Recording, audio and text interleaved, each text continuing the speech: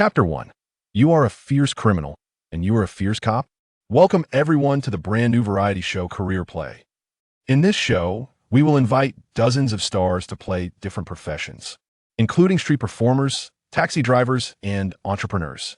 Based on the popularity of each live broadcast room, we will rank these stars, and 3 months later, the top performer will win a grand prize. As the host finished speaking, the show officially began. Wow, big star, I'm here.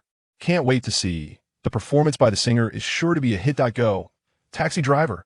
Each star's live stream attracted a large number of fans cheering for them, creating a lively atmosphere. However, Wong Han, a washed-up star, was an exception. Huh? Someone is playing a cop? Can he even do that? I heard he's a has-been. He needs both talent and looks to pull this off. LOL. This is hilarious. Wow. The production team has no shame for the sake of views. Huh? At this rate, don't expect him to catch any criminals. If he can direct traffic, it would be a miracle. Wong Han sat in the van, watching his live stream filled with hateful comments from black fans. Even passers-by thought his portrayal of a police officer was an insult to the sacred profession. What? You're saying the audience wants Wong Han to drop out of the show? That's not possible. We've signed a contract. The agent hung up the phone. The agent angrily said, "This director really looks down on people. Just the day before yesterday, he was all smiles, and now he's forcing us to leave the show, claiming we're tarnishing its reputation?" Especially that smug expression, always reminding him of Wong Han's status as a has-been. So infuriating. Sister Rome, calm down. Those who look down on others shouldn't be taken seriously. If worst comes to worst, we'll just withdraw. Bang on Sai hit. Just as he was about to withdraw from the show, a sudden ding echoed in his mind. Detected host is extremely angry. Binding fierce cop system. Binding successful. Would you like to open the beginner's gift package? Wong Han was taken aback. Could this be a system? He hesitated and finally said cautiously, "Open. Beginner's gift package opened. Congratulations, host. You have received the talent. Eye of detection. Effect. Can view the details and crime value of the target. Currently effective within a 10-meter range." In just a few seconds, Wong Han felt a tingling sensation in his eyes. As if some energy was being infused, he rubbed his eyes repeatedly. "What's wrong, Hansi?" Sister Rong thought he was crying from sadness. Nothing. But when Wong Han looked up at Sister Rong again, he was shocked to see a red glow above her head. Crime value, 0. Then, as he focused again, he could see all of Sister Rong's details, including what kind of underwear she usually liked to wear. "Wow, this is insane, Sister Rong. This kid, is he going crazy?" In addition to talent, the system also granted him a free physical enhancement, which directly doubled his physical abilities. Without hesitation, he activated it, and immediately, his body underwent visible changes. He felt his muscles bulging, almost tearing his clothes apart. Wong Han lifted his shirt and discovered that the previously lean figure now sported six-pack abs. "Wow, six-packs," Sister Rome exclaimed, amazed. "When did this guy train?" "It's real," Wong Han said, his previous gloom completely dispelled, excitement lighting up his eyes. "Sister Rome, let's continue with the program." But you have no experience in law enforcement.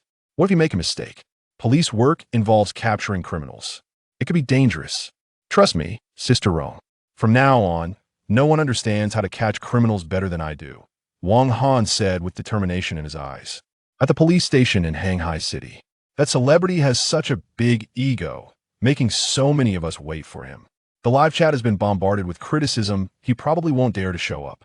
Quiet. Zhang Jinghua, a veteran officer, urged his team to stand straight. However, deep down, he looked down on those big-name celebrities who fish for fame. Playing police without any real skill set's ridiculous. Just when they thought Wong Han wouldn't show up, a van slowly pulled into the station and stopped. A handsome, tall man stepped out. "He dares to come after all that?" Sister Rong followed him out, discussing the details with the police. "Your program won't leak any of our police secrets during the live broadcast, right? After all, they were police officers. If criminals watch the live stream, it could be disastrous." "No, the production team has discussed it. Hansi's live stream is special. It will be processed before airing, and any important information related to the police will be cut out. You don't need to worry about criminals learning any of your secrets through the broadcast." "Oh, that's good to know." Zhang Jinghua sighed in relief. As long as the criminals wouldn't learn any secrets. Sister Rong shook hands with Captain Zhang Jinghua, smiling. "Thank you for your help." "You're welcome," he replied dismissively, thinking to himself that Wang Han was just there to experience life and expected them to cater to him. Damn it. Just wait, it'll teach you a lesson. By the way, what a coincidence. We have a mission soon. You should change into a uniform and come with us to the hotel for a raid. At this, everyone was stunned. Asking a clueless celebrity to participate in a raid, wasn't that setting him up for embarrassment? They couldn't help but snicker. This isn't very appropriate. It's his first day. Sister Rong expressed her concern. "I'll follow orders," Wang Han stated firmly. Since that was the case, it was hard to stop him. Thus, Wang Han, who had just arrived, was about to embark on his first police duty. Clad in a police uniform, he looked even more handsome with his sharp features, and his enhanced physique exuded a sense of masculinity. Has this kid trained before? Zhang Jinghua marveled. Soon a group of people sat in a police vehicle, heading towards a hotel on the street. Zhang Jinghua got out of the car and addressed everyone. This time, the operation targets a very cunning pimp organization. They've escaped from us several times, but this time, we aim to take them down. Yes. Wang Han, why are your hands shaking? Relax. It's just a vice operation. What's there to be afraid of? Zhang Jinghua said, speechless. Seeing this, everyone burst into laughter. However, they didn't know that Wang Han wasn't afraid, he was excited. Is this one okay? No. What about this? Still not. Wang Han scratched his head, feeling guilty. Zhang Jinghua covered his face. This kid was indeed just a showpiece. And he was even teaching him how to use handcuffs. If you can catch a criminal, I'll eat my hat upside down. Captain, don't make it difficult for him. He's just a novice. Yeah, what does he know? Just stay here and watch the car. The viewers in the live stream couldn't help but laugh. Ha ha, it's the first time I've seen police officers so helpless. Oh my gosh, I'm embarrassed for him. If you don't have the skills, don't take on a tough job. So, being infamous is still being famous? Just then, Wang Han's sharp eyes caught sight of a man in a coat coming out of the hotel, carrying a suitcase. Behind him was a woman dressed provocatively, smoking a cigarette. At first glance, there seemed to be nothing unusual. But Wang Han was stunned. Zhang Mei, female, 23 years old, escort criminal value. 23, even more impressive was the one next to her. He Huan, male, 27 years old, second in command of the pimp organization criminal value. 120. The criminal value was as high as over 100. The two noticed the police nearby. It's the cops, just stay calm, they won't notice me. The man remained composed, showing no signs of nervousness. He had escaped from them several times before in small encounters. This time would be no exception, Captain. Let me borrow the handcuffs. Before Zhang Jinghua could react, he heard a whoosh, and a figure darted past. Wang Han snatched the handcuffs and charged forward, reaching the man in just a few steps. In the man's astonished gaze, Wang Han kicked him away. In one swift motion, he pulled out the handcuffs and clicked them on him. It all happened in just a few seconds. Police, don't move. Wang Han pinned the stunned He Huan down, shouting loudly. Behind him, Zhang Jinghua and the others were left in shock at the scene. Chapter 2. Raiding the Vice with a Director? Instant arrest. You are under arrest. He Huan was taken aback. How could this be discovered? He felt a chill run down his spine. The audience in the live stream exploded. What the hell? A deadly scissor kick. That's a bit cool. What's going on? Arresting passers-by? Damn. Just grabbing anyone. Are you out of your mind? Even Zhang Jinghua at that moment couldn't regain his composure. How could this guy be even more skilled than him? No. Wang Han, what are you doing? Why are you suddenly handcuffing a passerby? He is a criminal. You've read too many novels. Just because you catch someone doesn't mean they are a criminal? Captain Zhang, this guy is a pimp. Just check that bag. You'll see. Wang Han was certain that the bag contained cash they were about to take out. What? Zhang Jinghua turned to look at the woman and noticed something was off. Years of experience told him it wasn't too simple. So he immediately ordered her to be restrained and took his team to check the bag. Little did they know, as soon as they opened the chain, everyone was stunned by the cash spilling out. So much. At least hundreds of thousands. He was dumbfounded, looking at his colleagues. Wow, it's really true. Before long, they uncovered the identity of this guy. He was the second in command of the pimp organization they had been desperately pursuing. He Huan, code name Uncle Lu. Boom. The audience in the live stream went wild. He really a fugitive? Damn, a blind cat stumbled upon a dead rat, right? Impressive. Damn. This is a slap in the face for the haters. This is getting interesting. Wang Han is really lucky. Right off the bat, he caught a fugitive. Don't just stand there. Handcuff these two. Zhang Zhenghua was overjoyed. Before even entering, he caught the enemy's second-in-command. How impressive. At the same time, he also sized up Wang Han, wondering whether it was true skill or just luck. If it's the latter, that's understandable. But if it's the former, oh, that would be terrifying.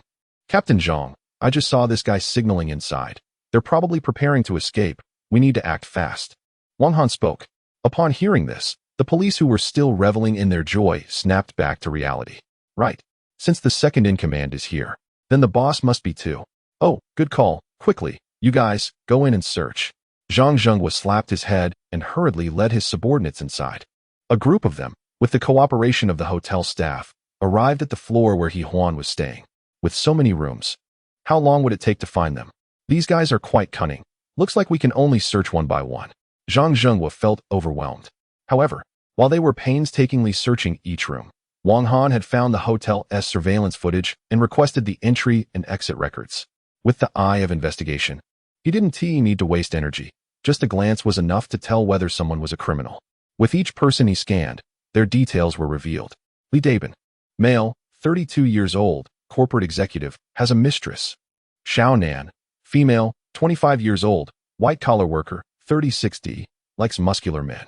He found that the crime values of these people were almost zero, which means they are not criminals. Suddenly, he saw a flirtatious woman linking arms with a bald old man, swaying as they entered the elevator. The woman's crime value displayed. 10. What room does this lady stay in? Wang Han asked. 308.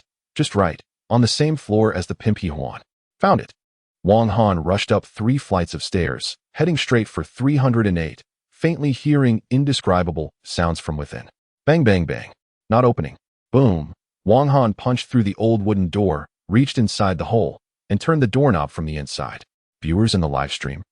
Did he just punch through the wooden door? So hardcore. I just tried it. The door didn't break, but my hand did. Also cool. Wang Han burst into the room, shouting, "Police, hands on your head." Inside the room, a man and a woman suddenly jolted, startled as they scrambled out from under the covers. "Officer, we didn't do anything, She was helping me with my foreign language studies." Who the heck studies foreign languages in bed? Wait a minute. Wang Han was taken aback, leaning in to take a closer look, realizing the man on the bed was the director of this variety show. Director, Wang Han? What the heck? On the first day of broadcasting, I got caught by a variety show contestant? Director, you have this kind of taste? Wang Han pointed at the whip on the bed. He looked mockingly at the person who had previously insulted him. I was momentarily bewitched. She was wearing a short skirt to seduce me. What could I do? Wang Han couldn't help but laugh. How about we settle this privately, whatever you want. I'll give you 10 million. Just let me go, I just got appointed as director. The director started to plead, crying. 10 million is indeed tempting. Director, it's a deal. Snap. The next moment, he saw handcuffs on his wrists and looked up to meet a smiling gaze. Sorry, I'm a police officer. Wang Han reined in his smile, speaking with utmost seriousness. This scene was too cool. Outside. Wow. Come see, the show just started. Celebrities are cracking down on Vice. And they caught the director. What? Really, is this true? So explosive. Instantly, Wang Han's livestream popularity skyrocketed from a mere 50,000 to 200,000. I take back what I said earlier. This is what a good police officer looks like. Incredible. On the first day, he caught the director. This script couldn't be more dramatic, so thrilling. Director. No way. Officer, are you serious? Of course. The woman next to him, who wanted to escape, was not spared by Wang Han. He moved in and subdued her. Quickly tell me, where's your boss hiding? Humph, I won't say a word. The woman was very stubborn. Offending the police might result in just a few days in detention, but crossing the underworld could cost her life. How could she betray them? Just when Wang Han was troubled about how to extract information from her, suddenly, a gunshot rang out. Then, there was a commotion outside, mixed with Zhang Zhengua's desperate screams. A gunfight? This was Wang Han's first encounter with such a situation, and he cautiously peeked out. Suddenly, he widened his eyes. Not far away, a figure appeared above him. Criminal level, 1290, a criminal with a level over 1,000? This was on a completely different level compared to He Huan. Chapter 3. The wanted criminal flower snake. Wang Han learned from the system that the higher the crime value, the more dangerous the criminal. Over 1,000. Moreover, he is armed. Li Wenxing, 32 years old, known as Flower Snake, is fierce in nature. It turns out that the police's search, combined with the communication breakdown with his second-in-command, made this flower snake feel something was off. He immediately erupted in violence, shooting and injuring a police officer. The colleague cried out, clutching his wounded arm, while Zhang Jinghua, who was checking the injury, yelled in frustration, "Don't let him escape. Do you think you can catch me? Dream on." The tall man knocked over tables and chairs, throwing them at the pursuing officers, blocking their chase. Bang, bang, bang. The police, realizing this three-star wanted criminal was formidable, decisively opened fire, but failed to hit him. His agility was unmatched. It was said that this man had once served as a special forces soldier in a neighboring country. Extremely violent. Ha! A bunch of useless fools. Li Wenxing darted around the spacious area like a monkey, using the terrain to his advantage. Up ahead was the exit. Today will not be the end for me. Flower snake. No one can stop him. Get out of the way. He roared at the onlookers ahead, his fierce demeanor scaring them into retreat. However, one figure stood still. Upon closer inspection, it was a young officer, likely a newcomer. He, looking for death. Flower snake dismissed him entirely, pulling out a dagger from his boot, still stained with blood. The live stream audience watched this scene, their hearts racing. Is this really a three-star wanted criminal? So terrifying. What the hell? Why isn't he running? Is he crazy? Brother, wake up. You're just a star. A few $100, is it worth your life? The audience was anxious. Even the production team was on edge. Are you serious? Wang Han exhaled. If this were before, he would definitely have run away without looking back, but now, his physical condition was no less than that of a special forces soldier. Besides, when have the police ever feared criminals? Die. Flower snake lunged with the dagger, targeting Wang Han's kidneys. It's over. Zhang Jinghua's face changed dramatically. An untrained star cannot withstand this. Just as the dagger was about to stab in, suddenly, an unexpected turn of events occurred. Flower snake felt a leg strike his arm, sending a sharp pain through him. The pain made him drop the dagger, which clattered to the ground. So fast, he hadn't even noticed. The iron fist of justice, kid. Wang Han landed a heavy punch on Flower Snake's kidneys. In an instant, Flower Snake felt as if his kidneys were about to explode, gasping for breath. However, quick to react, he retaliated with a punch. And soon the two were exchanging blows back and forth. What the hell? This is possible. Kung Fu. This must be the mysterious power of the East. Is he really a star? This can't be just an unparalleled master? Ugh. I didn't expect such hidden talents in this small police station. Kid, were you in the armed police before? Wang Han, it's my first day on the job. Huaxi was taken aback. Is it true that newcomers are this fierce now? While Huaxi was being held up, the police officers who had rushed in were first stunned by the confrontation with the wanted criminal, then charged in to join the battle. Suddenly, everyone surrounded Huaxi. Damn, I was so close to escaping. Huaxi gritted his teeth, all because of this rookie cop. The police raised their guns. Drop your weapons and surrender. You are surrounded. This time, it's a sure win. However, Huaxi was not willing to be captured. He suddenly pulled a handful of sand from his pocket and threw it at everyone. My eyes. The police were caught off guard, their eyes stinging. Opportunity. Huaxi swiftly dodged and nimbly broke free from the encirclement. At this moment, he was just a step away from the exit. To save his life, he decided to take a leap and jumped off the staircase. Crazy. There's no time. Damn it. We finally caught him. The police were too late, watching as this top-wanted criminal was about to escape. Ha, goodbye, fools. Huaxi jumped down. However, halfway down, he suddenly stopped. Huaxi was startled and turned to look back, only to see a hand gripping his foot tightly. You again. Wang Han would never let this guy go. He grabbed his foot and with a sudden pull, yanked him back from midair. Hiss, that strength is terrifying. Newton, is the coffin opening again? Boom. Huaxi crashed heavily to the ground, his efforts wasted. He looked up in disbelief at the police officer towering over him. You. Who are you? Today, I really have bad luck. Did I encounter a superhuman? Me? People's police, kid. Bang. A series of punches knocked Huaxi unconscious, making the onlookers shudder. Are they this violent? Did we catch him? Zhang Jinghua, after ensuring his injured colleague was taken care of, rushed over and witnessed an unforgettable scene. That fierce top-wanted criminal was now beneath Wang Han, foaming at the mouth. Did he do this alone? While so fierce. Slap. Wang Han slapped Huaxi and questioned. Kid, wake up. Take us to your hideout. Damn cop. Risking your life for a few $100 a month. Slap. Before anyone could react, Wang Han slapped him again, turning his face red. I risk my life just to catch scum like you. Zhang Zhenghua and the other officers felt their blood boil. Well said. Sure. We law enforcement officers maintain our integrity and professionalism. Who are you to look down on us? The suspect was left speechless by the reprimand. In the end, he had no choice but to confess and led the officers to the hideout of their trafficker. During the search, they uncovered a significant amount of money, around 1 to 2 million. Subsequently, they apprehended the women involved and some of the low-profile customers. Ha ha ha, they caught them all. Not a single one escaped. The chief couldn't help but smile broadly. Zhang Zhenghua rarely laughed so heartily. Indeed, it's worth noting that this suspect had previously killed over 10 people, and many police stations had been unable to deal with him. Unexpectedly, he fell into your hands. Zhang Zhenghua sighed. Who would have thought that a professional impersonator would end up capturing a real criminal? Unbelievable. What? Killed over 10 people? Wang Han felt a shiver down his spine, realizing the gravity of the situation. Yes, you were incredible. Even I wouldn't dare to engage him in close combat. Impressive. You really lit things up. Teach us a few moves sometime. After this incident, everyone changed their perception of this star and accepted him. It was a collective effort. Tisk tisk. Xiao Wang really knows how to speak. Ha ha. Zhang Zhenghua affectionately referred to him as Xiao Wang. The live stream exploded with excitement. ISNT this exhilarating? Damn. Even more thrilling than an action movie. This ISNT just police work. It's fierce policing. I'm definitely following this. Other stars can't compare. Overnight, Wang Han's live stream popularity skyrocketed to 50,000. As these individuals were escorted to the police station, Wang Han looked at the director passing by and smirked. Reflect well, don't make the same mistake again, got it? Yes, yes, Brother Wang. Call me Officer Wang.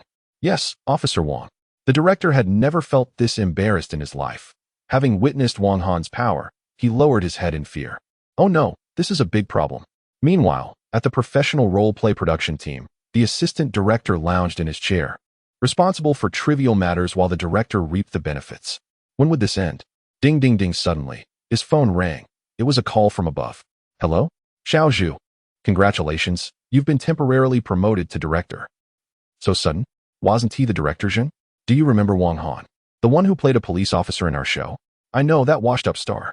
He was involved in a crackdown on illegal activities and caught the director, who is now enjoying a little tea inside. Assistant director? What the heck? On the first day of the broadcast, the contestant sent the director to the station? Chapter 4. The Outstanding Youngster.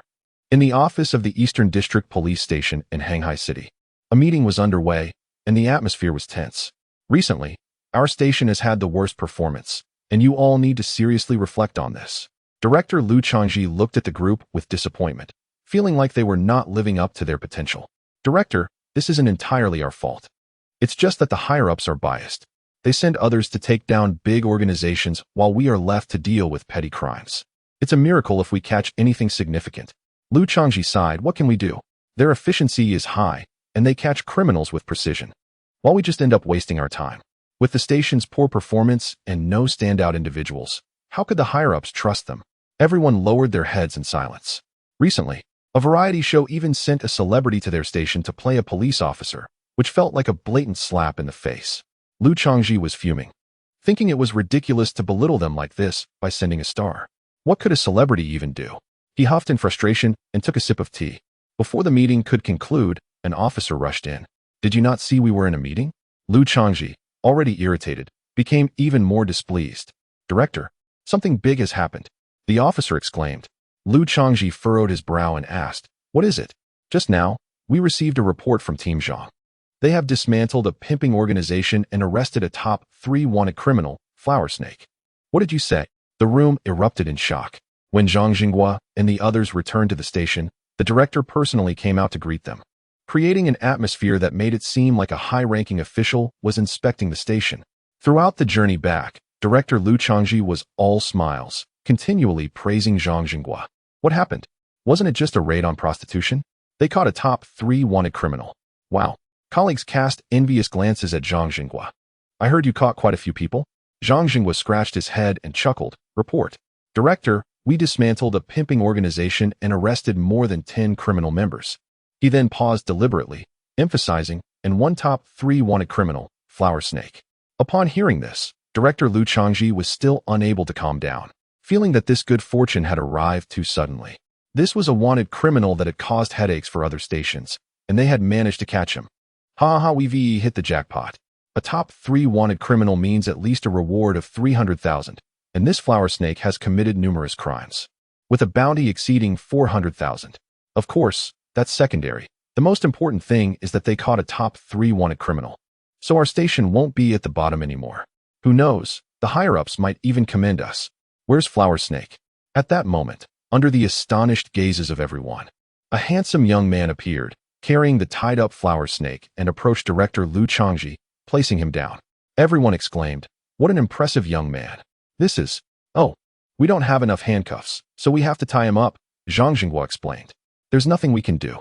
We've caught too many people. It's overwhelming." "Director, this is the 3rd most wanted criminal, the Flower Snake," a nearby officer confirmed. "Old Zhang, you've done a great job. In a small police station like this, capturing such a fierce criminal should at least earn a 3rd-class merit." "3rd-class merit?" Zhang Jinghua's breath quickened with excitement. However, he didn't accept it outright. "Director, actually, capturing the 3rd most wanted criminal, the Flower Snake, is all thanks to one person." "One person caught the Flower Snake?" The surrounding officers were shocked. "What a big shot. We have someone so powerful in our station?" Liu Changji had no idea. Immediately, Zhang Jinghua pointed to Wang Han beside him and introduced, "It's this comrade Wang Han. He just took office today." "What? Today is his first day?" As soon as these words were spoken, the room erupted in astonishment. Once Liu Changji learned the whole story, he looked at the newcomer as if he were a monster. He initially thought the capture of the Flower Snake was a team effort, but he never expected it was mostly this young man's work. Hiss, what a talent. Indeed, Comrade Wang Han looks like he learned well at the police academy, haha. He must be the top of his class. "Director, I haven't attended a police academy," Wang Han spoke up. Nearby, an officer who couldn't stand it any longer whispered a reminder. "Director, this is the star Wang Han from a reality show who came to our police station to experience being a police officer. He asked the one you scolded." "What the heck? He asked that star?" Director Liu Changji was dumbfounded, his mind struggling to process the information. Afterward, Zhang Jinghua played the entire record of the operation on the projector. When everyone saw Wang Han take the initiative and swiftly subdue the second-in-command, they exclaimed in amazement. The later standoff with the Flower Snake was even more thrilling, igniting their adrenaline. "This is a star? Even special forces aren't this impressive. So fierce." Director Liu Changji was so excited that he struggled to drink his tea. "This is no star. This is the savior of our police station. Comrade Wang Han." "Yes." Wang Han stepped forward. "I want you as my apprentice." Zhang Jinghua exclaimed, "Director, that's not fair. You have your eyes on young Wang. Go away, what do you care?" The other colleagues were left in shock. It's normal for newcomers to have a mentor, but it's rare for the director to personally take on an apprentice. The viewers in the live stream were also astonished. The director is personally taking on an apprentice? Wow, this star is impressive. He is not just pretending. He is really here. Wow. Starting off with a peak moment, my scalp is tingling. The popularity was skyrocketing at a terrifying speed, breaking the 700,000 mark. Backstage, the director watched this scene, shocked. 700,000? Wow. Wang Han was initially stunned. He shouted, "I've met the master. Not bad. Knows how to handle things. Xiao Song, take him to register." "Yes." After that, Xiao Song took Wang Han to complete the necessary procedures. Along the way, he looked at Wang Han with admiration, like a little fanboy. "This is the key to your dormitory." "Thank you." Wang Han took the key, originally planning to check out his dorm. But Zhang Duifei insisted on celebrating his joining the team and took everyone to a restaurant for a good meal. "Xiao Wang, if you need anything in the future, just come find me." Zhang Zhenghua spoke sincerely, calling him Xiao Wang repeatedly, which made everyone laugh heartily. Earlier, who said they would give that star a hard time? Slap in the face. Where's that coming from? We'll need your support. Wang Han remained humble and toasted to Captain Zhang Zhenghua. Who wouldn't like such a young man? "Damn it, I like you, kid." Cheers. Everyone drank heavily and only returned to the dorm in the middle of the night. Wang Han, having frequently attended parties as a star, was basically not drunk. Back in bed. Ding. "Congratulations, host has gained 12 sin points. Congratulations, host has gained 23 sin points." A series of prompts rang out. What is this? Wang Han took a moment to understand that capturing those criminals allowed him to accumulate their sin points, which could be used for a lottery. It can work like this? Adding it all up, it must be around 2,000 or 3,000, especially with the Flower Snake. One person was worth the total of others, Truly a 3-star wanted criminal. Starting talent lottery. Wang Han looked at the lottery rules. It had everything, talents, items, you name it. Of course, there were also bad outcomes, like having to continue next time, which was quite annoying. In short, it was all about luck. One draw costs 500 sin points. He also discovered that his talent, Eye of Detection, could be upgraded. Leveling up would expand the original 10-meter range to 20 meters. Should he draw or upgrade his talent? Let us take a gamble. Wang Han decided to test his luck. Maybe he would win some amazing skill. Lottery draw. Consuming 500 sin points. Starting the lottery. Chapter 5. The white shirt has been stirred up. Congratulations to the host for drawing the item. Super Serum. Effect. Body different from ordinary people. Various attributes multiplied. Another body enhancement. After one enhancement, Wang Han's physique was comparable to that of a special forces soldier. Now, with another.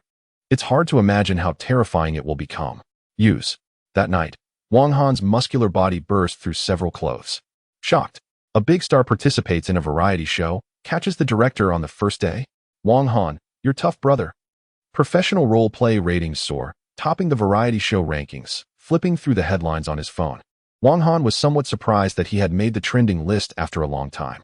During this period, Sister Rong had specifically called him to share the good news, praising his excellent performance in capturing the director. Hansi, perform well. The new director said the production team will pay close attention to you. Is that so? Wang Han was delighted, as this meant he would have more screen time in the show. Good news. Xiao Wang, you're here pretty early, master. Wang Han happened to run into director Lu Changji, who looked more and more fond of this newly accepted apprentice, feeling that he had grown a few inches taller. Wait, have you grown taller? Lu Changji was surprised, realizing he could only reach Wang Han's chin now. Moreover, this kid had become much sturdier. Haha, it might be that my clothes are too small. I'll change into a bigger set later. Wang Han felt embarrassed. After the second physical enhancement, he looked like a muscular giant. Being sturdy is good. Being sturdy is good. The two entered the police station, during which Wang Han noticed the director who had been criminally detained, looking dejected as he squatted on the ground. Upon seeing Wang Han, he immediately stood up and leaned on the railing. Officer Wang, I was wrong. I won't dare again. Do you know him? Yes. He is the director of the variety show I recorded. Lu Changji. Impressive. Master, I heard from team leader Zhang that this time we can get a third prize. Don't worry, it won't slip away. You slippery one. Suddenly, Zhang Jingguo popped his head out. He had been regretting not taking Wang Han as his apprentice, so he shamelessly requested the director to let him lead Wang Han, which the director agreed to. Xiao Wang, come here. I need to tell you about today's work. Yes. After greeting the director, Wang Han ran to the office area where Zhang Jingguo was. This was his first time visiting, and it was really messy. Although it was messy, it didn't matter. Zhang Jingguo poured him a cup of tea. Xiao Wang, on your first day, you caught a 3-star wanted criminal, which is indeed impressive. However, according to the rules, we still have to take it step by step. You're right. Wang Han nodded, sitting upright. Good. Not getting arrogant because of this. Zhang Jingguo nodded repeatedly. Recently, thefts have been frequent, and many people have fallen victim. The higher-ups want us to patrol regularly, so this afternoon, you and I will patrol the streets. After finishing, Zhang Jingguo worried that Wang Han might be somewhat dissatisfied, as such trivial matters rarely encounter major cases. In the past, new police officers were generally reluctant, not to mention someone like Wang Han, who captured a wanted criminal on his first day.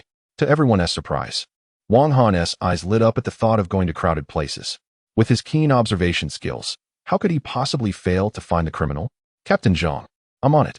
Zhang Jingguo scratched his head, puzzled. Why was he so happy?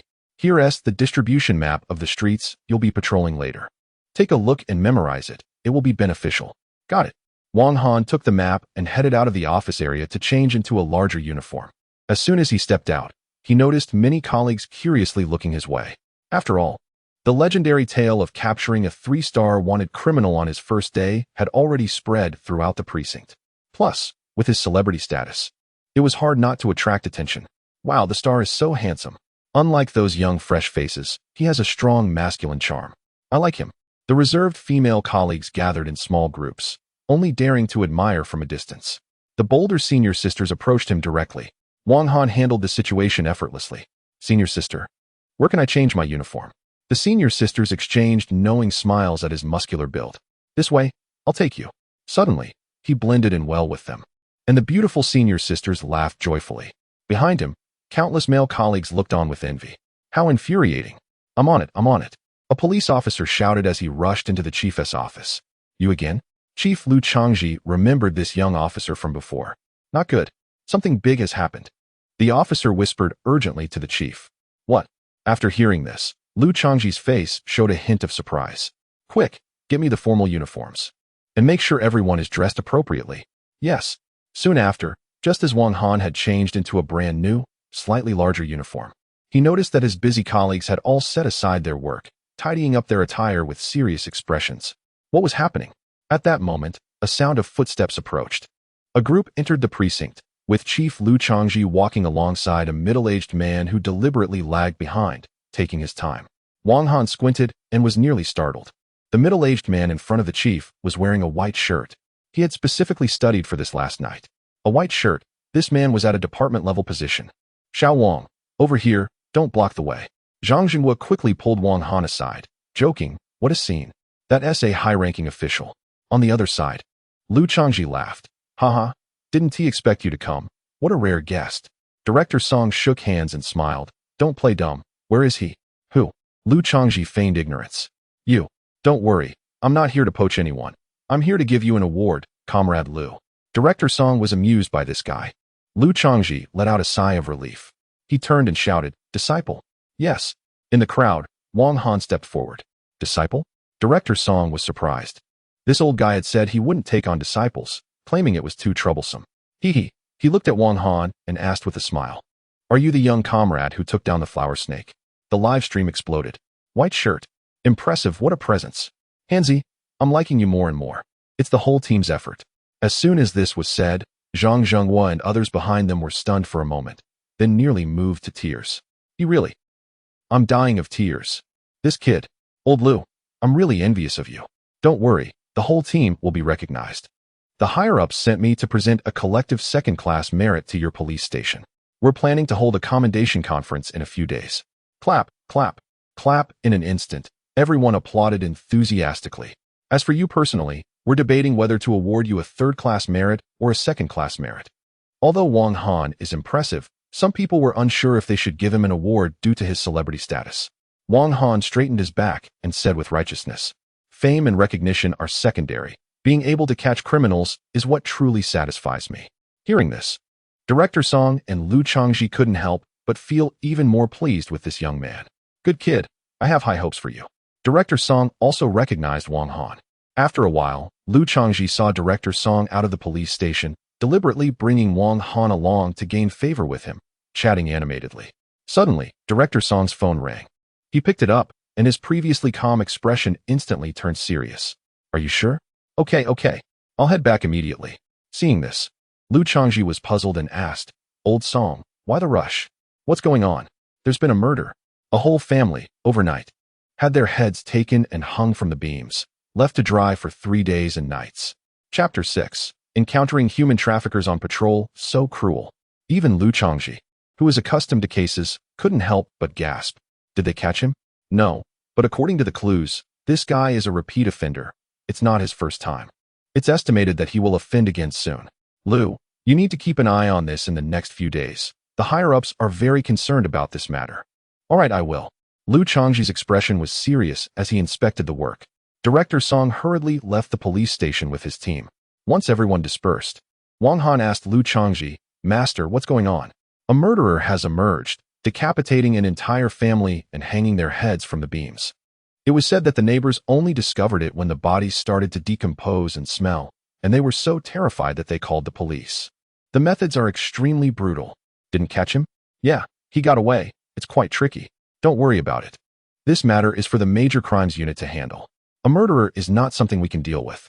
Lu Changji didn't want to discourage him, but for the sake of his apprentice's safety, he had to speak the truth. Wang Han nodded. Though he was impulsive, he wasn't foolish. The viewers in the live stream were curious. A murderer? That's scary. I almost had a heart attack reading the headlines today, damn. I don't dare to go out tonight. Hangu, aren't you going to catch him? Hey, do you really think our Hangu is invincible? Ha ha ha. That's hilarious. This isn't about cracking down on vice. It's a completely different concept. With the emergence of a terrifying murderer in Shanghai City, a layer of unease enveloped countless citizens, making them feel unsettled. This also increased the pressure on many police officers. What are you thinking? Zhang Jinghua got out of the car and saw Wang Han looking absent-minded. He smiled and said, Xiao Wang, we ran into a top 3 wanted criminal.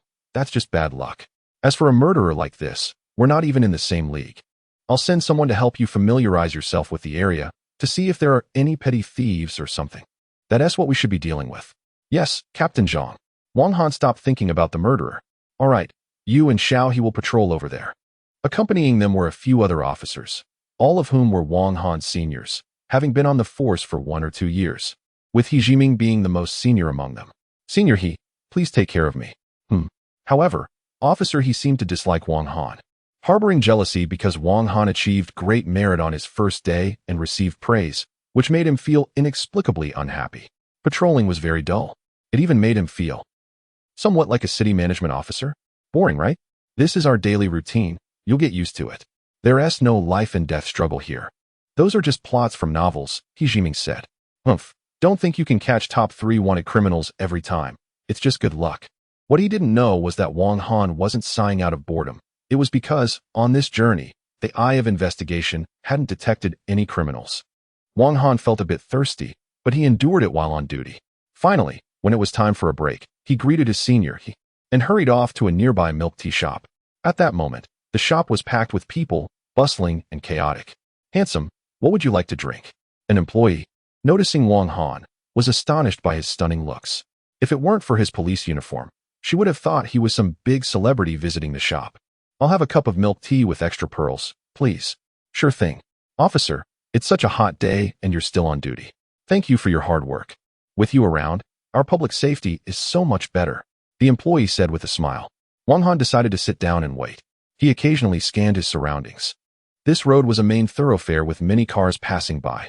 To his surprise, he discovered that the eye of investigation could directly peer through the vehicles to check the driver's information.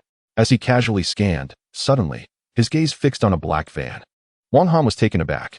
Wow. Zhao Lu, male, 28 years old, child trafficker. Multiple criminal records. Criminal value, 230. Shanghai, male, 25 years old. Human trafficker. Criminal value, 430. Inside the vehicle, a man with a pockmarked face emerged, and it was Shanghai. He spat on the ground in frustration, saying, Damn it, are we moving or not? This is ridiculous. Wang Han paused for a moment. Here we go. Officer, your milk tea. Just as the employee brought it out, she noticed that Wang Han had vanished. Whoosh. Wang Han sprang up and dashed toward the black van. Just then, he ran into He Jiming, who quickly said, Senior, can I borrow your handcuffs? Huh. Before he could react, Wang Han snatched the handcuffs from his hands and charged forward. He moved so quickly that he barely had time to register it. What just happened? He was left stunned, and soon realized his handcuffs were gone. He quickly chased after Wang Han. You're under arrest. Wang Han was incredibly fast, and combined with his police uniform, he caught the attention of the surrounding crowd. This guy is impressive. The police officer is so handsome. Excuse me, please make way. Wang Han focused on the black van and saw it was about to leave. He couldn't let that happen, so he quickly took a step forward and positioned himself in front of the vehicle. Screech. Shanghai saw a figure suddenly appear and hurriedly pulled the lever. The black van, which was just about to start, screeched to a halt, leaving a long skid mark. Bang! Shanghai, due to inertia, slammed into the steering wheel. His nose turned red as he cursed. Who the hell is this idiot blocking the road? Then he looked closely. It's a cop. What is going on? From behind, a burly man with a scarred face emerged, looking menacing. Boss, there's a cop in the way. The driver pointed at Wang Han, standing in front of the car. What the hell? Officer, why are you blocking our car? Don't tell me. Damn it. Just run him over. Zhao Li shouted angrily. Chapter 7. Me, Wang Han, Violent Law Enforcement. Shanghai hesitated for a moment, but still decided to follow his brother's orders and was about to start the car to crash into them. The next moment, he was stunned. He never expected that Wang Han, who was one step ahead, would jump directly onto the car hood, their eyes locking. What was he going to do?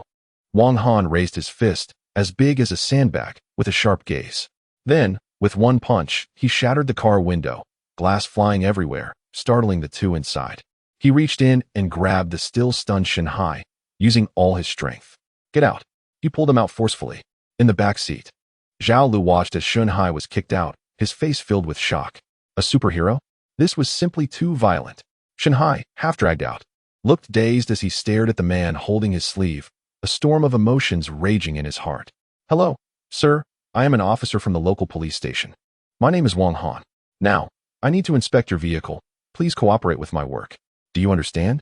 Shanghai trembled in fear, while his brother's face turned pale, as they both knew what they were involved in. Damn it, we have to fight back. If not now, then when? Just as Zhao Lu was about to bolt out the door, he turned his head and suddenly froze, meeting Wang Han's sharp gaze. Want to escape? Bang. Wang Han forcefully pried the car door open. Zhao Lu scrambled to the other side, filled with terror, thinking, this guy is a monster. Before he could crawl very far, he was pulled out and lifted up as if he were a small chicken. What kind of terrifying strength is this? King, is that you? The audience in the live stream was dumbfounded. This celebrity was nothing like their previous perceptions. Too strong. Spare me, officer, I surrender. Zhao Lu was utterly desperate, feeling that if he resisted any further, he would be thrown away with ease. On the car roof, the dragged-out Shanghai was so scared he nearly wet himself. Suddenly, a group of police officers rushed out, led by Captain Zhang. What is going on here? He Jiming stepped forward, pointing at Wang Han and scolding, you little brat. You're out of control. How dare you assault citizens? Some onlookers chimed in. Yeah, just hitting people for no reason. Is this how you police? Resorting to violence. This is Huaxia not. They all criticized Wang Han. He Jiming turned to Zhang Jinghua, questioning, Captain Zhang, he also took my handcuffs without permission. This is a serious offense. Captain Zhang felt a headache coming on. If Wang Han didn't give him a reasonable explanation, not even he could protect him, and he might even lose his badge. Wang Han quickly released these two citizens from the handcuffs. But who would have thought? Wang Han shook his head and said earnestly, we can't let them go. Captain Zhang, they are not good people. What? Upon hearing this, everyone was taken aback. He Jiming couldn't help but burst into laughter, responding, just because you say they are not good people, does that make it true? What are we police for? This is about enforcing the law impartially. Just because you don't like someone, you label them as bad? You think you're fit to be a police officer? Wang Han, I need an explanation. Wang Han, unfazed, knew that mere words wouldn't suffice, so he spoke up. These two guys are human traffickers. I saw them kidnap a child, and the child is in their car. Upon hearing this, the previously confused crowd was stunned. What? Human traffickers? Is that true? He Jiming, after years of being a police officer, found it hard to believe that a newcomer could identify a criminal just by a glance. However, Captain Zhang, who was nearby, was unfazed. He had seen this happen before. He said, you guys, search the car. Yes. A few colleagues began searching the vehicle. Captain Zhang, if Wang Han is just causing trouble, I will have a serious talk with the station chief about this matter. He Jiming sneered, and you'll also face consequences. Zhang Jinghua's expression fluctuated, but in the end, he chose to trust Wang Han, saying, I believe him. As everyone waited for results, suddenly, a colleague searching the trunk shouted, Captain, there is an unconscious child in the trunk. What? He Jiming was taken aback. The crowd was also stunned.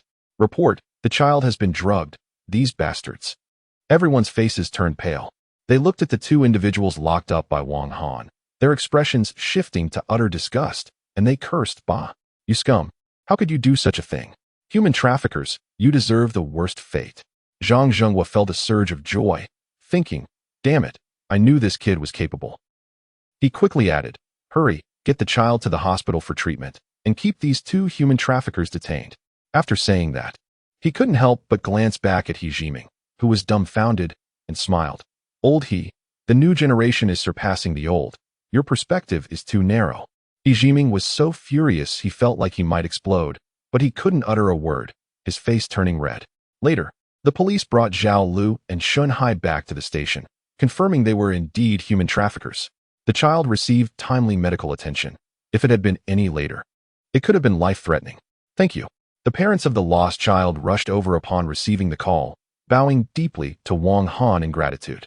As police officers, this is what we should do. Wang Han stood tall and righteous. The surrounding crowd began to applaud, realizing they had wronged the young man before. You scared me to death. Zhang Jinghua lightly patted his head, smiling. Well done. The live stream exploded with excitement. Amazing. He turned around and caught two more.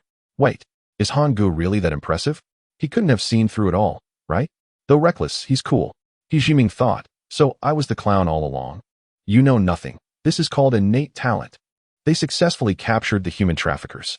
Everyone is getting ready to wrap up and head back. Wang Han approached He Jiming, returned his handcuffs, and didn't he hold a grudge for what had just happened. He smiled and said, "Senior, I'm really sorry for taking your handcuffs without permission earlier. I was just too anxious."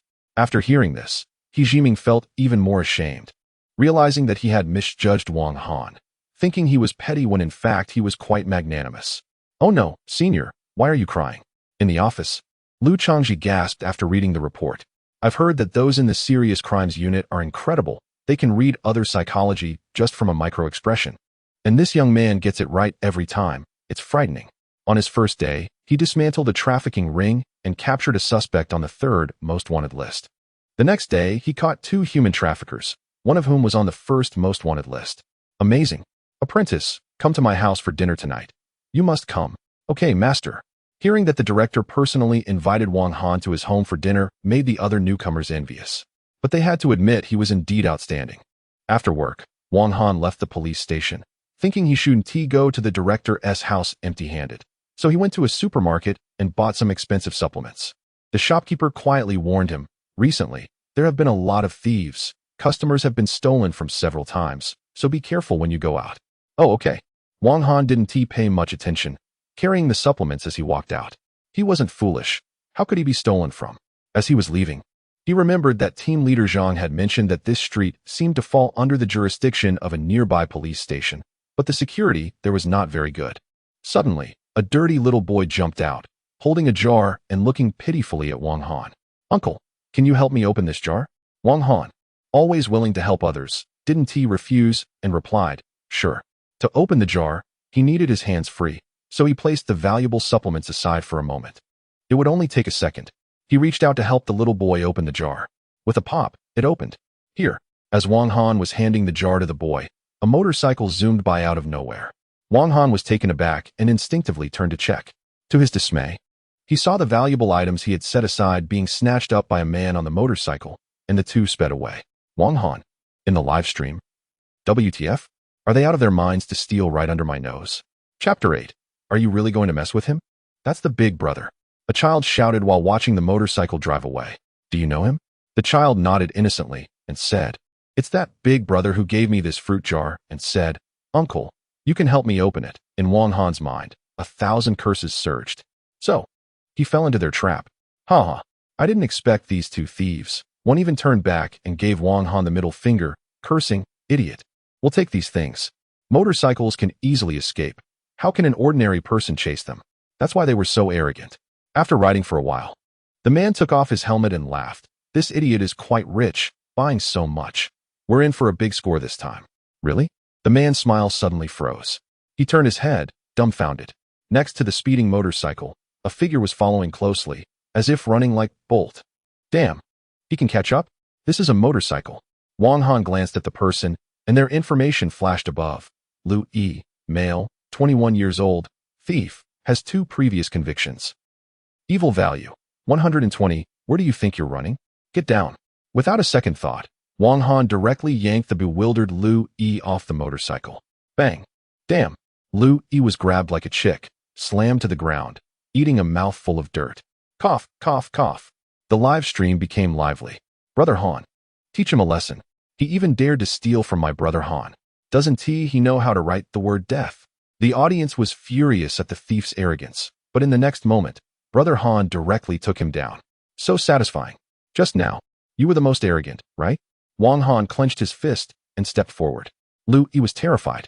He had never failed before, but today he met a tough guy. "Bro, don't be impulsive." Just as Wang Han was about to teach this person a lesson, suddenly, the roar of a motorcycle was heard. The motorcycle that had just left turned back, accelerated, and charged at Wang Han. Wang Han dodged to the side. The motorcycle missed and slid for a distance before turning around and stopping. The man on the motorcycle got off, pulled out an iron rod, and pointed it at Wang Han, shouting, "You're looking for death. Teach him a lesson, brothers." With his shout, over a dozen thugs emerged from the shadows. Surrounding him, each one looked fierce and menacing. It was clear they were from the underworld.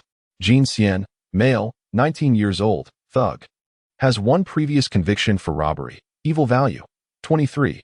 These thugs had varying evil values, mostly related to robbery and theft. It seemed this gang was a group of thieves operating in the area. Dragon brother, this guy is pretty arrogant, right? Let's take him down. Watch who's backing me up. The leader, Long Gu, raised his iron rod. See, this is my territory. Wang Han looked at the approaching crowd, unfazed, and said, "Do you know who I am?" As he spoke, he pulled out his badge from his pocket. "I'm a police officer. I advise you to cooperate and surrender now." The thugs were taken aback when they saw the badge, not expecting a police officer. Louis stood up, spat, and cursed, "Damn it. We've run into a cop this time. What bad luck." The live stream flooded with comments. "They got caught. Thieves are despicable. I lost 1,000 last time. These small-time thugs? My brother can take them down with one punch. They probably won't give up easily." Sure enough, Long Gu, hearing this, sneered. "Which precinct are you from?" "East District Police Station." "Strange. I haven't seen you before. You must be new." "Let me tell you, I have people backing me up. You know the West District? Even their chief has to give my boss some face.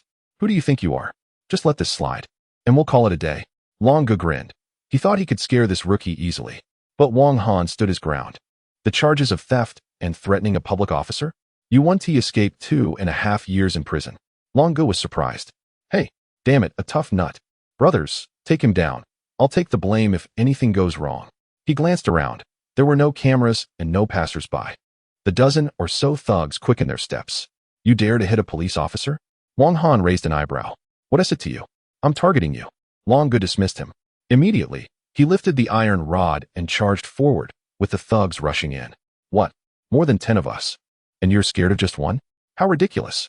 Wang Han smirked, putting away his badge. Now, they were openly assaulting a police officer.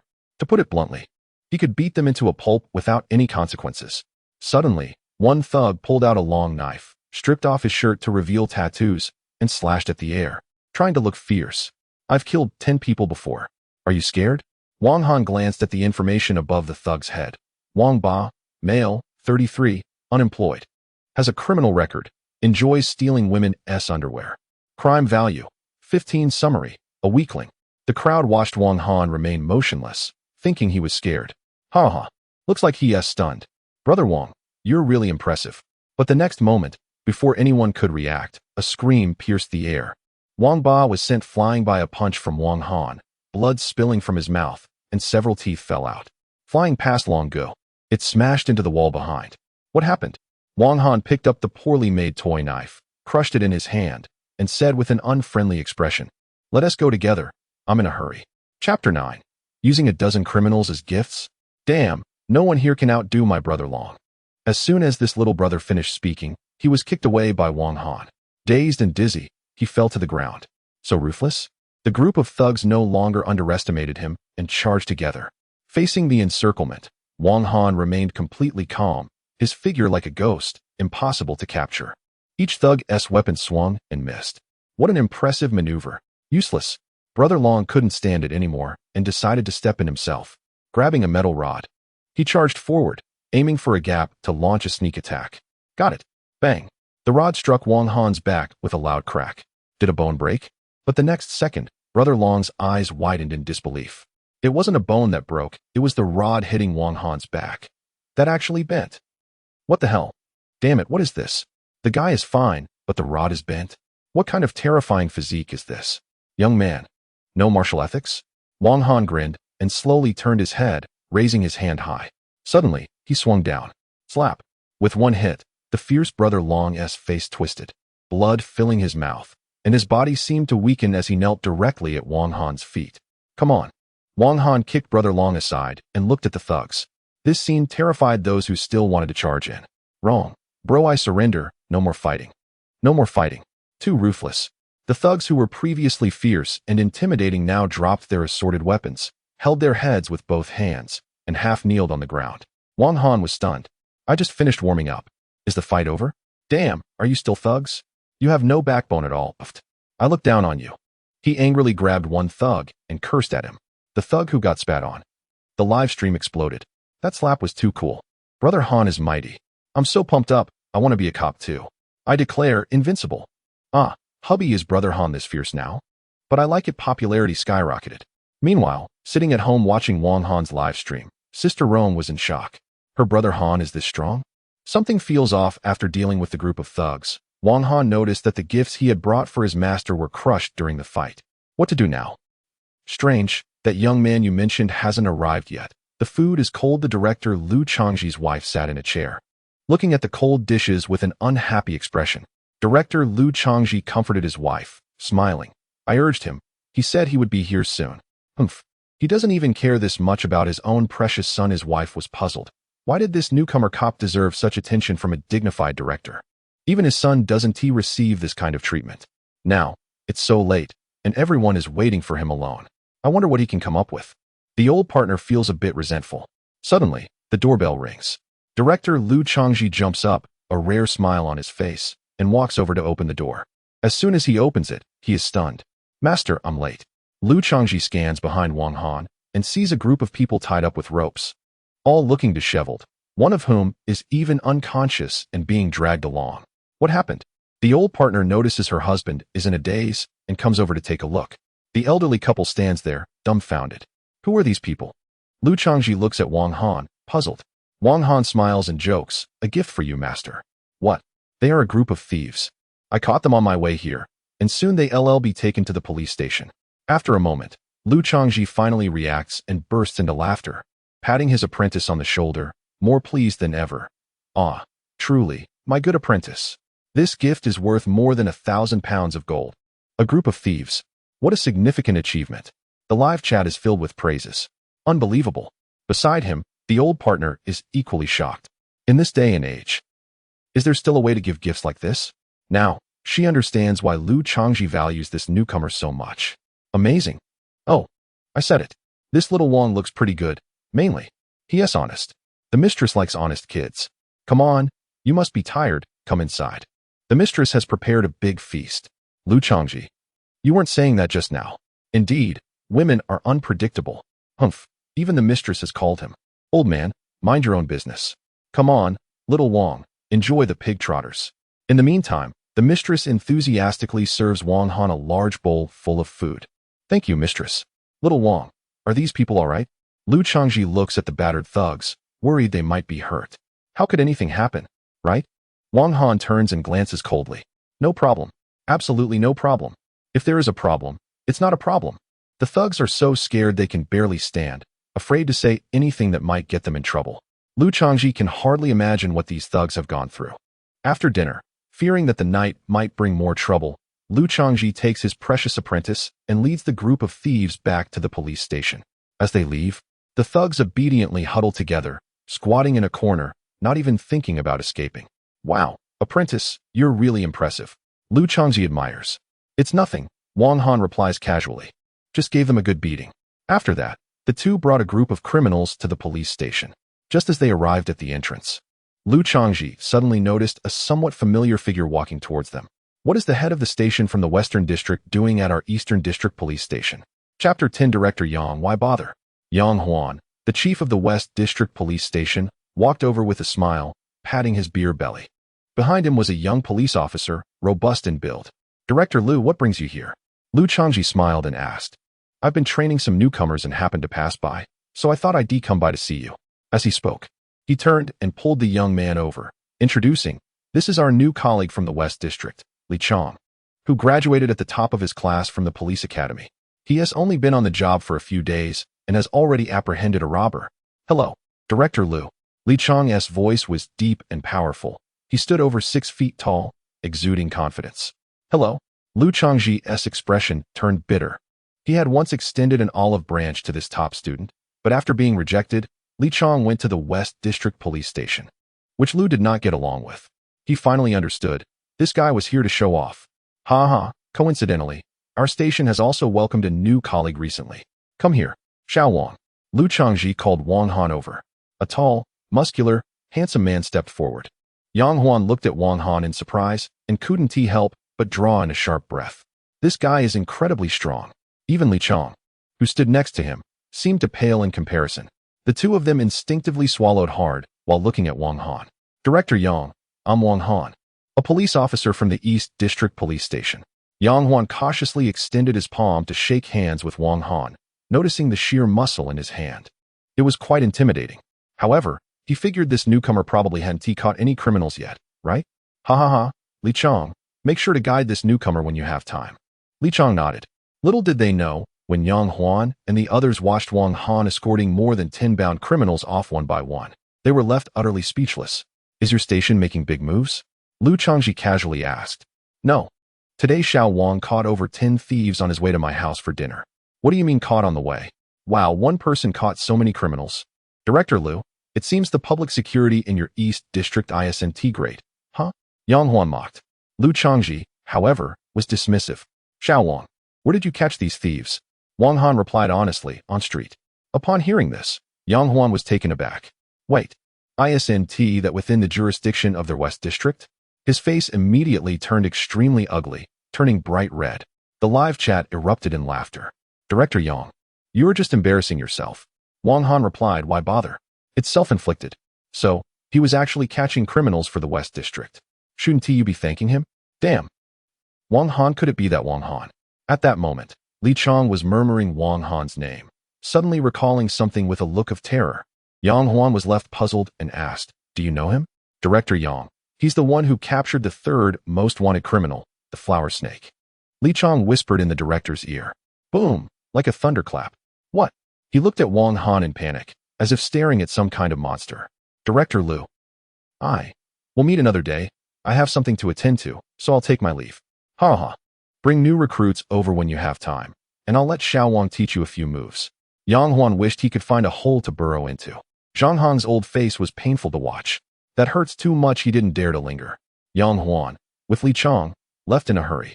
Lu Changji felt immense joy at this sight. Ah, that feels good. This old Yang thought he could come here to show off. Not realizing the might of my Xiao Wang. Wang Han shook his head, not expecting that two directors could be so childish. After he had brought in more than 10 theft gangs to the police station, everyone was stunned by the scene, thinking, what the heck? More again? This time it's directly over 10. How come I feel like Xiao Wang catches criminals every day? This is too eerie. Is this a newcomer? Even tougher than us. In the eyes of the girls, this newcomer seemed to be surrounded by a halo, so extraordinary. Haven't seen him in a few days. And Xiao Wang is even more handsome. Wang Han. Director Lu called him over, his expression serious. Wang Han thought it was something important and became serious too, asking, what's the matter, director? Cough cough. Considering your performance these past few days, the police station has decided to give you a day off. Tomorrow. Make sure to rest well. Wang Han. In a certain residential area, Wang Han wasn't wearing his police uniform today. Instead, he was in casual clothes. Since he didn't have to go to the police station, he received a call from his agent, Sister Rong. Coincidentally, she wanted to rent a new apartment. So she accompanied him. Hanzi. Not far away, Sister Rong, wearing a long dress and a sun hat, joyfully jogged over with an LV bag. Sister Rong. Long time no see. However, Sister Rong immediately grabbed his ear and scolded him. You little brat. How dare you take on more than 10 thugs by yourself? Do you know how worried I was? Sis, take it easy. Wang Han's face turned shy. Humph. Sister Rong then walked around him and said sweetly, by the way, when did you learn to fight?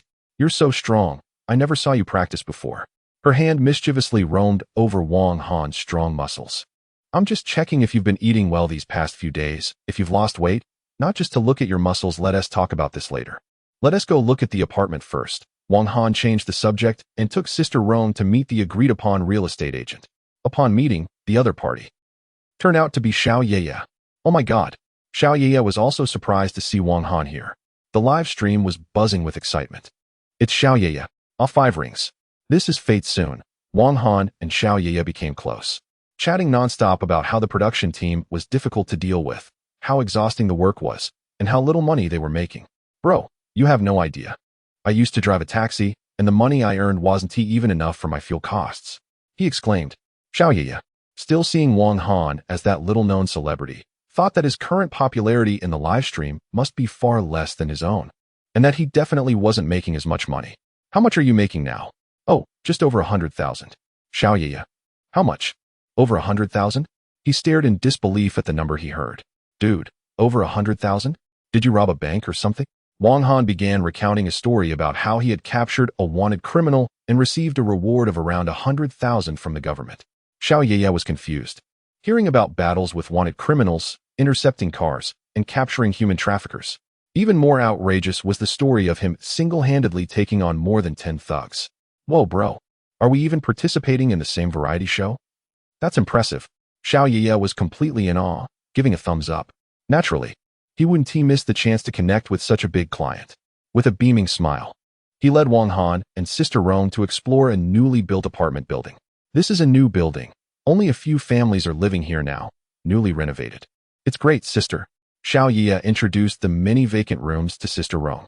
Wang Han lagged a bit behind, walking leisurely. At one moment, he suddenly stopped and sniffed the air.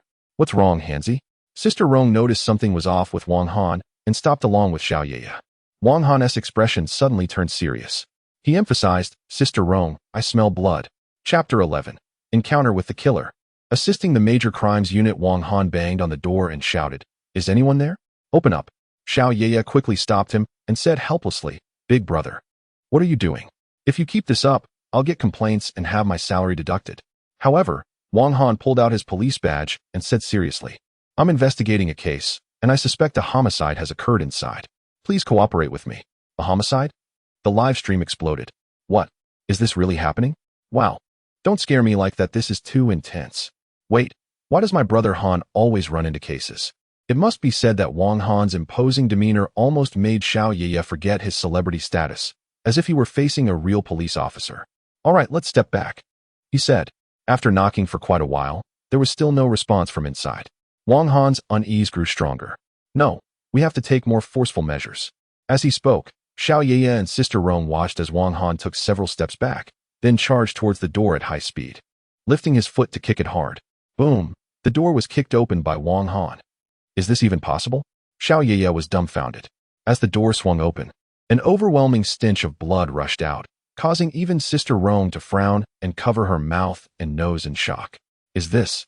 At first, Xiao Yiye didn't believe it, but now he was completely panicked, because it seemed like someone might really be dead. Wang Han temporarily shut down the live stream and entered the room alone. He immediately saw that the dim floor was covered in chunks of flesh, mixed with bright red blood, and there were torn clothes all over the place. Hanzi, this can't be. That's right, it's exactly what you're thinking. Ugh. Ugh. Sister Rong turned and ran outside to vomit. What the heck? Xiao Yiye leaned in to take a look and almost fainted from fear. Fortunately, Wang Han steadied him and said, From now on, I take charge here. You and Sister Rong wait outside, don't disturb the scene, and remember to keep the residents away. Xiao Yiye felt frustrated. Is this easy for me? Dealing with this as an agent. After giving his instructions, Wang Han moved deeper into the room. In the living room, he saw a chair with a kitchen knife on it, covered in blood, perhaps the murder weapon. What was even more horrifying was that above the chair, from the ceiling beam, hung a severed head with closed eyes, swaying in the wind. It was shocking. This method of killing. Was that serial killer? Wang Han recalled the panic caused by the serial killer in the city in recent days, who loved to decapitate victims and display their heads. Suddenly, he noticed several crooked, large letters written in blood on the nearby glass window. Who is next? At that moment, as a police officer, Wang Han felt immense shock, and goosebumps rose all over his body. This killer was taunting them? That damn guy. He clenched his fist silently. After a thorough inspection, it was evident that the room was filled with the dismembered remains of the victim, a sight too horrifying to behold.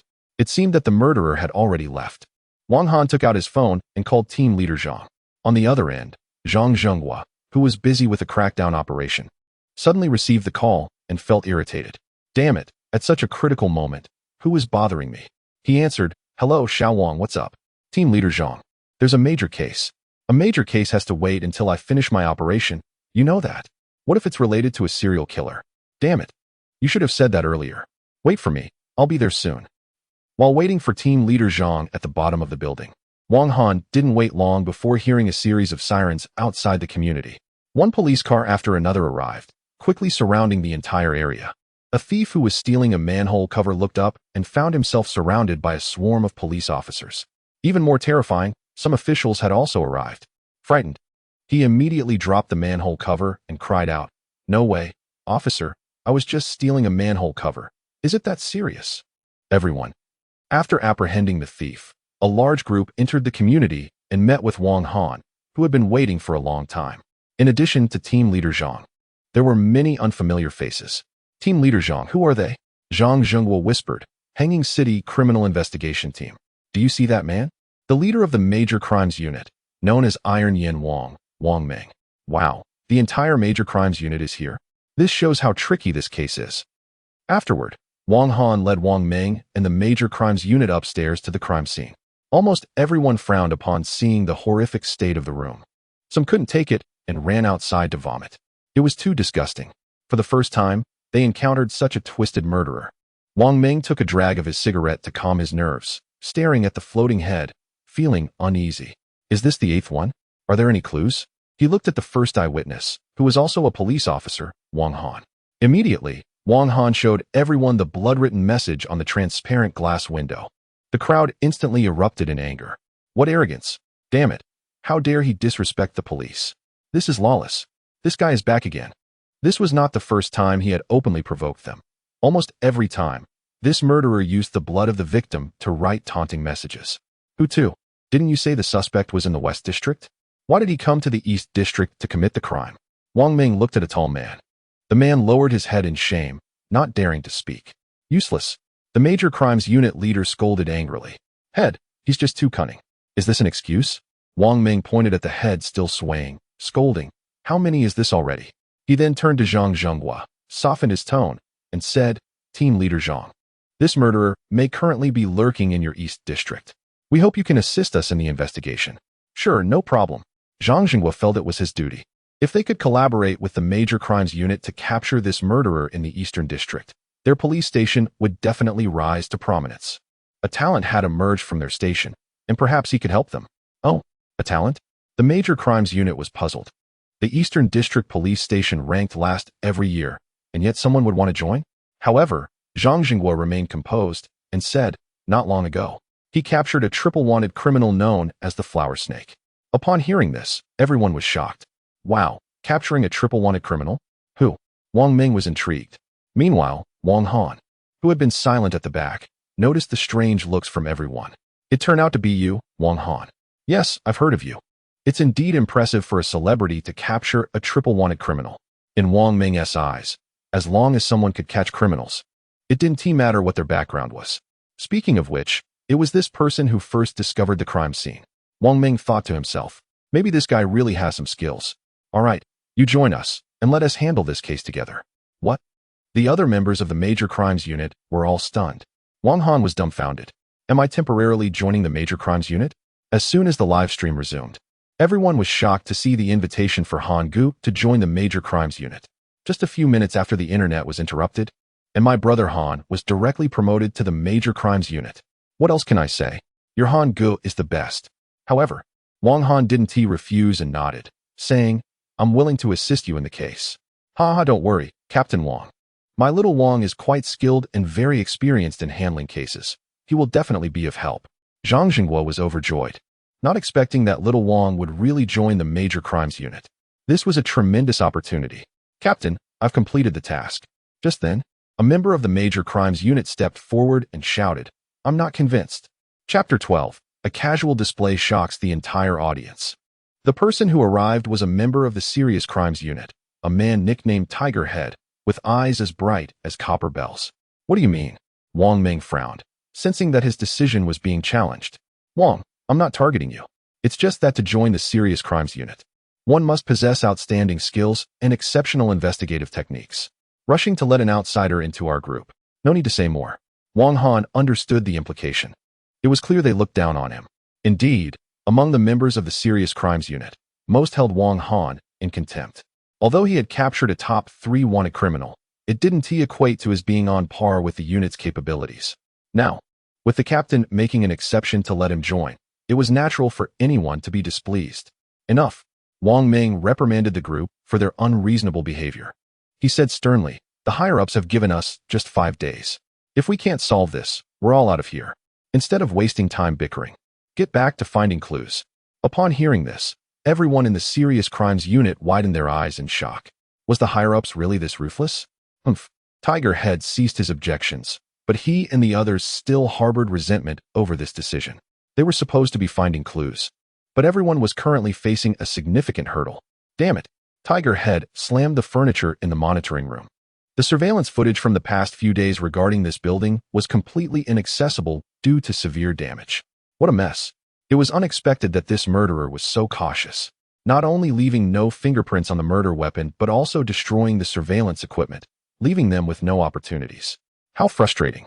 Wang Ming frowned and turned to the professionals on his side, asking, "Is there any way to restore it?"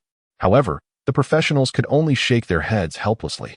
The damage is too severe, and the repair is highly complex. With our current capabilities, it's unlikely we can fix it unless we send it to the cybercrime department in Yanjing. What? We have to send it to Yanjing for repair? The entire serious crimes unit felt as if they had just been dealt a terrible blow. They couldn't afford to wait. A few minutes of delay, and this murderer could very well harm the next victim. Is there really no way? Wang Ming sighed, feeling very reluctant. Zhang Jinghua also felt disappointed, not expecting that there would be no clues left behind. He glanced at Wang Han at the back, who seemed to be daydreaming at such a critical moment. While they were adjusting the monitoring, Wang Han took the opportunity to enter the system and check his accumulated crime points, which had increased quite a bit. Feeling a bit eager, he decided to draw a prize again.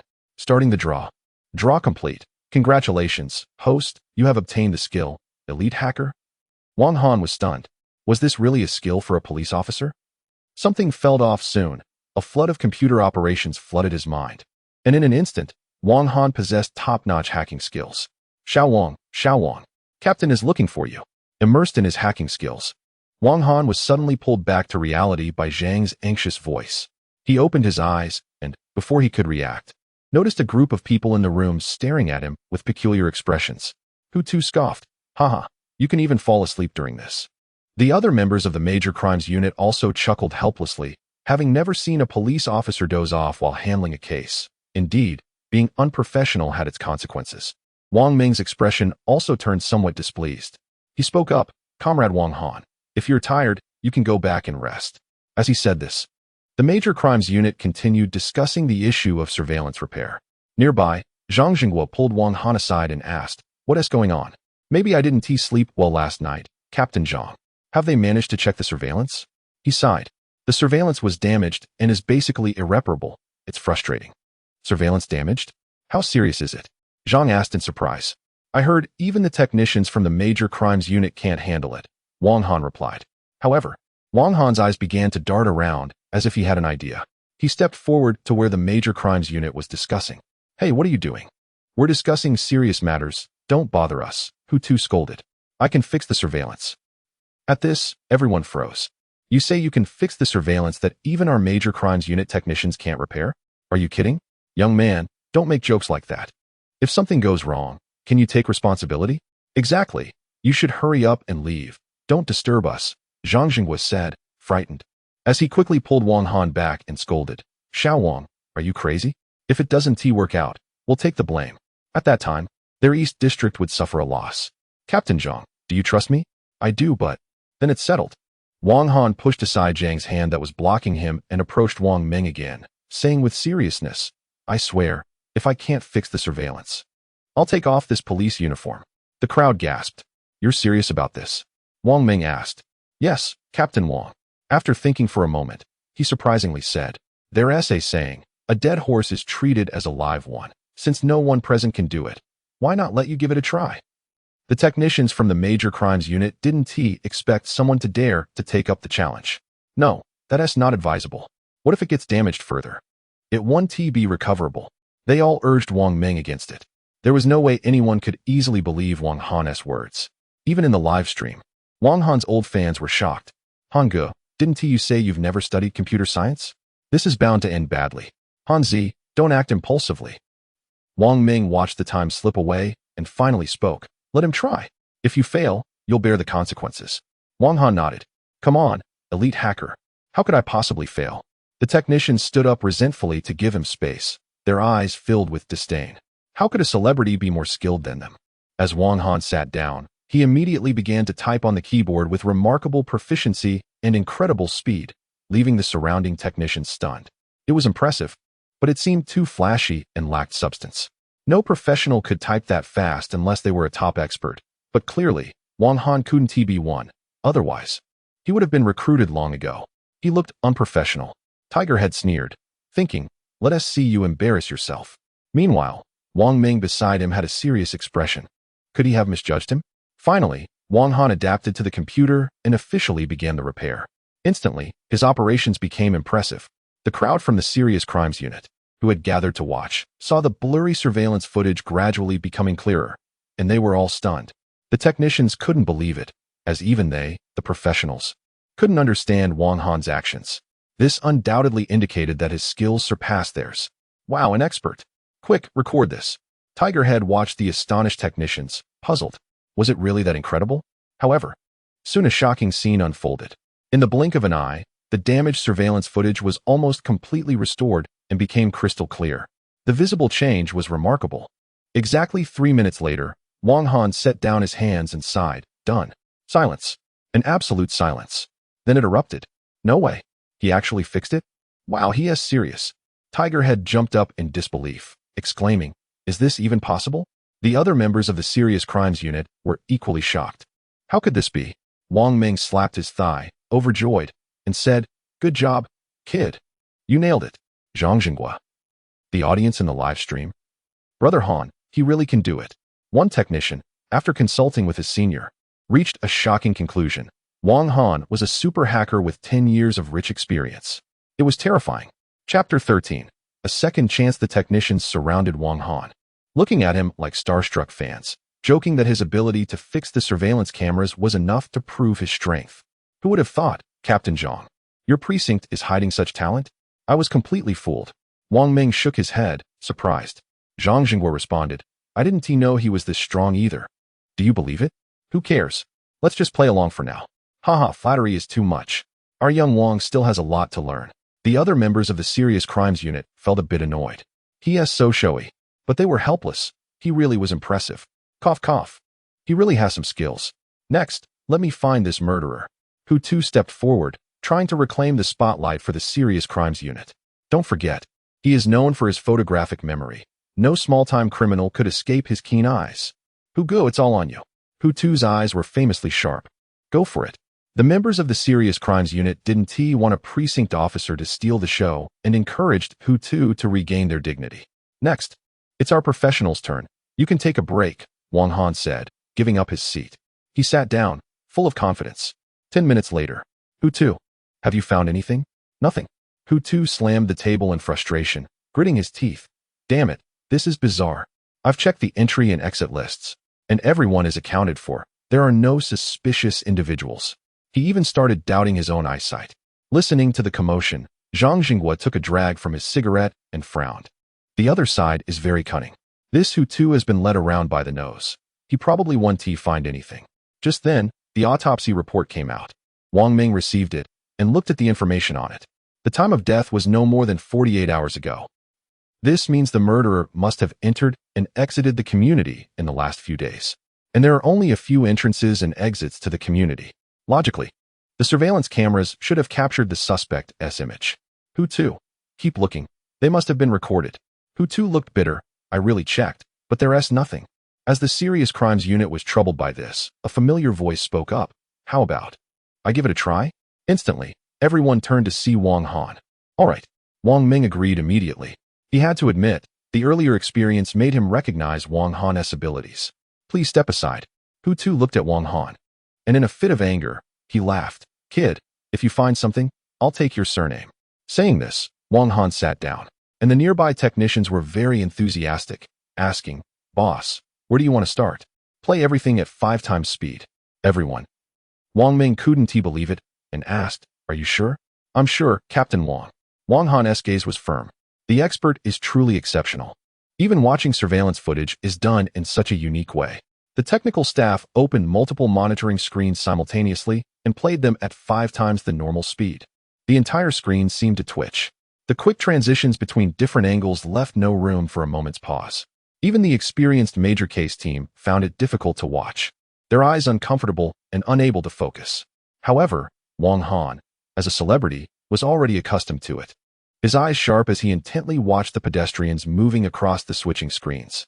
At the same time, he activated his eye of investigation to scan all the information above the heads of the passersby. Li Danan, male, 32 years old, currently unemployed. Xie Jinan, female, 23 years old, enjoys pole dancing. Li Dan, male, 8 years old, dreams of becoming an astronaut. Stop. Wang Han sat up straight, pointing at a specific screen. Rewind 3 minutes and 52 seconds. Yes. Wang Han stood up, fixated on the screen, his pupils dilating. A smile creeping at the corners of his mouth. I found it.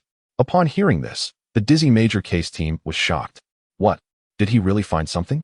Impossible. Tiger Head, in disbelief, exclaimed, with this speed and multiple angles, how can you even see the person clearly? Don't believe me?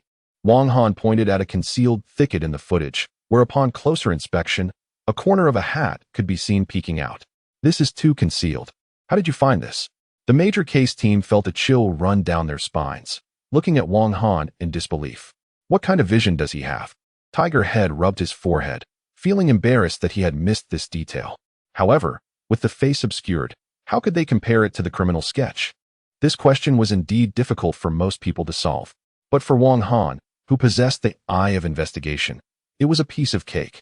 Pointing at the man in the footage, he said, his name is Dong Chong, male, 27 years old, height 178 centimeters, weight 123 kilograms. Works at a fast food restaurant, and is actually the notorious serial killer that has been making headlines recently. I don't believe it. Tiger Head scoffed. Wang Han continued, it's simple. Just check the records of the deceased, and you'll find that they all dined at a restaurant called How Lai. As Wang Ming listened, he became increasingly convinced and quickly sent someone to verify. Soon, his subordinate returned with the information, confirming, yes, Captain Wang, these victims did indeed eat at that restaurant. We didn't notice. Boom. Everyone in the major case team was shocked. Did he really hit the nail on the head? In the live stream? Shivers ran down their spines. Holmes, is that you? As an old detective, I felt my scalp tingle. This is incredible. Tiger Head staggered back a few steps, nearly falling to the ground, murmuring in disbelief. How can this be? Is there really someone who can solve a case just by looking? Unbelievable. This is truly extraordinary. Senior Hu, when are we going to change our surname?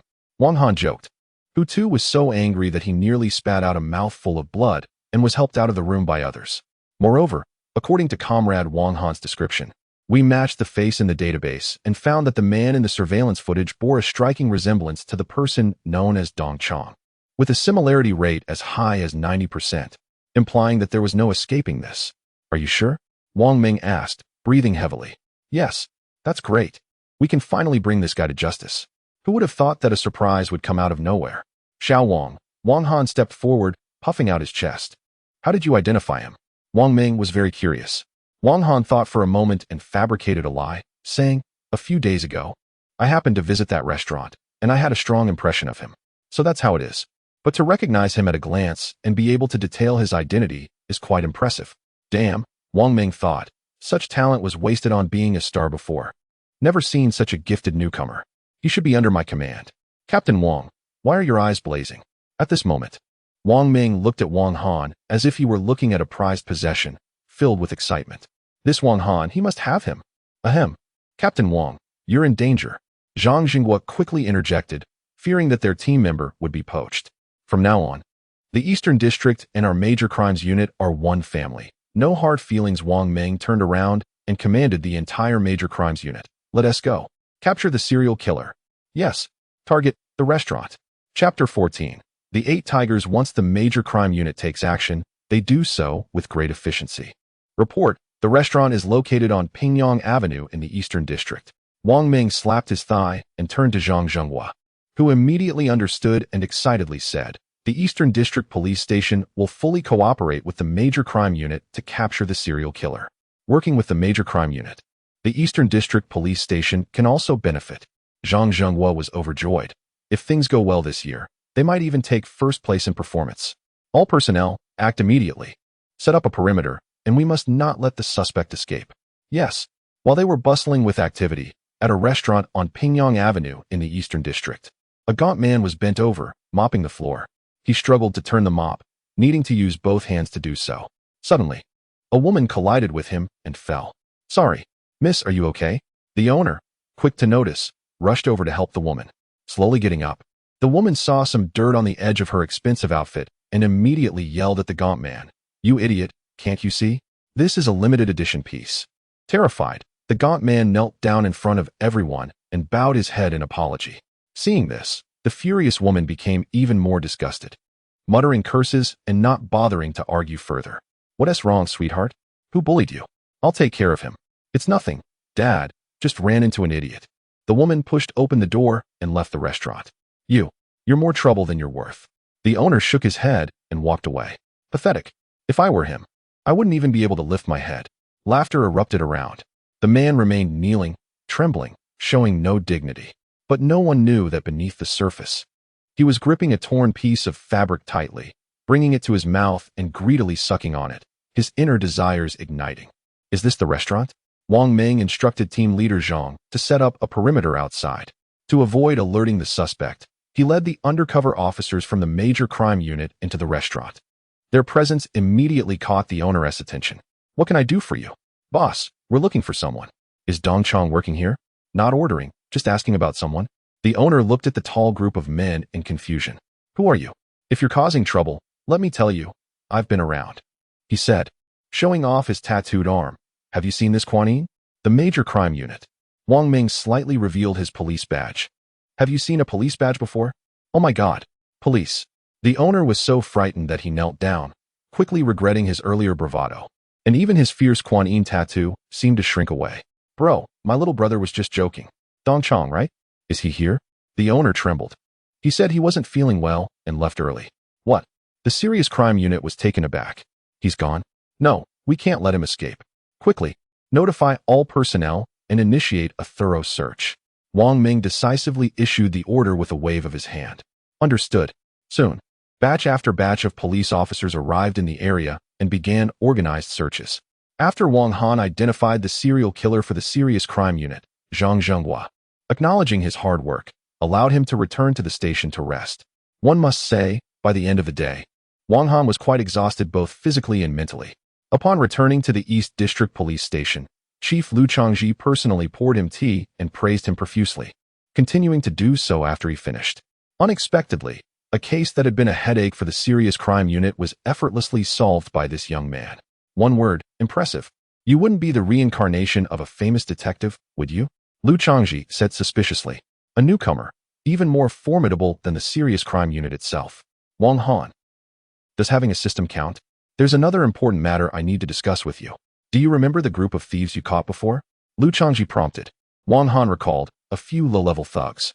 Afterwards, we managed to extract some information from them, and indeed, they were just lackeys. The real mastermind is hiding behind the scenes. It seems that Long Ge has connections with the forces behind the scenes, and we can use him to trace the roots of this issue. The informant in the West District told me that they want to collaborate with us to eliminate this malignant force. It is said that this evil group is called the Eight Tigers externally, secretly controlling various illegal establishments and engaging in extraordinary activities, extremely arrogant and untouchable. So Long Ge wasn't just boasting.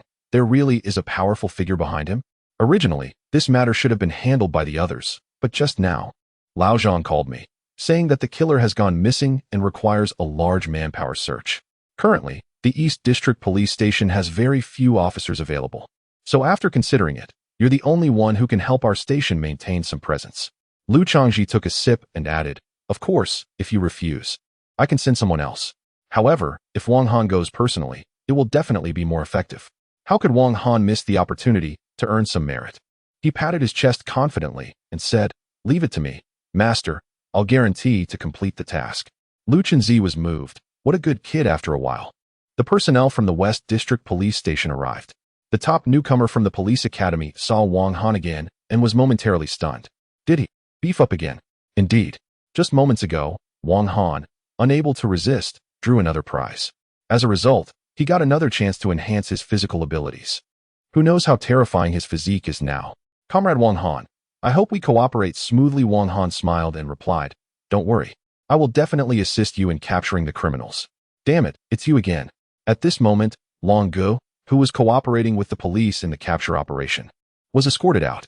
Upon seeing Wang Han again, he was so frightened that he turned to run, shouting, I want to go back to prison. I don't want to die. I don't want to die? The police in the West District were left bewildered. What the heck?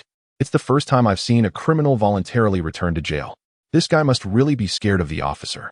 They all looked at the seemingly kind officer in confusion, wondering, is it really that serious? I wouldn't go, no way. Just when a few officers were struggling to move the tough guy, the officer simply said, "Get in the car, and I promise I won't hurt you." In an instant, the tough guy jumped into the police car, fastened his seatbelt, and shouted to everyone, "What are you all waiting for? Let us go." Everyone was once again shocked. What the heck? Is this guy some sort of animal trainer? The officer got into the car, and while heading to the location for the tough guy's report, suddenly, an electronic prompt appeared. Detected a certain level of accumulated evil value in the host. Would you like to upgrade the detection system? Can it be upgraded? Chapter 15. A casino inside the bathhouse. Wang Han frequently solved cases with the help of the Eye of Investigation, so he felt it was necessary to upgrade this skill. Upgrade. Consume 2,000 sin value. How much? Wang Han felt a pang of heartache. But the relentless system notification didn't he care about his feelings. Upgrade complete. Eye of Investigation 2. 0. Range expanded by 20 meters. New effect acquired. Crime radar. As Wang Han was contemplating the upgraded version of the Eye of Investigation, Li Chong pulled him back and said, "Comrade Wang Han, we've arrived." They reached their destination. The sky was gradually darkening, revealing a hint of twilight, and the bustling night market was filled with people. They were escorting the handcuffed Longo. A police officer from the West District sternly said, "Quick, take us to your backing forces hideout." Damn, speaking so arrogantly, do you believe I'll? But seeing Wang Han behind him, Longo quickly dusted off the young officer, smiling, "Sir, I see your clothes are dirty. Let me help you. I don't know much. They usually just meet me here. The hideout is probably nearby." Nearby? The West District officers were still troubled about how to search when Wang Han's expression changed to one of shock. Because, in his line of sight, he spotted more than 30 red dots gathering in a nearby 3-story building. Upon closer inspection, he realized they were all criminals. "I found it." "What?" Li Chong and the others couldn't believe it. "You found it so quickly? How did you find it?" "Right there." Wang Han pointed towards the cluster of red dots. Everyone looked over and was stunned to see a bathhouse? And it was located in the busiest area. Nonsense. The West District officers felt that this guy from the East District was just messing around and didn't believe him. The viewers in the live stream were also puzzled. No way. If it's a bathhouse, that's too blatant, right? As a criminal investigator, hideouts are usually chosen in more concealed places, not such conspicuous spots. "Brother Han, even you make mistakes sometimes." To ease the tension, Li Chong spoke up. "Comrade Wang Han, I understand you haven't taken professional courses. But the enemy's hideout wouldn't be in such an obvious place. You know, inspections happen here every year. If they're here, aren't they digging their own grave?" His argument was solid and logical, and the West District officers nodded in agreement. However, Li Chong thought that after explaining this, Wang Han would abandon his absurd idea. To his surprise, Wang Han didn't even listen and walked straight towards the bathhouse. The West District officers were taken aback. "Fool, Li Gu, let us go. Let him mess around." "Yeah, I thought he was impressive, but this?" They scoffed, taking long to search elsewhere. Li Chong hesitated for a moment, gritted his teeth, and said to the others, "You go search elsewhere. I'll find Wang Han." With that, he followed along. Inside the bathhouse, the pool that should have been crowded was eerily empty. A woman in a cheap house swayed her hips as she carried tea through the bathing area, heading towards a hidden chamber. At that moment, the hidden room was lively. Several burly men, draped in scarves, were cheering and engaged in various gambling games. "Open. 3 points. Small. Damn it, bad luck. Let's go again. I won't leave until I win." The woman delivered tea to a man, who provocatively slapped her on the backside and laughed, saying, "Why aren't you at the front desk? What if something goes wrong later?" His name was Ma San, responsible for maintaining order here, with 10 years of fighting experience. Incredibly fierce. In the past, someone caused trouble and he directly crippled them. "Haha, with you here, what is there to be afraid of?" the woman teased. She leaned against the man's chest and whispered, "Xiao Long got caught. Are you worried those guys will come knocking?" Ma San nodded. "What is there to be afraid of? We've been running this for years, and when have they ever found us? They're just a bunch of good-for-nothings. It's fine. All right, come with me to the back room. Let us relax a bit." As she spoke, she lifted her skirt, revealing her slender long legs.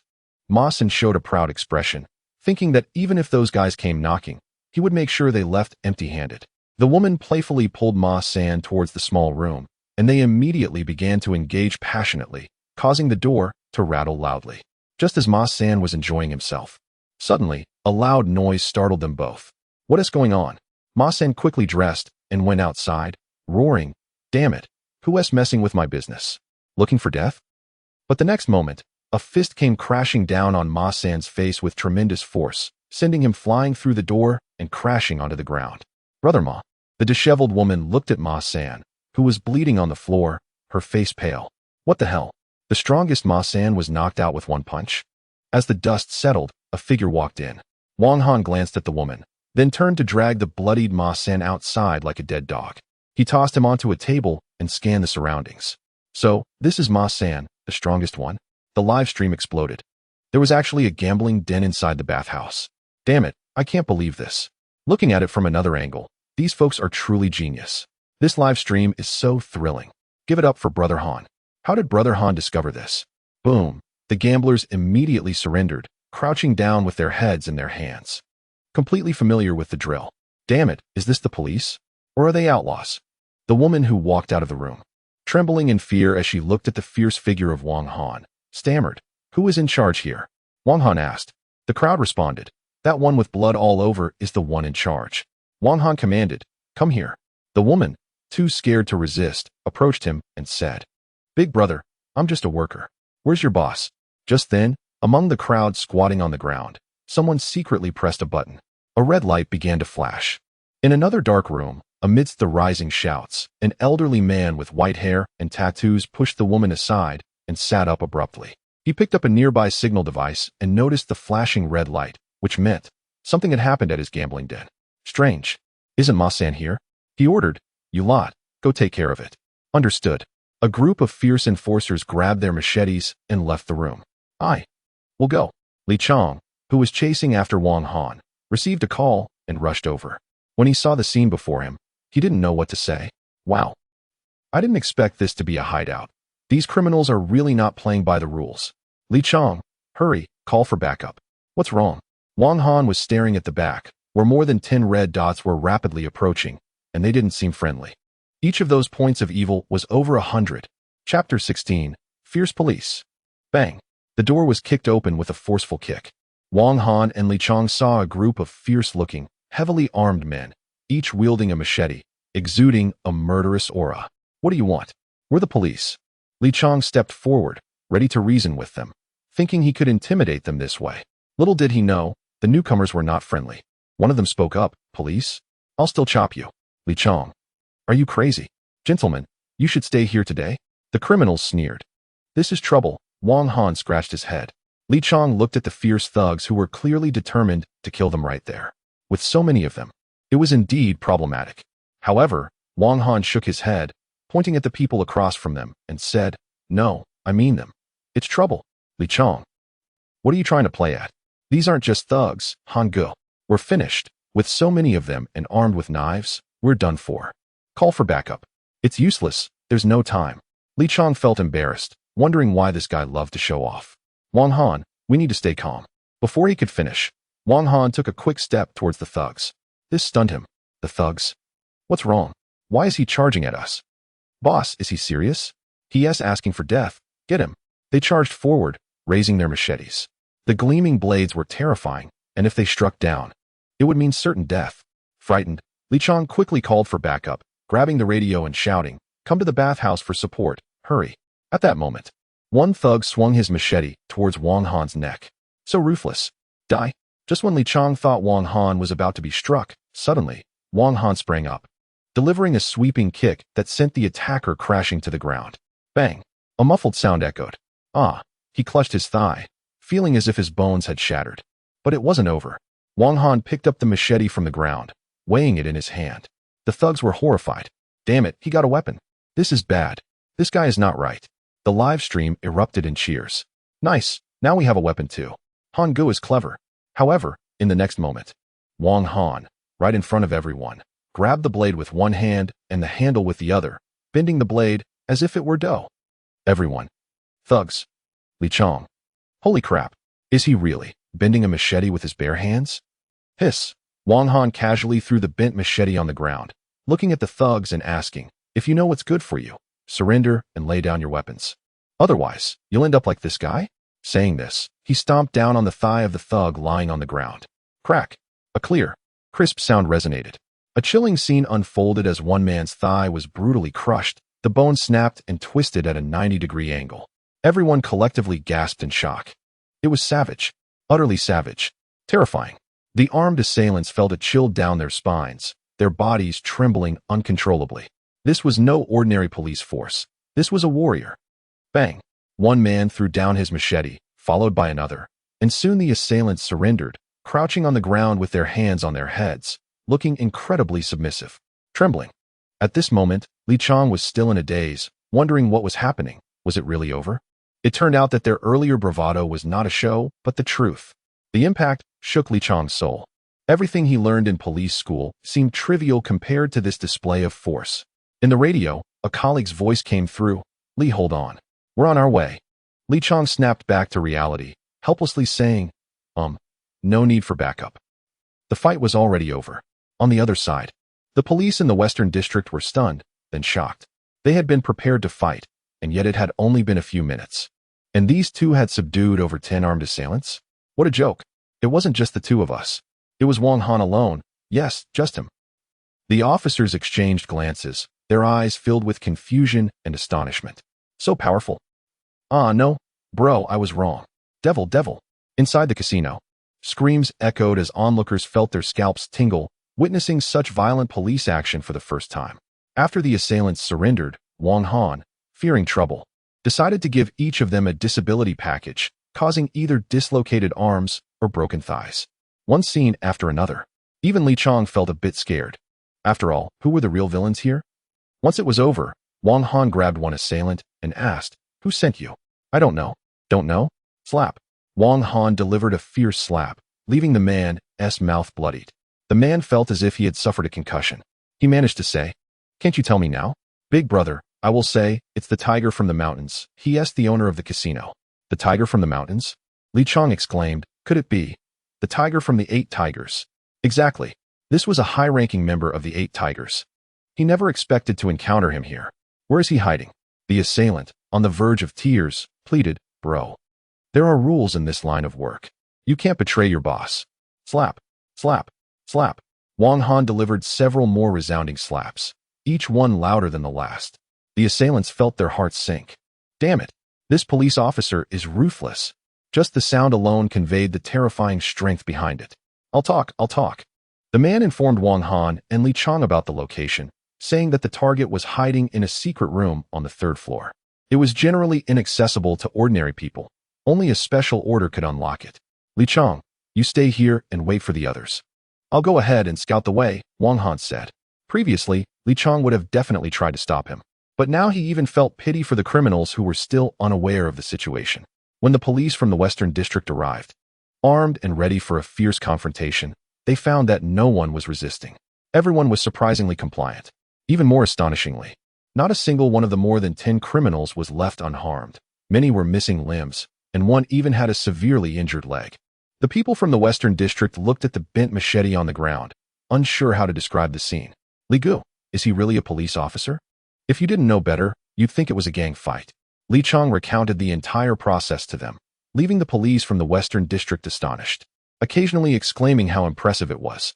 Incredible. What a formidable officer. Oh no, I criticized him before. He won't come after me, will he? They remembered how they had mocked him for being foolish, and now it seemed the real clowns were themselves. What a shame. And where is he now? Someone asked. He told us to handle the scene while he went to the lair of the target, came the reply.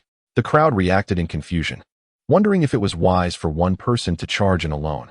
Don't worry, Li Chang said with a smile. The one who should really be concerned is the target. Chapter 17, Violent Law Enforcement, going viral online.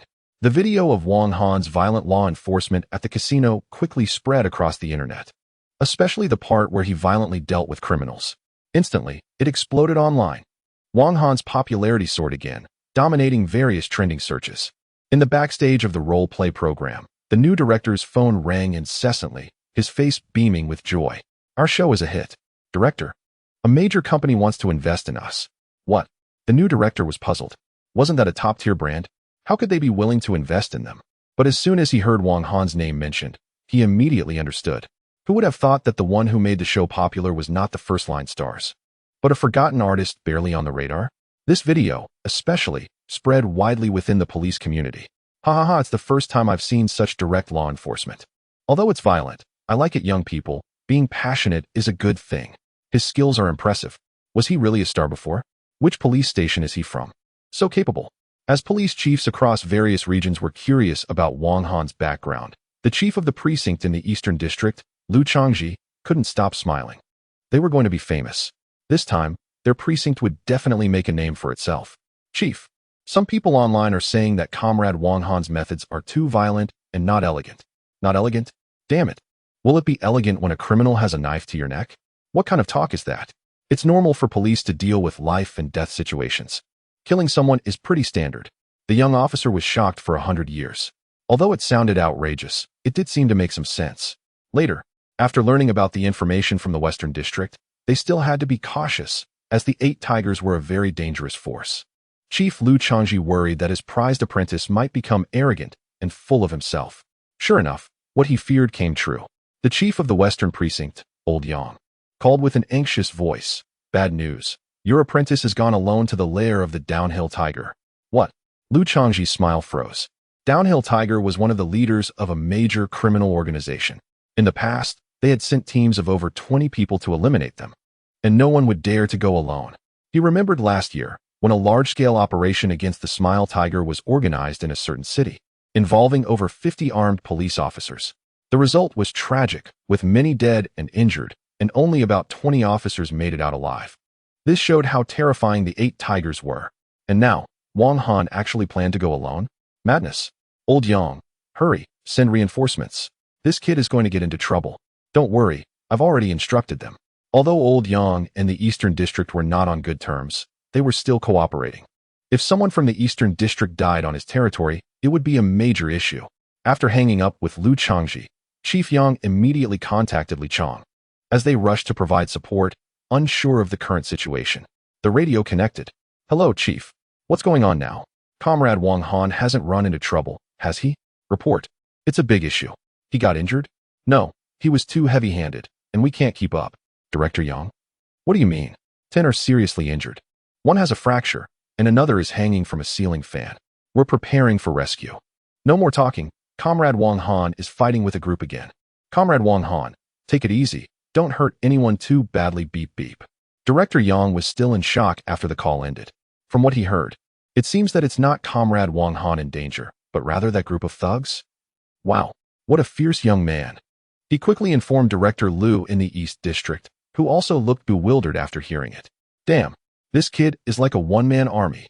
This is too exaggerated. Liu Changji knew his apprentice could fight, but he didn't expect him to be this capable. "So, do we still need support?" Liu Changji said angrily. "Of course. What if those seriously injured thugs die?" Director Yang was speechless. "So you want to call an ambulance for those thugs, right? You guys in the East District never play by the rules. Damn it, dare to block my brother's way? Don't want to live anymore, huh?" A fierce enforcer picked up a lighter and humbly lit a cigarette for Wang Han, who was sitting with his legs crossed on another enforcer. On the ground, many bruised and battered lackeys. WTF? Didn't TU lead the charge against him? One second they were looking up to their boss, and the next, he became a dog for the police? Damn, there's no way around it. This cop is too strong. They were so overwhelmed they couldn't even move. "Boss, you're really impressive, more professional than the gang leaders." "Huh. Slap, slap, slap." The man slapped himself a few times. "Bah, this is called justice." Wang Han nodded in satisfaction. Meanwhile, the police from the West District, who were just watching, couldn't help but praise him. Wang Han pointed at the sign on the wall. "What number is this?" 3. Slap. A big slap followed. "What the hell? It's clearly 2. Did you learn math from a language teacher?" The person covering their swollen face said in surprise. "Boss, how did you know?" Wang Han was speechless. "No saving them, tell me. How do you get to the hidden room on the 3rd floor?" They had been going in circles and didn't he even realize there was a 3rd floor? Unbelievable. "Lackey, turn left ahead. Then you'll see a panel. Behind the panel is a hidden elevator that goes up to the 3rd floor. So there's an elevator. Hidden so well, let's go." Wang Han told Li Chang and the others to handle the aftermath while he searched for the hidden elevator. Finally, he found it. Lifting the cover, indeed, there was an elevator in operation. "Wang Han, wait for our people to come before we go together," Li Chang said. "No way, there's no time. They've already discovered our presence. This tiger descending the mountain is likely to escape because of this." We can't let him get away. I don't understand why you would risk your life for this. He.S. just a celebrity playing a police role. Being able to lead them to their lair is already more than enough. Even for the sake of performance, he.S. already impressive just by this. There's no need to take risks or gamble with his life. Li Chong thought it was very unwise. Wang Han, however, firmly stated, I'm just doing what a police officer is supposed to do. The comments in the live stream were filled with emotions. This is what a people's police officer should be. After saying that, he stepped into the elevator. Damn, one of the leaders of the 8 Tigers. Who knows how much evil value he has? The evil value is all mine. His eyes were filled with greed as he watched Wang Han's departing figure, deeply touched. He never expected that a top student from the police academy would be schooled by an outsider. How embarrassing. Selfless and dedicated to others. This is the model of a police officer. The elevator operated smoothly and soon arrived at the 3rd floor. Ding. Arrived at the 3rd floor, but just as the elevator doors slowly opened, suddenly, a hand reached in, prying the doors apart, revealing a sinister face. The man stared at Wang Han inside the elevator and sneered. So it's you who killed so many of our brothers? Meyer licked his lips and directly opened the elevator doors. Behind him, a throng of bare-chested thugs surged around like a pack of hungry wolves, each grinning maliciously, their weapons clanging loudly. Ordinary people would have been terrified at the sight. Wang Han tightened the bandages on his hands, fully alert. Charge! Instantly, the people outside roared, rushing into the elevator, and a bloody battle began. Chapter 18 Encountering the Murderer Boss. The brothers have all been sent out. Those guys are as good as dead. Yeah, remember to clean everything up. Don't leave any traces. The old mountain tiger stroked his beard, his eyes darting around. I wonder if that girl has come back yet. A group of people was planning to escape through the hidden passage in the bathhouse. As long as they weren't caught by the authorities. He, the mountain tiger, would surely be able to make a comeback in the future with the reputation of the 8 Tigers Association. However, the accumulated foundation had been abruptly destroyed, which made him extremely furious. It was all because of those damned authorities causing trouble. Those authorities, they'll pay for this. From now on, whenever I see one, I'll take them down. The boss is mighty. At that moment, not far away, they spotted a blurry figure, seemingly waiting for them. The mountain tiger recognized him at a glance. It was Meyer. However, the surprise didn't last long. The next moment, Meyer suddenly collapsed, revealing his blood-soaked body. Murmuring, "Hurry! Escape!" The mountain tiger was stunned, and then he saw a figure slowly emerge behind Meyer. It was Wang Han, who had fought bravely. Struggling to pull out his badge, he said seriously, "You are under arrest." What? The mountain tiger was shocked. It was the authorities. "Hurry! Let us go support Wang Han. They have the numbers." Li Chong, along with fully armed officers from the Western District, rushed to the elevator leading to the 3rd floor. However, when the elevator doors slowly opened, it gave these heavily armed officers a fright. Inside the elevator, a pile of thugs lay in disarray, each one in a pitiful state, with broken weapons scattered around. The walls of the elevator were stained with blood, as if a fierce battle had just taken place. Everyone felt a chill run down their spine. There were so many bodies piled up. How many people were there? Had they stumbled into a den of thieves? Listening to the heart-wrenching screams of the thugs, the officers inexplicably felt a chill on their backs. Thankfully, Wang Han was on their side. "Brotherly, I suddenly feel that Wang Han has become much taller. This is heartfelt. Stop overthinking. Let us hurry up." Li Chong led the team to drag the thugs out and took the elevator to the 3rd floor. As soon as they arrived, they saw the blood-soaked Wang Han on top of an old man, mercilessly slapping him. The scene was incredibly intense. Beating an old man? What a fierce guy. Li Chong's mind was racing, and he accidentally activated the intercom, broadcasting Wang Han's voice to the Western District Police Station. "You old fool. Thinking you can disrespect the elderly and enjoy young girls, huh? I've never tried it. It's too sinful. Do you realize your mistake?" As soon as the old man spoke, Wang Han slapped him again. "What? You're not convinced? No. You're not convinced, huh? I'll beat you until you are. Still not convinced? Damn it, this is all you're doing." The mountain tiger lay there, feeling dizzy and nearly on the verge of tears. "Damn it," he exclaimed. "I said no." But he was met with a flurry of slaps. A team leader from the west side finally couldn't stand it anymore and stepped forward, humbly saying, "Comrade Wang Han, that's enough. If you keep hitting him, he might not survive. He must have surrendered."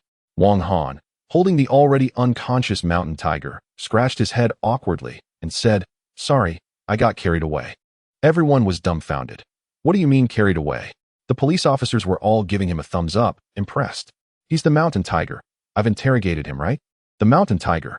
With a loud slap, he woke the old man up, who was trembling like a leaf, and nodded vigorously. Yes, I'm the mountain tiger. And I'm really scared now. Incredible. Is he actually dazed? Look, my interrogation skills are solid, right? Everyone gasped in shock, speechless. Just one word. Impressive. Meanwhile, on the other end of the radio, Director Yang from the West Side, along with numerous logistical officers, was frozen in disbelief. That was ruthless. This isn't coerced confession, is it? What are you standing around for? Listen well and learn. Director Yang advised earnestly. Everyone felt embarrassed. This, we can't replicate. After a while, when Li Chang reported the results of this operation to Director Yang, he was once again deeply shocked. Because they had captured the mountain tiger, one of the 8 tigers, dismantled his gambling ring, arrested dozens of gang members, and seized 30 million in gambling funds along with gold bars. Director Yang covered his mouth and nose. This is absolutely incredible. After so many years in the field, he had never fought such a remarkable battle. The West Side had never had such glorious results. In fact, all of this was thanks to that man, the fearless, modern-day El Bu of the police force. How many did we capture in the West Side? Report. We basically just tagged along. Did we save anyone? Wang Han took down a few. The West Side only saved a handful. The people from the West Side. This Wang Han was something else. We should learn more from Comrade Wang. Look at him. Then look at yourselves. It's infuriating. Director Yang was puzzled as to why Wang Han was in the East Side and not in his West Side. How frustrating. He reported these achievements to old Lu in the East Side, who was overjoyed, feeling a sense of pride, as if he were celebrating his own son's success. However, Lu Changji then sighed. What's wrong, old Lu? Your disciple is amazing. He even caught the mountain tiger. Why the sigh? You don't know? The Serious Crime Unit just called me, saying that the serial killer is still at large and has yet to be found. He might be wandering between the East and West Sides, and he could be targeting the next victim. Director Yang couldn't help but feel a chill run down his spine. No way. That's the city's Serious Crime Unit. Is this killer really that formidable? He better not come to my West Side. May the heavens protect us. Damn it. Wang Ming put down the walkie-talkie. After a day and night of searching, they still hadn't found the murderer. This person was extremely cautious. The other members of the Major Crimes Unit were exhausted and feeling frustrated. A wanted notice had been issued, and the suspect likely knew they were looking for him. But he wouldn't reveal where he was hiding. Could it be that he went to the Western District? Hu Tu said angrily. As soon as he spoke, everyone in the Major Crimes Unit turned to look at Zhang Zhenghua, their expressions filled with surprise. You know, that might actually be the case. The Western District hasn't been thoroughly searched yet. Zhang Zhenghua suddenly remembered what the director had said about Wang Han being in the Western District, collaborating with locals to eliminate some organization. Saying this, he called to remind them. On the other end, Wang Han replied, Really? I'll keep an eye out. He hung up the phone and looked at Li Chang and the others as they escorted the members of the Downhill Tiger Gang into the police car. Evil ultimately cannot escape the punishment of justice. As the light rain began to fall, Wang Han looked up at the dark sky. It's going to rain. Among the curious onlookers watching the arrest, a woman in expensive clothing covered her mouth and nose, tears welling in her eyes as she stared at the thin, hunched figure. Silently, she called out, Dad. She had only been out for a day, and upon returning, her father had been captured. As if sensing something, Downhill Tiger turned his head and immediately spotted his daughter, calling out, Leave. In the next moment, the woman ran away without looking back, her high heels clicking as she left. Meanwhile, a figure hiding in the crowd followed her actions. Wang Han suddenly froze. He turned sharply to look into the crowd. Amidst the sea of heads, a striking crimson message unfolded. Serial Killer, East Zhang. Chapter 19, The Next Victim? Wang Han was taken aback and blurted out instinctively, A serial killer? How could this happen? Just now, Captain Zhang had warned him to be vigilant. And now he encountered it in the blink of an eye. However, the figure seemed to be moving, and once it left Wang Han's current surveillance range, the information above would disappear. He couldn't let him get away. Wang Han decisively squeezed into the crowd to chase the serial killer, but unfortunately, the crowd was too dense. It was extremely difficult to even move, let alone run. How could he pursue? The only consolation was that his upgraded eye of investigation had a wider range, and the target hadn't completely slipped out of his control yet. Huff huff. Fan Cece was enduring the pain from her high heels as she jogged, but eventually, She could no longer move and stopped to catch her breath in a small alley. She couldn't accept the sudden change. Occasionally, she wiped her tears. "Oh, my feet hurt so much. They are all blistered." At that moment, a stranger's voice rang out. "Miss, do you need help?" Fan Cece turned around and found a man wearing a baseball cap and a coat, looking somewhat thin. "No, thank you, however." The man did not stop his steps, quickly approaching with a smile and saying, "I think you do need it." "What do you want?" Fan Cece was terrified, backing away, only to realize she was in a dead end. A chill ran through her heart. The man took off his cap, revealing a perverted smile on his face. "Miss Fan, I've been following you for a long time, hee." "It's you. You pervert. You've been stalking me?" As Fan Cece spoke, she was about to grab her luxury bag and smash it over Dong Chong's head. She had seen enough of this kind of scum. But the next moment, the emaciated man suddenly grabbed Fan Cece by the neck, lifting her off the ground. Fan Cece's pupils constricted, filled with terror. What the hell? She felt a wave of suffocation wash over her, and, just as she wanted to struggle, she found the man's strength surprisingly great. It was like a vice, gripping tightly. "Look at me, are you happy?" Dong Chong licked her face and spoke. "Ah, I was wrong, let me go." Fan Cece was frightened and hurriedly pleaded for mercy. As he tightened his grip on the woman's delicate neck, the man's pale face flushed red, and his smile became even more twisted. "Let you go? It's too late." Ha ha. Gradually, Fan Cece lost consciousness, her head drooping, and she fainted. Dong Chong inhaled her beautiful hair, slowly peeling off her outer garment, revealing her fair skin, exploring up and down as if checking for flaws in a product. Finally, he displayed a satisfied smile. "Let's go somewhere we won't be disturbed." As he spoke, he helped Fan Cece into the back seat of the van and then took the driver's seat, starting the engine with a cheerful heart. In the passenger seat, a fully bound man trembled, covered in cold sweat. Soon, the van headed towards an abandoned factory. Not long after the van left, police sirens blared as several police cars arrived. Wang Han got out and looked towards the dead end with a serious expression. "Brother Wang, did you find him?" Everyone in the West District affectionately called him brother due to his formidable strength. Wang Han frowned as he spotted a faint mark of a killer. "Let him escape? We chase." In the vehicle, Li Chong looked at Wang Han seriously and frowned. "How do we chase?" "I'll guide you," Wang Han replied. Everyone was taken aback, and the live stream audience was equally bewildered. "Human navigation? Wow, that's hardcore. Is it reliable? Hey, do you dare question Brother Han? After watching this stream for so long, what can't he do?" Li Chong was shocked. What did he mean by guiding them? It sounded like he could pinpoint the criminal's location. Soon after, they pursued, following Wang Han's directions until they reached an abandoned factory. "There's a vehicle." At first glance, they saw the van parked nearby. Everyone hurriedly got out. Li Chong approached to check and discovered someone was tied up inside the vehicle. Oh no. The bound driver saw Li Chong and the others and, upon realizing they were police, his desperate face lit up with hope. "Quick, save me." Quickly, Li Chong and the others untied the driver, who immediately began to sob and recount how the perverse killer had abducted him. "Officer, that guy is a real creep. He also tied up a little girl inside. You need to hurry and save her." Everyone in the West District was astonished. The creep the driver mentioned must be the recent serial killer. They all turned to look at Wang Han. One word, absolutely. Is this even possible? Li Chong felt a chill run down his spine, unable to comprehend how a police officer could track down a criminal solely based on instinct. "I shouldn't doubt Brother Wang. This is amazing." The live stream exploded in excitement. "Did you really find him? Wow, human GPS? Superpowers, right? Incredible, I'm kneeling." After hearing this, Wang Han clenched his fists, realizing they were still a step too late. He looked towards the abandoned factory. Indeed, as the driver said, the serial killer was inside. A red glow flickered, emanating a sense of crime. "Let's not alert the enemy just yet. We don't know the details on the other side. Let's surround the factory first, and when the major crimes unit arrives, we will launch an attack and take down the killer in one fell swoop." Li Chong calmly devised the plan. As the crowd in the West District nodded in agreement, Wang Han rebutted, "No, this guy is about to commit a crime."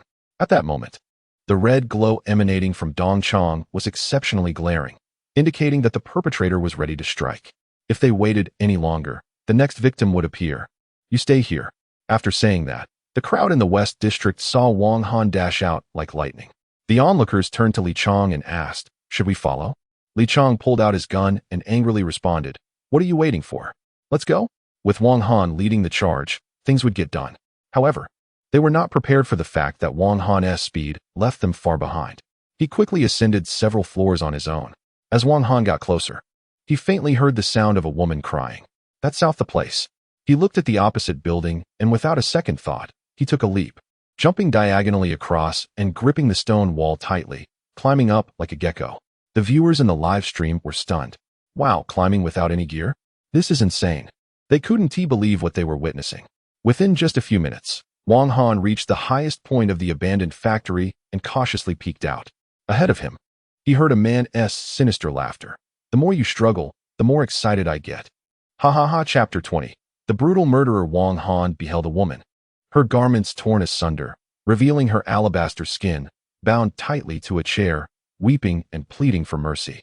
Upon absorbing the scene, he realized that this woman was not an innocent victim. Beside Fan Sisi stood a frail man clad in a raincoat, wielding a hammer. Upon hearing the woman's cries, he struck her foot with the hammer, the sound echoing painfully through the air. The anguish was excruciating. Ah, you wretched creature, does that feel good? Dong Chong reveled in the woman's contorted visage, relishing the moment. He picked up the bloodied hammer and approached the wall, inscribing in crimson, "Who will be next?" Laughter erupted from him. Those foolish officers were still searching for him, oblivious to the fact that he was about to create another masterpiece. Time and again, he had eluded capture, and this instance would prove no different. Once he completed this act, he would escape to foreign shores. Overwhelmed by the unbearable pain, Fan Sisi unleashed a torrent of curses. Die, you monster! A sharp crack resounded as Dong Chong slapped her, leaving a crimson imprint on her face. She was momentarily stunned. Then, he forcibly pried her legs apart, a grotesque grin spreading across his face. Cry, you wretched soul. Soon enough, you will have no tears left to shed. Please, no? Fan Sisi trembled, her gaze fixated on the vile deviant, filled with revulsion. Yet, her disdain bore no fruit. As he continued to tear at her clothing, he loosened his belt, revealing his intentions. Just as Fan Sisi braced for the impending violation, the sound of shoes hitting the ground echoed through the air. Dong Chong hastily donned his trousers, swiftly turning to confront the intruder. Who dares enter here? This is the highest point. How did you arrive? But Wang Han, with swiftness surpassing Dong Chong's, had already lunged towards the man, raising his leg high before delivering a crushing kick. The impact was tremendous, sending Dong Chong's frail form hurtling backward like a kite set adrift, crashing violently against the wall. The audience erupted in cheers. Brilliant! What a kick! This scoundrel is unlikely to rise again. Just when the crowd believed the ordeal had come to an end, Fan Sisi cried out, "Save me, please." Yet Wang Han furrowed his brow, his gaze fixed intently ahead, disregarding her pleas. As the dust settled, Dong Chong staggered to his feet, blood streaming from his mouth. Limping yet gripping the hammer tightly, his eyes ablaze with fury. You seek death? You shall meet your end. An aura of madness enveloped him, shocking the audience. How resilient! Fan Sisi's heart sank in fear, struggling to comprehend how such a gaunt figure could embody such terror. Even Wang Han felt a jolt of surprise. Despite his formidable kick, which had been honed through numerous enhancements, this Dong Chong had withstood the blow and remained standing. Had he been an ordinary man, he would have succumbed to unconsciousness. Truly, he was a relentless killer. You are a law enforcement officer, and you've been found. Did you bring your weapon? Wang Han. No, I didn't. Dong Chong was taken aback. Then, with blood dripping from his mouth, he revealed his blood-stained teeth, a horrifying smile appearing on his face.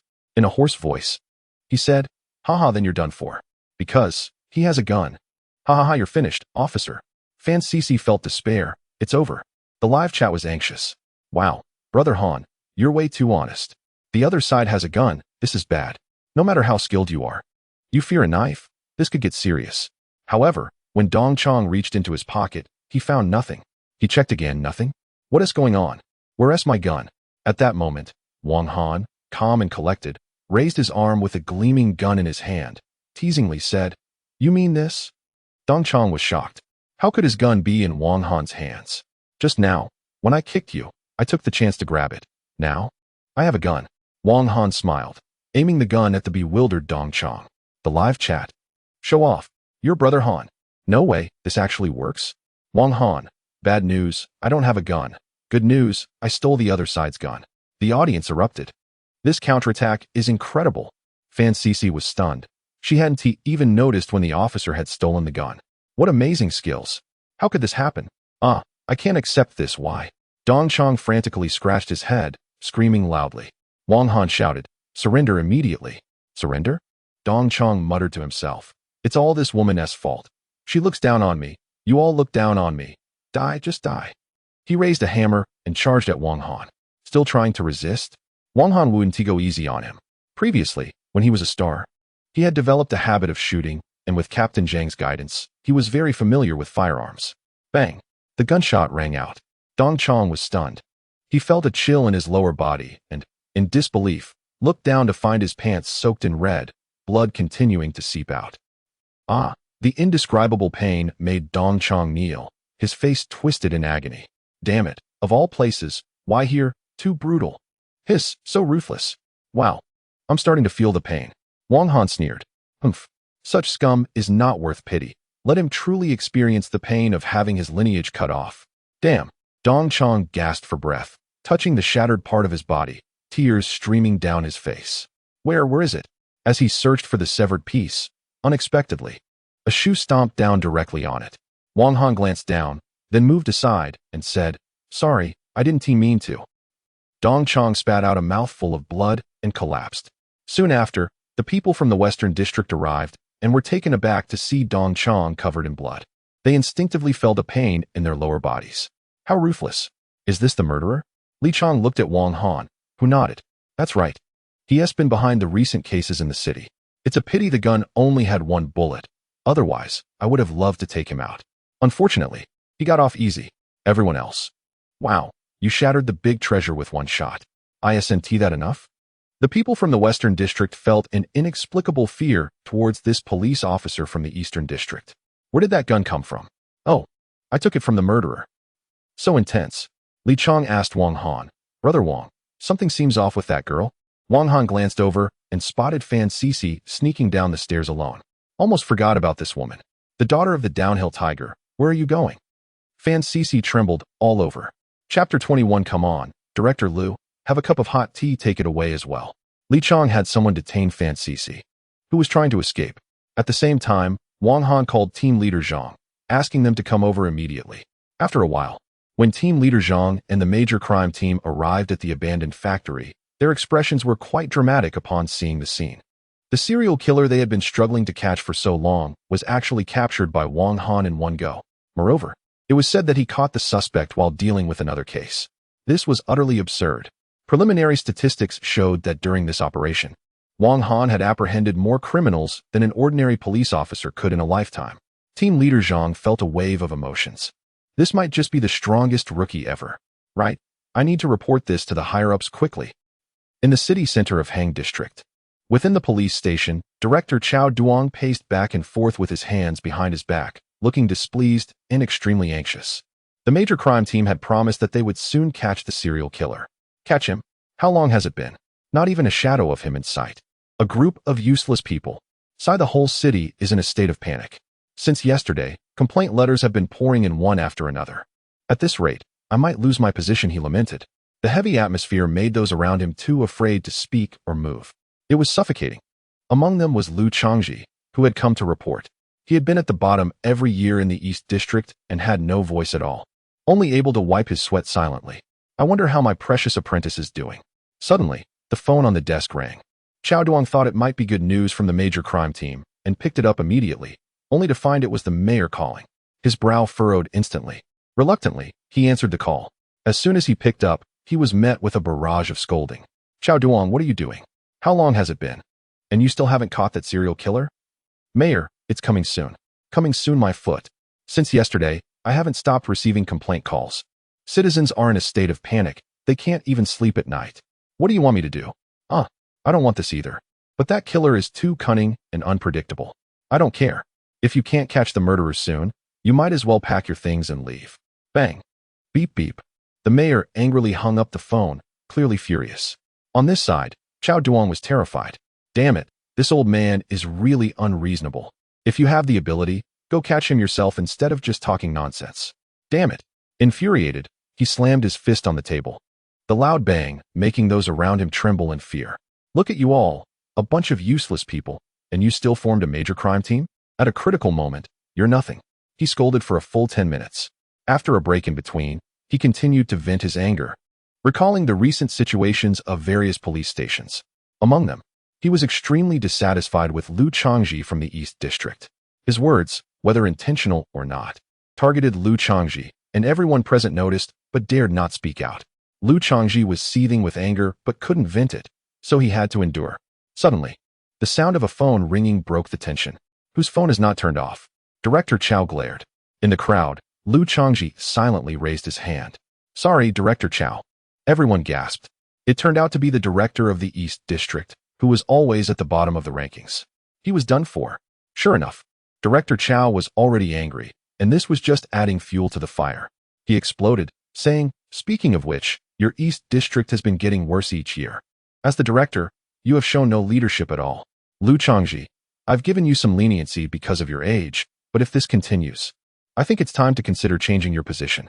It was like thunder crashing in everyone's ears. Liu Changji was finished. At that moment, someone remarked, well, the East District really is not doing well. It's about time for a change. Some sighed, others lamented, and a few looked on with glee at Liu Changji's embarrassment. Could he not even speak? Liu Changji hung up the phone. WVE caught the serial killer. Boom! Director Chow's reprimand was abruptly cut off. His eyes widened in disbelief.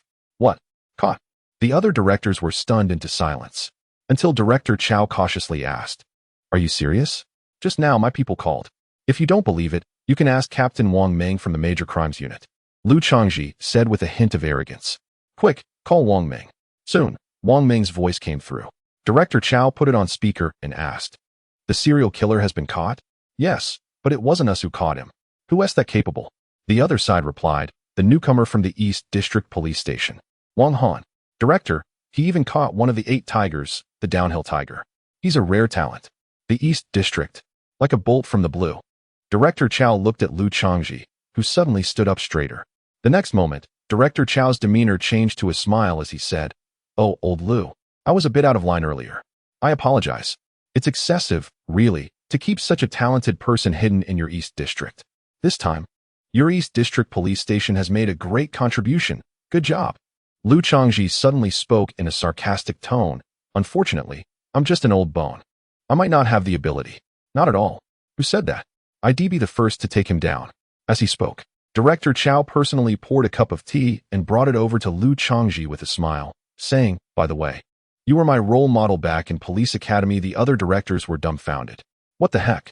Director, you weren't like this just now. Truly worthy of being the director. We admire you. The speed of this change is unparalleled. At the same time, they were surprised at how such a formidable person suddenly emerged from the small East District. All right, we're almost done here. Brothers, let us get ready to eat, said Tigerhead as he approached. However, Wang Ming erupted in anger. How can you even think about eating? I can't face anyone after this.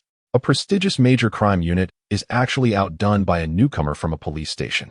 It's better to just end it all. Tigerhead replied, so, am I leaving? Meanwhile, Zhang Zhenghua, after hearing about Wang Han's capture of Dong Chong, couldn't he help but exclaim, that was really violent, but I like it. You've taught well. Look at that. He speaks as if he has honey on his lips. On the side, Dong Chong, who was being escorted, woke up and, like a mad dog, cursed at Wang Han. I want to let you off. You're dead meat. Still so arrogant even after being captured? Wang Han didn't hold back. He stepped forward and slapped him, causing his head to sway and his mouth to twist. Everyone gasped at the sight. It looked painful. Wang Han said, you scoundrel, you'll never get out in this lifetime. After the major crime unit dealt with Dong Chong, they handed Fan Sisi over to Wang Han and Li Chong. The others were taken to the West District Police Station to see what they could extract from them. As everything settled down, Zhang said, let us wrap it up. Soon, everyone from the West District came to bid farewell, crying uncontrollably. Anyone who didn't know would think they were parting with their own people. Brother Wang, I'll miss you. Come visit us in the West District often. Comrade Wang Han, hope we can collaborate more in the future. Watching this scene, Zhang was left speechless. After that, Wang Han returned to the East District with Zhang, and as soon as they arrived at the entrance, they were stunned by the sight before them. Chapter 22. The Mayor personally welcomes. What a grand scene. Wang Han saw a large crowd gathered at the entrance of the East District, with several banners reading Welcome the Hero Back.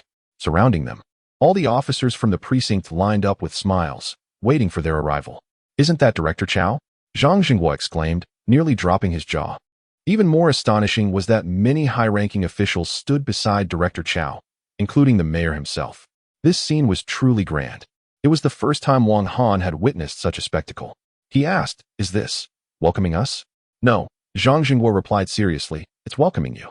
Sure enough, as the car drove in, a wave of enthusiastic applause erupted, with countless officers cheering Wang Han's name, especially the female officers, who were all like little fans.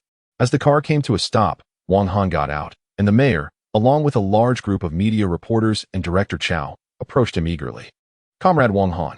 Lu Changji hurried over to Wang Han's side and whispered, "You've done a great job. The city leaders are here to see you, and there will be interviews later, so remember to be sharp." Wang Han was somewhat taken aback by so many high-ranking officials coming specifically to see him. But what he didn't realize was how significant capturing a serial killer was to the leaders. "Don't worry, Master. I'll be sharp," he replied. Soon, he was surrounded by reporters. "As a newcomer, how did you become so impressive?" a female reporter asked. Wang Han replied, "I don't think I'm impressive." The female reporter was momentarily taken aback by his first response, smiled awkwardly, and continued, "Do you have any tips for handling cases? Punch quickly, kick accurately, and hit hard." "And how do you view serial killers?" Wang Han responded, "Just shoot them." The crowd was stunned. "Ahem, let us skip the interview for now. The mayor has something to say to you." Next, the mayor praised Wang Han, emphasizing how impressive he was and how promising he is. Director Chow chimed in, smiling. "Comrade Wang Han, I've actually been paying attention to you for a while. This achievement was expected yet surprising, huh?" Every leader eagerly surrounded Wang Han. It was hard to imagine that the high-ranking figures of the city, usually so distant, were now treating Wang Han like a star. As Wang Han walked, hundreds followed in his footsteps. Even the mayor walked behind him. Lu Changji felt a sense of pride, thinking, "Look, this person being praised by the mayor is my treasured disciple. Haha, what a moment. Mayor, take a look at our East District." "Approved." Haha, the mayor is wise. Director Chow felt envious, thinking, "Damn, he really hit the jackpot." Afterward, all the department heads were gnashing their teeth in envy, wishing they had a prized apprentice like Wang Han. The scene was simply astonishing. They didn't know how long they had been praising him, and only reluctantly left when the mayor did.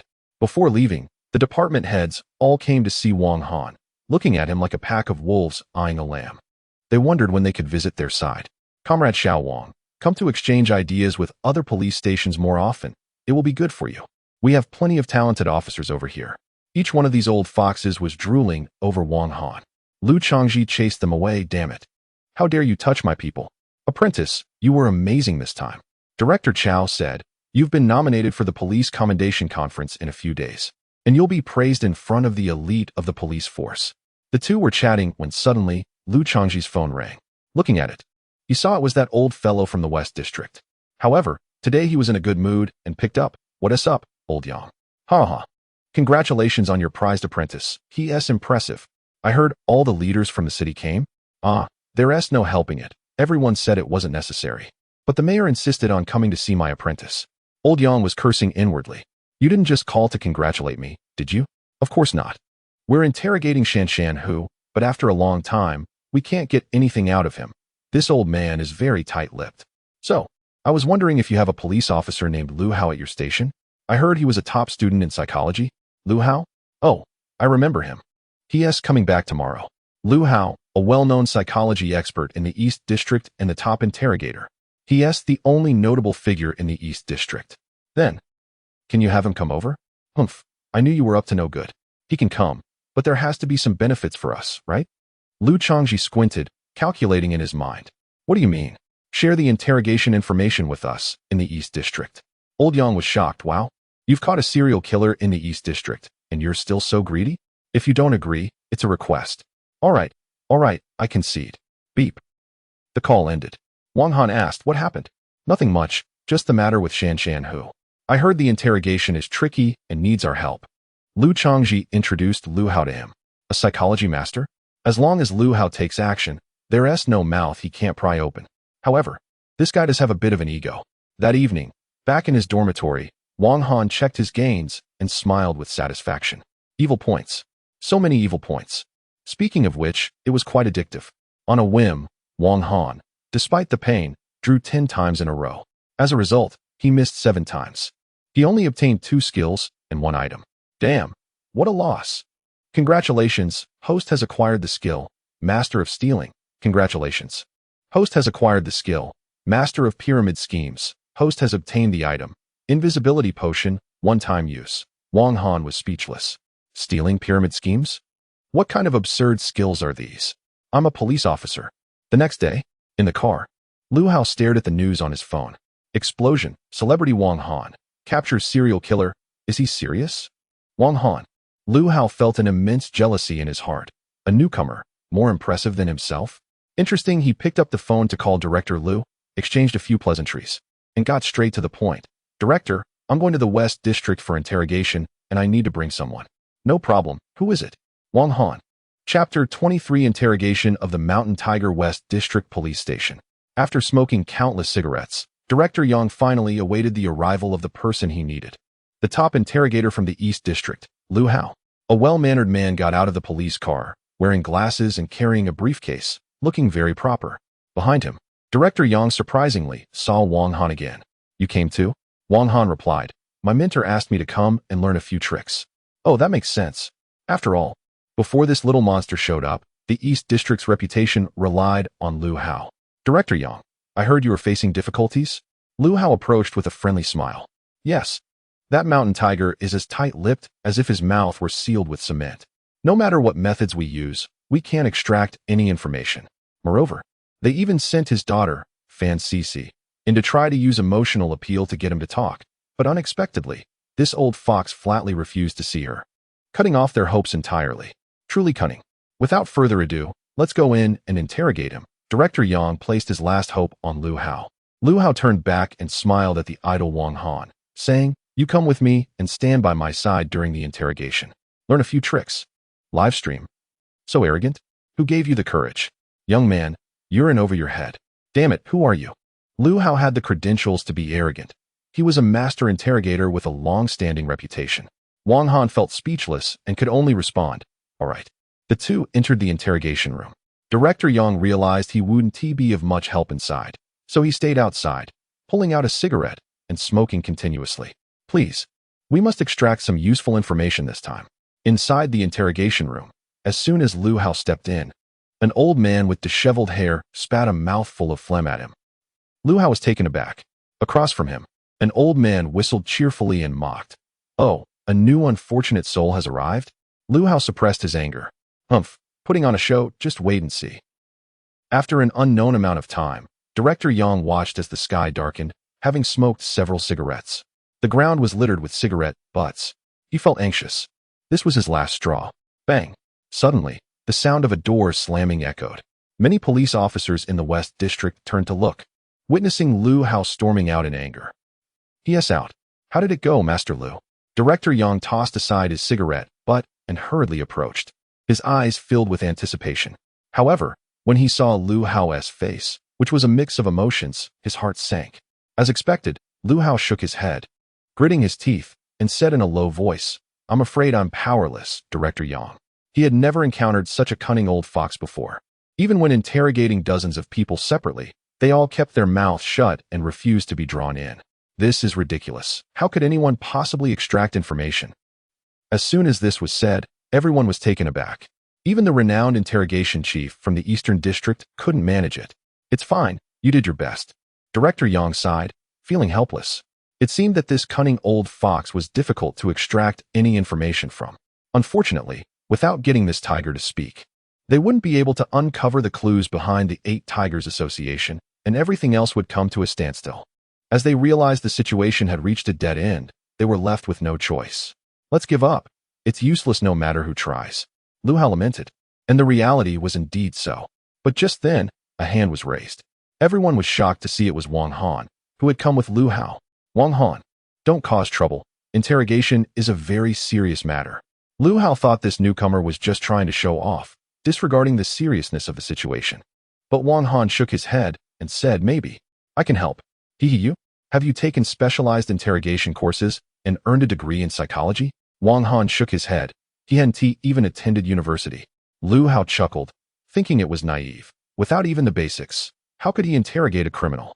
Besides, even if we set that aside, who would let you interrogate the old tiger? I remember you personally caught this group. They would definitely hold a grudge against you and wouldn't listen to you at all. Director Yang nodded, agreeing with Lu Hao. What Master Lu said is correct. Wang, you are not suitable for interrogating the old tiger. Wang Han raised his hands in surrender. Then, are there any other options? Upon hearing this, Director Yang was stunned, as if all the interrogation experts had already tried and failed. Then let me give it a try.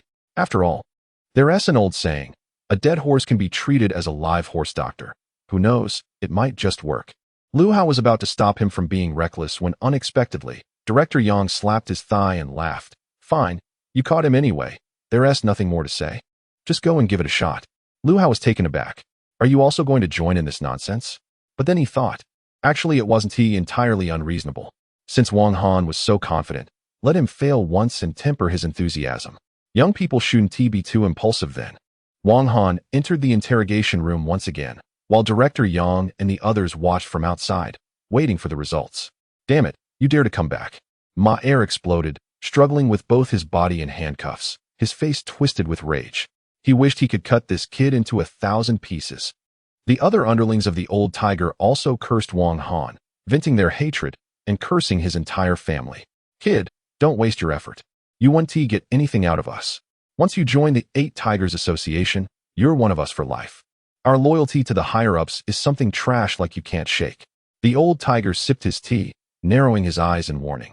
What a joke. Once you betray your brothers and the 8 tigers find out, your life is over. Exactly. We will never speak. Want to extract information? First, serve me well before we talk. Ha. I'll go first, my dear. Damn it. If you're capable, let go of me and fight one-on-one. Like a mad dog, the crowd spat out words of disdain towards Wang Han. Outside, looking in, the criminals were agitated, ready to strike at each other. Lu Hao shook his head and sighed, feeling that this newcomer was in for a tough time. Better let him out. It seems like something is about to happen. However, the people from Director Yang remained remarkably calm. Li Chong spoke up. Don't worry, Senior Lu. These criminals combined aren't even enough for Brother Wang to handle alone. Lu Hao, what the hell? Are you joking? These are dozens of extremely wicked criminals. Are you out of your mind? Shoo. Just watch closely, Director Yang said with a smile. Inside the room, facing the criminals' shouts, Wang Han remained unfazed, sitting in his seat, flipping through records with a smile on his face. That's a good insult. As soon as he said this, the criminals who were cursing suddenly froze, their minds going blank. Did he just say, that's a good insult? Downhill Tiger. Chapter 24. Is this what you call interrogation? This is brainwashing. Aren't you supposed to be angry? I've already sent my regards to your whole family. That smile of yours, why does it look so annoying? Ma-san is confused. What is this guy up to? The little brothers are all in a daze, as if they're ready to strike hard, but end up hitting a cotton candy instead. Ugh, this feels terrible. The tiger downhill frowns. This guy, when it comes to capturing people, is not this gentle. That would be pure violence. I understand your situation. You can't betray the organization, or your families will be hurt. However, as human beings, I believe you are not beyond redemption. Wang Han rambles on and on. There are no severe tortures, no threats or temptations, just heartfelt words. This left Director Yang and the others outside dumbfounded. This isn't right. Is this interrogation? Are we sure this isn't just casual chatting? Nonsense. Just as Director Yang was about to end this farce, Lu Hao, who had previously blocked him, stopped him again. Look at those criminals. Director Yang looked over and was instantly taken aback. Just a moment ago, those criminals who were fierce and wanted to tear Wang Han apart were now all crying uncontrollably, unable to speak. You really touched my heart. Ooh, I miss my mom. I want to be a good person. Moreover, Wang Han even held a pained criminal, comforting him. Cry it out. It'll be fine. I was wrong. This scene exploded. Did I hear that right? These criminals, have they lowered their heads? The people from the West District were dumbfounded. They had struggled for days without making a dent, but with just a few words from him, they turned around? Holy cow. Is this also psychology? Director Yang looked at Lu Hao. Clap, clap, clap. Lu Hao suddenly started to applaud, murmuring, this kid hides it really deep. Everyone was confused. What seemed like casual chatting actually employed the highest level psychological techniques. From Wang Han's first sentence, the criminals were drawn into his rhythm, gradually lowering their guard. Director Yang's mouth dropped open. Is he really that impressive? Even more impressive is Wang Han's words were all sincere, which is terrifying. Even though the criminals knew he had tricks up his sleeve, they still couldn't help but fall for it. Amazing, truly amazing step by step. He broke down their psychological defenses. Lu Hao became more and more excited as he spoke. He was wrong. Completely wrong. Wang Han. This person is incredibly skilled in psychology. After hearing Lu Hao's explanation, Director Yang's scalp tingled. This kid understands psychology too. That's too abnormal. At this moment, the criminals had already fallen into Wang Han's trap. The tiger downhill looked in terror at the brothers beside him, who had inexplicably changed. His eyelids twitched. Something was off, as if these people were all influenced by Wang Han's words. This is sinister. What they don't know is, Wang Han possesses a skill. As a pyramid scheme master, every word and action can silently influence the emotions of those around him. In such a situation, it's simply too fitting. Watching the criminals in the live stream gradually becoming fervent was shocking. It felt like a scene from a pyramid scheme meeting. Wow, this talent. Brother Han should come to our scheme. Upstairs, you're in danger. Just then, the criminals all turned into fervent followers of Wang Han, chanting Brother Han. My life mentor. Even the most arrogant one, Ma Er, sighed. Teacher Wang. He has always been capable boo-hoo. What is wrong with you all? Downhill Tiger was shocked. In just a few minutes, his underlings had all turned against him. Damn, don't believe his nonsense, brothers. As long as we keep our mouths shut, they can't do anything to us. Don't fall for it. Downhill Tiger still wanted to salvage the situation, but unexpectedly, his underlings ignored him, each one completely disregarding his words. Wang Han was surprised. This old guy, hasn't he been influenced at all? Indeed, the older the ginger, the spicier it is.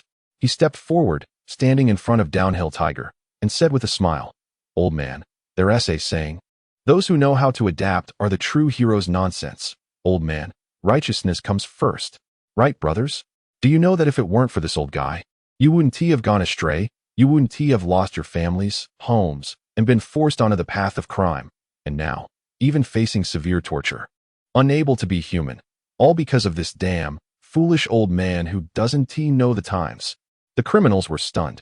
Then suddenly, they erupted. Yes. Yes, right. It's all because of this old fool that they suffered. Damn, it's because of you that I lost my family. You owe me money. Old man, if I hadn't believed your nonsense, I would have become a police officer. Dozens of criminals instantly turned their anger towards Downhill Tiger, who looked at his cursing underlings in disbelief, wishing he could tear them apart. Old man, now you are a lone commander. Downhill Tiger looked at the young man in terror. This is terrifying. So terrifying. With just a few words, he could sway people's hearts. How horrifying. You just want information on the 8 Tigers Association, right? I'll never tell you. Wang Han scoffed. Turning around, he loudly rallied the criminals. Everyone, tell me. Do you want to do this job? Of course not. They all shouted. Who would willingly walk the path of crime? It's all forced upon them. If given a chance to turn back, could you seize it? Meyer shouted until his neck turned red. We will. Dozens of voices rose together, the sound overwhelming the entire interrogation room, leaving the lonely old man trembling in fear. They've gone mad. They're all crazy. Outside, everyone was shocked beyond belief, having never witnessed such a scene before. It was astonishing. Everything was under his control. Lu Hao was speechless. His contempt for Wang Han completely vanished. Is the young man overly ambitious? If he is not ambitious, can he even be called young? In the live broadcast room, the comments flooded in. Wow, we've entered a trap. Brother Han, just tell us, where are we going to raid? I was filled with excitement. Wasn't I wow so touching? I want to confess. I want to be a good person. To the one upstairs, I'm already at the police station entrance. Thanks for the invite. Is this even possible? Wow, Brother Han is going wild this time. Across various locations, police stations were bewilderingly receiving some criminals who turned themselves in, completely confused. The only thing they knew in common was that these individuals had all entered a live broadcast room hosted by someone named Wang Han before confessing. Cough, cough, cough. Inside the room, the criminals were cheering wildly, while the mountain tiger was coughing incessantly, scared to the point of trembling from this bizarre atmosphere. This is too weird. This kid knows some tricks. Come in. Wang Han invited a young officer responsible for recording to come in. At first, the officer was unaware, but the next moment, Wang Han said, Come on, let out all your anger towards the 8 Tigers Society. Tell us everything. I'll go first. The Eight Tigers Society is just trash. Instantly, the criminals began to vent their anger, cursing and revealing all the information about the Eight Tigers Society. Mountain Tiger. Everyone. Live broadcast room. Wang Han looked at the last resisting Mountain Tiger and said, "Old man, guess what will happen if the Eight Tigers Society finds out about this?" Mountain Tiger's face turned pale. This guy is forcing him. If his subordinates leak information, the higher-ups and those older brothers 1T let him off, and now he is being cornered by his own men. You are quite ruthless. Finally, Mountain Tiger gave up resisting, lowered his head, and sighed helplessly. Chapter 25. Our friendship is unbreakable. The live stream exploded. Within minutes, the opposing side's little brother was turned. Impressive. I was completely led by my brother Han throughout the process. If it weren't for brother Han, I would have reported everything. Outside, watching Director Yang and others, who were as shocked as the surrendering downhill tiger, their small eyes were filled with great astonishment. Damn, I nearly went in to arrest Brother Wang. It was so similar, damn. Even more impressive than that pyramid scheme master we caught last time. If they didn't know that Wang Han was interrogating criminals, they would have thought it was a full-on pyramid scheme scene. Only, the ones being fooled had become these criminals. Lu Hao clicked his tongue in amazement. Manipulating people's hearts. Now that's a master. He looked like a little fanboy. A newcomer? This is a deep and unfathomable big shot. After the criminals expressed their true feelings, each one felt incredibly relieved, as if Wang Han had a charm that made them trust him. Damn. Ma Sen wiped away his tears, staring at Wang Han. This guy? Strangely likable, right? Brother Wang, I want to follow you, yeah. From now on, you'll be our big brother, we bow to you. Our little brother. Wang Han. Director Yang and the others. Downhill Tiger, what the hell? How can criminals bow to police as their big brother? This is unreal. After a while, Wang Han finally squeezed out. And the little officer who came out with him had a face full of admiration. So impressive, this police officer. Everyone was there. Director Yang took the recorded information and was overjoyed. Oh my, we got it. With this information, we can find the organization's hideout. What a great achievement. Xiao Wang, where did you learn these skills? Even better than a pyramid scheme master. Wang Han hesitated and smiled. I'm a star. Good speaking skills are important. Good speaking skills, my ass. The people in the West District were speechless. Luckily, this guy is a police officer now. Otherwise, in a few years, we might see another organization like the Eight Tiger Society. Lu Hao walked over. I apologize for my previous actions. I was blind. Wang Han, not being petty as they were all on the same side, generously said, from now on, we can exchange knowledge about pyramid schemes. Psychology. Livestream. Did Brother Han just mention pyramid schemes? Ha ha. Okay, I'll report this to the higher-ups later. Director Yang didn't forget his agreement with Director Lu. Before reporting to the higher-ups, he first shared the information with him. On the other side, Lu Changji was baffled at first, then suddenly stood up and exclaimed happily, "Really? Yes, it's so annoying. Having such a disciple, you're just lucky." Nonsense. This is called a disciple following the master. Do you understand? According to Old Yang, Wang Han asked about the numerous branches of the Eight Tigers, totaling more than 20, as well as the hiding place of the smiling tiger that they had been pursuing. This crackdown directly severed the tail of the tiger, severely damaging its organization. Without a doubt, a third-class merit was guaranteed. Thinking of this, Lu Changji couldn't help but feel a tingle at the back of his head. Last time it was the wanted criminal flower snake, and now there's another third-class merit. If things go well, during the commendation meeting in a few days, they might even award a second-class merit for capturing a serial killer. Damn, it's only been a few days. What a prodigy. In just a few days, he achieved what an ordinary police officer might never reach in a lifetime. Terrifying. Lu sighed and shook his head. By the way, when the time comes for the capture operation, if they let the East District join in, wouldn't they be able to win another award? Lu Changji chuckled. Shaoli, bring me that treasured Longjing tea and send £1 to my apprentice. Shaoli was shocked. This Longjing tea was the director's prized possession. Even top leaders only got a cup when they visited, let alone giving some away. Yet he was directly giving £1 to Wang Han? Unbelievable. At the Hangzhou District Police Station, in the Serious Crimes Unit office, Wang Ming paced back and forth, his face serious, seemingly preoccupied. Head constipated? Who punched him? You still don't know me? These days, I've been thinking about that Wang Han kid. Damn, it's like a tyrant wanting to see a beauty. Wang Ming's enthusiasm surged. Ever since he witnessed Wang Han's abilities, he couldn't forget him. A rare talent, even a genius. How could he be stuck in a small East District police station? Such a waste of talent. Hu Tu nodded in agreement. Wang Han was indeed a once-in-a-century police genius. But what could they do since he was in the East District? They couldn't just poach him, could they? Wang Ming. Hu Tu was taken aback, then looked at his boss's reckless gaze in surprise. No way, sir. Are you serious? Let us do it. Wang Ming slapped his thigh as if he had made a decision. It's worth noting that he had a good relationship with Liu Changji from the East District. Not long after, Wang Ming drove alone to the East District, extremely eager. On the way, he also bought some expensive supplements for Liu Changji. This little trick won't get away from me. As soon as he stepped into the East District police station, he ran into Zhang Zhenghua, Zhang team. What a rare visitor. Here to see Director Liu? You're in such a hurry. Where are you off to? Seeing his hurried appearance, Zhang Zhenghua said proudly. I'm here to pick up Wang Han. This kid has just made a significant contribution, uncovering important information about the 8 tigers. I heard he's getting a third-class merit. Wang Ming was dumbfounded. What the heck? It's only been a day or two. How did he manage to get another third-class merit? When did third-class merits become so easy to come by? Terrifying indeed. See you later. All right. Wang Ming wiped the sweat from his forehead, feeling overwhelmed by the terrifying talent before him. It was truly extraordinary. No way. He had to recruit this genius. I must have him. As he spoke, he knocked on Liu Changji's office door. Come in. Liu Changji, seeing his old friend from the Major Crimes Unit, immediately brightened up and said warmly, Come, have a seat. I'll get you a cup of Longjing tea. Wow, this old guy is actually willing to serve him that precious Longjing? Impressive. Just a small gesture, Brother Liu. Addressing him as brother instantly brought them closer. The relationship between Liu Changji and Wang Ming wasn't just that they grew up together.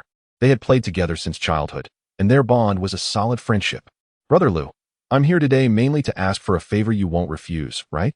What kind of joke is that? As long as you call me Brother Liu, not to mention one small favor, even 100 or 1,000. I'll take care of it for you. Liu Changji was in a particularly good mood today. Of course, our friendship is like a sturdy little boat, unshakable. Chapter 26. The Friendship Boat set sail at a moment's notice. Wang Ming was certain in his heart, with Director Liu's words. The purpose of this visit was practically set in stone. A talent like Wang Han could only reach his full potential by joining the Serious Crimes Unit. Staying in this small police station was truly a waste of his abilities. Originally, he intended to discuss this matter slowly with Director Chow. However, plans changed quickly, as Wang Han was simply too impressive. With his consecutive achievements, who could resist? This time, he had to be recruited. What's up, little brother? Director Liu asked. Wang Ming chuckled and replied, The Serious Crimes Unit is short-handed recently, and I'd like to transfer someone from you. Transfer to the Serious Crimes Unit? That's great news. How many police stations are trying to get in and have no chance? A huge opportunity just fell into your lap? Liu Changji exclaimed. Today is indeed a double blessing.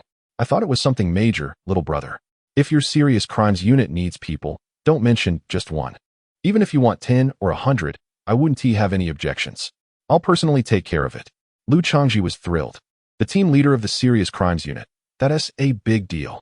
This matter is settled then, Wang Ming said quietly. Absolutely. Which little comrade are we talking about? Wang Ming smiled and replied, It's your new guy Wang Han. In an instant, Liu Changji's smile vanished, and he froze in place. What? Wang Ming continued. Don't worry, old brother, we'll make sure to nurture that kid when he comes to us. He won't be mistreated. Let us not delay.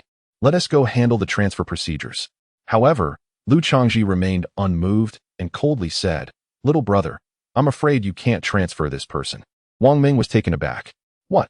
Hey, you just agreed. Don't be like this, big brother.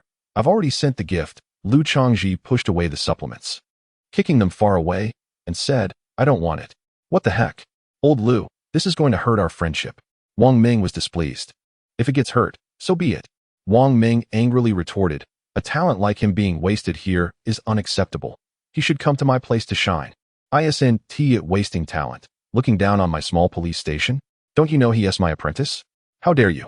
Old brother. We were just having a good conversation.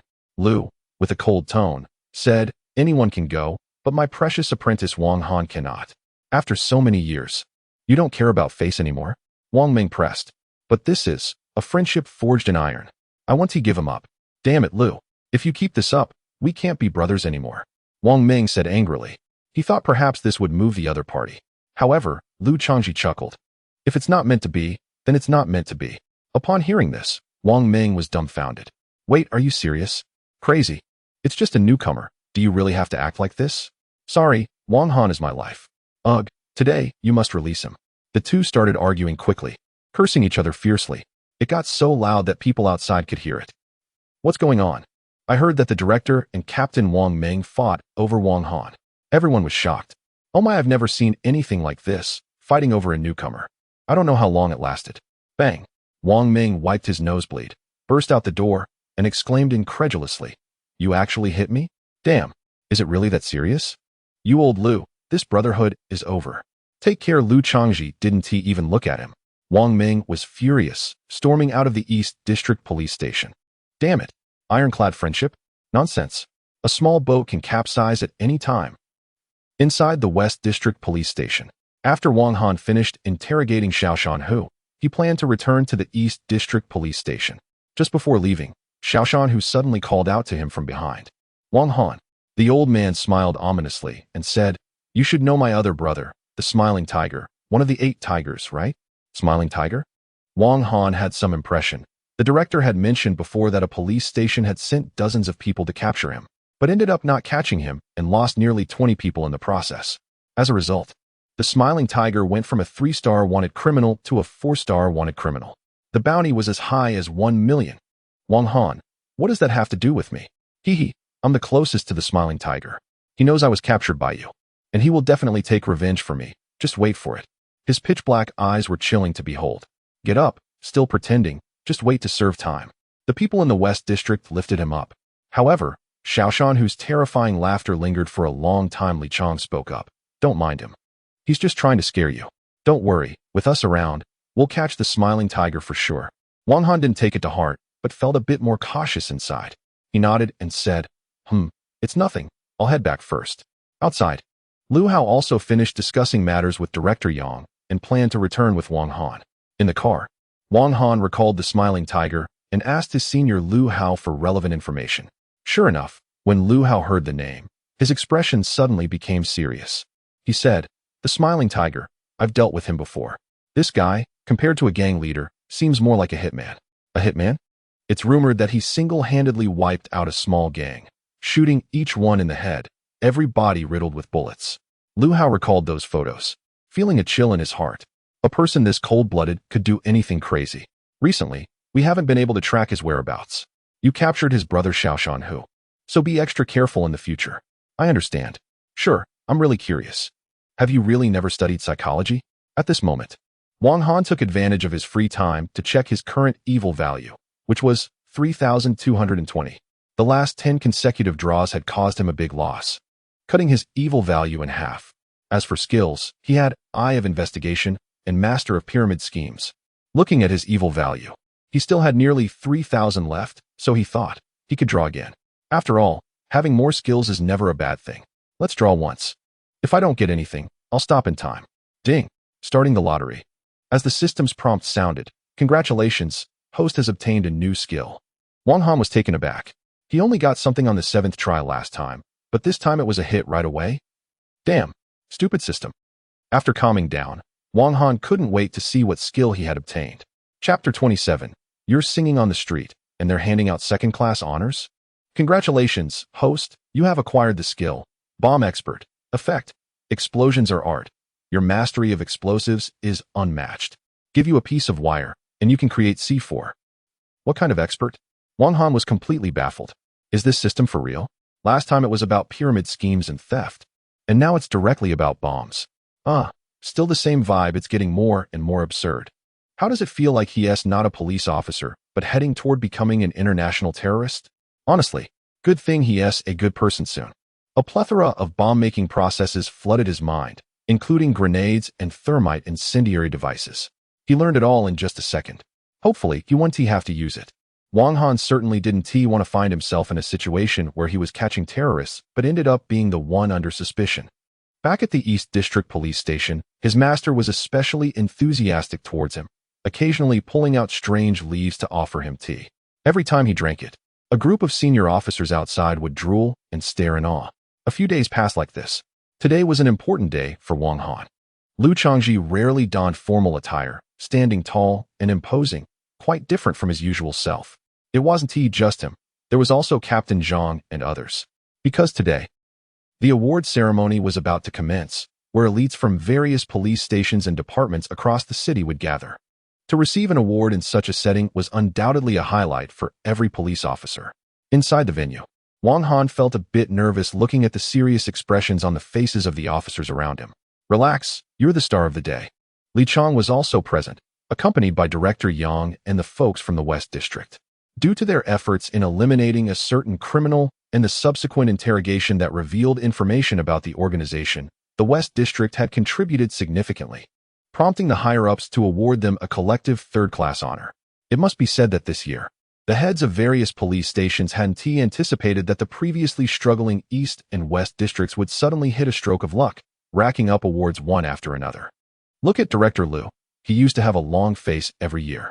Today, he was brimming with energy, boasting about his apprentice to everyone. Damn it, Liu Changji, you've changed. Once most of the attendees were seated, this grand award ceremony officially began. It was rare to see Director Chow personally take the stage to deliver a speech. His address was passionate and inspiring. Following that was the award segment, recognizing outstanding performances in collective or individual actions recently. The West District Police Station had actively engaged in eliminating one of the 8 tigers, gaining significant information about the organization. And thus the higher-ups decided to award the station a collective third-class honor. In the audience, representatives from various police stations were surprised. The West District is impressive. Old Yang. Well done. A collective third-class honor is quite good. Don't forget to treat us later. Old Yang happily took Li Chang and others to the stage. Enjoying this shining moment, he saw Director Liu and the quiet Wang Han beside him, and couldn't help but exclaim that if we talk about the collective third prize, they in the West District really owe it to the East District. After that, people from other police stations also gradually received awards, with some collective third-class merits and individual awards, but mostly third prizes. Second prizes were simply out of the question. As he pondered, the various police stations suddenly realized something was off.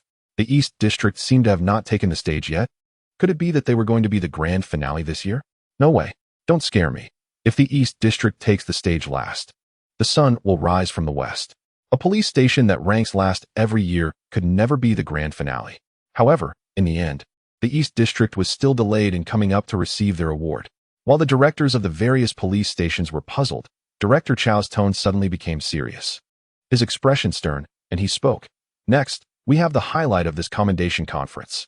Recently, the East District Police Station captured a suspect on the top 3 wanted list and successfully dismantled a trafficking organization. The higher-ups have decided to award them a collective second-class merit. Collective second-class merit? The directors of the various police stations were shocked. Wow. It turns out they were holding back a big surprise. This is a second-class merit. Which police station wouldn't be envious? This is it. The East District is going to rise. What is going on? I heard it's because of a newcomer? A newcomer? So impressive. Which newcomer could directly elevate the whole police station? Liu Changji stood up, adjusted his attire, and looked at the gazes around him. Finally no longer feeling the past ridicule, and his heart warmed. He was getting old and was prone to tears. Let us go, future star of the East District. Wang Han was taken aback, then smiled and stood up, following the people from the East District, walking up to the podium with their heads held high. Congratulations, Director Liu. Director Chow presented the second prize, but his gaze was fixed on Wang Han behind him, as if he were a wolf eyeing a delicious lamb. You've taken in a good apprentice. Indeed. Director Liu gave a speech that drew applause from the audience. It had been tough for the East District in recent years. However, just when everyone thought the commendation conference was about to end, Director Chow's voice became even louder as he said, "Next, we will conduct a personal commendation for Comrade Wang Han from the East District." Another personal commendation? The directors of the various police stations were amazed. Was this the newcomer who was said to have elevated an entire police station? Wang Han? They looked him up and down. Not to mention, the guy was really strong. Look at those muscles. For a moment, everyone was curious about what kind of merits such a formidable person had achieved. Director Chow smiled and said, "Comrade Wang Han, as a newcomer to the East District Police Station, on his first day, participated in a crackdown operation and personally captured the top 3 wanted criminal, the Flower Snake, dismantling the organization." Gasp, everyone was shocked. It was him who caught the flower snake? And it's not over yet. On the second day of his job, during a patrol, he apprehended 2 human traffickers and rescued a child. Later that evening, he encountered a theft gang and, undaunted, single-handedly captured them, totaling more than 20 individuals. What? Some police station chiefs stood up excitedly, their faces filled with disbelief. This is an incredible achievement. Director Chow looked at the shocked expressions of the crowd and chuckled inwardly. This was just a warm-up. He raised his voice even louder, saying, not only did he help the Major Crimes Unit uncover the true identity of a serial killer, but he also dismantled a casino run by a notorious criminal in the Western District, taking down dozens of people alone, and eventually brought the criminal to justice. Furthermore, he captured a troublesome serial killer in an abandoned factory. Boom, absolute victory. The audience was stunned. The chiefs of various police stations were so shocked, they didn't know what to say. Therefore, the higher-ups decided to award Comrade Wong Han with 2 second-class merits and 3 third-class merits. Comrade Wong Han. The mayor once said that if he had become a police officer earlier, there would be no darkness in the city. Please give a warm welcome. In the next moment, the venue fell silent. Then, when Wong Han stood up, the crowd erupted into thunderous applause. They had never seen such an impressive newcomer. Comrade Wong Han, congratulations on your promotion from 3rd-level officer to 1st-level officer. A well-deserved honor. Director Chow personally presented the award, and the more he looked at this young man, the more he liked him. It would be even better if he could work under him. Unfortunately, with such a commotion, Director Liu would likely find it hard to part with him. This recognition ceremony was broadcasted live, reaching the outside world. Instantly, it caused a huge stir online, overwhelming the internet. In just a few days, he received a collective 2nd-class merit, 2 second-class merits, 3 third-class merits, and was promoted from 3rd-level officer to 1st-level officer. What's more shocking is, he was just a celebrity playing a police officer on a variety show. Incredible. The hair on the back of their necks stood up. Single-handedly capturing dozens of people? This isn't just a celebrity. This is a hero come to life. Brother Han is famous now, please. All celebrities should learn from Brother Han. On every street and alley, people were sharing stories of Brother Han's bravery. Meanwhile, Xiao Yeye, who drives a taxi, Hua, who sings on the street, and Dammy, who runs a flower shop, other popular stars participating in the variety show, watched the entire process of Wong Han receiving his award, all of them dumbfounded and incredulous. Are we participating in the same variety show? Chapter 28. Smiling Tiger. Backstage of the crime role-play show, the new director watched Wong Han's popularity soar, breaking through 1 million in real-time online viewers. This was the #1 spot among all the celebrities.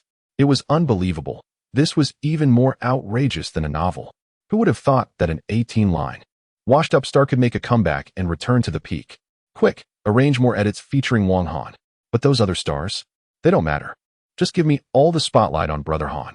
The new director's eyes sparkled with enthusiasm, as if he had unlocked the secret to gaining viewership.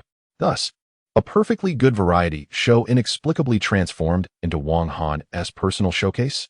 Wong Han was still in a daze until the award ceremony concluded. It was such a surreal feeling. Just a few days ago, he was an unnoticed has-been, and now, he was the future star of the police force.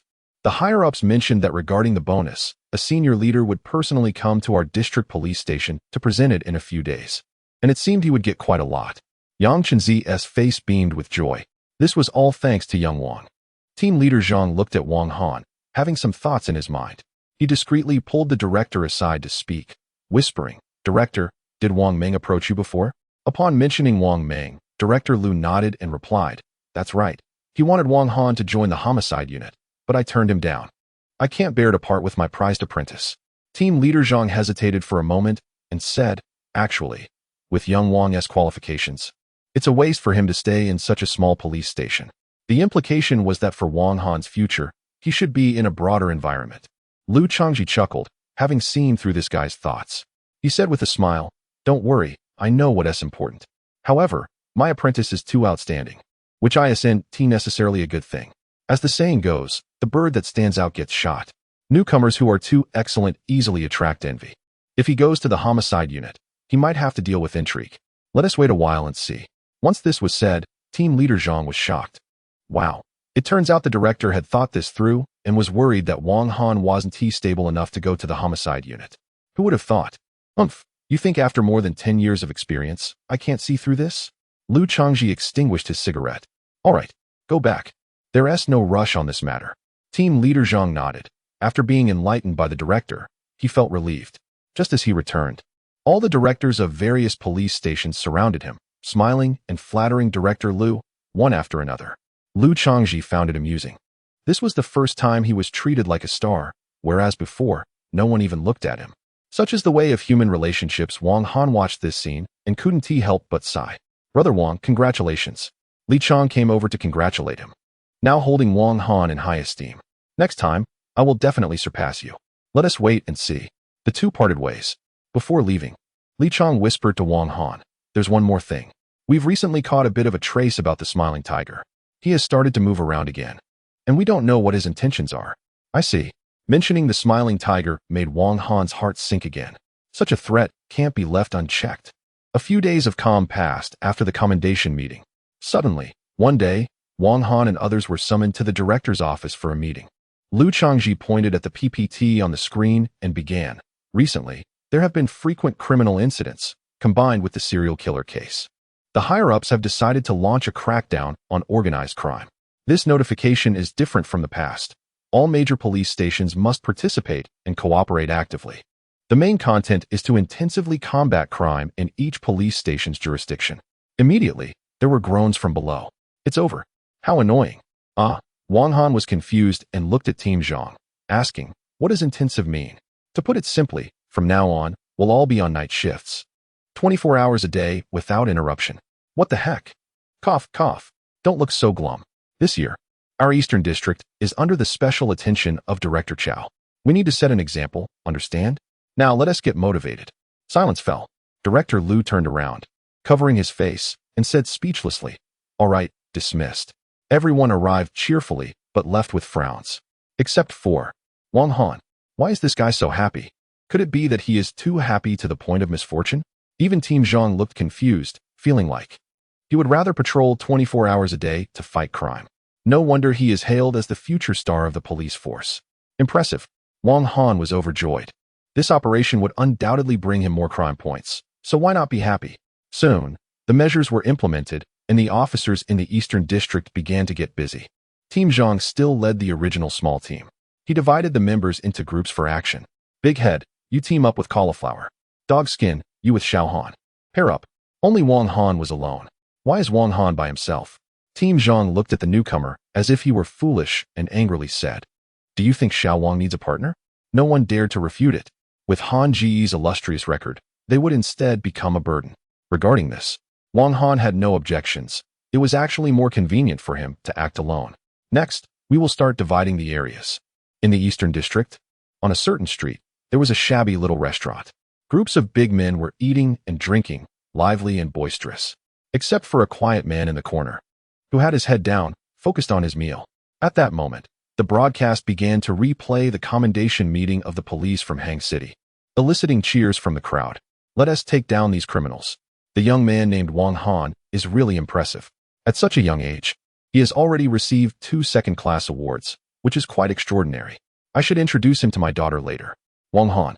The man suddenly put down his chopsticks, raised his head, and looked at the television.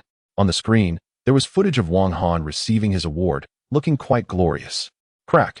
The man's hand gripping the bowl tensed up, and with a forceful squeeze, there was a sharp sound.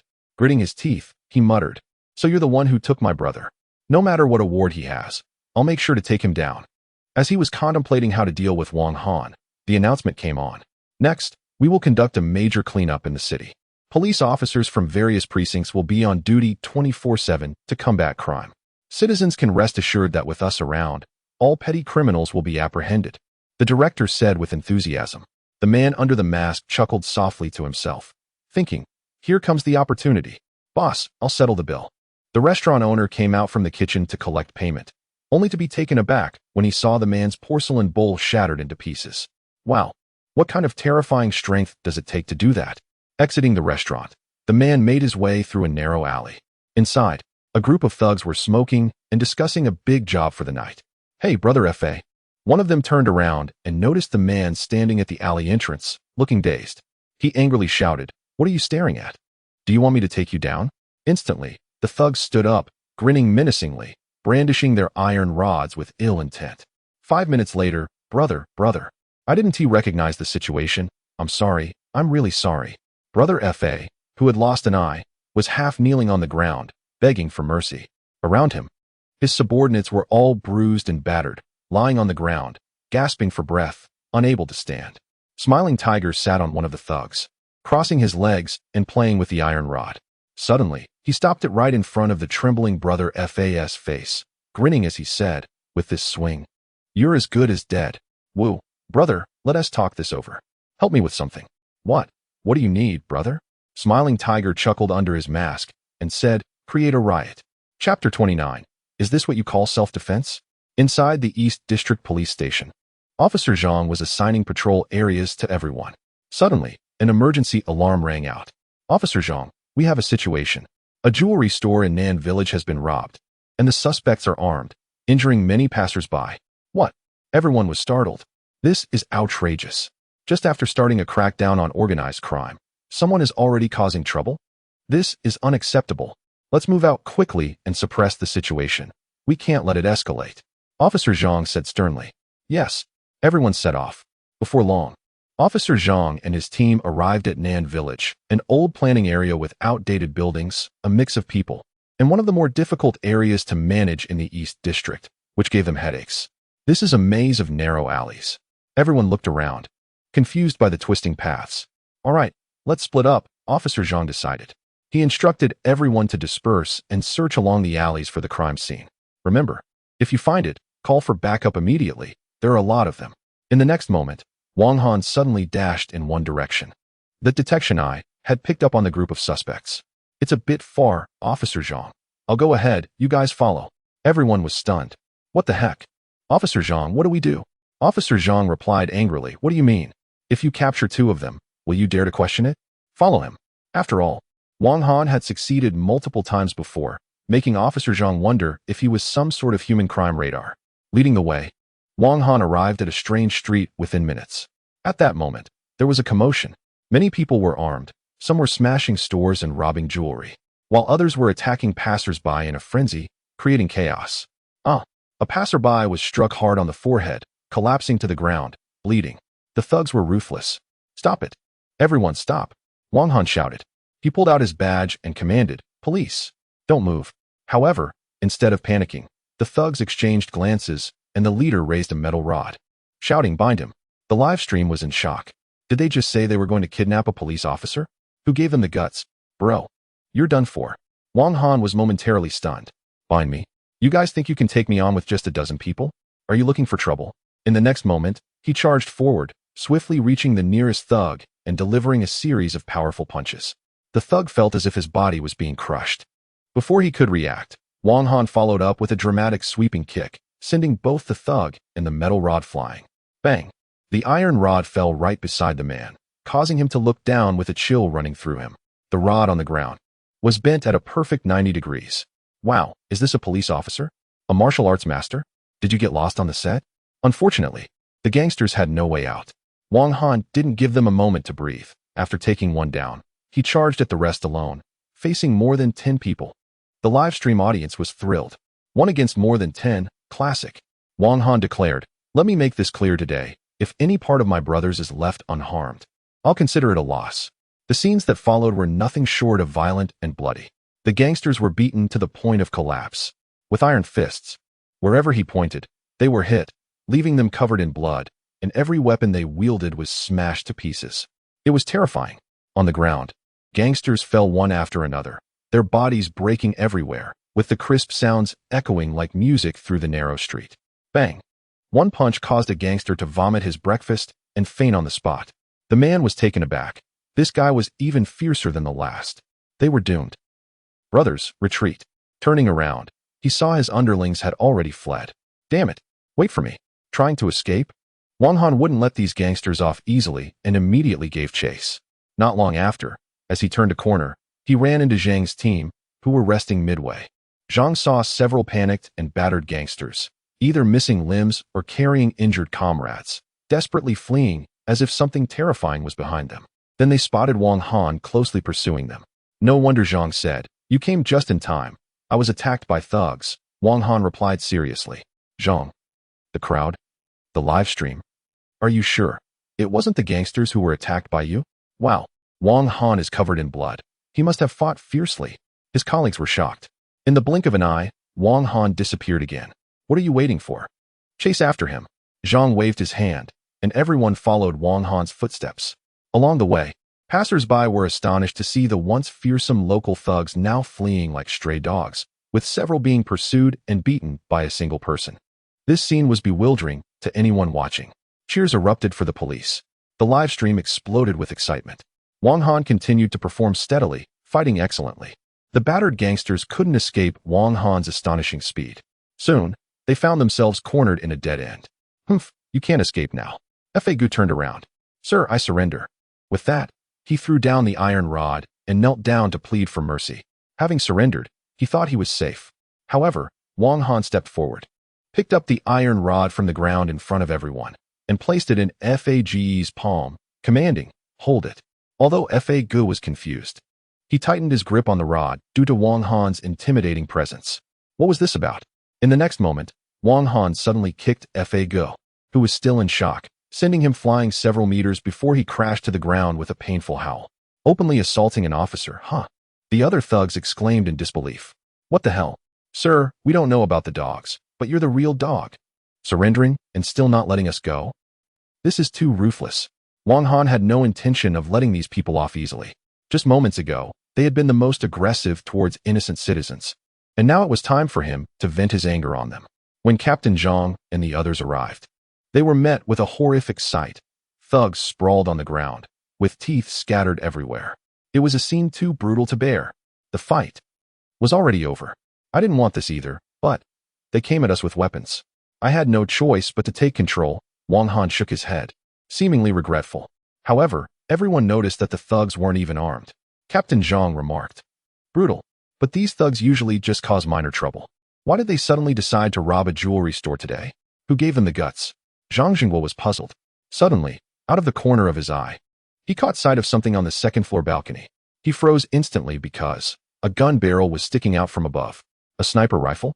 And at that moment, the sniper rifle was aimed directly at Wang Han, who had just dealt with the thugs. Chapter 30. The Great Purge of the Southern Village begins. Be careful. Bang. A gunshot rang out, deafening and startling countless people awake. Live broadcast room. Production team backstage. What the hell? A gunfight? Is this for real? Damn, it's too dangerous. Who got shot? Wang Han was pushed slightly, and he turned to see Captain Zhang lying on the ground, his eyes turning red. Captain Zhang. I'm fine, just a scrape on my arm, Captain Zhang replied, covering his left arm. Fortunately, the bullet had only grazed him, and it wasn't serious. He just needed to bandage it up later. He signaled for everyone to keep calm. Who fired the shot? Wang Han scanned his surroundings. The gunfire was very close. The shooter was nearby. Soon, his gaze narrowed. In his line of sight was most wanted criminal, Smiling Tiger. Immediately, veins bulged on Wang Han's forehead as he shouted angrily, It's you. Don't even think about escaping. With a swift step, he climbed the stairs, quickly making his way to the second floor. On the second floor, Smiling Tiger moved away from the scope, furious. Damn it. I missed. What kind of junk gun did that guy sell? As expected, cheap goods are never good. Having missed once, he deemed this encounter a failure. Time to slip away. However, unexpectedly, a figure suddenly jumped over from the opposite balcony and blocked his path. Smiling Tiger was shocked. What the hell? So fast. Wang Han looked at the masked man and without a word, threw a punch. Bang bang bang. With each punch, Smiling Tiger's body shook. To put it exaggeratedly, it could be fatal. It was evident how furious Wang Han was. Just moments ago, Captain Zhang had nearly sacrificed himself to save him. How could he swallow this anger? But surprisingly, the usually invincible Wang Han found that his consecutive punches were being blocked by Smiling Tiger one after another. Boom! A kick shattered a wooden cabinet, and Wang Han glared at Smiling Tiger, who had flipped over as a result. This guy was quite skilled. Just as Wang Han prepared to chase after him, a sudden whimpering sound came from behind. Wang Han turned around and discovered that behind the broken cabinet, a little girl was tied beneath the ceiling fan, and the rope looked like it was about to snap. Without a second thought, Wang Han decisively abandoned the chase, turned back, and saved the falling little girl. It's okay now. Once freed, The little girl burst into tears, repeatedly calling out, "Uncle, my daddy, my daddy." Whoa. At that moment, Wang Han noticed a pale body of a man lying quietly nearby. It was the little girl's father. "Beast, how could you be so inhumane, smiling tiger?" The live broadcast room was also enraged. People like this deserve to be executed 1,000 times over. This family was also pitiful. Sai, what a beast at this time. Wang Han's eye of investigation had already lost track of smiling tiger, indicating that this guy had left the effective range. Wang Han felt a chill in his heart. Everything. The other party had carefully planned everything. He knew he would definitely go to rescue the little girl. His thoughts were meticulous. After investigation, the gang claimed that a man had incited them, and he should be the same person who shot Captain Zhang. The officers felt an immense weight on their minds. Captain Zhang had just been sent to the hospital. No one expected that a routine patrol would lead to such an incident. It was the smiling tiger. Wang Han spoke up. The others were stunned. The smiling tiger, the leader of the mountain tiger gang? This made the situation even more serious. This smiling tiger had also killed a couple. Both the man and woman were dead, and the little girl was currently exhibiting signs of distress and had been sent to the hospital. The higher-ups stated that they would handle the matter strictly. Wang Han nodded. At present, they had no leads on the smiling tiger. Unlike the mountain tiger's casino, this guy operated alone, without any attachments. That was even more terrifying. "Senior, can I interrogate those thugs?" Wang Han clenched his fists. The thugs trembled in fear. "What do you want? We surrendered. Why are you still hitting us?" "Officer, please control him." To their surprise, the senior and other colleagues all turned around in unison, looking outside and quietly whistling. "Hey, we don't know anything." "Fa go. What the hell? You guys are the real gangsters, right?" After a round of interrogation, Fa Gu revealed that the smiling tiger had instructed them to create chaos to attract Wang Han and others, and then lure Wang Han into a dead end, catching him off guard to shoot him. No wonder Fa Gu, clearly from the South Village, had put himself in a dead end. It turned out that everything was the smiling tiger's scheme. So sinister. Wang Han gave Fa Gu 2 more heavy slaps. He asked, "How can we find that man?" Fa Gu sobbed, "I really don't know him." "Oh right, I remembered, that masked pervert. He approached Nangu to buy that makeshift sniper rifle." "Nangu?" Wang Han grabbed his sleeve. "Where is he?" "He is hiding in the South Village." After the interrogation, when other colleagues came to detain the criminals, the thugs were all extremely agitated. "Hurry, take me to the police station. I just hit several people." "Whoa, I can't stay here anymore. It's too scary, officer. Please, really. Take us to the police station. Don't torture us anymore. Can you fix my arm first?" "The police. Is this how it is?" Wang Han called Lu Changji, reporting everything that had happened today, including the ambush by the thugs, how they fought back, Captain Zhang getting injured, and the smiling tiger escaping. Bang! Lu Changji rarely got angry. He slammed the table and shouted, "Damn it! This tiger is looking for death. I'll report this to the higher-ups right away. You go back to the station. That smiling tiger is probably after you." "Director Lu, I have some things to take care of." He hung up the phone. "I just inquired about it. This figure, similar to a local strongman, usually doesn't show up. The last time we caught a batch, a new one appeared just a few days later. Are you sure you want to clean up this mess?" Wang Han's eyes were resolute. "Can't catch them all, right? Just right. He would turn the entire village upside down. Then, let's do it together." "No need, senior. You go call for a few more police cars." "Understood. Calling for backup, right?" "No," Wang Han said seriously. "I'm afraid the criminals won't let it go later." Boom. Everyone was dumbfounded. What the so bold? Isn't this a bit exaggerated? They can't even clean up the village properly in the East District, let alone Wang Han by himself. Let him do it. That's what Captain Zhang means. Zhang Jinghua always believes in Wang Han and supports him unconditionally. The live broadcast room went completely crazy. "My brother Han, if you're going to play big." "Exactly. If young people aren't ambitious, what are they called?" "Bold." "That's right." Wang Han was furious. He wanted to expose that despicable figure. The first step is to find this local strongman. As he spoke, he casually walked around. The investigation eye lit up with red dots. He stopped and looked up. The location of the red dot was an old-fashioned tea house. A business license was hanging at the entrance, very formal. A middle-aged woman in a cheongsam came out, elegant and still charming, smiling. "Young man, what tea would you like?" "Wang Han, police. We're on a case." The owner panicked and quickly blocked the way, saying disdainfully, "Why should we let you in? This is a legitimate establishment, and you can't just barge in." Chapter 31. This tea is not proper, Comrade Wang. This tea house looks quite legitimate. The colleagues around felt that Wang Han was overreacting. If they got it wrong, it would be a huge embarrassment. Our tea is authentic, the owner said. In the next moment, she was pushed aside by Wang Han as he entered the tea house. On the surface, everything seemed fine. However, with his keen perception, he quickly noticed red dots lighting up behind the walls adorned with ancient paintings. "What are you doing?" the owner yelled, scrambling to her feet and rushing inside. "You are trespassing. I will report you. The police are in trouble, and you're done for." Smack. Without further ado, Wang Han delivered a powerful blow, causing the owner to spin and fall to the ground. "You old hag, stop pretending." His colleagues rushed in, witnessing the scene with pale faces. "Wang Han, this is a bit excessive. I understand your anger, but you can't be reckless." The livestream audience was equally stunned.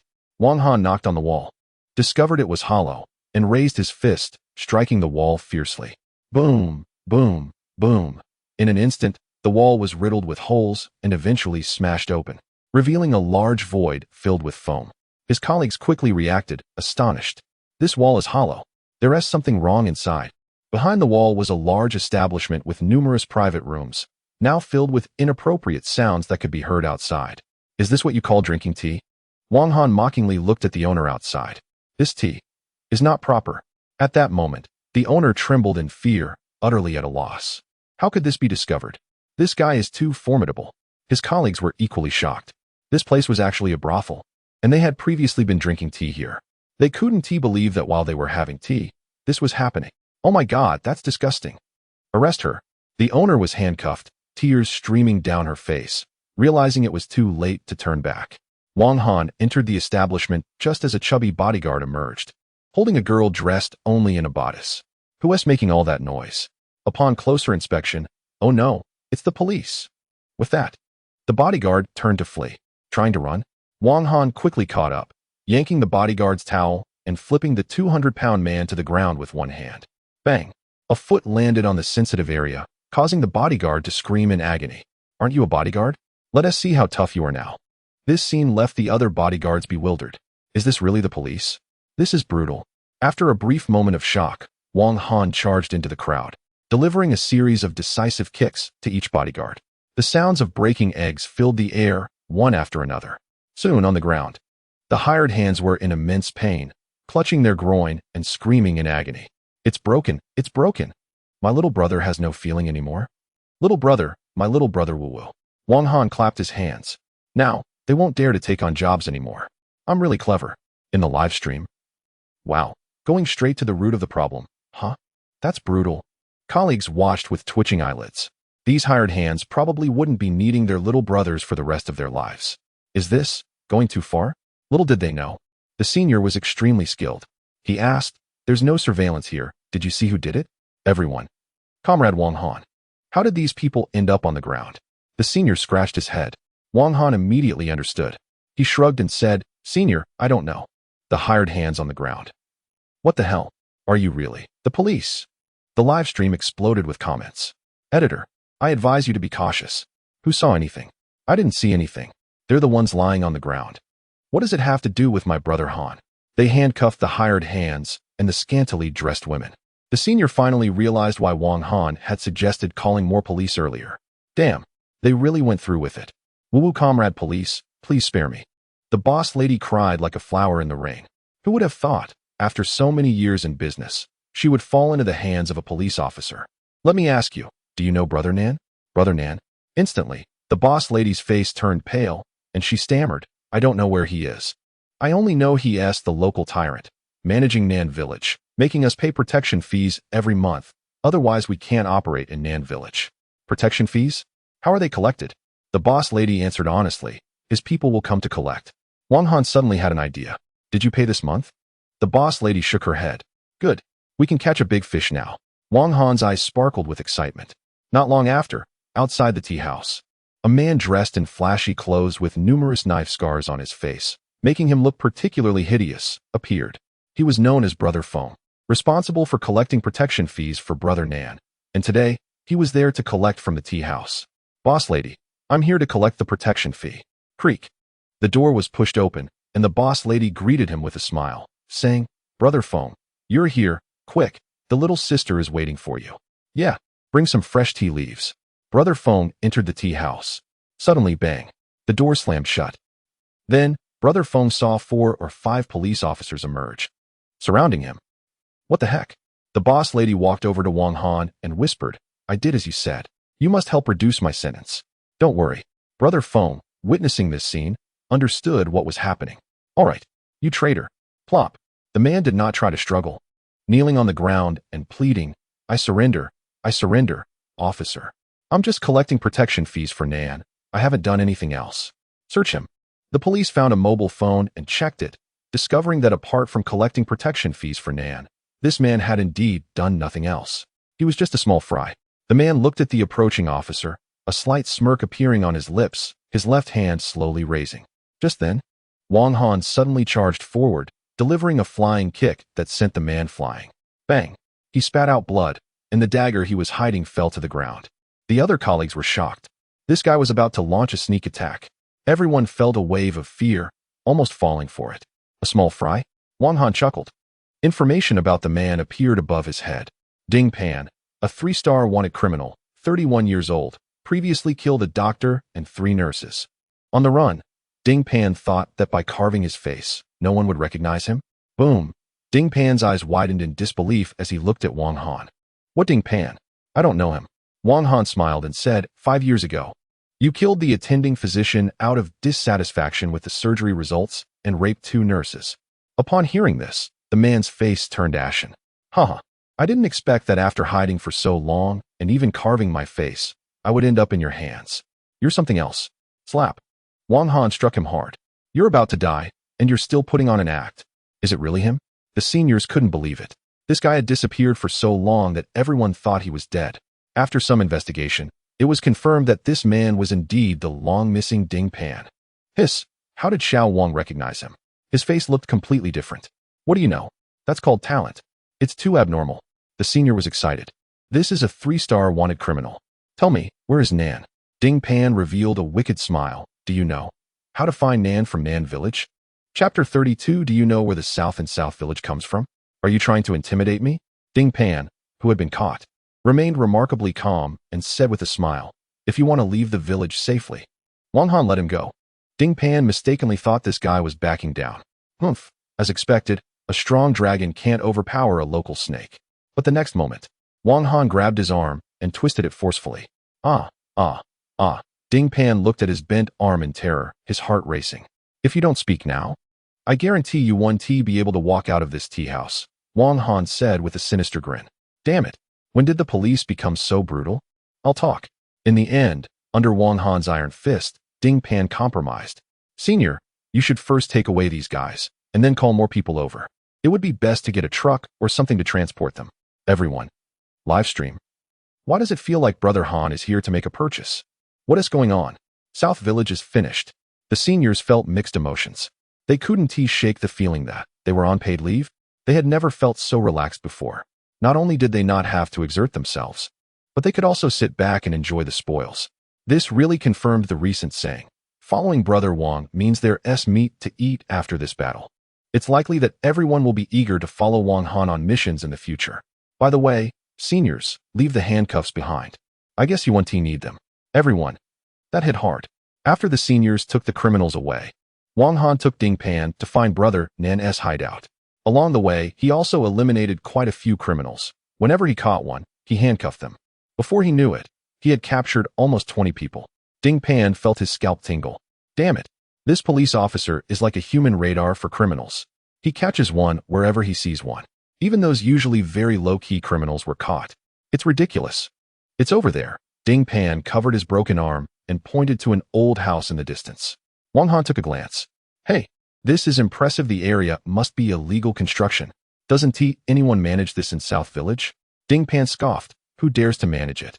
In a single sentence, he revealed how dark South Village truly was. Wang Han laughed in anger. In broad daylight, so blatant, it's really courting death. Inside the mansion, a burly man walked out holding a wooden stick. He recognized Ding Dage, but the person next to him looked suspicious. Who are you? In an instant, Wang Han rushed forward and delivered a deadly scissor kick. In just a few moves, he knocked the man unconscious, making him foam at the mouth. Ding Pan was greatly alarmed. Deadly scissor kick. Isn't that a killing technique? Even more exaggerated.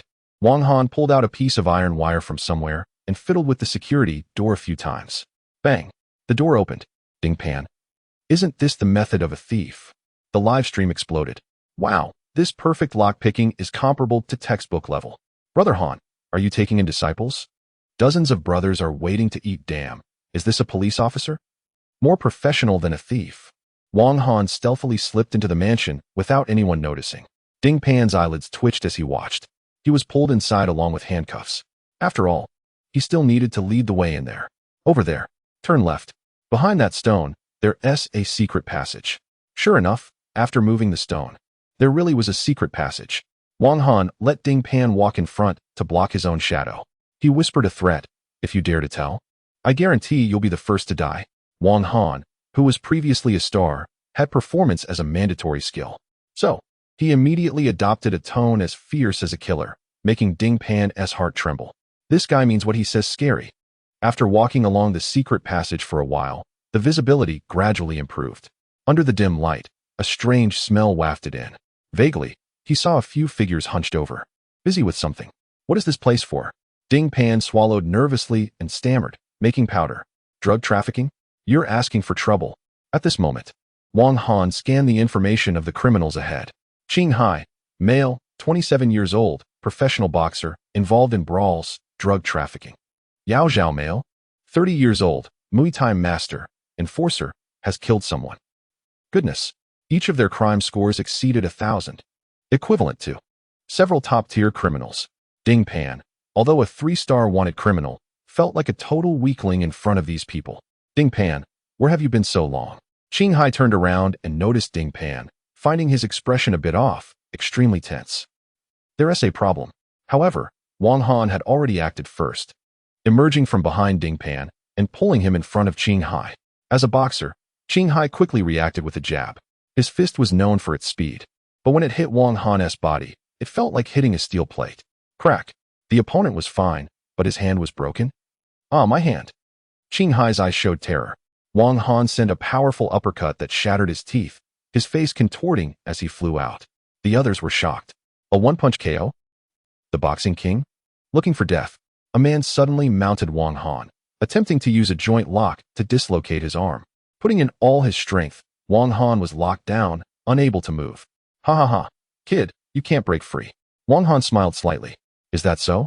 The next moment, his palm, like a fan, clamped onto the man's face, gripping it like picking a peach. Before the man could react, a terrifying force suddenly threw him off. Bang! A Muay Thai fighter rushed in and delivered a sweeping kick to Wang Han. Wang Han felt a twinge of pain. You get one back. Boom! With one kick, he broke both of the Muay Thai fighter's legs. My legs. The last man, who practiced Taekwondo, shouted angrily. You useless bunch, watch me. Ah! He charged in with a flying kick. As a result, Wang Han caught him and lifted the terrified man with both hands. What are you going to do? Then, Wang Han suddenly slammed the man onto a nearby table. Bang! A loud noise erupted as both the man and the table shattered. The man immediately spat out a large amount of blood, his chest caving in, a shocking sight. Wow, that was explosive. So fierce, even more than Bo Ran. In just 4 or 5 minutes, several skilled fighters were taken down by Wang Han, unable to fight back at all. Ding Pan was so scared that he nearly wet himself, watching a war god in action. This is the fierce officer. Looking at the pile of white powder on the table, Wang Han called his seniors, urging them to come quickly. After doing all this, Wang Han looked at the second door. Unlike before, this time, the 3 criminals inside were red and nearly blackened, their crime values exceeding 2,000. The highest reached over 3,000. Wang Han clenched his fist and walked towards them. Chapter 33, Unarmed Bomb Disposal. Amazing. Inside the room, 3 people huddled together, whispering. One of them spoke up. Brother Nan, I heard that an outsider came to buy a gun from you today. A man, muscular with a buzz cut and wearing sunglasses, impatiently replied, Yeah, damn it, wearing a mask and smiling occasionally, it's just bad luck. You're being reckless. What if he uses the gun in the village? We could get dragged into it. Brother Nan scoffed. Humph, second uncle, don't worry.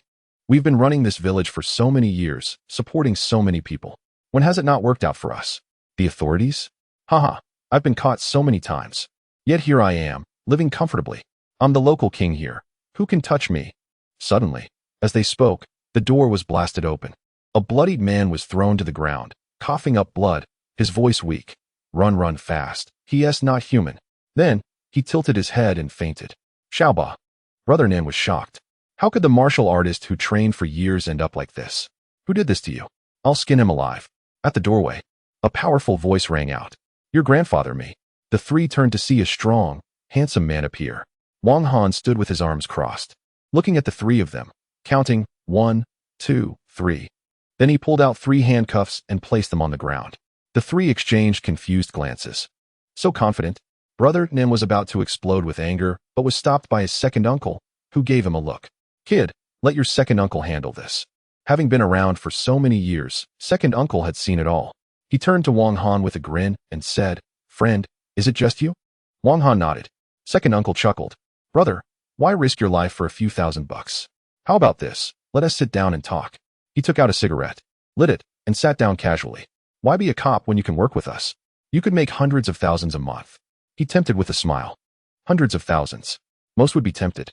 But the next moment, Wang Han charged forward and delivered a heavy punch. The blow shattered second uncle's gold tooth. Who is your friend? Wang Han shouted. You're asking for trouble. At that moment, Brother Nan, who had been waiting, finished assembling a makeshift firearm and loaded it, aiming at Wang Han to shoot. Bang! Bang! Is he dead? Second uncle asked, covering his mouth. But when the three looked over, there was no sign of him. What the hell? Where did he go? Just then, third uncle turned pale, pointing at Brother Nan. Xiao Nan. You behind you. Behind me? As Nan Gu was about to turn and shoot, aiming to kill the officer, a loud explosion echoed. Wang Han unleashed a powerful punch, shattering Nan Ao's arm that held the gun, causing a spray of blood. Bone could be faintly seen protruding. In pain, Nan Ao dropped his weapon and staggered back. Gasping for breath, Wang Han didn't let up, kicking him to the ground and stepping on his head, seriously saying, So you think you're the boss here? Third uncle, finish him. Huh. Wang Han glanced at third uncle, who was sneaking up with a chair, and moved behind him, raising the chair high. Third uncle was furious. I'm not afraid of a godlike opponent, but a pig-like one is terrifying. Officer, I meant this chair is for you to sit on. Do you believe me? Third uncle said with a bitter smile. Bang! Wang Han snatched the chair and knocked third uncle down. He lay there, gasping. Nan Village, you think you're so tough? Huh. Wang Han patted Nanji's face and asked with a grin. And no, that's not true. Ningu trembled. This is too intense. Is this even human? At that moment, second uncle suddenly sprang up, pulling out a time bomb from his pocket, angrily shouting at Wang Han. You're going too far. Let us die together. He pressed the button. The countdown began. 1 minute. No way. Even the king of hell can't save you now. In the live stream. What the heck? Bro, you're ruthless. Not even sparing yourself. 1 minute. Just wait to die? Hanggu. Sob sob. Are we really going to get first-class merit so soon? No. Once the bomb exploded, no one here would survive. No matter how far you run, you'll die. Officer, we'll all go together. Just then, second uncle realized the bomb was gone. What the heck? Where's my bomb? Over to the side. Wang Han was tossing the bomb in the air like a toy. This guy. Is he a thief? So quick. Useless. That masked man said the bomb can't be stopped. 1 minute to detonation. What good does it do you to have it? Second uncle sneered. 1 minute. Even if a god comes, he LL kneel. This is the consequence of angering the local snake of Nan Village. Nan Ao laughed maniacally. I'll take an officer down with me before I die. Worth it. Ha. Before he could revel in his madness for long, the next moment, Wang Han, in front of everyone, spun the bomb in one hand, fiddling with it. A few moments later, the time bomb was dismantled into pieces, scattered all over the ground. Wang Han looked at the two. Is this it? Second uncle? Nan Ao? Live stream. The scene fell into a tense silence. Then, they heard second uncle scream hysterically, What the hell? SHT. It's not even been a minute. He disarmed the bomb directly? With one hand. Hiss, the live stream erupted. What the heck? What the heck? I didn't even see it clearly. Damn, that's impressive. Hanggu, are you a terrorist or what? What's going on? Wasn't it supposed to be a minute? Why is the bomb gone before the time is up? Bomb, what the hell? Disarming a bomb with bare hands. Unbelievable. Are you there? Hanggu, we need one more person for the bank robbery. It's just you were missing explosive. Absolutely explosive. No one expected that a situation that was supposed to be fatal was resolved by Wang Han in the next second. Wang Han clapped his hands, shook his head repeatedly, and spat on the broken bomb parts on the ground. He said, "You dare to bring out such a crude bomb? Who do you look down on? Livestream? What do you mean? What do you mean? Damn, that's a heartless move. If I were them, I wouldn't want to live anymore. Hanggu, using this kind of bomb is just a blatant insult to me. Boom you." Second uncle was so furious that he spat out a mouthful of blood. Nanao was shocked to the core. "Damn, you're the real crazy one. Impressive, I'm convinced." "Convinced? Do you want me to convince you?" Wang Han kicked Nanao and beat him up, turning him into a mess. "Woo bro, stop hitting, I surrender." "Grandpa Wang, are you calling me old?" Another beating followed. Nanao was completely incapacitated, unable to move, only mumbling, "Bro, I was wrong. What? Are you calling me trash?" Slap, slap, slap, more than 10 slaps. Second uncle was so scared that he fell to the ground, his pants damp. "Damn, you just want to kill the criminal." Seeing that Nanao had nowhere left to hit, Wang Han finally clapped his hands and sighed. "Really? You should have surrendered earlier." He turned to second uncle. Before he could speak, second uncle shouted in fear, I'll do it myself." He picked up a brick and slammed it hard against his forehead. Blood flowed, and he fell unconscious. "Wang Han, am I that scary? Livestream. What do you think?" At that moment, a scream was heard from outside. Chapter 34. One person overturned the entire village. Wang Han stepped outside and saw Ding Pan excitedly hugging a post, looking rather dazed. Is this a joke? Upon closer inspection, it seemed the guy was high. Outside the village, a fleet of police cars suddenly arrived, with Lu Changji leading the way, stepping out fully armed and loading his weapon. "Everyone, this operation in the South Village is extremely dangerous, so prepare for the worst." "Chief, it seems we might not need to." "What?" Everyone looked over and saw a line of criminals kneeling on the ground with handcuffs on. Wang Han waved at them. Lu Changji exclaimed, "What the hell? We just got here, and the fight is over?" The group looked at their heavily armed selves, feeling a bit ridiculous. "Ugh, Hanggu, you're too much. This is so anticlimactic. What's the point of being police if it's this easy?" Another day of paid leave. Wang Han straightened his back and reported to Lu Changji, "We have apprehended over 130 people." The crowd's scalp tingled. "What the heck? There are only about 200 people in the entire village. You wiped them out, didn't you?" Good. Lu Changji took out a tissue to wipe his sweat, exclaiming, "This is incredible. My son. No, my disciple, truly is unrivaled." "Hey, what's in that bag?" Wang Han whispered, "It's powder." Everyone gasped in shock. "What kind of powder?" Cough. "That kind of powder. This whole bag." Lu Changji's lips trembled as he spoke. Wang Han nodded. Boom. All the East District police were stunned, realizing it must weigh at least 10 jin. "Goodness, Wang Gu, are you taking our precinct to new heights?" "We're kneeling. This is outrageous. 10 jin of white powder. This achievement, if released, would cause chaos." Lu Changji desperately tried to calm his trembling hands, unable to resist pulling out a cigarette and personally handing it to his prized disciple, grinning, "Here, have a smoke, Wang Han." Then everyone started offering cigarettes, showing immense respect. "That's enough. I can't take any more." Livestream. What does it mean to be a big brother? The number one in the East District is joking, right? Wow, Han Ji's achievement is truly terrifying. Looks like a second-class merit is guaranteed. Indeed. Lu Changji reported this cleaning operation in the South Village to Director Chow. "Director Chow, one person overturned an entire village? This is getting more outrageous. This kid. Even more absurd, and in just a few days, he's getting a second-class merit? Comrades, well done. These villains should have been caught long ago." Bah. The crowd that had been oppressed by the individual known as Nangu gathered around, spitting and cursing at the offenders. Nangu was furious. "What the hell? Are all these nobodies riding on my head? A bunch of idiots. Just wait until I get out. I'll take you down." Wang Han responded. "Little brother, even now you're still being stubborn?" With that, he didn't hold back and gave him a hard slap. Nangu immediately became compliant. "Good.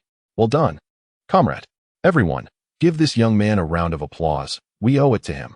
In an instant, the crowd in Nan Village erupted into applause for Wang Han. This is what a good officer looks like. Back at the East District Police Station, Wang Han interrogated Nangu alone. "Come clean. You must have the contact number of the person who sold you the gun and provided the explosives, right?" Nangu chuckled. "In this line of work, loyalty is key. I want to say a word. Are you sure?" Wang Han pointed to the surveillance cameras in the room. "With those watching, you can't get away with anything." "Oh, Little brat, think you're clever? Unfortunately, being smart isn't always good. Coughing, he said, Senior, is our station a bit dirty? A newcomer replied, Not dirty. Smack. The senior hit him, realizing he lacked awareness, and quickly added, Dirty. It's too dirty, it needs cleaning. Then, Nangu looked on in confusion as everyone suddenly started cleaning. What is going on? Next, he saw them taking cloths to the surveillance cameras, saying, These cameras need a wipe too. Yeah, they're filthy. I'll get a bigger cloth. The cloth covered the camera, turning the feed to black. Then, a loud bang was heard. When the cloth was moved again, the feed resumed, revealing Nangu convulsing on the interrogation table, blood streaming from his mouth. Wang Han wiped his hands, feigning shock. Oh, how did you end up lying on the table? In this cold weather, that's not good for you, Nangu exclaimed. What the hell, you sneaky bastard. I'll ask you one more time, what is the phone number of the Smile Tiger? Seeing that the others were getting ready to wipe the surveillance again, Nangu cried out, I'll confess. He immediately revealed the phone number of the Smile Tiger. With this number, Wang Han could use his hacking skills to trace it directly. So he found a quiet spot, took Nanji's phone, and called the Smile Tiger. Beep. The phone rang for a long time. Wang Han sat quietly as outside. Director Liu and others were a bit anxious, waiting expectantly. Suddenly, beep. The call connected. Once connected, Wang Han remained silent, and unexpectedly, the other party also did not speak. Not sure how long I had been silent. Beep. The call ended. Wang Han was shocked. This guy saw through it. On the other end, the smiling tiger crushed the phone on the spot and tossed it into a nearby trash can. Just a little thing. He flagged down a taxi. Where to, handsome? The city government. The driver looked at this cold man and his strange attire, suspiciously asking, Brother, what are you going to the city government for? Ha, master, I'm just going to handle something. They need my printing shop information, and I have to deliver it quickly. Thank you for your trouble. Saying this, he handed the driver a bill, grinning widely. Gone was the cold-blooded killer demeanor from before. The driver was taken aback. The outer layer of the bill was wrapped around a $100 note. Damn, you're not so bad after all. The driver laughed and accepted it, saying, Don't worry. I'm known for being fast around here. Not long after, the smiling tiger tossed $100, carrying a heavy package, and got out of the car. Right in front of him was the imposing city government building. As soon as he entered, the receptionist was busy with her work. So busy? Of course. The directors from various departments are coming later. The woman froze. Then she looked up at the man in a mask who was smiling. Who are you? What do you want? The woman asked.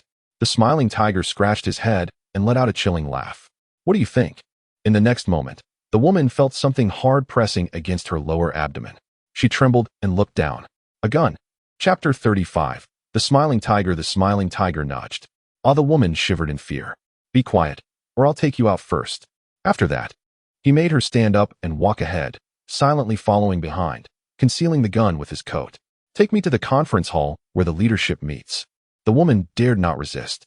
To save her life, she led the smiling tiger to the conference hall.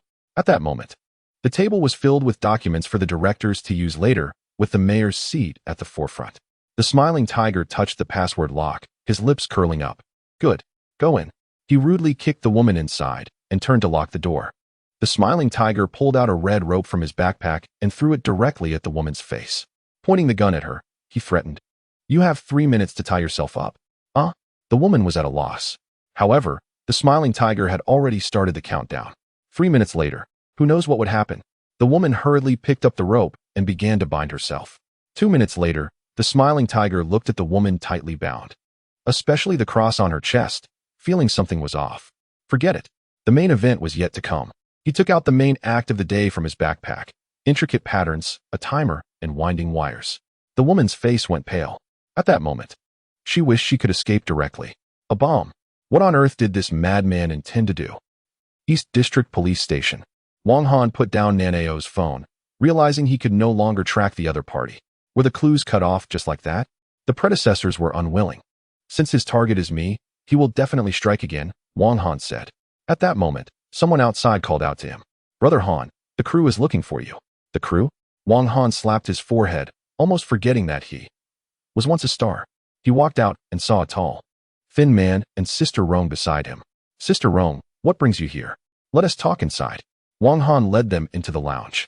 I remember you're the assistant director, right? The assistant director smiled. Thanks to you, I've been promoted to the director. Live broadcast room. What a thanks to you. Unbelievable, I came this time to talk about you. Me? Wang Han was puzzled. I'm doing great, director. Sister Rong. Everyone's pulling out their guns and defusing bombs. How is this considered good? Sister Rong was furious, saying, Hanzi, this profession is too dangerous. Before it was just dealing with thugs, but now you're fighting with gangsters. Remember, you're here to play a cop, not to be a real one. Don't risk your life. Other stars would love to take advantage of the chaos. But you, on the other hand, you're risking it all and have already earned 2 second-class merits. What will happen if you get a first-class merit? What will I do, Sister Rong? This is indeed a problem, Mr. Wang. Although variety shows need viewership, it shouldn't come at the cost of your life. If you continue like this, both the show and I will be in trouble. So, your agent has discussed with me and hopes that you can consider changing your profession. Change my profession? Wang Han was taken aback. Yes, Hanzi, it's still not too late to pull back. Our popularity will return. And then you can just take on some film roles and go with the flow, Sister Rong advised. Wang Han shook his head. No, I want to continue. This statement shocked the director and Sister Rong. Are you serious? How many nights have passed with families safe and sound, while someone bears the weight for them at night? I cannot let down the badge on my shoulder. In the live broadcast room, the audience was moved to tears. Damn. At this age, I can't watch these things. Boohoo Han Ge is truly sincere. Once a police officer, always a police officer. It's elevated, it's elevated. Han Ge, I'm playing it real. Popularity soared. Seeing this, the director no longer dissuaded him and took out a contract, saying, since that's the case, sign this contract. No matter what happens in the future, it has nothing to do with our production team. All right, Hanzi, you are confused. Sister Rong couldn't understand why he would give up a good life to become a police officer. But she didn't know the shock that Captain Zhang brought to Wang Han when he shielded him from bullets. All right, anyway, no matter how much trouble it causes, it won't escalate much further. The director reassured Sister Rong. A small police station. Surely, nothing major would happen, right? Suddenly, outside, a guard rushed in a panic, shouting, not good, something big has happened. Again? The crowd was speechless. Why does something major happen every day at their East District Police Station? Director? What the heck? Just as he finished speaking, something big happened? Lu Changji seemed accustomed to it, and slowly walked out, asking, what happened? The guard took out a metal box. Director Lu opened the box. Inside was a mobile phone, and beside it, there was actually a finger. Holy crap. The surrounding police officers stepped back in shock. This looks like a woman's finger. Director Lu gasped. Wang Han leaned closer. Master, this phone seems to be on. Sure enough, the phone could be turned on directly. As the phone powered up, a sobbing sound emerged. It sounded like a woman crying, echoing in everyone's ears. Boohoo, the phone screen displayed darkness, but a woman's face could vaguely be seen. Kidnapping? This perpetrator is too twisted. It seems she is unable to speak due to having her mouth covered.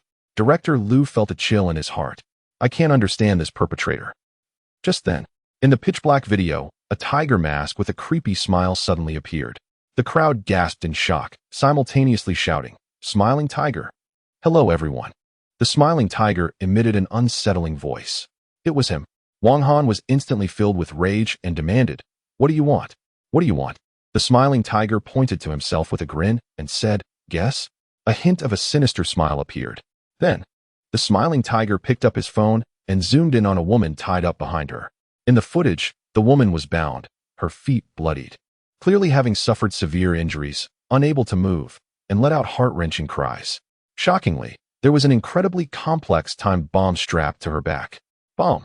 The people at the Eastern District Police Station were immediately alarmed. The smiling tiger laughed and said, This is a gift I prepared for you. Enjoy, officers. Beep, beep, beep. The call ended. In the next moment, the Eastern District Police Station was on full alert. Oh my, they brought out a bomb.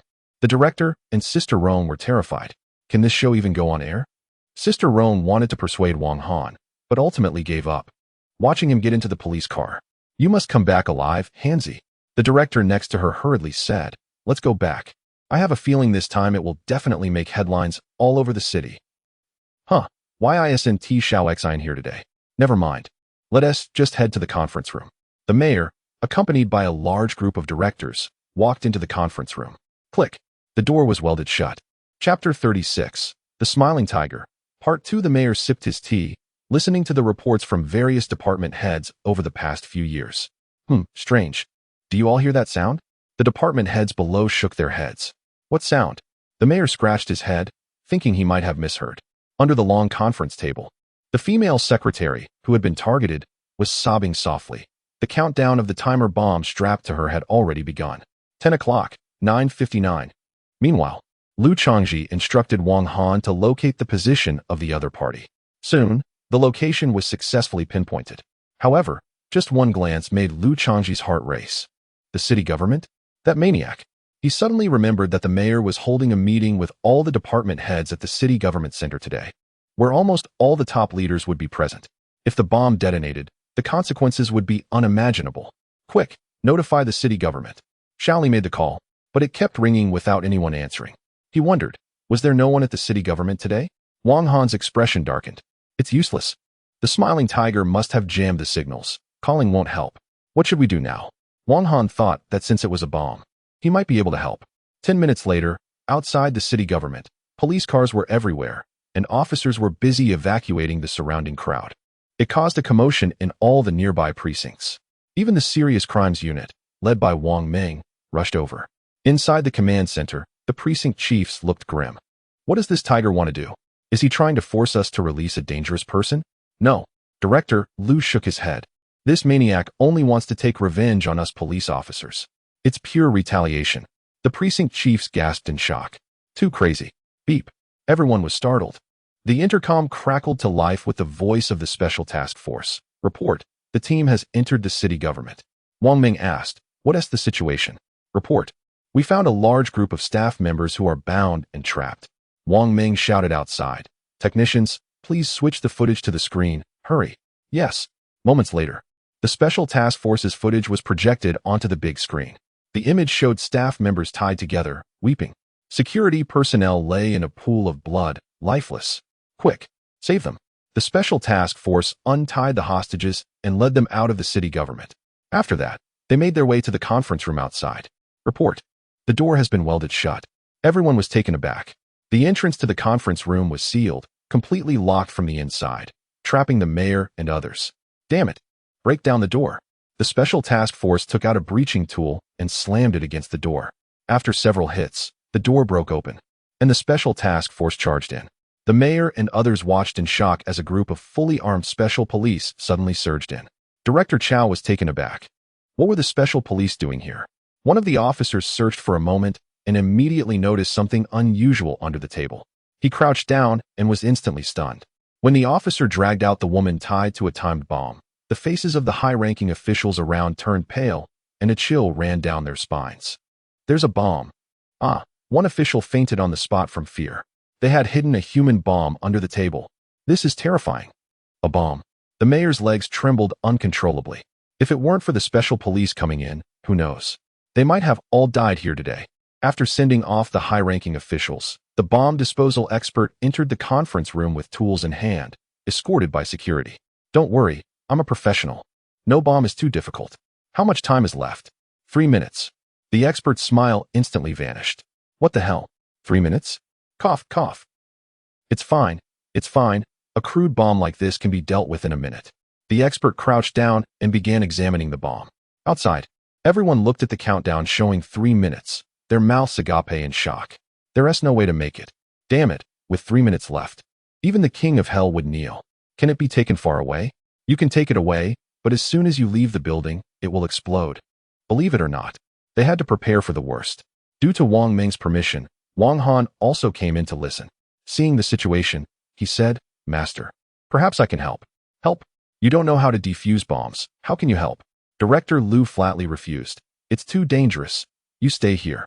I actually know a little about bombs, Wang Han said, trying to be indirect. Master, actually, your disciple can easily make a bomb capable of destroying a city if he has the materials. But unexpectedly, the head of the police station in the southern district frowned and became displeased. He didn't like this newcomer stealing the spotlight and said, a little understanding? Defusing bombs is no joke. What do you mean by a little understanding? Did you learn how to make bombs before? How could you just try it out? What if something goes wrong and it detonates? We can't joke with lives. Don't worry, Wang Ming said. This expert Li has never failed, and he is recognized as the best in bomb disposal in Hang City. The most impressive time was when he defused a bomb in 2 minutes. So impressive? Immediately, the directors reignited hope. The smiling tiger is just a petty thief. The bomb is probably the simplest kind. However, Wang Han did not think so. He had read the profile of that smiling tiger. This guy is a PhD in chemistry. How could it be trivial? Meanwhile, inside the conference room, the woman was crying uncontrollably, shouting, "I don't want to die. I don't want to die." Ah, so that's how it is. The expert smiled slightly. Fortunately, the bomb's wiring was not complicated. It used the oldest wiring setup, controlled by 3 wires. Based on my judgment, cutting the red wire would stop the countdown. That's great. The crowd cheered with excitement. Truly an expert. In the next moment, the expertly confidently took out scissors. Snip! The red wire was cut. Everyone held their breath, focusing intently to see if the countdown had stopped. Indeed, the countdown halted. Just as everyone was about to rejoice, suddenly, the stopped countdown began to wildly jump again, losing over 20 seconds in an instant. It was chaotic. What on earth? The expert was flustered. It can't be. I clearly cut the right one. What's going on? The expert said, I don't know either. Wang Ming shouted, think of something quickly. The directors were thrown into despair. This is hopeless. We need to evacuate immediately. Everyone retreat. It's too late to turn back now. Director Chow decisively issued the order. The bomb was about to explode. What kind of expert is this? Is that all? Rubbish. How can this be? Just then, as Director Chow stepped out of the command center, he bumped into Wang Han. Wang Han, what are you doing here? Report. Officer Wang Han from the East District Police Station, requesting to go up and defuse the bomb. Chapter 37. The Smiling Tiger, Part 3. You? Wang Ming was angry, thinking this kid was just trying to show off. Nonsense. This is about lives. You don't understand anything. Going up there is just asking for death. Right now, going up is equivalent to seeking death. I'm not joking. I can disarm the bomb. Wang Ming saw that this person wouldn't give up. What do you mean you can? Did you learn this before? Besides, even experts can't do it. How can you? Let me tell you, Wang Han. Don't think that just because you've received 2 second-class merits, you can disregard everything. I can't just watch you go to your death. No matter how Wang Han argued, Wang Ming refused to agree. Comrade Wang Han, please do not disturb me while I command the evacuation of the crowd. Hearing this, Wang Han had no choice but to give up. But looking at the panicked crowd and the despair on the faces of the police, how could he just sit by? Since he could disarm it, why give up? It seemed he could only take the risk. Just as all major police stations were evacuating, a figure surged against the tide of the dense crowd. The live stream exploded with comments. Hangge, are we going the wrong way? What the hell is Hangge doing? The bomb is about to explode. Isn't this just going to die? Hanzi, are you crazy? You've lost it, completely lost it. At this moment, Lu Changji, who was commanding the evacuation, suddenly froze. Hey, where's my disciple? Looking around, he quickly spotted Wang Han running towards the building.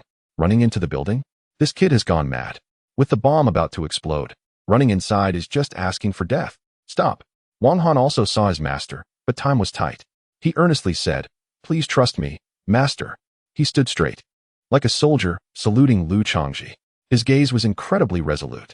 Then, he turned and disappeared into the crowd. Seeing that determined look, Lu Changji knew he couldn't persuade this kid any longer. Some people are born heroes. On the other side, inside the building, Expert Li was still trying to figure out the bomb.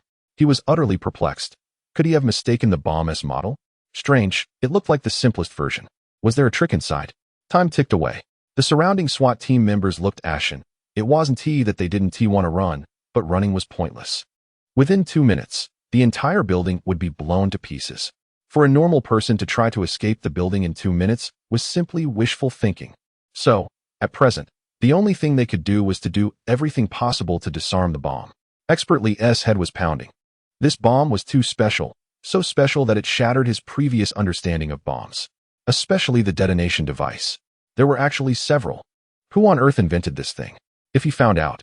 Late at night, they took a flight to the ancestor's grave, danced a bit, and then crazily snuck some offerings. Ding. Time is running out. Only 1 minute and 50 seconds left. Damn it. The special police officers felt a mix of anger and sorrow. The bound woman had no tears left to shed. That's it. Expertly sighed, put down his tweezers, and spoke to everyone with guilt. It's my fault for dragging you all into this. The special police shook their heads. There was nothing they could do. Seeing this scene, Director Chow was heartbroken. Were these officers going to sacrifice themselves in vain? That despicable smiling tiger. I will not rest until I catch you in this lifetime.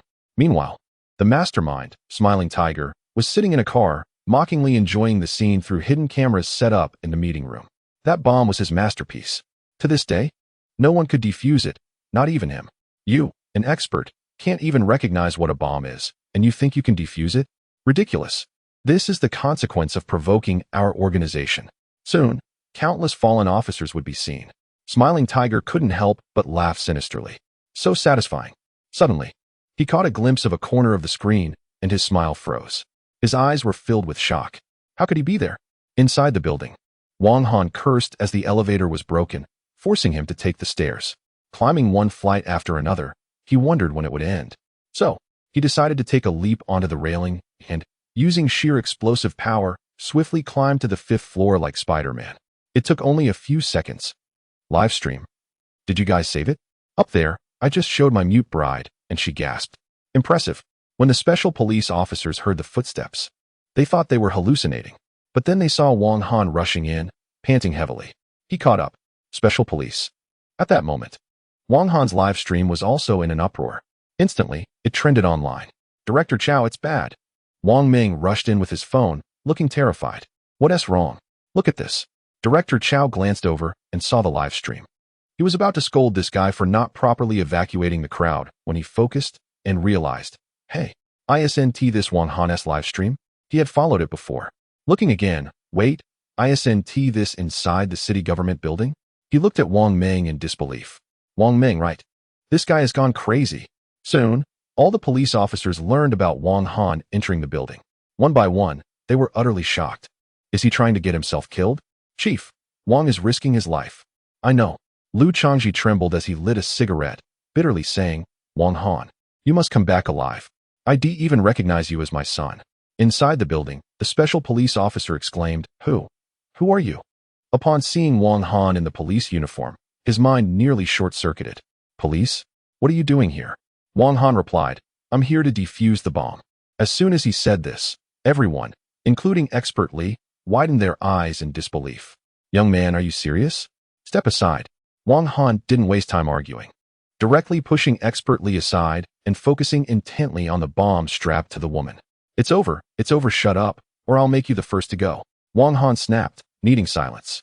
The woman immediately quieted down.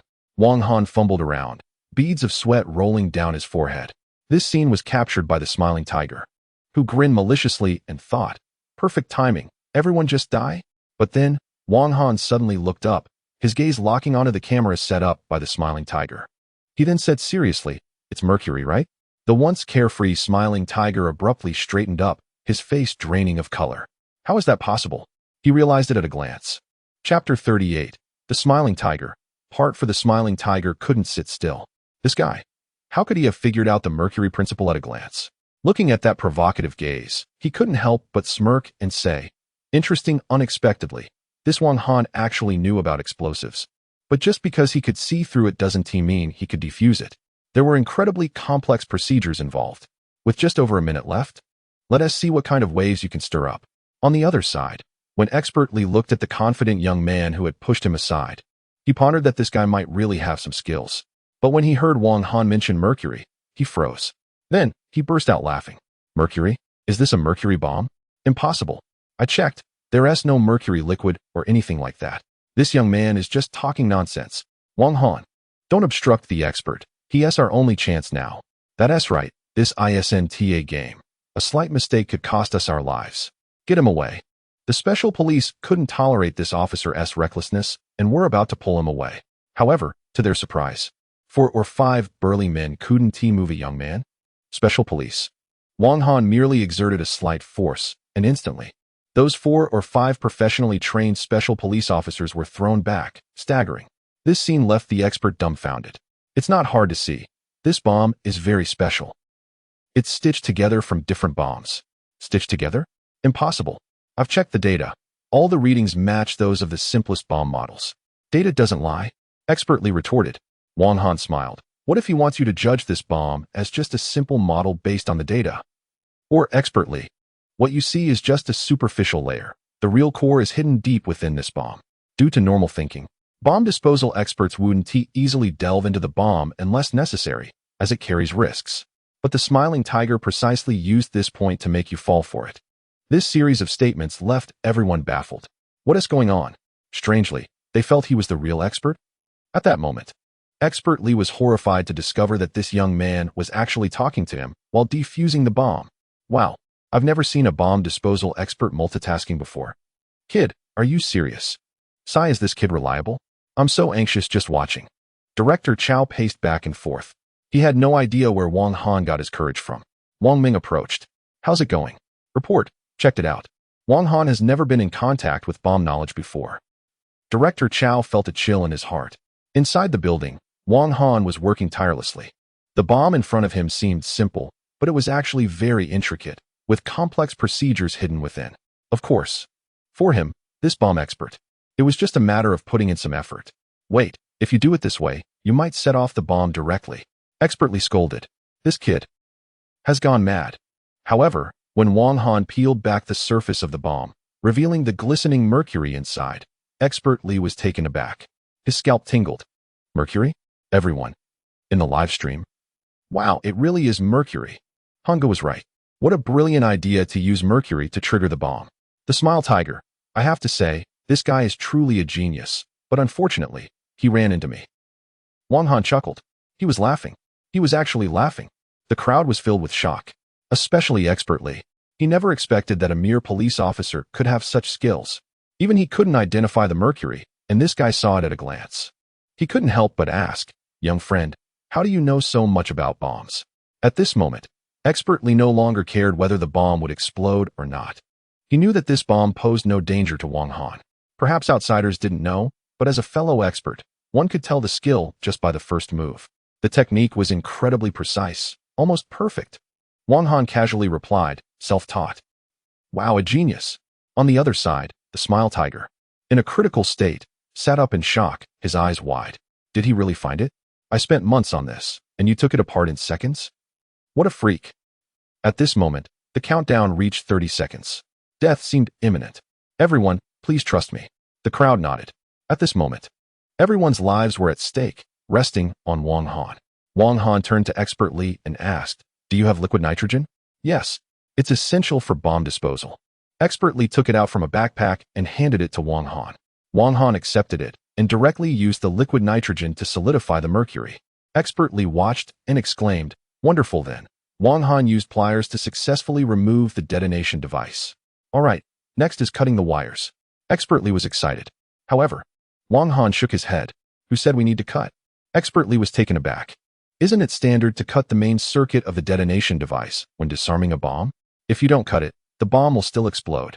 Wang Han shook his head and said, it's this kind of conventional thinking that prevents you from seeing through this bomb. If I were the Smile Tiger, I wouldn't leave you any way out from the beginning to the end. If you cut it, will the bomb stop? Expert Lee felt awkward. So, the so-called wires are just decorations. My method is very simple. One word, disassemble. The main circuit, at its core, is just a combination of components. Once disassembled, it ceases to function. Naturally, this means the bomb cannot be detonated. Expert Lee, after hearing this, realized the brilliance of the approach. Can it really be done this way? Wang Han immediately executed a swift move. Then, in front of everyone, he began to disarm the bomb with his bare hands. The general, as soon as Wang's words fell, saw the main circuit device shatter into pieces in an instant. The countdown stopped at the last second. Everyone was stunned. Did it succeed? And the smiling figure observing this scene could no longer maintain his grin. Inside the room, cheers erupted. Outside the command center, Lu Changji silently prayed, feeling incredibly tense, unsure of the outcome. Suddenly, a wave of cheers reached him, jolting him awake. Had it exploded? No, the director said, Wang. Brother Wang has disarmed the bomb. Lu Changji stood up, unable to believe it. They actually succeeded? My apprentice is incredible. As he entered the command center, he found everyone clapping their hands, tears of joy in their eyes. Director Chow finally relieved the burden and collapsed to the ground, weeping. No one knew the immense pressure he had been under. If the bomb had exploded, countless lives would have been lost. As the highest-ranking public security official, he would live with guilt for the rest of his life. Beside him, Wang Ming was also terrified. It should be noted that he had previously tried to stop Wang Han from disarming the bomb. If Wang Han had given up, he would have been the one to blame. Wang Han, you are my hero. Without a doubt, Wang Han turned the tide, invigorating everyone. Wang Han! Wang Han! Wang Han! They cheered and called out the name of the hero. At that moment, Lu Changji's eyes welled with tears, his fists clenched tightly, filled with pride. Meanwhile, in another part of the building, after disarming the bomb, Wang Han sat down. Suddenly, a prompt sound echoed in his mind. Fateful confrontation task initiated. Objective: capture the smiling tiger. What does this mean? Then, Wang Han sensed a red dot. The smiling tiger is nearby? Chapter 39. The Smiling Tiger. Part 5. Once the bomb was defused, everyone left without hesitation. Although the danger had passed, it was still necessary to take the device to a safe location. The woman was rescued and sent to the hospital for treatment. It was estimated that she would likely be unable to walk properly for the rest of her life. The special police team also breathed a sigh of relief. Finally, it was over. Over? Wang Han shook his head. It wasn't over yet. What did that mean? Was there still a bomb? Let's not forget. The mastermind behind this incident was still at large. They couldn't just pull up their pants and walk away. That was impossible. Wang Han had long noticed something odd in a corner. He approached and discovered a tiny camera hidden there. Picking it up casually, he examined it. What was this? A camera? This guy had been watching us all along. Everyone was stunned. In the live stream, viewers were equally shocked. So twisted. If I were the smiling tiger, I definitely wouldn't miss the spectacular moment of the building being blown up. That would satisfy my thirst for revenge, wouldn't it? You must be nearby watching us right now, right? Wang Han spoke to the camera with a smile. On the other side, the smiling tiger watched as the bomb was defused, his body bristling with fear. He had never seen police like this before. Those eyes seemed to see right through people. Terrifying. It was hard to believe this was a police officer. The smiling tiger felt a chill run down his spine. In the footage, Wang Han's smile faded, replaced by a serious expression as he spoke. Don't hide in the shadows. This game is over. Zhou Sheng, I'm here waiting for you. You want my life? Come and take it if you dare. Zhou Sheng. Everyone was confused. Who was that? But upon hearing that name, the smiling tiger trembled uncontrollably, his twisted face filled with immense anger as he screamed at Wang Han in the camera. Don't say that name. After a moment, he calmed down again. Was this a provocation? Such a childish tactic. Very well. You succeeded. Bang. Wang Han crushed the tiny camera in his hand. Just moments ago, the system had issued him a task. A fated confrontation activated when mutual hatred reached a certain level. Completing the task would grant him system rewards. At the same time, the system had also revealed the enemy's location to him, right near the city government. That was why he had used provocation, calling out the name Zhou Sheng, which was the smiling tiger's real name, and also the name he despised the most. Brilliant. Expertly picked up the bomb that Wang Han had disarmed, his eyes shining with excitement. This technique was unprecedented. He had completely disassembled the bomb, leaving not even a small part behind. Without the components, the bomb could not be reconstructed, rendering it useless, a true demonstration of breaking through all methods. In just a few minutes, Wang Han had completely changed his understanding of bombs. This guy was terrifying. The study of explosives was even beyond him. You little rascal. You're a police officer, Wang Han. What do you mean? This kid is a cop. Director Chow sighed. Otherwise, we would definitely investigate his entire family lineage. Damn it. Assaulting criminals, engaging in pyramid schemes, and now this bomb? What if he goes criminal? Goodness. It's unimaginable. If things go wrong, Director Chow might not even leave the station before it blows up. Ridiculous. Director Liu, does your station still accept people? Yes. I'm willing to pay. It's nothing. I just want to let the newcomers learn more skills. I'll go first. The heads of various police stations crowded around Director Liu, eager to send their newcomers for training. There's no way. Wang Han is just too fierce. Lu Changji was infuriated. I don't know. Damn it. He doesn't even know how his apprentice learned those skills. Our police station is legitimate. Just then, amidst the laughter, suddenly, Wang Han's urgent voice came through the intercom. Attention, the smiling tiger is nearby. It's not over yet. Everyone. Almost forgot about this guy. Are you serious? Director Chow asked. Wang Han, that's right. Quickly, notify everyone. Stay alert. This time, we must catch the smiling tiger. Understood. However, before they could deploy, suddenly, a gunshot rang out, echoing around. Who fired? This is bad. Something happened. Quickly, let us go out. Director Chow hurriedly led the heads of the stations to check the situation. Outside, the police dared not step forward. only raising their guns and staring intently ahead. In the center of the crowd, a black van slowly opened its doors. Inside, a black muzzle extended, aimed at a young officer who had been shot in the thigh not far away.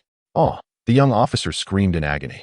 The smiling tiger had shot him in the most painful spot on his thigh, but it wasn't fatal. "Torture. What is going on?" Director Chow asked. A police officer replied. "Report." The black van suddenly rushed out. "Someone inside opened fire and injured our comrade. They are still inside the vehicle." Smiling tiger. Everyone shouted this name in unison. This guy actually showed himself. Truly insane. Haraha. From inside the vehicle came the smiling tiger's eerie laughter. "Wang Han, get him out here. I've come to keep our appointment." Bang. Another shot hit the young officer's other leg. "Damn it. Seeking death." Oh, everyone was furious. Director Chow steadied himself and said, "Don't be impulsive. This guy is currently hiding in the shadows. We are at a disadvantage. And he has hostages. Everyone must not act recklessly." In fact, that was indeed the case. The smiling tiger deliberately hid in the car and fired a gun to avoid danger. He injured a young comrade, using him as a hostage to prevent the police from acting recklessly. Soon, Wang Han came downstairs and arrived at the scene. "Master." He appeared, but not fully. Lu Changji squeezed through the crowd with Wang Han and reached the front, where he also saw the black van. The smiling tiger? Inside the vehicle, the smiling tiger watched the young man approach step by step, grinning maliciously and taunting. "You finally made it." Then, everyone finally saw the true face of the smiling tiger. A cold man slowly got out of the car wearing a mask. He fixed his gaze on Wang Han. The two finally met. "You're quite impressive." "You're not much." The smiling tiger covered his face and laughed, finding it amusing. The next moment, he raised his gun and pressed it against the hostage's forehead, ready to pull the trigger. "Do you want to save him? Come and exchange him." Everyone was shocked. Lu Changji looked at his apprentice and said, "Don't be fooled, apprentice. Otherwise, I will shoot him." The smiling tiger viciously dragged the young comrade, choking him by the neck, causing the hostage to turn red and struggle for breath. "All right," Wang Han said as he walked towards the smiling tiger. "Brother Han, I'm crying a hero." This scene brought tears to countless police officers. Selfless and heroic. "You disgust me." "Thanks for the compliment." The smiling tiger threw the hostage aside and grabbed Wang Han, holding him up defenselessly. He smiled and said, "Wang Han, do you know? This time, I actually prepared 2 bombs." Everyone gasped in shock. "What the hell? There are bombs too. Guess where that bomb is now?" The smiling tiger tilted his head and asked Wang Han. In the next moment, he lifted his coat. Everyone was startled. They saw he was wrapped in circles of C4. Tightly bound. Hiss! Almost everyone gasped in horror. This guy actually made himself a human bomb. How crazy. "Let's die together, Wang Han." Chapter 40. The Smiling Tiger. Conclusion: the smiling tiger was engulfed in madness, completely disregarding his own life at that moment. Time and again, he had been slapped in the face by Wang Han. Having never faced such setbacks, how could he swallow his anger? He was determined to take revenge. Therefore, from the very beginning, he had no intention of returning alive. He intended to use himself as a human bomb, taking Wang Han with him. He wanted to destroy everything. "Wang Han, if you must blame someone, blame it on being a police officer." As he spoke, the smiling tiger reached out with his left hand, ready to press the button to detonate the bomb. Not good. Lu Changji was horrified. This guy has gone mad and is about to self-destruct. Suddenly, everyone was at a loss, because at their current distance, even if they tried to escape, they wouldn't make it in time if the smiling tiger detonated the bomb. This was a dead end. Director Chow was sweating profusely. The smiling tiger was using his life to deceive them. It was the first time he had encountered such a crazy criminal. Damn it, there was no time left. Just as all the police officers prepared themselves for death, the smiling tiger's hand suddenly froze in midair. His eyes widened in disbelief. "What is happening?" "Detonate it." Wang Han turned his head, a mocking smile on his face. The smiling tiger's face turned pale. The small detonation button he had hidden behind his back was gone. "Oh, you're not going to say you can't find the detonator, are you?" As he spoke, in the next moment, under the shocked gaze of the smiling tiger, Wang Han pulled out a black button and waved it in front of him. "Sorry, I figured out your intentions long ago. After all, you are a madman. When did you steal it?" The smiling tiger had made sure everything was foolproof, keeping it tightly secured to his waist. This guy, could he be a thief? "Damn, are you really a police officer?"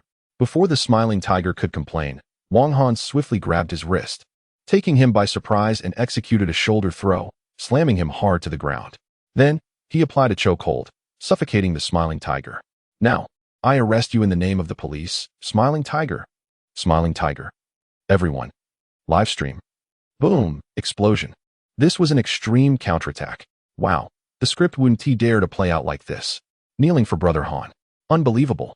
Director Chow felt as if he was on a roller coaster, nearly having a heart attack. He never expected that at the last moment, this guy would turn the tide. Incredible. This kid is a genius. The directors looked on with fiery eyes. The police were all ecstatic. So cool. This operation was textbook level. Ding dong. Congratulations to the host for completing the fateful dual mission.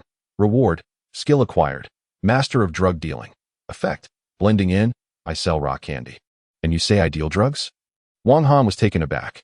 The system, you seem to be after my life. As for the bomb, let it be. This time, no pretense. Shall we plunge straight into the illicit trade? At this moment, the enigmatic laughing tiger, trapped beneath, began to chuckle. Before his capture, I was curious. How did you discover my true name? Care to guess? Subsequently, the notorious laughing tiger, who had instilled fear throughout the city, was finally apprehended. I shall return. Inside, the sewing machine awaits you. Watching laughing tiger being taken away, Wang Han finally avenged Captain Zhang. Yet, something felt amiss. I recalled laughing tiger's formidable skills. Yet just moments ago, he showed no resistance. Regardless, it matters not. Prison time is inevitable. Well done. Lu Changji approached with a smile. Meanwhile, various department heads, including Director Chow and Wang Ming, gathered around to extol the virtues of this young man. Observant officers suddenly realized that Wang Han was surrounded by the very pillars of the Hangzhou public security system. Such connections are truly astonishing. You, my friend, should have joined the major crimes unit. What a loss that would be. Wang Ming couldn't help but dwell on this. After this incident, he surmised he would be restless throughout the night. One day without scheming, and he felt uneasy. Wherever crime occurs, feel free to seek me. I guarantee resolution. Wang Han smiled. The crowd nodded in agreement, affirming, yes, he speaks well. Wang Ming was momentarily taken aback, but soon laughed, acknowledging the camaraderie among them. Lu Changji reflected on how, in just a few days, this young man had garnered such admiration from everyone. Shortly thereafter, the mayor and other leaders seized the opportunity to conduct an interview, lauding Wang Han profusely and bestowing upon him the title of city hero as a form of encouragement. Naturally, a second-class merit award was also in order. Comrade Xiao Wang, having you in the police force is truly a blessing for us all. It is the collective effort of everyone. By the way, Director Chow pulled Wang Han aside and whispered, recently, our district has a chance for collaboration with Tianqing City, and we have 2 slots available. Initially, your qualifications did not meet the criteria, but after this incident, the higher-ups, especially the mayor, have specifically requested to grant you one of these slots. An opportunity to exchange experiences in another region? What do you think? This is indeed an excellent chance. Many officers have fought tooth and nail for such opportunities. Though labeled as collaboration, it is essentially a crucible for nurturing talent within the police force. Being selected could open immeasurable prospects for the future. Lu Changji coughed.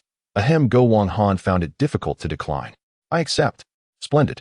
Director Chow smiled broadly. Last year, Tianqing City had us at a disadvantage, and that old scoundrel berated us for ages. This time you were trained on data up to October 2023. As Wang Han made his way back to the East District, the crowd around him was incredibly enthusiastic, cheering his name as they followed the vehicle. It was even more glorious than when he was a star. Lu Changji smiled and said, you don't know yet, the internet is buzzing. Now everyone is calling you the brave officer. Brave officer? Wang Han took out his phone and looked. Sure enough, the trending searches that were once dominated by top celebrities were all about him this time, nearly sweeping the charts. Even the video of him turning the tables on the smiling tiger was at the top, with views surpassing 50 million in just 1 hour. The comments section was filled with praises for the brave officer. In the backstage of the professional role-play program, the director was shocked, almost dropping his jaw. This kid is directly defusing bombs now. The program is a hit. Our show is #1 in popularity. Really? However, the audience had some opinions. Oh, is it because Wang Han has more screen time than others? After all, the others are all traffic stars. The other party shook their head. No, they think Wang Han's screen time is too little. Too little? Wow, it really needs to be a personal showcase. Meanwhile, on the prisoner transport vehicle, The guards glanced at the weeping, smiling tiger and disdainfully said, "Humph, a paper tiger, caught now. Regretting it is too late." With a bang, the door was closed. Suddenly, the weeping, smiling tiger stopped crying and regained his composure. The other inmates lowered their heads, not daring to look at his true face. In the back seat, a fierce-looking inmate poked his head out and smiled. "Brother Tiger, everything is arranged in the prison. No one will suspect that the true purpose of the smiling tiger is to rescue the mountain tiger. The quickest way to get close to the mountain tiger is to get imprisoned." "Good. Tell the mountain tiger's old man that I will rescue him soon." "Yes." The smiling tiger looked at the window beside him. In the reflection, his mouth, torn to the roots of his ears, slightly curved upwards, looking extremely sinister. "Wang Han, our game has just begun." He bit his finger and drew a bloody smiley face on the window. "Ha ha ha ha ha." That day, at an airport, Wang Han carried the suitcase prepared for him by Sister Rome, arriving at the agreed location with Director Liu. There, the major case team S. Wang Meng and another figure were already waiting. "Let me introduce. This is our new member from the major case team." Chapter 41. As soon as the person landed, they caught a robber. Wang Han took a closer look and was surprised to find out it was a woman. She was dressed in neat and tidy jeans, looking youthful and vibrant. In the entertainment industry, she would definitely be considered quite attractive. Tong Li had just returned from studying abroad and joined our major crime unit. During her time overseas, she had won first place in an international police competition. Wang Ming was introducing her. "Major crime unit." Lu Changji exclaimed. "This girl must be impressive to get into such a dangerous unit. You have to know, major crime units rarely accept female officers. It seems like the higher-ups value her a lot." Wang Han was also somewhat surprised. Generally, female officers are responsible for logistics and rarely engage in frontline operations. At the same time, Tong Li was sizing him up. She looked at his police uniform and then asked Captain Wang Ming, "How did a regular officer like him get selected?" Lu Changji was taken aback. "Miss, don't you watch TV?" "Ahem. Sorry, she just returned from studying abroad and isn't aware of Wang Han's achievements," Wang Ming explained. Tong Li stepped in front of Wang Han and said, "You're quite handsome. Don't worry, I'll look out for you from now on." As she spoke, she patted Wang Han's shoulder as if caring for a younger brother. In the live broadcast room, "My brother Han needs protection? Are you serious?" Tong Li quietly asked. "By the way, can I ask you something? I recently heard that there's a very impressive newcomer in Hang City, and they call him the Brave Officer. Do you know him?" "Brave Officer? I know him very well," Wang Han replied. Tong Li's eyes lit up immediately.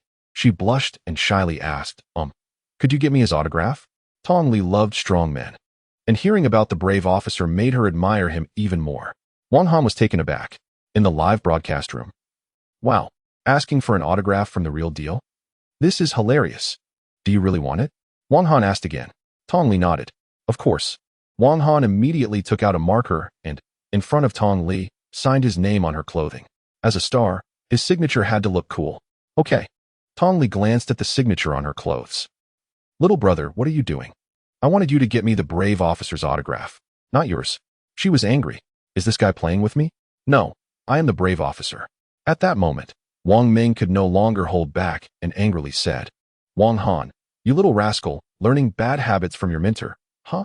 Be careful not to get beaten for teasing the girls in the major crime unit." Wang Han. Tong Li felt that name was familiar and was suddenly taken aback. The Brave Officer, wasn't he called Wang Han? Wang Han extended his hand and smiled. "Let me introduce myself again. My name is Wang Han, the brave one. The strong one." Suddenly, Tong Li's face turned red as she pointed at Wang Han, then at Wang Ming, and finally at herself. "It turned out that I am the clown." Later, Tong Li only remembered that she felt as if she had been petrified for an unknown amount of time, and in the end, it was Captain Wang Ming who carried her onto the train.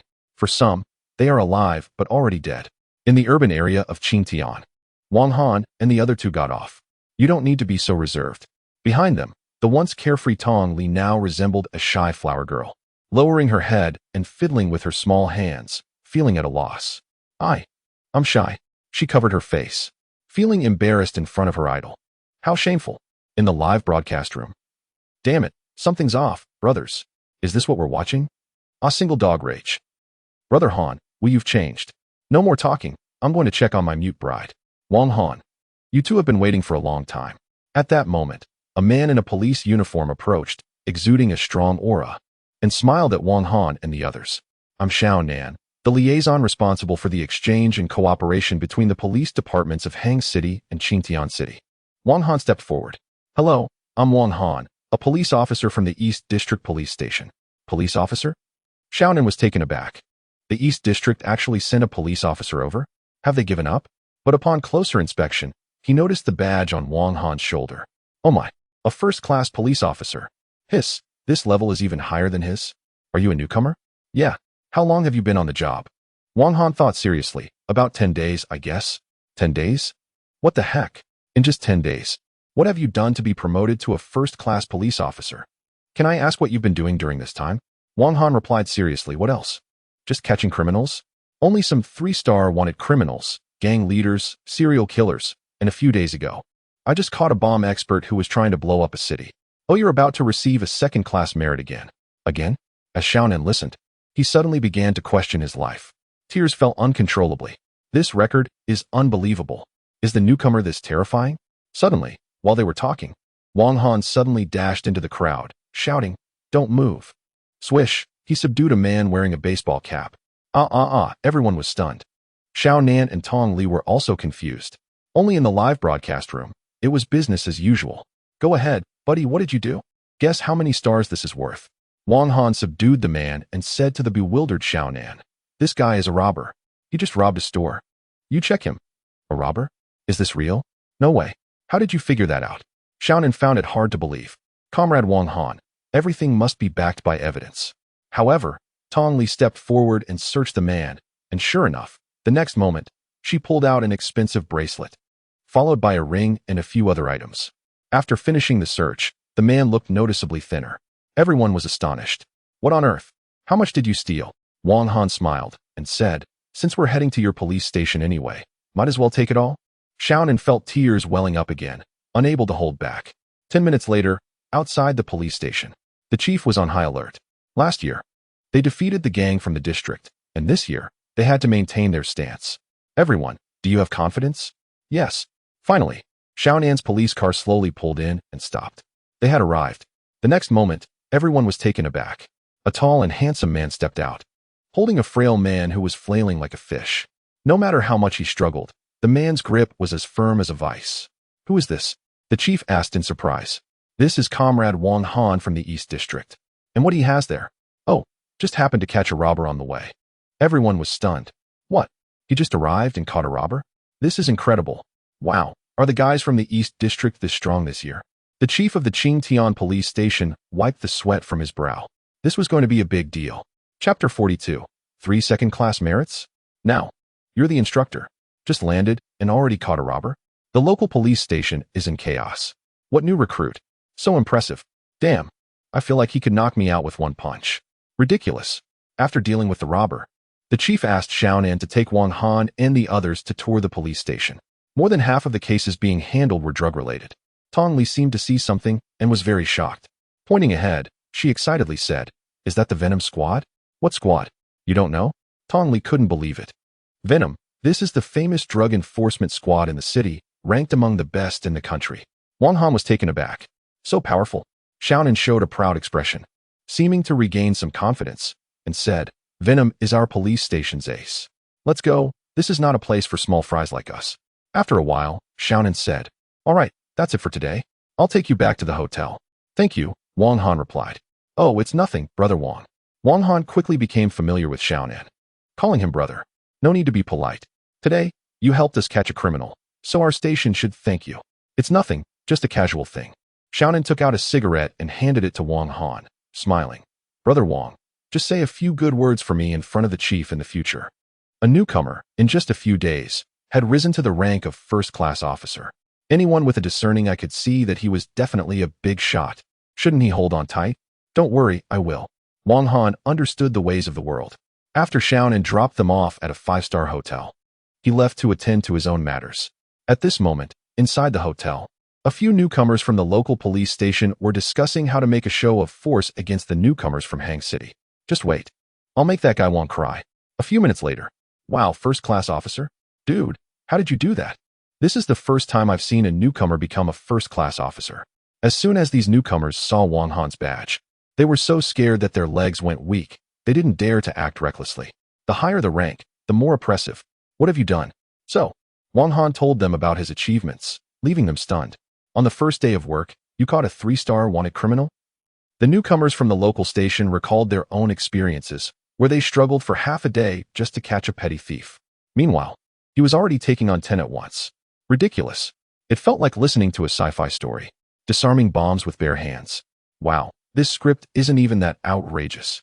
Looking at these wide-eyed newcomers, Tong Li, being from the same region, inexplicably felt a sense of pride. Going out with Wang Han was quite impressive.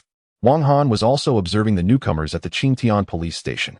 Indeed, they were all fresh graduates from the police academy, merely rookies who could only catch petty thieves. With his experience as a star mingling in various high-profile events, he was quite adept at social interactions. Soon, he was getting along famously with the newcomers at the police station. However, things were not going well for the Qingtian police station these days. One of the newcomers spoke up. It's a major drug bust. I heard through the grapevine that the Serpent has been tracking a large drug trafficking organization that seems to be trying to extend its reach into the Qingtian urban area. But these guys are very cunning and are not easily fooled. Yeah, even the buyers have gotten smarter. It's hard to trace them, someone added, causing many in the police station to feel a headache. Wang Han stroked his chin, pondering for a moment. Speaking of which, don't we have the right skills for this? Perhaps I have a good idea. After chatting for a while, everyone dispersed and returned to their rooms. As Wang Han turned around, he encountered a man just coming out of the gym. Suddenly, he froze.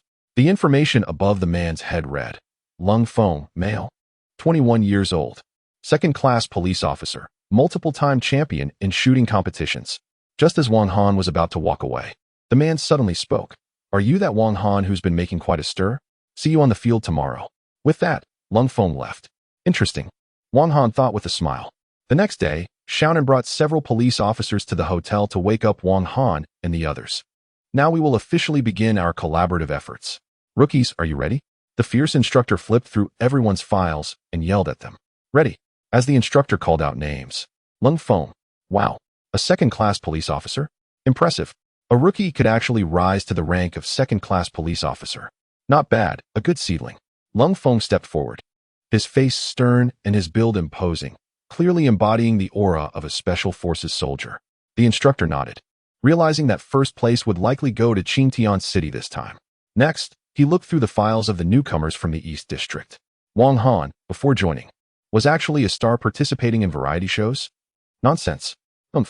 Probably just a guy trying to muddle through. However, as he continued reading Wang Han's award records, he was taken aback. 3 second-class merits? How many? The instructor rubbed his eyes in disbelief, leaning closer to the file and staring intently.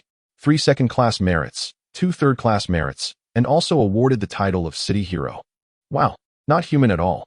Wang Han stepped forward, standing tall, and reported, East District Police Officer Wang Han, reporting for duty. Still a police officer? What rank? Report. First class. The instructor looked as if struck by lightning. In the next moment, the instructor took off his hat and walked in front of Wang Han with a serious expression. He placed the hat in Wang Han's hands and said earnestly, Congratulations. You are now an instructor. With that, he turned and left. Wang Han. Everyone. Live stream. What the? Explosive. Wow. The instructor came and went. Instructor, damn. Shouldn't he be the one teaching me? Incredible. On the first day of training, the instructor was scared off by me? Of course, with 3 second-class merits, who would dare to teach? This scene left everyone utterly astonished. What the heck? Training hasn't even started and you're already an instructor? This is truly a dimensional strike. Lung Feng's expression stiffened. This Wang Han is actually a first-class officer. Hiss. Meanwhile, Xiaonan stopped the instructor, speechless. Are you serious? Don't joke around. You're the instructor. Instructor, the one joking around is you guys. Do I dare teach this guy? Don't want to shorten my lifespan? Damn it. I've never even received a second-class merit. And he got 3 at once. It's terrifying, brother, I really can't teach him. Xiaonan also felt a headache. Helpless. He had no choice but to call the director of the Qingtian Police Department. Director? What? The instructor was scared off? What is this? What do we do now? Ahem. If it really doesn't work, let's have the Viper teach. As soon as this was said, Xiaonan was shocked. That guy is the ace of the Qingtian Police Department. A police car pulled up. A man opened the door, dressed in leather, with a scruffy beard and a fierce demeanor. Captain, Xiaonan was so surprised his jaw almost dropped. Can we really just go to the captain? The fierce-looking man raised an eyebrow. Where's that monster? Chapter 43. The narcotics team leader personally takes action? The Viper team leader? He actually showed up in person. The newcomers at the Qingtian police station looked at him with eyes wide open, as if they were seeing a legend.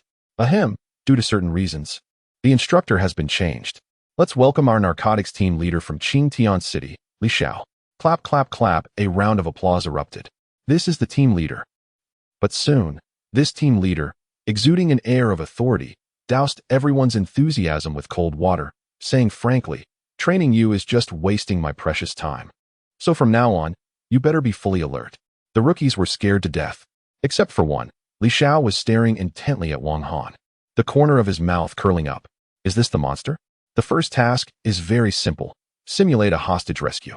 Whoever is the fastest will be first. Everyone arrived at a specialized training base. Not far ahead, there was a huge area, restored one-to-one to a real environment. Inside the multi-story building, there were several robbers.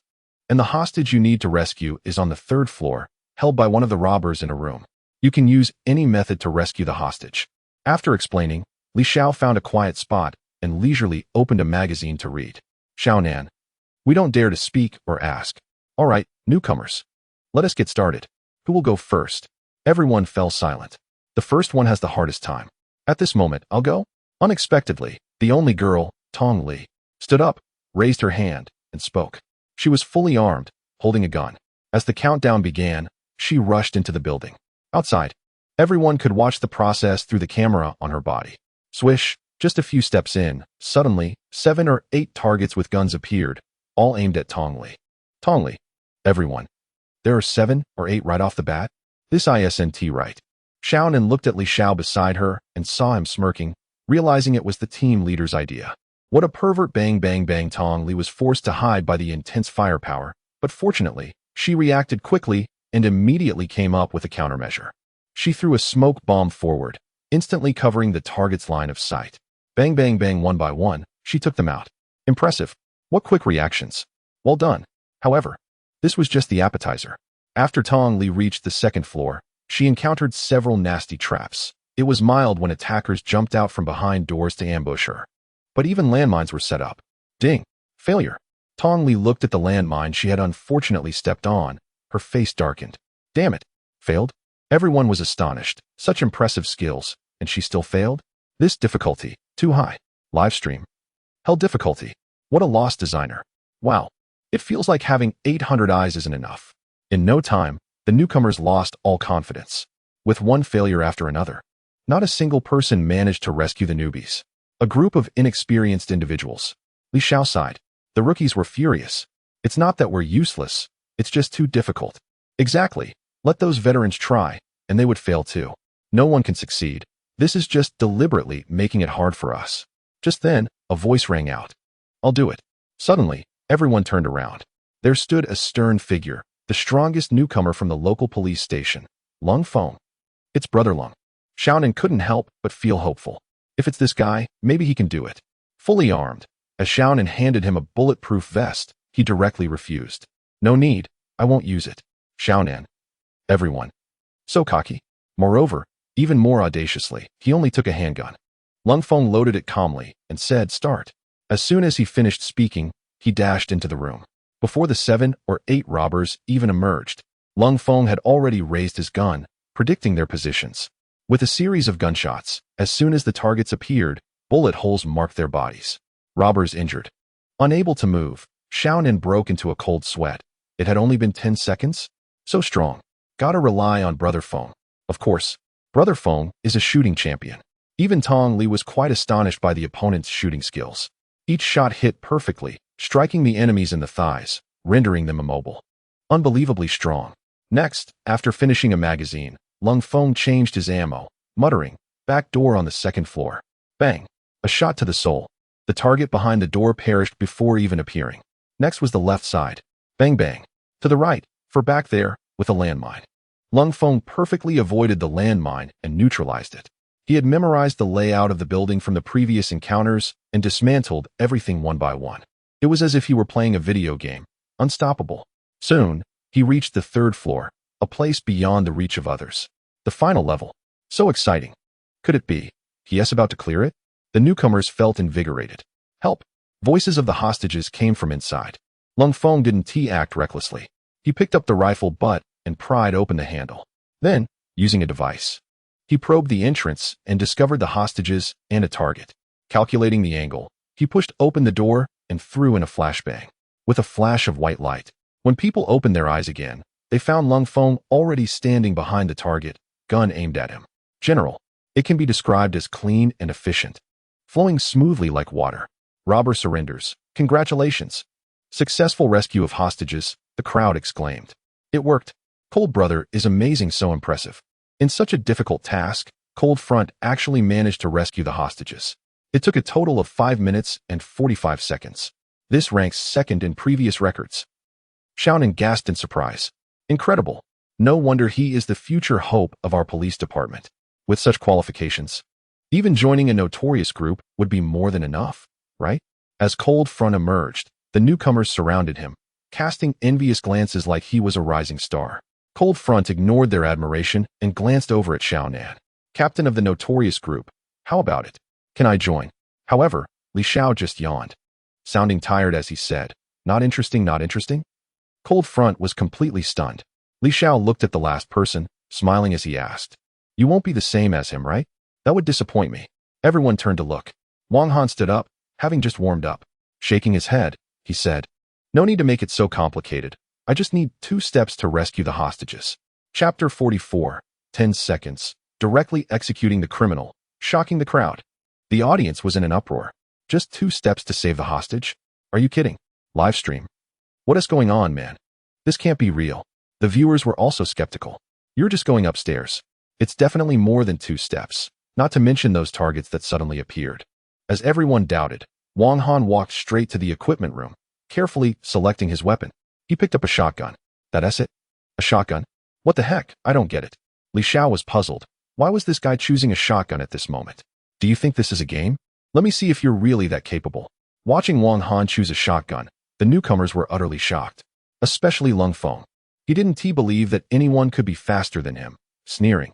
If you can save the hostage in 2 steps, then from now on, I won't dare to say anything when you say 1. I'll wait for you to embarrass yourself.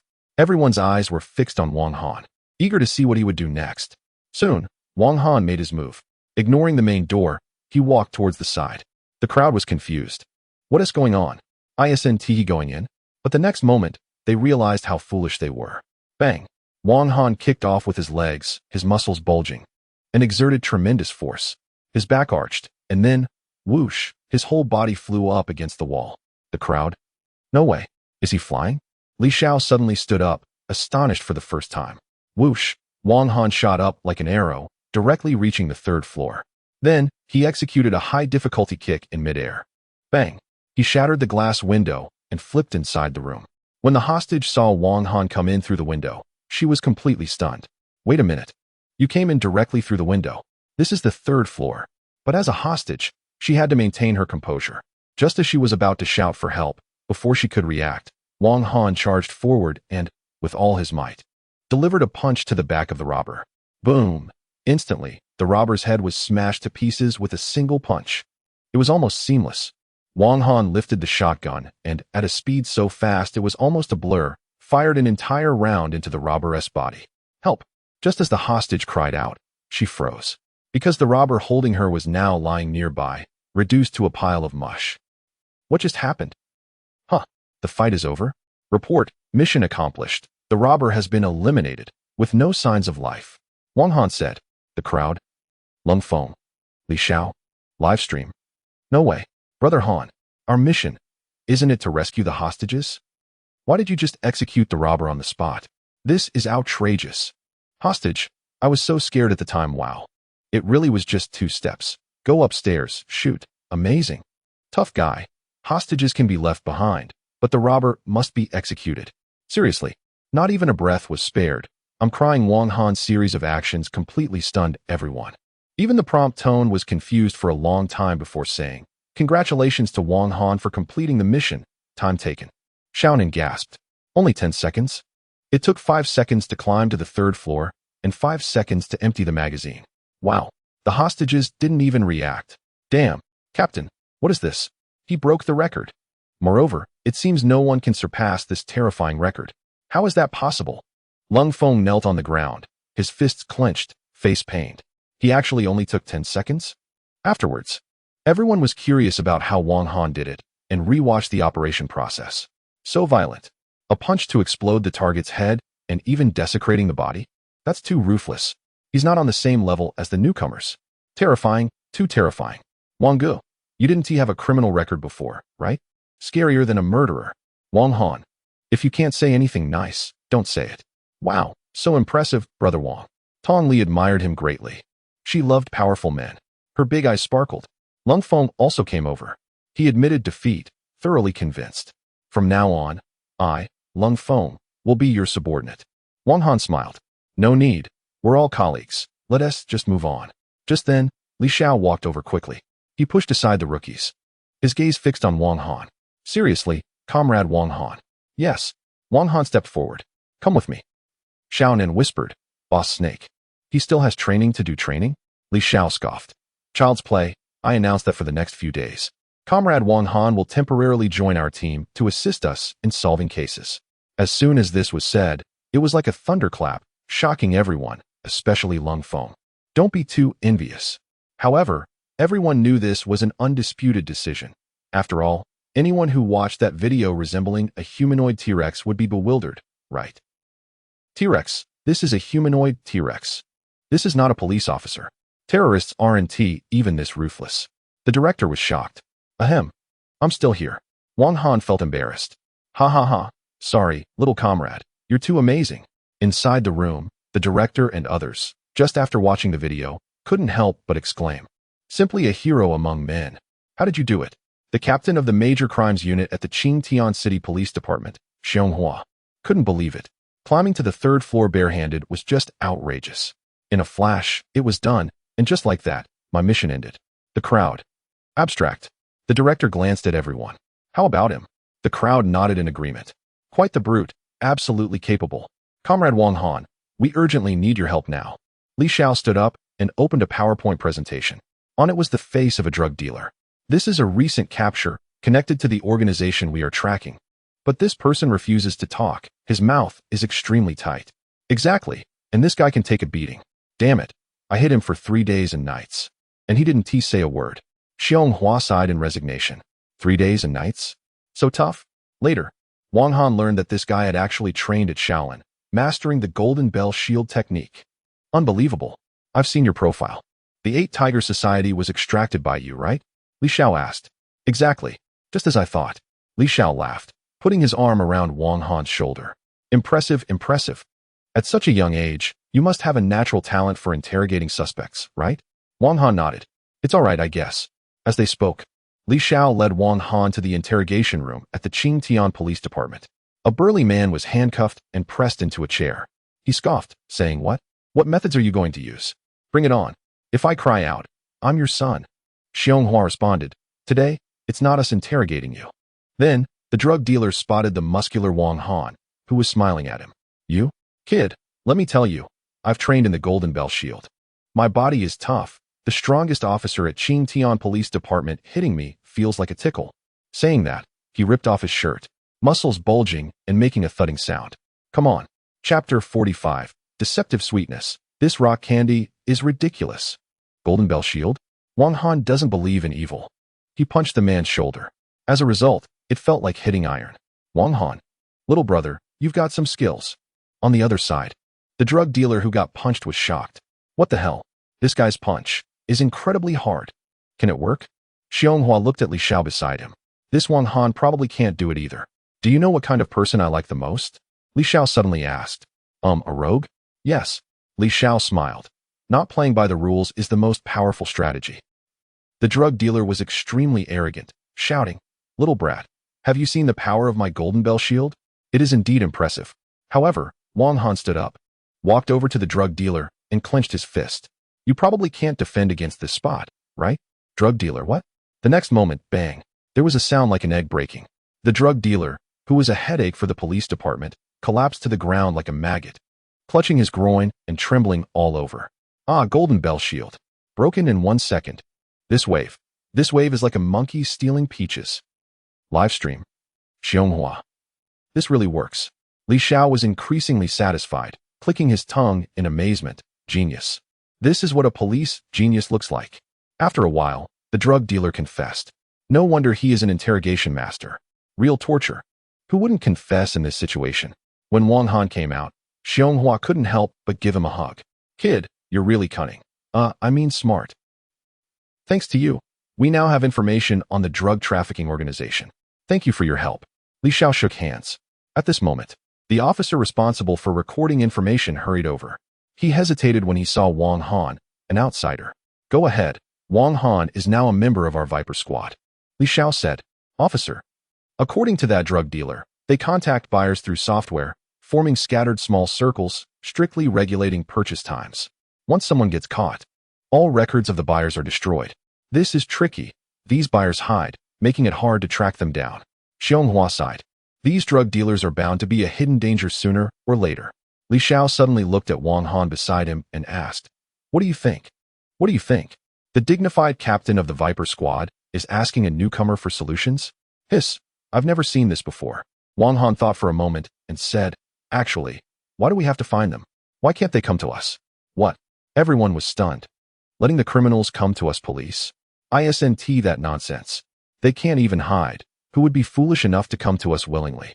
However, Li Xiao's eyes lit up, his face showing excitement as he clapped Wang Han on the shoulder, praising, Not bad. Kid, I'm starting to have high hopes for you. We can disguise ourselves as drug dealers to lure in law enforcement and track down the buyers. Hiss, brilliant. But those buyers aren't fools. How do we lure them in? We can't possibly bring in a real batch of drugs, right? That would make them criminals.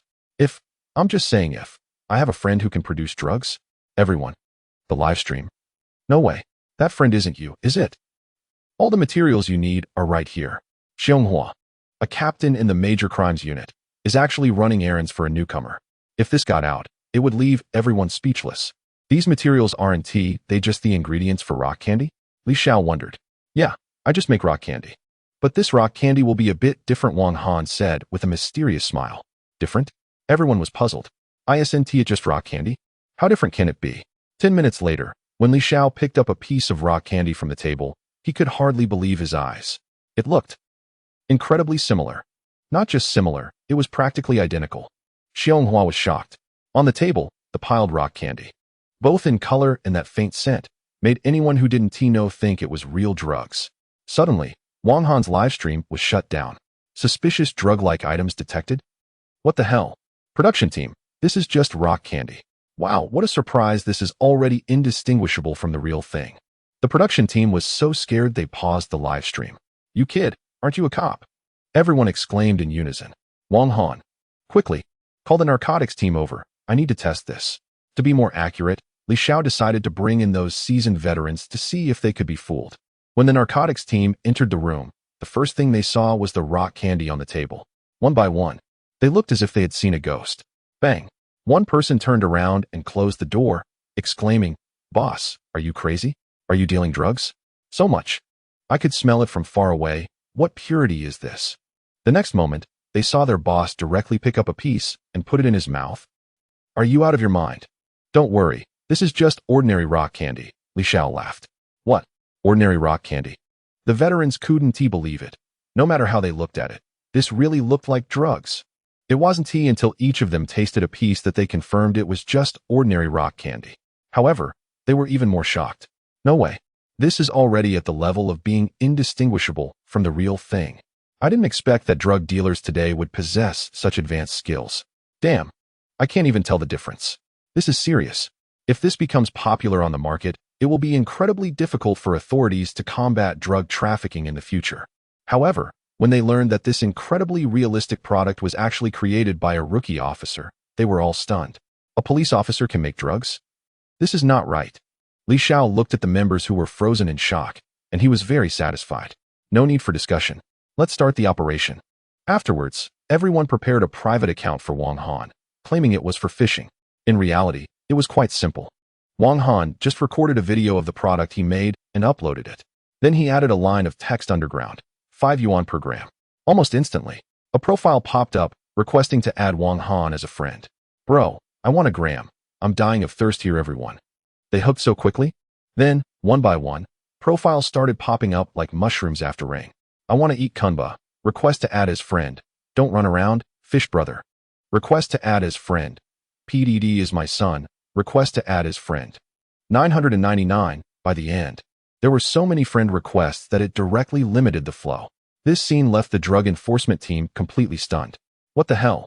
Is the entire city's buyers coming in? Li Xiao gasped. Wow. He intended to fish in a small pond, but instead, he caught all the fish in the river? Chapter 46. Wang Han. Have I become a major drug dealer? Looking at the drug trafficking group with hundreds of members, the anti-drug team took a puff of their cigarette, unable to comprehend. They had previously struggled to arrest even one. But then, Wang Han made his move. Goodness, he just walked right into the trap. The group was buzzing with excitement. Bro, hurry up and deliver. I'm dying of thirst. The color and purity were outstanding. What are we waiting for? Just go for it. You can't lose. The purity is fantastic. Then, Wang Han replied, how many pounds do you want? Boom. The group exploded. What the heck? Selling by the pound? I've never seen anything like it. In no time, orders flooded in, and the desire for drugs drove these addicts to madness. Wow, only 2 dimes per gram. What a bargain, buy. They were completely out of control. Ha, we're making a fortune. But what they didn't know was, their addresses had already been exposed. While Wang Han was conducting his undercover operation, the underground drug organization in the city was in chaos. What the hell? The usual contact person for buyers suddenly couldn't find anyone? Upon closer inspection, this guy had left the group? Soon, more and more buyers mysteriously disappeared, until finally, there wasn't a single buyer left in the group. What the heck? Don't tell me they've all been caught. What on earth is happening? At this moment, a little brother rushed over, panic-stricken.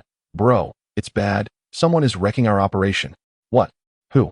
A mysterious figure selling some high-purity product directly took the buyers away. An independent seller? Where did they get the guts? I don't know. This character just popped up out of nowhere. The little brother showed the higher-ups a forum post. A new seller, with top-notch goods, definitely high quality, guaranteed to be better than anything before. So arrogant? The higher-ups sneered. What kind of product could be better than theirs? But when he saw Wang Han's product, he was immediately shocked. Holy crap, I can smell it through the screen. This purity is outrageous. Quickly, notify the higher-ups. Someone is about to wreck our operation. Soon, this massive underground drug organization gathered all the higher-ups. They were there for Wang Han. This suddenly appeared independent seller. A new seller? A scar-faced man angrily said, daring to poach our customers. They're asking for death. Cut him down. Don't be impulsive. Let's investigate first, the boss ordered. The higher-ups immediately quieted down. Is there a way to make contact? Presumably, this independent seller should be very cautious, right? The boss said. There are all kinds of ads flying around on the forum. Afraid you won't find them. Everyone was like, so blatant. Immediately, the organization's leader successfully added Wang Han's account with a new profile. He planned to catch a big fish. Brother, is this rock candy authentic? At the same time, Wang Han received a message from the boss of the underworld, to which he replied, don't worry. I guarantee you'll be satisfied. Is that reliable? Of course, I'll deliver it to your door for free. How about that? The underworld boss was stunned. Is this really how business is done? No wonder the customers have all run away. Wang Han found it amusing. Indeed. The police come knocking on the door. ISNT that free delivery. So, brother, I have so much stock I can't even fit it all, starting from 1 kilogram. Hiss. The underworld boss gasped. Wow, starting with 1 kilogram? Is your place a drug factory? Seeing the other party's disbelief, Wang Han directly sent screenshots of the orders, adding, this is today's orders. It almost scared the underworld boss to death. What the heck? 300 orders? How much? Did I hear that right? Damn it. The higher-ups felt a chill down their spines. They only managed 300 orders in half a year. You have this much in just one day.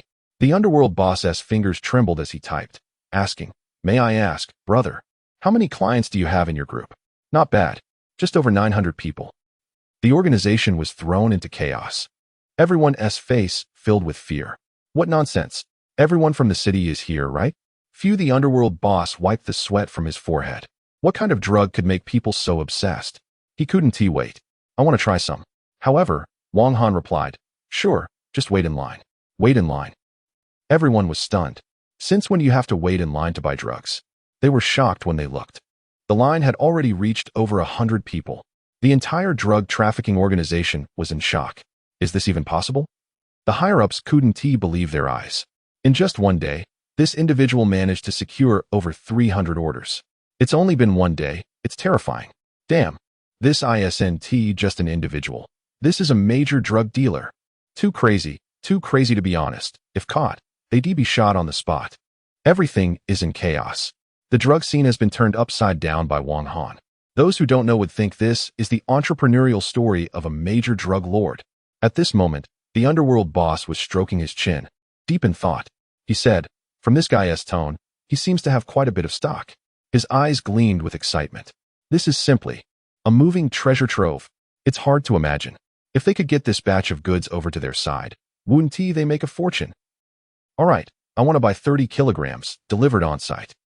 On the other end, seeing this number, Wang Han couldn't help but frown. Here comes the big fish. No problem. Whoever doesn't go on site is a dog. All right. The crime boss ended the communication. He spoke up. Gemini, go take that guy down for me. A tall and a short man stood up. They were among the top elite in the organization with impressive skills. This time, let's do a black on black. The crime boss clenched his fists and laughed heartily, as if everything was under control. Will they come? Li Xiao, wearing sunglasses and acting nonchalant, was there with Wang Han, as they were the least likely to be mistaken for law enforcement. You have a bit of a rogue vibe about you, which I like, Li Xiao remarked, expressing his admiration for Wang Han. Thanks, I guess, Wang Han replied. While waiting, Wang Han also took a few chances and won a skill. GTA driving was incredibly fierce, but he didn't have a license? What kind of situation was this? Just then, Wang Han noticed a suspicious van. Wang Hao male, one of the high-ranking members of the drug organization. Lu Fei male, one of the high-ranking members of the drug organization. They're here. Li, that van. Li Xiao turned around and spotted the van. Soon after, two figures, one tall and one short, got out of the vehicle. Wang Hao was carrying a box full of counterfeit money, ready to pull off the scheme. It seemed like those two guys in sunglasses were approaching. Just then, Lu Fei stopped him, panic written all over his face. Damn it, isn't that Li Xiao? We need to get out of here. Lu, you must be mistaken. Of course not. That guy personally took out my leg. I would never mistake him. Lu Fei felt a chill run down his spine. Damn it. These guys are fishing for law enforcement. At the same time, Li Xiao sensed trouble. They had been recognized. They're going to run. Block them. Chapter 47. Life and Death Pursuit. Suddenly, Xianghua led his team out, intending to surround the two. Unexpectedly, bang. Wang Hao kicked a police officer away. Xianghua was also hit hard by Lu Fei's punch, feeling a sharp pain in his body. Martial artist? Let us go. Lu Fei took Wang Hao into the car, immediately stepping on the gas to push back the crowd. Not good. We can't let them escape. Don't think you can run. Li Xiao got into a police car, followed by Wang Han. Watching the police car chasing from behind, Lu Fei disdainfully raised his middle finger and shouted, Li Xiao, go eat my dust. In the next moment, the black van suddenly accelerated, leaving Li Xiao's police car far behind. Li Xiao was shocked. Modified car. A van can't possibly have such speed. Damn it. Even though he floored the gas pedal, the gap would only widen. At this time, on the mountain road, there were still many passing vehicles, making it difficult for Li Xiao to catch up. Xianghua, hurry up and block them. Their vehicle is modified. I can't catch up. Just then, unexpectedly, Lu Fei and his companions suddenly changed lanes, entering the winding mountain road. Damn it. A sudden lane change. What is this move? Li Xiao slammed the steering wheel in frustration, feeling furious that he had been outsmarted. What's wrong? Wang Han asked, confused. Li Xiao explained. The mountain road is very complex and winding. Even locals struggle to drive it. It's going to be extremely difficult to chase them down. Damn it. If we let Xianghua block them now, it might be too late. Li Xiao's expression turned grave. These two drug dealers were a rare opportunity. How could he give up? Damn it, I'll go for it. Boom. He pushed the speed to the max and followed. The mountain road was indeed treacherous. Every turn was perilous. Wang Han gripped the handrail, watching Li Xiao's fierce face, thinking to himself, this guy is also a madman. Madman. Lu Fei glanced at the rearview mirror, surprised that this guy still dared to chase. Is he out of his mind? All right, Li Xiao, I'll play along with you. Wang Hao. Bro, I didn't agree to this. The chase, one in front and one behind, was thrilling to watch in the live stream.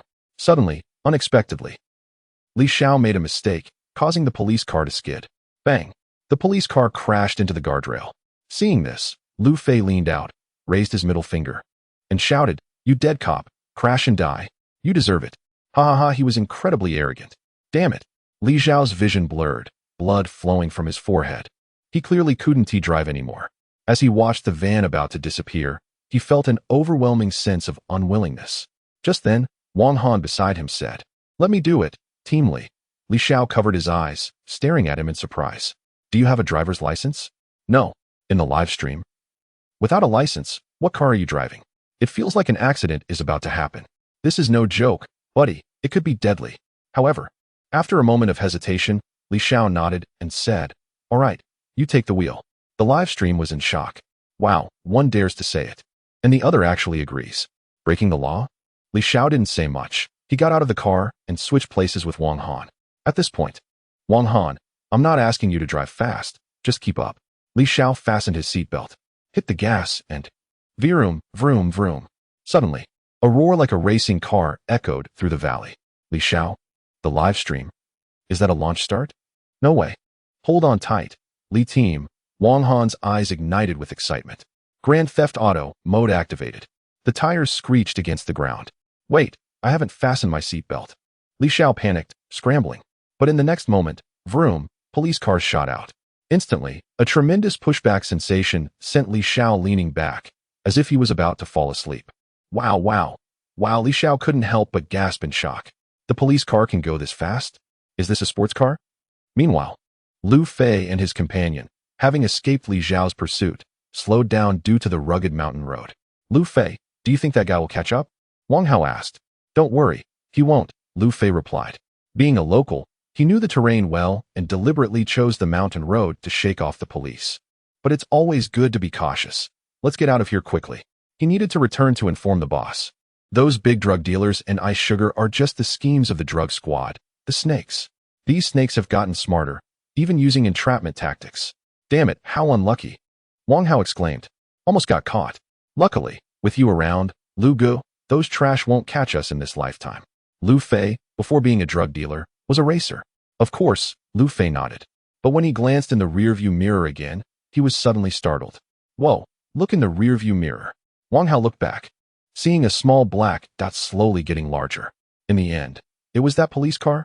What the hell, they actually caught up. Unbelievable. Lu Fei felt a chill run down his spine. He gripped the steering wheel tightly. Angry, no problem, let me ram them again. This time I'll smash them. But this time, Lu Fei couldn't shake them off, and even more terrifying was, the other side's speed was climbing. 80, 90, 100. Lu Fei's mouth dropped open. The police car. Isn't the maximum speed just 80? How did it get to 100? This is strange. On the other hand, Li Xiao was also questioning life. Wait a minute, this is a police car, right? How has it completely transformed in Wang Han's hands? 100 miles per hour. One mistake could be fatal. This kid must be under a lot of pressure. As Li Xiao said this, he looked over and found that this kid actually had a face full of excitement. The live broadcast room exploded. Han Gu, you're really risking your life. Han Gu replied, I've never had a driver's license. This is a driving god, right? Goodness, he hasn't let off the accelerator the entire time. This skill is incredible. The suffocating feeling of brushing past vehicles made even Li Xiao, this crazy guy, gulp. Slow down, Han. Li Xiao glanced at the speedometer and was shocked to see the speed exceeding the limit. On the other side, inside the police station, the chief and others were anxiously waiting for results. They must catch the drug dealers. Report, traffic monitoring has captured those 2 drug dealers, along with Officer Li who is pursuing them. Quick, enlarge the screen. In the next moment, they saw a flash zoom past. What was that? It went by in an instant. Blue and white stripes. It seemed to be a police car. A police car going 100 miles per hour? Everyone was in shock. Chapter 48. Bro, with your driving skills, what are you doing as a police officer? Who is driving? The big shots at the police station were all shocked. On the mountain road, still going over 100 miles per hour. Unreal. Moreover, it looks like they are about to catch up with the drug dealer. Impressive. Director Li Xia grabbed the walkie-talkie and angrily said, Kid, driving like that? I'm injured. Then who is driving? That rookie Wang Han from the East District. Upon hearing Wang Han's name, The director's eyes widened. Wow. Do you have that much confidence? At that moment, a police officer suddenly screamed, "Director, the traffic system shows that this Wong Han has no driver's license." Hiss. Everyone's sweat began to pour down upon hearing this. What the hell? No driver's license? Ridiculous. Li Xia, are you out of your mind? The car is about to flip. However, on the big screen, a modified van and two blue and white police cars were racing down the winding mountain road. Like two bolts of lightning, each time narrowly escaping disaster, thrilling to the core. If it were anyone else, they wouldn't know how many times they would have flipped by now. If Lu Fei had been a race car driver, it would be understandable. But why is this rookie from the East District so steady? The police cars were skillfully weaving through dangerous spots, clearly a master. He really hasn't driven before? Nonsense. This skill is at least that of a 10-year veteran. Does the police station in Hang City even teach rookies how to race? The previous doubts were instantly shattered by his superb skills. Almost caught up, everyone shouted, hope rising in their hearts.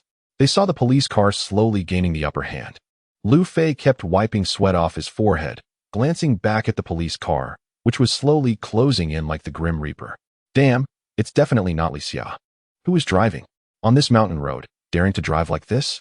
The speed is beyond what the police car can handle. What the hell? What the hell? Lu Fei stepped on the gas with all his might. Lu Gu, we're going to catch up? Shut up. Wait until we hit the curve. He'll have a hard time then. I don't believe this. You mean to tell me your driving skills are better than mine, Lu Fei? Ridiculous. At that moment, a curve suddenly appeared ahead. Oh no, it's a curve. Li Xia shouted, slow down, slow down. If you don't slow down, we're going to fly off. Quiet. Team Li, the real show is just beginning. What? In the next moment, he saw Wong Han still stepping on the gas. Wong Han laughed and said, what I say straight line. It's the curves that are fast. Boom. The police car erupted with an unprecedented roar. The performance was explosive. The car body was shaking. You can still accelerate like this? The car. Thanks, man. So hardcore. Lu Fei thought the other party would slow down before the bend, but unexpectedly, they actually accelerated even more, putting aside that abnormal speed. Is this really a police car? With that kind of skill, they should be a race car driver, definitely could take first place. What are they doing here as a police officer? He was in disbelief. Howsy, today we've run into a tough opponent. If we can't get past this, our lives are over, do you understand? Lu Fei said as he pulled out a cigarette and put it in his mouth. Wang Hao. Don't worry. I'm famous for my speed on bends. Lu Fei shouted. In an instant, he executed a drift that could be called perfect. When Li Xiao saw this, he couldn't help but exclaim, this guy's driving skills are really impressive. Umph, Lu Fei sneered. How about that, little brother? Did you see it? He suddenly froze. Because the other party showed no signs of slowing down. Like a raging bull, they charged forward. This is suicidal. Lu Fei cursed. Even a professional race car driver wouldn't dare to do this. Is this police officer out of their mind? But then, as the roar of the engine echoed, Wang Han merely turned the steering wheel slightly. The police car drifted perfectly, tracing a beautiful arc crack. Wang Ming turned again, straightening the tilted car. Lu Fei. Li Xiao. Livestream. Police. What the hell is this? This is possible. This scene left everyone dumbfounded. Damn, my mindset just collapsed. Lu Fei was shocked. Extreme drifting. He had seen it once before, but that was a professional racing champion, all top tier in every aspect. But what the heck is this? A police officer, driving an ordinary old police car, managed to do this? Incredible. Meanwhile, at the police station, those watching the surveillance could only think one thing. Terrifying. This reckless madness, this stunning drift, left them all silent. Do you even need a driver's license for this? Wang Hao was completely panicked. Previously, police cars were the ones they had outrun. What happened today? It's over, it's over. Where did this police officer come from? Their skills are even better than professional race car drivers. Suddenly, he saw something. Lu Gu. It seems like they are slowing down. Out of gas. A glimmer of hope rose in Lu Fei's heart. But soon his smile froze. On the police car, Li Xiao was puzzled as to why Wang Han suddenly slowed down. Before he could voice it, a louder sound erupted. The police car shot forward. It looked like it was about to crash into them. Wait, it's going to collide. Ah! Li Xiao covered his mouth, crying out. Don't. Just when Lu Fei thought this madman was going to take them both down, suddenly, Wang Han sneered, pushed with one hand. The steering wheel turned half a circle. What followed was a scene that shocked everyone. They saw the police car tilted sharply, its tires leaving the ground, overtaking the van in an astonishing manner. With a loud crash, it landed, and Wang Han remained remarkably calm, one hand on the steering wheel and the other pulling the lever, quickly engaging the handbrake. The tires screeched, creating sparks on the ground. The tilted vehicle slowly came to a stop in front of the van. The van quickly halted as well. Bang! Li Xiao opened the car door, but instead of apprehending the drug dealer, he collapsed inside, fast asleep. Ugh, too intense. Wang Han got out and walked step by step toward Lu Fei. Still coming over? So arrogant. Too arrogant. Bang! In the next moment, Wang Han was at Lu Fei's car window. With one punch, he shattered the window, grabbing Lu Fei by the collar. He yanked him out of the car and slammed him onto the ground. Lu Fei felt as if his whole body was breaking, immense pain coursing through him. Now, you're under arrest. Click. Wang Han cuffed him. Then, he turned to look at Wang Hao in the car, who was still in shock. He waved his hand. Wang Hao raised both hands, thinking, damn, this is a superhero. Report, drug dealer apprehended. Over. Inside the police station, there was a moment of silence. Everyone was stunned, unable to react. Shock. Utter shock. After a long pause, a hysterical cheer erupted. Incredible. It was like a movie. What was that? It happened in a flash. So cool. If they hadn't seen it with their own eyes, they would have doubted it was special effects. Meanwhile, Wang Han was putting handcuffs on the trembling Wang Hao. But behind him, Lu Fei suddenly opened his eyes, quietly slipping out of the handcuffs. Humph. I can escape.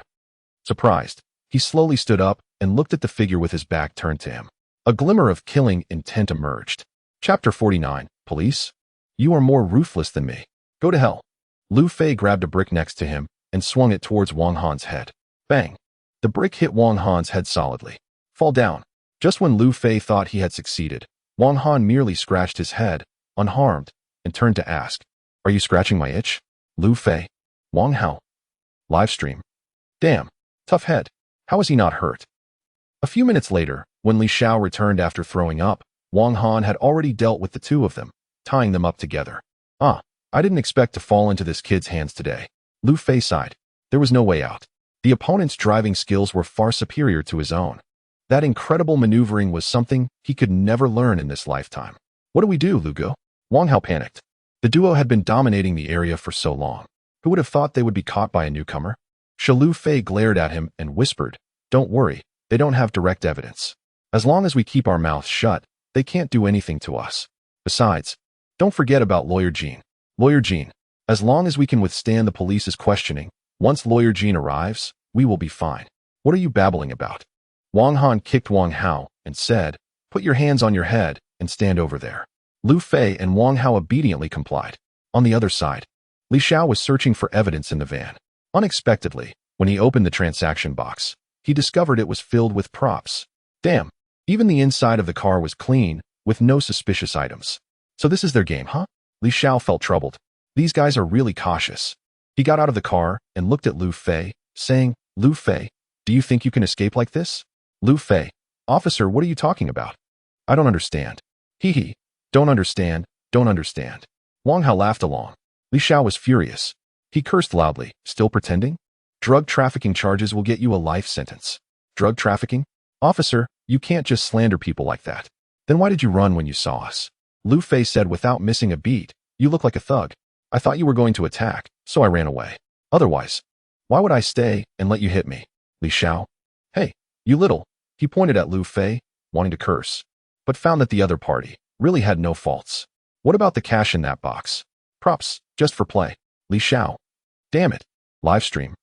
This guy is really cunning. Humph. The other party dares to act this way because they are confident that the police can't do anything to them. Can't we detain them directly? No, without evidence. At most we can hold them for 24 hours. Once the time is up, we have to release them. Caught, and still so arrogant. Do you look down on me? Huh. Lu Fei waved his hand with an innocent expression and said, I was just cruising with my brother. Officer, is it really necessary to chase me this far? He chuckled. What can you do after catching me? No evidence. What is the use? Just when Li Xiao was at a loss for words, Wang Han stepped forward. He spoke up, street racing? Yeah, any problem with that? Wang Han just smiled slightly. Reckless driving, plus assaulting an officer. Kid, you're looking at 5 years in prison. Upon hearing this, Lu Fei was taken aback. This is serious. He said helplessly, Officer, why go to such lengths? Let us talk things over. He handed over a cigarette. Wang Han cheerfully took the cigarette and turned to ask, Li Team, does this count as bribing a police officer? Li Xiao was momentarily stunned, then began to laugh sinisterly. Absolutely. Now, you have an additional charge, bribing a police officer. Lu Fei. I've never seen someone so shameless. You're more of a rogue than us. What do you mean? Are you going to assault an officer again? Bang. Wang Han kicked him right on the forehead. Lu Fei instantly lost his temper. Ha ha ha. This is hilarious. Your brother is teaching you a lesson. Wang Han, you're far too inexperienced to compare with me. There's always someone tougher. Lu Fei's face turned red. All right, you're impressive. I want to compete with you. I'm going to hire a lawyer. Until my lawyer arrives, my brother and I want to say a word. Wang Hao nodded. Exactly. Wang Han was taken aback. This guy is really cunning. He even knows to hire a lawyer. Li Team, what do you say? Li Xiao didn't have a solution for now. Waved his hand and said, take them back first. Before escorting the two to the car, Wang Han whispered in Wang Hao's ear, drug trafficking, assaulting an officer, plus conspiracy charges. Once confirmed, you'll never turn your life around. I see your backside is pretty perky. Once you go in, TSK, it might get worn out. But if you atone for your crimes, there might still be a chance. Your brother is stubborn. Why be foolish? Wang Hao was shocked, his pupils shrinking. His heart raced like a drum. He silently planted a seed of doubt. What did he say to you? Lu Fei asked. Nothing at all. Wang Hao replied, flustered. Seeing this, Lu Fei was alarmed. Damn, this officer is truly terrifying. Just one sentence can throw someone off balance. Hey, don't waver. Haozi, believe in our lawyer. These officers aren't a big deal, Lu Fei said disdainfully. He glanced at Wang Han in front and raised his middle finger in a provocative manner. This little brat, relying on a bit of cleverness, is really out of control. Li Xiao swung his baton at him. The next moment, he saw Wang Han about to take the driver's seat and immediately shouted, Wait, Wang Han, I'll drive. Good grief. Open it again. This car is about to explode. Wang Han. On the other side, inside the teaching police station, there was a wave of cheers. Ha ha ha, we caught him. The chief was delighted. Especially Wang Han. This kid is really impressive. It's a pity he wasn't born in Teaching City. Otherwise, I would have definitely taken him as a disciple. Hey, I can take him as a disciple. In the future, if I encounter difficulties, I can just look for him. Chief, he already has a master. It was Lu Changji, the head of the Eastern District Police Station. Lu who? Lu Changji. Chang what? The chief tilted his head and disdainfully said, Who says you can only have one master? After a while, Li Xiao reported the intelligence to them. After listening, the chief stroked his chin and said with difficulty, So cunning? Damn it. Let's give him another beating. Xianghua clenched his fists. I don't believe it. How about letting Wang Han take action? Didn't he handle it last time? But the chief shook his head. This time it won't work. The other side is only under 24-hour detention. We don't have evidence.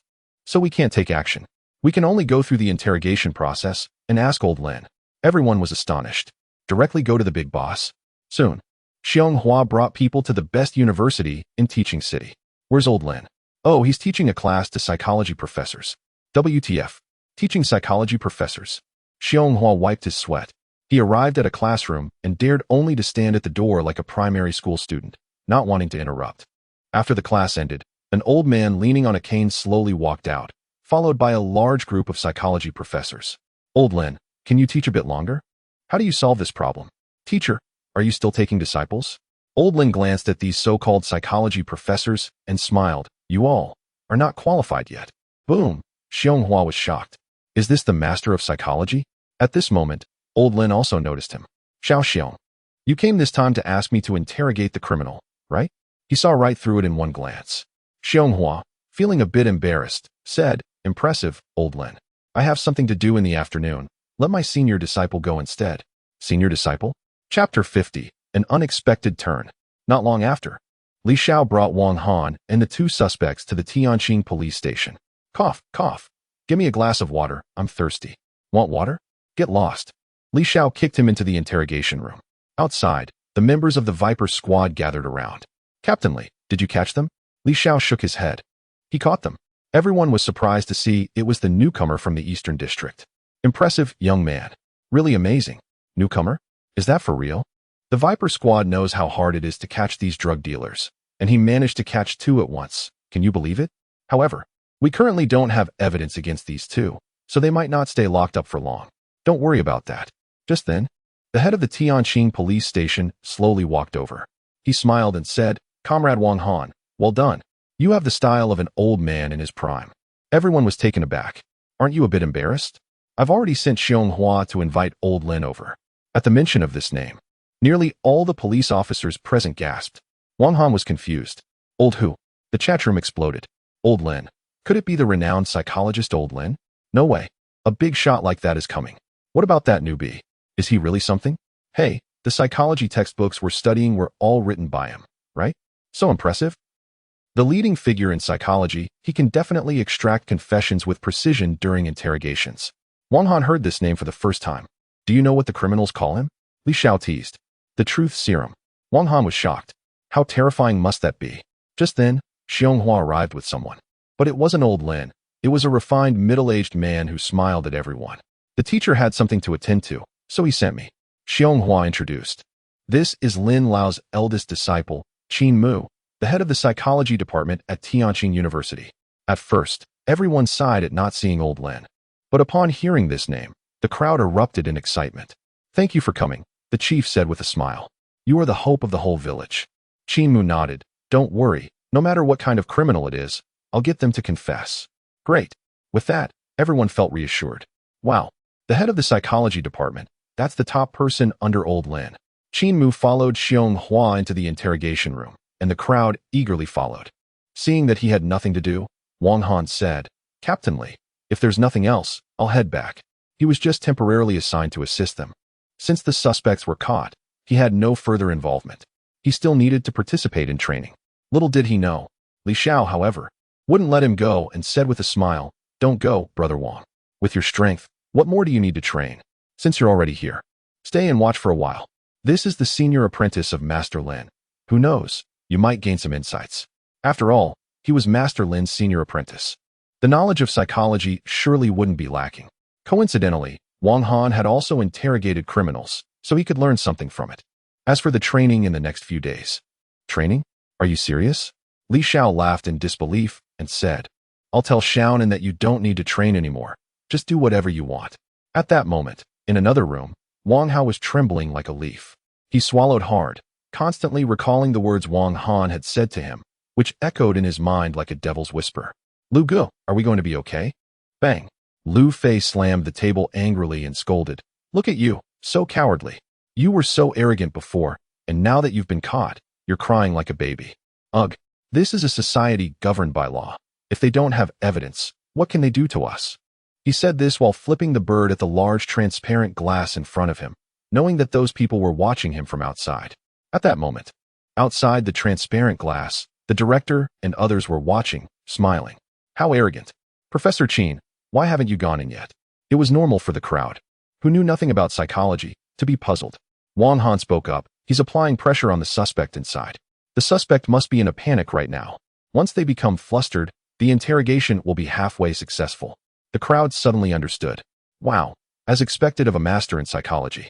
Qin Mu glanced at Wang Han, surprised. This young man is not simple at all. Sure enough, as Lu Fei began to curse loudly inside. Creak. The next moment, Qin Mu entered with Xiong. Looking furious. "Try raising another finger. I dare you. Damn it, I won't stop until I break you. What's wrong with raising my finger? Is it illegal? If you don't want me to do it, I'll do it even more. What can you do about it?" Lu Fei provocatively shook his middle finger. "You." Xiong raised his fist and rolled up his sleeves, walking toward him. Lu Fei was taken aback. "Are you serious?" But just as he was about to get angry, he was stopped by Qin Mu from behind. He said to Lu Fei, "Officer Xiong can be quite reckless. We are all about reason here. No need to resort to violence. Don't stop me. I'll beat him up. Calm down. We all need to calm down." Seeing Xionghua's furious expression, Lu Fei said fearfully, "Right, let's calm down. No need to resort to violence. Are police officers that great?" Qin Mu whispered. "Leave the rest to me." Xionghua understood and, with a flick of his hand, angrily stormed out. Once he left, the atmosphere strangely softened. Outside, the directors were amazed. One is playing the bad cop, and the other is the good cop. Professor Qin's skills are superb. Impressive. Xionghua, your performance has improved. Xionghua, It's okay, mainly thanks to Professor Qin. His control is top-notch. Li Xiao also smiled and asked, "Can you do this?" Wang Han shook his head. "Well, after all, He is not a professional psychologist. However, what Li Xiao didn't he know was that Wang Han's head shake didn't he mean he couldn't he do it. Instead, it meant he looked down on it. Compared to his own skills, it was child's play. Li, do you know what the most crucial point in psychology is? Li Xiao hesitated for a moment and said, observing people's minds? No. Wang Han smiled and pointed to his mouth, saying, it relies on a persuasive mouth. Huh. Everyone was taken aback. Then they burst into laughter. Oh dear, you can't just say anything. Relying on your mouth? That's a scam. Comrade Xiao Wang is really humorous clearly. Everyone didn't believe Wang Han's words at all. Laughing, Wang Han didn't mind. He looked inside and mumbled to himself. There's no way. If I speak the truth, no one would believe it. But to be fair, this Professor Qin is quite impressive. Li Xiao? Everyone. Live chat. Your tone. Why does it sound like the words of an elder recognizing a younger one? No way. Are you saying, Comrade Xiao Wang, that you're even better than Professor Qin? He is a professor, you know. Ha ha ha. Young people these days, they don't understand. It's understandable. Everyone brushed it off. Wang Han. Don't say that, Brother Wang. Professor Qin is a whole generation older than you. He could be your father. Li Xiao teased. This kid really has no fear. Sure enough, not long after, in the interrogation room, Lu Fei gradually fell into Professor Qin's trap. Under Professor Qin's control, his psychological defenses were about to collapse. But, just when everyone thought success was at hand, a voice suddenly rang out. Lu Zi, didn't I tell you before I arrived, not to say a word? Who? Everyone turned around. Not far away, a man in a trench coat, holding a briefcase and wearing flashy glasses, looking like a refined scoundrel, took off his hat and spoke to the many police officers. I am the lawyer for Lu Fei and his companion. My surname is Jean. From now on, I will take charge. Everyone's hearts sank. Oh boy, here comes a tough opponent. Starting from tomorrow's debut, there will be 4 chapters updated daily. Please add this to your bookshelf. It's very important. Chapter 51. The Deceptive Lawyer. Suddenly, a lawyer appeared out of nowhere. What the heck? Just at this moment. What a disruption. Who is he? The lawyer strode confidently through the crowd of police officers, cheerfully pushing the door open. The director's expression turned grave. This guy had previously bailed out several criminals. Everyone was taken aback. In the interrogation room, Qin Mu was about to succeed when the incoming lawyer interrupted him directly. The lawyer, Lu Fei and Wang Hao, who had been passive, suddenly stood up, their eyes shining. A savior has arrived. All right, leave the rest to me, the lawyer said, bringing over a chair and placing it opposite Qin Mu. With an air of superiority, he continued, I am their lawyer. Whatever needs to be discussed, I'm here. The tension in the air was palpable as the two faced off, sparks flying. It seemed like a showdown was inevitable. Qin Mu picked up the prepared documents nearby and began flipping through them without speaking, occasionally breaking into a smile. Lu Fei and Wang Hao felt inexplicably tense. Did he discover something? The lawyer scoffed. You've got some skills. Suddenly, he clapped his hands, praising, Professor Qin Mu, you performed really well. Honestly, it would be a shame not to become an actor. But no matter how well you act, it's useless. We haven't committed any crimes. And the facts are clear. What? Qin Mu was taken aback. The lawyer crossed his arms, dismissively saying, whether it's the phone or other physical evidence. Everything proves that we have no evidence of drug trafficking. May I ask, on what grounds is the police detaining them? Don't you know in your heart? You. The two began to confront each other, exchanging blows in a battle of wits. This continued for half an hour. Outside, the crowd watched anxiously as the situation clearly took a turn after the lawyer's arrival. Damn, this guy is so articulate. Disgusting. Ugh, a heartless lawyer. May he not have a good end. Wang Han had initially lost interest in the interrogation, but with this lawyer's presence, he became intrigued. His face remained calm, his heartbeat steady, and his eyes serene. Li Xiao remarked, this lawyer is not simple. What do you think? Professor Qin Mu might be in trouble, Wang Han replied honestly.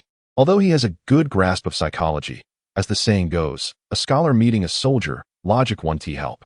The opponent is cunning and must have thought of strategies in advance. This is troublesome. Li Xiao sighed. He did not want the criminals they had captured to be bailed out just like that. The directors were also growing anxious. If they couldn't get a confession, the drug trafficking organization would become increasingly cautious, leading to a headache down the line. Qin Mu took a sip of water, feeling a jolt of surprise.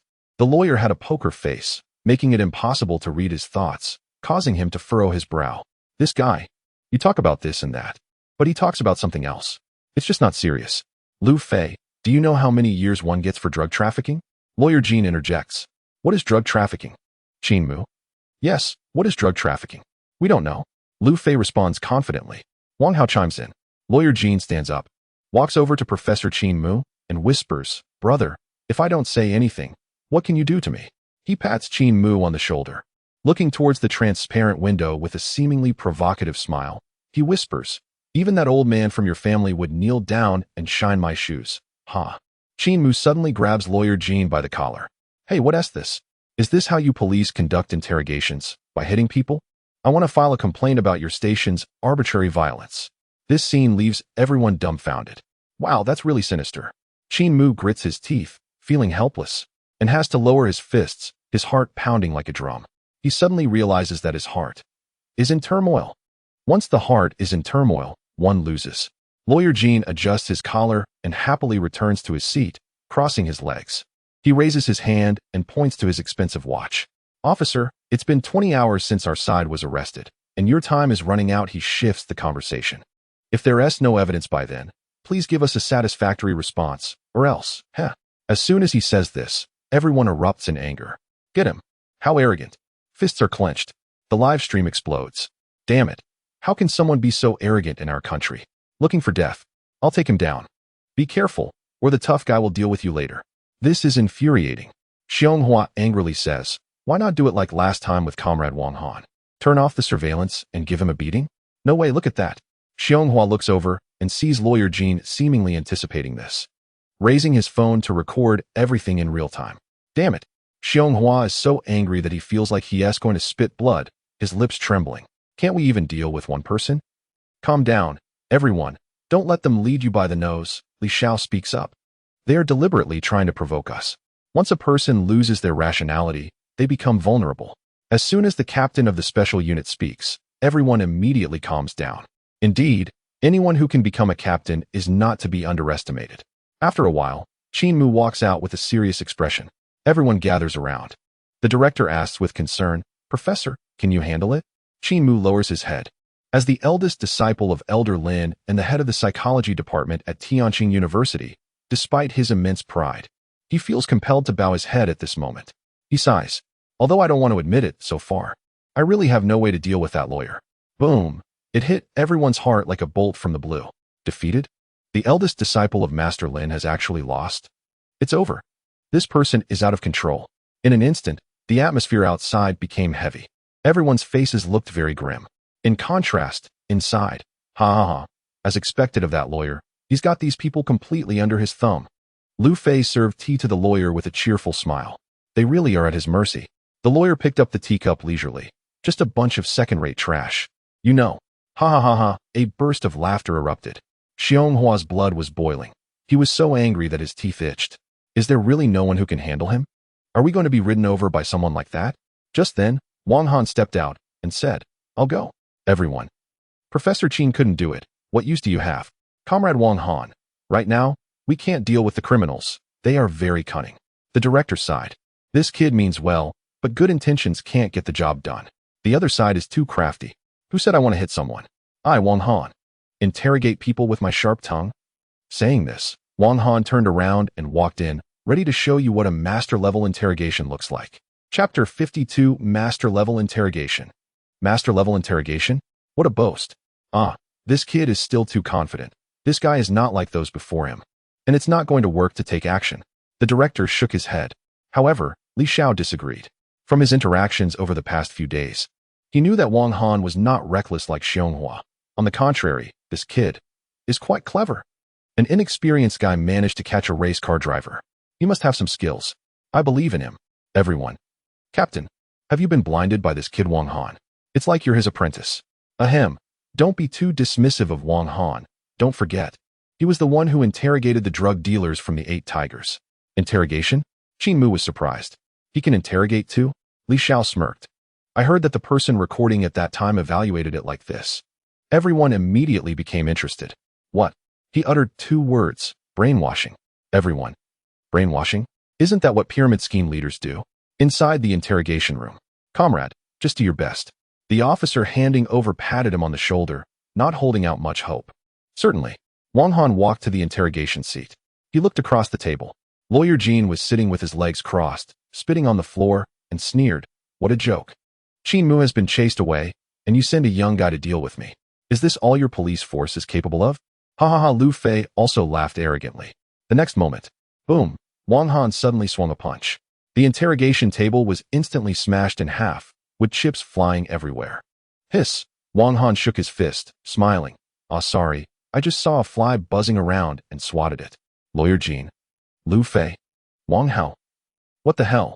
What kind of mosquito has such strength to smash the table? No way. Lawyer Jean was terrified. He panicked and stepped back repeatedly, raising his phone and saying, I have this recorded on my phone. Don't even think about hitting me. Or I'll sue you and you'll spend a few years in prison. Wang Han chuckled.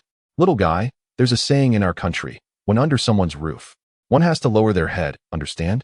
Little guy? Lawyer Jean was infuriated and laughed. What do you want, you little brat? This tone was incredibly provocative. The live stream exploded. Little guy, who gave you the courage? Hey, just a little bit, did you see that? Just this little bit. Get him. Hanggu. Wang Han, however, did not get angry but smiled instead. He sat down and surprisingly poured 2 cups of tea for the other party, saying, Relax, buddy. I'll only say a few words next, that's all. No need for us to respond. Lawyer Jean asked. Right. What kind of trick is this? Lawyer Jean rubbed his chin, looking left and right, but still couldn't spot anything unusual. Could it be that the police have really given up? Humph, bring it on. Law enforcement, let's see what tricks you have. Wang Han flipped through the documents. The box contained counterfeit money, indicating you never intended to make a deal. You were planning to engage in a shady operation, weren't you? Lu Fei and Wang Hao were taken aback. It hit the mark. Oh, it seems I was right. Good. Lawyer Jean slammed the table. Officer, don't speak nonsense, you are distorting the facts.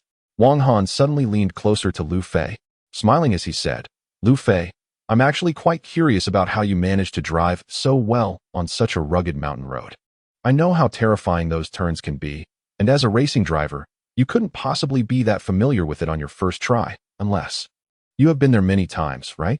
Thump, thump, thump. Lu Fei's heart raced. No. Wang Han tilted his head.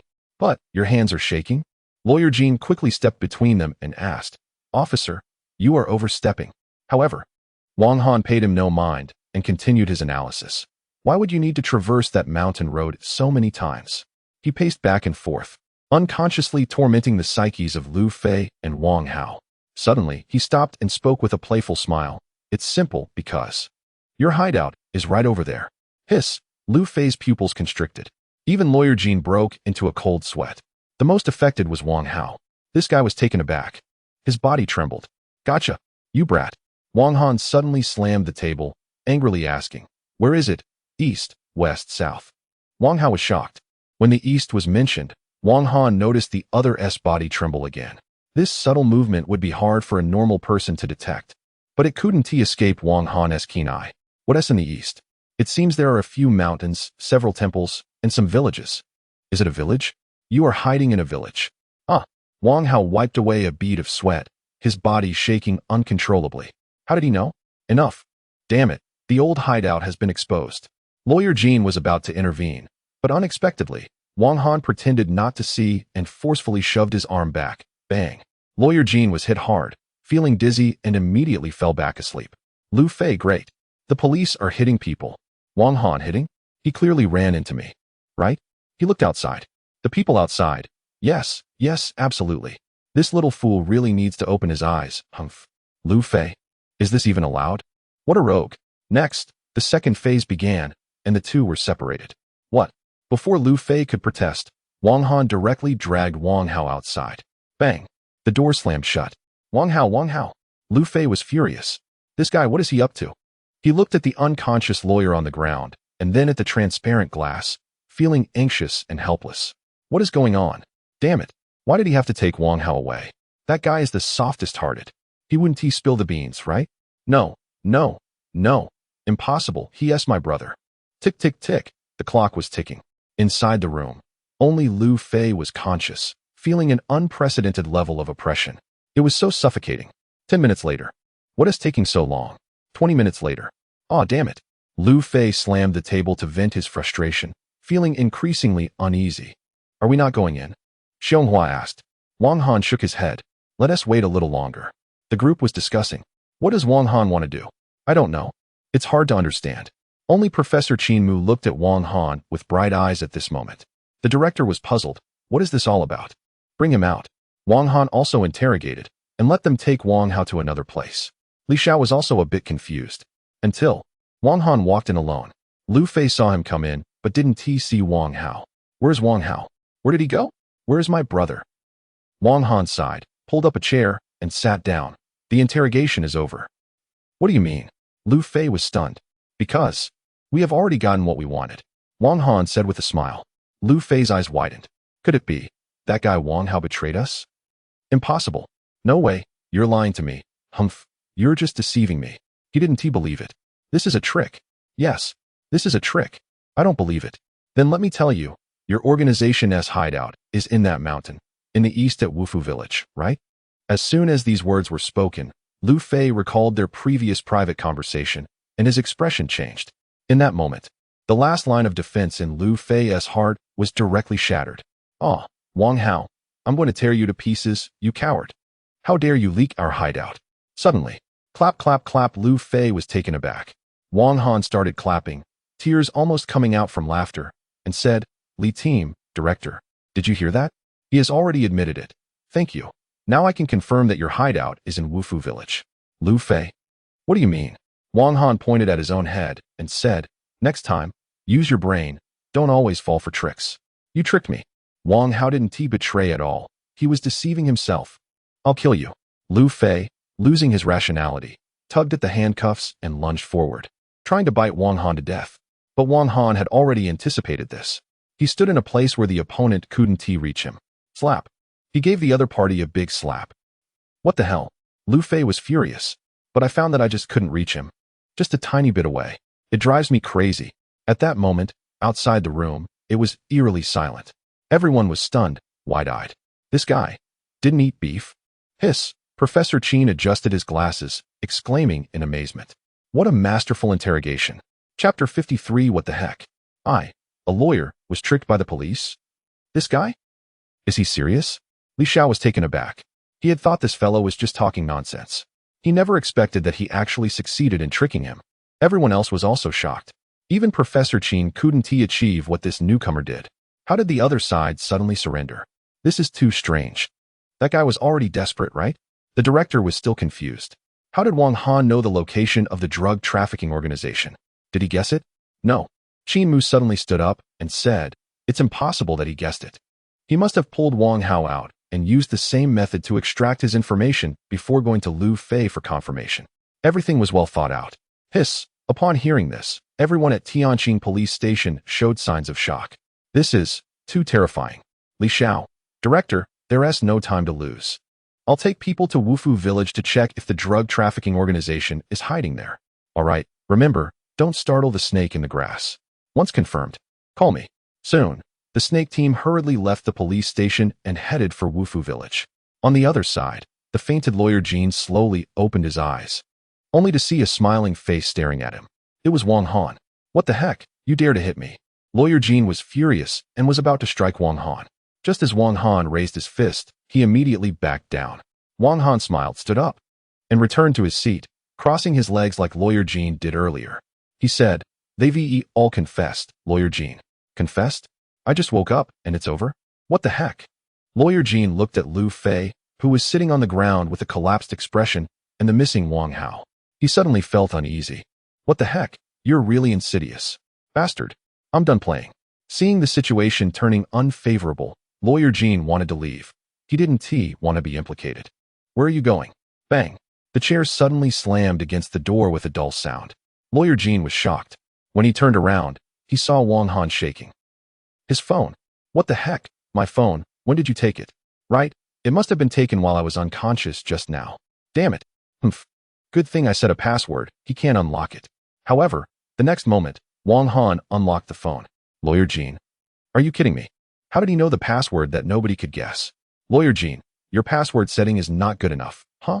Impossible. There's no way you could know my phone password. You're lying. Lawyer Jean appeared calm on the surface, but secretly, his hands were trembling uncontrollably, filled with fear.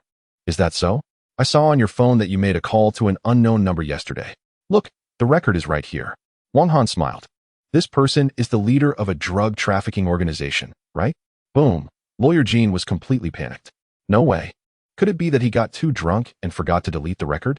As he spoke, Wang Han walked over, patted him on the shoulder, and said, "You know, dealing with a drug trafficking organization means your life is over, Lawyer Jean. I know you're just doing your job for money, but if you could cooperate with us." Lawyer Jean was taken aback. "Go ahead, I'm listening." Wang Han sat down, and in the dim light, the badge on his shoulder shone brightly, like a blinding light exposing Lawyer Jean, making him feel utterly vulnerable. He looked at the smiling young man and couldn't help but shiver. Terrifying. So terrifying. That ability to see through people's hearts, along with the sense of oppression, was something he never wanted to experience again in his life. After a long while, Lawyer Jean sighed. "I'll talk." He didn't want to go to jail. Wise choice. Wang Han began to take notes. 10 minutes later. "I know. It's all here." Wang Han packed up the materials. "All right, I'll take this to the chief. Wait for me to come back. And then we can discuss how to make amends." Lawyer Jean flattered him. "Thank you," Officer Wang Han replied. "Not a bother at all." He smiled as he left the interrogation room. After he left, in the corner, Lu Fei could no longer hold back and started laughing. "Ha ha ha, Lawyer Jean. You're so stupid." "Stupid?" Lawyer Jean retorted angrily. "You're the stupid one, you idiot." Lu Fei was furious. "Fool, we were all fooled. You were fooled too. Can't you see? That phone on the table isn't yours at all." Lawyer Jean. "What?" He suddenly turned around to look at the phone set aside. He picked it up and realized it was just a model. No way. Then, he instinctively reached into the pocket of his coat and found his own phone. "Ha ha ha. You fool. Idiot. He was playing you. Lu Fei was already going crazy. At this point, it was all over. Lawyer Jean was stunned. "Played me? So, everything before was just him messing with me. And actually, he had no evidence at all? So, I just confessed everything? Damn. Son of a dog. No way." Lawyer Jean lost it. He turned around and found that the door to the interrogation room was pushed open, but it wasn't Wang Han who entered. It was the burly Xianghua. He smiled, holding up the records in one hand and handcuffs in the other, mockingly saying, "Lawyer Jean, you are under arrest. Evidence. Cough cough. Do you dare believe the criminal's own confession?" Xianghua was trying hard not to laugh. He could barely contain himself. "Wang Han is too clever." Lawyer Jean instantly lost it. "There's no such thing as making up for past mistakes. It's all a trick." Xianghua continued to add fuel to the fire, saying, "By the way, my brother Wang Han asked me to convey a message to you. He said, 'Is that all the skills you have?'" As he spoke, Xianghua made a small gesture. This immediately infuriated Lawyer Jean. Lawyer Jean was beside himself, scratching his head and feeling like his chest was about to explode. "Damn it." Lawyer Jean shouted angrily. "You tricked me. Damn it. You want to have a good end." The live stream exploded with excitement. This was a brilliant move. My goodness, throughout the whole thing, my brother Han was just using his words to deceive. What are you waiting for? Kneel down and worship the big shot. Brother Han is too impressive. The opposing party, I can't believe it. I'm done for. Ha ha ha. This is hilarious. They ended up exposing themselves. It's so satisfying. Our brother Han directly lost the market to the opposing party, but well done. Looking at Lawyer Jean, who had previously been so confident, now he looked completely disheveled. Everyone was astonished. Wang Han's method of questioning truly left them dumbfounded. So this is how questioning can be done. The director, seeing Wang Han walk out again, noticed that this person seemed completely different. It was as if he was surrounded by an aura. Amazing. If he couldn't understand it before, now even a layman like him could appreciate Wang Han's nearly master-level questioning skills. Compared to the questioning experts he had encountered before, it was on a different level. Ding ding ding. At that moment, the director's phone suddenly rang. Upon closer inspection, the caller was Li Xiao. Chapter 54, Shocking. Lin Lao wants to take Wang Han as a disciple. It was a call from Li Xiao. The director answered and asked, "How's it going?" Presumably, team leader Li had already arrived at Wufu Village. "Director, I'm at Wufu Village now." The phone was on speaker, and everyone perked up, eager to know whether the information obtained from Wang Han was accurate. They listened intently as Li Xiao quietly said, "At first glance, this village seems normal.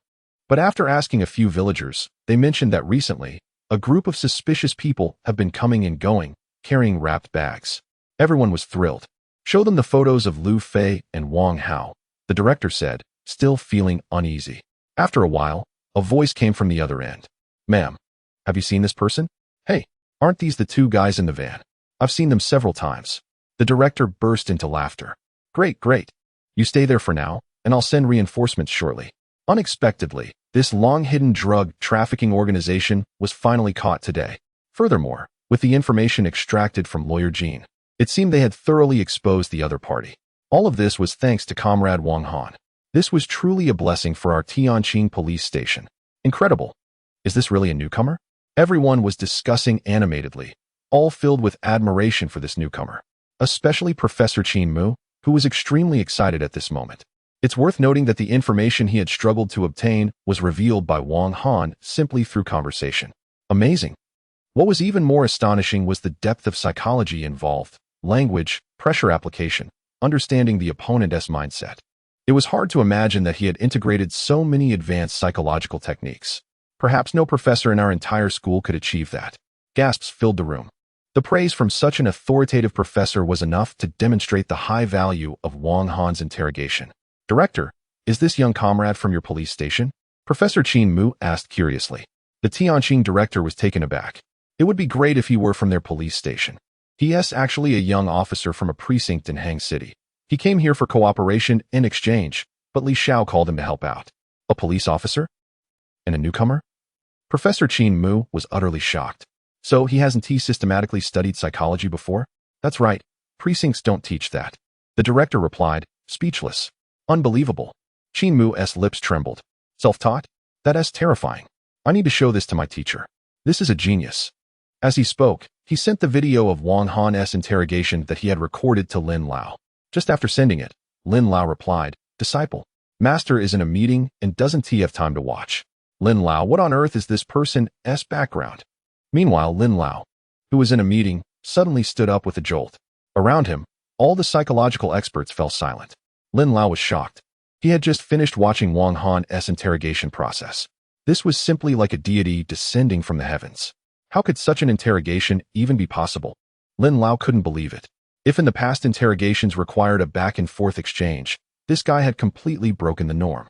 You don't want to answer? No problem. I'll take over and see if you comply. How domineering. He directly shattered the opponent's psychological defenses. This kind of approach, interrogation, was unheard of, especially when he was fooling that guy. Even this old man felt his blood boiling. A genius. This is a genius. Apprentice, hurry, keep your junior brother here. Don't let him run away. I'm coming right now. Qin Mu. What?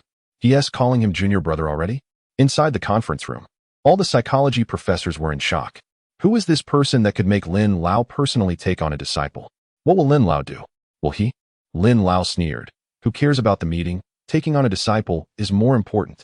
Then, they saw the titan of psychology, the 70-year-old man, even throw away his cane and rush out in a hurry. Shocking. At this moment, Wang Han also approached the director and others with his records. He spoke. That guy has confessed everything. It's all in the report. Huh. Why do you all look so strange? Everyone's eyes were filled with fervor. So powerful. The director took the records and widened his eyes in disbelief. They had actually hidden so much poison. Damn, that's right. And it shows that this organization seems to be involved in overseas business, Wang Han remarked. Goodness, they're even involved overseas. No wonder even lawyer Jean is working for them. So, this organization is a colossal entity. There must be hundreds of people, right? Wang Han shook his head. Not just that. At least 1,000 people. Hiss, everyone gasped sharply, taking another deep breath. Damn, an organization with over 1,000 people. This case is going to shock the entire country. The information you've extracted is incredibly important. The director was so excited his hands were trembling. Records? Wrong. This is a major achievement. Everyone, salute to Comrade Wang Han. In the next moment, all the police officers at the Tianjin police station straightened their backs and saluted Wang Han in unison. Live broadcast. What a scene. Wow. The police chief is saluting a newcomer? Incredible. Even passing dogs should give my brother Han some respect. Wang Han quickly said, Director, isn't this too much? This honor is too heavy. No, this is from our hearts, Comrade Wang Han, the director said. This newcomer is worthy of such recognition. It can be said that the breakthrough in this major case is all thanks to this newcomer. Ha ha ha, good kid, impressive. Xianghua came out and patted Wang Han on the shoulder. At this moment, His admiration for Wang Han was no less than that of the captain of the special unit. Ding-ling-ling at this time, Li Zhao's phone rang again. Director, it's confirmed. Good.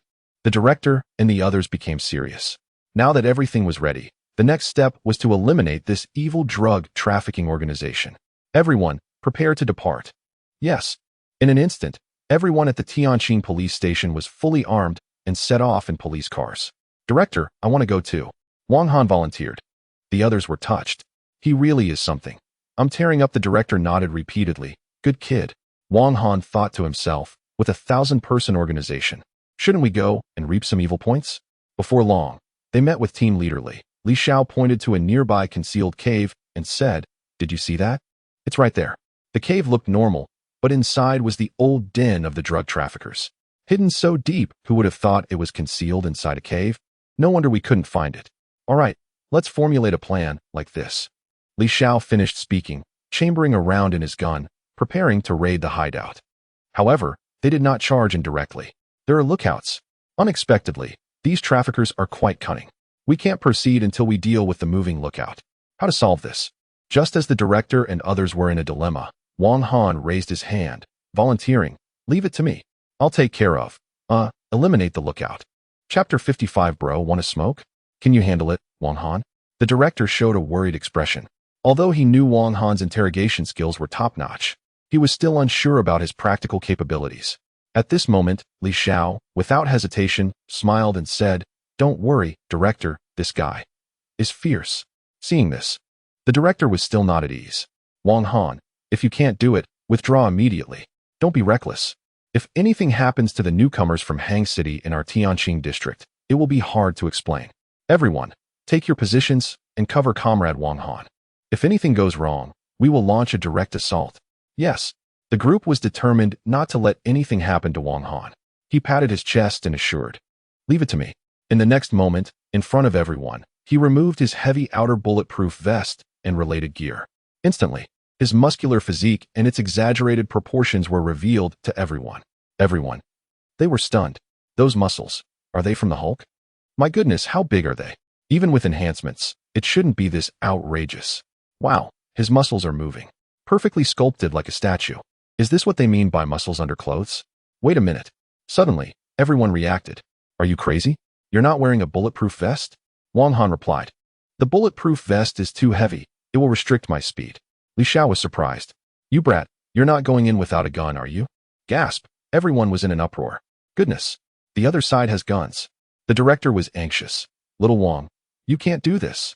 But Wang Han pulled out his sidearm, and with a little force, the gun bent. What the heck? Director, is this good enough now? Director, you brat, are you some kind of superhuman? Li Xiao was increasingly impressed by him.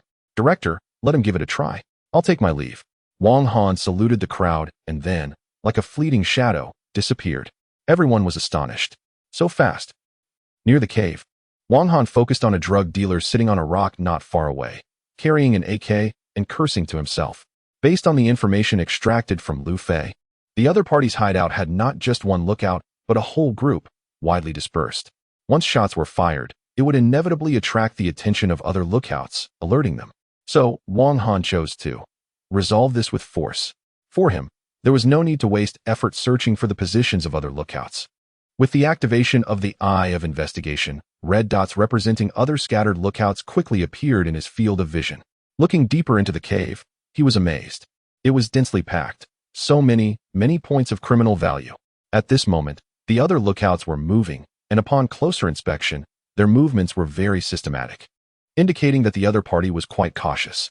Unfortunately, you encountered me. Wang Han grinned wickedly. The chilling laughter echoed in the live broadcast room, leaving everyone unsettled. Honestly, it feels like Brother Han is becoming more and more twisted. In the past, he used to shyly say, What do you know? This is called confidence. It was almost like watching a scene unfold, but alas, the sounds from above were already quite provocative. Meanwhile, a bearded man was nervously scanning his surroundings, raising his AK. At the slightest movement, he would empty the magazine. Wu Ergu, male, 27 years old, a thug for the drug organization Scorpion, has killed one person. Trafficked 10 kilograms of drugs. Criminal value, 346. Wang Han pulled out a pack of cigarettes he had prepared. He walked out with a smile. Long time no see, Brother Urgu. Wu Urgu was taken aback, staring at the suddenly appearing Wang Han, looking a bit confused. Don't move, who are you? I've never seen you before. From a distance, the onlookers were puzzled. Is this your plan? Chow, it's over. He actually came out himself. Li Xiao was confused. What does Wang Han want to do? As Wu Urgu sized up Wang Han cheerfully pulled out a pack of cigarettes and said, Don't be nervous. I'm new here, call me Li Gooden. Lu Fei sent me to pick up a batch of goods. Here, have a smoke, Brother Urgu. Wu Urgu scratched his head, thinking maybe he just didn't remember the newcomer. After all, there were too many people in the organization. Since the other party knew Lu Gu and even addressed him by name, it seemed fine. Dazed, he took the cigarettes, and Wang Han lit one for him, smiling. How's the smoke, Brother Urgu? It's okay. Is that so? Then after you finish, we can hit the road. Urgu. Wu Urgu. Bang. Before Wu Urgu could react, a slap came crashing down. His teeth shattered everywhere. Just as he was about to scream, Wang Han swiftly covered his mouth and nose, bringing him down. Wu Urgu's eyes widened in shock, his body trembling. Soon, he lost consciousness. Wang Han dragged him into the bushes, stripped off his clothes, switched to the AK, and donned a headscarf, looking just like a bandit leader. Who wouldn't he be confused? He swaggered over to another lookout with the AK raised. Hey, Xi and Gu want to smoke? I don't smoke. What? You don't give me Li Gooden face? You're asking for it. Crows flying high. Oh, just like that. Wang Han knocked out one drug dealer after another, and soon, the lookouts fell silent, one by one. Hey buddy, do you remember me? It's Man Yobi. Forgotten? Then die. Bang. The last lookout fell to the ground, blood pooling everywhere, the cigarette in his mouth barely touched. Wang Han took out his phone and sent a message to Team Li. All lookouts have been cleared, over. On the other end, the recipients of the message were shocked. It had only been a few minutes. The lookout was taken out. The chief issued orders, and everyone rushed out. When the Viper squad led by Li Xiao saw the drug dealers hanging from the old tree, stripped bare, swaying like ginseng fruits, they were taken aback. Under the tree, Wang Han, covered in AKs, was casually smoking. A true bandit leader, he chuckled. Sorry, Team Li, I didn't expect there to be so many lookouts. And we ran out of smokes. Otherwise, we could have been quicker. Hiss, did you hear that? Is it true? This scene was simply shocking. Goodness, a living devil. Now I understand why he didn't want a bulletproof vest. It's so strong it makes my scalp tingle. This is crazier than the flying tigers. Kid, impressive. Li Xiao couldn't help but marvel. Indeed, it was like a small knife cutting through the unknown. The chief, invigorated, waved his hand. The assault began. The target, to eliminate the drug trafficking organization. Strange, Wu Urgu should have been here by now. Where is he? Inside the cave, deep within. It looked like a factory. Several high-ranking members were enjoying tea while a few women danced nearby. Haha, he is probably slacking off and sleeping. Don't mind him. Come here, give me a kiss. The boss pulled a woman close and started kissing her. Hey, I heard from the boss that the Gemini crew got caught. Damn it. The police are playing dirty, using bait. Who would have thought? Buyers have been caught left and right. We need to lay low for a while. Won't there be a leak? Don't worry, the boss thought of that long ago.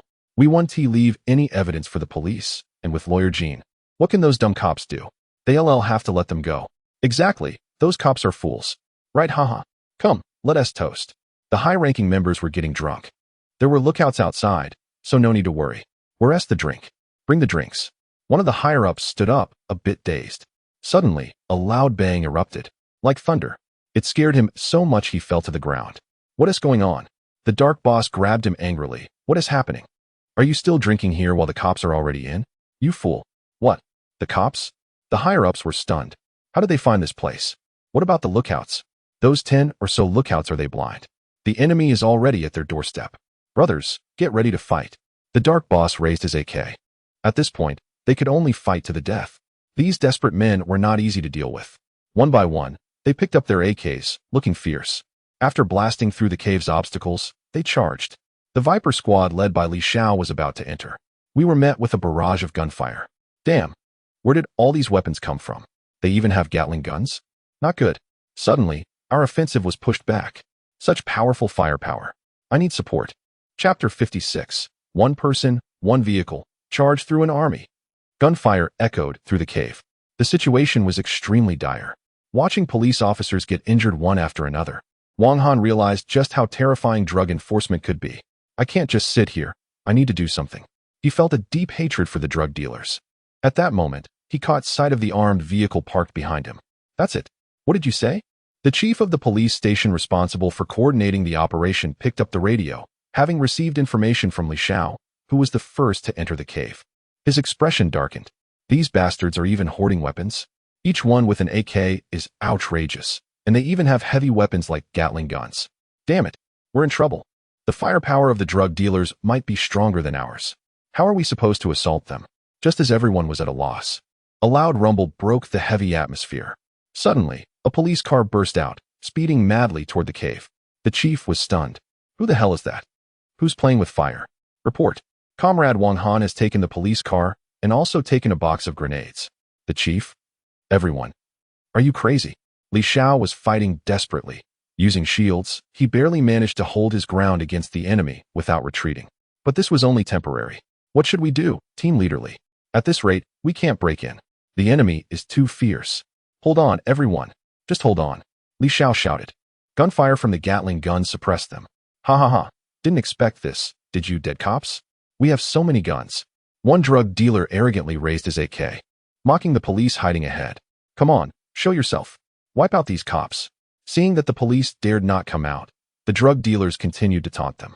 Suddenly, an extremely bright light lit up the cave. What the hell? Ah, my eyes. Who turned on the lights? The next moment, a drug dealer who had just opened his eyes found a massive tire coming straight at his face. Ah, a heart-wrenching scream echoed through the cave, leaving everyone stunned.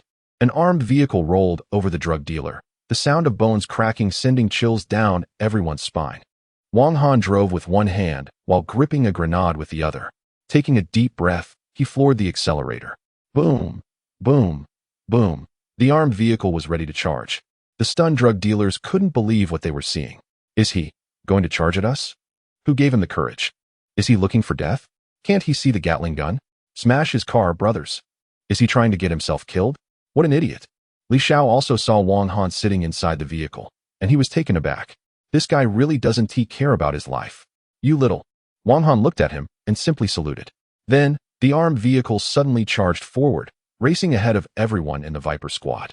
Each member of the Viper squad was so scared they were speechless. This is just too wild. Wang Han drove the armed vehicle, roaring like a mad bull straight towards the drug traffickers. Crazy shoot. The gang leader's eyelids twitched. Was this guy brain dead? One by one, they aimed their AKs at the oncoming armed vehicle and opened fire. Bang, bang, bang, however. To the traffickers' shock, the armed vehicle actually maneuvered. That's right. The vehicle executed textbook-level evasive maneuvers, dodging all the bullets without a scratch. In fact, Wang Han even pulled off a stunning drift. The traffickers? The gang leader gasped. What the hell? This vehicle can drive like that? I don't believe it.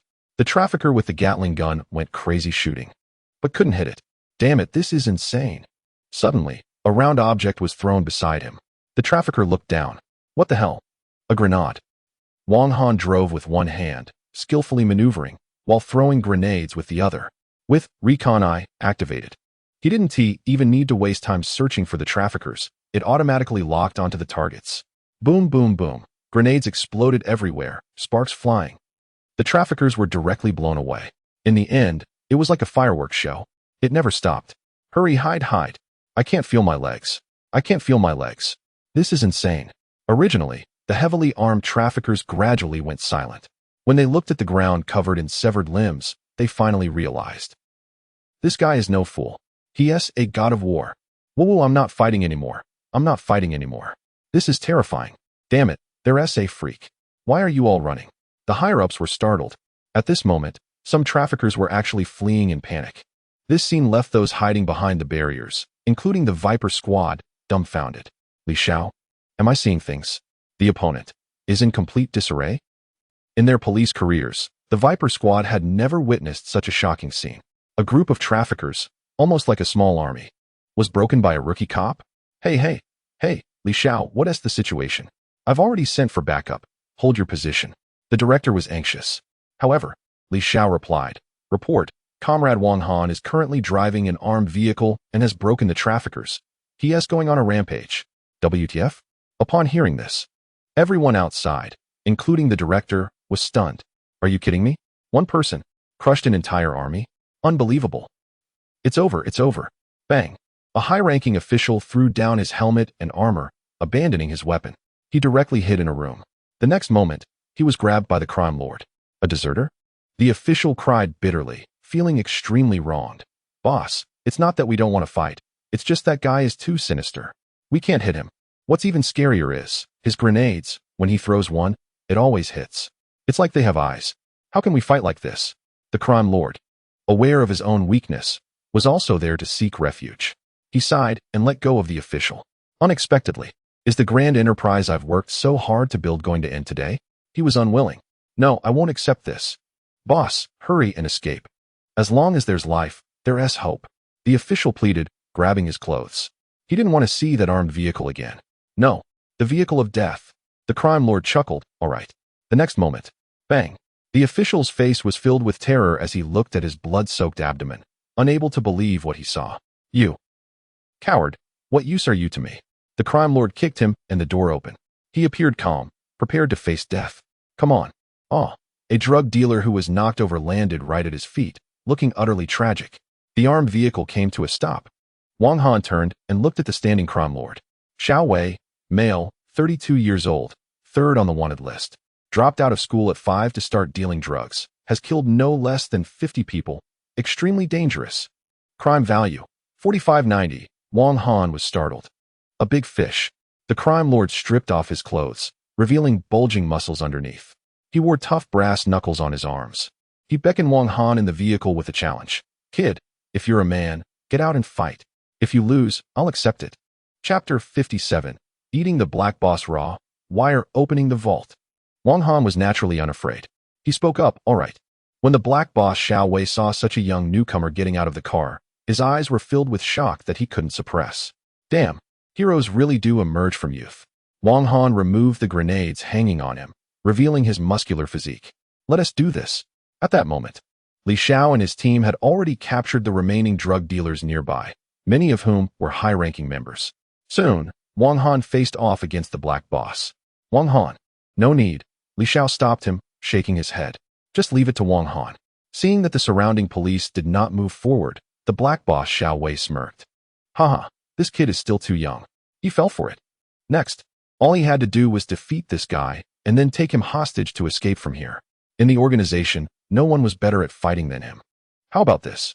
Let us turn our backs to each other, take 10 steps, and then turn to fight? The Black Boss proposed. Wang Han nodded. Sure. The Black Boss and Wang Han turned their backs and walked forward.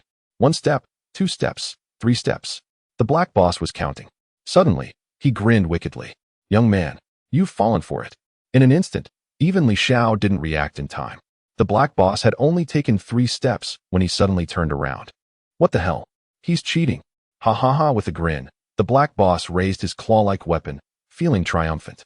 At this distance, he could easily take this kid hostage before the police reacted. Kid, you can only blame your ignorance. However, the Black Boss hadn't laughed for long before he suddenly froze, his body shivering. Because at that moment, a face with a faint smile was right in front of him, grinning at him. Wang Han spoke. You little rascal, not playing fair, huh? Black Boss. He had been seen through. With a whoosh, a powerful punch came flying in like a storm. Bang bang bang, he didn't know how many punches he had taken. Before he could use his weapon, the Black Boss was already lying on the ground, groaning weakly. Damn, you're really sneaky. Wang Han replied. Thanks for the compliment. What a joke. Did you really think I was a fool? There's no morality to discuss with scum like you. Do you know why I played with you? It's to slowly torment you. The Black Boss panicked. No. After a series of combo punches, when Li Xiao had his men carry the nearly incapacitated Black Boss away, he couldn't help but feel a lingering fear. This guy, he might not be able to walk for the rest of his life. Wang Han is too ruthless. Not long after, when the director led a team into the depths of the cave factory, looking at the mess everywhere, he couldn't help but feel his scalp tingle. Did Wang Han do all this? It's terrifying. When Wang Han appeared, he immediately attracted everyone's attention. Director, you little rascal. The director grabbed Wang Han's ear and scolded. You were too reckless just now. Are you trying to get yourself killed? What will I say to the director on your side if something happens to you? Wang Han did not resist and had a smile on his face. The director was right. Looking at his shameless expression, the chief of the Tianqing police station couldn't stay angry and sighed. You've learned badly from Li Xiao. You're almost becoming a slick operator. Forget it. since the problem is solved. This time, you've done a great job. Wang Han shook his head. No. This time it was a collective effort, especially those fallen officers. They are the true heroes. Clap. The director was the first to applaud, encouragingly saying, exactly. This victory is inseparable from those heroic sacrifices. Clap, clap, clap. The officers all joined in applause, gradually increasing in intensity. This was a heartfelt expression of their admiration for Wang Han. Wang Han's eyes turned red as he straightened his back, and it continued for a few minutes before calming down. The director spoke up. Next, we need to take inventory. The crowd of Tianqing police station began to clean up the drug manufacturing factory. Just the documents piled up like a mountain, all containing solid evidence of drug trafficking. It's hard to imagine how much these guys had sold. These pests. Bah. Scum of society. The live stream audience was also filled with righteous indignation. Li Xiao led a team to take inventory and found a total of 50 AKs, 2 Gatling guns, 10 shotguns, and several handguns. Hiss, where did so many guns come from? It seemed they had connections with foreign arms dealers. These bastards. Even more outrageous was, these guys had actually produced 10 tons of drugs. What does that mean? Almost insane. Huh. Strange, where did their funds go? Suddenly, everyone noticed something was off. They hadn't found the funds? It should be known that these guys had accumulated unimaginable amounts of money from years of drug trafficking. Report. We found a huge vault. An officer ran over. Vault. Li Xiao was taken aback and then suddenly realized. These guys actually locked their funds in the vault? When everyone arrived at the vault, they found it was very large, with numerous complicated password locks. The security system was almost excessively strict. This is way too many password locks, right? Can it be opened? The officers shook their heads. They didn't know how long it would take to crack the codes. Why not just blow it up? Xiaonghua suggested. No way, this is a cave. What if it collapses? Everyone was stunned. Chow, go. Bring that black boss over here. When the black boss, who had been beaten up by Wang Han, was brought over, he looked at the group of helpless officers and suddenly burst into laughter. Haha, a bunch of fools, dreaming of getting my money. Xiaonghua grabbed him by the collar and threatened. Quick, tell us how to open it. Bah. The boss spat, grinning wickedly. The codes are managed by the higher-ups. Unfortunately, several of them are dead, so you can forget about opening it in this lifetime. The police fell silent, watching the crazed look on the boss's face. That kid. Make him kneel. Maybe I'll tell you the code, ha ha ha. Who's barking like a dog? Wang Han slowly approached. The boss angrily retorted. Who are you calling a dog? Whoever barks is a dog, Wang Han shot back. Damn it, you think you can take this money away? Wang Han slapped him hard, leaving him dazed. He turned to look at the enormous vault. What a trash vault. I can take it down in no time. The boss was stunned. Are you kidding? You're just bragging. If you can open it, I'll call you dad. What a joke. This vault was built with countless efforts, and no one could open it. Brute force won't work, Li Xiao reminded. He thought the tough Wang Han would rely on brute strength again. But unexpectedly, Wang Han just smiled, took out a piece of wire, and said to team leader Li, brute force? I scoff at that, this will do. Everyone. Are you serious? Just a piece of wire? The next moment, Wang Han approached the vault, inserted the wire into the lock, and turned it slightly. Click. The first lock opened. The boss. What the hell? My painstakingly crafted lock was opened with a piece of wire? This is possible. Next came the second and third locks. Click, click, click. Wang Han opened these locks as easily as if he were unlocking his own door. With the final lock pried open, the vault door slowly swung open. Hiss, everyone was shocked. He really opened it. The live stream exploded. What a skill. Hanggu, you've definitely practiced this. Damn, what a trick. Opening a vault with a piece of wire. This must be a miracle. Bro, teach me this skill. It's making my scalp tingle. Hanggu, give me a piece of wire, and I can open the entire world. Watching this, my whole family would kneel to Hanggu.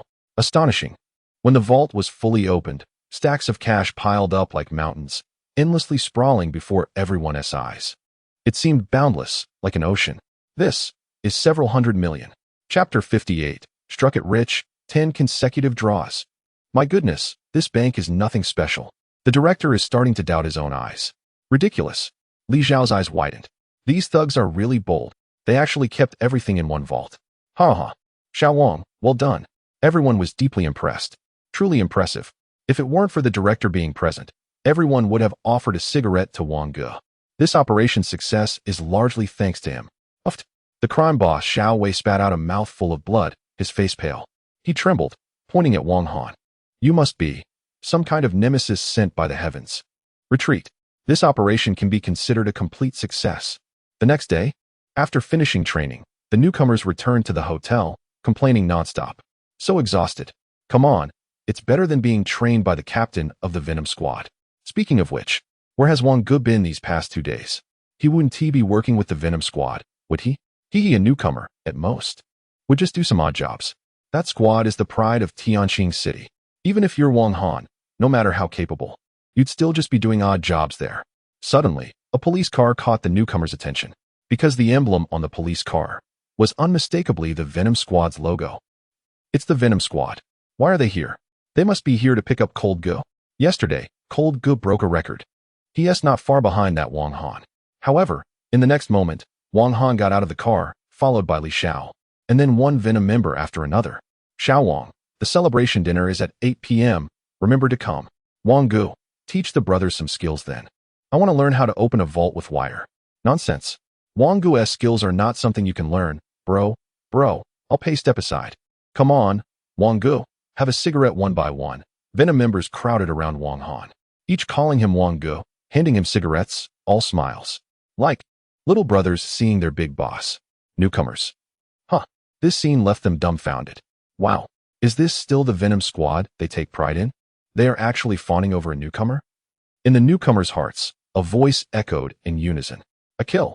Woo-woo. At this moment, another police car stopped, with an even bigger figure arriving, the head of the Tianqing Police Department. Oh my, it's the director. What on earth is happening today? The big leader came in person? The rookies couldn't believe it. But soon, someone understood. Don't you know? The director of Tianqing has always liked our Cold Gu. He has been quietly following him since he was in police academy. He is definitely here to see Cold Gu. That's right. The director really cherishes Lung Feng. Even Lung Feng instinctively thought that the director was there to see him. Previously, the director personally said, not bad. Lung Feng, you are the future of our police station. However, after getting out of the car, the director didn't head straight to Lung Feng, but instead walked towards Wang Han with a smile. Xiao Wang, you really are in a hurry. Don't forget, you're the star of the interview the day after tomorrow. Got it, director. The director patted his shoulder affectionately, like a kind elder. Not bad, Xiao Wang. You are indeed the future of our police force. Boom. The newcomers almost spat out a mouthful of blood. What a shock. The director personally praised a newcomer like this. At that moment, one person's heart was shattered. Lung Feng. Watching the director's endless compliments towards Wang Han, he wondered, is love really going to disappear? It was at this moment that the director suddenly noticed Lung Feng standing aside. Oh no, almost forgot about this kid. Lung Feng, long time no see. Look at you. You've grown stronger again. Come on, let uncle see how much taller you've gotten. He smiled awkwardly. Lung Feng, do I know you, director? After a while, the newcomers finally found out what Wang Han had been up to these past 2 days. Goodness, he went straight into action, confronting drug dealers with real guns. It is said that he single-handedly turned the tide of the battle. Unbelievable. Hiss, why is there such a big gap among newcomers? After being persistently pestered by the other newcomers, Wang Han returned to his room and found Tong Li waiting for him. Were you waiting for me? Tong Li blushed. No, I was just passing by. Passing by? This is the 3rd floor, and your room is on the 10th. How can that be passing by? Wang Han, what exactly is going on? Tong Li fidgeted. She took a deep breath, then pulled out a letter and without saying a word, tossed it into Wang Han's hands before running off. Wang Han was puzzled. What was that all about? He opened the envelope and looked inside. Gather at the entrance at 8 a.m. tomorrow. I invite you to go to the Green Apple Amusement Park, just the 2 of us. You have to come. Wang Han. What is this? If you want to invite me to play, just say it directly. Why make it so mysterious? Saying this, Wang Han casually tossed the envelope aside. In the live broadcast room, everyone was bewildered. Confirmed, he is definitely a straight guy. Wait, does Hanga not realize this? Wow. Hanga even has a girl asking him out. Sob in his room. Wang Han first took a hot shower. Then, he chugged a few bottles of soda while sitting on the bed. It looked like he was resting with his eyes closed, but in reality, he was mentally reviewing today's achievements. Once he opened it, he was stunned. This drug enforcement operation. He actually earned a whopping 26,000 points. This drug trafficking organization, Scorpion. According to the tiered system, the higher the rank, the more serious the crimes. A high-ranking member has nearly 1,000 points. Scary. Not to mention that powerful figure, Xiao Wei, who is worth 4 times that. Looking at the crime value records, it's clear. As long as the criminal is caught at the first opportunity, it counts as one's own achievement. That's why he fought so hard at the front line in the cave, to arrest the drug traffickers as quickly as possible. Wow, truly a large organization. This achievement is equivalent to what I would gain in a month in the Eastern District. Thinking of this, Wang Han couldn't help but frown. Compared to the inefficient capture of petty thieves and delinquents, it's much quicker to carry out a big operation like this. Thus, he decided in his heart that he would get involved in any major events in the future. Next, having earned so many points, it was time for him to upgrade himself. Speaking of which, he first enhanced his detective SI. The range expanded again. This time, it covered a full 100 meters. A qualitative leap. Damn, it cost me 7,000 points in one go. Wang Han felt heartbroken. He earned that with his life. Then came the much-anticipated lottery segment. With so many points, he felt more confident. Wang Han immediately went for 10 consecutive draws to test his luck. Deducting points, starting draw. Result, none. Result, none. Result, a box of instant noodles. Result, a nail clipper. Congratulations, host. You have obtained the item, Master Level Soft Armor. Congratulations, host. You have obtained the skill, Gun God. Effect, Perfect Accuracy. Congratulations, host. You have obtained the skill, Super High Popularity Luck. Effect, Sometimes luck is key. 10 draws, 1 item, 2 skills. Wang Han thought for a long time. I guess it's not a loss. Moreover, this, Master Level Soft Armor, sounds pretty good. To avoid the viewers in the live stream noticing, he temporarily closed the stream. What's up, bro? Han Go, are you also guarding against me? Wang Han clicked on the item, and instantly, a shimmering silver soft armor appeared on the bed. It was as thin as a layer of clothing. If you didn't look closely, you wouldn't even notice it. Master Level Soft Armor can defend against bullets, shotgun pellets. If you're in a certain country, oh brother, this is a must-have when going out. Is it really that strong? Wang Han tried it on, and indeed, the armor seemed to come alive. It fits snugly, perfectly. Is it really that tough? He picked up a nearby fruit knife, and without a second thought, he stabbed it hard at the chest area of the armor. Ding! A crisp sound. The armor was completely unharmed. The fruit knife shattered upon impact. Like an egg hitting a rock, Wang Han looked at the surviving knife handle and gasped. Amazing! After trying a few more times, he finally put the soft armor back into the system storage. He began to study the 2 new skills he had acquired. One was a sharpshooter, which was like adding icing on the cake and giving him wings. As for the luck skill, it was somewhat unclear, but it didn't seem to have any drawbacks. As night fell, Wang Han went to bed early, utterly exhausted. Suddenly, there was a loud knock at the door. Wang Han instinctively opened his eyes, his body tense. Who could it be? Chapter 59. Aiming true. Wang Han sat up, puzzled about who was knocking on his door in the middle of the night. Outside, an unexpected voice called out, "It's me, Lung Feng." When Wang Han opened the door, he was taken aback. At that moment, Lung Feng was dressed in training gear, with a training weapon at his waist. "What is this about?" Wang Han asked. Lung Feng got straight to the point. "I want to have one last competition with you." He couldn't understand why the director and others valued him so much. After all, he had arrived first. This guy, an outsider, had taken everything that belonged to him in just a few days. Naturally, he felt quite disgruntled. What if I refuse? Wang Han raised an eyebrow. Lung Feng took a deep breath. You wouldn't dare? Using provocation? Wang Han chuckled. What do you want to compete in? Follow me. A few minutes later, they arrived at a shooting range not far from the hotel. As the lights flickered on, Wang Han saw rows of targets ahead and firearms displayed on tables nearby. Lung Feng turned back and said, "We will compete in shooting." Shooting was his forte, and he intended to defeat Wang Han with it. However, facing the shooting champion, the opponent showed no sign of fear. In fact, there was a hint of pity in his eyes. Pity? Wang Han shook his head. Little brother, why today of all days? You're really unlucky. Let's get it over with. All right, the 10 targets in front will move randomly.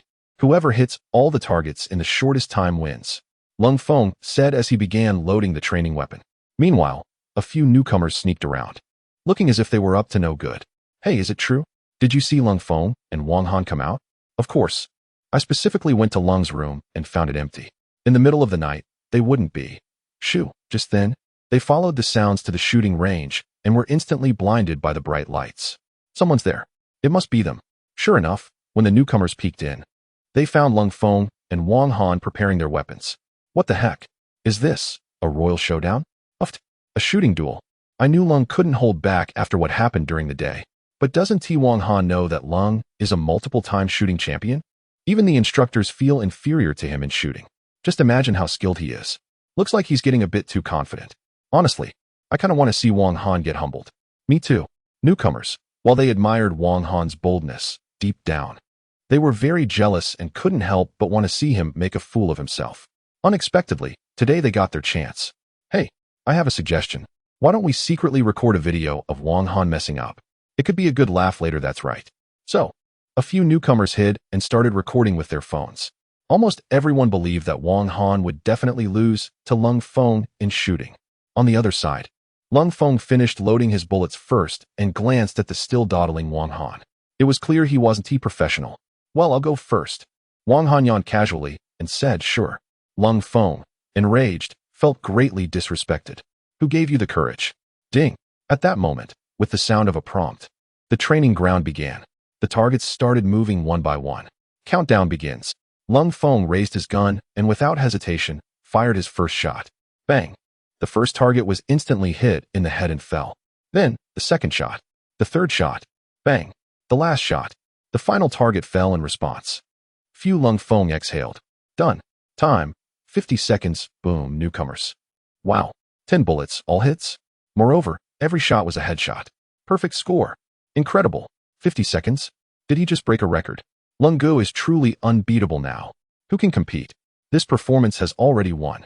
Wong Han was taken aback. This kid. Not bad. Lung Feng didn't expect to perform so well today, and couldn't help but smile. Are you going to continue? So arrogant.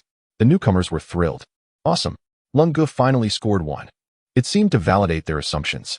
The next moment, Wong Han smiled and unexpectedly turned to leave. Lung Feng. Newcomers. This guy gave up? Seriously, so cowardly? Come on, would you dare go? They could understand that Lung Ge's shooting skills were truly unbeatable. However, just when the newcomers thought Wong Han was scared and running away, at 100 meters, Wong Han suddenly stopped. Then, he shouted, let us start. I'll shoot from right here. Upon hearing this, Lung Feng was shocked. What? Shooting from there? But that's 100 meters away. How could he possibly hit anything? On stage, the newcomers were baffled. This Wong Han, has he lost his mind? Shooting from 100 meters away. How could that even work? Got it. He just looking for a way to back down. Humph, a little trick. Although Lung Feng couldn't understand. Since Wong Han wanted to embarrass himself, he simply pressed the button. Ding. The countdown began. Wong Han took a deep breath, then slowly raised his training firearm. He aimed with his left eye. 1 second, 2 seconds, 3 seconds, 10 seconds passed, and he still maintained that stance without firing. The targets moved continuously, getting faster and faster. Watching the unmoving cold front, he grew angry. This guy was completely dismissive of the situation. This was an insult to shooting. Damn it. Wong Han, if you're not capable, just admit it. Why pretend otherwise? But just as Cold Front finished speaking, suddenly, bang. A gunshot echoed throughout the venue. Wong Han finally fired. After finishing, he put down the firearm and turned to leave without looking back. Incredible. A second attempt. A newcomer scoffed. What is this? He is completely dismissive. Wong Han is nothing special. However, the next moment, he suddenly noticed that his companions were all silent, their eyes wide with shock. What is going on? He was confused until one of his companions, trembling in fear, pointed toward the targets and stammered, "Goodness, look at that." What? He turned to see 10 targets grouped together, all of them down.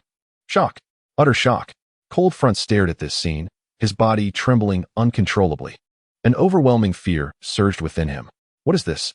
What does this mean? Over 100 meters away, not only did he hit them, but he also pierced through 10 targets with a single bullet? A sense of helplessness spread throughout Cold Front. His eyes welled up with tears as he suddenly knelt down, weeping. In his lifetime, he would probably never surpass Wong Han. This marksmanship was as if a god of guns had descended. It's no exaggeration to say that any master of marksmanship watching this would have their hearts shattered. Unbelievable, 100 steps hitting the bullseye. The ancients truly did not deceive me. I can't believe it, it can be done like this. Wait, could it be that he was not firing because he couldn't hit, but because he was waiting for all 10 targets to move into position? Then, a single bullet pierced through all the targets? Astonishing. Truly astonishing. The newcomers, who had just scoffed, were now so frightened they fell to the ground, mumbling, "So it turns out, we were the clowns? Did you all record that?" Yeah. We got it on video." In the video, he decisively fired and turned to leave without looking back. This scene was just too cool. Chapter 60. A small bus. Yet you two are talented individuals. In the early morning, at the hotel during breakfast, the instructor noticed the downcast cold phone muttering to himself. "I'm just a waste of space, I'm just a waste of space. What is wrong with this kid? Why is he suddenly so emo?" He asked the rookie beside him, "What happened?"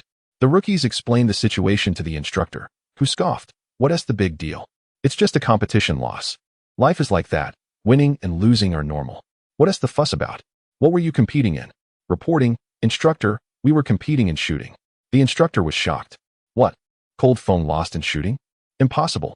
Absolutely impossible. Who is it? Which genius could defeat a talent like cold phone?" Then, the newcomers hesitantly showed the video to the instructor. Upon watching, he noticed another person beside cold phone. The instructor lowered his head, his eyes vacant, muttering, "I'm just a waste of space, everyone else." Oh no, another breakdown of resolve. Wang Han was specially excused from training by Captain Li Xiao of the Poison Snake team and had nothing to do these days. So, he gladly accepted Tong Li's invitation. As he stepped out the door, he saw Tong Li, dressed in a floral dress and wearing a sun hat, smiling and welcoming him. Her charm was instantly apparent. "This girl, turns out she is quite pretty." Livestream. "Ooh, I'm not jealous, really. Damn it. Han Go, at this rate, our brotherhood might not hold."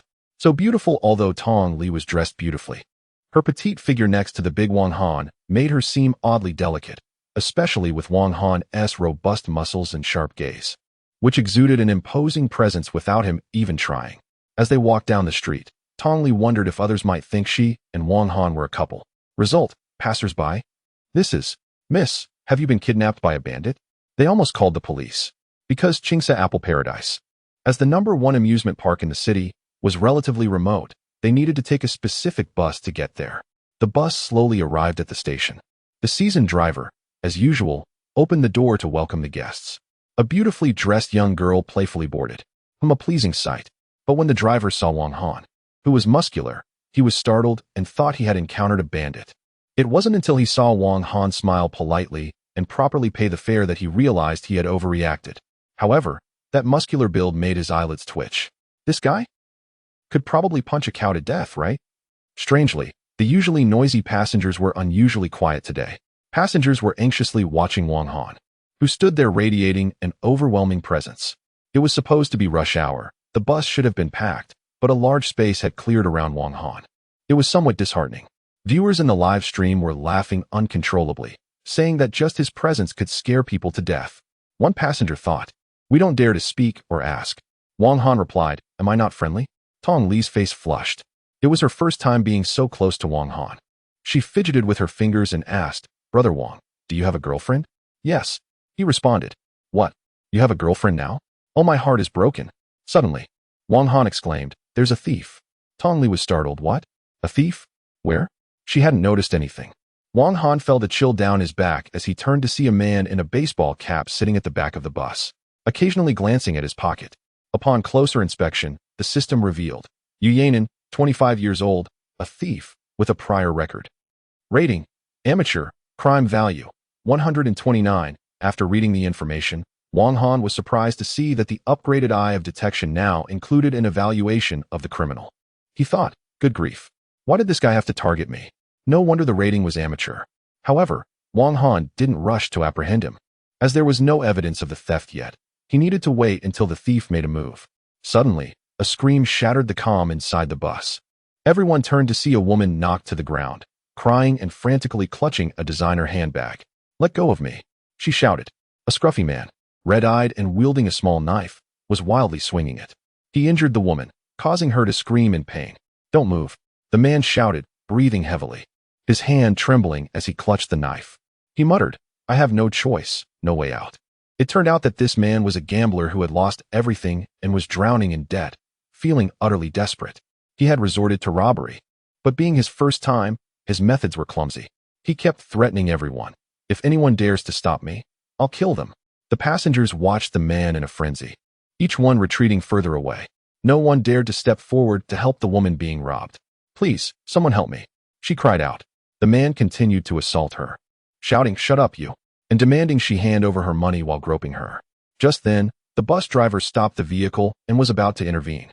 However, the man shouted, "Old man, I advise you not to meddle." The experienced driver couldn't help but stop. Just as the man was about to succeed in tearing the woman's skirt, a voice broke through. "Let her go?" The man was startled and looked up, only to see a strong figure walking towards him. Zhou Yongfu, male, gambler. No prior record, crime level 2. Evaluation, first-time offender, a rookie.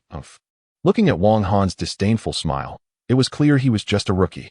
He was even holding the knife upside down. Zhou Yongfu was taken aback. What is wrong with this guy? Can't he see I have a knife? In the next moment, Wang Han, moving slowly, suddenly charged forward with incredible speed, leaving the crowd stunned.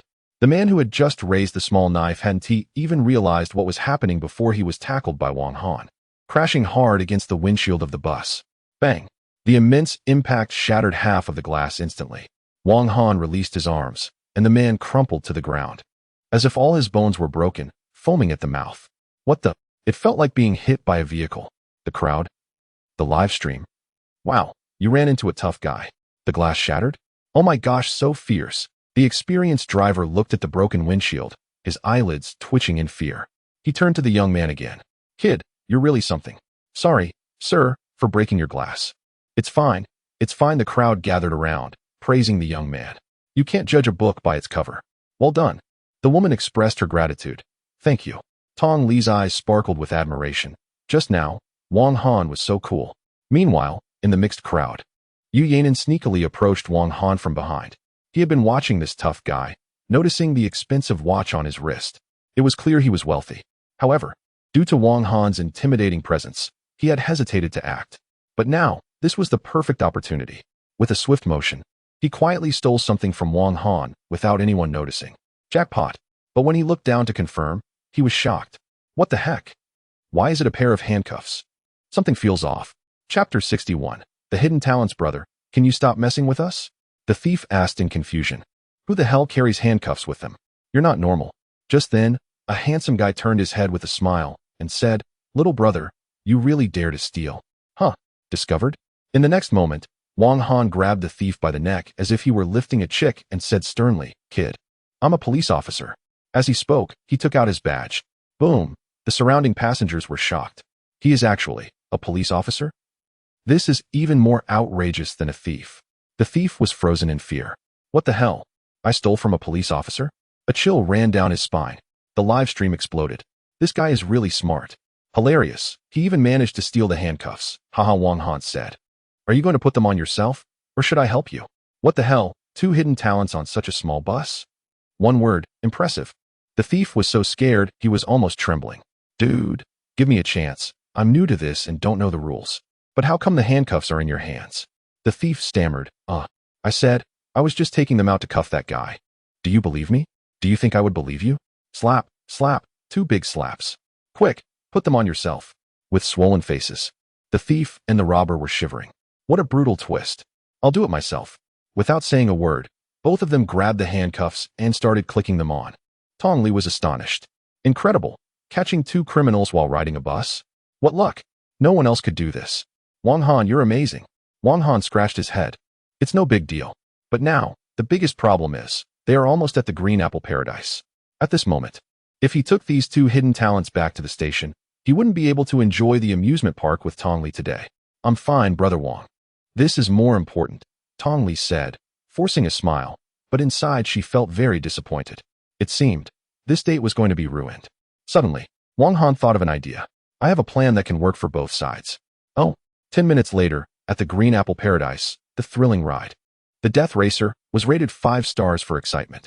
The staff looked at a man and a woman, with 2 sneaky guys handcuffed behind them, completely dumbfounded. What kind of bizarre play is this? Is this what young people are into now? Boom, boom. The Death Racer sped in, leaving the 2 hidden talents stunned. Wait, we have to ride too? Are you kidding me? Wang Han looked at the 2. What else? The thief replied, what the hell? Can you give me a straightforward answer? Stop messing with me, man. Are you really a police officer? Is this a method that anyone could think of? Help me. This is insane. On the other side, inside the Tianjin police station, An officer reported to the chief about Wang Han capturing 2 criminals on the bus. So where is he now? Report. He is currently taking the criminals to an amusement park. Comrade Wang Han said they might as well go. As he spoke, he played a recording sent by Wang Han. Ah, bro, take me to the police station. I surrender. Woo, I swear I won't do it again, sir. That's enough really. 10 death-defying rides. Are you trying to take my life? A cacophony of wails. The chief was shocked beyond belief. Damn, this kid is too wild. Fine, let Comrade Wang Han have his fun, but remember to tell him not to scare these 2 criminals to death. Impressive. After the officer left, knock knock knock, Li Xiao pushed the door open. Chief, everyone is here. The chief took a deep breath. He adjusted his attire in front of the mirror. Following Li Xiao, he headed to the large conference hall in the station. Creak. As the large door opened. Usually, the lofty chief of Tianqing couldn't help but twitch his eyelids. The entire room was filled with high-level figures, including the big leaders from major departments in Tianqing City. Among them, the most formidable was the middle-aged man sitting in the front. This one came from the provincial department. Old Qing, I see everyone is here. We can start now. Then, the middle-aged man stepped onto the podium. He spoke eloquently. Ladies and gentlemen, recently, the Tianqing police station successfully dismantled a large drug trafficking organization known as Scorpion, capturing several criminals, seizing dozens of kilograms of drugs, and nearly 100 million in illicit funds, bringing light back to Tianqing City. The police station has made significant contributions. Below, the big leaders of Tianqing City were amazed. Hiss, dozens of kilograms of drugs, 100 million in illicit funds. This achievement, your Tianqing police station is going to the top. Therefore, the higher-ups have decided to specially award the entire Tianqing police station and some individuals with honors and rewards. That is all. Thank you. The comrade from the provincial department finished reading and smiled, applauding the chief of the Tianqing police station. Old Qing, this time, you have made a great contribution. Clap, clap, clap inside the conference room. Applause echoed. The big leaders looked enviously at the police chief. Don't be too jealous after a round of praise. The comrade from the provincial department suddenly asked. By the way, in the report you submitted this time, there is a young comrade who is very impressive. Even turning the situation around, the higher-ups have noticed him and value him highly. The big leaders were in an uproar. Who is this? To be given such special attention by the higher-ups. Hiss, boundless prospects ahead. The Tianqing police station felt a bit embarrassed and said, well, actually, he is not from our Tianqing police station. Everyone. After that, the director explained the situation of Wang Han and others coming to Tianqing City for exchange and study. Upon hearing this, the comrades from the provincial department couldn't sit still. Showing excitement for the first time. He's just a newcomer? Hard to believe. What's even more exaggerated is, he was a star before, and he came to the police station just to play the role of a police officer. In other words, he has never received formal police training. However, in the report, not only did he capture drug dealers, but he also successfully interrogated and obtained key information that even psychology professors couldn't extract. What's more outrageous is, during the battle, he single-handedly took down an entire drug dealer army with just one vehicle. Such remarkable achievements. If you told me he was a military king from Huaxia, I would believe it. Yet, he is just a newly appointed police officer? Everyone felt like their brains were about to overheat. Where is he? The people from the provincial department were extremely excited. They had to meet such a character. Right now. He is playing in the amusement park with the offenders? Everyone. What? Taking offenders to the amusement park? However, he should be back soon. Haha. The director felt a bit awkward. He initially thought the higher-ups would criticize him and was prepared to be scolded. To his surprise, the comrades from the provincial department were not angry at all. Instead, they were increasingly curious. What a personality. The director? What? Indeed. He is different from others. Lao Qing, I am determined to meet this young comrade. It doesn't matter how long it takes. I want to see this young comrade too. 1. Suddenly, all the big leaders and bosses rushed to meet Wang Han. The director was stunned. He had never seen such a scene before. A few minutes later, at the entrance of the Tianqing police station, countless police officers were sweating. Oh my. The big shots from the provincial department and other departments had gathered at the entrance waiting. Such a spectacle. It wouldn't be an exaggeration to say it was from the central government. The police officers gasped in shock. Hiss, who are they waiting for? Chapter 62. After a few days, my apprentice has reached my level? At the entrance of the Tianqing police station, a bustling group of people has gathered. Unprecedented in scale. Just as the police were wondering who these big shots were waiting for, a taxi slowly pulled up. Inside were Wang Han, Tong Li, and two pale-faced criminals in between. Do we need to call for an ambulance for them? No need, master. As Wang Han and the others got out of the car, preparing to take the criminals into custody, a thief who had just stepped out was taken aback by the sight of a large crowd of police officers rushing towards him, including several figures who looked like high-ranking officials, exuding an intimidating aura. In an instant, he was terrified. I surrender, I surrender. He immediately raised his hands to his head, trembling in fear. I've never seen so many police officers in my life. The live stream audience was stunned. What is going on? So many people. Who are they here to welcome? Could it be my brother Han? As Wang Han got out of the car, he was equally astonished. Which big leader is coming? All of them are prominent figures in Tianjin City. However, as he started to walk, the crowd followed suit, and Wang Han was taken aback. To his surprise, these big leaders were actually coming towards him. The director of Tianjin stepped forward with a smile and said, "Cough, cough. Don't be nervous, Comrade Wang Han. This gentleman is from the provincial department, and he wants to meet you." The provincial department. The live stream exploded with excitement. Wow, this is getting more outrageous by the minute. The person from the provincial department finally laid eyes on the man mentioned in the report. And it was indeed true that seeing him in person was far more impressive than hearing rumors. What a solid build. Wang Han could only nod in response. Who are these two? Behind him, the two criminals, under countless scrutinizing gazes, were trembling like leaves in the wind. This is too terrifying. Cough, cough. I'm asking you a question. Wang Han recounted the details about the two criminals to the group, leaving everyone astonished. How peculiar.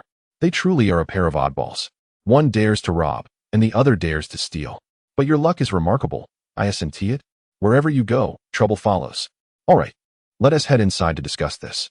The person from the provincial department spoke, and the director quickly realized and instructed everyone to go to the conference room for a meeting. As Tong Li stepped out, she said, "Brother Wang, you go ahead. I'll take care of these two little thieves." Okay. Watching Wang Han walk away, Tong Li smiled radiantly.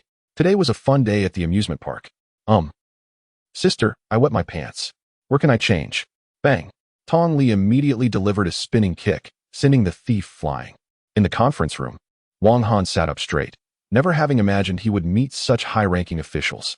The provincial department. Comrade Wang Han. Yes.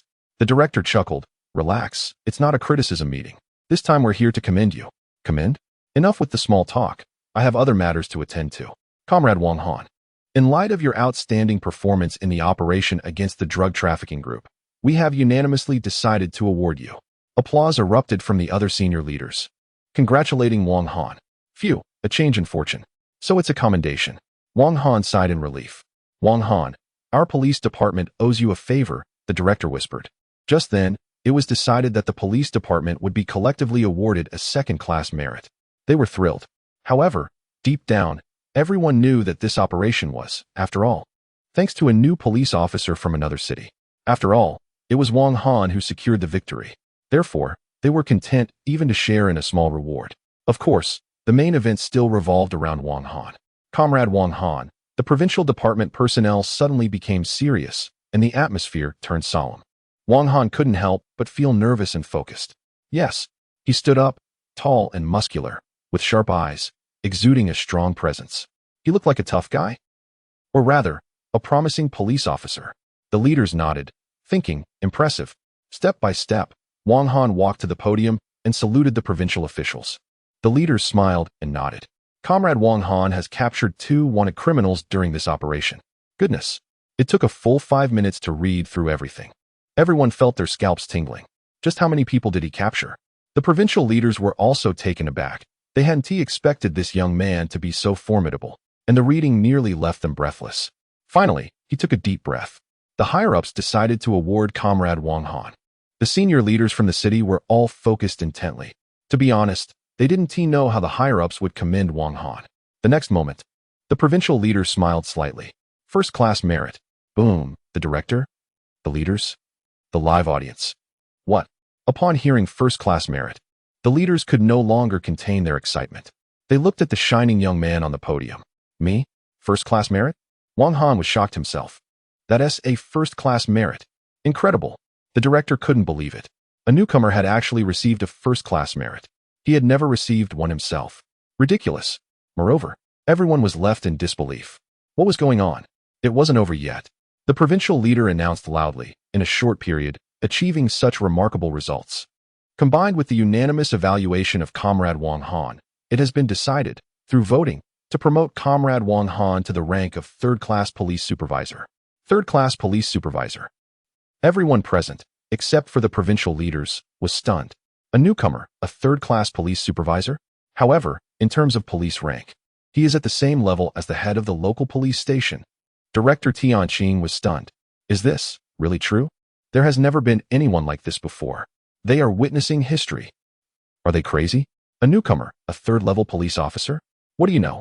This newcomer, I heard, has only been on the job for a short half-month and has already received 3 second-class merits. Wow. Now, there's nothing wrong with this. When the leaders of Tianqing City left the meeting room, they were all confused, feeling as if they were dreaming. What's worse is, this miraculous newcomer is not even from their local area. Damn, I'm really envious of Hang City. What good fortune to have such an extraordinary talent. Eventually, the news could not be kept under wraps.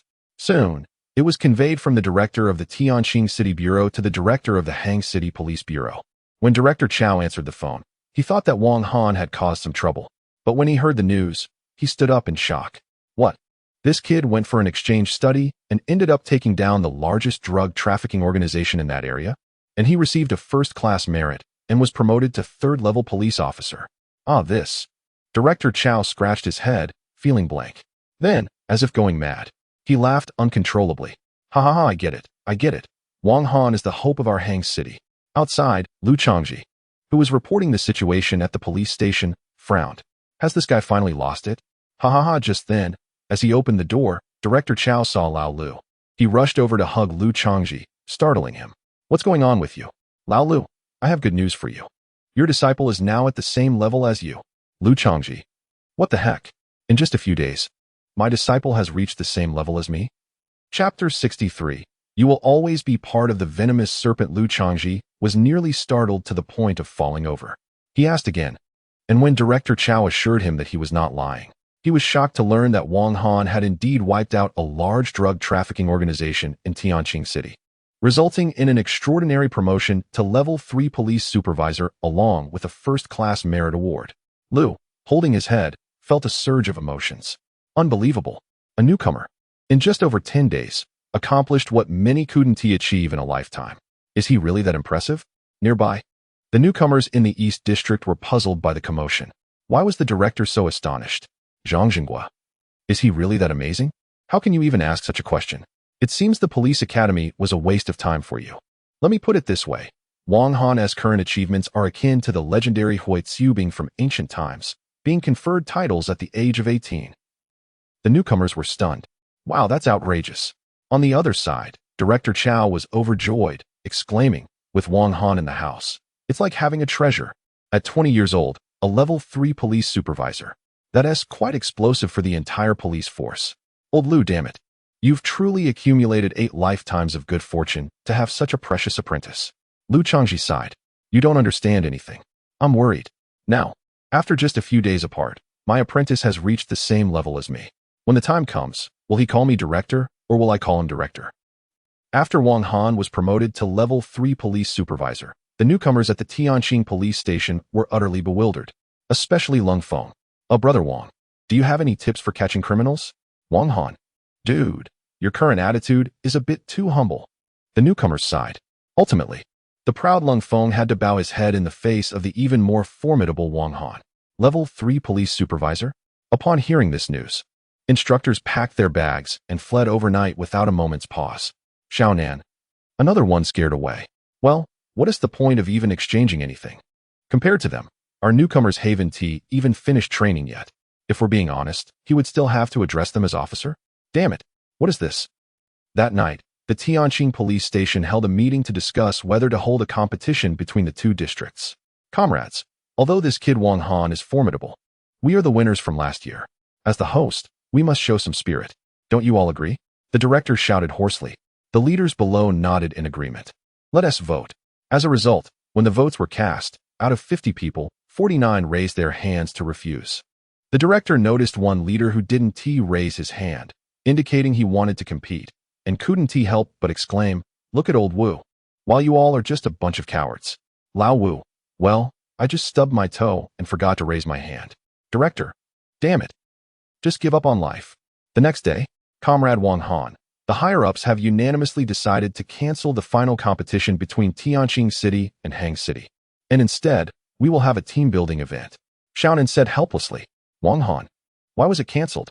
Come on. The newcomers from Tianjin City. No, brother. We can't handle this. We surrender. Just surrender directly." What a joke. Competing with you is like looking for trouble. In attendance. Except for Wang Han. Everyone else unanimously agreed. Truly a wise choice. Tong Li smiled and whispered, "Brother Wang, you are quite famous in Tianjin City. Fame is a double-edged sword. It can't be overstated.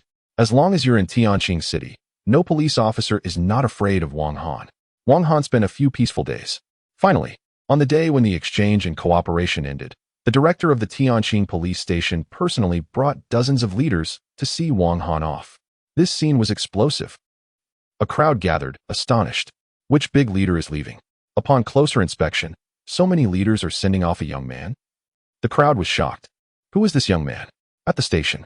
Honestly, I'm a bit reluctant to see you go, Li Xiao sighed. Li team, there will be plenty of opportunities to meet again in the future. Wang Han smiled. You little brat, you've become quite the veteran. Li Xiao laughed and scolded. Everyone. It's not like you didn't teach him. Li Xiao nodded. Well said. Kid, remember to come visit Tianjin City often. By the way, here is something for you. He took out a special police badge and handed it to Wang Han. Upon receiving it, Wang Han saw that the badge had a fierce python logo engraved on it. This is... Wang Han couldn't believe it. This was a special unit badge only obtainable by officially joining the Viper Squad. Comrade Wang Han, you will always be a part of the Vipers. Li Xiao saluted. Wang Han clenched the badge tightly. Looking at Li Xiao's gentle smile, he straightened his back and saluted him.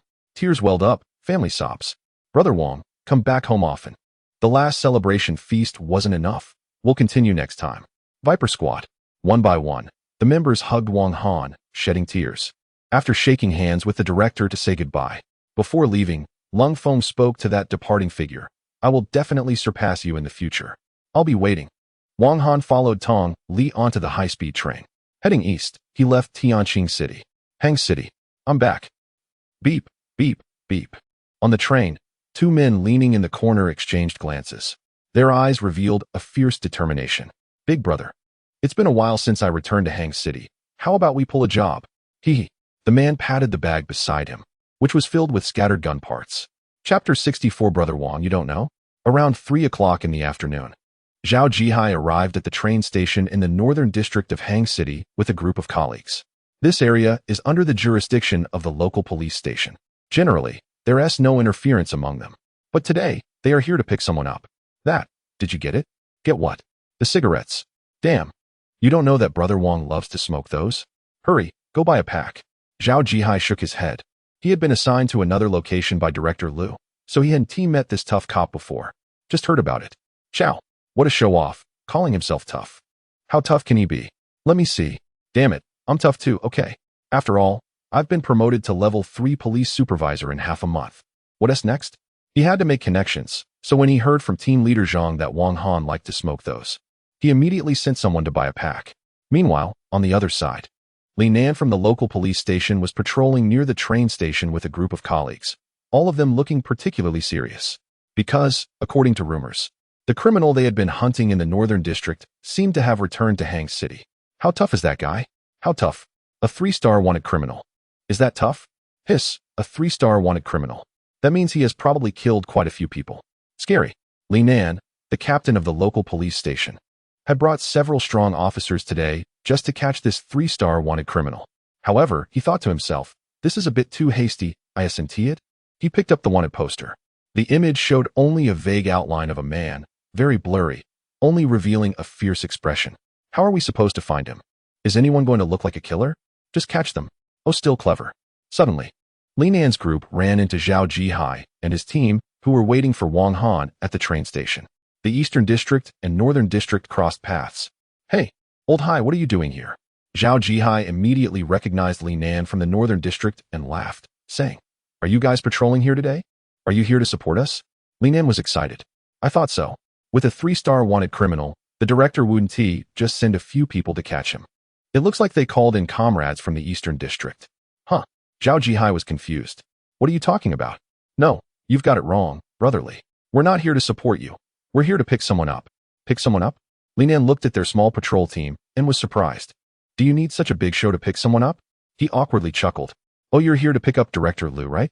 Zhao Jihai shook his head. Not the director, then who? We're here to pick up Brother Wang from the Eastern District. Brother Wang? Which Brother Wang? Linan was shocked.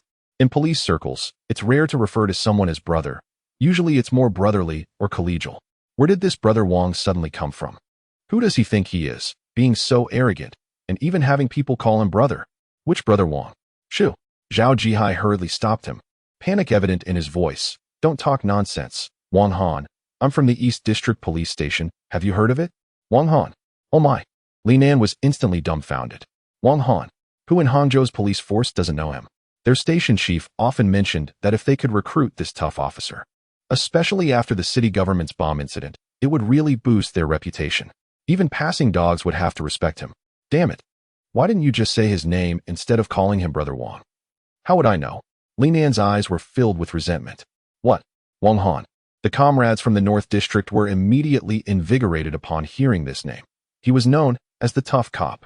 He was the idol of their officers. At this moment, the train carrying Wang Han was arriving. Dear passengers, please remember to take your belongings, the beautiful staff member kindly reminded. Wang Han took down the luggage for Tong Li. They had arrived at their destination. Tong Li seemed a bit downcast because she was about to part ways with Wang Han. A strange feeling of sadness washed over her. No, love needs to be expressed boldly. She didn't want to have any regrets. Taking a deep breath, Tong Li stood up and asked earnestly, Brother Wang, after spending these days together, what do you think of me? What do I think? Not bad. Wang Han replied cheerfully. Uffed. Tong Li's face instantly turned red. Oh. This, could it be? But then he continued, as a buddy. Tong Li, I regard you as my idol. And you see me as a buddy? The live stream was speechless. A true ironclad straight man. No one else could compare. Wang Han didn't notice Tong Li's change and thought she was just carsick, so he kindly picked up her luggage. Tong Li, what's wrong with your face? If you're not feeling well, just say so. Tong Li, thank you. Just as they were about to get off the train, a sudden commotion arose from the front. Group leader, those two people's tickets are wrong. The system shows that those 2 seats were never purchased. What? The conductor was puzzled. How is that possible? The noise immediately caught Wang Han's attention. What's going on? When he saw Wang Han, the two were startled. Ahem. Let me clarify. I'm a police officer. No need to be afraid. Wang Han, worried about misunderstandings, quickly showed them his badge. The kids were genuinely scared. Oh, so you're a police officer? You scared us. Officer, it's like this. Ghost tickets? Forgery? This is outrageous. Wang Han asked, where are the people? Well. Hey, where are they? Strange. They were clearly just here. Come to think of it, those two were acting suspiciously. They didn't seem like good people at all.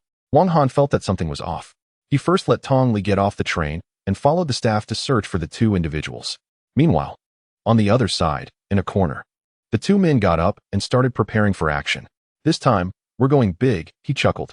The older brother scolded him to be more low-key and kicked his younger partner lightly. In a low voice, he said, when we go out, we'll take a hostage to create chaos. Someone will come to support us. Why create a riot? The younger one asked. Don't ask too many questions. In the next moment, the older brother pulled out small parts from a bag nearby and began assembling them. Surprisingly, he managed to piece together a makeshift handgun. Just then, the restroom door swung open, and the younger one, rubbing his sore backside, came out holding a small bag. Damn, my bladder is about to burst. Inside the bag were bullets. Hee hee, they won't expect us to be this ruthless. He loaded the gun and tucked it behind him.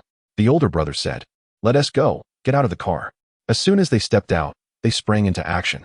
The 2 men rushed into the carriage, only to collide head-on with Wang Han and his group. Both sides froze for a moment, and then the workers were taken aback. It's them, officer. Sir? What the hell? How can there be officers on the train? The younger one's heart raced, and he began to sweat. This wasn't part of the plan. Don't panic, just watch your older brother perform. The older brother pressed his hand down to signal calmness and walked forward with a smile. Officer, what's the matter? As a 3-star wanted criminal, he had seen it all. Last time, He had escaped from a heavily guarded checkpoint with dozens of police officers. This time, how could a mere officer pose any threat to him? However, Wang Han looked at the exaggerated red marks on their heads and couldn't help but sigh. Little bro, you're really brave. Chapter 65. Listen to my explanation. I'm not a thug. Su Biao, male, 28 years old, wanted criminal, 5 prior offenses, robbed a bank. Killed over 10 people. Evil value, 2,308. Rating, extremely wicked, popular to the max. Wang Han did not act rashly, but instead asked, "You too?" "Yes.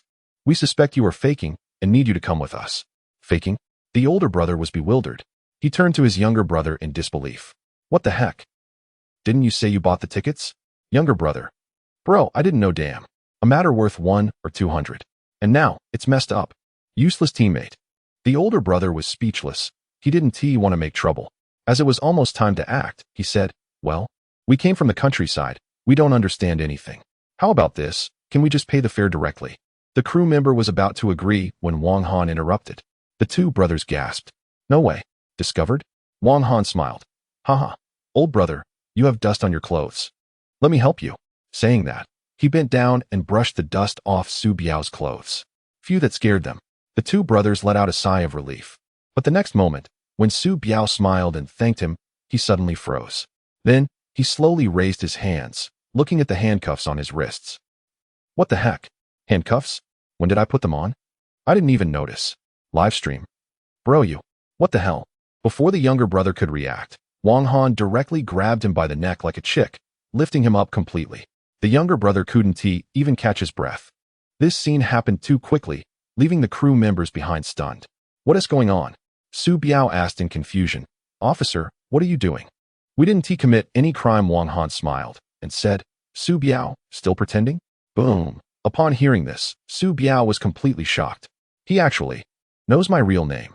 Damn, I've been hiding my identity for years, and you found me? This police officer's memory is terrifying. Damn it. Su Biao immediately pulled out the gun he had tucked behind him. "It's a gun." The crew members were terrified. These two are robbers. However, Wang Han held the younger brother tightly, his expression incredibly calm. "Let go of my younger brother, or I'll kill you." Su Biao was furious. "Today, I'll take down the cop. What if I don't let go?" The live stream was in shock. "What the hell?" The gun is pointed at his forehead. "Brother Han, are you still provoking? Not letting go? Am I giving you face here?" Su Biao was a ruthless person. He aimed at Wang Han and pulled the trigger. However, no gunshot was heard. What is going on? Upon closer inspection, Su Biao was taken aback. "Where's the magazine?" At that moment, Wang Han smiled and raised his other hand, holding the magazine. A wanted criminal, nothing more. He laughed while emptying the bullets, mercilessly mocking. The live stream exploded with excitement. Did my brother just steal the magazine instead of the guns? Incredible. It's like not robbing the vault, but taking the money inside, making one's scalp tingle. Even the thieves must sigh at this. Su Biao was dumbfounded. It was a crushing defeat. This guy. Why is he even pretending to be a police officer? With skills like yours, you could be a kingpin. Big brother, run. Su Biao turned to flee. "Wanna run?" As a result, Wang Han grabbed him with one hand, using force. Now, he had another little chick in hand. What kind of strength is this? Su Biao was shocked. This guy is even more formidable than he is. When Wang Han lifted the two robbers out of the car like little chicks, it instantly attracted the attention of a large crowd. The faces of the two captured men turned pale. Su Biao looked at the crowd and suddenly had an idea. He shouted, "Help! I've been robbed. Call the police." He's a robber? Wang Han was taken aback. Is he serious? A thief calling to catch a thief? Ridiculous. I'm a paragon of justice. How could I be a robber? However, to Wang Han's surprise, many in the crowd actually believed him, their faces showing shock. Because the two robbers in Wang Han's hands looked as harmless as little chicks, while the burly Wang Han appeared exceptionally fierce. He has a gun. Run. Wang Han was stunned, looking at the gun in his hand, feeling speechless. No, this is evidence, right? Everyone trust me. Suddenly, the train station erupted into chaos. Undoubtedly, it soon attracted the attention of Li Nan and others. Strange. What is going on over there? Report. Boss, something seems off over there. Chow, dare to cause trouble under our noses? Lao Hai, you stay here and wait. I'll go take care of it first. Sure, go ahead. Zhao Jihai watched the hurried team leave and couldn't help but sigh. Hey, look at this. The North District is so chaotic, anyone dares to cause trouble. If it were my East District, my brother Wong would just stand there. And no criminal would even dare to fart. Wait. Suddenly, he realized something was wrong. The direction they were heading. ISNT that the train where brother Wong is. This is bad. Could it be that the notorious robber they mentioned is my brother Wong? This is a big mess. Hurry and follow, don't make a mistake. Those shrimp soldiers and crab generals of Linan. Aren't they just delivering themselves to brother Wong? Meanwhile, Linan also saw the cause of the crowd's unrest. Noticing a big muscular man holding two men like little chicks, looking terrifying. Linan picked up the wanted poster and glanced at Wong Han, who was explaining. Hiss, what a fierce look. And armed too. This must be that notorious fugitive. His expression turned serious. Brothers, today is our big day in the North District. Police, come save us. Su Biao shouted. Yeah, this guy is really dangerous. Wong Han. Damn, you guys are getting smart now? What is going on here? Don't move. Surrender immediately. Li Nan and the others surrounded Wong Han, but dared not approach, raising their guns in threat. Wong Han quickly released the two captives and raised his hands, saying, It's a misunderstanding. It's all a misunderstanding. I'm a police officer, not a robber. Slap. Coincidentally, the handgun fell from Wong Han onto the ground. Wong Han. Livestream. Li Nan. Everyone in the North District. Wow, it's so blatant. How can you still say you're not a robber? Get him. Chapter 66, a dozen thugs show up out of nowhere. So bold. Alright, how do we approach this? With all this muscle, can we, a few of us, really handle it? Besides, the other side still has two hostages. It's hard to imagine. Two strong men in the hands of another, looking like little chicks. This is an unparalleled bandit. Linan wiped his sweat. The situation was extremely serious. Damn, no wonder he is a top wanted criminal. He really looks like a thug. Calling for backup. We are encountering a bandit, requesting support. What? Wong Han was speechless. Wait, are they mobilizing the entire precinct to catch me? Let me explain. Don't move. Li Nan and the others were so frightened that they quickly retreated. Wong Han. Wait, am I really that scary? Just as Li Nan was about to apprehend Wong Han, Tong Li, who had been waiting for a long time without seeing him, suddenly noticed what was happening. Brother Wong, why are you surrounded by the police? What's going on? Seeing the woman approaching, Li Nan hurriedly stopped her and scolded. Young lady, are you looking for death? This is an unparalleled bandit. Can't you see he has a gun? Don't interfere with our arrest. Unparalleled bandit? Tong Li's brain short-circuited for a moment. Then she burst out laughing. Are you kidding me? She was laughing? Li Nan was dumbfounded. Haha, that's hilarious. You guys actually say Wong Han is a bandit and want to catch him. Impressive. Tong Li laughed heartily. You're really brave. What bandit? Li Nan was taken aback. This name. Meanwhile, Zhao Jihai and others who followed also arrived. Although he didn't know what Brother Wong looked like, Director Liu had specifically instructed him. Look just like a bandit, but different from others. That's little Wong. At a glance. Just one glance. He recognized Wong Han. Wow, he's really different. He saw Li Nan and the others surrounding Wong Han and immediately realized what was happening. He helplessly said, Li Gu, what's going on? This isn't a bandit. This is our East District Precinct's top officer. Outstanding police officer, Comrade Wong Han. Tong Li took out her police badge. This comrade. This is a misunderstanding. WTF? Li Nan and the others looked at the rugged man, utterly shocked. This is that Brother Wong, known as the tough cop. So these two. Wong Han breathed a sigh of relief and pointed to the two behind him, saying, they are the real criminals. Just now, they were trying to create a diversion, thief shouting to catch a thief. Damn, after all this, it turns out to be a misunderstanding. To be fair, they can't be blamed. Someone like Wong Han, placed there, how could it not be related to the police? Plus, with that gun that fell from him, it was really unexpected that he would be a cop. Sorry, very sorry. Li Nan quickly apologized. He felt incredibly ashamed for causing such a big blunder. Just now, he almost called the entire police station. That would have been quite embarrassing. It's fine, I understand. Wong Han has gotten used to it. Then, in a fit of anger, he slapped Su Biao and his brother a few times. You too, causing trouble. Su Biao shouted. Damn it, don't go too far. What are you going to do if I do? Meanwhile, others in the Northern District began to react and quickly put away their weapons. Wow, is this the legendary police officer? Indeed, he is extraordinary. I was wondering why they called him a fierce cop, but now it makes sense. Damn, I almost lost control just now. Who wouldn't he be confused in that situation? This was the first time everyone saw the legend of Hang City. There was a wave of admiration. Zhao Jihai stepped forward, smiling as he handed Wang Han a cigarette, saying, "Here, have a smoke, Brother Wang." "Who are you?" Wang Han tilted his head. "Oh, I'm Zhao Jihai from the Eastern District Police Station. I was transferred to another area before, so you may not know me." "Oh, thanks. Don't mention it, Brother Wang." Everyone was taken aback. "Aren't you a senior?" "Right. Senior Zhao." "What's up, Brother Wang? Did you bring handcuffs this time?" Zhao Jihai was taken aback. "Why do you ask? We did bring some. But since we came to pick you up, we didn't bring many." "Is that so?" Wang Han frowned, and then looked at the people from the Northern District. "Comradely, can you help me out?" He gathered everyone together. "Here's the thing. I just arrested these two, and from one of them, I learned they seemed to be colluding with a group of criminals to create chaos at the station. Sure enough, they found a letter on Su Biao that said, 'Create chaos, the bigger the better.'" Everyone's expression suddenly turned serious. This is not a small matter.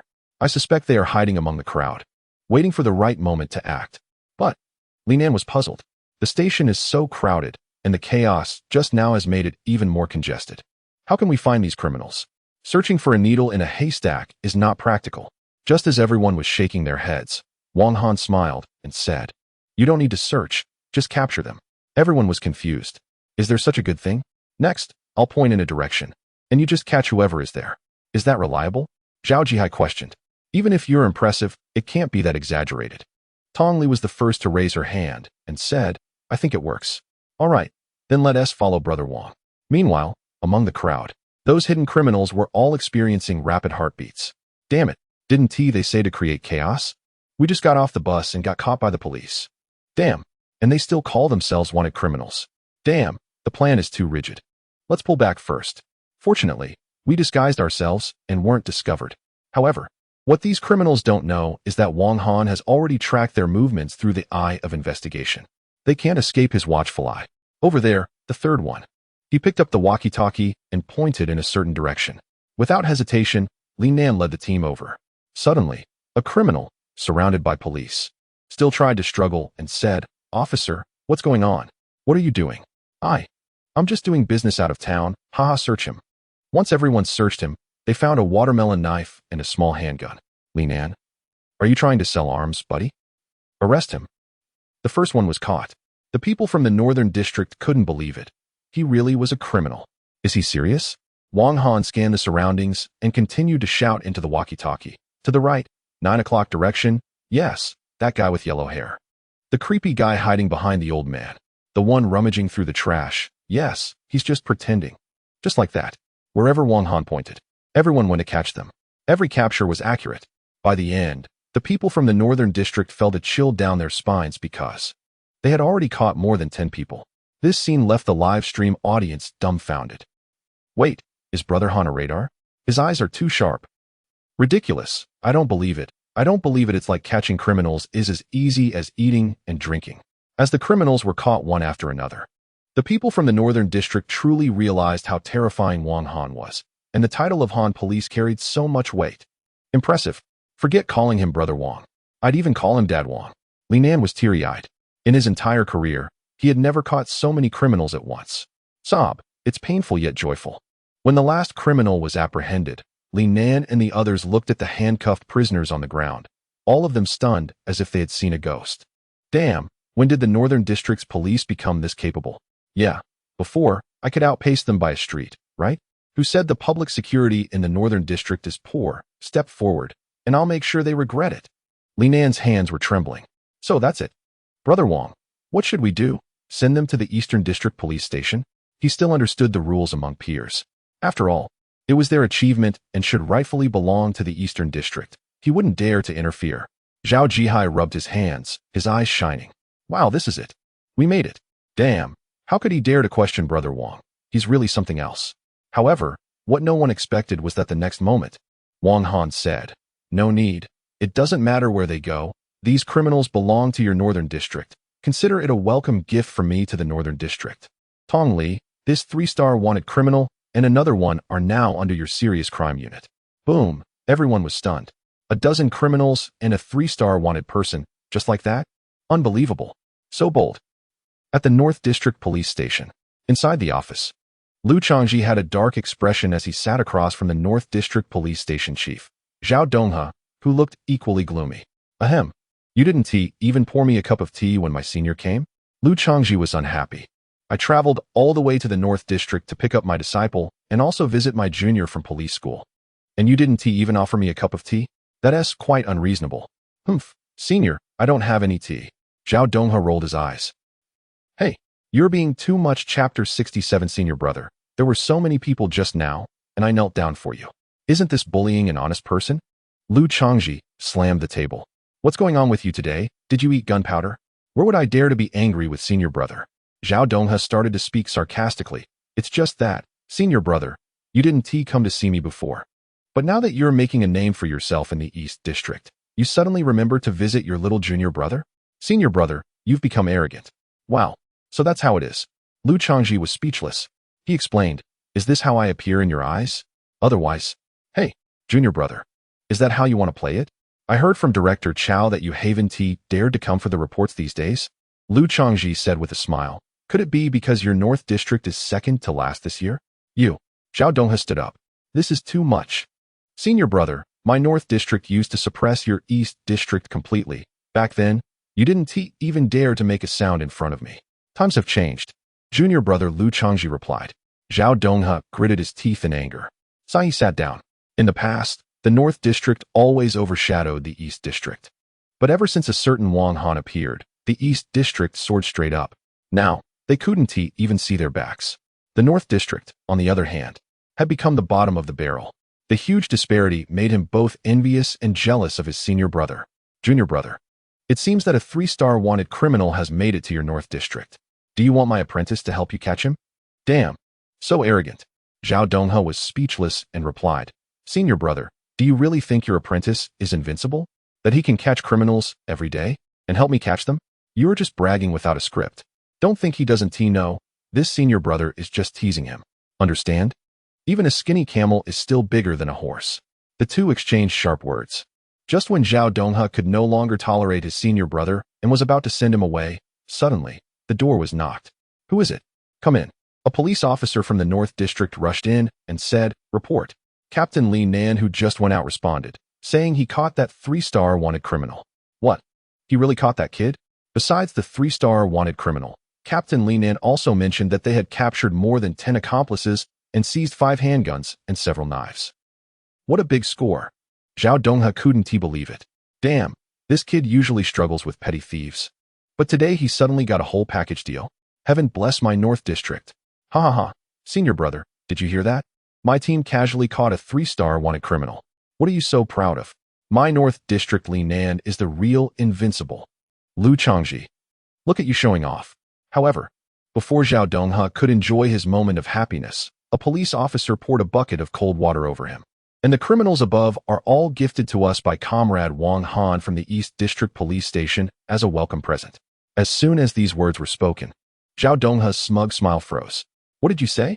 The criminals caught by Comrade Wang Han? It was like a bolt from the blue. You mean, these criminals were all caught by Wang Han and then given to us in the North District? Yes. After hearing this, Zhao Donghe was dumbfounded. What the heck?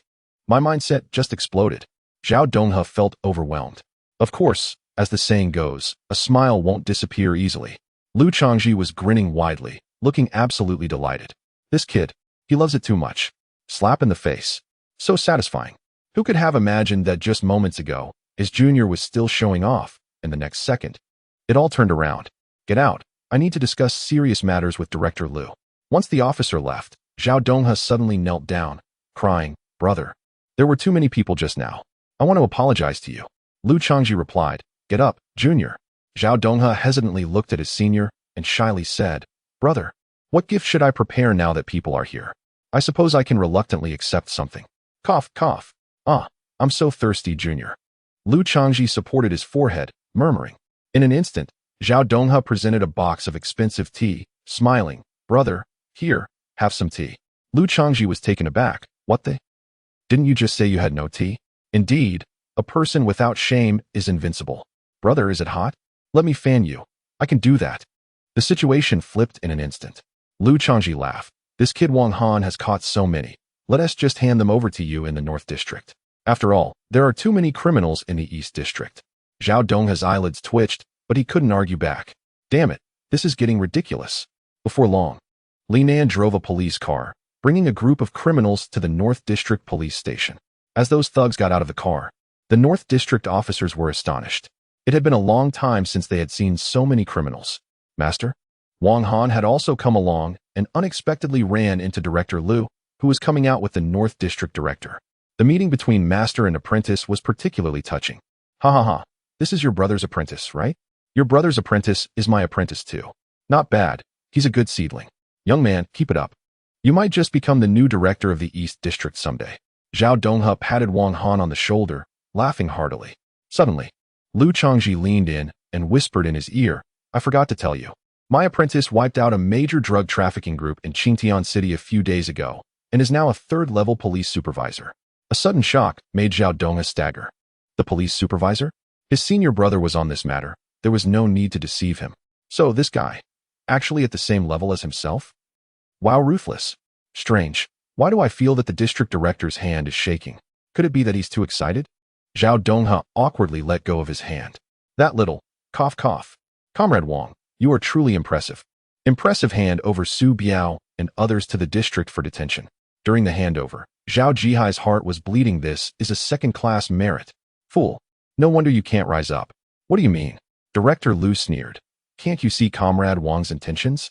The pattern has opened up. Wang Han's efforts were to ease the relationship between the eastern and northern districts. You think? It turns out to be like this. No wonder Brother Wang is so remarkable. The people from the eastern district admired him. Thoughtful and far-sighted Wang Han. No, I purely looked down on these criminals. On the way back, what is on your mind? Little, Comrade Wang. You can still call me Little Wang. Wang Han looked out the window.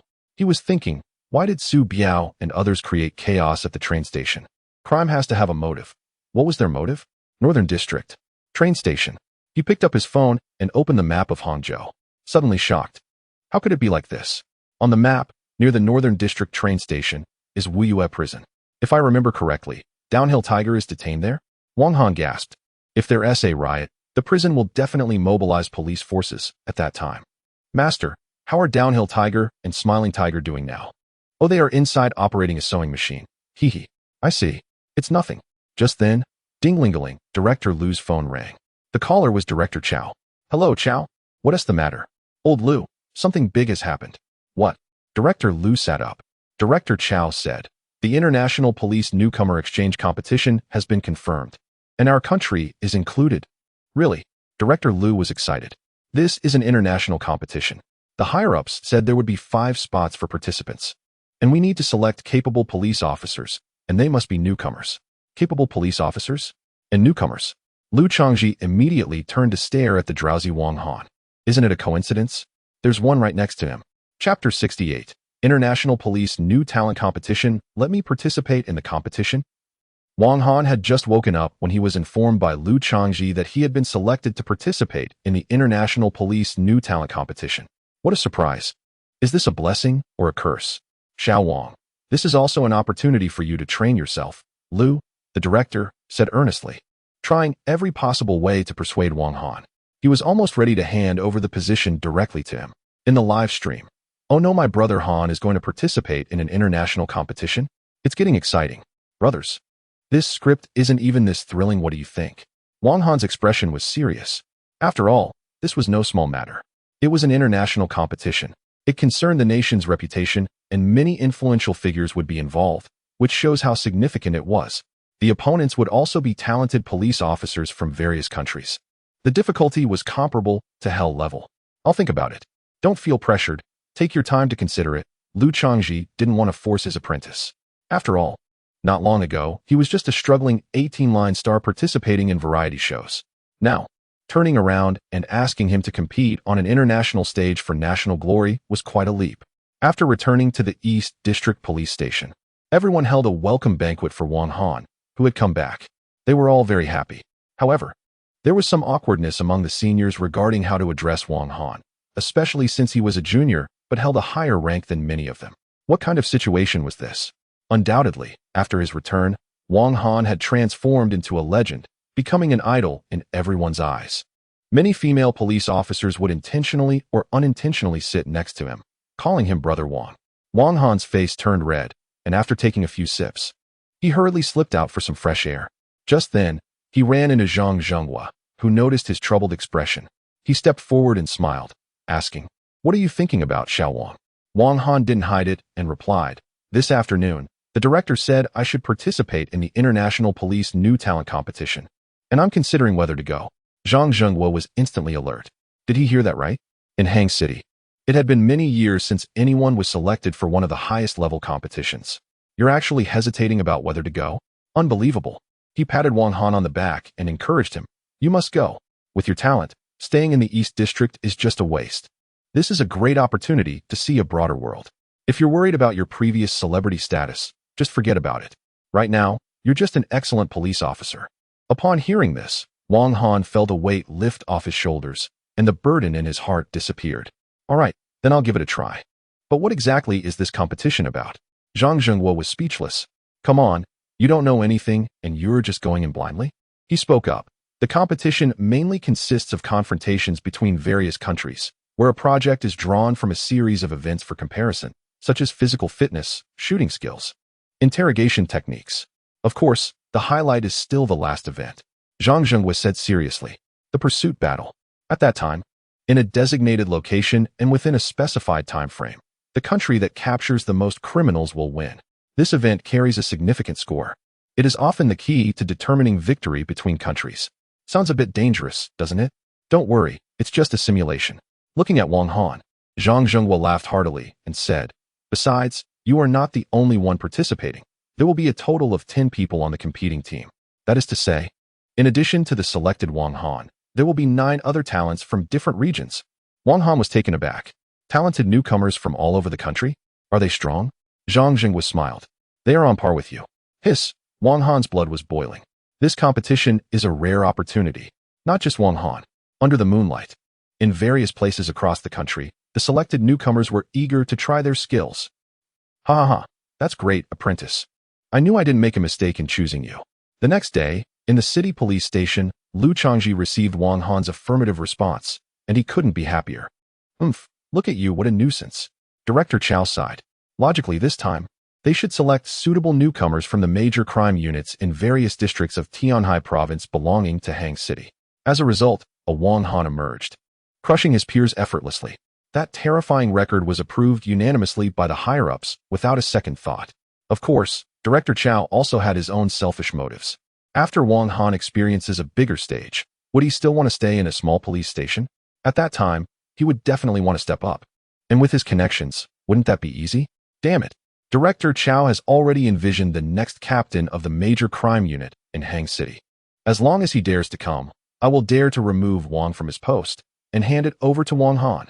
Besides, if Hanzi can become famous in this competition, our Hang City district will become well known, and at that time, I, Director Chow, will stand out. Lu Changji, who was watching, spat on the ground. Old bastard, I can see through your little schemes. But when it comes to the future of my apprentice, he held back his anger. With that thought, Director Chow suddenly spoke up. Although Hanzi is already impressive enough, after all, this is an international competition. Facing talents from the police force around the world, I think it is necessary to provide him with some training. Training? Lu Changji was bewildered. Who will do it? Damn it. In our remote corner, who has the qualifications to train my apprentice? You dare to say such a thing? Chow. Director Chow scoffed. Lu Changji, you're getting too full of yourself. How can you talk to the director like that? If it weren't for Xiao Wang's face, I'd have a word with you. You think I can't do anything? Let me tell you, in a few days, I've already contacted the criminal investigation team from the province. What? The criminal investigation team from Tianhai province? Lu Changji was taken aback. That team was the most formidable in their province, especially their team leader, who was known as a master marksman. A shot always hits the target. Impressive. Good job, Lao Chow. I knew I didn't misjudge you. You've already got in touch with them. So what did you say? Director Chow, hands on his hips, replied with a show-off tone. What did I say? I said I have a Wang Han who wants to intern with you. Their team leader readily agreed, saying, Chow Gu, no problem. I'm Director Chow, you know. No other reason. Just a big face. All right, Lao Chow, it's settled then. Let Wang Han go to the province for some training.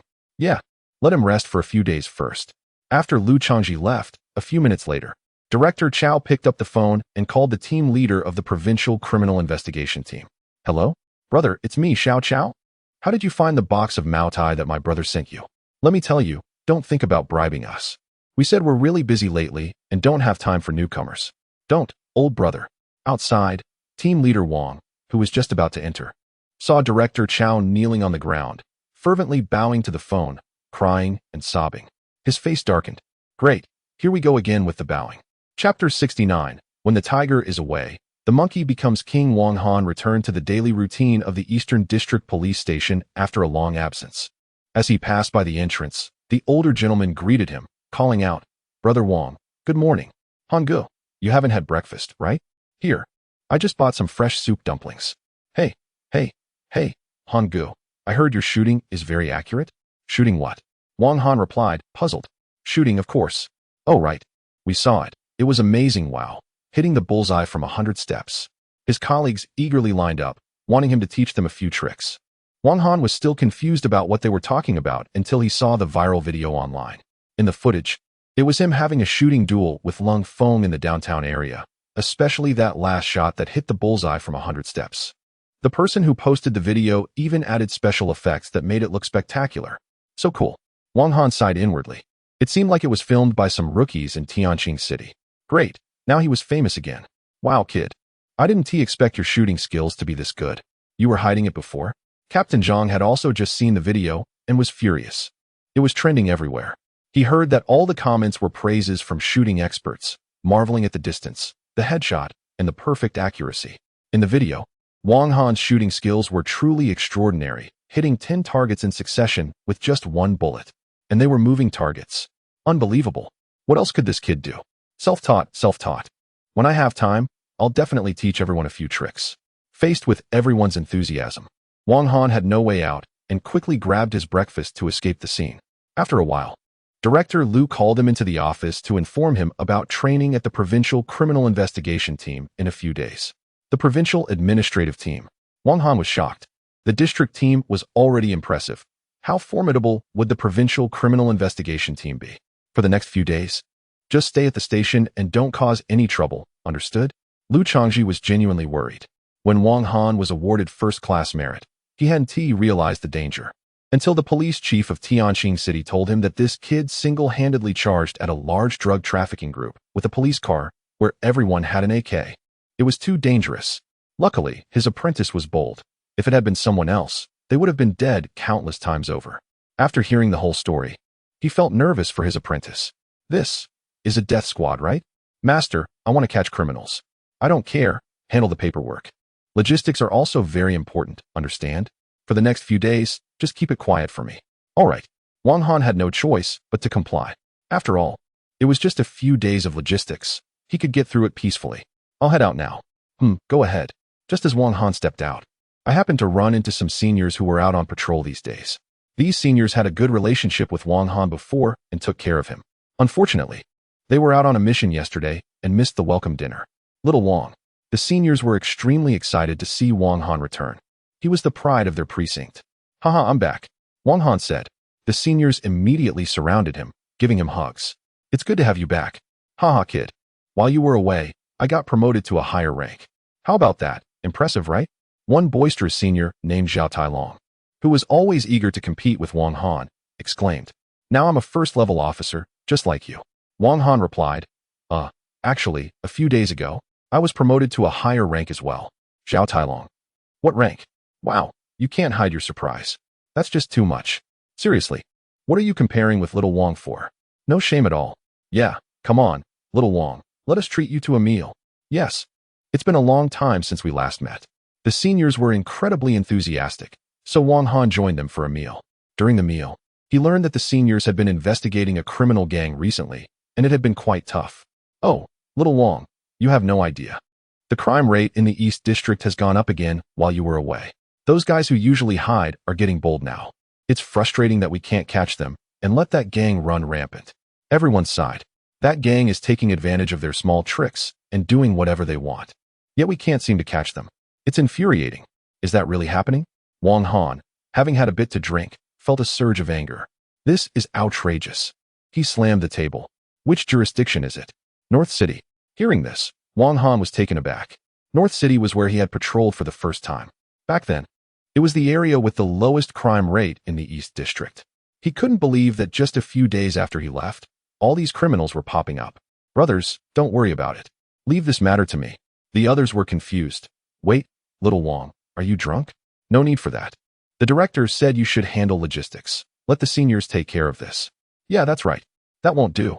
Wang Han slapped his badge and said seriously, as a police officer, I can't just stand by. It's my duty. With that, this determined individual dragged a whole group of seniors with him and headed to the car. Wow, even a few big guys couldn't stop him. Is his strength even greater now? What should we do? Can you stop him? Hurry up and get the handcuffs. Grab as many as you can and let's follow him. Before long, in North City, the sound of police sirens echoed through the streets and alleys. A gambling operation is underway, and the younger members suddenly panic, quickly packing up the game. Slap. One of them gets a few hard slaps and falls to the ground. Everyone is taken aback. A tall, burly man with red hair, wearing a tank top, angrily shouts, "Damn it, look at you scaredy cats. A few officers have you trembling like this. The East District Police Station? Who have I ever been afraid of besides that one guy? And besides, I've already checked. That monster has gone to another city and isn't even here right now. Without him, what is the East District Police Station worth? Who cares? A bunch of cowards. Keep playing, keep fighting." Boom. Just as he finishes speaking, a loud sound of a door being kicked open comes from upstairs. The third brother is stunned and then furious as he stands up. Who the hell is that? Looking for trouble. Chapter 70. Oh no. The king of the East District is back. Looking for trouble. Brother Sin wanted to see which reckless brother dared to cause trouble here. As soon as he approached, he found a line of officers standing at the entrance. What the hell? The police are here. Brother Sin focused his gaze and realized, oh, those foolish officers from a few days ago. Let us see how I can deal with them. Without a hint of fear, he boldly shouted, "What do you want? Just because you're police, you think you can do whatever you want? Damn it, pay up." The senior members were shocked. Isn't this the little brat from the notorious gang they had been searching for in the northern part of the city, Little White Dragon A-san? He was found by Wang Han so easily.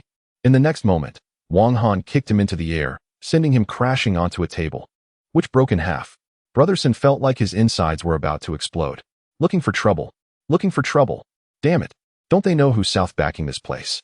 Brothers, charge. Brother Sin roared, waving his hand. However, the crowd of little brothers behind him didn't rush forward to fight. Instead, they looked like they had seen a ghost, trembling in fear. What is going on? Are you all cowards? Not one of you dares to go up? The little brothers replied, "Big brother, you can't fight this guy, he's just a cop, right? Why can't we fight? Useless, let me do it." As Brother San was about to get up for a showdown, he was kicked back down again, landing on the ground like a turtle. A face with a faint smile appeared above him, looking down with one foot on his chest. Wang Han grinned and said, "You want to mess with me? Wang Han?" Brother San felt powerless, a chill running down his spine. How did he come back? This is bad news. The king is back, damn it. Why didn't you tell me sooner? The little brothers responded, "Big brother, we didn't know he was back." Who is the king? Without saying a word, Wang Han grabbed his sleeve and started slapping him repeatedly. Brother Sin felt like all his teeth were shattered. The little brothers around him didn't dare to step forward, not even to catch their breath. Just having Wang Han standing there was enough to scare them out of their wits. "San, you better come clean about the dirty business in the basement, or else." Humph. Wang Han cracked his knuckles.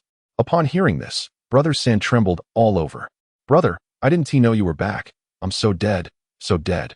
With a loud slap, Brother Sin slapped himself, crying uncontrollably. This scene left the seniors utterly shocked. Is this really the same little brat who had been so arrogant and boisterous just a few days ago?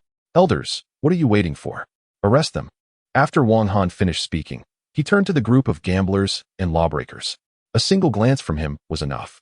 "Brothers, we have never been this in sync before. One by one, we raise our hands high, hold our heads, and kneel down, all in unison, just like military training. Seniors? Livestream. No, why don't you resist a bit? Now, just surrender without going through the process, right?" A senior took a sharp breath. Hiss. So it turns out that our junior brother Wang has such a presence? They struggled for a long time to accomplish something, but others finished it in just a few minutes? The efficiency is astonishing. Snap. Little White Dragon A-san was handcuffed. He watched as one by one his younger brothers were taken to the police car. He knew that today, in the northern part of the city, a bloody storm would erupt. However, the blood that would be shed would be theirs. Elders, run quickly. Get in there, you. Wang Han kicked this guy inside and looked at the other seniors, saying, who else needs to be caught? Recently, there are 4 prominent figures in the northern part of the city. Little White Dragon, Big Mouth Liao Tao, One-Eyed Dragon Wu Hui. These individuals represent the current powerful underworld forces in the area. Wang Han felt increasingly angry as he listened. A few clowns, claiming to be kings? Senior, next. Prepare more vehicles. The end of the year is approaching. It's time to boost the performance. Investigation I activated. A certain massage center. A man named Liao Tao, known for his big mouth about trafficking illegal items, wearing blue pants, touches the thigh of a female therapist and smiles, saying, Sister, I heard your skills are great. Sure, you can choose any option you prefer. Liao Tao touched his pants. Hey, it hurts a bit here. Can you take a look for me? He said playfully. Annoyed, he then took off his pants and asked his brother to help him out. Suddenly, the phone rang. Who is it? You're ruining my good time. Brother who? What does he want with me? Hello? Liao Tao, the king of hell has returned to the East District. What? The fierce police have gone back to the East District? Damn it. Liao Tao was in a panic, hurriedly putting on his pants, ready to run away. Female technician? Bro, what are you doing? I've already taken everything off. I can guarantee you'll be thrilled. Sis, what are you talking about? If you don't leave, you might lose your life. Get ready. Liao Tao said on the other end of the phone, Brother who? Let's meet at our usual place. Book the tickets, and remember, we leave tonight without a moment's delay. Damn it, I'll carry a train if I have to.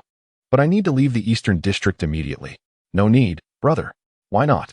Liao Tao was stunned when he approached the door and heard the words. As a result, the next moment, bang, the large door was slammed open.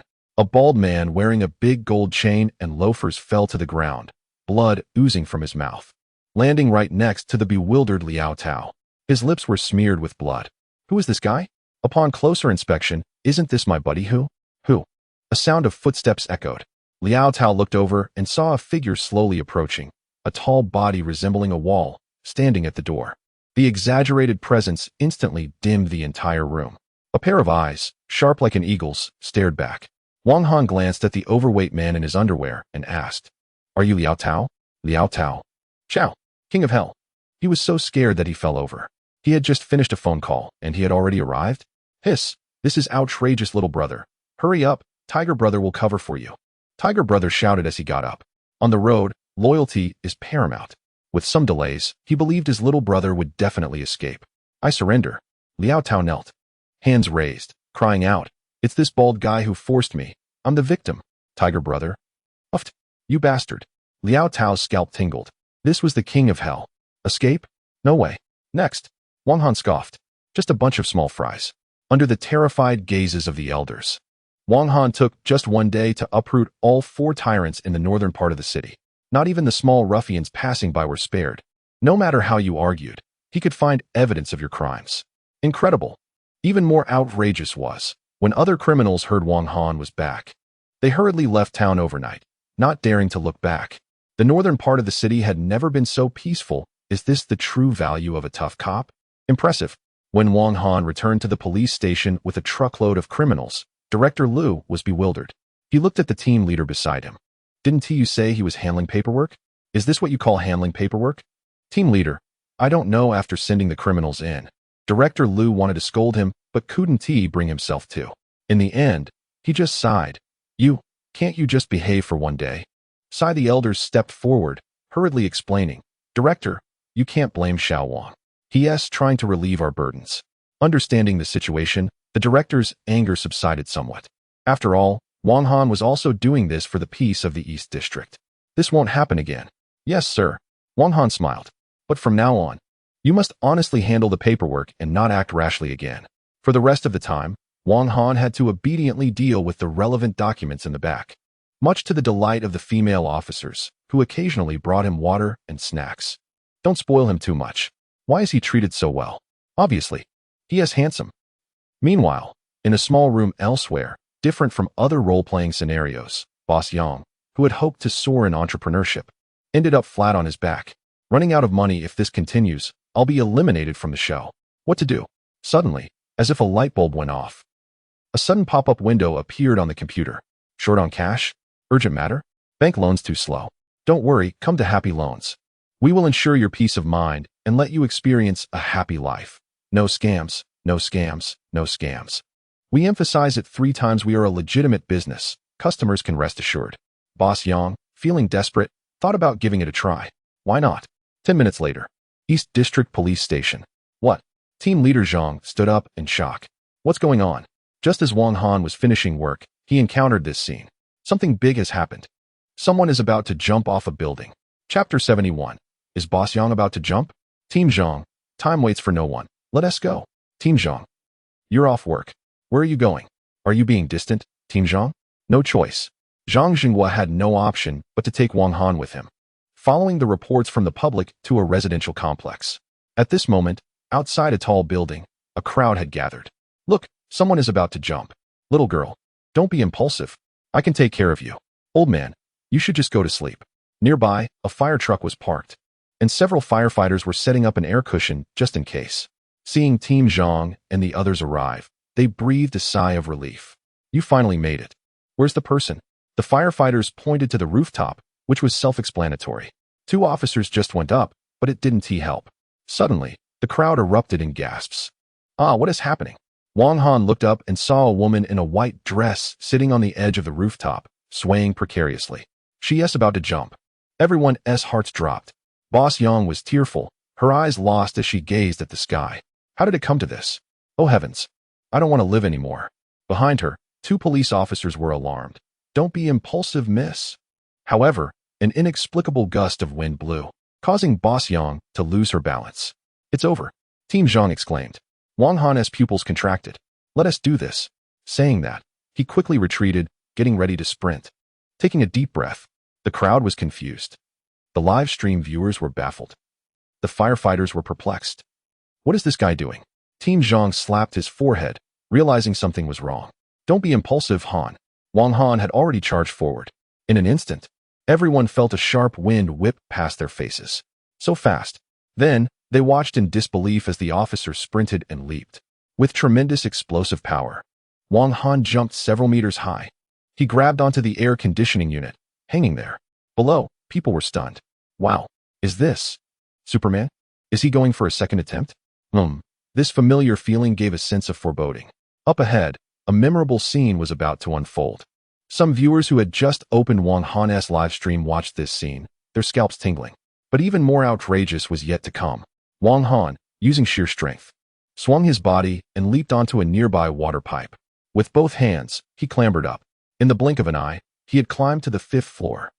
Wow, this is terrifying. Are police officers this strong? Could it be that he is Spider-Man? That's over 10 meters high. The crowd couldn't help but exclaim in awe. They've seen people climb mountains barehanded, but never seen anyone scale a building like this. Zhang was anxious. This kid is challenging the limits. Meanwhile, at the top, Boss Yang lost her balance and began to fall towards the ground, screaming, "No, I'm just joking." She flailed her arms. But it was futile. She plummeted down. Oh no, it's too late. Damn it. The officers behind her gritted their teeth, feeling powerless to intervene. Just when Boss Yang thought she was doomed, her body suddenly stopped falling. She blinked and opened her eyes, realizing she was suspended in midair. Do I have superpowers? No, wait. She looked up and met a handsome face. It's you. Wang Han stared at Boss Yang in surprise, and she stared back at him, equally shocked. Don't talk.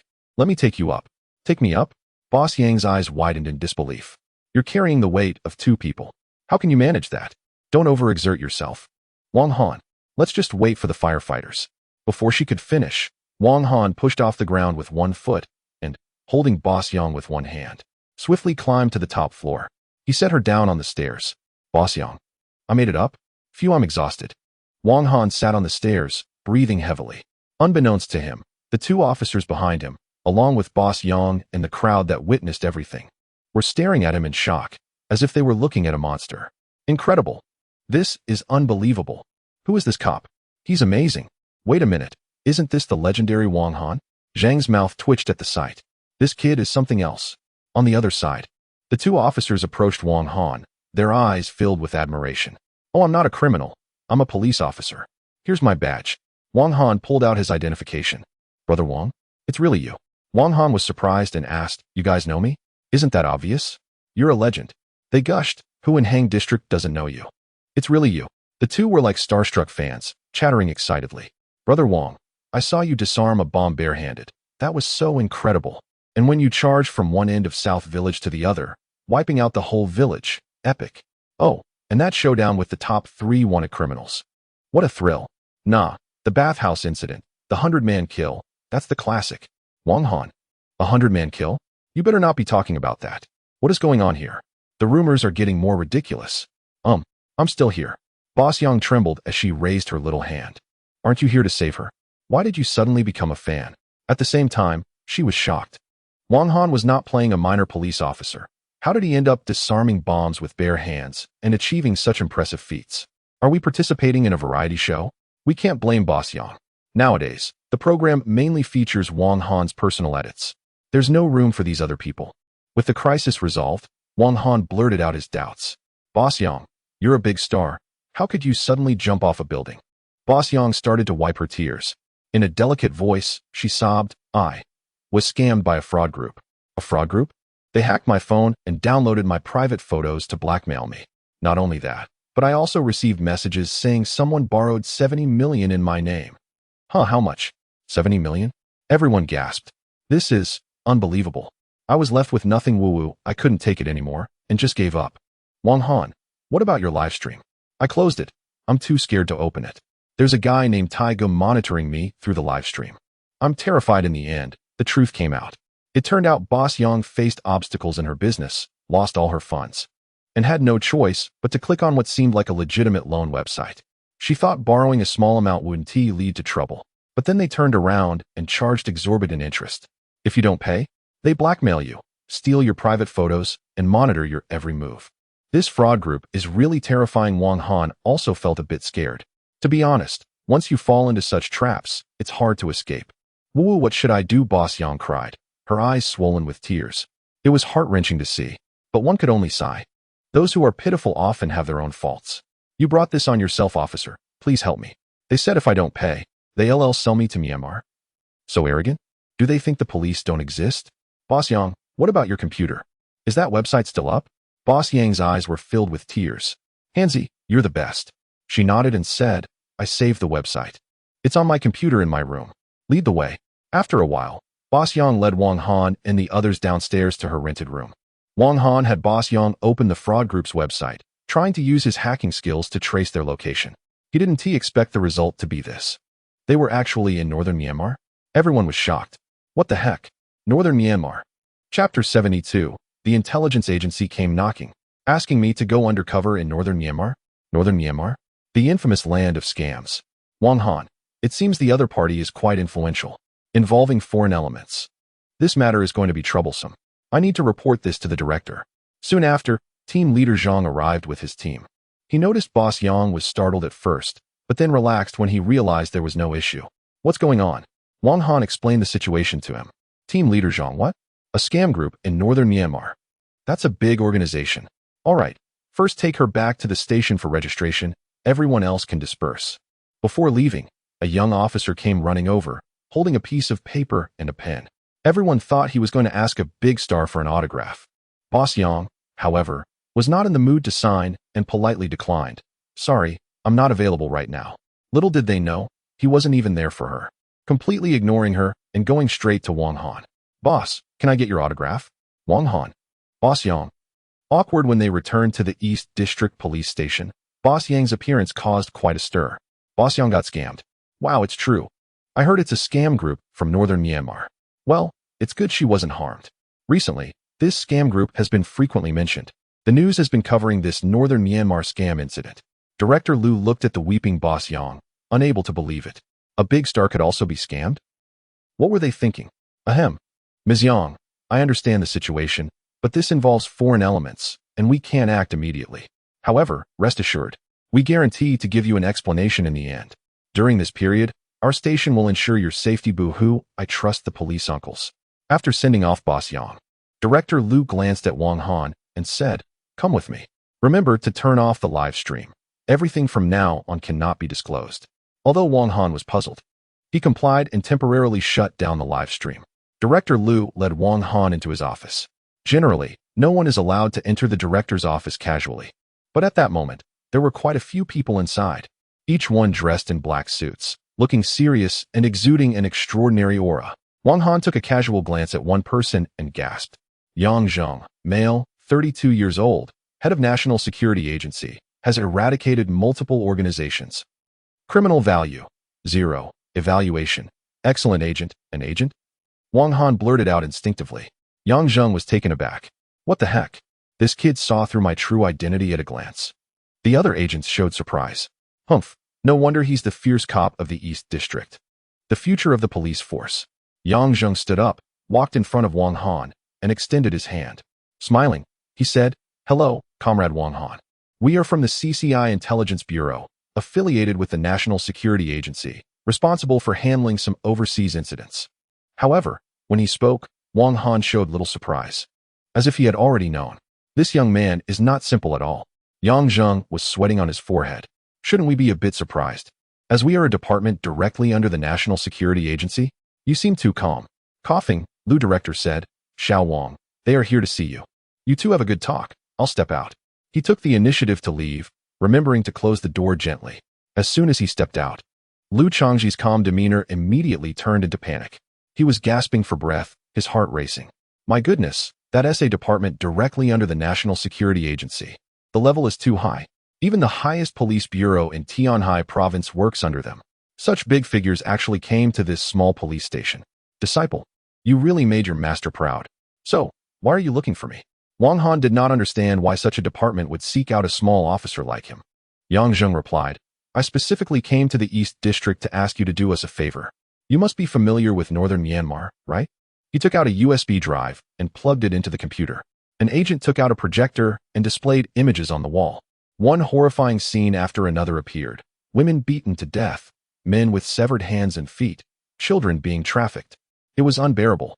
All these terrible crimes pointed to one thing, the Northern Myanmar Scam Syndicate. Again with Northern Myanmar? Isn't this the scam organization that swindled Boss Yang? It turns out that not just Boss Yang, but similar cases are happening across the country. Now, the Northern Myanmar Scam Syndicate has become quite a significant menace. This group has developed to a terrifying extent, openly smuggling into our territory and challenging our bottom line. Extremely arrogant. Wang Han was confused. Why not directly send the military? A shell would surely take care of it. No, Yang Zheng shook his head. The other side is very cautious, hiding in northern Myanmar. Our country cannot interfere in the internal affairs of other countries, nor do we have a legitimate reason to enter. Wang Han felt furious inside. It was too frustrating. Therefore, the central government has commissioned us to handle this matter, and our next plan requires an excellent police officer. Yang Zheng smiled slightly. We have reviewed your achievements, which are very impressive and fully meet the criteria for our secret operation. As he spoke, he pulled out a thick stack of documents filled with Wang Han's records and achievements.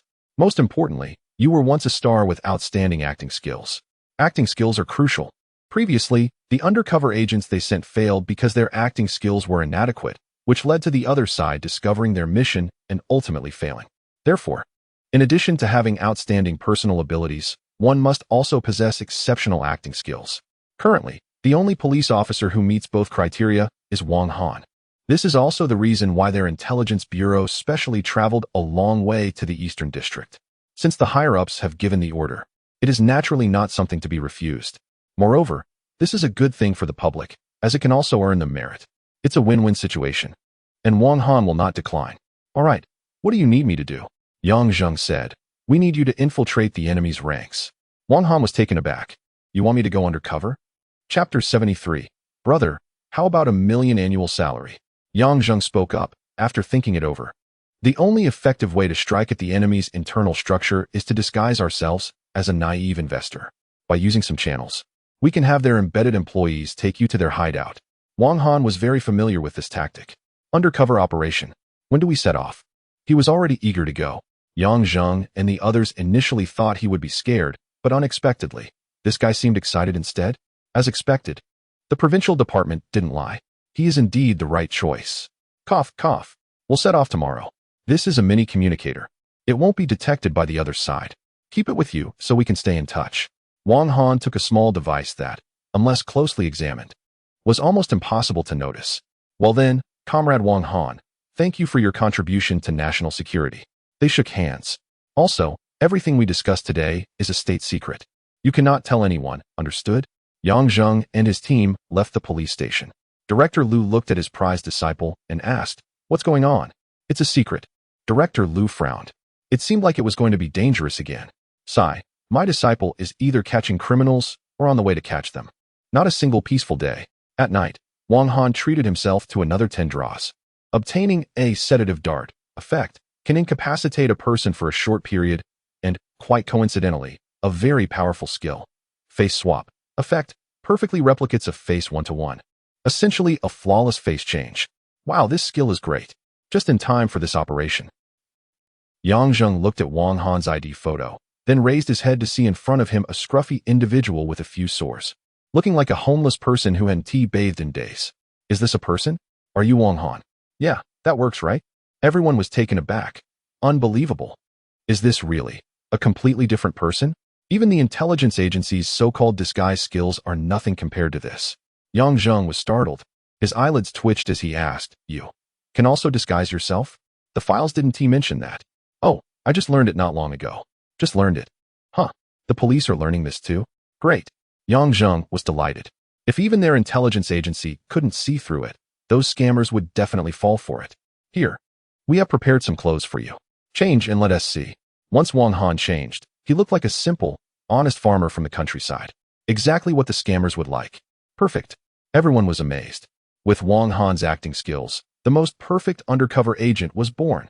Not long after, at the labor market, Wang Han, dressed in a coarse cloth shirt and a pair of old Beijing cloth shoes, was wandering through the crowd with a bag of urea. Along the way, he occasionally asked if there were any good job opportunities. "Jobs? Yes. I need money urgently." He was quickly dismissed. Feigning a distressed expression, he walked a few steps when he heard footsteps following him. Wang Han's heart skipped a beat. "Here it comes." He continued acting, pulling out a crumpled bill to buy a flatbread, squatting by the roadside and munching on it. "Hey, having a meal?" Suddenly, a young man with a cheerful smile approached, offering him a cigarette. Dressed in expensive clothing, with a big gold chain and a Rolex, he looked wealthy. His small eyes were darting around. "Hey, brother, just having a flatbread? Aren't you hungry?" Wang Han shook his head, feeling an overwhelming sadness. "Ah, I have no money. What can I do?" The young man glanced around and then revealed a cunning smile, asking, "Looking for a job? Haven't found one." The young man laughed. "Brother, not satisfied?" Wang Han exploded. "Damn it, young man, look at my physique. I'm strong, and they only offer me this little money. My wife is waiting for me to pay for her medical treatment, and it costs a lot." Hearing this, the young man felt ecstatic. Wow, a rural farmer, illiterate, with a strong build, and in urgent need of money. This is perfect. Brother, to be honest, I specialize in introducing good jobs. Come on, I guarantee this amount. He raised 10 fingers. Wang Han pretended to be surprised. "So much? What job is it? Is it reliable?" The young man chuckled. "Old brother, would I lie to you? Don't think I'm a scammer. We have a small mine, extracting stones and jade. Do you know? One piece can sell for hundreds of thousands." He took out his phone and showed Wang Han some cases. "This guy, see? He went to our place, starting at 100,000 a month, and now he bought a Rolls Royce. And him, after 6 months, came back and bought a big villa. This is my uncle, see? He's the one who introduced me, and now I'm living the good life." Wang Han's acting skills were on display, almost writing the word greed on his face. "Really?" The young man smiled. "I feel we have a connection. That's why I'm telling you. How about it? You can come to our place to check it out first. If it doesn't work out, you can come back. We'll cover the airfare." "Such a good deal?" Wang Han expressed surprise. "So I just go and take a look?" "Yes, old brother. Now you can rest assured." "All right then." Wang Han slapped his thigh. The young man left with a smirk, thinking to himself, "What a fool." Wang Han's smile instantly vanished as he spoke. They took the bait. Chapter 74. It can't be a scam. We're smart college students when the young man with a big gold chain looked at Wang Han, who was dressed neatly. He was stunned. "No way, buddy. You're not bringing anything? Broke, huh?" The young man chuckled and quickly reassured him. "Don't worry. Everything is prepared over there." "Really? You guys are so nice." Wang Han was almost moved to tears. "Fool. Just wait. They'll strip you of everything." After making a phone call, a business van soon pulled up in front of them. The window rolled down to reveal a bald man with a fierce look. Just him? Then, Wang Han followed the young man into the van. He intended to roll down the window for some fresh air, but found it wouldn't budge. Hey bro, the window's broken. It can't be opened. The young man laughed in a somewhat creepy way. During the ride, the young man rambled on about unrealistic things, painting a bright picture for Wang Han. Have you stayed in a 5-star hotel? Come work with us, bro. You'll sleep like a king every day. And there are sexy secretaries. Just enjoy it. Wang Han thought. I have to hold back. I can't hit him. That sounds great. The young man kept nodding at Wang Han, secretly looking down on him. Little did he know, while Wang Han was smiling on the surface, he had quietly activated a mini camera with his hidden hand, starting another live stream. He was determined to expose their ugly faces. As the screen lit up, viewers who had been waiting for a long time flooded in. Wow, Hangu, you finally started the live stream. Hanzi, we thought something happened to you, man. Where are you? It looks like you're in a car. Who is that guy? He keeps grinning at Hangu. Doesn't he look like a good person? Then, the young man with a sly smile spoke to Wang Han. Bro, we still need to pick up a few more people, just like you, new hires. It's a good opportunity for you guys to get to know each other before heading to the north of Myanmar. Myanmar North. The mention of this instantly caused an uproar in the live stream. If you go there, can you come back? Are you serious? Hanzi, are you out of your mind? They're not going to take Hanji's kidney, right? Someone call the police. You idiots upstairs. Hangu is the police. What are you reporting? Hangu must have his reasons for doing this. In the program's backstage, the crew monitoring Wang Han froze. Director, something seems wrong? Shoo. The director shook his head, signaling them to ignore it. Just then, he received a call from the authorities. We need to promote anti-fraud efforts immediately. Not long after, the business van stopped again. The door opened, and several young people, carrying large bags and filled with dreams of a better future, boarded the vehicle. A quick glance revealed. Jean Hua, male, 21 years old, university student. Crime value, 0. Evaluation, a blank slate. All are recent graduates. Brother Jean, come on. Have a smoke, and take care of me in the future. Don't worry. Cousin, stick with me, and you'll enjoy the good life. Wang Han. No way. Dude, are you scamming your own relatives? Hello, big brother will be colleagues from now on. Jean Hua saw Wang Han, and didn't he mind his dirty appearance. Instead, he greeted him warmly. Wang Han felt complicated. Sighed Jean Hua. What s with this guy sighing? Looks like he has got pity in his eyes. Strange. The few people getting on the vehicle began to get familiar with each other. Where are you from? Tianqing, just graduated in civil engineering not long ago. Damn, I worked my ass off to avoid that. Exactly, going to the northern region, cutting stones. And I can earn over 10,000 a month. Isn't that great, haha. Brother Jean said, work hard, and $1 million a year might not even be a dream. Jean Hua looked at Wang Han. Seeing him out of place, Big brother, what are you going for? Wang Han smiled and said, I urgently need money. My wife is sick, planning to work there for half a year, and then come back. After all, someone needs to take care of my family. Everyone. Just half a year? Are you crazy? Such good benefits, and you're not going to grab it properly. As expected. Those from the countryside have no foresight, forget him. Let us keep having fun. Watching this group of partying university students in the vehicle, Wang Han felt a chill down his back. Damn, do these people not know the place they're going to is called the Northern Region? The land of organ harvesting. Haven't they heard of it? Seeing this, he couldn't help but sigh, realizing how cunning the other party was, specifically targeting recent graduates. Cough cough. Wang Han looked at his phone and muttered to himself, are there so many scams lately, especially in the Northern Region?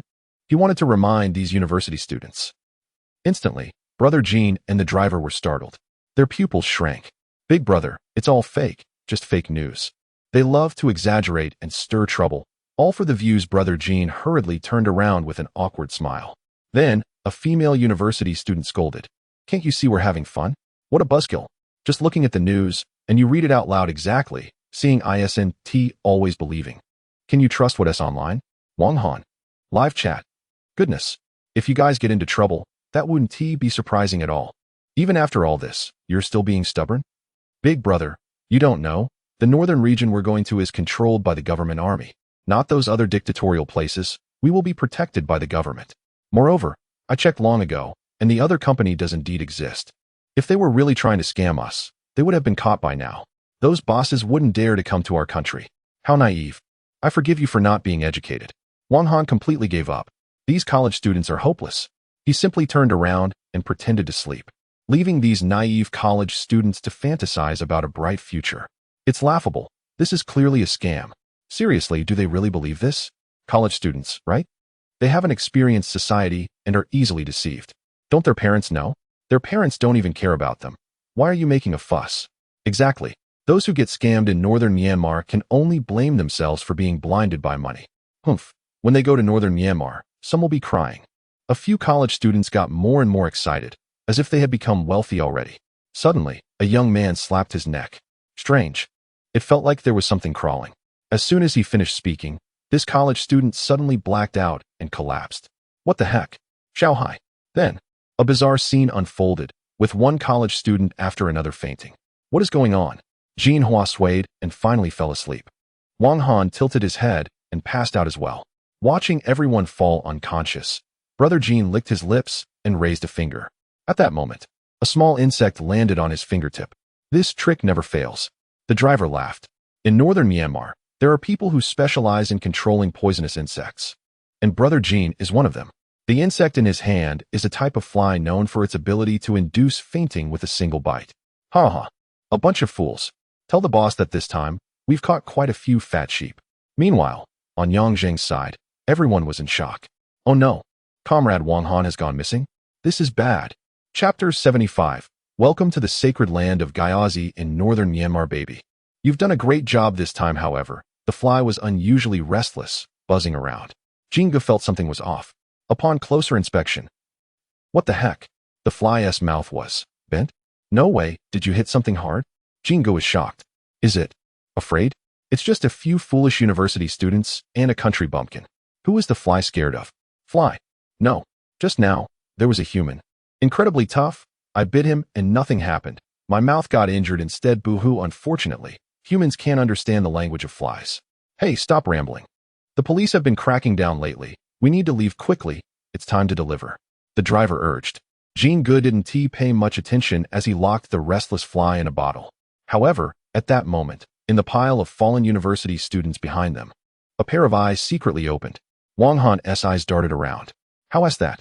Does it look convincing? Something just stung me, but whatever, I didn't feel anything. Wang Han felt the need to pull the student closer for cover. However, he felt a wave of fear. Initially, he thought these guys would wait until they got to northern Myanmar to make a move, but they acted now. Indeed, times have changed, and so have scam groups. Then, he hid in the crowd.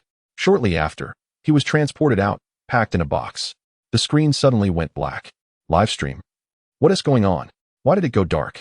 Don't tell me Han Gu is in trouble. Oh no, the kidneys can't be messed with. Hanzi, are you awake? The surgery was a success up there. You're awesome.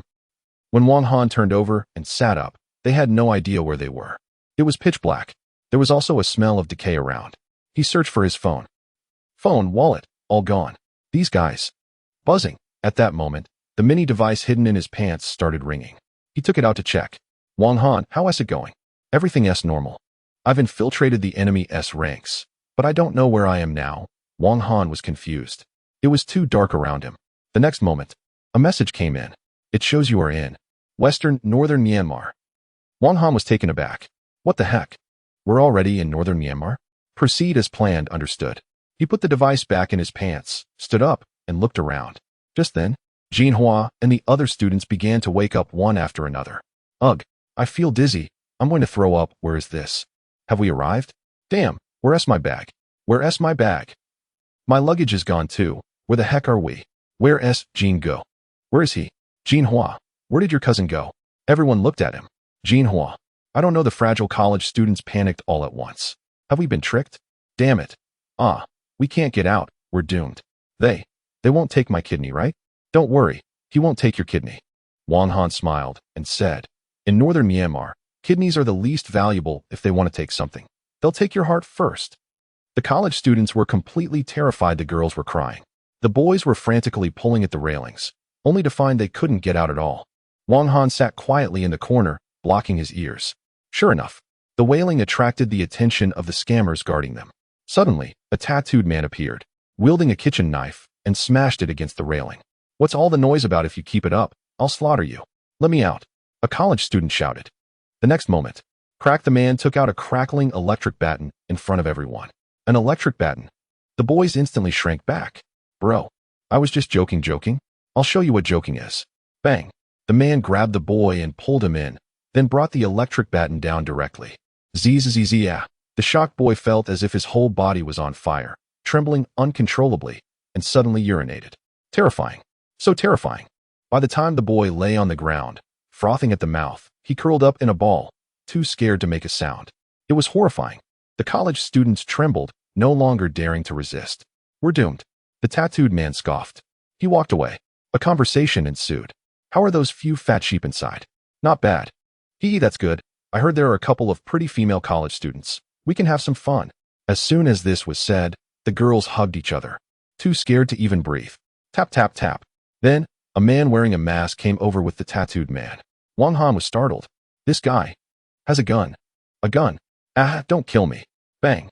Shut up. The one-eyed man fired a shot at the ceiling. Be quiet. Then he walked around, looking at these people as if they were livestock. Not bad. Not bad. Mr. K will definitely like them. Take them to Nanhua tomorrow. The tattooed man nodded. The two left like that. The college students were all ashen-faced, crying softly. We're doomed. I've seen the news. Once you're trafficked to northern Myanmar, even the king of hell can't save you. Only now do they remember the news, but it's too late. At this moment, the college students suddenly recalled someone named Wang Han. What surprised them was this guy. He had a calm expression, showing no signs of panic. Aren't you afraid? Afraid? Wang Han smiled. What do I have to be afraid of? They should be afraid of me. As he spoke, in the next moment, he revealed his mask in front of the college students, showing a handsome, young face. The crowd was confused. What is this guy doing? Who are you? At first glance, it was clear he was not an ordinary person. Bro, you have a way out, right? Save me. I beg you, I'll bow to you. In the car, they realized how blind they had been. Big brother, we were wrong. They cursed themselves. Looking back, they were really foolish to believe someone like Jin Go, a local thug. Previously, they had mocked Wang Han for coming from the countryside. At this moment, they were slapping their own faces, each one crying like a ghost. Wang Han said, Stop talking. From now on, if you want to live, you'll follow my orders. Otherwise, no one can save you.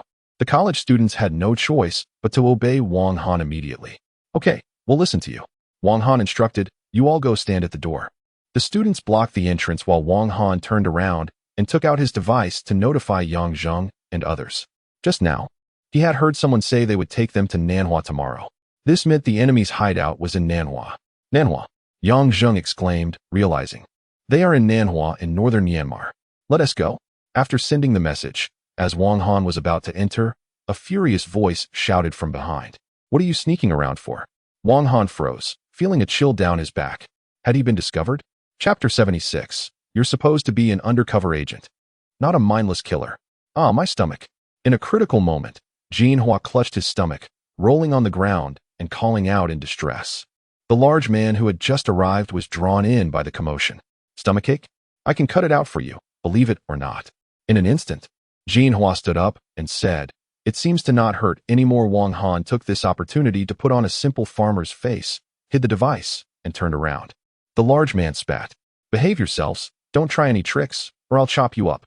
As the man walked away, Wang Han sighed in relief. He looked at Jin Hua beside him, thinking this kid was quite clever. Good. So how do we escape next? The university students looked at Wang Han with hopeful eyes. Wang Han replied, Wait. The next day, just as the exhausted group was resting, suddenly, there were knocks on the door. Everyone woke up. Ah, the girls screamed in shock. Outside the cell, several burly men looked fierce, staring intently inside. Everyone, have you eaten? Time to hit the road. As he spoke, the one-eyed man, whom they had seen yesterday, kicked over a large bowl of porridge, spilling it everywhere. This isn't food for people. These two girls are pretty. After Mr. K has his fun, they'll be taken to be dealers, dressed up to entice those fat boys. As for the boys, they'll be laborers. If they can't cut it, they'll sell their kidneys. Male student? The one-eyed man noticed Wang Han and looked closely. This guy is really strong. Suddenly, his eyes lit up. What a gem. This one, I want him. Slurp. The one-eyed man was drooling. Wang Han. What the hell? Something's off with you. Before long, one by one, the university students were handcuffed and loaded onto a truck. Wang Han said, Remember, I will come to save you. University students? Save us. My foot, even a clay Buddha can't protect itself when crossing a river. Look at yourself. Initially, they thought this guy was impressive, but now he was in the same situation as them, being loaded onto the truck. Brother, if it comes to it, just leave us and escape on your own. Shut up, keep talking, and I'll sell your kidneys. Not long after, the truck came to a stop. When they exited this place, it was like a base appeared before them. It was huge.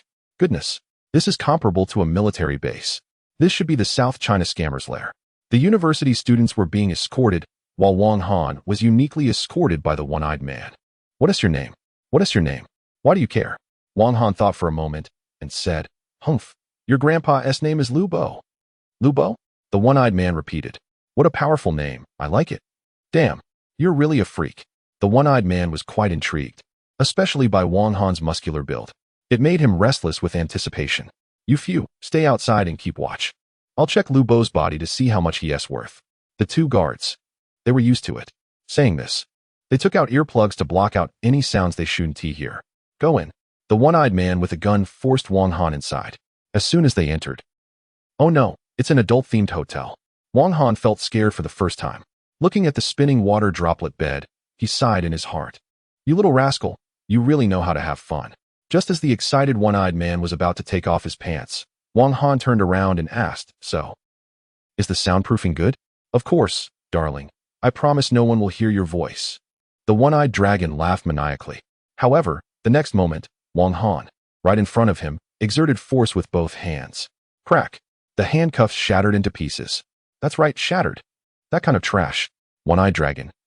The tough guy tears off his fake mask, grinning. Then I can relax. Who are you? Police. Boom, shocked. The one-eyed dragon was taken aback. However, he reacted quickly, grabbing a nearby firearm and aiming it at Wang Han before pulling the trigger. Die, you scumbag. Die. Bang. The bullet was fired and hit its target precisely. Ha ha ha, you're done for. However, the bullet struck Wang Han's chest and caused no damage at all. What? The one-eyed giant opened his mouth wide, his eyes almost popping out. Flesh and blood. Blocking bullets? Is this still a human? What a monster. It scared him so much that he broke out in a sweat. Wang Han lifted his shirt to reveal the master-level soft armor underneath and said with a smile, High-tech. Kid. A big stride. Instantly closing in on the bewildered Cyclops. No, it's too late. Charge forward. Body slam. Rising dragon fist. The crow takes flight. The sound of wailing continues. Outside, the guards are whistling, oblivious to everything. Our leader is truly impressive today, endurance. You know. Suddenly, with a loud bang, the door was blown open. The guards didn't have time to react when a hand pulled the two burly men inside. Bang bang bang, fists and kicks were exchanged. Meanwhile, in another room, two girls were dressed in bunny costumes, shivering and huddling together. In front of them, a man from a certain region with slicked back hair took off his sunglasses, leering at them. Ha ha ha, not bad, good goods. Mr. K, these are college students. Who knows, they might even be. As the second in command of a certain fraud group, Mr. K smiled with satisfaction. You all can leave now. I'll give our staff a good lesson on company culture. Understood? All understood. The younger fellows discreetly withdrew. Gulu gulu. Mr. K downed a glass of the elixir. Chuckling, he began to strip while saying, First, let me teach you how to serve the boss well. Ahaha. The laughter was chilling. No, don't come closer. The two girls were in tears, their legs trembling, paralyzed with fear as they looked at the man before them. Little girls from Huaxia, do not be afraid. Uncle will give you a quick lesson on corporate culture. Just then, a series of urgent knocks echoed at the door. Mr. K, displeased, thought to himself, I told them to stay away, these useless gluttons. As he opened the door, a one-eyed man clad only in his underwear collapsed at his feet. Mr. K was taken aback. Before long, he was confronted by a figure that seemed to have emerged from the depths of hell. Hello, Mr. K, my name is Lu Bo, and I have come to collect your life. In response, Wang Han kicked him away and promptly shut the door. At that moment, the female college student looked on in astonishment. It's him. I told you I would come to save you.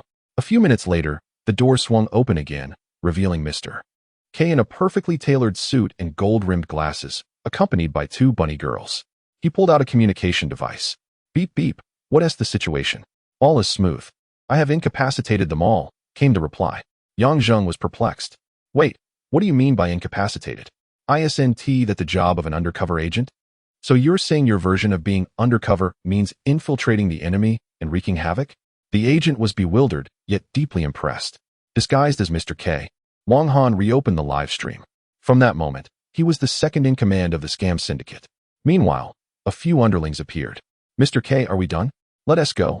The boss is about to hold a meeting, and the higher-ups are all here, just waiting for you. Wang Han replied, let us go. Chapter 77, The Cunning Kuanfeng. The little brother glanced at Mr. K, puzzled, and said, Mr. K, you seem to have gotten stronger? Wang Han's face-changing ability could only alter his appearance, not his physique. Upon hearing this, the other little brothers immediately looked doubtful. Slap. In the next moment, Wang Han gave this little brother a hard slap that sent him reeling. He mimicked Mr. K's tone and scolded, how dare you question me? I wouldn't dare. I wouldn't dare, several little brothers replied in fear. This unreasonable intimidation was quite effective. That hit the mark. What about those university students? They were under anesthesia, preparing for organ removal. Don't remove them yet. Lock them up. Little brother. Slap. Wang Han slapped him again. Question me? Fine.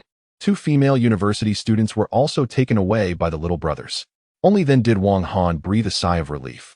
At that moment, in the live broadcast room. What the heck? When I returned, my brother Han had become the second in command of a fraud syndicate?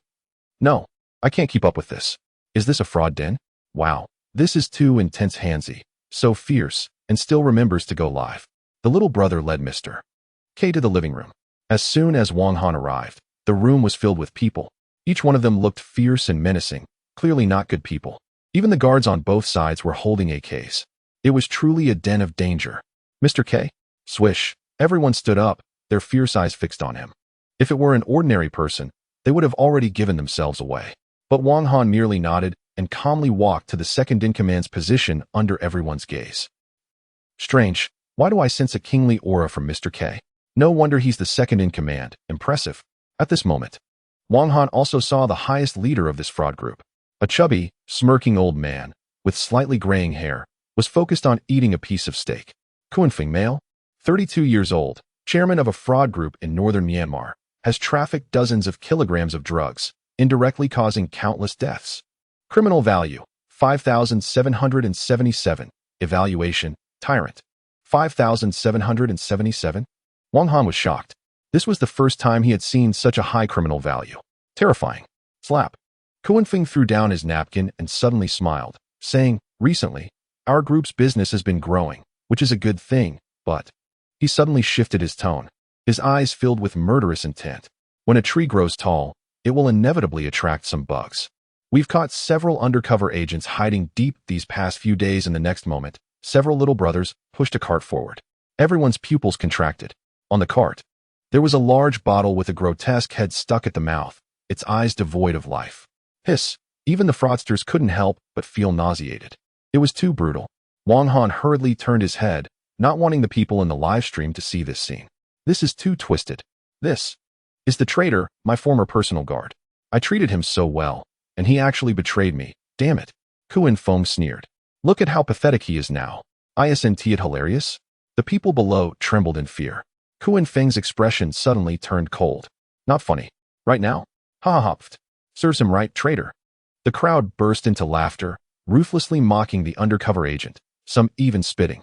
Wang Han was furious, his fists clenched, looking at the colleague he had never met before, his eyes reddening. Why aren't you laughing? Suddenly, Mr. K turned to Wang Han. Speaking of which, you've been acting strange today, and you didn't even call my name. The laughter stopped. Everyone looked at Mr. K. You can't be a traitor too, right? Kuanfeng pulled out a 24K gold handgun, aiming it at Wang Han. Livestream. Oh no. Wang Han lowered his head, gritting his teeth. However, he managed to suppress it and forced a smile, saying, Brother Kuan, you know, my second uncle was killed by traitors. I hate these bastards more than anything in this life. Luckily, Wang Han had seen Mr. K's background information. That scared me to death. Ha ha ha. Kuanfeng put away the handgun. I thought you were also an undercover agent in disguise. This matter, only Mr. K and the two of them knew about it. Wang Han felt a wave of fear. This guy is really not simple. Almost got exposed. Brother Kuan wiped his mouth and said, Next, let us talk business. Saying this, he took out a hard drive and placed it on the table. He addressed the brothers below. During this period, I plan to pull off a big job. This hard drive contains all the information of the scammed individuals, including big celebrities, business tycoons, politicians, and even scandals involving the president. As soon as he said this, the crowd was in an uproar. Wow. All the scam data of the group is in there. This thing is extraordinary. It's equivalent to having this. And whoever has it will hold all the leverage over those people. Kuan Feng picked up the hard drive, shaking it, and said with a smile, with this, our scam group could firmly establish itself in northern Myanmar. We can grow bigger and stronger. Dream on. Suddenly, among the high-ranking members below, a nimble figure leapt up. Before anyone could react, he pulled out a gun and shot precisely at the hard drive in Kuan Feng's hand. Bang! The bullet instantly shattered the hard drive, destroying it completely. Kuan Feng? The crowd? What the hell? One Ear, you're actually a traitor. Cuff him. The higher-ups never expected that there was an undercover agent among them. Instantly, everyone surrounded him. One Ear was restrained, but he burst into loud laughter, feeling incredibly pleased. Haha, I did it. 10 years, and I've been waiting for this day. Immediately, he looked at another undercover agent in the center, who had been dismembered and placed in a bottle, crying bitterly. Senior, I avenged you. I avenged you. Ha ha ha. However, an even more reckless laughter overshadowed his. Kuan Feng was laughing so hard he held his forehead, doubled over with laughter. One Ear? This guy. His hard drive was destroyed. And he is still laughing? Even the little brothers were confused. Boss, all the data from our organization is gone. Fools. The cops just couldn't hold their horses and finally exposed themselves. In the next moment, Kuan Feng pulled out the real hard drive, shaking it, and saying, the one you destroyed just now is fake. This is the real one. What? One Ear couldn't believe it, his scalp tingling. This guy was trying to draw him out. Damn, incredible, I was tricked by the boss. Truly worthy of being the boss. He directly flushed out the undercover agent. One Ear was filled with despair. How could this happen? Kuan Feng stood up and laughed. Bring him over to me. I want to kill this cop with my own hands. The little brothers pressed the cop in front of their boss. Kuan Feng pulled out a 24K gold handgun, aiming it at the cop's head, ready to pull the trigger. Chapter 78. Second in command. Are you kidding me? At this moment, just as Kuan Feng was about to pull the trigger, his eyes suddenly widened, and he incredulously touched his neck. A tranquilizer dart had hit him. Tranquilizer dart. Damn you. Second in command. Are you kidding me? Bang. Kuan Feng collapsed to the ground, unconscious. Everyone. What happened? How did the boss get here? At this moment, Mr. K, who had appeared silently behind Kuan Feng, picked up a hard drive and said, I'm done pretending. My second in command has betrayed us. Everyone. What the heck? The second in command is also an undercover agent. Second in command, you are also an undercover agent? Damn it. What is happening to our organization? Get rid of him. The guards holding AKs rushed forward, raising their guns and loading them. However, unexpectedly, before the guards could fire, bang, a gunshot rang out. A bloody hole appeared in the guard's forehead, and he fell backward in confusion. Dead? Everyone was shocked. What just happened? A headshot? Hiss, he's not the second in command. The second in command isn't that good at shooting. Wang Han also stopped pretending. Facing these scumbags, they deserve to die. He closed the live stream again. Next, it was a bloody battle. You dare. A cadre hadn't finished speaking when Wang Han shot him, causing his head to explode. Blood splattered all over the crowd. Quick, call the brothers. Damn it, this guy can't escape. Soon, armed men from the northern region of Myanmar swarmed in. Bang bang bang, instantly, gunfire erupted. What is going on? It's a gunfight. Hurry to support. A few scammers dropped the students and grabbed their weapons to rush in. A gunfight? The female college student was astonished. It must be that person. The college students felt their scalps tingle. With so many armed men, could he manage alone? Damn it, he was definitely going to die. However, just as the thought crossed their minds, the armed men who had just entered were sent flying back, covered in blood, with their bodies riddled with bullet holes. Wang Han was drenched in blood, stepping on one of them. He picked up the stolen AK and unloaded a magazine into the body. He was in a blood frenzy. Huff, huff. Wang Han put down the emptied AK and noticed the college students beside him. Swish, he tossed an AK to each of them. What are you waiting for? Grab a gun. The college students. At that moment, they finally saw the chaos inside. The floor was littered with corpses, and several armed men were still hanging from the ceiling, swaying. One person killed so many? This is insane. Wow, big guy. You're really something. Are you part of a suicide squad? The undercover agent came out. He thought he was going to die. In the end, he took out everyone effortlessly. Comrade, You can't be a special forces operative, can you? Wang Han. To be precise, I am a police officer. Undercover. Police officer? Incredible. A cadre groaned helplessly. Damn it. Oh, there's still a fish that slipped through the net. Wang Han approached and lifted him up, gripping his neck. Cough, cough. Don't kill me. You're from that country, right? So am I. We're from that country. The cadre pleaded for mercy. Wang Han slightly loosened his grip. The cadre was overjoyed, thinking he was saved. The next moment, Wang Han swung the AK and struck it hard against his head. Bang! The sound of the watermelon shattering. The official had his head split open on the spot. It made everyone present flinch. Hiss, so brutal. You harm your own kind. You truly deserve to be condemned. Wang Han shouted in anger. Buzzing. On Yang Zheng's side, they suddenly received a message from Wang Han. They were quite anxious, fearing that the child might be discovered by the other party. As a result, I have obtained all the fraud information from the group. Yang Zheng and others couldn't believe it. The undercover mission they sent took 5 or even 10 years to accomplish, and you completed it in just one day? That's incredible. Even more professional than them. No wonder they say, to be an undercover agent, one must have acting skills. Yang Zheng felt a sense of relief for choosing Wang Han. All right, you hide now. We'll be there soon. After locking the location, Yang Zheng and the others began to take action. To their surprise, the other party sent a message. Can't hide. What do you mean can't hide? Yang Zheng was puzzled. The next moment, he was left dumbfounded.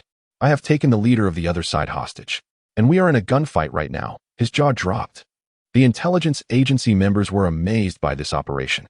Did the leader of the other side really kidnap you? Is he really a police officer? Wow, I can't keep up. Impressive. Yang Zheng is really something. Why does this kid always play by his own rules? He recalled a certain high-ranking official's evaluation of Wang Han, outwardly a police officer, but inwardly a ruthless bandit. It couldn't be more accurate. What should he do? Everyone looked at him. Since this is happening, what else can we do? This time, let's take down his organization all at once. Let us showcase our strength. All units mobilize. Bang, bang, bang, what the hell, what the hell? Where is this gunfire coming from? The armed individuals who rushed over were taken aback one by one. They hadn't even seen the enemy yet. Their own comrades were mysteriously falling one after another. Where was the opponent? Damn it. Bang. A muffled groan. The armed members of the group fell to the ground in response. Behind them, Wang Han emerged after shedding his invisibility cloak. He had used the item, invisibility cloak. He won in the last lottery to become invisible, making it impossible for the enemy to see him. However, the situation was grim. Alarms blared from the base. Enemies kept pouring in, crazed for blood. Behind him, the university students looked at Wang Han, who resembled a god of war, and gasped. Damn it, we gave you an AK not just to hold it, but to shoot. Wang Han grabbed a university student who had previously challenged him. At that moment, the student's pants were damp, and he was so scared he could barely speak. This guy is the real tough guy, right?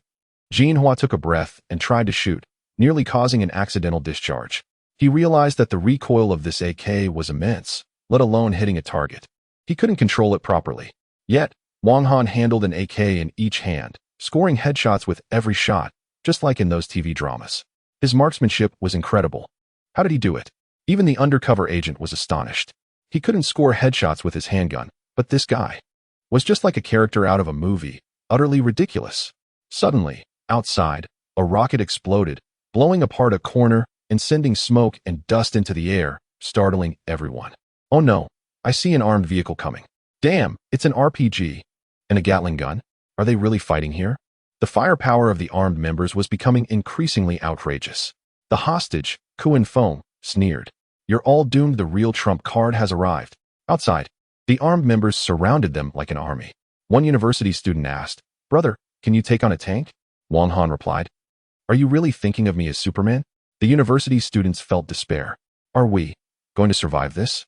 Chapter 79. What's going on? They are hostages. How did they end up on top of us? It's absurd. The scene at this moment can only be described as exaggerated. Not far away, thick smoke billows. Dust fills the sky, and a sharp roar reverberates. Groups of armed men emerge. 7 or 8 armored vehicles. The last old-fashioned tank breaks through the smoke, revealing its true form. The cannon slowly turns, finally locking onto Wang Han and his group. A tank has come out? This is outrageous. It's a tank. We're doomed. Mom, sob, I shouldn't have ignored your advice. Despair. Utter despair. How the hell do we escape? One shot. It would blow them to pieces. Jinhua gasps in shock, retreating repeatedly, his legs trembling in fear, dropping the AK in his hands. Murmuring, I just wanted to get a job. How did it come to this? The armed group surrounding them is imposing. A burly man in military attire from a certain region pops out from an armored vehicle, holding a megaphone, shouting upstairs. You people, you have been surrounded by us. Surrender quickly. Click, click, click. One machine gun after another is raised, aimed at the crowd, ready to fire at any moment. The university students are terrified. However, amidst such a grand scene, Wang Han remains calm and composed, not panicking at all. Why panic? They wouldn't dare to shoot. Saying this, he pulls Kuan Feng over, using him as a shield in front of his gun, nudging him and threatening. If you want to stay alive, tell those people below to behave. Kuan Feng, putting on a show. But the next moment, bang, a gunshot suddenly rings out. Then, Kuan Feng clutches his bleeding ear, letting out a wail. On the ground, a severed ear lies. He is shocked and horrified. This guy is serious. I told you to keep your people in line. University students? General Kuan. Armed men. Hiss, don't shoot. An eerie scene unfolds. The people below are too afraid to shoot. University students? They all look at the calm Wang Han. Wow, big brother, you are amazing. This move directly turns the tables. Below, General Kuan, who has been in command for 2.5 years, encounters such a ruthless character for the first time. He looks at Jean beside him. Didn't you say they were just a bunch of easy targets? Have you ever seen such fierce targets? Jean, I don't know, he approaches, saying to the university students, if you don't hand over Kuan Feng, I'll blow you up. But before he can finish, Wang Han spits down below. Wang Han, traitor, harming your own people. How can you still have the face to speak? You. Bang. A gunshot. Jean is shot in the thigh. The shooter. It turns out to be his cousin, Jinhua. Cousin, don't you have any conscience? Jinhua shouted angrily. This cousin is the most despicable, colluding with outsiders to deceive his own countrymen. Damn it. Good job, Jinhua. Damn. What a real man. Traitor die. The university students, emboldened by Wang Han's presence, directly cursed, spitting as they spoke. This scene left the armed men below in a state of confusion. Wait, aren't they the hostages? Shouldn't we be the ones acting recklessly? Why are these people from Huaxia scolding us instead? How frustrating. Jean fled in desperation. These fools don't even realize that those who know how to adapt are the true talents. Just like that, both sides were at a stalemate. After an unknown amount of time, Kuan Feng, hoarse, looked at Wang Han and said, Kid, this stalemate won't work, it's a dead end. You're a smart person. Why fight to the death for Huaxia? You're tough, so why not join forces and grow stronger together? Wang Han, however, scoffed. What do you know? I'm waiting. Waiting? Waiting for what? Kuan Feng was puzzled. Who can come to save you? This is the northern part of Myanmar. Suddenly, at that moment, a red flare shot up into the sky, capturing everyone's attention. General Kuan furrowed his brow. What is that? The armed men were also puzzled. What the heck? Only the university students up high, standing tall, were dumbfounded, unable to believe their eyes. Did I see that right? Did you really hit me? Slap. You really did it? Jinhua shouted, it's real. Wang Han smiled. Reinforcements have arrived. Reinforcements? Kuan Feng looked up, almost scared to death. His spine went cold because he saw a red 5-star flag slowly rising. This is bad. At the border between Huaxia and northern Myanmar, in the international embassy, a tall, bespectacled middle-aged man with graying hair walked into the conference room. At this moment, the diplomatic representative from northern Myanmar, who had been waiting for a long time, appeared cordial. Mr. Li, what brings you to our embassy? Li Yao was smiled slightly. After everyone took their seats, he spoke with righteous vigor regarding the scam syndicates in northern Myanmar. Here we go again. The representatives from northern Myanmar all felt disdain in their hearts. What does Huaxiao accomplish by coming here every time? Evidence. Without evidence, I'm sorry, but you Huaxia cannot interfere in our affairs in northern Myanmar. Mr. Li, I admire your persistence, but the claims about the scam syndicates trafficking your people within our borders are simply absurd. It's a blatant slander against us in northern Myanmar. Exactly. Using your Huaxia's words, it's just baseless rumors, all false. The representatives in the northern Myanmar Foreign Ministry chattered away, sounding like a market. You have no right to interfere in our northern region, they said one after another. Li Yao was sat with his hands spread on the table, not refuting them, just listening to their noisy arguments. When they were exhausted from shouting, he suddenly spoke up. Are you finished? What's wrong? Are you not convinced? The crowd from the northern region sneered. But the next moment, a folder was slammed onto the table by Li Yaohua. Everyone, take a look. What is this? The crowd leaned in to examine the documents. After just a few glances, the arrogant expressions on their faces froze. Then, one by one, they turned pale with shock. This, Li Yaohua said. That's right. These are images taken by the undercover agents I placed in your scam organization. You kept asking for evidence. Well, now you have it. Oh no, we've been caught. The highest-ranking diplomatic official from the northern region could no longer maintain his composure. With a tearful expression, he assured Li Yaohua, don't worry, we will definitely give you an explanation. I'll apply for the necessary processes right now, and once approved, I'll immediately dispatch government troops to rescue the hostages. Trying to play tricks? Li Yaohua interrupted him directly. He stood up and walked in front of the official. His sharp gaze fixed on him, his voice cold. This time, we are just here to inform you. Application? Don't be ridiculous. With that, Li Yaohua turned and left the embassy with the military personnel. The troops were already in position. A strike. Inside the embassy, the diplomatic staff from the northern region were trembling in fear. The sleeping lion had awoken. Chapter 80. Explosion. The nation has taken action. In the base of the scam group, armed members saw the rising red flag with 5 stars and couldn't help but furrow their brows. Is the army from a certain nation here? However, they quickly dismissed this thought. After all these years, this nation had never been able to intervene in their activities in the northern region of Myanmar. They couldn't even get in. Who were they fooling? General Cohen spat disdainfully and cursed. If the army from that nation dares to come, I, General Cohen, will wipe them out. Just as his words fell, an armed member suddenly screamed in shock. Someone's here. What? Then, Yang Zheng abruptly stood up from the bushes, raised his gun, and shot the armed member. Action. In an instant, the once silent surroundings erupted as one figure after another appeared, all fully armed, coming from all directions, overwhelming the armed members in a counter-surround. General Cohen. The insignia of that nation. How is this possible? How did they find this place? Suddenly, the special forces led by Yang Zheng caught the opponents off guard. Gunfire erupted. The armed members, caught unaware, were quickly incapacitated before they could react. The situation reversed in an instant. It was the special forces from that nation. We're saved, that's great. Police officers, I love you. The college students exclaimed, looking at the familiar faces, barely able to contain their excitement. So reliable, how could this happen? Impossible, they must have been lying in wait. Kuan Feng mumbled. Suddenly, he turned sharply to look at the person disguised as the second-in-command from that nation, gritting his teeth as he said, It's you, bastard. Wang Han sneered. You guessed right. I'll kill you. Bang. Kuan Feng was pinned to the ground, the former head of the scam group now in a state of utter disgrace. Quick, we need to leave. Wang Han led everyone down from the upper floor amidst the chaos, sneaking out through the back door. Wang Han, Yang Zheng, leading his team, burst out and grabbed Wang Han, saying, You all stay here. It's too dangerous. Go east. I've prepared a jeep for you to take Kuan Feng away. Kuan Feng is very important. Understood? Yes, Yang. Another undercover agent saluted, 0323 requesting to return to the team. Yang Zheng was taken aback. He hadn't expected that out of the original 10 comrades, only one would return. All right, you are all heroes. Boom, an RPG rocket launched, blowing a military vehicle into the air and igniting a sea of flames. Yang Zheng, you all hurry and leave. This place is too dangerous. It was like hell, and the college students were almost scared out of their wits.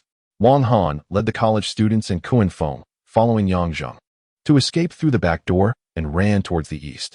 Yang Zheng looked back and asked, Aren't you coming? Another undercover agent loaded his gun, fearless, and declared, I want to avenge my brothers. The fallen hero's blood cannot be shed in vain. Yang Zheng's eyes turned red as he hoarsely shouted, Kill those bastards. Bang, bang, bang. General Cohen felt his scalp tingle. These people from Huaxia were reckless. We have tanks on our side. General, the boss is missing, Jeanine reported. What? The boss is missing? General Cohen was furious. Those fat sheep from Huaxia. Armored vehicles, you several go chase after them. Want to escape? No way. Don't you see whose territory this is? To the east, Jean Hua shouted, There's a jeep over there. Indeed. Not far to the east, there was a jeep parked. Get in. Wang Han glanced back at the chaotic battlefield, feeling a wave of fear. This foreign land is really different, huh? After getting into the car, Wang Han opened a live stream to show the scene to the viewers. As soon as the audience tuned in, intense gunfire erupted, flames shot into the sky. They were shocked. What the heck? I almost met my great-grandmother. Wait. Hangge, have you gone to the battlefield? Wu Hanzi, are you okay? Damn, the base is lit up like a firework. It hasn't stopped. Hanzi, you made it out. That's great. Wow, looks like my brother Han even saved people. Wang Han recounted everything to the camera and brought the mastermind of the scam, Kuan Feng, in front of the lens, demanding he apologize to the people of Huaxia. You want me to apologize just like that? I, Kuan Ge, have no shame? Wang Han gave him a few hard knocks, stunning him. The next moment, Kuan Feng lowered his head and admitted, I was wrong. People of Huaxia, I deserve to die. I shouldn't have scammed you. The viewers in the live stream were thrilled. Good. Beat these scumbags. Ugh. They should rot in jail for life. Hangge, get him. The jeep started up. Viewers, we are about to escape, Wang Han said, showcasing his driving skills with a 360-degree drift, aligning the vehicle. Finally, they were leaving this hellish place. I swear, if I get greedy again, I'll chop off my hands. Woo, this painful lesson left a deep impression on the college students. They couldn't believe that without Wang Han and the support of the special forces, they would probably be suddenly. Jinhua shouted, Big brother, hurry, a car is chasing us. Everyone looked back, shocked. They saw an armored vehicle sped in. Jinin stood on the roof, raising a Gatling gun, and laughed, leave now. The sound of gunfire echoed as the jeep's door was instantly shot through. Fortunately, Wang Han's skills were exceptional, allowing him to avoid critical hits. Ha ha, aren't you impressive, old brother? Jinin was completely out of control. The live stream was filled with anxiety. The armored vehicle was damaged. Who would come to save my brother Han? Damn it, just when one wave subsided, another arose. If we fire again, the vehicle will be ruined. Abandon the car. Those upstairs, are you crazy? That's an armored vehicle. Can it outrun it? What to do? As the armored vehicle was about to collide with the jeep, Jinin, wielding the Gatling gun, laughed maniacally. Surrender. The university students were in despair. Were they destined to die? They were ready to fight to the death. Just as Wang Han prepared for a desperate struggle. Boom, suddenly.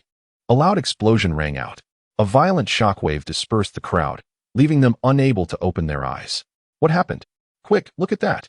The armored vehicle that was about to crash was instantly blown away. Chaos ensued, and flames erupted.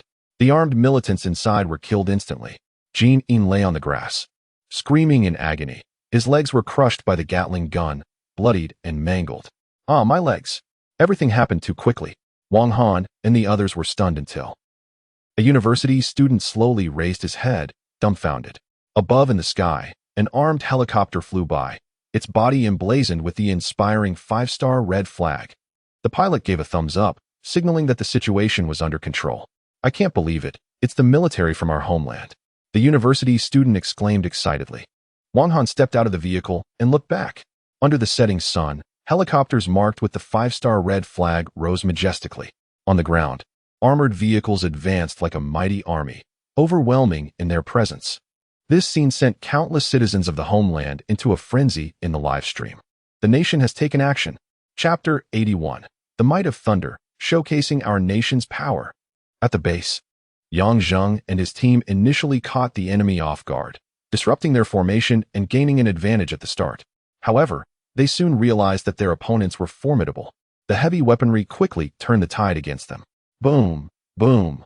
RPGs flew across the map, forcing Yang Zheng and his special forces to retreat step by step. Haha, General Kuan watched this and laughed arrogantly. Is that all there is to it? Just wait until they see what we can do in the northern region. Tanks. Get in the tanks and blow them up.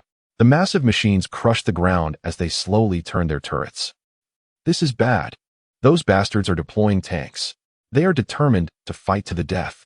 Yang, what should we do? It's too late. The cannon is already aimed at our special forces. Once it fires, it's unimaginable how many will die. Yang Zheng's heart raced as he shouted, Retreat! Retreat? General Kuan roared. No way, everyone stay.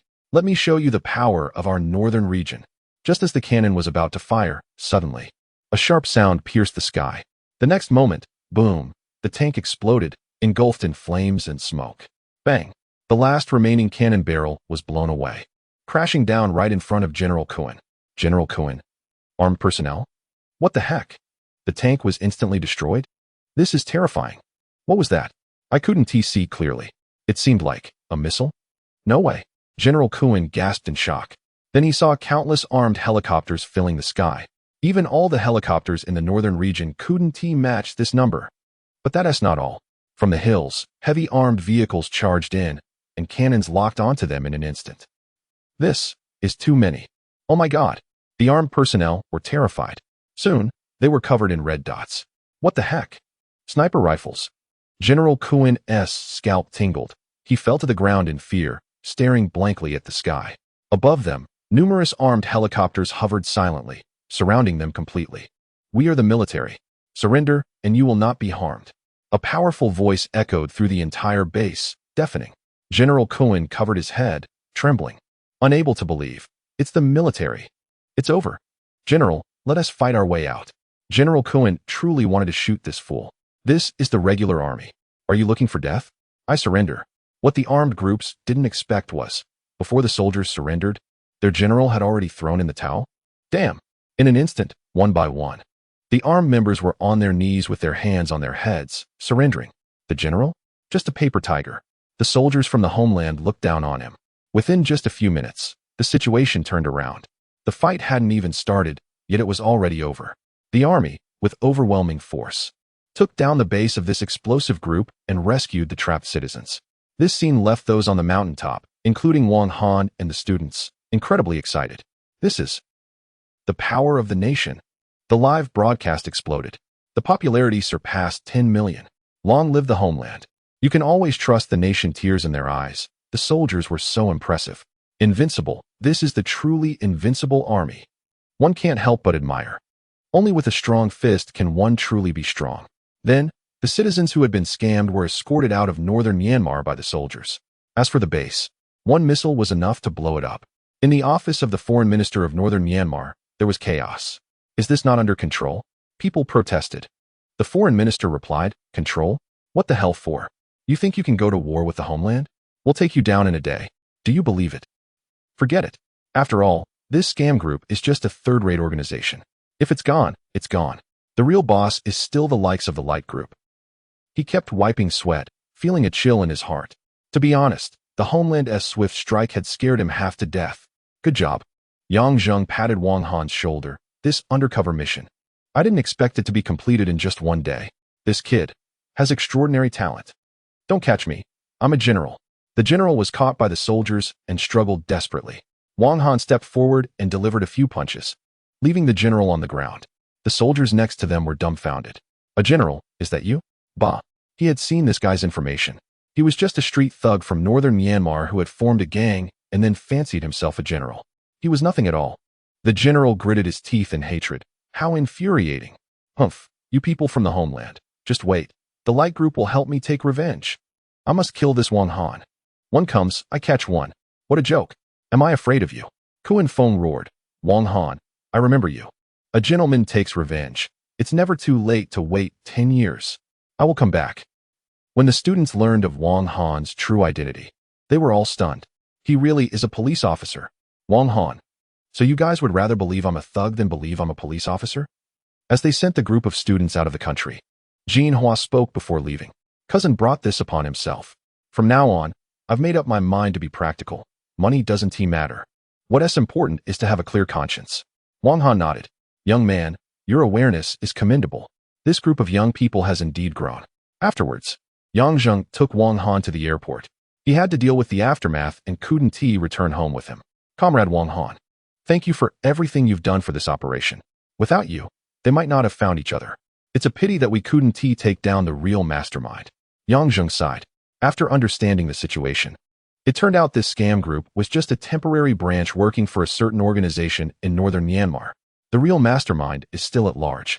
However, Wang Han was very confident and said, no one will get away. After this incident, Wang Han also matured and became even tougher. Now he has experienced great trials. With an incredibly determined gaze, Yang Zheng couldn't help but exclaim, this kid is remarkable.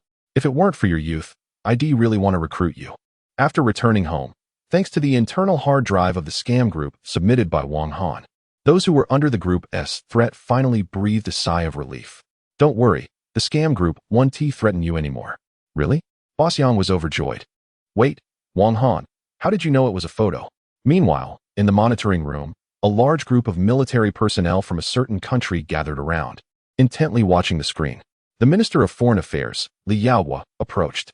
What are you watching? Minister, look at this, it's incredible. Li Minister looked down and his eyes widened instantly. On the screen, a young man wielding an AK-47 moved like a specter, taking down targets with precision. Wherever he went, blood flowed like a river, hitting every shot. Everyone gasped in shock. This is Yen Shuangying. What is his name? Li Minister asked. Our country has such a figure? An intelligence officer replied, Report, Minister, his name is Wang Han. He is a police officer. The room erupted in astonishment. What? A police officer? The military big shots couldn't sit still, their faces filled with excitement. Minister, can I get a personal request?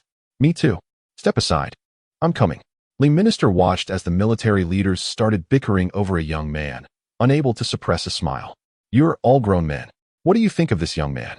In the shadows, a handsome young man smirked. He is not bad. Chapter 82. A sudden overwhelm of popularity. Scaring the young fresh meat East District Police Station. These days, Director Liu hasn't seen his precious apprentice, and he is feeling quite distressed. He can't eat well or sleep properly, and his calls go unanswered.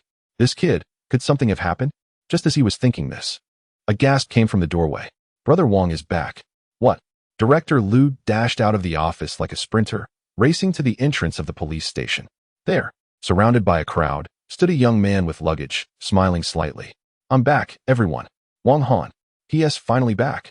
Director Liu immediately embraced him, inspecting him from head to toe to see if his precious apprentice was hurt. He couldn't help but be surprised. Strange. This kid feels different somehow? How to put it? It's like he has matured? Kid, where have you been?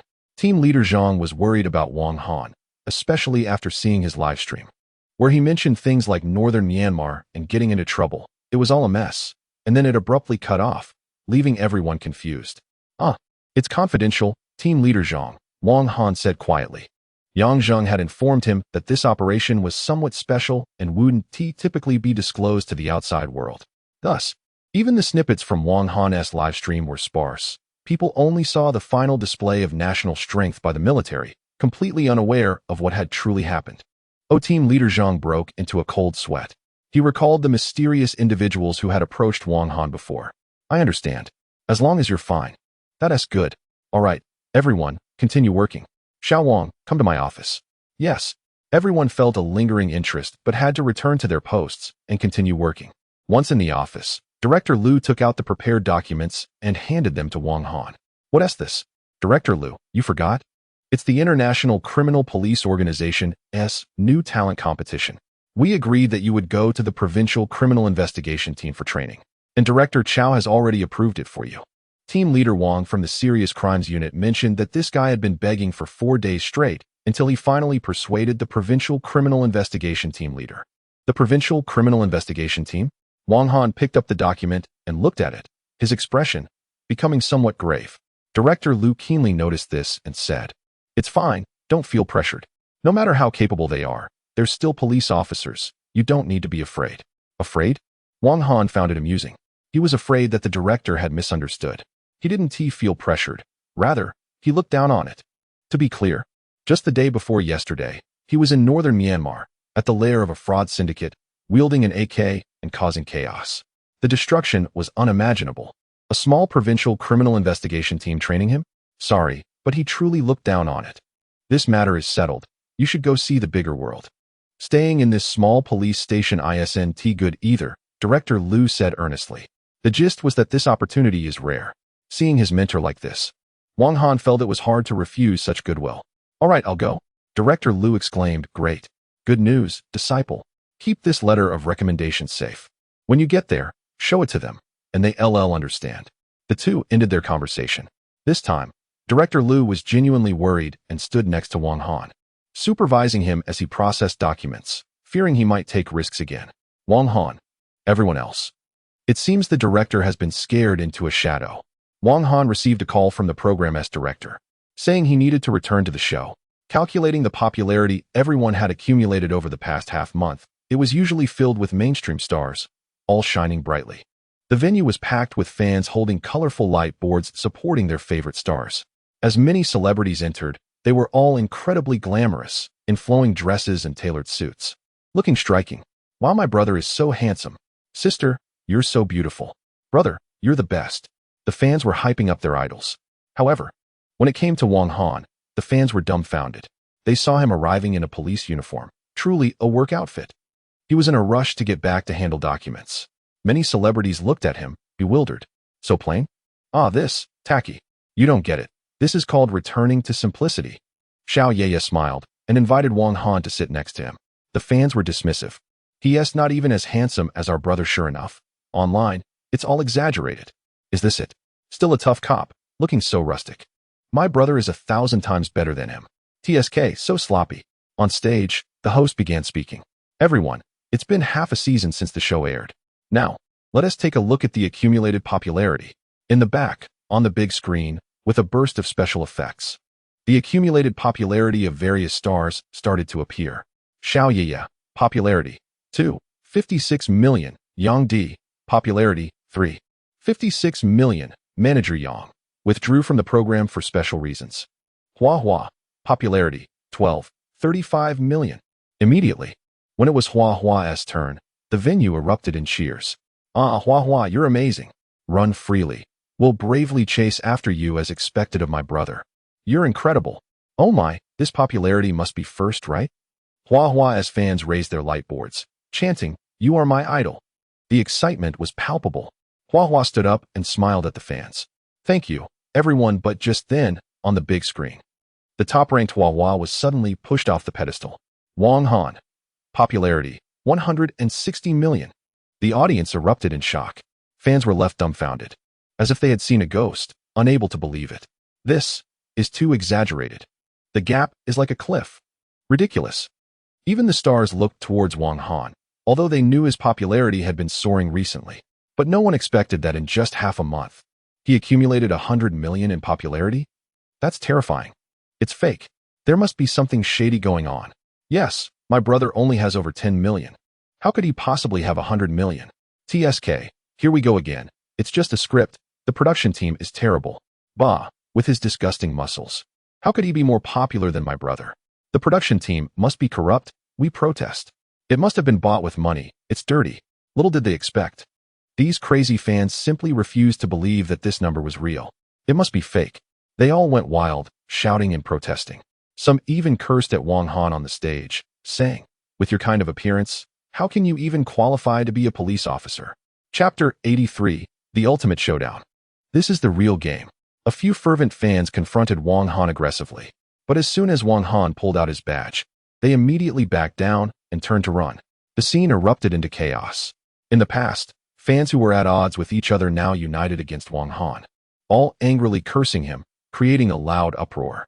In the stands, the young stars also turned to look at Wong Han, sneering internally, waiting to see him make a fool of himself.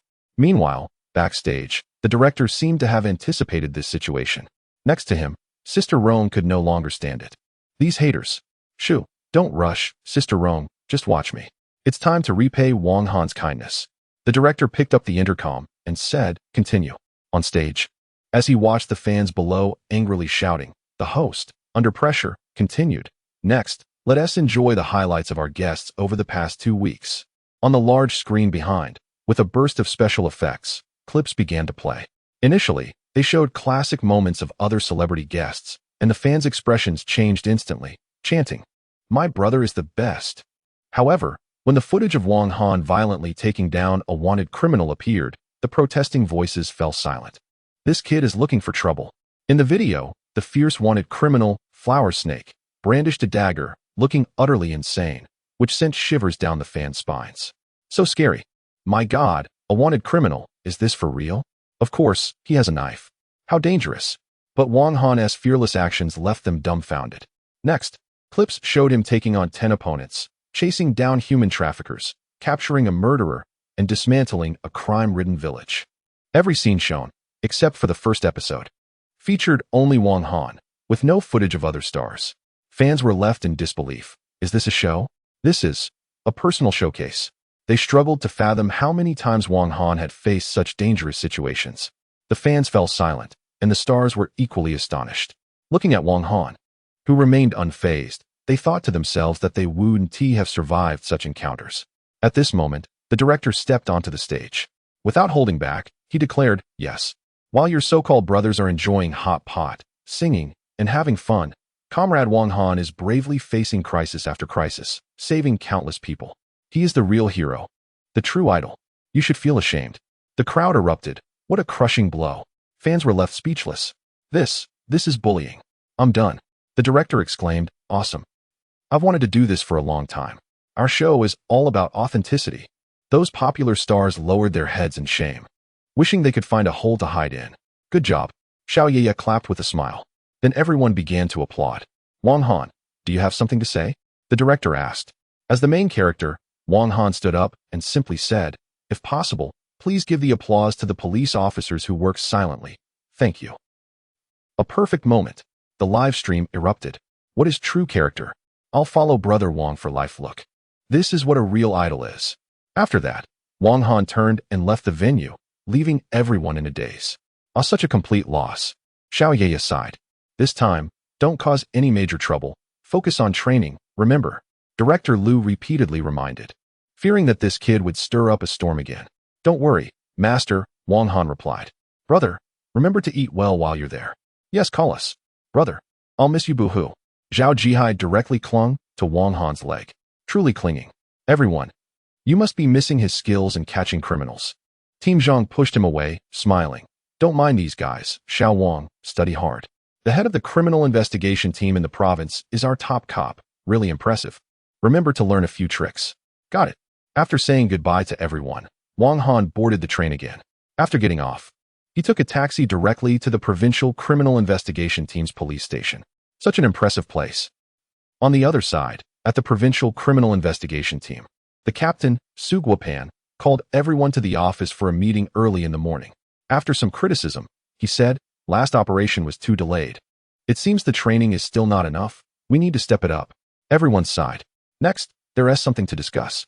Recently, thefts have been frequent in our district. Especially here. These are the hardest hit areas. I plan to send a team to clean it up." Saying this, Su Guopan looked at an old hand in the corner. "You, Zhang Fan.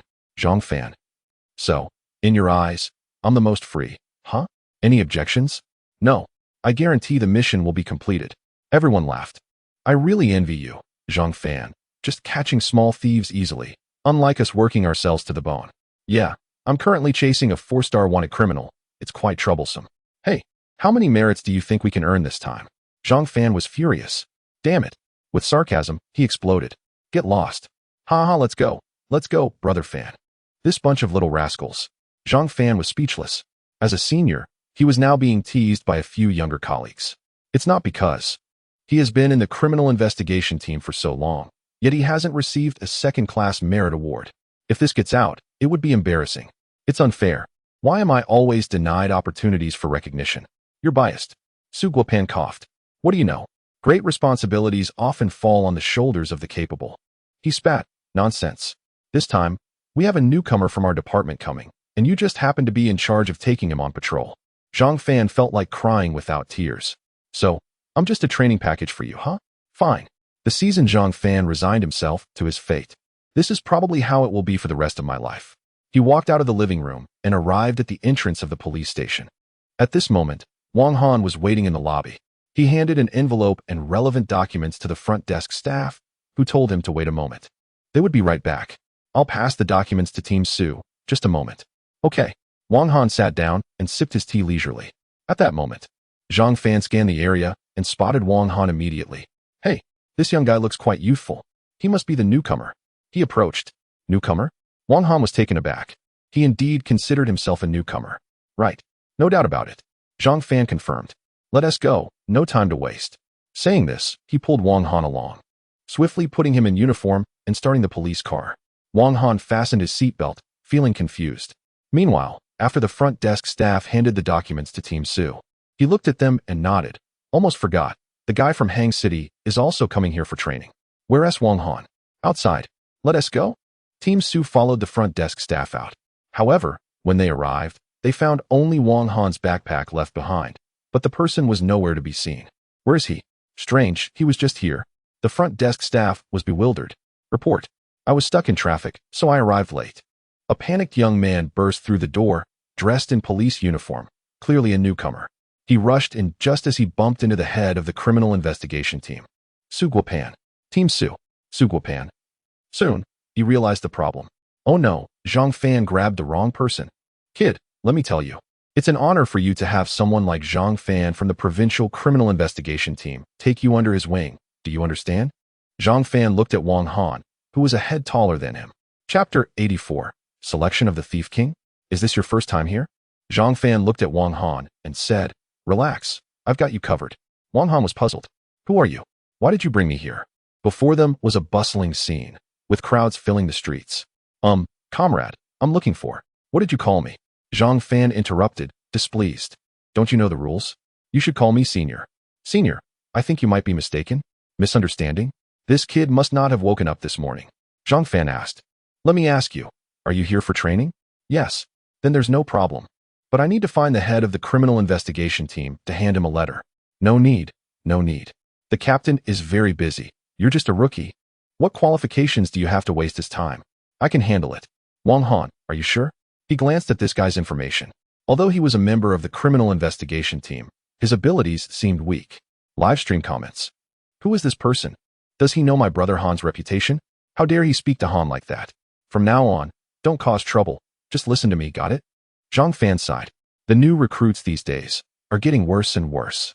Watch closely, rookie. Today, I'll teach you your first lesson on how to identify suspicious individuals in a crowd. This is a very difficult skill, and I usually don't teach it to others. As for how much you can learn, that depends on you. If you can catch even one thief, that would be pretty good. Do you understand? However, Wang Han's expression surprised him. It was as if a high-level expert was watching a novice in a beginner village being assigned a task. What kind of look is that? Kid, you're quite confident, huh? Wang Han politely responded, Not bad. I've caught a few thieves before. TSK, not bad.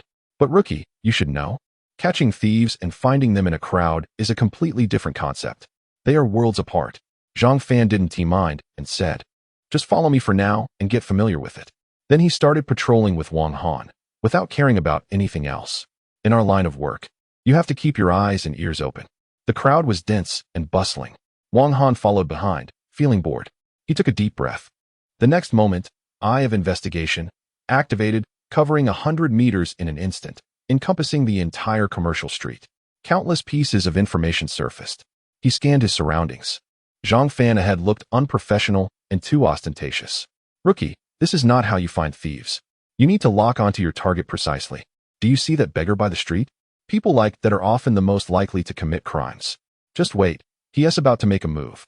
Zhang Fan confidently declared. The next moment, the beggar on the street simply rolled over and continued sleeping. Zhang Fan. Wang Han. Ahem. That doesn't count. Did you see that woman? Sneaky, she obviously isn't a good person. The woman picked up her glasses. Found them. Oh so, the other party was looking for the glasses that fell on the ground. Ah this. Zhang Fan coughed a few times and continued. Ha. I was just joking earlier to lighten the mood. As a senior, I have to take the lead. So you, as a rookie, should give it a try first. Then, I'll guide you from the side. Wang Han was speechless. This Zhang Fan, all talk. Fine. Wang Han walked straight up to an old man leaning on a cane, who was blind. A young boy with a buzz cut followed closely beside him, looking intimidating. He spoke up. Old man, stand up. Zhang Fan. What the hell? I told you to try, not like this. This is more ridiculous than I am. How could this old man possibly be a pickpocket? The viewers in the live stream also didn't believe it. Stealing requires speed. This old man is so old. He can't do it anymore. His eyes are blind. How can he see? Could it be that Brother Han is overthinking? Look, he is shaking while walking. Rookie, is your brain short-circuiting? How can this possibly be a thief? The blind old man chuckled. Ha ha ha, young man. This joke isn't funny, you know? Look at my hands shaking like this. How could I be a thief? Accusations aren't good. He laughed and pointed at his eyes. How can I steal when I can't see? The buzzcut boy put his hands on his hips and scolded. Right, my grandpa is like this. Don't you have any sympathy? Spit. He spat on the ground, looking very disdainful. Wang Han frowned. This old and young pair. Zhang Fan hurried over, apologized to the old man, then turned around to scold Wang Han. Don't cause me trouble, rookie. Wait a minute. If the old man makes a scene, it won't be good. Looking at the police officer with his back turned to them, the buzzcut boy whispered, "Master, let us hurry and leave. If this deadbeat notices something, it'll be trouble." "Leave?" The old man chuckled. He is Tigwili. After so many years on the battlefield, he has never been caught stealing. Police? He can steal right in front of them. Dog egg, remember, in our line of work, to steal, one must be bold. No guts. You can't even steal a feather, take a risk, and a bicycle becomes a motorcycle, got it? Watch me show you. In the next moment, the old man naturally leaned close to Zhang Fan, stealthily and effortlessly snatching the phone from his pocket. His hand speed was so fast that it was barely noticeable. In just a few seconds, he had taken the phone away. Hiss, the buzzcut boy was shocked. Quick, precise, ruthless. No wonder he is the master. Impressive. The surrounding bystanders didn't react. With such skills, who could notice? The old man chuckled to himself. Got it. Young people these days, still so young. Can you just leave your phone lying around? Just as he was about to retract his hand, slap. A powerful hand grabbed the old man's hand. The old man was shocked. Wang Han smiled and said, "Old man, nice technique, huh? Caught red-handed? No way. How could this be? With that speed? How could anyone see it clearly?" The old man's scalp tingled. Unless this guy was also in the same line of work? Damn it. He ran into a pro. Is he a cop? This is ridiculous. Old man, I saw through you long ago. I intentionally left a flaw for you to steal. Didn't you notice? Wang Han said confidently. Zhang Fan was confused. Huh. No, I really didn't notice. The old man's face turned pale. No way. This was actually a phishing operation. What a clever move. If I fall for it, I'll accept it. A few minutes later, in the police car, the old man looked at his master. Master, can I still withdraw from the apprenticeship? The door was welded shut. You think you can leave? Sob. Zhang Fan closed the door, his heart racing. Too cunning. This old man. Who would have thought? That guy must be lucky, right? Yeah, definitely luck. What was it called? The rookie protection period? Yes. But just as Zhang Fan turned his head, he was startled. Wang Han had directly brought a group of people over. Who are these? They're all thieves, senior. No less than 10 of them. Hiss, Zhang Fan inhaled sharply. Damn. Did you gather all the thieves in the area? It's only been 5 minutes? This efficiency is terrifying. Damn. So strong? Zhang Fan wiped his sweat. Is guidance really needed? Just self-taught, and still so impressive. Wait a minute. Could it be the captain's real purpose is to have him guide me? Zhang Fan's scalp tingled. No way. Meanwhile, on the other side, the head of the criminal investigation team, Su Guopan, was drenched in cold sweat. His back was soaked. He was gasping for air. He originally wanted to check the new guy's file. But on the screen, the file regarding Wang Han boldly displayed the 2 words, confidential. Confidential? Not even the provincial office had the right to view it. He hurriedly closed it, panting heavily. What exactly is this guy's background? At the same time, Wang Han was also pondering. These thieves seemed to have appeared at just the right moment. Something felt off. He chose to ask the old man. Who had the most experience? Old man. Confess, and you'll be treated leniently. What are you all planning? As expected, the Iron Crutchley informed Wang Han that today was a significant day. Thieves from all directions would gather at a location on the outskirts to elect a king of thieves. They were on their way, but encountered this great being, leading to their plans being thwarted. Wang Han was taken aback, surprised that he stumbled upon such an opportunity. Senior, what is it? Do you want to achieve something notable? Achieve something notable? Zhang Fan's eyes immediately lit up. Chapter 85. The Cemetery of the Unburied, Gathering of Thieves. Provincial Office. This Wang Han. Out of curiosity, Su Guopan still asked his superiors. After all, this Wang Han is too mysterious. To his surprise, the provincial office only replied. The central government has high hopes for him. Su's eyelids twitched. I see. Bang. He slammed the phone down heavily. His expression was serious, but his heart was turbulent, unable to calm down for a long time. I've made up my mind. Time to give my secretary a scare. I will personally teach this Wang Han. The secretary was shocked. The province's top criminal investigator is going to personally teach a newcomer? The sun must be rising from the west. However, the urgent matter was to call back Wang Han and that fool. Su Guopan dialed again. Hello. The number you have dialed is currently unavailable. Zhang Dui. This kid hung up on me. Hey, he called again. Beep, beep, beep, no answer. What is this guy doing? Damn it. He is not slacking off and going for a massage again, is he? A sneeze. In the outskirts, on a small hillside, Zhang Fan wiped his nose. Which bastard dared to insult me? Did we really let this Tai Guili go on purpose? Wang Han smiled. Don't worry. His disciple is in our hands. He won't dare to run or snitch. I've threatened him. If anything happens, I'll take him out. Wow, that's ruthless. Zhang Fan exclaimed. By the way, do you have a cigarette, senior? Yeah, here. Wang Han took it and leaned towards Zhang Fan. Zhang Fan instinctively took out a lighter and lit it for Wang Han. As he was smiling, he suddenly realized something was off. Hey, wait a minute. Damn it. I'm the senior. Why am I lighting a cigarette for him? Wang Han. Thanks, senior, you're really nice. Zhang Fan was about to scold him, but had to swallow the words back, feeling wronged. Totally being manipulated. Ha ha ha. Who is the senior now?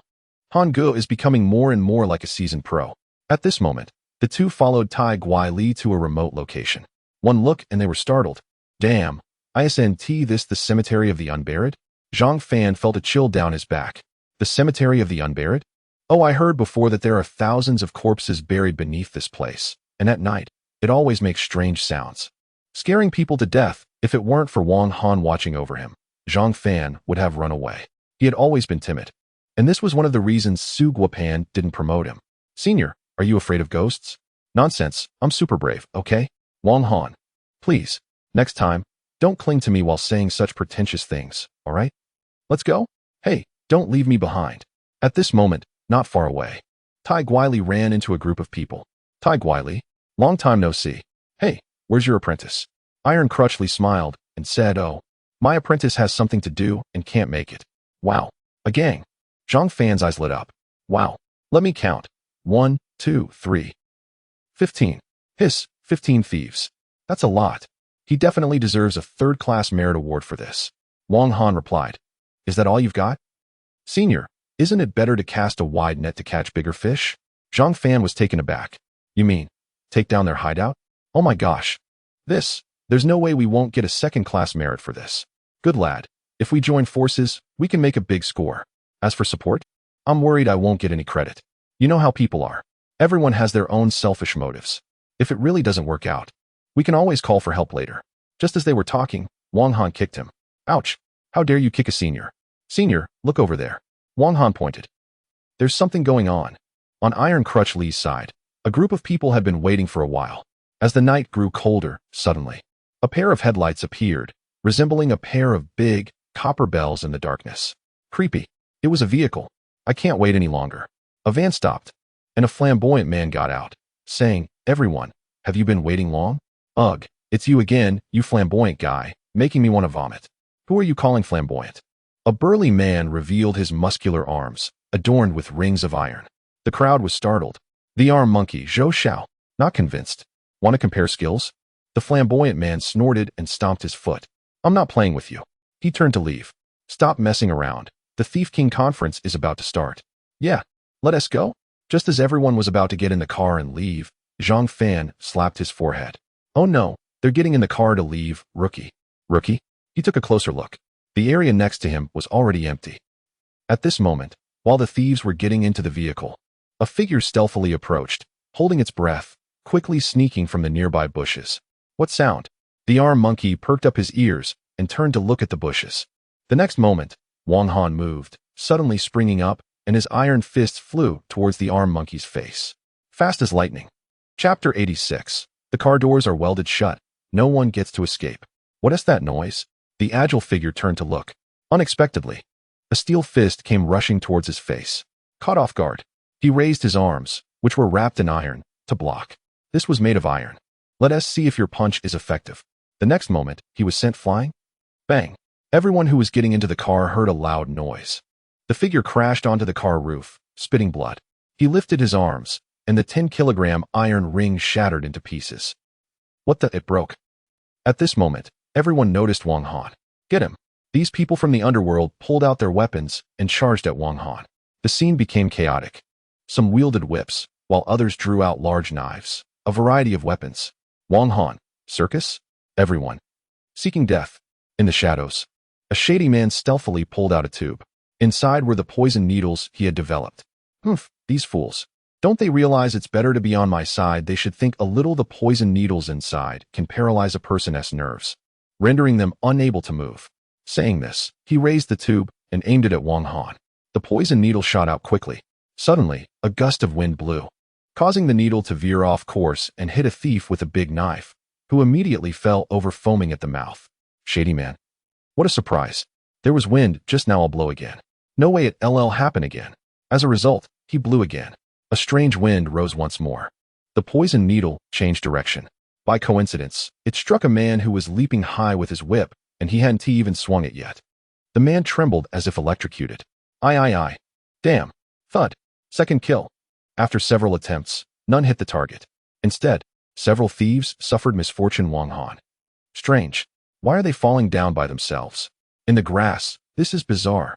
The shady man was dumbfounded. What the heck? I blew, and the wind came? What luck does that guy have? You hide over there. Tai Guili ran over. The shady man anxiously said, Tai Guili, go inform the people at the hideout. There's a suspicious character here. Have them come over to handle it. We can't let this matter go wrong. That won't do. Why? Tai Guili raised his iron rod and said, because I'm in cahoots with him. Huh? What the? Damn, rookie, you're fierce. Zhang Fan, who rushed over, looked at the thieves on the ground foaming at the mouth, incredulous. Hey, you old fool, you betrayed us. The shady man was kicked out by Tai Guili and rolled on the ground. Sir, this is the one who received the car. He knows where the hideout is, Tai Guili said. However, this sissy, despite being soft, has quite a tough mouth. Zhang Fan turned to Wang Han. Kai Niao, let me see how you interrogate a suspect. This is a live demonstration. Are you sure? Oh, it's just the same old routine, nothing new. I'll give you some pointers. All right.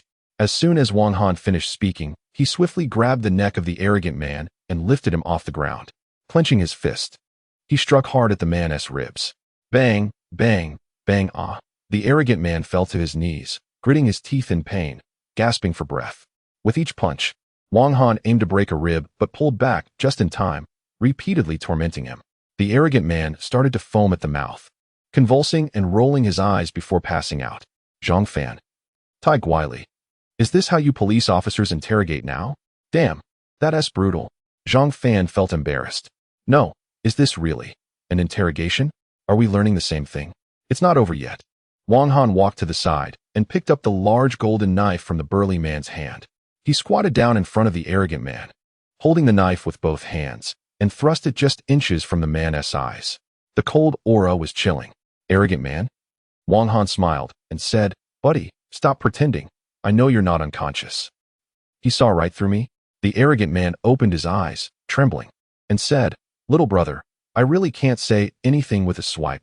The golden knife moved closer to the man's eyeball. Are you serious? As the knife came down, the arrogant man realized he was pinned down by Wang Han and couldn't move at all. He was so scared he almost wet himself. It stopped just a foot away. Wang Han raised his eyebrows. Now, you have two choices. Either tell us where your gang is selecting their king, or I'll just kill you right here and report it as self-defense. Hiss, the arrogant man was stunned. What kind of talk is this? Are you really a police officer? This is an outright threat. I'll talk. Wang Han stood up, brushed off his clothes, and turned to Zhang Fan. Senior, what do you think? Zhang Fan. He was dumbfounded. This is a path I never imagined. The hideout is in. The arrogant man spilled everything. The kings of thieves from all over the country? Wang Han and Zhang Fan were astonished. Wow, this is a big case. Thieves' kings from various places gather here to select the strongest leader to lead them to greater strength. Whereas the selection, deep inside, next to a grave mound, there's an old temple where we decided to hold it. Selecting right next to a grave mound? This, talent. Zhang Fan was speechless. No wonder there are rumors that this place is haunted at night. Turns out, these thieves are holding a meeting over there. I'm responsible for taking them to the temple, and after we arrive, they'll pay me. After understanding everything, Wang Han spoke up. Senior, tie these two up and put them in the vehicle. What?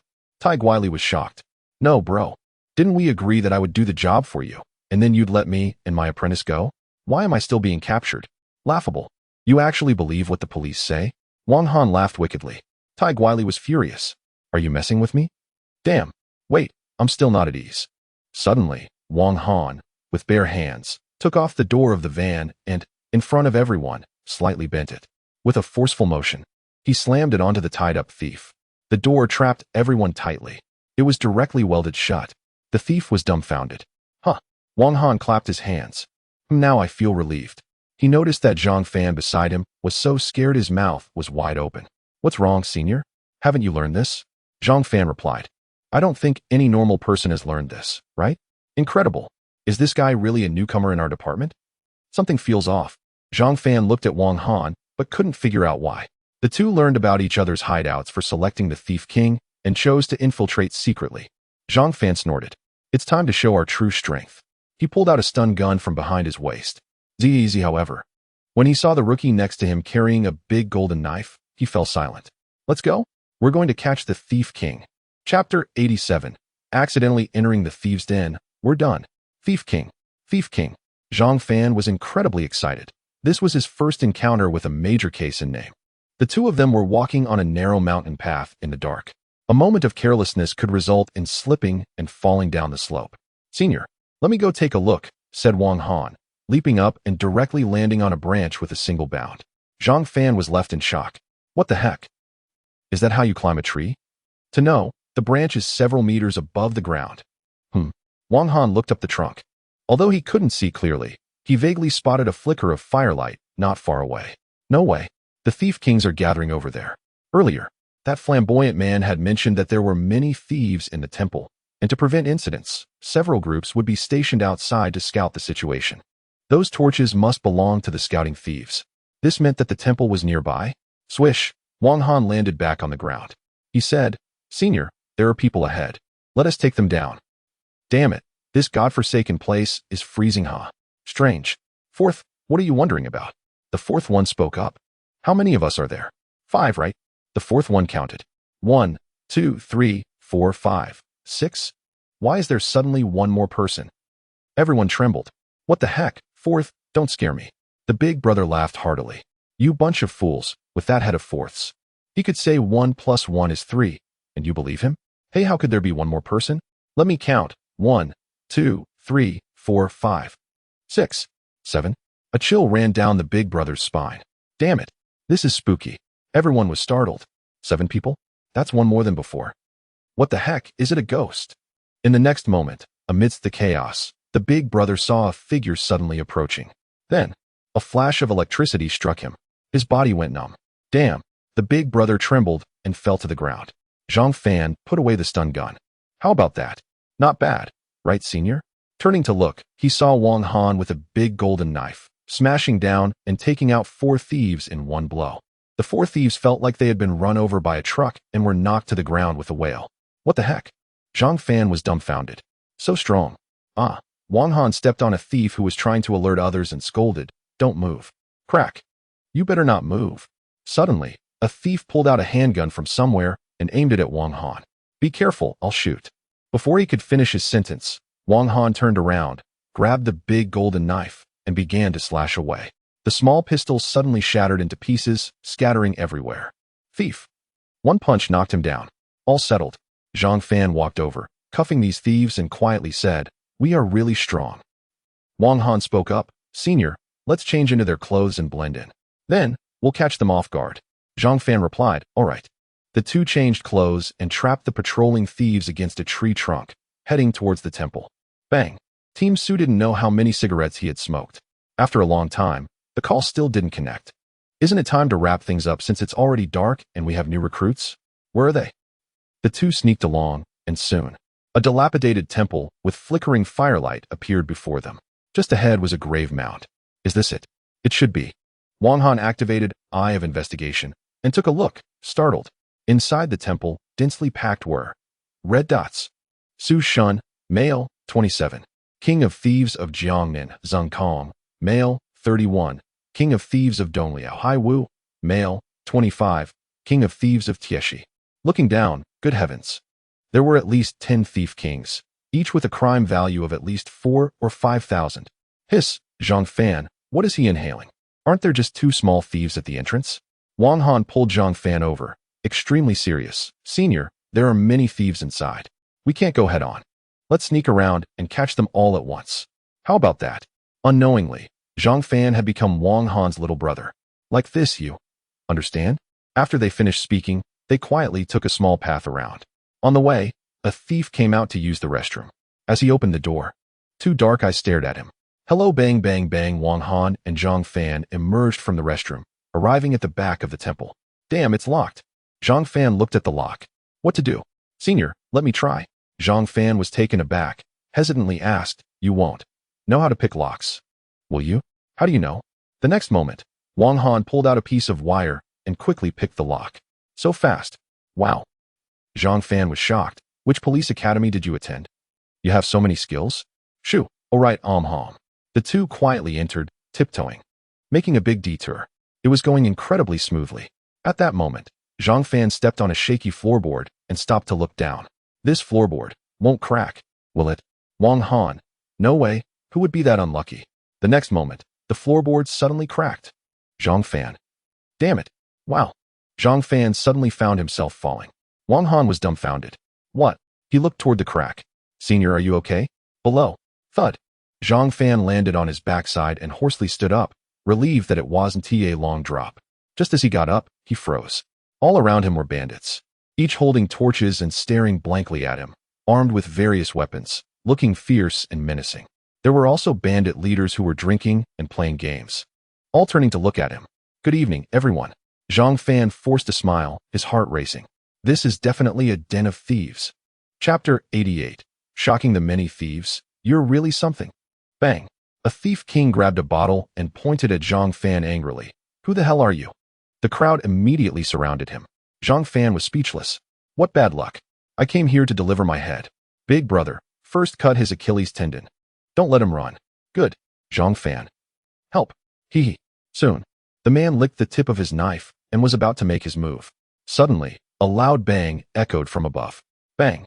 A figure fell down and kicked the thief boy flying. The crowd. Another one. Stop. Wang Han shouted. I'm here to participate in the Thief King selection. Upon hearing this, Zhang Fan. Thief. You said you're also here for the Thief King selection?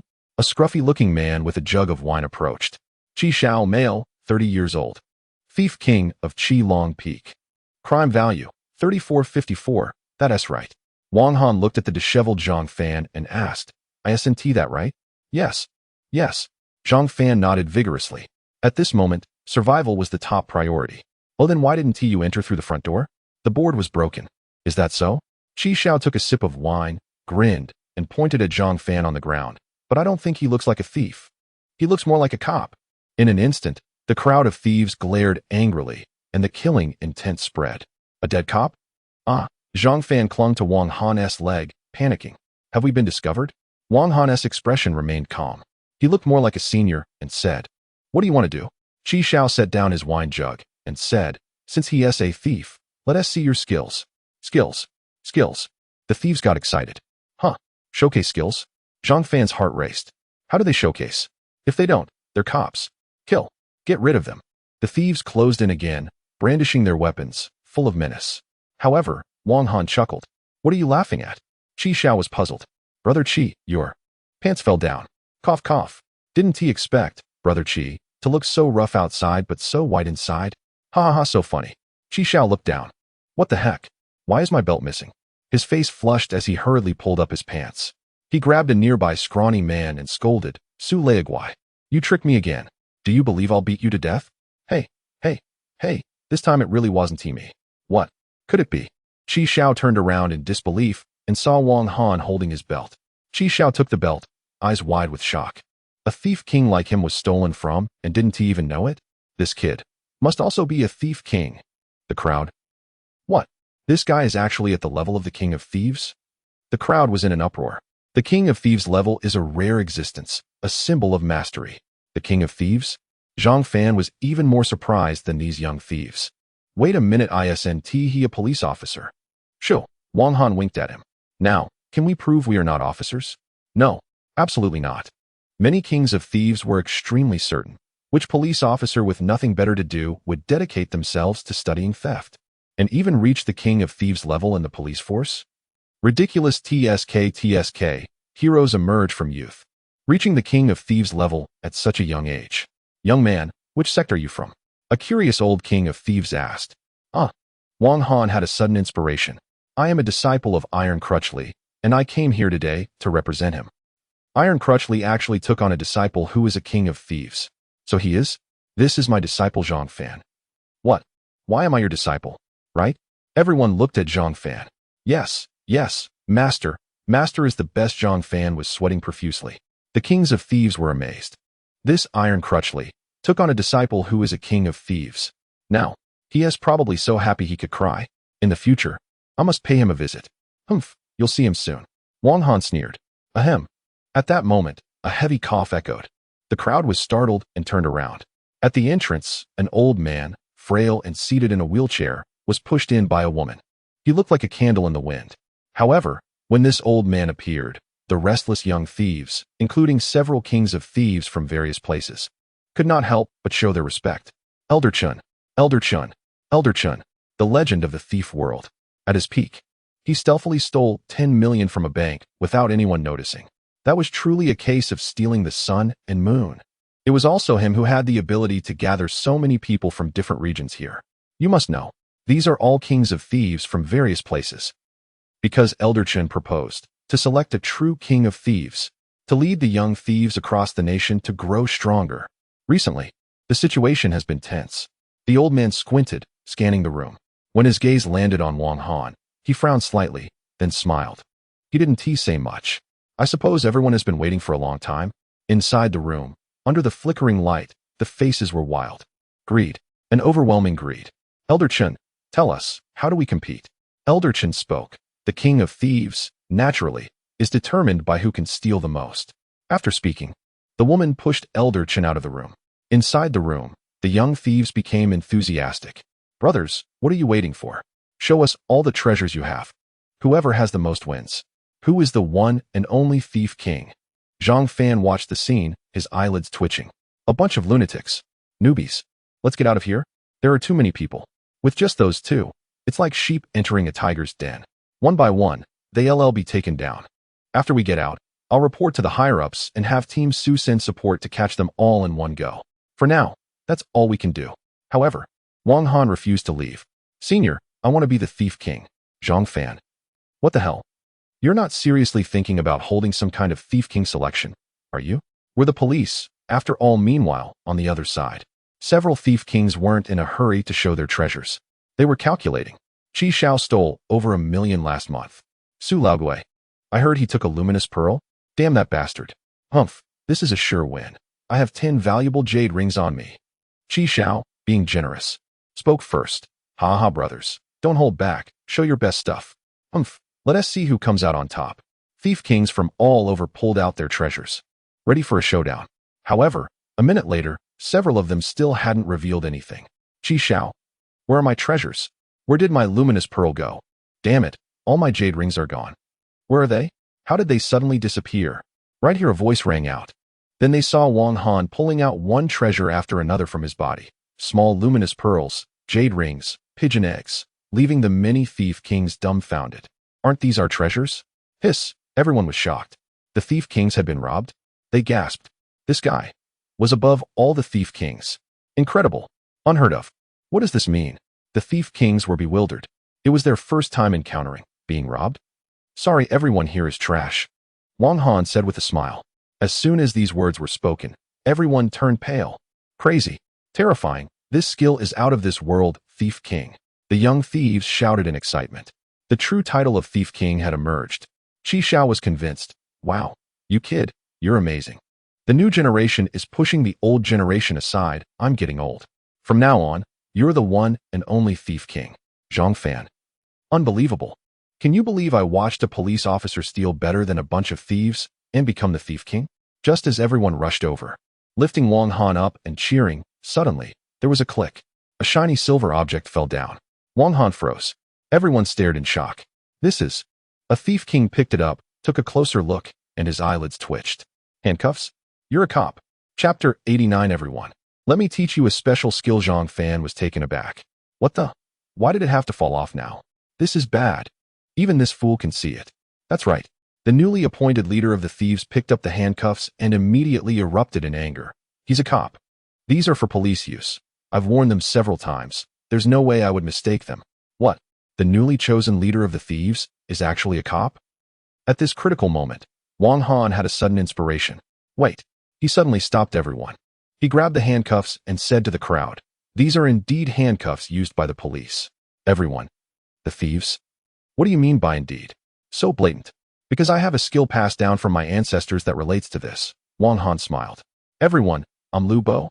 And today I've taken on the title of the leader of the thieves, so naturally, I must offer some benefits, right? Therefore, the first thing I will do as the new leader is to teach you all this ancestral skill. He shouted passionately. For some reason, it felt strangely reasonable. Zhang Fan, is this even possible? Wow, just like that. Impressive. This newcomer is something else. What skill could possibly relate to handcuffs? Su Leiguai was skeptical. Handcuffs are precisely what thieves fear the most. Surely, everyone is afraid of this, right? Of course. Everyone has suffered quite a bit. Wang Han picked up the handcuffs and, without saying a word, clicked them onto his own wrists. Tight. Everyone was stunned. What does this mean? Even Ji Xiao was bewildered. Wang Han raised his hands, signaling everyone to take a good look. He said, next, I will demonstrate how to break free from handcuffs with bare hands in under a minute. Boom! Upon hearing this, it was as if a deep-sea bomb exploded in everyone's hearts. Under a minute? With bare hands? No way. How is that possible? You must have read too many novels. Even when I was the leader of the thieves, I couldn't do that. Bare hands. Absolutely impossible. If you can break free, I'll bow to you and call you Dad. Seriously, if it were that easy to get out of handcuffs, why would the police even need them? Once they're on, even the highest authority would kneel. Don't believe it? Wang Han asked again. Everyone shook their heads in unison. All right. With that, Wang Han just moved his hand slightly. In the blink of an eye, there was a crisp sound. The handcuffs actually fell off. For someone with skills like Wang Han, it was very easy. But in the eyes of the group of thieves, this was simply unbelievable. Even the seasoned bandit leaders from various regions were momentarily stunned, looking completely shocked. What was that? They broke free just like that? Brothers, this is truly a miracle. Incredible. This scene excited all the young thieves. If they learned this, wouldn't they be unstoppable? Great. They wouldn't have to worry about handcuffs anymore. The bandit leader is definitely a bandit leader. Now, everyone was convinced that Wang Han could never be a police officer. If even a bandit leader couldn't do it, how could a police officer? Want to learn? Below, a large group of people nodded in agreement. Even the bandit leaders were grinning, saying, little brother, we want to learn too. Talking is meaningless. Let us practice directly. Apprentice, go find some hemp ropes. Zhang Fan noticed the cunning look in Wang Han's eyes. As a seasoned veteran, he was skilled at reading situations and immediately understood the other's intentions. All right, master. Before long, everyone received a piece of hemp rope. Brother Qi, you go first. Qi Xiao stepped up, and Wang Han tied him up. What do you mean? Don't be nervous. I'm just teaching you how to break free. Next, do this. After hearing this, Qi Xiao decided to give it a try. He moved a bit, and the rope fell off immediately. What the heck? It worked instantly. Am I that strong? Qi Xiao was stunned. He learned it just like that? Ha ha ha, I knew I was a genius. Wang Han smirked. Fool, I untied you. With that, everyone began to believe in themselves. There were no doubts left. It was easy to learn, and they were confident they would master it. The young thieves' eyes sparkled. Brother Qi, this time I'll guide you. Practice again by yourself. Everyone, tie yourselves up, and I'll teach you one by one. Seeing the bandit leader teaching the technique, no one found it strange. Of course not. Why else would they pick this one bandit leader if not to learn his skills? Humans are greedy. Greed often blinds reason. Remember, it must be tight for the best effect. Whoever finishes first, I'll teach them first. Suddenly, everyone began tying themselves up eagerly.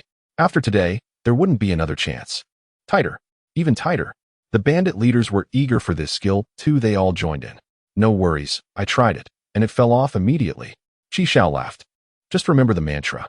Everyone felt relieved. Before long, the room was filled with young thieves with their hands cuffed, unable to move. All right, bandit leader, teach us. I can't wait. Ha ha ha. Once I learn, I'll go try it at the police station. Zhang Fan smiled and asked, everyone, are you unable to move now? Yes. Yes, it's so tight. Zhang Fan looked at Wang Han and winked. Wang Han smiled. Everyone, the secret technique is. Just as everyone was watching in anticipation, Wang Han casually took out his phone from his pocket. Then, in front of everyone, he dialed a number. 110, all in one go. Thief. What zero? Come on, don't scare me. Just now, did our thief king just dial the police's number? In the next moment, Wang Han spoke up. Hello. Is this the police? Yes, I want to report a crime. Everyone. No way. Chapter 90. Can't catch them all, absolutely can't catch them all in the Provincial Criminal Investigation Team. Team Leader Su's dark circles were becoming more pronounced as he sat by the phone.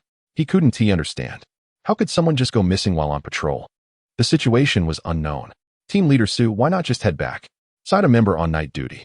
What kind of person could be so important to the head of the Criminal Investigation Team?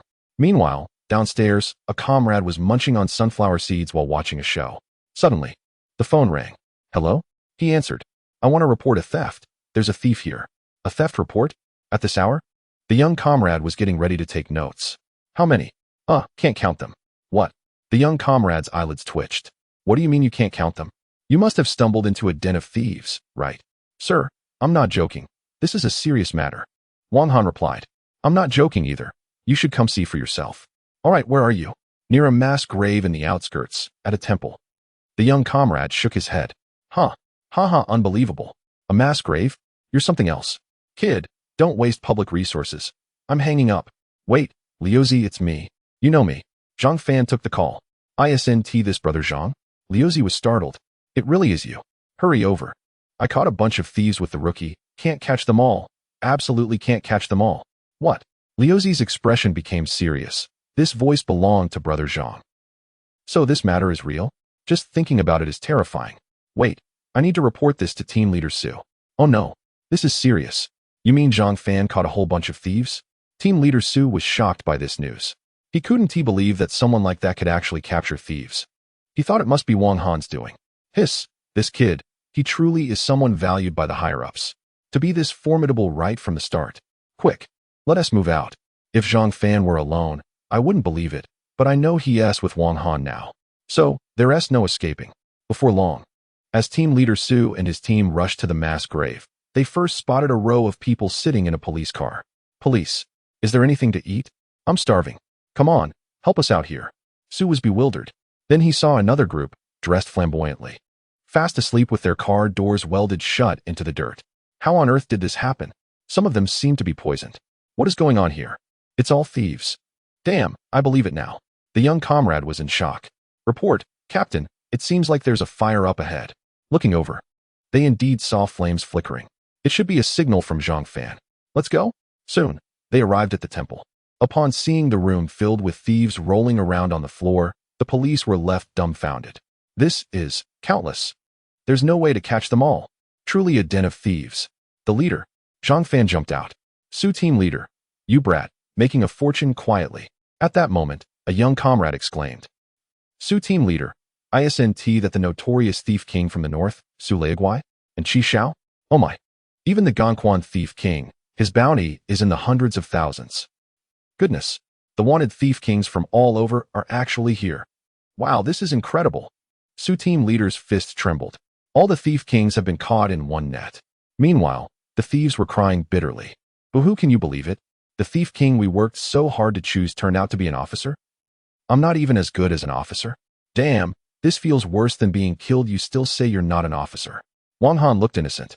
How was I supposed to know your stealing skills were so poor that you became a thief king in no time? Damn, this is heart-wrenching. How could this be? So ruthless. Especially the thief kings like Qi Xiao, they were filled with regret. I had my suspicions, but seeing his unique skills, I really couldn't imagine he was an officer. Who would have thought that so many thief kings would fall to an officer? What a disgrace. Why are you clearly an officer, yet stronger than us? Don't tell them. The police academy teaches this too. Ahem, self-taught. Uft. The thief kings coughed up blood. What a self-taught. Who the hell studies this in their spare time? Handcuff them all, and take them back. Su team leader ordered. Zhang Fan smiled, and said, Su team leader, this time, can you say that I've earned some merit? At least a second-class merit. Humph. You brat got one over on me. Ha, it's nothing. It's all thanks to this rookie. Saying this, Zhang Fan put his arm around Wang Han and smiled. Su team leader, I quite like this rookie. Once he officially joins, I want him to work under me. Su team leader, everyone. Are you sure? Zhang Fan was puzzled. What s with these people-s expressions? By the way, rookie, you've worked hard all day, and I forgot to ask your name. Wang Han. My name is Wang Han. Oh, Wang Han, nice name. Zhang Fan nodded. The next moment, he was instantly stunned. What Han? Wang Han. What Wang? The young comrade laughed. Wang Han. Who else could it be? Zhang Fan instantly released Wang Han's shoulder and stepped back repeatedly. You are that officer Han. Wang Han, that's right. Wow. Zhang Fan pointed at Wang Han, then looked at team leader Su. No, he is that. Fierce officer. I can't believe I've been working with the fierce officer all day. That's the one who has received first-class merit, been promoted to a level 3 police supervisor, and is known as a tough guy. Wang Han. A rookie? Who's the rookie here? Wait, team leader Su. Didn't you say we were getting newcomers? Zhang Fan recalled carefully. Damn. It seems Wang Han mentioned wanting to find team leader Su a long time ago. I was dragged here for nothing. So he made a mistake? Zhang Fan. Are you sure you want Wang Han to work under you? Comrade Wang Han, do you agree? Team leader Su added. Zhang Fan was so shocked that he fainted. Zhang Fan, this kid fainted? Call an ambulance, quick. Get him out of here. Wang Han looked at team leader Su and said, Officer Wang Han from the Dong District Police Station, reporting for duty. It's my first time here, and I didn't know what to bring. So I hope these criminals can serve as my welcome gift, team leader Su. Wow, that's impressive. This is the first time I've seen someone give a gift like this. I've heard you send a batch of criminals to the West District before. It looks like the rumors are true, team leader Su. You've done your homework on me. Of course. You've even made it to the central level, kid. The country is keeping a close eye on you. Team leader Su. Something's happened. What's wrong? Are the handcuffs not enough? No. We brought enough. Isn't it enough? How many do we have? This time, Wang Han certainly made a huge profit. He earned several thousand crime points in one go. By the way, where's that old man? Not far from the temple. The old man watched the temple surrounded by police cars. Old Chen smiled slightly. Old Chen, since you noticed those two officers, why didn't you warn them? The woman asked, puzzled. The old man, frail as a candle in the wind, held onto the wooden handle and said playfully, a bunch of useless people, calling themselves the king of thieves, not as skilled as others. It's no wonder they get caught. Besides, this Wang Han is meant for my 7th brother. He can't be caught here first. We're leaving. The woman nodded and pushed the old man away. Behind the wheelchair, there was an emblem of a fierce tiger lying on the ground, its eyes bright and fierce. Old Chun had another title that these thieves didn't know. He was also one of the 8 tigers, the hidden tiger. Chapter 91, 9 rings in a row, Team Leader Su's top-notch marksmanship. After Zhang Fan and Wang Han's daring venture into the thieves' den became known in the criminal investigation team, it caused quite a stir. Zhang Fan really got the credit? Damn. This feels worse than being killed. Wang Han, who is he to be able to elevate Zhang Fan? Every member of the criminal investigation team was shocked, astonished, indignant, and filled with jealousy after hearing about it. When they learned that Wang Han presented a whole gang of thieves as a welcome gift to the criminal investigation team, they were all dumbfounded, unable to believe it. Hiss, this guy has the potential of a great emperor. He's going to soar. In Team Leader Su's office, the secretary had just finished reading the action report. It was nothing short of thrilling, unexpected, with constant twists. It could practically be made into a movie. Indeed. Team Leader Su sighed. Originally, he planned to just handle it casually for the sake of Bureau Chief Chao's reputation. But unexpectedly, a big shot showed up. Starting off with a gift of over 10 renowned thieves from various places. Is that all right? Team Leader Su, do we still need to teach this? The secretary, though reluctant to admit it, had to acknowledge that this guy was even more impressive than their criminal investigation team. Teach. Why not teach? Team Leader Su's gaze was resolute. He was full of confidence and smiled, saying, don't forget, who is the #1 marksman in Tianhai province? The secretary was taken aback. Almost forgot. This is the best marksman in our province. Wang Han received the news and followed the secretary to the shooting range of the criminal investigation team. As soon as he entered, he immediately attracted the attention of all the new members in training. They turned their heads, surprised, looking at Wang Han, whispering among themselves. Is that Wang Han? So tall. Wow, look at those muscles. Wang Han had already gotten used to it. And the secretary chuckled. You're now quite famous in our criminal investigation team. At that moment, in a clear area, a tall, robust middle-aged man wearing training clothes stood with his hands behind his back, eyes closed in meditation. Wasn't he that Team Leader Su? Shoo. The secretary signaled for him to stop, and they both paused. At a certain moment, Team Leader Su opened his eyes, almost instantaneously chambered around, and then raised his firearm, aiming at the target center. Bang, bang, bang, he fired several shots in quick succession. 9 rings, 9 rings, 9 rings, triple 9 rings. Hiss. All the trainees were stunned. It was the first time they had seen the team leader in action, and it was explosive, firing multiple shots and hitting 9 rings consecutively. As the distance increased, it became easier for the bullets to lose accuracy. Generally speaking, being able to hit 9 rings with a Model 54 pistol in succession was nearly maximizing the weapon's effectiveness. It was spine-tinglingly impressive. Hsuguopan put down his weapon casually and remarked, "Not bad. This marksmanship is definitely top-notch."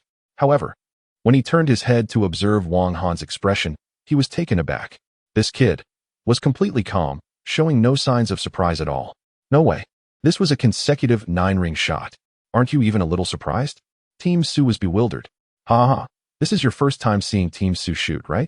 Team Su's marksmanship is well recognized as the best in the province, having defeated many experts from other provinces in numerous competitions. And he is quite famous in the police community. The secretary was very proud. "So how about that? Isn't that impressive?" Su Guopan walked over. He looked at Wang Han, wiped his sweat, and said, "Today, I'll teach you marksmanship." Everyone. "What the heck? Team Su himself is teaching." "Oh my goodness, Team Su is guiding? Ugh, I've said enough about how envious I am. Damn it. The last time the mayor's son wanted Team Su to teach, he outright refused, not giving any chance at all. I've been here for 5 years. And Team Su didn't even acknowledge me, but he just arrived and gets a personal lesson? This is unfair." Protests. Protests. The criminal investigation team members' eyes were red. That's Team Su. Even just learning a bit would be enough for him to boast about for a lifetime. "Wang Han, you better pay attention and learn well. Team Su has never personally taught anyone, so you must seize this opportunity," the little secretary reminded. "This is a rare opportunity," Su Guopan said with a smile. "Don't be nervous, I'll make time to teach you over the next few days." At this, the crowd was in an uproar. What? Not just for 1 day? Wow. This kid must have saved the world in his past life, right? So jealous. So jealous, the criminal investigation team members gritted their teeth. Wang Han was also a bit eager. "Then let us get started." Before Su Guopan began teaching, he needed to understand Wang Han's background. He asked, "Have you ever shot before?" "I have. Even played with an AK, then I need to teach you the basics." "Wang Han, how is your current shooting skill?" Wang Han thought for a moment. "I hit the target every time." "Hit the target every time?" Su Guopan's hand trembled as he wiped the gun, laughing. "Young man, you've watched too many movies, haven't you? Even experts like me can't achieve that, let alone those big shots in today's police community. Not to mention you, a newcomer. However, thinking about it, this kid used to be a small-town police officer. How many times could he have shot?" "Young man, having confidence is good, but blind confidence is not." Chapter 92. You don't seem professional at all. Wang Han took the training equipment, firearms, and ammunition. Click, click. Loaded. Su Guopan was taken aback. "Not bad, kid." He still looked relaxed at this moment. In the large shooting training hall, a bizarre scene unfolded. Numerous shooting instructors were not training. Instead, they were all leaning against the glass, watching outside. On the open ground, Team Leader Su was teaching Wang Han the basics of firearms, which I assume I don't need to teach you again, right? "No need." Wang Han shook his head. He was quite familiar with it. "Show me how you hold a gun." Wang Han raised the gun with one hand, in a casual manner. Su was stunned. Goodness, the gun line and the eye line are misaligned. How can there be a sight? The 3 points don't match at all. How can he hit anything? This kid has barely fired a few shots and only learned a bit of the surface. "You have a problem, Wang Han. Your eyes must always align with the gun line to better aim at the target." Wang Han replied, "Instructor Su, I don't need to aim." Su was confused. Everyone else was too. What the heck? Not need to aim? Is he joking? How can you hit anything without aiming? This is quite the joke. They were speechless. What on earth is this guy saying? Even Su Guopan was bewildered. "Not aiming? Isn't that the same as closing your eyes?" "Nonsense." Wang Han said. "Report. I'm not joking, Instructor Su." "Hey, this kid, is he really that stubborn?" Su Guopan calmed down and thought that since this child hadn't fired a gun much, it made sense he didn't understand the principles behind it. "We should be understanding, although you're excellent at capturing criminals, you're still a novice when it comes to firearms." Since words are not enough, Su Guopan planned to let this guy face some difficulty so he would understand. "All right, since you say you can shoot without aiming, look over there at the target. Go try it out. I want to see what kind of skill allows you to hit without aiming at the enemy." Wang Han, fearless, replied, "Okay." The onlookers were shocked. Did he really dare to agree? Is he really foolish or just pretending? Most likely. He has gotten a bit too confident. Why is he so sure of himself? Hilarious. The ignorant are fearless. The crowd was watching the spectacle. Boasting in front of team leader Su is akin to dancing with a big knife in front of Guangdong. In the shooting area, fixed targets were lined up, with distances ranging from 20 to 100 meters. At 100 meters, hardly anyone dared to challenge that. Wang Han walked over. He didn't wear noise-canceling headphones. He didn't need them. It was just a matter of seconds. Su also walked over, smiling as he said, "Come on. Let me see how you hit the target without aiming. Shoot." First, one must pay attention to their stance. Only with a good stance can one stabilize the rifle. However, at this moment, Su was shocked to see this kid actually standing with one hand in his pocket. Everyone. This kid. Su couldn't bear to watch any longer. Not only was he not aiming, but his stance was completely off. This was simply a disaster. Furious. Young people. Setbacks can be a good thing. On the other side, Wang Han had his hand in his pocket. It was because he didn't need to. What a joke. Perfect hit. Just playing with you, however. These things were known only to him. The moment he raised his hand, Su was taken aback. Because this guy was actually aiming at a target 80 meters away? Crazy? Starting with 80 meters? You really think you're a master. As a result, the next second, almost seamlessly, bang. A gunshot rang out. The target at 80 meters was hit right in the bullseye. Su Guopan was stunned. The people outside were also taken aback. Then they stared wide-eyed, mouths agape. 10 points. Oh my god. The first shot hit 10 points? Explosive. Incredible. Su Guopan slowly turned his head to look at Wang Han, who had put down his gun and wore an extremely relaxed expression. What the heck? He really hit it. Impossible, just luck. Bang. The next moment, Wang Han almost instantly raised his gun and fired again. This time, he hit the target 100 meters away. Still, 10 points. Hiss. Almost in an instant, everyone present, except for Wang Han, collectively gasped in disbelief. Unbelievable. Too unbelievable. Can you believe it? He stood there with his hand in his pocket. Didn't he even look? And just hit it? Wow. Su Guopan was sweating profusely. His lips trembled uncontrollably, his eyes filled with fear. Instructor Su, this is too easy. Are there any moving targets? Su Guopan. 100 meters. Too easy? You brat. Do you really not consider others as people? Damn. For him to hit 100 meters, even an 8-point would be tough. And you say it's too easy? The key point is, this kid didn't aim at all, not even a bit, just fired. Unfathomable. What kind of technique is this? Genius. How did you do it? How did you do it? Just raise your hand, then pull the trigger. Wang Han said, then raised his gun again, without a hint of hesitation, pulled the trigger. Bang. This time, the target at 100 meters was completely shattered and fell down. Su Guopan. Everyone.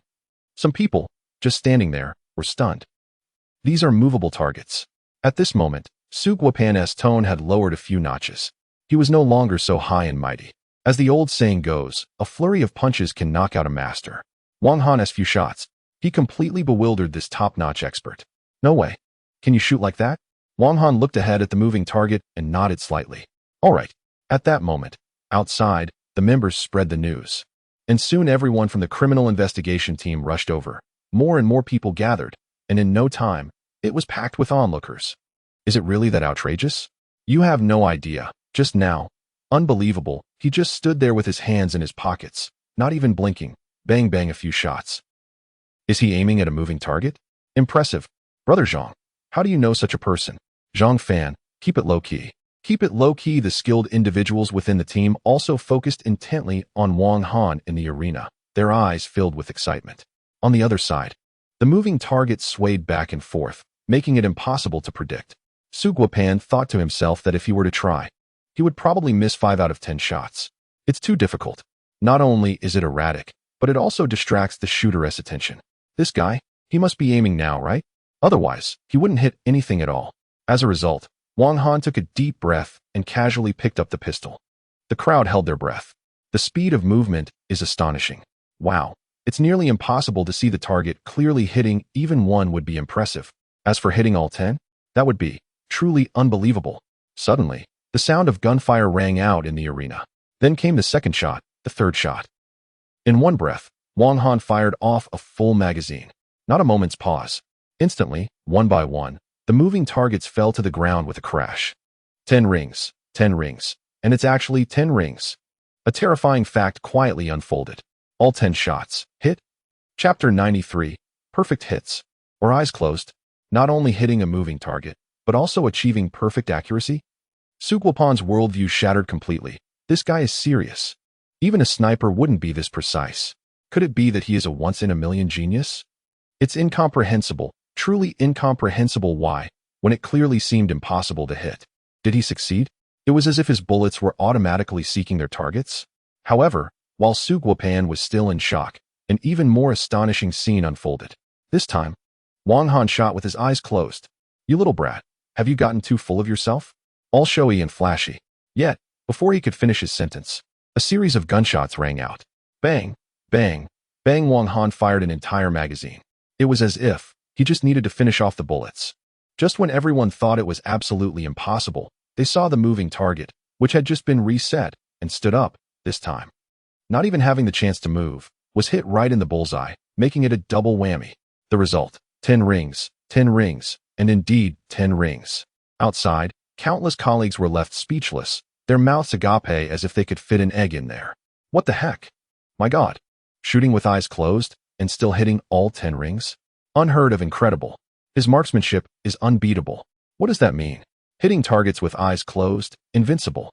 The crowd went wild. At first, who would have expected him to hit? It was just a joke watching Wang Han, a novice. But he ended up hitting a target 100 meters away, and that wasn't enough. He aimed at a moving target without missing a shot. The most astonishing part was, in terms of stance, grip, and alignment, he didn't meet any of the standards. How to describe it? It's like bringing a bunch of junk to assemble a car, only for it to go faster than a Ferrari. Senpai, I don't understand guns. Is he better than our team, Sue? Better? This is simply a dimensionality reduction attack. Okay. On the other side, Sue team, do you have any frisbees? I want to try. No way. Are you here to play? This brat has already surpassed his understanding. Now, Suguopan felt his own mind about to collapse. Damn it, how many times has he shot? I started practicing at 8 years old, and I was never this good. Tears were almost coming out of Sue team's eyes. Where did you learn this? Wang Han smiled brightly. Self-taught. Suguopan. Uffed. This is too much of a blow. I'm about to spit out old blood. You're amazing. Stop practicing, Wang Han, at this rate. You don't need to practice anymore. Suguopan shook his head in disbelief. He didn't dare to teach him, but I see there are still plenty of bullets over there? Wang Han seemed interested. No. If you shoot again, the target will be ruined. Then what should I do? What to do? Whatever you want. Suguopan left in a huff, feeling quite discouraged. Outside, a wave of cheers erupted. Wow, did Sue leave in fear? Come on, give our captain some respect. Something big has happened. In all these years of criminal investigation, a newcomer has shattered the chief's morale. Can you believe it? This news quickly spread throughout the police station, causing quite a stir. Suguopan returned to his office and immediately called his superior. The provincial office answered. Sue, how's it going? How's the teaching? I'm completely overwhelmed. Suguopan replied, feeling speechless. Boss, have I done something wrong recently? I can change if I need to. No. Why did you let Wang Han torment me? After finishing the call, the provincial leader was left puzzled. Aren't you the top sharpshooter in the province? Why are you so upset now? What happened? The big boss, feeling anxious, called someone else to inquire about Wang Han. My goodness, I had no idea. But now that I know, I'm shocked. A perfect hit rate? Is he blindfolded? Upon hearing the report, the leader's hand trembled on the phone. An absolute genius. I need to call Minister Lee immediately. This kid is going to the top. In Hang City, at Beihai Prison, the guard opened the cell door, and a group of inmates turned to look as a large bunch of thieves was brought in. Among them were over 10 wearing red clothes, probably the leaders of the thieves. Wow, so many thieves, and over 10 leaders? How did they all end up here? Did the higher-ups send in the military? There were just too many of them. Chi Xiao sat down with his meal, feeling furious. He couldn't help but curse. Wang Han, when I get out, I'll kill your whole family. Wang Han, you were also caught by him. Chi Xiao. You too? Not just me, but him. After counting around, Chi Xiao felt his scalp tingle. Wow. In the cafeteria, over half of the 100 or so inmates were personally caught by Wang Han. This is ridiculous. The guard at the door was astonished. Before Wang Han became famous, we had the fewest inmates. But now, ever since he got recognition, it's been nonstop. Like we're restocking supplies. This is outrageous. I've heard our prison's inmate count is about to rank second in the province. The guard, what the heck? From second to last to second? How many inmates has this Wang Han caught? But why are the Smile Tiger and the Mountain Tiger together? Who knows? At that moment, in the corner of the cafeteria, A man wearing a mask got off his chair, followed by a large group of subordinates. He approached more than 10 bandit leaders, including Chi Shao. With a swift motion, the subordinates surrounded the bandit leaders. The bandit leaders looked confused and wondered what was happening. The man known as the Smiling Tiger took a seat and said, "My second brother is really clever. He sent this to me so quickly." The bandit leaders stared at this strange figure, completely baffled. At that moment, a middle-aged man with his upper body bare and a tattoo of a tiger on his back patted one of the bandit leaders on the shoulder with a sinister grin and said, "Gentlemen, from the 8 Tigers Association, I need your help." Hearing the name of the 8 Tigers Association, the bandit leaders felt a chill run down their spines, and cold sweat began to pour down. Chapter 94. Fake Tough Guy, Real Tough Guy. Ever since Wang Han stunned the head of the criminal investigation team, he graduated early. Wait a minute. I just enrolled, and now I'm graduating? However, since I'm already here, I can't just turn back immediately. The criminal investigation team proposed, why not come help us? After all, I have some free time. Upholding the duty to combat crime. Wang Han happily joined the work of the criminal investigation team. The result? Well, every time he returned, he brought back a batch of criminals. Thieves, pyramid schemes, selling counterfeit goods, all were taken in. Suddenly, the criminal investigation team had no place to hold the criminals. Can you believe it? Senior brother, where are we playing today? The tea house from yesterday was nice. Wang Jia? Su Guopan looked at the police officers in the bureau who were doing nothing, and he had a dark expression. Incredible. One person shows up for duty, and the entire bureau gets a day off? What kind of nonsense is this? Cough cough. Wang Han, you don't have to work so hard. After all, we are the criminal investigation team, and we do have some capabilities. There's no need to push it. In the office, Su Guopan spoke earnestly and with great concern. Unexpectedly, Wang Han replied, "Not at all. I'm really happy. Su team." "Damn it. You're too honest, kid. By the way, I have a motorcycle that needs some repairs. I'm quite busy lately. So could you help me out with that? Repair a motorcycle?" Wang Han realized the hidden intention behind this request. "Leave it to me." "All right." Su Guopan sighed in relief. Finally, he could send this guy away. If he kept catching criminals, our criminal investigation team would be disbanded. He took out the keys and, before handing them to Wang Han, Su Guopan worriedly said, "This motorcycle is quite expensive, an imported model. If I get any scratches on it, I'll feel heartbroken. You better not mess around." "Mess around? Am I that kind of person?" Wang Han smiled and said, "Don't worry, Su team. I promise it will come back without a scratch." This reassured Su Guopan, and he handed over the keys. Phew, he finally settled down. The secretary sighed. Su Guopan rubbed his eyes. "Strange, why is my eye suddenly twitching? Su team, which eye? Right eye?" Riding my beloved little motorcycle, Wang Han drove skillfully, and of course, riding a motorcycle was no problem. If it weren't for the fact that this was Su team's bike, he would have definitely attempted a high-difficulty 360-degree drift. Speaking of which, it's been a while since I went live. Yesterday, it was hard to stream inside the police station. But now he opened the live stream again. Instantly, the popularity surged to 7 million viewers. Wow, you guys are just hanging around my stream. Huh? Oh, who is this? Buhuhan Go, I missed you so much. It's been a long time since we last met, and I've missed you all. The audience has had nothing to enjoy these past few days, and they're bored to death. Wang Han arrives at the repair station. As soon as he gets out of the car, a few young mechanics working at the entrance are suddenly startled. "Boss, call the police." "Call the police? What's going on? Is there a case?" Wang Han activates his detective eye, but finds no trace of any criminals. "No criminals? Hey, I don't have much money here." The boss looks at him nervously. Wang Han is taken aback. "Wait a minute. Are you talking about me?" "Oh right, I forgot. I'm not wearing my police uniform today." The young mechanics look at Wang Han, who looks as intimidating as Rambo, and think he's a robber. "Boss, I'm a good guy. Bad guys always say that." Reluctantly, Wang Han pulls out his police badge. To his surprise, everyone is even more shocked. "What? You're actually a police officer?" Wang Han. "Seriously, this is too much. Sorry, you just look too intimidating. Too strong. My employees overreacted, sorry." The boss breathes a sigh of relief, almost thinking a robber had come to his shop. "Can you fix motorcycles?" "No problem, leave it to us." "Officer, you can sit and take a break, haha." The young employees tremble as they carefully bring over a cup. Wang Han looks down and sees that half the water has spilled. Am I really that scary? So he starts playing on his phone while waiting. With nothing to do, he decides to try his luck with a lottery draw. 10 consecutive draws. You have received a box of bullets.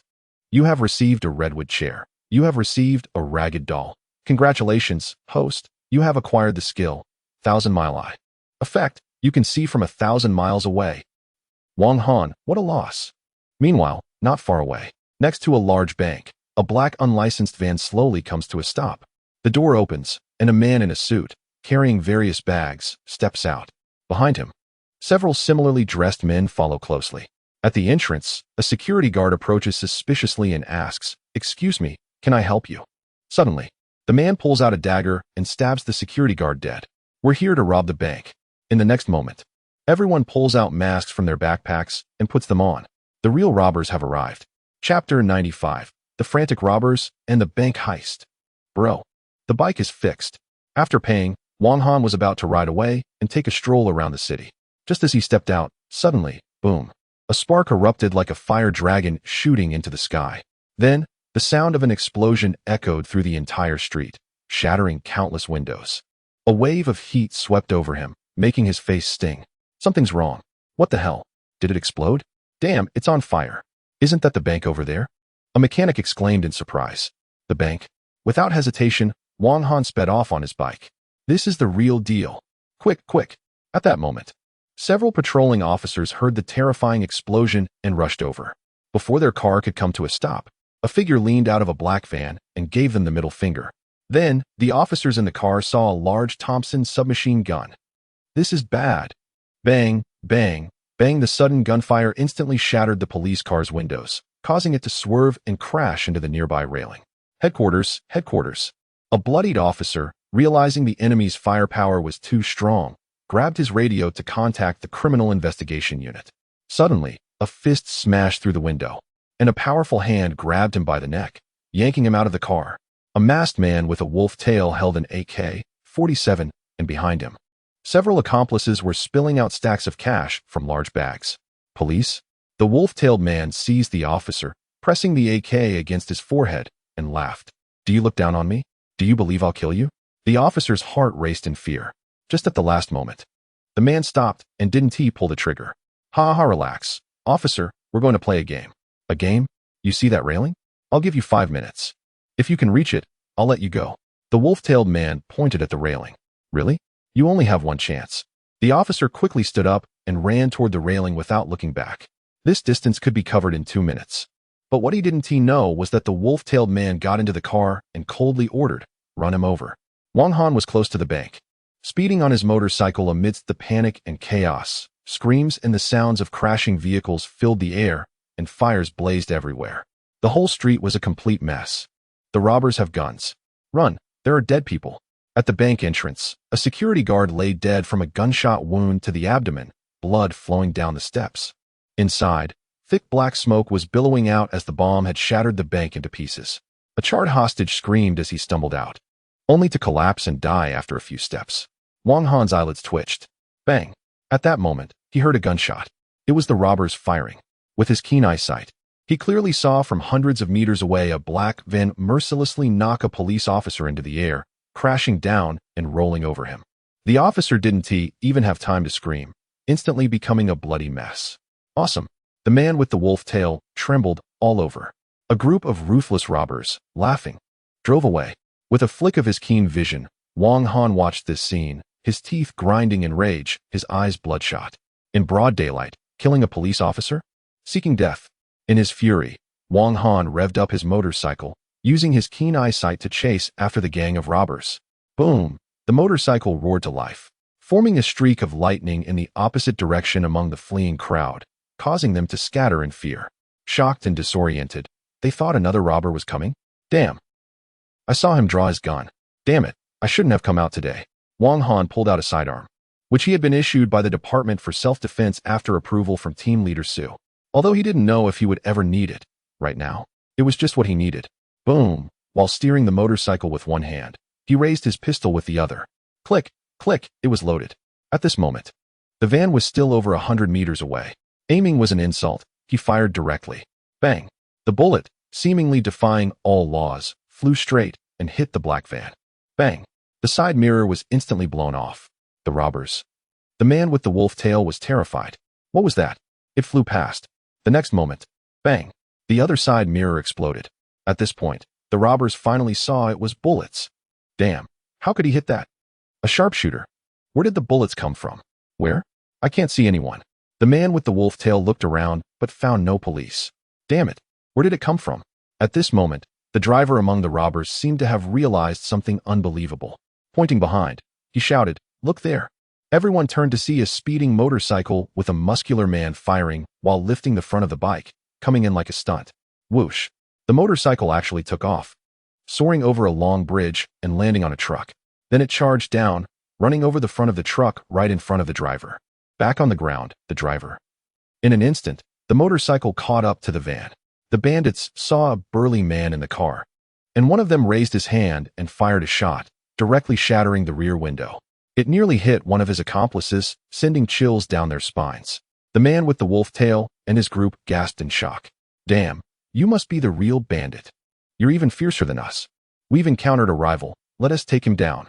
After all these years, who have we ever been afraid of? The man with the wolf tail leaned out, took out an AK, and started firing wildly at the rear. He didn't even aim, just shot randomly.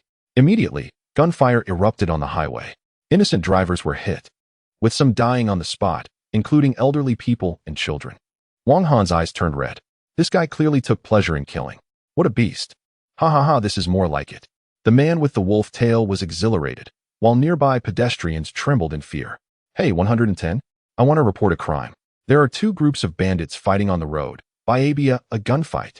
What? Two groups of bandits are fighting each other? Seeing Wang Han relentlessly pursue them, the man with the wolf tail was displeased and grimaced. Get that one for me. His accomplice was startled. Is it really necessary? Quick. The man with the wolf tail grabbed a bottle-like object, smiled as he pulled the pin, and hurled it towards Wang Han, who was chasing after them. A Molotov cocktail. Boom. In an instant, it exploded. Chapter 96. Traffic jam. Trucks coming head-on. Molotov cocktails explode.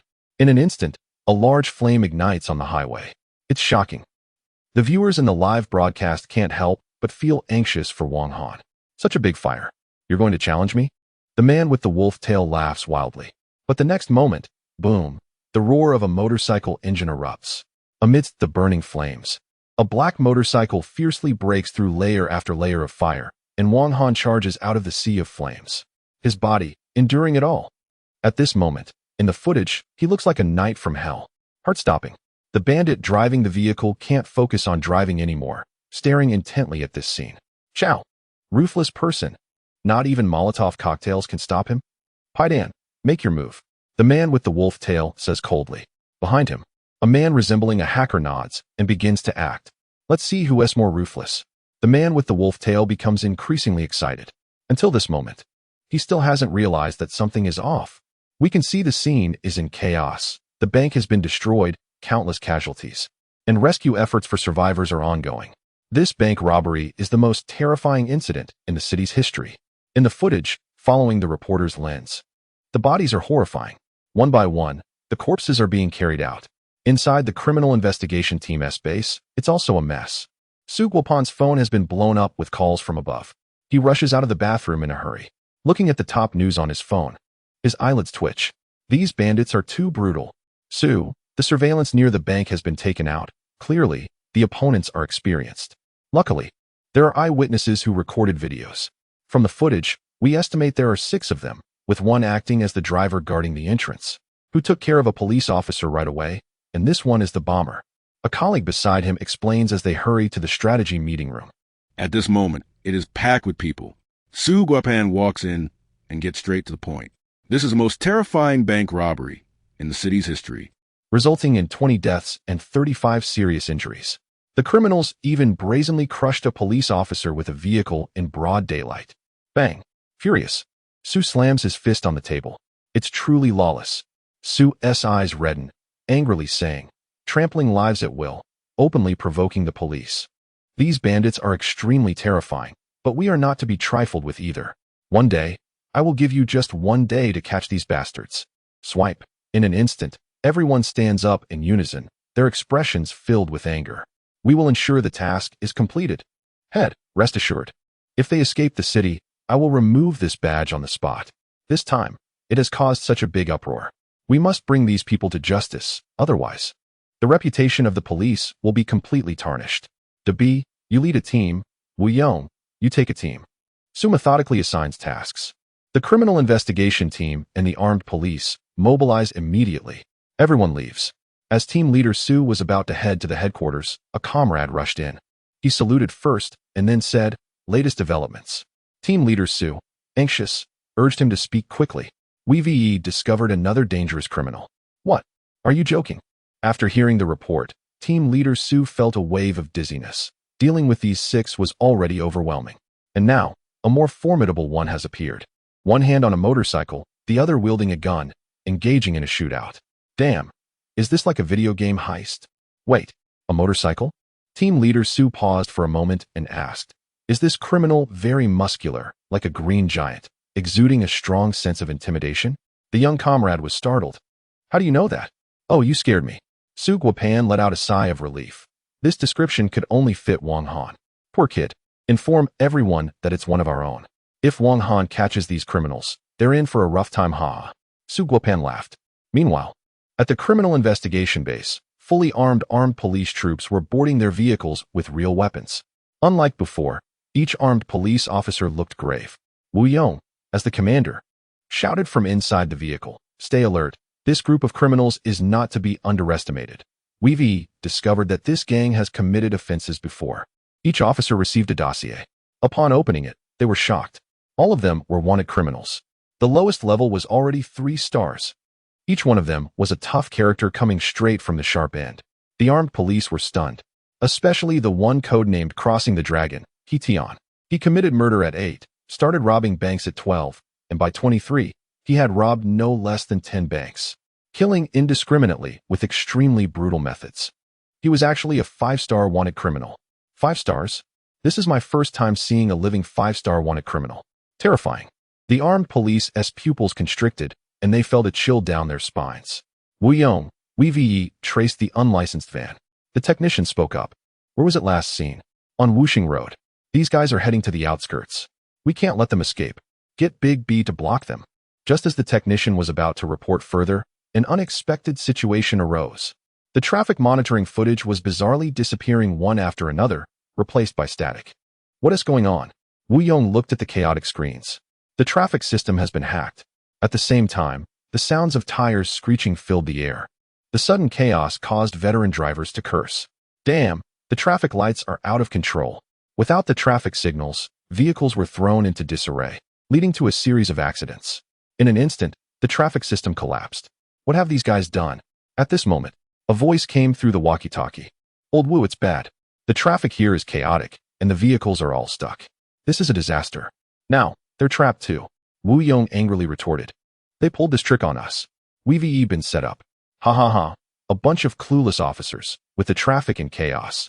Let's see how you catch up." A short, cheeky robber with a computer was remotely hacking into the city's traffic system, creating chaos. "You're the one." A fierce bandit peered out. The traffic system was paralyzed. Apart from them, all other vehicles lost coordination and instantly collided, blocking the road completely. "Now, officers, don't even think about catching up. Just a few more kilometers, brothers. And we're out."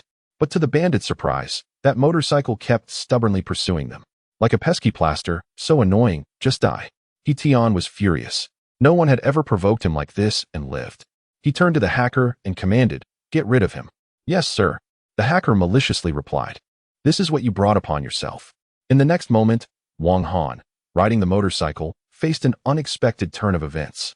Just as he narrowly dodged a colliding car, a long trailer suddenly came at him, swerving wildly. The driver panicked. "What the heck? Why is the traffic light acting up?" Suddenly, it charged straight ahead, crashing into Wang Han, who had his view blocked. In just a few seconds, he would be smashed into a pulp along with his bike. Chapter 97. A single person chasing 6 fierce bandits. Kawada was about to turn his head when suddenly, he felt a tightness in his neck, and his eyes widened in disbelief. What was happening? The hacker turned around, startled. Before his eyes, a massive truck was barreling towards them.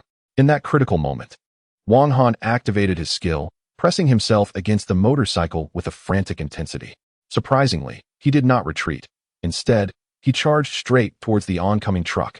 The live stream audience, "What the heck?" The bandits burst into laughter. "Crazy. He's seeking death." He must have given up. But soon, their laughter faded. Wang Han seized the moment. Just as the truck was about to collide with him, he suddenly altered the motorcycle's position, lowering it with all his might until it was nearly scraping the ground. Sparks flew as he slid out from underneath the truck. Truck driver, what the heck just zoomed past? Bandit, what just happened? Livestream audience, no way. He just carved out a path from certain death. Did you see that? Incredible. The bandits shivered involuntarily, a deep-seated fear gripping them. What the is he invincible? Kawada's mental state was on the verge of collapse. Once, twice meanwhile, Wang Han, who had narrowly escaped death, was drenched in cold sweat. He had acted on instinct, relying entirely on his skill without a moment's thought. Without that skill, I could have died. He felt a wave of lingering dread. Wang Han glared at the van ahead, his teeth clenched. Those damn guys. Suddenly, his phone rang. He pulled it out with one hand while steering with the other. Hello? Wang Han. It's me, Team Leader Su. What's the situation? I'm currently chasing those bandits and getting close. On the other end, Su Guopan was incredibly excited. This guy was simply a lucky charm. Good, keep it up. Right now, all hope rests on you. Wu Yong and Debi were still managing traffic, and it would take time for them to catch up. So for now, Wang Han was their only chance. Don't worry, I guarantee I'll bring them back. After hanging up, Wang Han lifted the motorcycle's front end and maxed out the speed. He was serious now. At this moment, he was only a few dozen meters away from the van. At this distance, the impact would be even more powerful. Hey, still putting on a show? Don't worry, with me here, he won't catch up. The driver scoffed. But then, bam! In the next instant, everyone felt the vehicle shudder, swerving uncontrollably. What just happened? Stop messing around, Lao Si. The driver, Lao Si, was terrified and couldn't believe it. Damn it, the tire has been blown out. That's right. Long before this, Wang Han had been working on the tire, and at this moment, it finally burst. Stay calm. Old 4 is spinning wildly, but it's going too fast to catch up. Don't panic. I'm here, and I guarantee you're safe. And there's a brake. Huh. Lao Si was taken aback. No way. The brakes failed? Oh no. It just won't stop. The van completely flipped over, rolling a few times before crashing into the nearby billboard. Boom! There was a huge sound. The billboard fell down.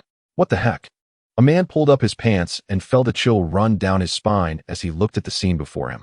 A woman screamed and stood up. Look over there. Just not far away, the wrecked front of a car was billowing smoke. Amid the smoke, a bloodied man crawled out, gasping for breath. Damn it. He Tian was holding the 4th child, weeping bitterly. The 4th child is gone. How could you do this to yourself? Other gangsters were furious. The 4th one is dead? It's like a bolt from the blue. No, how did it come to this? Clearly, there are 6 of them, and their opponent is just one person. How did one of them die first? Unbelievable. A young man with red hair kicked open the car door. This is just too bizarre. A tall man wielding a machete kicked open the door.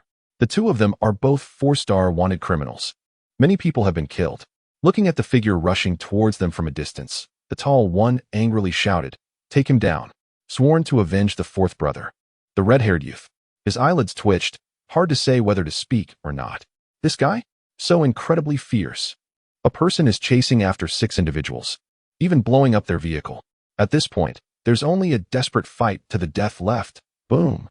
Wang Han lifted the front of the vehicle and charged forward. It was all about being reckless. The tall one was taken aback. Wow, you really dare to come at me. Seeking death. Suddenly, the red-haired young man pulled out a shotgun that he had concealed for a long time from his leather jacket. With a swift motion, he drew the weapon unexpectedly, moving at an astonishing speed. A shot was fired at the charging figure. Bang! With immense power, he knocked Wang Han off the motorcycle. The red-haired youth grinned menacingly and shouted to the tall guy next to him, "Third brother, take him down."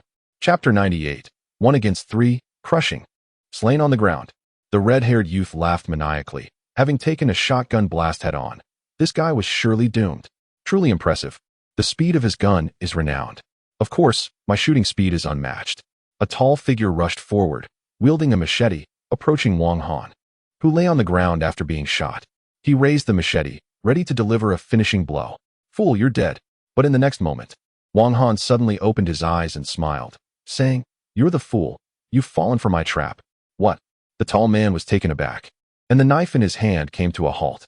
Then, he felt an intense pain in his chest. Looking down, he saw Wang Han's fist striking, twisting his chest muscles. Blood flow was obstructed, and his heart was nearly failing. Thud! The tall man collapsed to the ground, continuously coughing up blood and convulsing. Wang Han raised his firearm and delivered a finishing shot directly to him. Bang, bang, bang. A chilling sensation. One down, wearing master-level soft armor. He was not afraid of the shotgun. Being shot was a deliberate feint to lure the enemy in. The red-haired guy, witnessing this scene, had his eyes wide open, shocked. No way. This guy clearly took my shotgun blast.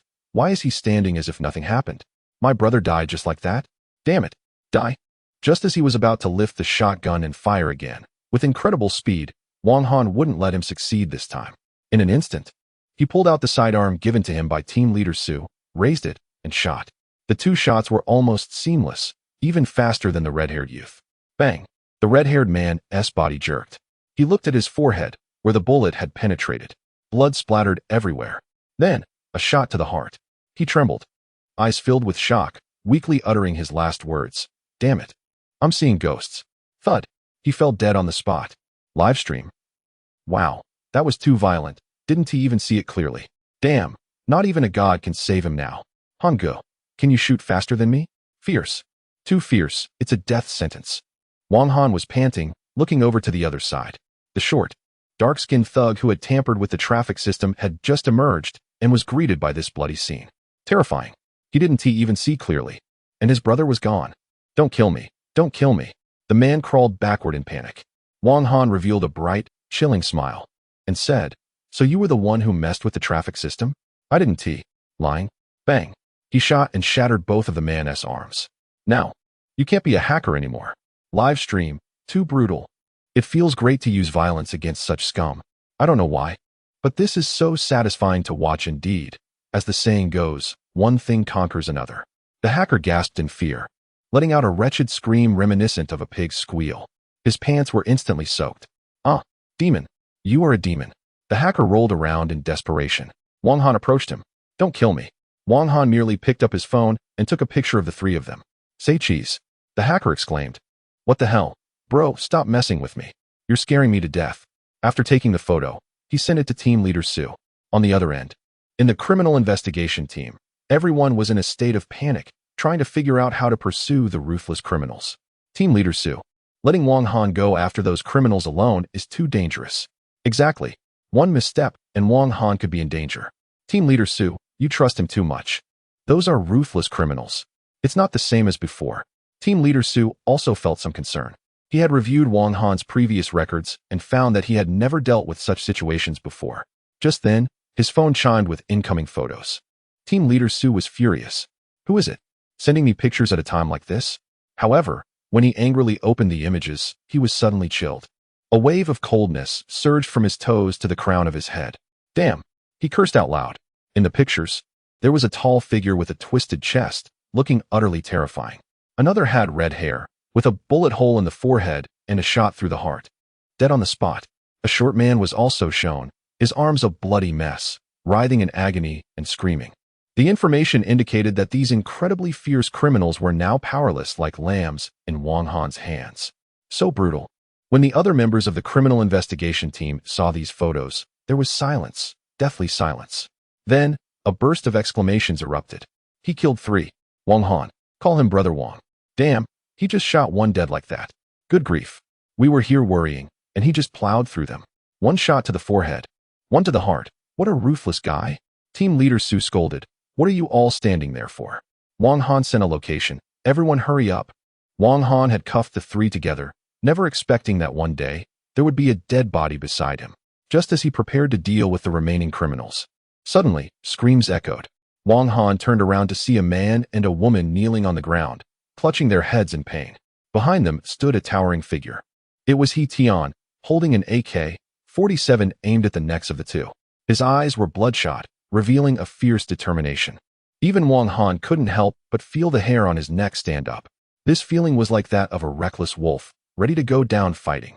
He Tian stared intently at Wang Han, a chilling smile on his face. Don't move. I have hostages in my hands. If you don't want them to die, you'd better cooperate. Chapter 99. Wait, this game is not played like this. Woo, help.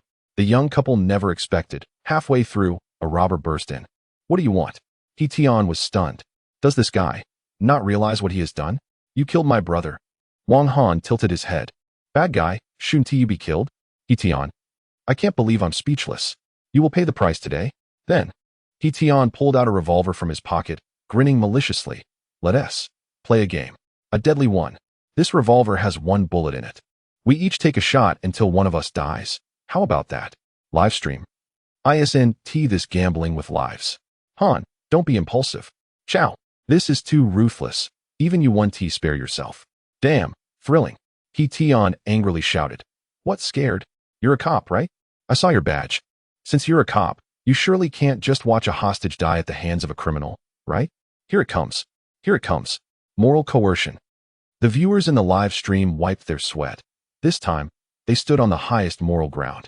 Now it's a dilemma. Wang Han frowned. He hated when others used this kind of thing to threaten him, but the other party wasn't entirely wrong. As a police officer, he couldn't turn a blind eye to the hostage's life or death. Hetion smiled. If you win, they get to live and you 1T even have to lift a finger. How good is that? Of course, if you don't play, I'll just shoot one of them. Overbearing. After thinking for a while, Wang Han nodded. I'll play with you. Live stream. Confused. Bro. It's over. Chow. 1 in 6 chances, Han, you might really die. Hearing this, Hetion laughed. You're crazy. This is self-inflicted. Hetion grinned. He had played this game more than 10 times. Only he was still standing fine. So he believed his luck was better than the other S. Who goes first? Obviously it's you. Hetion pointed at the hostage's head. Otherwise I'll shoot her. Wang Han said. Fine, I'll go first. He caught the revolver tossed by the other party, gripping it tightly. So nervous. Damn, Han, this is life-threatening. What if I hit it on the first shot? PFF, upstairs. Don't jinx it. The atmosphere was incredibly tense. The hostage, the robber, all stared at the young man holding the revolver, motionless. Afraid? Or fearful of death? Wang Han slowly raised the revolver. He pressed it against his forehead. His finger gently squeezed the trigger. Ha, come on, bet your life. Hetion revealed a mad smile. Death? Or alive? Wang Han's fingers tightened on the trigger, his eyes wide open, staring intensely at Hetion. 1 second. 2 seconds. Click. An empty gun. Oh no. All the viewers in the live stream let out a sigh of relief. Not bad luck. Hetion chuckled. However, Wang Han did not lower his weapon.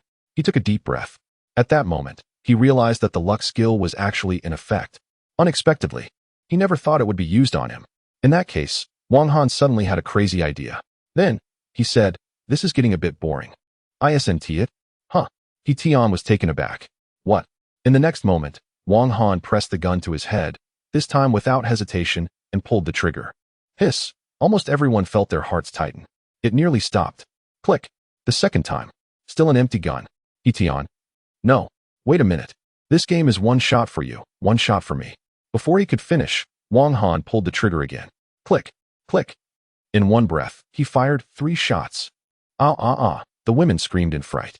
This wave completely stunned Hetion on the other side. The crazy smile vanished in an instant. Opposite, beads of cold sweat dripped down Hetion's forehead as he gradually went mad. Wang Han slowly lowered the revolver, smiling as he said, Next, it's your turn. Oh no. The live stream exploded. Damn, 5 shots in one breath? This courage is unbelievable. This game is played like this goodness. Wang Han turned this into a cheat mode. How is that possible? This wave is a guaranteed kill. Trust Wang Han, and you'll live forever, bandit. I'm freaking out. Yama, you better have something up your sleeve. Thud. Looking at the revolver thrown on the ground. A 5-star wanted criminal. Bandit. Hetion. For the first time, he felt like he was about to wet himself. What? Is this how you play this game? 5 shots in a row without hitting anything. What kind of luck is that? Damn it. This isn't how it's done. It's your turn. In that instant, the pressure shifted to Hetion. Trembling, he picked up the revolver. His eyes glazed over. Breathing heavily. Damn it. Am I not supposed to die for sure? Chow. Hetion wanted to cry, but had no tears. He took a deep breath, glanced at Wang Han across from him, then looked at the revolver in his hand. His hand couldn't stop shaking. Damn it. Am I scared to die? I am a bandit. Bandits can't just get shot. Hetion stiffly raised his arm. The revolver pressed against his forehead. Slowly closed his eyes. In this game, no one can cheat, not even myself. A sickly smile curled on his lips. Bandits also have principles. Click. He pulled the trigger fiercely. Hetion felt all his anger dissipate in an instant. The young couple turned their heads, unable to bear to look. However, The gunshot did not sound. Tian. He clearly remembered putting a bullet in the chamber. Suddenly, Wang Han took out a bullet and smiled, saying, Tian, you lost this game. It turned out that he had secretly removed the bullets from the revolver earlier. Live stream. Plot twist. Show. Han Ge. This time, I made a dimensional attack. Tian, who was on the brink of death, was stunned. Then, the breath he had been holding finally escaped his lips. He collapsed to the ground, his legs already weak. Just now, he had merely been holding on. Woo tears streamed down his face. Tian sobbed, I was wrong. In the past, he had killed without thinking, viewing life as worthless. But after experiencing life and death himself, he finally understood. Life is so precious. Tian, admit defeat wholeheartedly. You're amazing. Click. Wang Han took out handcuffs and cuffed him, saying seriously, Tian, you are under arrest. Chapter 100. The genius attends the banquet. International competition kicks off. Damn it. I don't want to die. A thug was trying to sneak away with a bag of money. He turned around, crying out, Brothers, I will remember you all. But then he suddenly froze. A group of fully armed security personnel raised their guns and surrounded him in an instant. Wu Yong, where do you think you're going? Thug. I can't believe it. I was so close. When Su Guopan found Wang Han's location, everyone was shocked. The ground was covered in blood. Su Guopan, hurry, medical personnel, check on Comrade Wang Han. Report. Comrade Wang Han has no injuries at all. Everyone. After such an intense battle, he is completely unharmed? After understanding the situation on the scene, they discovered that among the 5 thugs, one had a fatal head wound, another was riddled with bullet holes, one had both arms disabled, and another was dead inside the vehicle. Even the most notorious wanted criminal, Tian, was now in a daze, laughing foolishly. Not long ago, these people were ruthless killers. But now, those formidable thugs documented in the files were either dead or severely injured. And the one responsible for all this was just Wang Han. Incredible. Brother Wang is mighty. He even took down a 5-star wanted criminal? This was an astounding achievement. Everyone erupted in cheers. Thugs. Who really is the thug here? Su Guopan wiped the sweat from his brow. Is this kid really that brutal? A single shot to the head. That's ruthless. Especially that tall one. The force behind that punch must have been tremendous. Su Guopan contemplated that if it had been them, at least 10 comrades would have had to die to achieve this. But Wang Han not only captured them, but also killed 3 in one go. What a fierce person. You should join the special forces. However, he also noticed the wrecked motorcycle nearby. Damn, my motorcycle. Su, team leader, how about you get this motorcycle fixed? Wang Han chuckled. There's nothing I can do. It was an accident. Su Guopan didn't blame him. Instead, he curiously asked, this is a minor issue. But how did you manage to take down that notorious criminal? He is a 5-star wanted man. I played a game with him. Wang Han recounted everything that had just happened to Su. After hearing it, Su's sweat increased. It was thrilling, but fortunately without any real danger. When he thought that Wang Han and Tian must have had a dramatic confrontation, the reality was that Wang Han fired 5 shots in one go, completing the task effortlessly. What? Su Guopan widened his eyes, looking at the calm young man, filled with fear. You are so brave. It's like you are directly challenging the king of hell down there. No wonder even the most wanted criminals were terrified. If this continues, who wouldn't be scared? You need to stop this. Yes. The provincial department. All the high-ranking officials were receiving updates on the recent bank robbery case. At this moment, they were discussing countermeasures and urgently convening a meeting. This time, there were 6 fierce criminals, which shouldn't be underestimated. And it was said that there was also a top wanted criminal among them. The officials were shocked. Just one head alone is worth millions. I've heard of him. The last gold robbery case in Wudu was done by him, and he shot several police officers at that time. Who would have thought he was targeting them this time? Damn it. Currently, the main issue is public opinion, which is very unfavorable for us. We must prepare for the worst, everyone. Just as the meeting was in full swing, suddenly, everyone received news from Team Su. The criminals have been caught, and 3 of them are dead. The leaders were stunned. What the heck? Didn't they say the transportation system was paralyzed and the police were blocked at their door? It's only been a few minutes. How could the criminals be gone?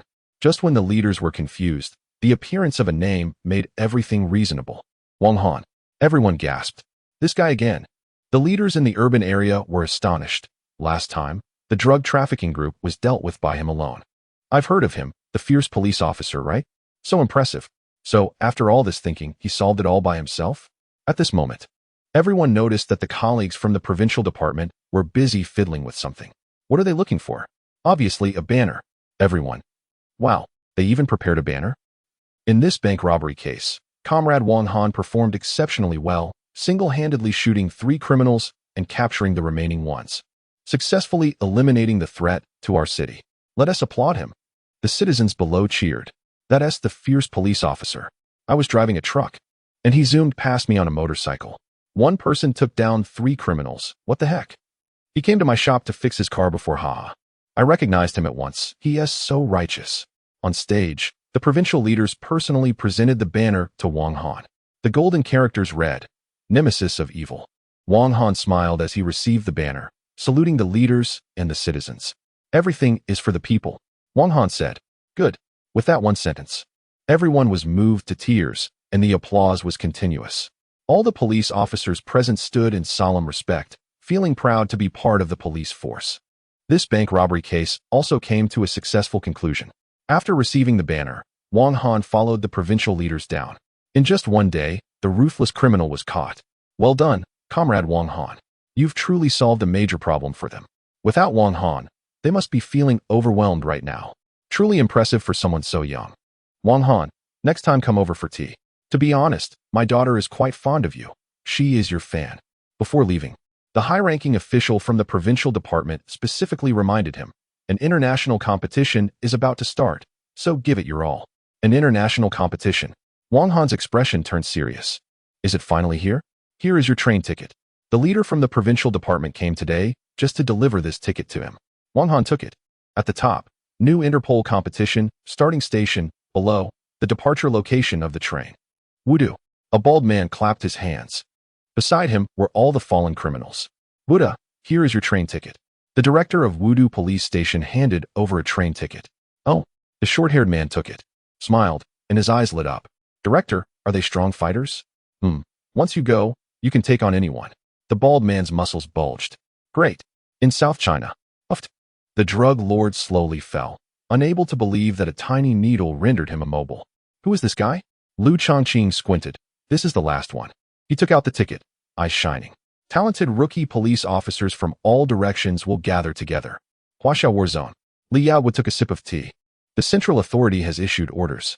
This time, I will lead the team for the international competition. He looked towards a figure. You should join too. Sure. Just right, I want to meet him as well. In the man's hand was a photo of Wang Han. Chapter 101, The Living Legend. The fierce bandit Han Li makes his debut. This international competition is no small matter. You must take it seriously. Once you get there, be sure to follow the organization's arrangements. Got it? Yes. Director Lu kept reminding Wang Han to behave and not to cause trouble. However, I'm sure this guy won't listen. After hanging up the phone, on the other end, the production team received a call from the central office. The director felt a chill run down his spine. They planned to have the entire international competition live-streamed. Take off. While this is an opportunity that other networks would fight tooth and nail for. What do we have to deserve this? Nothing but Wang Han. Wow, what a lineup. Wang Han, my God. The director was moved to tears.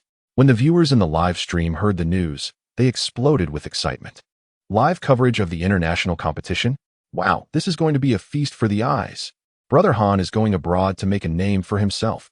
666 The popularity of the live stream grew at a terrifying speed, leaving other celebrities in the dust. When Hua got up and saw this scene, he thought, well, I give up. Just let it be. Turning around, the other stars directly joined Wang Han's live stream as viewers. If you can't beat them, join them. Wang Han looked at the unprecedented grandeur of the live stream.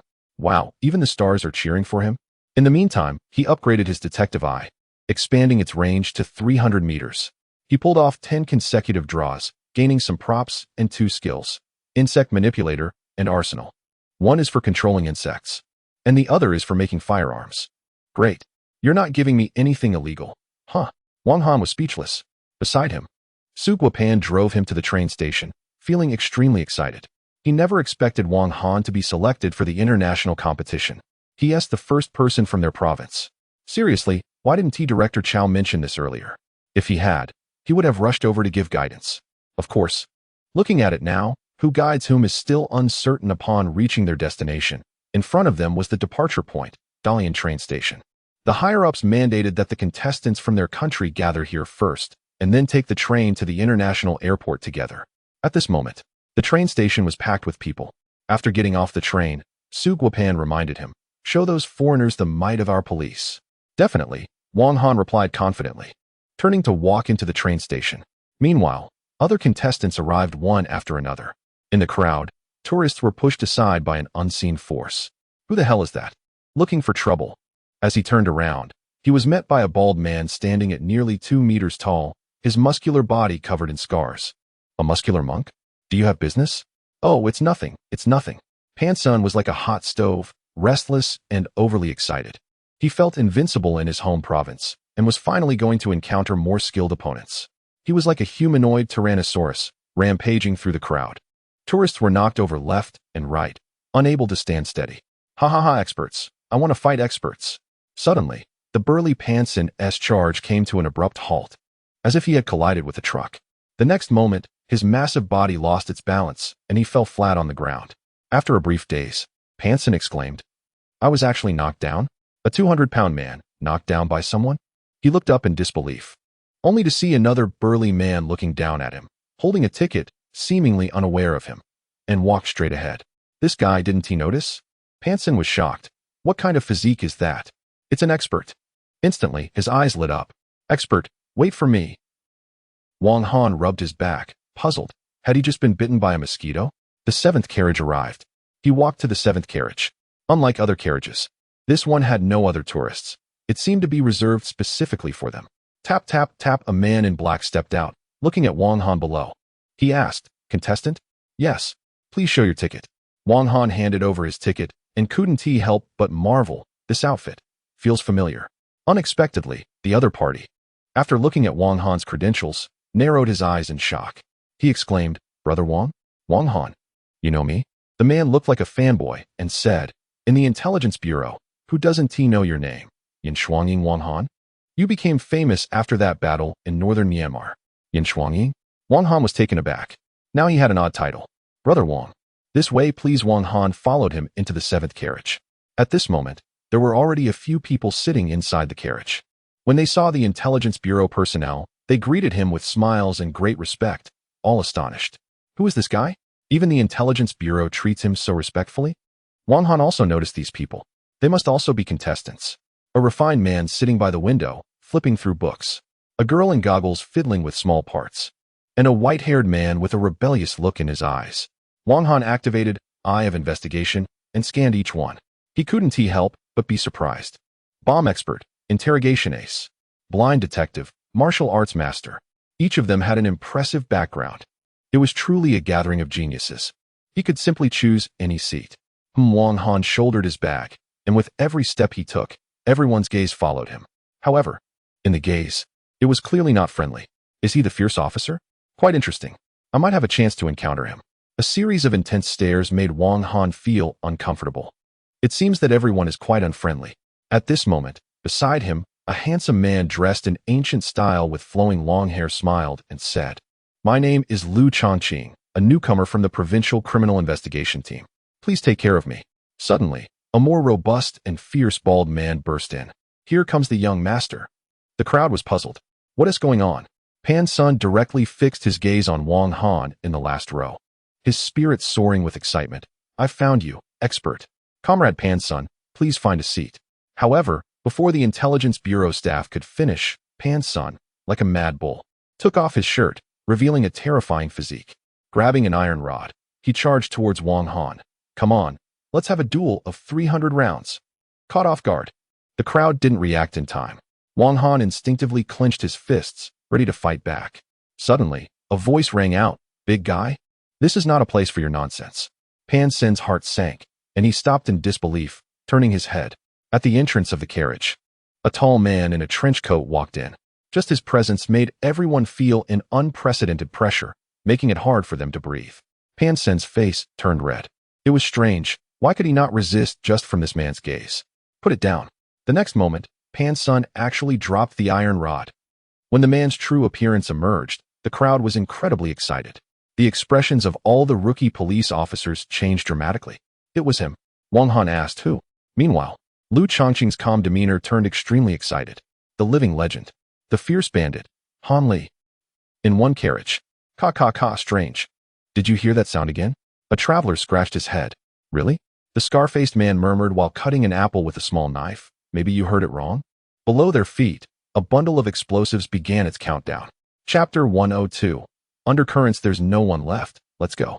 Just as a ticket inspector finished speaking, he suddenly felt a chill at his neck. Slap. He squashed a strange insect in his palm. 8 legs? What on earth? Ugh, disgusting. He disdainfully tossed the bug to the ground, unaware that a large patch of purple toxin was quietly seeping into the bite mark on the back of his neck. Ugh. My head feels dizzy. Tap, tap, tap. An old man with a handlebar mustache suddenly approached him, supporting him and smiling. Are you okay?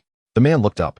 His pupils constricted, gradually losing their sparkle, becoming incredibly dull, as if he had turned into a puppet. Good. The feast is about to begin. In the 7th carriage. A master among masters. Poncin's scalp tingled. His instincts told him that this seemingly frail man before him was the strongest he had ever encountered, apart from the abbot. No way, I have to challenge you. Saying this, Poncin directly took off his police uniform, baring his arms, and rushed towards Han Li. Wait. The intelligence agency staff were stunned. No way. Is this bald guy mistaken? He is also a police officer? But before he could finish, bang. Poncin shoved him aside. Get out of the way. His eyes burst with the fire of battle. He threw a powerful punch. Wudu Criminal Investigation Team. Poncin, I challenge you. What? The contestants were astonished. He is the martial maniac from Wudu. Undefeated? Facing the impending storm of punches, Han Li, however, did not dodge, instead smiling slightly, raising a hand, and said, Don't say I'm bullying a child. So arrogant. Poncin laughed heartily. Let me see what you're made of. The punch whistled through the air, like a hammer, descending heavily. The onlooker's eyelids twitched. What a heavy punch. Bang. However, to Poncin's surprise, the opponent merely delivered a casual punch. 1,000 pounds pressing down. It broke. What the hell? Then, Poncin felt a sharp pain in his throat and staggered backward, gasping for air. Again, just when he was enjoying the fight and was about to strike again, he suddenly felt his body lose control and collapsed like a sack of mud. What is going on? Han Li stood with his hands behind his back, smiling. Is that all? Hiss. The contestants were shocked. Even Wang Han showed a look of surprise. One punch, and he is down. The live stream exploded. Who is this? Damn it, don't you recognize my brother Han? Crime roleplay back in the day, this program was a hit, no less popular than this one now. So impressive. My brother Han. Damn it, it's been years. And brother Han finally appeared. Woo-woo, tears in my eyes. I'm back to my youth. Suddenly, in Wang Han's live stream room, the audience suddenly surged by hundreds of thousands. Surprisingly, all the viewers were spamming comments about someone named Han Li. Wang Han was taken aback. Who is this guy? So impressive. Crime roleplay? Wasn't that the wildly popular show from 5 years ago? This person had also participated in a variety show before. At this moment, his detective eye just happened to scan over to Han Li. The result was shocking. Han Li, male, 27 years old, previously participated in the variety show Crime Roleplay, won the world championship, later became a police officer, and was promoted to a mysterious department by the central government. Crime value, 999999999. Earned from playing a criminal in the show, God of Stealing, Bomb Maniac, Driving God, Shooting God, Gambling God, Knife God, Makeup Artist, Refined Murder Techniques. Too many skills, System crashes. System crashes. Warning, target is super invincible and dangerous. Evaluation, system dares not evaluate, trembling. The skills he possessed numbered over 90. Densely packed. Did it really crash the system? Oh my god. Wang Han felt a cold sweat on his back. And what is this terrifying crime value? So far, the murderers, drug lord leaders, and scam bosses he had encountered, combined, none had a value close to this. What is going on? Did he just meet the ultimate boss? Hiss, just a glance could explode. Han Li suddenly glanced towards Wang Han in the last row. They seemed to have a silent understanding and smiled at each other. Wang Han shivered all over, feeling as if he had been completely seen through, not even leaving his underwear. Han Li turned to the intelligence agency personnel and said, "Put this big guy in his place. He'll be fine in a bit." "Yes, sir." The personnel tried to lift him but awkwardly reported, "Sir, he is too heavy. I can't lift him. Hanli, I'll do it. In the next moment, an astonishing scene unfolded before these geniuses. Hanli effortlessly lifted the 200-pound Pan-sun and casually tossed him towards the last row, as if throwing away trash. Pan-sun. Damn it, I have my pride too, you know. The big guy flew backwards. Lu Chongqing panicked. Get out of the way, bro. This guy is a human cannonball. But the next moment, Wang Han simply raised his hand. Bang! Pan-sun's massive body was directly blocked by him, and then casually tossed aside. Wang Han patted his hands and sat back down, only to find Lu Chongqing and everyone else looking at him with strange expressions. What the heck? This guy is also a physical freak. Lu Chongqing exclaimed, Bro, you're so strong. It's simply explosive. The tough cop certainly lives up to his reputation. Quite interesting, the young man with white hair is eager to give it a try. This Wang Han, he really wants to spar. All right, clap. Hanli clapped his hands, instantly redirecting everyone's attention. He spoke. Next, let's invite our dear Minister Li to speak. Minister Li? Everyone was taken aback. Hanli stepped aside, revealing a middle-aged man sitting in the corner who took off his hat and showed a friendly smile. Hello, kids, I am Li Yaohua, the one leading you to the international competition this time. Boom! The newcomers erupted in excitement. It was the Minister of Foreign Affairs of Huaxia, known as the Iron-Blooded Leader. Minister Li Yaohua. The prestige was off the charts. It's him. Wang Han recognized Li Yaohua. You know him? Lu Chongqing's eyes revealed surprise. He is a top-level leader of the country. I've seen him before. Hey, buddy, are you making friends? Li Yaohua's appearance exuded an impressive aura. The newcomers were invigorated. You should know that international competitions best reflect a country's level, and this new criminal police competition is held every 5 years, with each country placing great importance on it. Everyone here must recognize the heavy responsibility ahead. Yes, at this moment, the 10 strongest newcomers stood in unison. Salute. All right, we'll discuss the follow-up matters when we reach the international airport and meet with the World Organization. During this time, kids, make sure to rest well. I will be with you throughout the whole process. Next, the train started moving towards the international airport. Damn, that guy is something once I'm ready. I'll go find him for a match. Pan-sun's little mouth moved. Wang Han, you should just wash up and sleep. 100 of you wouldn't be enough for him. Calculating it, he could only take on 10 Pan-suns himself. The gap. While everyone was resting, suddenly, boom, a loud explosion sounded like thunder. Everyone jolted awake. Wang Han frowned tightly. That sounds like an explosion? At this moment, the train was forced to stop. The third carriage was blown apart. Black smoke rose slowly. The screams were incessant. Inside the carriage, the scar-faced man slashed at the man next to him and roared, Brothers, let's get to work. Chapter 103, Sudden Incident, Terrorist Attack. What is happening? It's the sound of an explosion. Hanli stood up. His eyes glimmered with a faint golden light. Eagle eye swiped, penetrating through layers of train compartments. He saw that an explosion had occurred in the third car of the train. Dense smoke was rising. Alarm!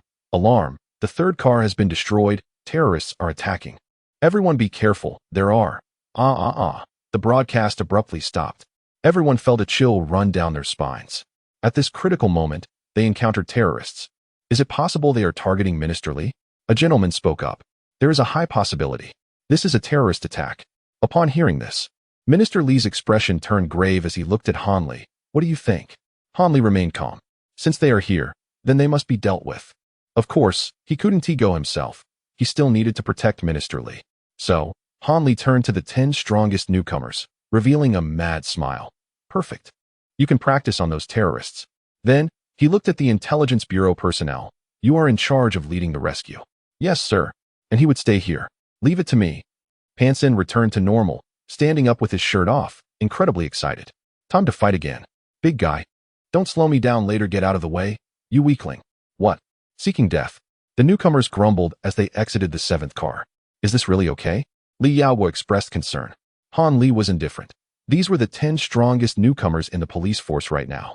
In the 3rd car, a scarred man wiped the blood off his dagger while conversing on the phone. Don't worry, boss. I guarantee we'll take care of those people. At this moment, a massacre was taking place inside the compartment. A woman was grabbed by one of the robbers, who sneered. We are internationally renowned mercenaries. Isn't it a bit excessive to deal with a few young punks? More than a dozen foreign tough guys laughed. Just then, boom, a loud noise. The mercenaries were stunned. Following that, A car door suddenly flew out of the smoke. What the heck?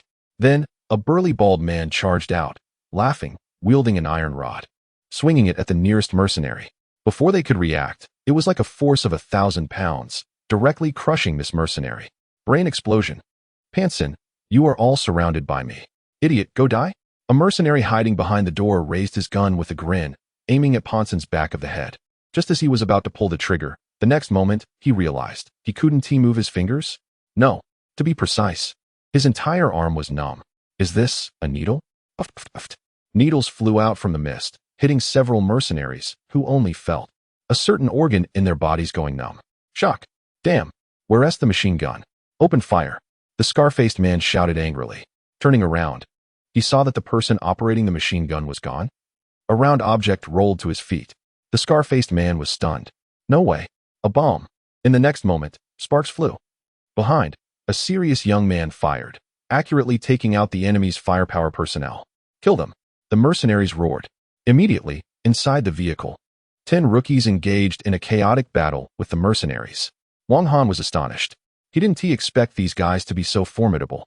Each one of them could stand alone. Is that the apprentice of the #1 sniper from Nanshan? Truly precise. Oh my god. Is this the heir of the first divine needle of Huaxia, the famous Hua to a needle technique? Oh, the bomb genius Li Xiaoman is here too. Wang Han looked at the person recording with a notebook. Yu Li, specialty, detective, effect, possesses very high reasoning ability. Looking at this person's achievements, it seemed he had solved many cases in his province. However, his combat ability was quite weak. Yu Li looked at his notebook and suddenly gasped. This is a premeditated plan. Premeditated? Damn, you scared me, bro. I thought it was a random attack. Han police. Just call me Wang Han. Yu Li didn't mind and began to analyze. Here's the thing. I observed that the other side is organized and disciplined, acting in unison, with no intention of robbery, and from the markings on their weapons, they are from a certain arms company. I've seen that this arms dealer usually sells to mercenaries, so it's highly likely that they are mercenaries. Wang Han pondered. Since they are mercenaries, it proves there is a buyer behind them. In other words, this riot is not aimed at civilians, but has a specific target. Their target is us. Suddenly, a fist came flying towards Wang Han. Caught off guard, Wang Han turned and kicked back, retaliating. Bang! The two collided, and the opponent stepped back. Looking closely, to his surprise, it was you. Wang Han stared at the white-haired man across from him. Xiao Zhenlong, male, 23 years old, from a family of ancient martial arts. Later joined the criminal investigation team of North China Province. Specialty, ancient martial arts master. Ancient martial arts. What do you mean? Wang Han frowned. Aren't they on the same side? Livestream. Is this guy blind? Damn, why are you attacking my bro Han? Furious, it's a sneak attack. No martial ethics. Facing Wang Han's doubts, Xiao Zhenlong scoffed. With a dismissive smile, he said, those weaklings don't interest me. I only want to spar with you. The hostility was palpable. Beside them, Yu Li, who dared not intervene, whispered, just so you know, the title of Fierce Police was his before. Wang Han was taken aback. That's right. Before Wang Han, there was Xiao Zhenlong, nicknamed Fierce Police. This meant his title had been taken away, leading to resentment? Isn't that childish? I can hear you. Xiao Zhenlong gritted his teeth and declared, the title of Fierce Police can only belong to one person, and that person can only be me. In the next moment, he lunged forward like a fierce tiger. It was as if a tiger truly opened its bloody jaws. The force of his punch was clearly different from Pan Sen's. If Pan Sun relied on sheer brute strength, Xiao Zhenlong's boxing technique was profoundly intricate. Wang Han struggled against the punches. Suddenly, the opponent changed his attack, his palm slicing like a knife. Snake fist. The unpredictable snake fist technique left Wang Han with no choice but to withstand it with his body. Is this all you've got? As they fought, they ended up in the fourth carriage. Yu Li asked, aren't you going to intervene? The nearby sniper was speechless. How can I intervene? By the way, where are the passengers in the carriage? I haven't seen a single one. The sniper confirmed, indeed. Yu Li's expression turned grave as he said, don't you think these mercenaries are too weak? It's as if they are bait to lure us in. Inside the fourth carriage, bang. With a powerful kick, Xiao Zhenlong struck Wang Han's chest. So tough. What is this guy made of? In the next moment, Wang Han seized the opportunity, grabbing his ankle and smashing him against the wall. Boom! Such immense force. Xiao Zhenlong's mouth bled, but he quickly transformed his leg into a whip. executing a peculiar sweeping kick that sent the unsuspecting Wang Han flying. They exchanged blows. It was 50-50. The live stream was in shock. Wow, for the first time, I've seen someone able to match my brother Wang evenly. Who is this opponent? Ancient martial arts. It must be ancient martial arts. A peerless expert? Wow, does the Five Elements fist have such destructive power? The audience gasped. Brother Wang was actually at a disadvantage? Xiao Jinlong wiped the blood from his mouth, disdainfully saying, all that brute strength is nothing more than this. His face was full of arrogance. Our ancient martial arts are invincible in the world. Fierce police, you don't deserve it. Just as he was about to press his advantage, a cold voice sounded from a seat behind him. Strange, didn't old Yang say to trap the newcomers in the third carriage? How did they end up here? TSK, little mice shouldn't run around. It could ruin their big plans. Let me clean this up. A man stood up from his seat. Who? Xiao Zhenlong turned his head. In the next moment, there was a crack. Wang Han heard the sound of bones breaking. Thud. With a twisted neck and eyes filled with terror, Xiao Zhenlong fell to the ground before he could fully comprehend what was happening. He had lost his breath. Watching the lifeless Xiao Zhenlong on the ground, Wang Han felt a chill run down his spine. Dead. Just like that. A man in camouflage military uniform, with a crew cut and a hooked nose. In almost an instant, he had snapped Xiao Zhenlong's neck. Clean and swift, the foreign man's cold gaze turned, locking onto Wang Han nearby. Chapter 104, Powerless? The terrifying 7-star fugitive. Jonathan, male, 27 years old, retired from a special forces unit, has participated in multiple large-scale wars, with a record of over 100 kills. Criminal value, 67,899. Specialties: Master of Combat, Taekwondo Master, Boxing Master, Firearms Expert. Evaluation: 7-star fugitive. A notorious criminal known internationally, typically requiring military intervention for capture. Wang Han gritted his teeth. It's now or never, regardless of the danger. In a narrow confrontation, the brave prevail. He decided to take the initiative. Wang Han launched a fierce attack, charging at this foreigner. With a swift move, Jonathan effortlessly dodged, pausing for a moment to appreciate Wang Han's sturdy arm, then remarked, nice physique. Too bad, such strength is wasted, merely venting like a beast. In an instant, Jonathan displayed a look of pity, gazing down at Wang Han. How tragic. The next moment, Wang Han couldn't even discern his opponent's moves. He only felt his body being struck in various places, each impact like a snapped tendon, followed by a series of sharp cracks. Then, his vision spun, and he collapsed to the ground. Livestream. What just happened? Han Ge, stop joking, get up. Oh no, this is bad. The audience couldn't believe it. Han Ge was taken out in an instant. Jonathan squatted down, his lifeless eyes staring at Wang Han's twitching body. Overwhelmed. This was a technical domination. Wang Han realized something was wrong. He had always relied on brute force, but against a true master, sheer strength was useless. If only you were from that place. Saying this, Jonathan pulled out a dagger, raised it, and aimed for the carotid artery in Wang Han's neck. Ready to strike. Just as the dagger pressed against Wang Han's neck, he paused, because he heard an urgent voice in his earpiece. Damn it, Jonathan. You've run into someone tough. The plan is compromised. Where are you? Hurry. Damn. Something's gone wrong over there. Jonathan replied, I'm coming. This guy is already done for. Killing him doesn't matter anymore. Those few hits have severed Wang Han's arteries. He will never hold a gun again in this lifetime. Jonathan sheathed the dagger. You're quite lucky. With that, in the blink of an eye, this 7-star fugitive vanished like a cold breeze. Although Wang Han didn't understand why, at least he had saved his life. Being alive was fortunate. He looked over at the lifeless Xiao Zhenlong beside him and felt a wave of desolation. This time was a fluke. What about next time?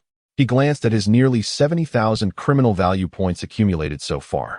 This was the quickest way to gain strength in a short time. Besides, if he could capture 1 or 2 7-star fugitives, wouldn't he earn it all back? So, the top priority is for me to become stronger. If not now, then when?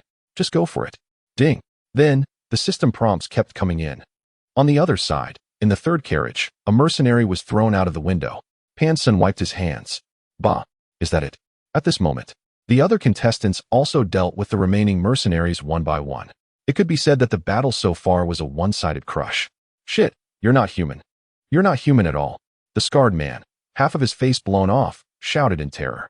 What awaited him was a cold bullet. Bang. The scarred man was shot in the head. By now, all the mercenaries were dead. Not a single one left alive. Yuli looked at his colleagues, feeling scared. These are all ruthless people. Damn it, I'm not satisfied. Pan's son was angry. He didn't feel fulfilled. Lu Chongqing collected needles from the bodies one by one, feeling that everything was going too smoothly. Right? Li Xiaoman put her hands on her hips and puffed out her cheeks. These guys were just delivering food. Maybe we're just too strong? At that moment, a contestant suddenly opened his mouth wide and, in front of everyone, spat out a large amount of blood. Everyone was stunned. What? What is wrong with me? The newcomer said, and the blood flowed more and more. In no time, he went mad, scratching his ears and rolling on the ground, twitching uncontrollably. It was too sudden. This scene left everyone dumbfounded. Let me check. Lu Chongqing leaned over, took out a needle, and pierced it into the newcomer's arm to check his veins. Roar. The twitching newcomer suddenly leaped up and lunged at Lu Chongqing. Get away. Panson kicked him away. The man flew backward. However, an eerie scene unfolded. The newcomer stood up shakily, his eyes vacant, drooling, as if he were a zombie, bizarrely stretching his limbs. Behind him, in the darkness, pairs of fierce eyes appeared, and the missing passengers walked in like they were in a trance. Among them were even members of the intelligence agency. The scalp tingled. It was like a horde of zombies. Panson stepped back. Have they turned into zombies? No. Lu Chongqing shook his head, his expression fearful. It's the insect poison. They are controlled by it. Look over there. Everyone turned around and found that a batch of zombies had suddenly surged from behind, trapping them in a pincer attack. We're cornered. This is a trap. We've all fallen for it. Yuli thought to himself. Sure enough, his worries were not unfounded. Those mercenaries were just bait. The real killing move is only now revealed. Ha ha ha ha then. A piercing and eerie laughter echoed through the crowd. Among the horde of zombies, an old man with a distinctive mustache, dressed in strange attire, slowly stepped forward. On his shoulder rested a fist-sized, oddly shaped insect. Doll, someone is buying your lives. How unfortunate. At the same time, the seventh carriage. A black man wrapped in iron chains staggered back, clutching his chest, with blood at the corners of his mouth. Damn it. Minister Li Yaoguo frowned. Suddenly, the roof was torn off with a loud sound. Faces appeared, grinning as they stared down at Minister Li Yaoguo, and beside him, the man who had knocked back a wanted criminal. 1, 2, 3, 6 wanted criminals? Li Yaoguo was shocked. Currently, the highest level of criminals. 6 of them came at once. They really think highly of me. The black man spat and spoke fluent Mandarin. Hanli, I know you are strong. But with Jonathan included, 7 wanted criminals against you. You're doomed. Chapter 105. The terrible truth behind the competition. In the dark room, several mysterious figures were watching everything happening in the carriage through a large screen in the center. Colonel Gus, this Hanli is not simple. Previously, this guy stirred up chaos in their region. To this day, the Emperor is still unable to escape the shadow of that incident. The man named Gus scoffed. No matter how strong he is still just a person. This time, we have dispatched 5 wanted criminals from the highest level, plus 1 from your region and 1 from Han Island, making a total of 7. Surrounding and killing him alone is more than enough. The 7-star level is the highest degree of criminality, each one a terrifying existence capable of taking on 100. Next to him, a mysterious tycoon from Han Island took a puff of his cigar and asked in confusion, is Li Yaoguo's life really that important? Why go to such lengths and mobilize all their elite? A person from the group laughed scornfully. You fool, what is Li Yaoguo? Our target is much bigger. Do you know why this international competition for new criminal police officers is so grand? Shiba shook his head. Isn't it because it's organized by international organizations? Wrong. The other person's eyes were filled with fervor, because this competition involves the interests of various countries. Other mysterious individuals were shocked. Colonel Gus grinned wickedly. Only the top leaders of each country know about this matter. The competition will not make it clear, otherwise. Do you think an event like a criminal police competition could attract so many countries to participate and be held so grandly? What transaction? The oil extraction rights of the desert country for 100 years. Boom. Everyone present was taken aback. Oil extraction rights for 100 years. The interests behind this are enormous. Any country acquiring this extraction right would undoubtedly make a qualitative leap. Some lesser-known small countries could even use this opportunity to become strong nations. Shiba was sweating profusely, his hand trembling with the wine glass, spilling it everywhere. 100 years of oil extraction, I can't believe it. It's terrifying. That's why we must stop them at all costs. Colonel Gus clenched his fists. If they acquire it, they will surpass us. This was the purpose of his alliance with others, to initiate this decapitation operation, to kill these participants from that region on the way. Kids, I'm sorry. Old Yang waved his hand, and immediately, the ravenous zombies let out roars and charged toward the people trapped in the middle. Damn it. These are just civilians. We can't attack them. Pan Sin was furious, remembering the abbot's words. Fists should not be directed at unarmed individuals. Damn, this old guy is really bad. Old Yang grinned wickedly. Young police officers, this is your weak point. Suddenly, the new recruits find themselves unable to use their trump cards. A zombie lunges at one of the newcomers, opening its mouth wide to take a bite. The newcomer kicks the zombie away, startled as he touches the bite mark. To his shock, he sees black toxins invading his body from the wound. It's poisonous. In the next moment, he starts to lose control, kneeling on the ground in pain.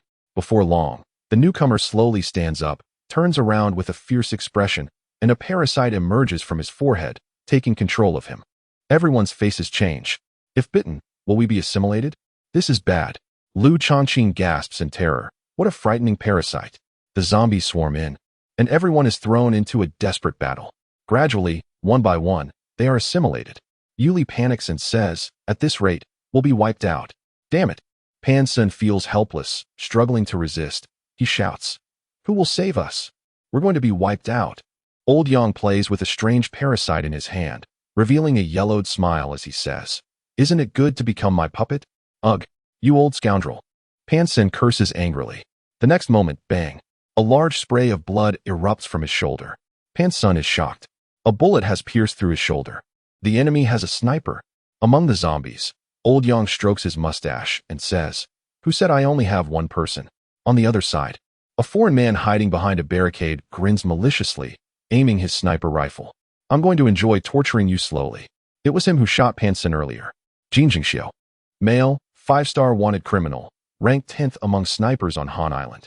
Crime value, 12, 200 nearby. A samurai sits upright, polishing the blade of his sword.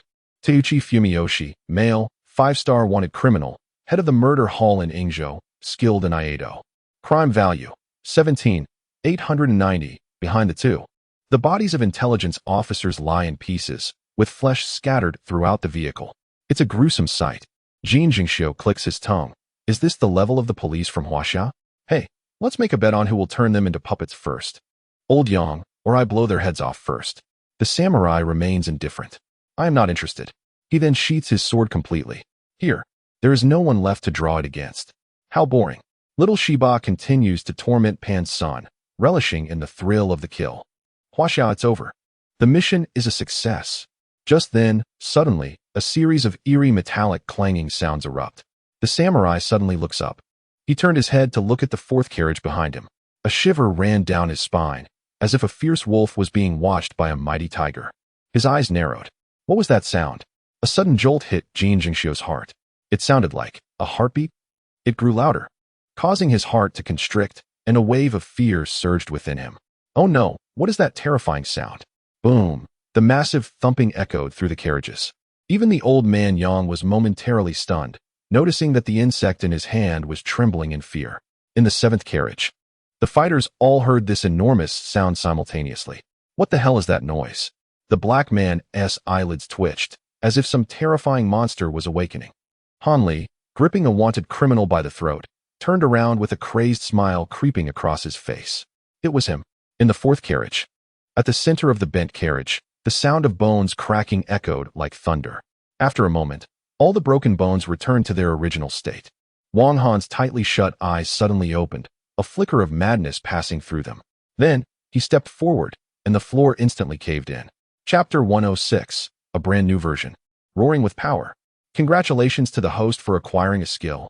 Congratulations to the host for acquiring a skill. Congratulations to the host for acquiring a skill. A series of prompts sounded. Wang Han's robust body shrank slightly. Just now, he had spent 10,000 points to further enhance his physique. Nowadays, while he may not be invulnerable, he was close enough. Livestream. Is it just my illusion, or does Hanga look thinner? It's too dark. I can't see clearly just now. That sound. Was there an earthquake? The audience was confused. The terrifying power caused the floor to sink with each step Wang Han took, leaving a footprint behind. Eye of detection activate. In an instant, the eye of detection spread out like a vast net, encompassing the entire train. Wang Han seemed to have a god's perspective, overlooking all beings. He saw a red dot in the third carriage, controlling a group of lighter red dots, which continued to expand. Yang Qi, male, 43 years old. One of the elders of the 8 Poison Hall in Yungu, skilled in refining poison, evil value, 23772, behind him. There were 2 wanted criminals, a small Shiba and a small Rizi, both 5-star wanted. Continuing to extend, in the 7th carriage, numerous 7-star wanted criminals appeared. Meanwhile, Han Li was fighting alone. He retracted the upgraded eye of detection. Wang Han stretched his muscles, took a deep breath, and pondered for a moment. First, he would deal with the small Shiba and small Rizi. Then, he bent his back like a bow, ready to unleash his power. The next moment, boom, it sounded like an engine. He charged out suddenly. Here it comes, that ghostly thing is coming. Jin Jingxiu hurriedly aimed his sniper rifle at the back. In the darkness, a series of chilling footsteps echoed. Shiba seeking death. Jin Jingxiu pulled out a grenade, waiting for the opponent to get closer before he suddenly threw it backward. Go die? Boom. The rear carriage exploded instantly, flames bursting everywhere. This was their latest developed grenade. In such a confined space, the enemy would definitely be blown to smithereens. Jin Jingxiu put away his sniper rifle and turned to show off to the warrior from Yingzhou. Impressive, right? But the next moment, a large hand suddenly extended from the flames and clamped down on his head, lifting him up entirely. Jin Jingxiu was taken aback. How could he not be blown to death? Impossible. Is your grenade that small? Wang Han whispered. Shiba, you dare to insult me.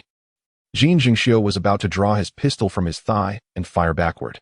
However, Wang Han merely extended his hand, casually gesturing a few times. When Jin Jingxiu took out his pistol, he discovered that it had only the grip left. Parts scattered all over the ground. His eyes nearly popped out. Shiba the next moment. His limbs were twisted into a twisted shape by the man in a bizarre manner, resulting in a gruesome scene. He casually tossed them aside. It's your turn now, little brat. The man glanced at the warrior not far away. Little brat? The warrior felt a surge of rage, gripping the hilt of his sword, his body slightly sinking, stepping forward. It seems you have the right to make me draw my sword. Let me show you the power of the Iaedo strike. In an instant, the man flashed to his side and placed a finger on the warrior's sword hilt. The warrior was taken aback. His sword wouldn't he come out? The other side only used a finger. The live stream exploded. Go for it, brother. Still talking about Iaedo while the sword won't even come out. The warrior's veins bulged, his face reddened. He mustered all his strength. Yet, the sword stuck in the sheath didn't budge an inch. How outrageous. If you have the ability, let me draw my sword, you Chinese. What kind of ability is this? Not convinced. Do you still have a reason to protest, little brat? The man smiled and said, all right, I'll let you lose convincingly. He released his finger. The warrior sneered, fool. Once I draw my sword, you lose. In an instant, he drew his sword, disregarding any martial ethics. Surprise attack. Iaedo strike. In that moment, a flash of cold light erupted, and the sword rushed towards him. The blade was terrifying. The live stream gasped. Wow, this guy has some skills. Such a strong blade. This strike is very frightening. It's over. At such a close distance, brother is in danger. Die. The warrior laughed maniacally. Ding. This terrifying strike suddenly stopped? What? The warrior froze, his eyes bursting with unprecedented fear. His terrifying strike was caught? Moreover, what shocked him even more was that the man only used 2 fingers. A bit stronger than before. The man pinched the warrior's sword. Under the warrior's dazed gaze, he squeezed hard. Crack. The blade broke cleanly. Warrior. Livestream. Wow. Catching a blade with bare hands. Thud. The warrior knelt on the ground, disheveled and in disbelief. I lost. Crushed. A blatant crushing. He was on a completely different level compared to the other party. Brat. My will has been shattered. The warrior cried bitterly, collapsing to the ground, devoid of any fighting spirit. The man took out handcuffs and cuffed the 2. Then, he took steady steps towards the 3rd carriage. As he entered, he saw the disheveled and extremely embarrassed figure before him, swaying and collapsing right in front of him. Is it you? The figure was astonished. Raising his head to look at the changed man, he hurriedly exclaimed, you shouldn't have come. We're doomed. In front of him, an old man named Yang approached step by step, followed by countless zombie passengers. He glanced at Wang Han. Another fool coming to die? In the next moment, bang! A thick iron rod swung toward him. Wang Han dodged the blow, his eyes narrowing. The attacker was actually Pan's son. Roaring. The zombified Pan Sin's eyes glowed red as he madly lifted the iron rod and charged at him. Not just him, the other newcomers had also turned into zombies. Former colleagues had now become enemies. Chapter 107. I, Wang Han, will turn the tide. Behind him, Yuli looked at Wang Han and asked, "Where's Xiao Zhenlong? If he were here, we might still have a chance." Wang Han shook his head. "He's dead." "What?" Yuli couldn't believe it. That guy just died like that. It was over. His heart sank. One Pan's son was already tough enough, not to mention the other talented officers attacking simultaneously. He had witnessed the strength of these geniuses firsthand. "Wang Han, if this doesn't work, you should escape by yourself. This is a premeditated attack. Don't worry about me. Hurry and inform Minister Li. The enemy is strong." Now, the best plan was to let the still capable Wang Han escape the encirclement and notify Minister Li. They needed to contact the military for support. Seeing that Wang Han remained unmoved, Yuli was anxious. Did this guy not understand what he was saying? Staying here would only lead to death. It would be better to let him die alone to buy some time. Saying this, Yuli took out a stun gun and, trembling, said, "Since the day I became a police officer, I have made this decision. Officers of Huaxiao are not afraid of death." Tap, tap, tap. The assimilated zombie geniuses began to close in on Wang Han and Yuli. Just then, Wang Han spoke up. "Actually, there's another way." "What way?" Yuli asked curiously. Wang Han turned his head calmly and said, "I'll take them all down, then take you to find Minister Li, Yuli." Old Yang scoffed. "Just you? Go." The zombie Pan Sin charged first, using his iron rod like a mountain, aiming it fiercely at Wang Han's neck. The tremendous force was enough to break the man's neck on the spot. "Be careful," Yuli exclaimed anxiously. However, the next moment, this heavy blow struck Wang Han's head and had no effect at all. "Pan Sun." Whoosh! Wang Han suddenly reached out, his fingers transforming into dragon claws, gripping Pan Sun's head. "Kneel." Boom! Pan Sun felt an indescribable force twist his face, and he crashed to the ground. The iron rod fell from his hands.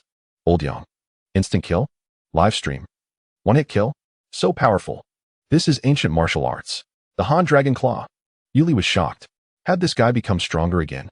Then, as the zombie newcomers rushed in, using their respective killing moves, unexpectedly, Wang Han was like a war god, defeating one after another, dismantling them effortlessly.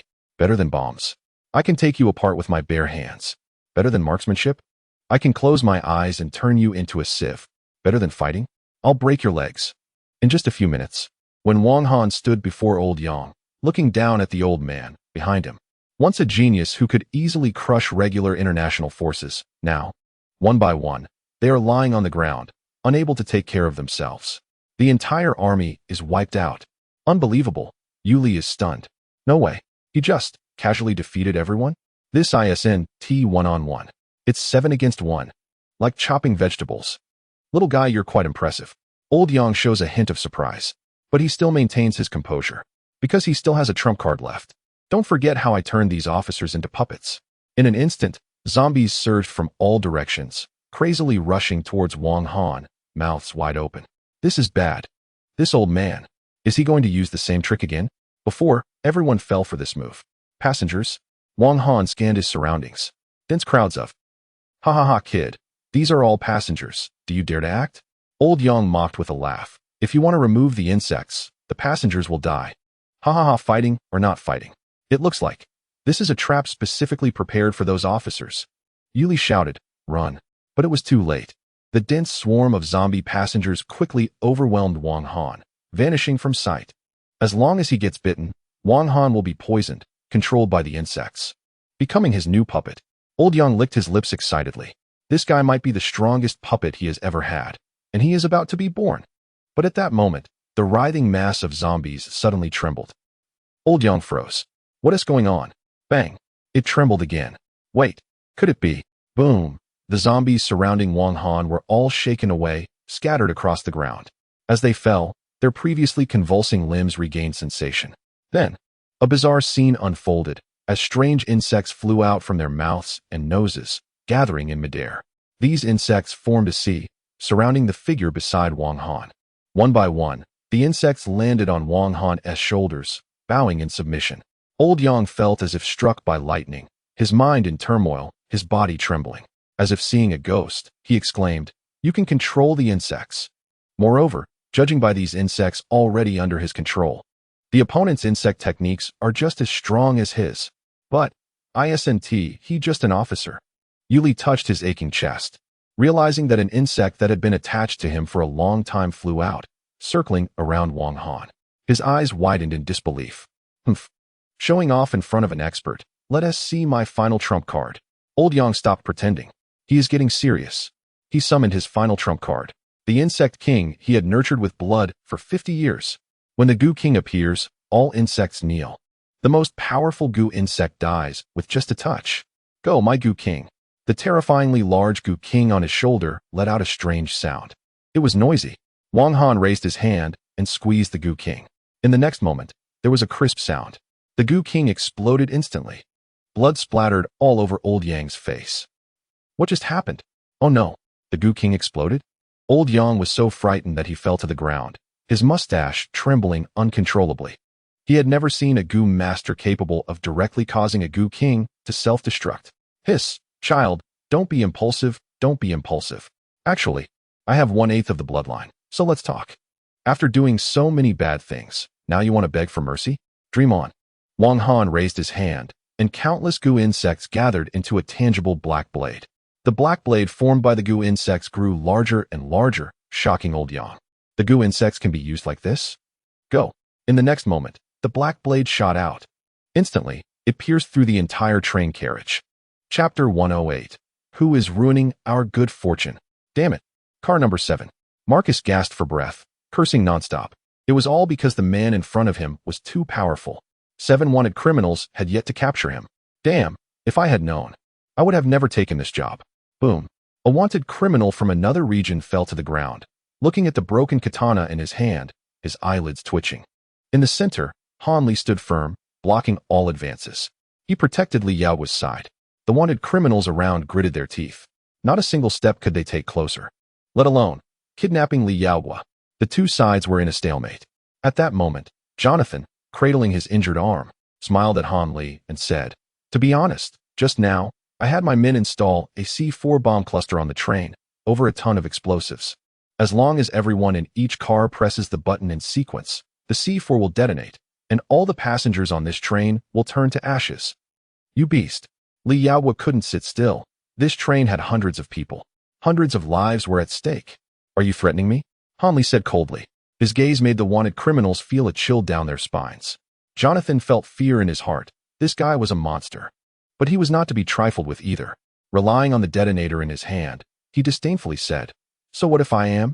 As he spoke, he picked up the walkie-talkie and turned on the speaker, calling all units. Unit 1 in position. Unit 2 in position. Unit 3 in position. At this moment, except for cars 3 and 7, every other car had death soldiers waiting for orders to detonate the bombs.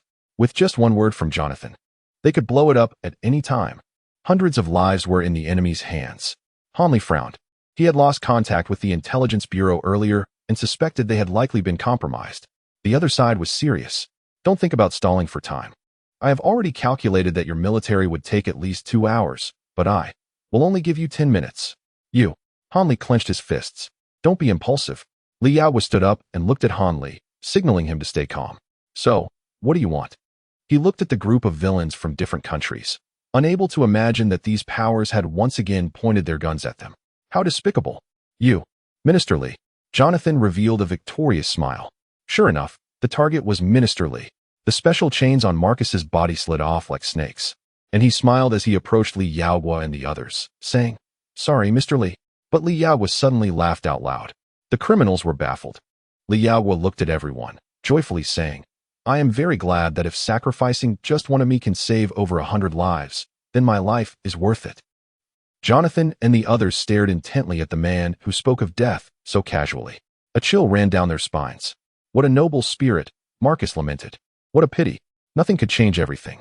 Just as Marcus was about to bind Li Yao with chains, an unexpected turn of events occurred. A scream came from Jonathan's walkie-talkie. Then, the first connection was lost. Jonathan. What happened? It had only been a few seconds. It wasn't over yet. After the first connection was lost, the second, Third, a series of screams followed. Bugs, so many bugs. I can't breathe, God. This is a sword. Everyone was stunned. Until the sixth voice tragically cut off. The scene fell into silence. A dead silence. Damn. Jonathan went frantic, exclaiming, something's wrong. In the next moment, everyone felt the train tremble. Is this an earthquake? No. Something is coming. A wanted criminal from a certain region turned to stare at the door connecting the sixth and seventh cars. Then, bang. A dark object suddenly slammed against the train window. More and more, densely packed, covering the entire door. What is this? Jonathan felt a chill spread through his body. Danger. Run. He shouted desperately at the others. But everyone was still in shock. Boom. In the next moment, the entire door was ripped open. Then, a wave of black surged in. Like a sharp sword, instantly piercing through the seventh car. Is this the old man Yang's curse? Wasn't he in the third car, responsible for cleaning up those newcomers? What is going on? Soon, Jonathan vaguely saw a disheveled head floating in midair, with an expression of unwillingness to close his eyes. Upon closer inspection, it was indeed old Yang. WTF? He.S. dead. Not only that, then came one after another. All of their people. All dead. Fuck. The torrent of cursed insects swept through, scattering everyone. In no time, the wanted criminals were left with pockmarked, scarred bodies, each with wounds from insect bites. Marcus looked at his bloody severed arm, cursing loudly, his teeth grinding. My hand. Who did this? Old Yang is dead? Then who is controlling his curse? Everyone couldn't help but feel the hair on their necks stand up. Besides that individual, there was another terrifying presence in that region. Go, let us go? Jonathan shouted at everyone. The people set in each car were dead, unable to detonate the bomb. Their plan had failed. In an instant, the 7 wanted criminals didn't hesitate, and all quickly prepared to escape. They were just in it for the money and didn't see the need to risk their lives. Don't even think about escaping. Han Li darted forward, closely following them, leaving only Li Yaoguo behind. He stood frozen, surrounded by terrifying insects, not daring to move. Bang! Outside the frame, as the scene disappeared, everyone was furious. Failed? How could this happen? Colonel Jess crushed his wine glass in anger. Who is it? Who ruined our plans? Chapter 109, Red Star Medal inside the room. When the mysterious big shots from various countries saw Wang Han's face, they all lost their composure. One by one, they began to curse in their native languages. The carefully crafted plan they had worked on for so long was ruined by a young man from a certain country. What the heck? Who is he to be so strong? It seems he is also one of the contestants. What should we do? What should we do? We have failed. The military from that country will definitely not let us off the hook. Everyone, I suddenly remembered. My wife is waiting for me to come home for dinner. I must take my leave. Bang. Colonel Gus slammed the table. What are you panicking about? With my big brother here, you don't have to fear that country at all. He glared angrily at Wang Han, the man who ruined their plans. Tell the intelligence agency to issue a global announcement. Put a bounty on this guy. $10 million. I want his head. Everyone. Hiss. In terms of the amount, this is already at the level of a 7-star criminal. Yes, sir. Soon. The intelligence agency secretly issued a brand new bounty notice on the dark web. As soon as it came out, it shocked the entire world. All the assassins opened it and couldn't help but gasp. This person from that country has a bounty of $10 million. Moreover, it's an official bounty from the intelligence agency. How bold is this? What on earth did this person do to that country? On the other side, near the train, boom, an armed helicopter rushed over. Troops arrived in waves. The military quickly took control of the situation. Medical personnel, in groups of 3 or 5, carried the injured out. This terrorist attack was undoubtedly the most serious in recent years. 10 minutes later, Li Yaoguo personally watched as the contestants were loaded onto ambulances. Only after confirming they were okay did he breathe a sigh of relief. Minister Li, you scared me to death, I thought you. A military big shot grasped his hand, tears in his eyes. What if something happened to everyone? How would he explain it to the central government? Where's Han Li? He must have played a crucial role this time, right? The big shot looked around. Where's that guy? You are mistaken. Li Yaoguo shook his head and smiled as he pointed to a figure not far away. This time, the one who turned the tide was him. The military big shot looked over. It was Wang Han. Hey, are you all right, young man? Nurse. I'm fine. No, we need to take you for an examination quickly. I really am okay. Wang Han was tightly bound and loaded onto the ambulance. Don't ask, just know that the doctor wants to ensure you are safe and healthy. Suddenly, he saw an unexpected person. You didn't die? On the other side, on the stretcher, Xiao Zhenlong, in a daze, struggled to open his eyes slightly. But it's about time. It turns out, they are an ancient martial arts family, teaching a unique skill to their young descendants, specifically for self-preservation, allowing one to feign death and survive a crisis. Pan's son screamed in pain. It hurts my head. It's so red, what's going on? Wang Han turned his head. Can't hear, comrade. What's in this little bottle of yours? It's pitch black. Has the food expired? Wang Han hurriedly took it away. This is serious. Something could go wrong. Inside the bottle, there were densely packed insects. Previously, it was old Yang. Now it's his. Moreover, this time, the evil value is also quite substantial. I'm going. In the military district, many big shots were shocked. This little guy turned the tables in adversity. After reading the report, all I can say is impressive. This young old man, who once caused headaches for our military, was actually resolved by this young man alone. Well, everyone, draw your swords. I want this kid for our southern region. Yu Li, who was with Wang Han, reported everything to Li Yaohua, who came today to brief the military. They discovered that these criminals, along with those international mercenaries, had many mysterious buyers behind them. To avoid alarming the snakes, they only declared that a train had encountered an accident to cover up the past. But secretly, the intelligence agency under the Central Authority had already begun investigating various countries. As long as they catch one, the certain countries involved, they'll regret it. Unfortunately, this delay affected your participation. I've spoken to the international organization. They've especially allowed you to fly directly to the competition location. The military big shot said seriously. Brotherly, let us hit them hard. Don't worry. Li Yaohua was also burning with rage.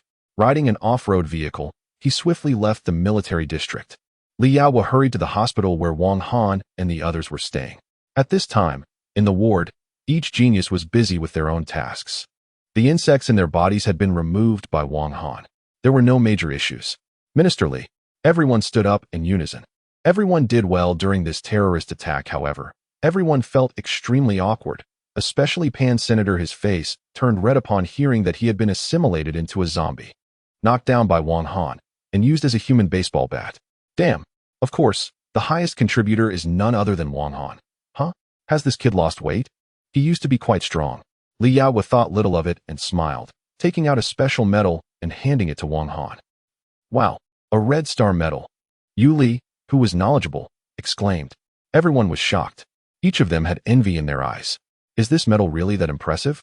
Of course, the country only awards it to the most outstanding individuals in various fields each year, and there are only 10 in total. Wang Han. Livestream. Is the value of this so high? In other words, from the central perspective, Comrade Wang Han is the top among the new police officers, Li Yaohua said with a smile. This affirmation from the central authorities is undoubtedly the highest praise. Wang Han felt a surge of emotions. He carefully put away the medal and planned to show it off at home. Oh, dear Minister Li, we've delayed for so long. Isn't it time we set off for the competition? The crowd was eager and impatient. Li Yaohua nodded. Today, I came to discuss this matter. The international organization has not canceled our qualification to compete. They have specially allowed us to arrive a few days later than other countries. The competition has been postponed for 3 days and will be held the day after tomorrow. We will set off tomorrow and fly directly to the competition venue. During these 3 days, the international organization is still considering the reputation of our country. Therefore, before this, we need to select a team leader who will lead everyone. Do you have any opinions? Li Yaohua was worried. This group of geniuses was incredibly proud and unwilling to yield. Choosing any one of them might not satisfy everyone. He even stayed up late thinking of strategies. However, to his surprise, when it came to selecting the team leader, everyone almost unanimously pointed to Wang Han, who was polishing his medal in the back. Li Yaohua was shocked, and it passed unanimously. Chapter 110. Has the person become famous before arriving at the venue? Gao region. Venue for the International Police Newcomers Competition. Before me stands an incredibly large sports arena that resembles an eggshell. This will be the competition venue for participants from various countries over the next few days. What an impressive sight. The team leader from Roselle, Gino, stared intently at the massive venue, unable to imagine that such an impressive sports complex could be completed in just 3 days by the infrastructure from a certain country. Terrifying. That country is truly powerful. Hey, Gino, long time no see. Your beard has turned white.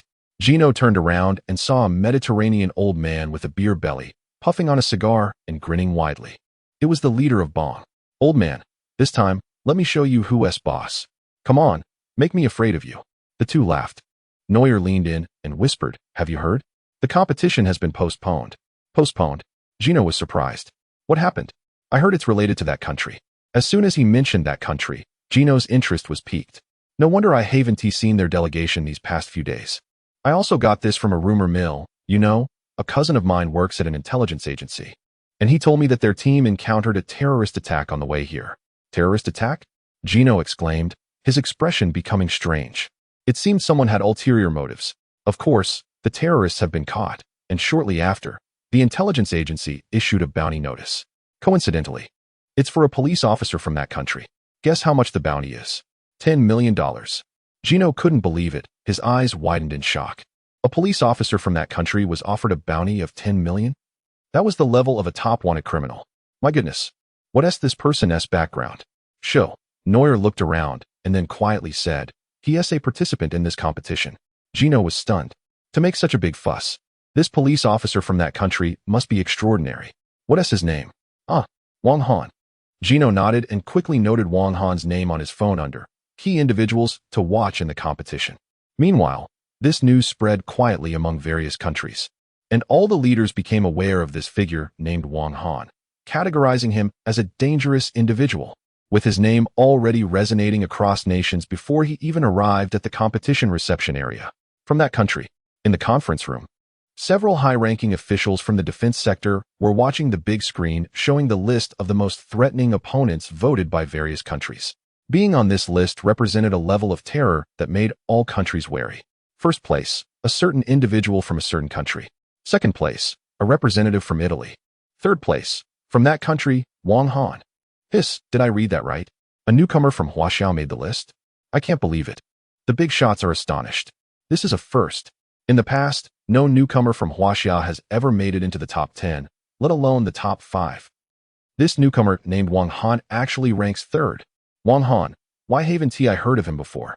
Zhang Guoping wondered. I have no impression. Is there any information about him? Yes, sir. Then, the big screen started displaying everything about Wang Han one by one. After watching, everyone gasped in shock, their expressions changing dramatically. This terrifying experience made them feel ashamed. He single-handedly captured over 10 notorious thieves, outshining everyone. One elder's eyelid twitched. What the heck? A police officer whose skills in theft surpass many thieves? Ridiculous. Disarming bombs with bare hands, a master of pyramid schemes, and even capable of drug production. One by one, the numerous big shots fell silent. Is this Wang Han really a police officer? It feels like. He possesses what a police officer should have, and also what a police officer shouldn't have. If he weren't a police officer, he would definitely be a terrorist threatening society. Wow. Suddenly, a defense industry big shot couldn't help but exclaim, astonished. This kid is also a poison master? During that terrorist attack, it was him who turned the tide, killing countless criminals, including the renowned Yang, who practices poison crafting. What a talent. Previously, the newcomers they had seen in various fields were indeed exceptional. But compared to this one, it's like showing off a big knife in front of Guangdong. Utterly outclassed. Talent. This is real talent. Everyone's eyes sparkled. Zhang Guoping stroked his chin, amazed. Aside from that, Han Li, this is the first time I've seen such a formidable police officer. Speaking of which, aren't we lacking personnel lately? This kid could be a handful for the police community. He should come to the defense sector. My goodness. The secretary beside him was stunned. Wait, weren't we discussing strategies for the upcoming international police newcomer competition today? How did it suddenly turn into recruiting? Everyone, the competition hasn't even started yet. And you're already thinking about recruiting. Let us focus on this matter first, Zhang Guoping said helplessly. Only then did everyone realize, feeling extremely awkward. Indeed, this time, they are eyeing the competition. It is said that the competition will last for a month. A month? That long? Yes.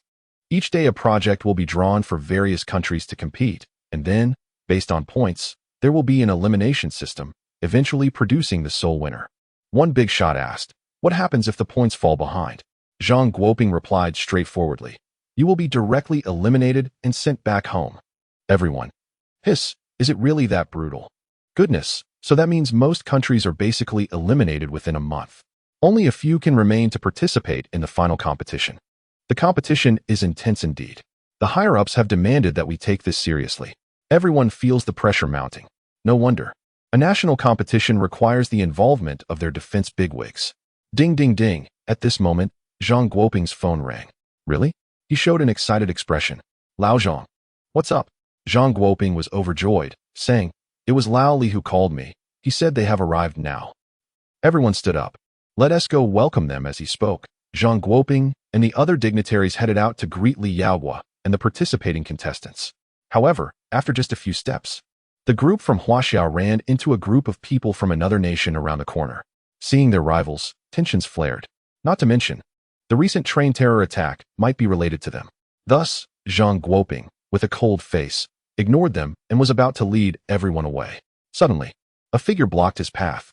It was the defense minister from the other nation, Arthur Mai. Minister Arthur Mai, what do you mean by this? Zhang Guoping frowned. Chapter 111. Is something about to happen? Arthur looked down from a height, surveying Mr. Zhang Guoping. I heard your team from Huaxiao finally arrived. Quite impressive, isn't it? Making so many countries wait for you. The crowd from the other side sneered. Tension was palpable between both parties. Mr. Zhang Guoping maintained his composure and replied, Rest assured. We from Huaxiao will prioritize the competition first and friendship second. Is that so? Arthur extended his hand with a smile. Just don't book your return tickets on the first day. We really want to defeat Huaxia head-on in the arena. How arrogant. The Huaxia team seethed internally. Zhang Guoping adjusted his glasses and coldly replied, Don't worry, we'll settle old and new scores properly. Saying this, he patted Arthur on the shoulder and left with his team. Arthur was taken aback, unable to muster a smile. Minister Arthur, Colonel Gus is waiting for you in the room. Yes, I'll head there now. Meanwhile, at the international airport, a plane slowly landed. As the flight attendant opened the door, a bald man jumped out first. Panson took a deep breath of the foreign air. I'm here, Grandpa. Can't you have some decorum? Ignore him. The newcomers with their luggage hurried off the plane. Li Yaohua watched the kids frolicking and couldn't help but feel happy.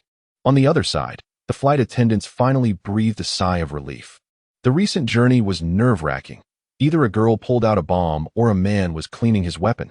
And then there was this bald guy, talking about some invulnerability while hitting himself, which scared the attendants. Of course, there were also men who made the flight attendants' hearts flutter. Is this really a policeman? Mr. Wang, take care. Wang Han, the grand finale arrival, smiled at the flight attendants while carrying his backpack. Since upgrading to a new version, his exaggerated muscles had become more streamlined, making him look tall and handsome, instantly catching the attention of women. Next time, we can have a nice chat at the bar, said a blonde flight attendant, smiling as she helped Wang Han with his luggage and secretly slipped him a card with her phone number. Her eyes said it all. Panson, bro, how do you do it? Teach me. Wang Han, you don't have the hardware for it. No amount of teaching will help you. Don't you still have that nun? Li Xiaoman showed her tiger teeth. Hey, you little brat, don't run. What are you talking about? As they exited the airport, Wang Han saw a group of people waiting outside. Just by their appearance, he could tell they were not ordinary. Sure enough, when he activated his eye of investigation, he was shocked. Defense big shots. Wang Han's expression turned fearful. What an impressive lineup. Old Zhang, Old Li, Li Yaohua and Zhang Guoping embraced excitedly. It had been a long time since they last met. How's it going? You getting used to it? Li Yaohua smiled and said, The kids are doing quite well, hey? Where's Han Li? He should still be busy, right? Han Li is currently pursuing those wanted criminals and investigating the truth behind the train incident. All right, let's talk as we walk at this moment. Zhang Guoping whispered, What about Wang Han? You sly old fox. I knew you had no good intentions. Zhang Guoping looked over and immediately spotted Wang Han, who seemed out of place among the talented individuals. There was a sense of control in the air. As expected, he is extraordinary. This time, he might be the ace for our nation to turn the tables.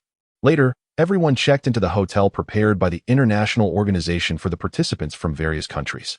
In a quiet room somewhere, the defense minister, Arthur Mai, sat down and poured himself a glass of red wine. Sitting opposite him was Colonel Gus, a title that belied his true identity as one of the highest-ranking leaders, a key figure beside the president. Colonel Gus, I heard the assassination operation failed? Yes, it was just one step away. It was ruined by a policeman from our rival. Wang Han. Arthur Mai remembered the name clearly. He could write it down after hearing it recently. The enemy of our nation. Damn it. However, The failure of this operation has made the follow-up quite tricky. Our rival is not to be underestimated. It can be said that in this international police competition, they are our main opponent. Don't worry, I have a more terrifying plan brewing, and for this, I've even bribed people from the international organization. Arthur Mai was taken aback. There's an even more terrifying plan. Arthur Mai, I need your help with something. What do you need? Gus revealed a sinister smile. This plan requires manpower. Manpower? That's easy. You can summon special forces, the FBI, whatever you need, Arthur Mai said casually. But the next moment, Gus said seriously, I want you to release all the serious offenders imprisoned deep within the Pentagon. At these words, cold sweat broke out on Arthur Mai's forehead. Are you joking? Those are the most brutal criminals in our history. Each one of them is serving life sentences. This is too big. You don't need to worry. Before releasing them, I will inject them with nanobombs. If they don't obey, boom, they die on the spot. Colonel Gus stated. All right, Arthur Mai nodded. Here's to our great undertaking ahead. The two clinked glasses. Gus sneered inwardly. An international competition, after all, with so many people involved. A few lives lost would be understandable the next day. Inside the massive eggshell stadium, the crowd was bustling. In the seats, spectators from various regions were cheering with excitement. The venue was filled with numerous cameras broadcasting live to various places. This grand event was finally starting. Ladies and gentlemen, I hereby announce the official commencement of the month-long International Police New Talent Competition. After the representative of the organizing international body finished speaking, a cannon fired. One by one, the representative teams from different regions began to enter the venue. At that moment, people across the land were watching the competition in real time. In the Eastern District, the local police station was buzzing with excitement. It's starting, it's starting. Ha ha, how impressive. Wait, will we see Xiao Wang on TV? Director Chow of the Western District Police Station and the major case team, Leader Wang, and so on. Everyone was extremely excited. Watching the tension on Director Lu's face, he exclaimed, wait, why are you all here instead of watching from your own places? Shoo, it's starting. Director Lu, don't be stingy. Look, our representative team is coming. What? Director Lu hurriedly set down his teacup, squeezed into the crowd, and fixed his gaze on the television. Chapter 112, Becoming the Target of Attention. Here they come, here they come. Everyone is focused. In the venue, the rookie police officers from various nations all look toward the back. Here comes the team from Huaxia, with the stirring national anthem playing. Wang Han leads the way. On his shoulders is the symbol of the team leaders from various countries. Wow, Hanzi is the team leader? Is that for real? Of course, look at that emblem on his shoulder. Everyone is incredibly excited, crowding around him. Lu Changji is stunned. His apprentice is actually the team leader? It's worth noting that the other participants this time are all talented individuals from different regions of Huaxia. To stand out among so many outstanding talents and become the team leader, this is no small feat, right? Amazing. That's my apprentice. That's my apprentice, ha. Lu Changji is boasting, his face filled with pride. In the scene, the representatives from other countries also noticed the leading Wang Han right away. Instantly, cold glares shoot toward him like daggers. Are they targeting me? Let me show you what's up. In the next moment, Wang Han remains unfazed. He takes a deep breath and commands, line up. Boom. His voice resounds like thunder, echoing in the venue. Suddenly, all the participants from various countries fall silent, their expressions shocked. Wow, he just stunned everyone. Damn, he has got some skills. My ears are about to explode. Is this the legendary Lion's Roar technique from Huaxia? The Huaxia team lines up. Wang Han stands tall and proud.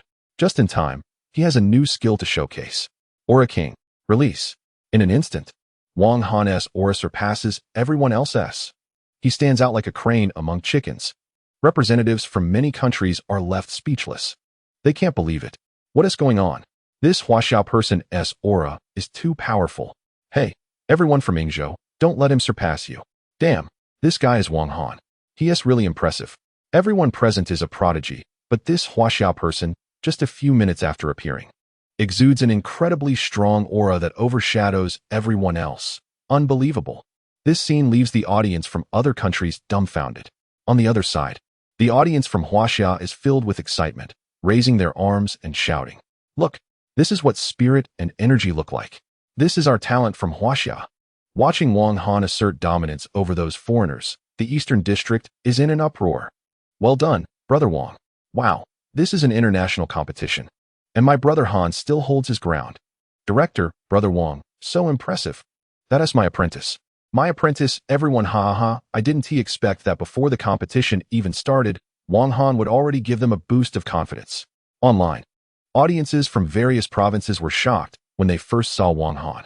Which province is he from? Amazing. Wow, what a presence, unbeatable. Hee. I'm from the same hometown as him. I envy you so much. In no time, the province where Wang Han is from shot up the trending list. Truly, one person brings glory, and the whole province feels proud. Haha, this kid needs to tone it down a bit. Zhang Guoping shook his head. Nearby, a group of people from various regions wore long faces, feeling a pang in their hearts. Damn, this guy has overshadowed us. Today was just the opening ceremony. Shortly after, everyone began to leave, and the main event was about to begin. Just as Wang Han and his group were heading out through the passage, they unexpectedly found some people waiting at the exit. The team leaders, they were all captains from various countries. What does this mean? Everyone felt uneasy.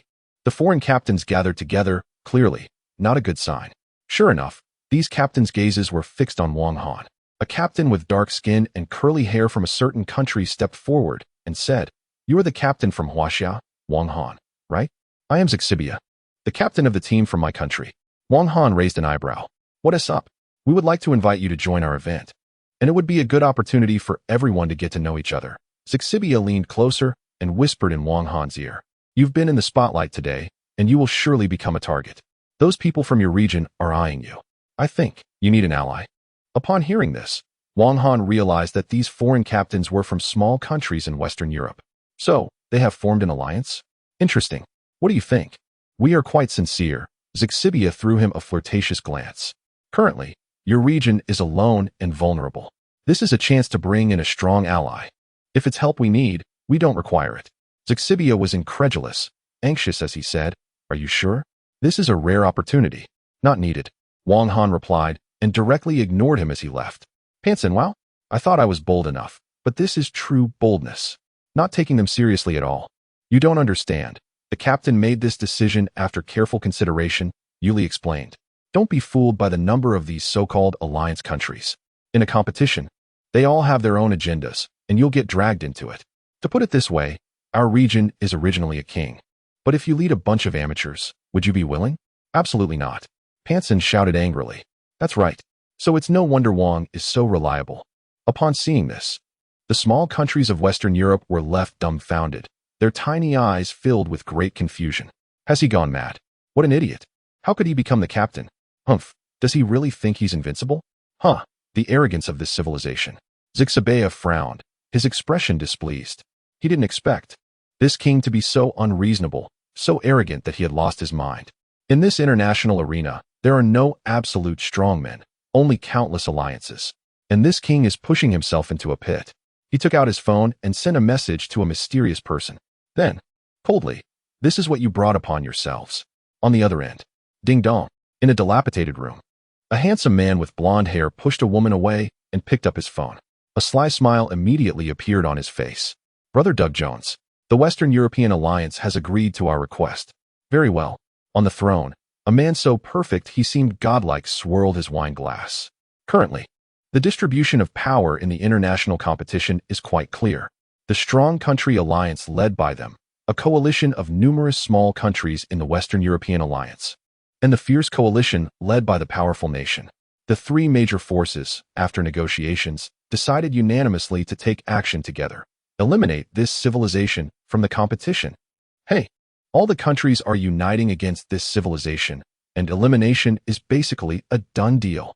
In the words of this civilization, it's like a mantis trying to stop a car, bringing about its own destruction. Sakamoto Ryuichi, I have a task for you.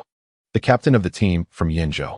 Sakamoto Ryuichi half-kneeled before Doug Jones, the captain from the opposing team, and respectfully said, "As you say, Lord Doug Jones." Doug Jones curled his lips in a smirk. "Go have some fun with this civilization." The next moment, Doug tossed a vial of blue potion. Sakamoto Ryuichi caught it and cautiously asked, "What is this?" "This is a strength-enhancing serum secretly developed by us, which can temporarily boost a person's strength by 200. Unleashing superhuman abilities," the blonde man sneered. Sakamoto Ryuichi understood. "Ah, I see." The announcement came out. The first event is fighting. In the conference room, Zhang Guoping gathered Wang Han and others to announce the schedule. Fighting? Who are we fighting? Li Yaogua, with a serious face, spoke up from the corner. Yinzhou. Everyone was startled. We're fighting that little country? Damn, we absolutely cannot lose. Let's get fired up, bloodline suppression. However, Li Yaogua did not look happy. Instead, he seemed more vigilant and said, the other side has sent a remarkable individual this time. You all must be careful. Chapter 113 Panson. What the heck? Am I a combat unit now? These few people, you all need to be careful. On the screen, several photos of daily life are displayed. Mishinjin, the judo master from Yingzhou, has won first place multiple times. He's very impressive. Wang Han, how many Pansons can he take on? Panson? What do you mean, little brother? Looking down on me? Zhang Guoping pondered and said, probably 1.5 Pansons? Just 1.5? Then it's fine. Our captain can take on 10 Pansons. Small matter. Small matter. Everyone instantly breathed a sigh of relief. Panson, am I really a combat unit now? I'm so fierce. In this event, each country can send 3 representatives using a rotation system. When all 3 are eliminated, it counts as the country's failure. That's right, everyone. Elimination starts on the first day. Li Yao's heart grew heavy. The country ranked last will be eliminated, and just arriving here means being sent home. One word, tragic. I hope you all can give it your all, Zhang Guoping said. After a night of contemplation between me and old Li, our 3 representatives from Huaxia will first have Panson lead the charge, take the damage for us. We're down the opponent's strength. Panson felt 1,000 curses rushing through his mind. So I'm just cannon fodder? Damn. Then, Xiao Zhenlong, you will be the second to go. The second? Xiao Zhenlong felt unwilling but had no choice. He nodded and said, all right. Next, the third, Wang Han, you are our ace. Wang Han nodded. Understood. This information was obtained secretly, containing the previous match records of the Yingzhou competitors. You all need to study it carefully. It's best to understand the opponent's moves, as knowing oneself and knowing the enemy leads to victory in every battle. Upon hearing this, the meeting adjourned. Everyone stood up and saluted. Yes. After everyone left, Zhang Guoping sighed. What's wrong? Li Yaogua looked at this comrade in arms. Don't you know? Li Yaogua was taken aback, then said, are you talking about how our Huaxia has become the target of everyone? Yes. Zhang Guoping was very concerned, fearing that in tomorrow's match, all countries would turn against Huaxia. Don't worry. Li Yaogua patted him on the shoulder and comforted him. You have to believe in these kids. They will definitely get through this, just like our ancestors, who paved the way for Huaxia step by step with their blood and sweat. A truly powerful nation is built on its own efforts. Isn't it true that this is why Huaxia endures through the ages? Zhang Guoping instantly regained his fighting spirit. You're right. Let's see what we've got. It's either you die or I live. The next day, inside the gymnasium, temporary arenas were already set up. Inside the venue, the crowd was bustling and lively, with everyone eagerly anticipating the event. Various nations began to showcase their unique ways of cheering, banging drums, and making noise. Host, ladies and gentlemen, today marks the first event of this competition, which tests whether a police officer is outstanding, and of course, the ability to fight is essential. As the saying goes, a police officer who can't fight may not be a good one, but a police officer who can fight is definitely a good one. Now, the competition is about to begin. Please stay tuned. Listening to the host's voice overhead, Panson curiously asked, are we going to be on TV? It's a worldwide broadcast. What do you think? Oh my, Panson blushed. What if, while fighting, some foreign girl takes a liking to me? What should I do? The abbot said, foreign girls like tough guys like you. You're overthinking it, Xiao Zhenlong scoffed. How did this big fool even get into the Shaolin temple? Humph. When the time comes, he'll handle everything himself. Just as they were talking, suddenly a strange laughter erupted. Then, Wang Han and his companions saw a group of individuals swaggering over. Damn it, they looked like they were asking for a beating. Panson spat on the ground in disdain. Finally, they arrived.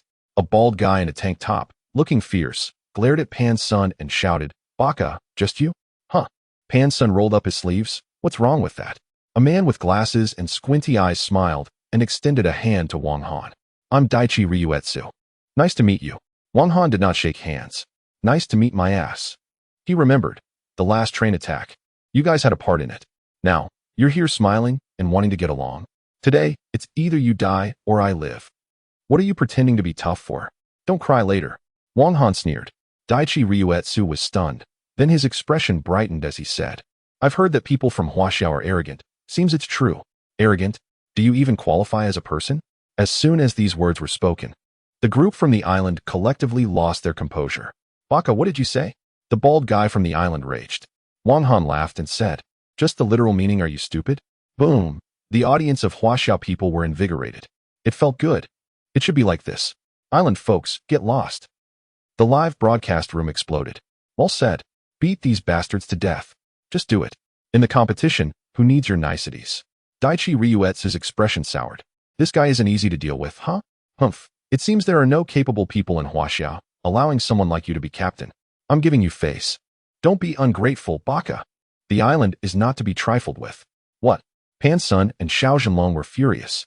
What do you mean, giving us face? We, Huaxiao, still need a small island nation to give us face? Huh.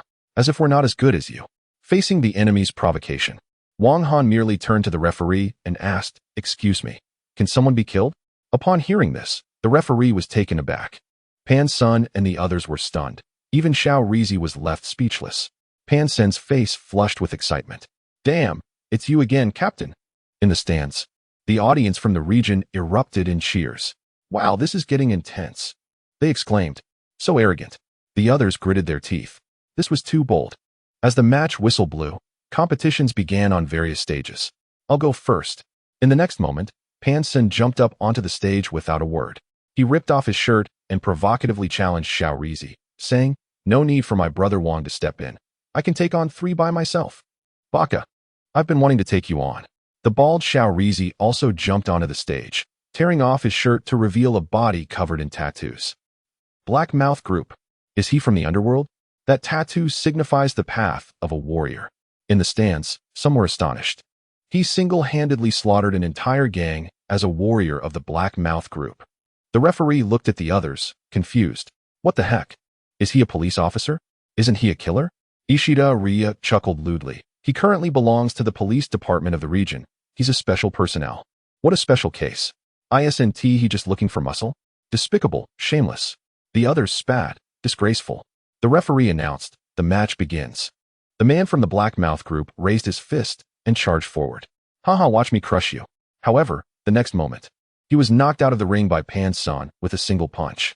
The referee was stunned for a few seconds before reacting and blew the whistle. Winner. The region. Pan Sun laughed. Haha, easy, easy. Ishida Ria was bewildered. Wasn't he supposed to be the weakest from the region? Wang Han sneered. Pan Sun is weak with me, but compared to you guys, he's more than enough. How outrageous. Damn it. Ishida Ria was furious. Just then, a deep voice rang out. Ria, let me take over. Chapter 114. A life and death battle. Are you brave enough? It's him. Wang Han looked over and saw a man in a taekwondo uniform with a large frame slowly approaching. Sandaijin, the top contender of the younger generation from Ingzhou Taekwondo. What? Someone in the stands asked, confused. Is he really that strong? Extremely strong. He has won multiple first-place titles in international taekwondo competitions. Moreover, I heard he's a third-degree black belt. Upon hearing this, the crowd was stunned. Goodness, a third-degree black belt? That's a master among masters. Can that bald guy defeat him? It's hard to say. Go for it, bald big brother. Down in the audience, Sandaijin had only taken a few steps, but his steady and unyielding stride revealed an indescribable power. Very strong. Xiao Zhenlong was eager to try. This guy is on a completely different level compared to the previous opponent. Bald guy, this is tough.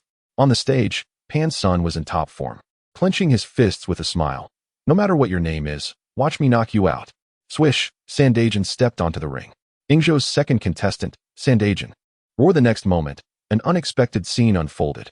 Sandaijin casually raised one hand, extending only one arm towards Pan Sun, saying, let's begin, Pan Sun. The crowd? What the heck? Who does he think he is? Fighting with one hand? How arrogant. Pan Sun charged forward fiercely. However, this time, he was easily dodged by Sandaijin. Then, with peculiar footwork, Sandaijin moved back and forth, making it impossible for Pan Sun to catch him. Suddenly, Sandaijin seized Pan Sun's arm and executed a one-handed shoulder throw. Pan Sun crashed heavily to the ground, spitting out a mouthful of blood. What happened? Is the bald guy being dominated? No way. Is he really that strong with just one hand? Sandaijin approached Pan Sun disdainfully. What? Is that it, big guy? Humph. I have already found your weakness. Suddenly, Pan's son grabbed his ankle, shouting furiously, lifting him into the air. Sandajan. This guy. Once you're off the ground, your power is greatly reduced. That's true, Sandajan sneered. But that was the old me. What? His other leg suddenly shot up, aiming for Pansen's head. Down it came. Bang. A crisp sound echoed. Sandajan landed, while Pansen's forehead bled, and then he fell over. Referee, the winner is Ingzhou. Yay. Well done, Sandajan. What was that? That big guy went down in one hit. Is that it? Just that? Baka trash. Iwai Ryuko was overjoyed.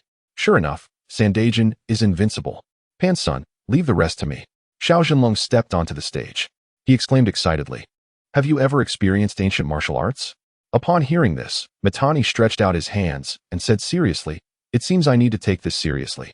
10 minutes later, Mitani's arm was injured, dark and bruised, essentially rendered useless. He gasped heavily. Truly impressive, ancient martial arts from that region. Meanwhile, on the opposite side, Xiao Zhenlong collapsed from the ring, losing consciousness. The battle was extremely intense, but unfortunately, Mitani's skills were still superior. It's over. The opponent has already taken 2 victories. The audience from that region was anxious. Now, only one person remained on their side.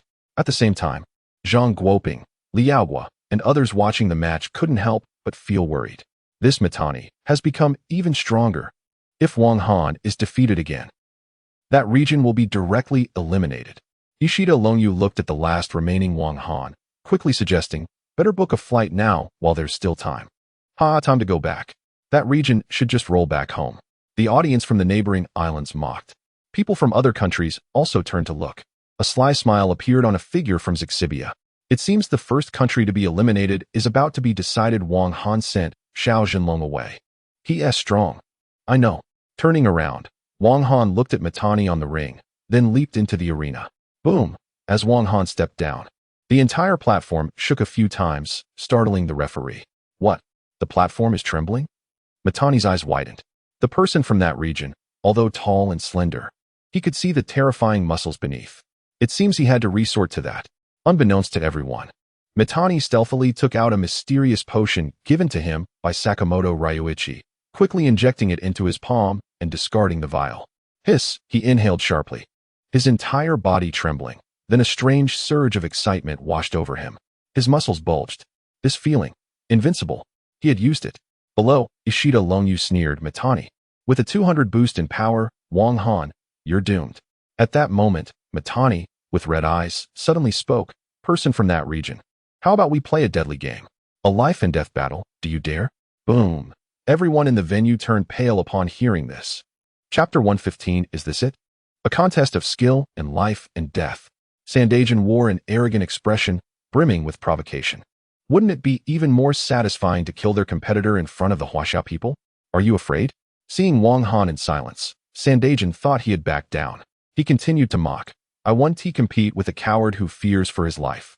Wang Han grinned maliciously. For the first time, he witnessed someone so eager to meet their end. Since you asked for it, I'll grant you your wish. He agreed. What the heck, what a fool.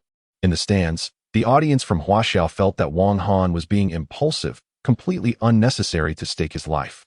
He had watched Sandajan's matches. He was too strong. A slight misstep, and Wang Han could really die. Oh, this kid. He ultimately lost his composure.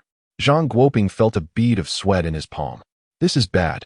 No, this is too dangerous. I must stop the match. But Li Yao stopped him. No way. Oldly, someone could die? Zhang Guoping shouted angrily. This was a matter of life and death. Wang Han wouldn't he do something without confidence? Trust him. Li Yao's face changed, but deep down, he still believed that since Wang Han agreed, he must have his reasons. On the other side, haha baka, you fell for it, fool. Dao Yilong was laughing uncontrollably. This Huaxiao person is now a dead man walking.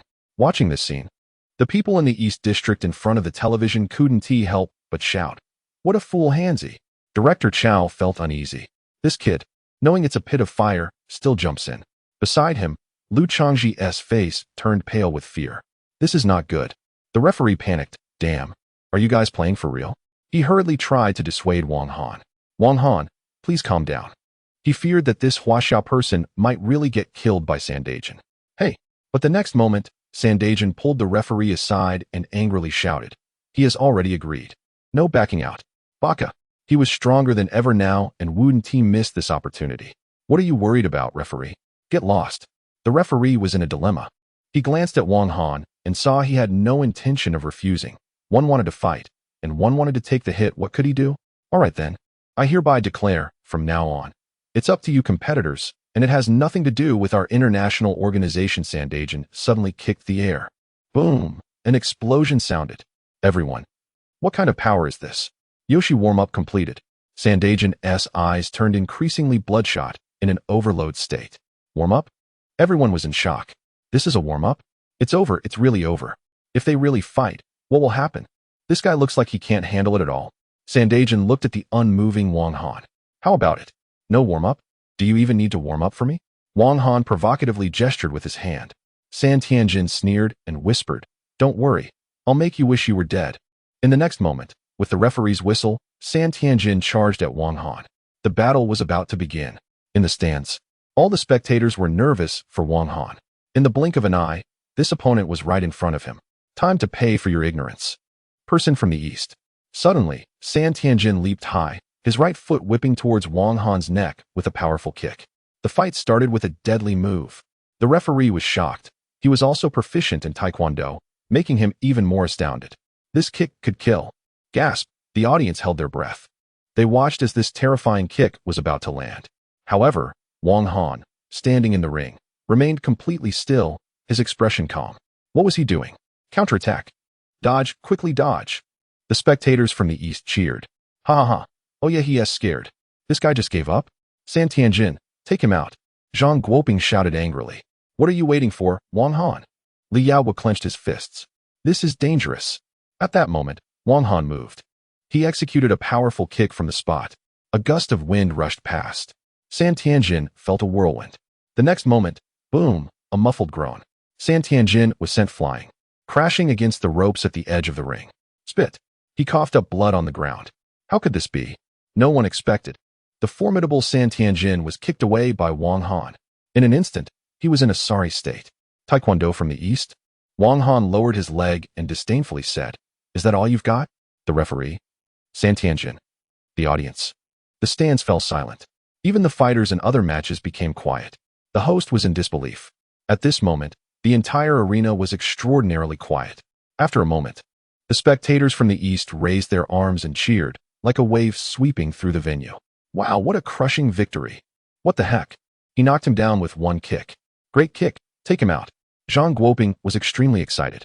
Good kid, we worried for nothing. Damn it, you scare me to death. Kick him hard. Li Yao was sighed in relief. It's still Wang Han. Awesome. On the other side, the captain of the east team, Sakamoto Ryuichi, was completely stunned. Humph. This person from the east has some skills, but ultimately, we are superior. Sakamoto, let San Tianjin take the enhancement serum my brother gave you. The blonde man sneered. After the fight, he'll be like a superhero. Little did he know. Sakamoto Ryuichi, filled with terror, said, It's already been done. The blonde man was stunned. What the? It's been done, and yet still crushed? How strong is this guy? It's fine. Everything is just beginning. In the ring, the referee approached, looking at Midanatsu, and asked, Are you okay? But the next moment, Midanatsu suddenly went wild, kicking the referee away. Everyone was dumbfounded. They saw the frenzied Midanatsu, like a wild beast, his body swelling. Roar! Wang Han frowned. Something is off with this guy. Chapter 116. Why did you provoke Huaxia? In the Eastern District, the crowd that was initially worried about Wang Han was now astonished to see him knock down that opponent with a single kick. Instantly, the crowd erupted in cheers. Brother Wang is awesome. Brother Wang is awesome. At the police station, the cheers were relentless, especially when they saw the incredulous expression on Mishinjin's face. It was incredibly satisfying. I remember this Mishinjin. Wasn't he the champion of the international Taekwondo competition? Yet, he was knocked down by Wang Han with one kick. At that moment, at the international competition venue, many countries couldn't understand why Huaxia was so ecstatic. Simply put, defeating that opponent brought immense joy. It was exhilarating. You have no idea how significant that kick was. It represented the future of Taekwondo in the region, and it was shattered by Huaxia with a single kick. What is going on? Mishinjin, what are you doing? Get up. Mishinjin, roaring like a beast, stared fiercely at Wang Han. He had never faced such humiliation. Even when he faced the big shots from his own region, it was always back and forth. But to be knocked down with one kick? I'll make you pay? He charged again, executing various taekwondo moves with terrifying force that shook the ring. A side kick. He slammed down with force, but Wang Han responded with a spinning kick, sending him flying back. Once again, Mishinjin was left stunned on the ground. Isn't that a taekwondo move? This guy is mimicking him. The experts in taekwondo from his region collectively gasped. This Huaxiao person was not only fighting, but also imitating Mishinjin. And he was doing it well? How terrifying. A prodigy? This is humiliating. A blatant humiliation. No, it can't be. Mishinjin was furious. His mindset began to crumble.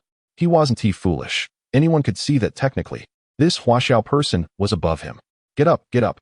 Below the stage, a figure became increasingly anxious. Why does it feel like Wang Han is fighting Mishinjin as if an adult is battling a primary school student? It was impossible to watch. Oddly enough, given that he had taken my blows, he should have been unable to get up. Mishinjin turned around and found Wang Han approaching him like a ghost. His heart sank. Damn it. Seeing him still resist, Wang Han delivered a whip kick that shattered his teeth, leaving them scattered on the ground. The audience winced at the brutality. What a fierce attack. The ring shook, demonstrating just how terrifying Wang Han's kick was. Mishinjin fell time and again, but kept getting back up. What awaits him is endless torment. Wang Han immediately crippled one of his hands. Then the second one. Next, it's the legs. As he spoke, Wang Han ruthlessly crushed Mishinjin's thigh in front of everyone. A 90-degree bend.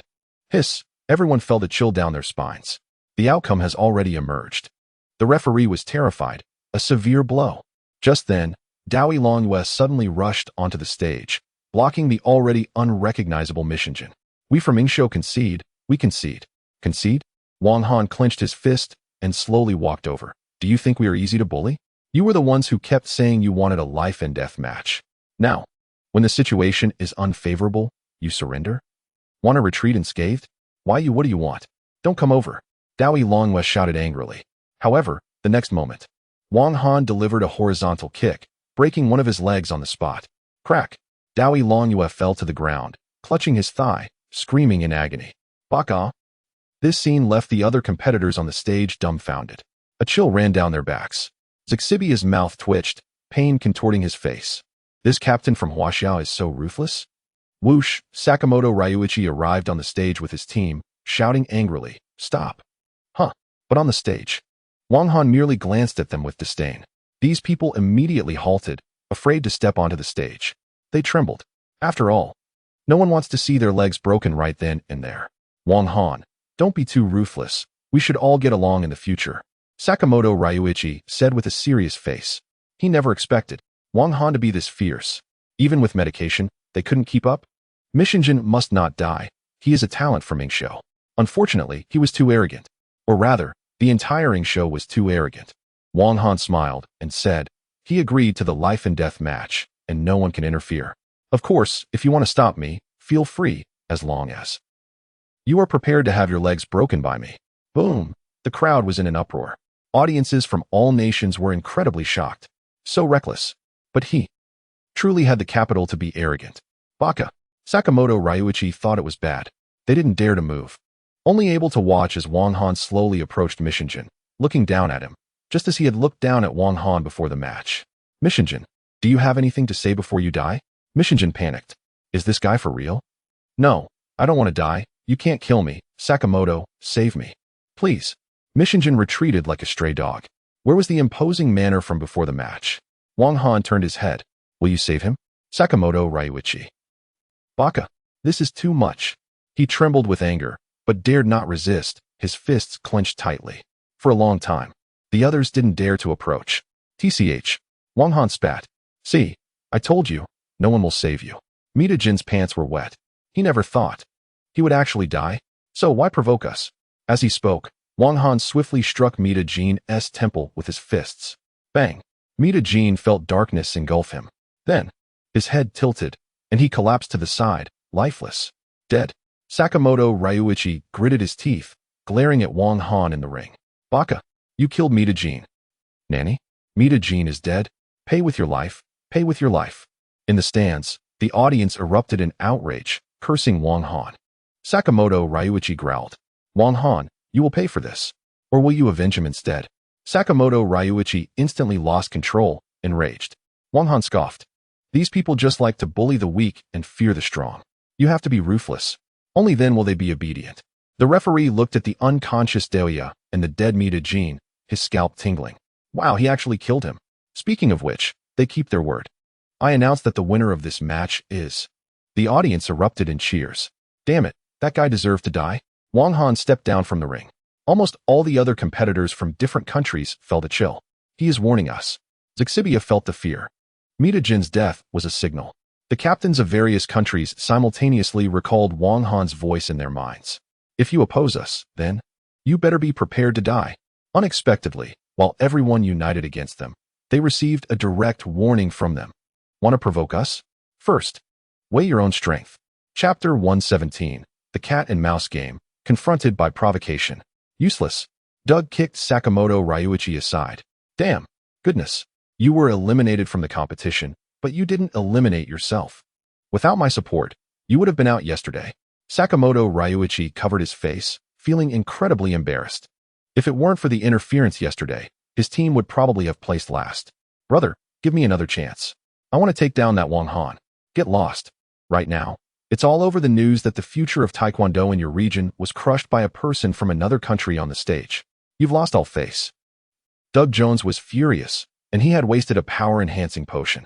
At this moment, the captain of the Han Island team, Sung Hyun, stepped forward and said, Big brother from the other side, let me handle this time. Watch as my team takes down your country.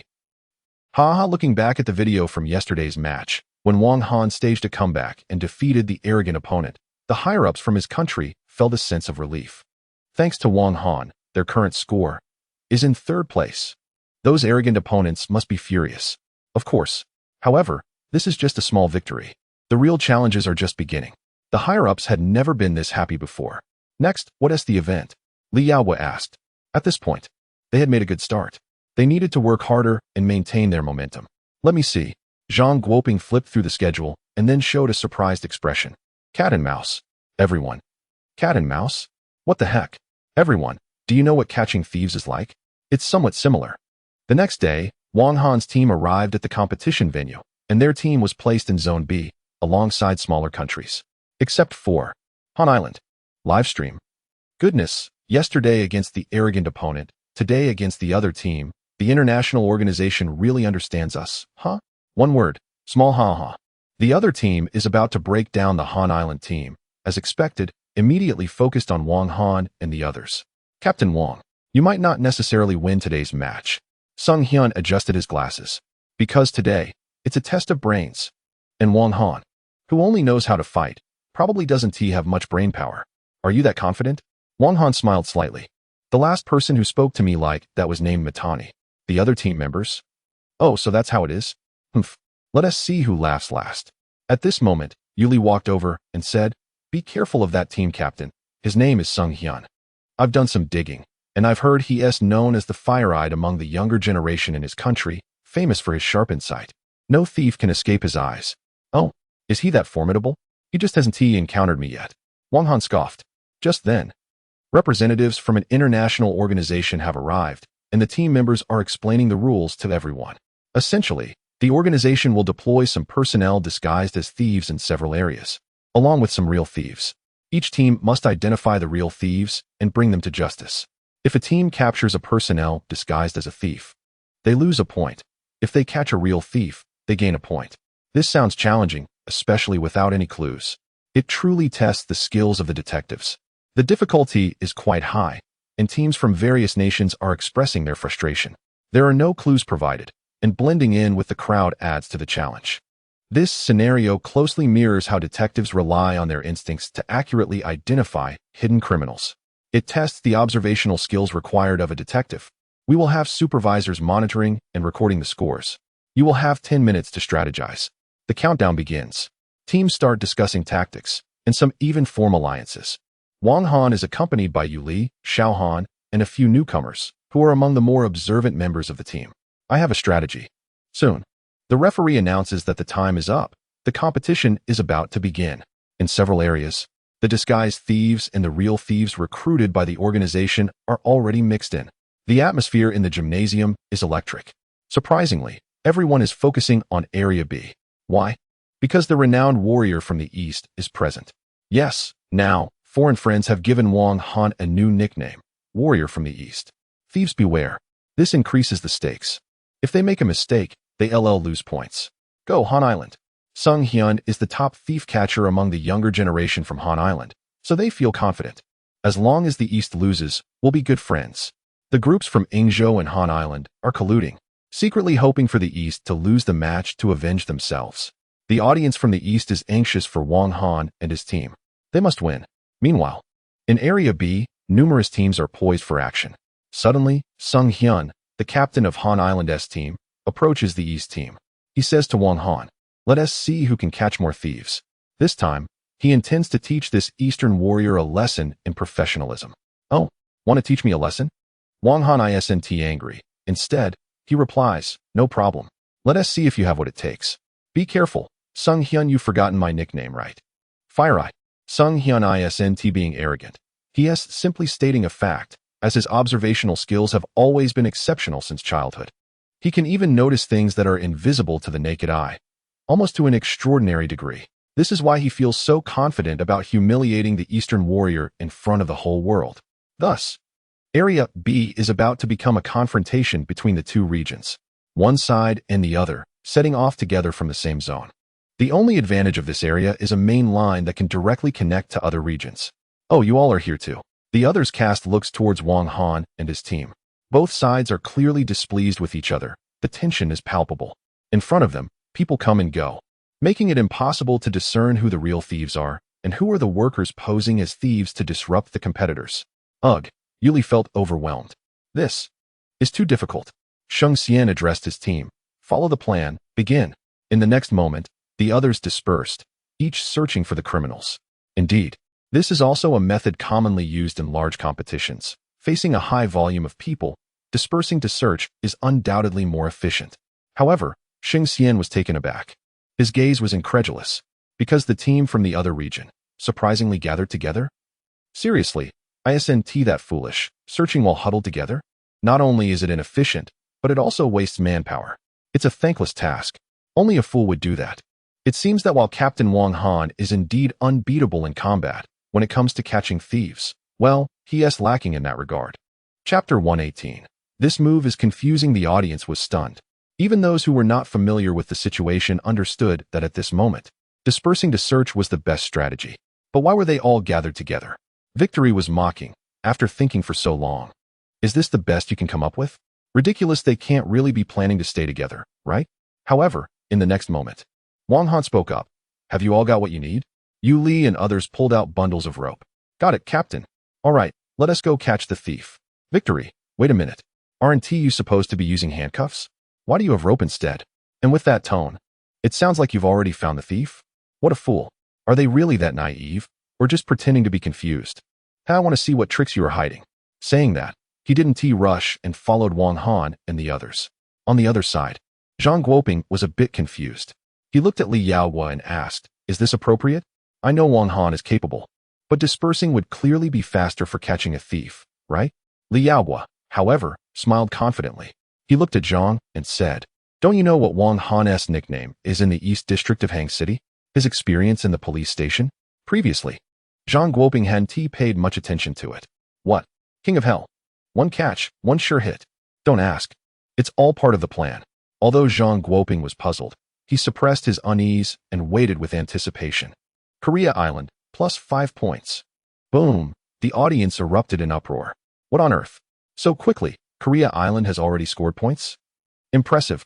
People from other countries couldn't help but marvel at how amazing Korea Island was. Hearing this, Victory nodded. Not bad, not bad. I didn't teach them for nothing.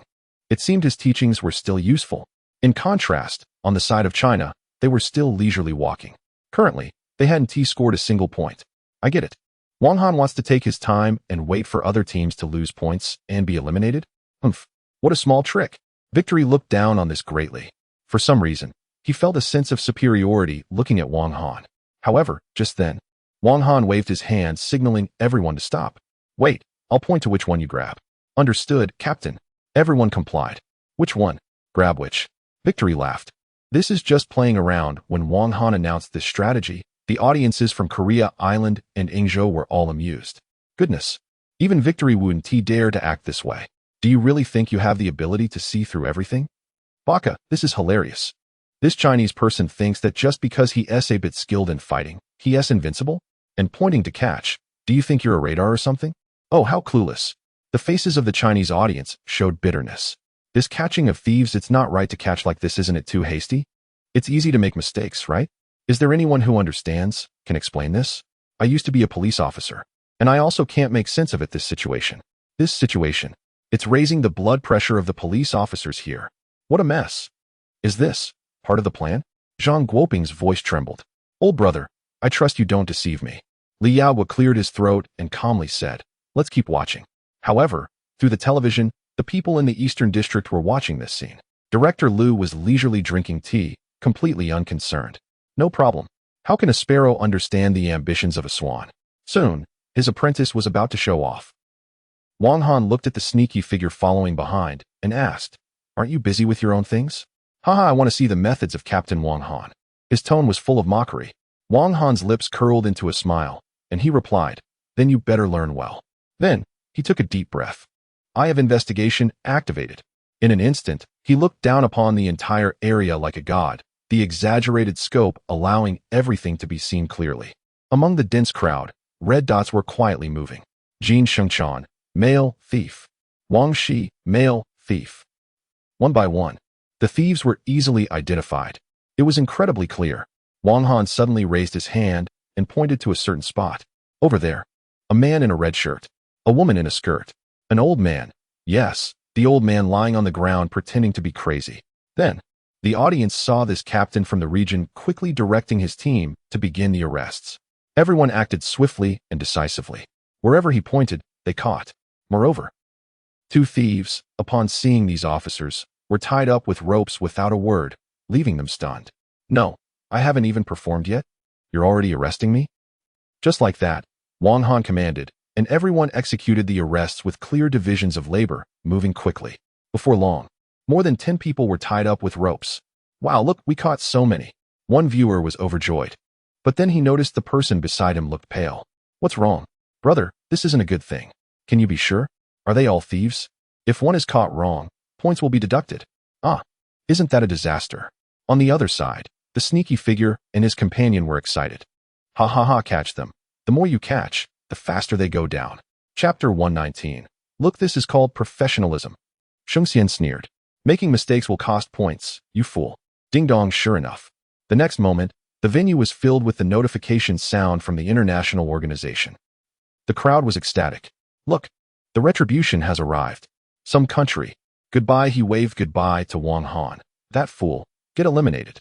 Points earned, 15. How much? As soon as these words came out, the crowd, including those from other countries who were being captured, and the spectators in the stands, were all stunned. After a while, everyone finally reacted. 15 points added? Huh, isn't this elimination? So they all caught the right ones. Wow, unbelievable. The whole venue erupted. After all, everyone thought that Wang Han's random captures would definitely cost him points, leading to an early exit for his side. However, there was no elimination. Instead, they earned 15 points. He directly climbed to the first place in Area B. Can you believe it? They all caught the right ones. No way. Impossible. Wait, is this really happening? The crowd from other countries collectively broke down. No, did a blind cat really catch a dead mouse? Zhang Guoping's mouth dropped open in shock. A reversal. A big reversal. We came in first? Li Yaohua showed a proud smile. Sure enough, this kid didn't let me down. No way, not a single mistake. How is that possible? Shengxian watched the entire process of Wang Han's captures firsthand. It could be said that it was almost random. But were these really thieves? Not only that, they were overtaken in one go. Did you learn anything? Wang Han teased him. Shengxian was furious. I learned your horse. Humph. You just got lucky. There 1 TB a second time. 5 minutes later. Points earned by the country, 10. Hiss, this time. Even the people from the international organization couldn't help but gasp. After collecting the stolen goods, the judges determined all were thieves.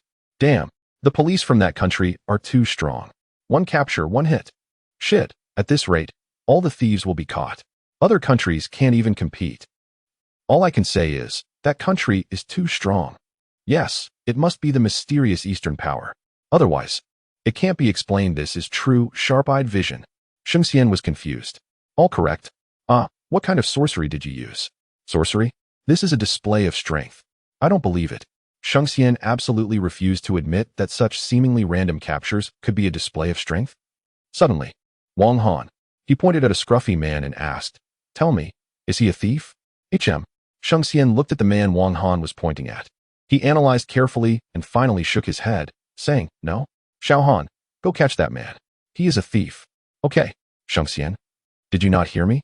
I said he couldn't possibly be a thief, neither by his behavior nor by his words. Why are you still going to catch him?" As a result, when the man was caught by Wang Han and the others, the system chimed in. Points gained for Huaxia. 1. It turned out that this man was deliberately pretending to be innocent, but in reality, he was a thief who specialized in stealing electric bicycles. How could he be a thief? Sheng Xian couldn't believe it. Wang Han spoke up. "I noticed that although he was moving around, he was actually going in circles and occasionally glancing at a bunch of electric bicycles nearby. Every time he saw them, his left hand would twitch slightly, which is a common sign left by thieves when they steal." The man, hiss, "Wow, you've got me stripped down to my underwear." Impressive. Sheng Xian was surprised. This kid has some skills. Impressive. Captain, I didn't even notice. Yuli admired. Wang Han shrugged. What are you talking about? He just guessed randomly. Once the eye of detection is opened, wouldn't it all be clear? Cough, cough. Just a small thing, a small thing. Wang Han nodded. Let's do it again. Hey, this guy is still not giving up? Wang Han chuckled. Just wait. Today I'll shatter your confidence. All right, I ask you, is he a thief? The direction he pointed to was a man selling watermelons at a street stall, looking incredibly honest and smiling as he explained to a customer buying a watermelon. Don't worry. These watermelons are ripe. Haha. Sheng Xian became serious. He repeatedly confirmed, he is not a thief. Just an ordinary citizen. Especially since this guy had a bright smile when facing people. He didn't look sneaky at all. You are quite right. Sheng Xian felt proud. But the next moment, when Wang Han sent people to catch the watermelon seller, unexpectedly, when the man saw them, he panicked and turned to flee, abandoning his watermelons. Luckily, Xiao Han and the others were quick and caught him. Huaxia gained another point. What? Sheng Xian was utterly dumbfounded, looking at the captured watermelon farmer. He was a bit confused. Wait, what did he steal? I've been watching for so long, and I didn't see him do anything. The others were very puzzled. It's a pity, your analysis was spot on, but the only regret is, the watermelons themselves were stolen by him. Wang Han said with a smile. See, this is called being professional. It was a sharp blow. Sheng Xian almost spat out a mouthful of old blood. Damn it. He actually tricked me. This scene, magnified endlessly on the big screen. The shocked expression on Sheng Xian's face left everyone speechless. It's hilarious, he must be feeling embarrassed. Oh dear. Wang Han is really bad, but I like it. Is that it? The so-called top thief catcher of the island? Hey, what do you mean? How many thieves can there be on one island? Wow, you're too harsh, haha. How many thieves can there be on one island? After hearing this, the others fell silent, their faces turning red. Oh no, they've been shaken. Don't be sad, Jean sang. What's wrong with the island? As the saying goes, even a sparrow is well equipped. Isn't Yingzhou also an island? In the next moment, Yingzhou also fell into chaos. Two island nations, brothers in misfortune, started cursing loudly. Someone got anxious. I won't say Zhang Guoping laughed uncontrollably. This kid is really something. I wonder who he learned this from. I like it. Li Yao was sighed in relief. It seems this round is secured. Inside the competition venue, Sheng Xian was sweating profusely, swallowing nervously. Sheng Xian brother suddenly. A devilish voice rang out. Sheng Xian trembled. Wang Han smiled and said, let me ask you. Is he a thief? I can't believe. Sheng Xian's mind was racing with 1,000 thoughts. I guess he is. But in reality, he was just an ordinary person with a fierce look. Sheng Xian brother. I've let you off so lightly, and you still guessed wrong? Wang Han looked at him like he was hopeless. A good person is being wrongfully accused like this. Doesn't your conscience hurt? Sheng Xian. Oh no, I can't tell the difference. I really can't tell the difference. Chapter 120. The action begins. Eliminate the target. You are really too naive. Forget it. I'll give you one last chance. Is this man a thief? Sheng Xian hesitated. He should be, right? But I don't think he looks like one. Wang Han tilted his head. Sheng Xian quickly corrected himself. No, But he does seem like a bad person. Xing Xian was taken aback by his own response. What is going on? Why is he now looking at Wang Han's expression? Around them, the team members couldn't help but chuckle. This scene felt like teasing a child. Seeing this, Xing Xian was furious. Damn it, are you messing with me? He finally realized that this guy was clearly playing him. So do you submit now? Wang Han asked. No. Xing Xian was adamant. How could he not catch a thief? Then, time and again, Xing Xian's once proud keen insight completely failed him. He didn't catch a single one. Impossible. This can't be my ability. He began to lose it. What is going on? Making one or two mistakes is understandable, but he hasn't gotten one right. This is ridiculous. Wang Han shook his head. Are you really a police officer? With you around, how many criminals would be free? Xing Xian. Uffed. This is a serious blow to the heart. I'm really losing my mind. This scene was witnessed by all the spectators in the stadium. No way. Did I see that right? Xing Xian was completely dominated? Did you notice that the person from that country hasn't made a single mistake? How strange. Wasn't Xing Xian supposed to be very capable? The audience from the island found it hard to believe. Their ace was being rubbed into the ground. This person from that country is quite terrifying. How so? Don't you think? Since he started asking questions, Xing Xian has been led by the nose. A psychology professor from the island was sweating profusely. It seemed like questions, but in fact, it was actively guiding the other party to get into his rhythm. Unbeknownst to Xing Xian, his own abilities were affected. This was a psychological game. The audience was shocked. This person from that country also excels in psychology? Too strong. Who am I? Where am I? Looking at Xing Xian's state. The rest of the team from that country couldn't help but gasp. They all turned to look at their captain. Wow, he has been completely shut down. Currently, our country is far ahead in points. As long as we don't lose any, other countries simply cannot catch up. Yuli showed a delighted expression. The match is about to end. Once we return to the starting point, victory is basically assured. At this moment, while everyone from that country was happy, not far away, among the crowd, a man with messy blonde hair and a mask was hiding in a corner, secretly monitoring their every move. Soon after, he reported the intelligence to another party. How could this happen? Inside the room, the blonde man exclaimed. Damn, yesterday, that guy was boasting about how he would teach Wang Han a lesson. And today he has been brutally killed? So, you're also suffering alongside him? What a pair of unfortunate brothers. Doug Jones crushed the cup in his hand. Useless. He was genuinely angry. This person from the East kept ruining his plans time and again. Indeed, Colonel Gus was right. As long as Wang Han was around, it would be difficult to eliminate the East. Since that's the case, don't blame me for being ruthless. Let Martin get started. The blonde man asked, Brother, do we really have to do this? He asked just one person from the East.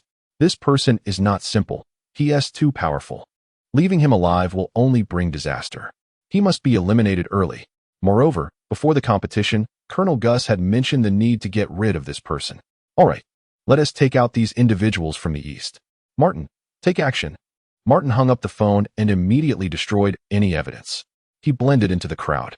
Oh, I'm so tired. The competition is finally coming to an end, sighed a crew member pretending to be a criminal. Suddenly, a pair of hands reached out and dragged him away. Martin pulled him into a corner and killed him. Then, he changed into the crew member's clothes and took his ID badge. Disguise successful. Now, he could infiltrate the competition venue. Martin, the most notorious bomb enthusiast in history, just released from a certain government building, was eager to blow everything up. Explosions are art. He walked toward the starting point of the competition, carrying a terrifying bomb capable of destroying a skyscraper. When all the teams returned to the starting point, he would detonate this bomb. Boom! Not just Wang Han. Everyone would be killed. Then, the blame would be placed on the East. Haha, I must say. The strategy here is really well executed. Chapter 121. The masterpiece of De Martin, the unsolvable bomb. Not long after, the competition ended. The competition is over. Please return to the starting point, teams from various countries. Announcing results. The mood among the various countries was complicated, especially for one specific team. Who would have thought that the peak would be reached right at the start, and then there would be nothing after? The team from Huaxia suddenly overtook everyone. Huaxia won this round. How infuriating. How did they catch so many thieves? I heard it was because of their captain, Wang Han. The captains from other countries sighed, feeling miserable themselves. They were also from the same region as Huaxia and were thoroughly defeated. However, the most tragic was still the team from Han Island. Their captain seemed to have been humiliated by the opposing team. TSK, how pitiful. Speaking of which, where are the people from Han Island? As the teams from various countries gradually returned to the starting point, the staff began to check how many thieves had been caught. Most teams had only caught a few. It was strange, there seemed to be too few teams. Some staff members were puzzled. The person in charge smiled mysteriously. Just wait, you'll understand why soon. Soon. When they saw the Huaxia team coming back with a bundle of ropes, tied up with a group of thieves, the comparison was overwhelming. Everyone was dumbfounded. What, the ropes? Impressive. Earlier, they were puzzled as to why each team had caught so few thieves. But now it was clear. All the thieves had been caught by Huaxia. Wow, that is terrifying, so many thieves. Huaxia is amazing. Sob, this is a blow to morale. The teams from various countries felt like they had been ruthlessly slapped in the face by Huaxia. Helpless. How could they compare? Wang Han spoke up. Release them all. Yes, Captain.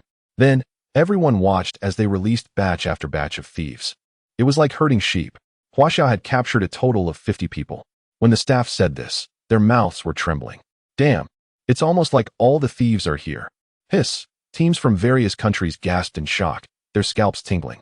Hey, where are the people from Han Island? The person in charge looked around and indeed did not find the team from Han Island. They were the only ones missing. Strange. Earlier, they had contacted them, but there was no signal.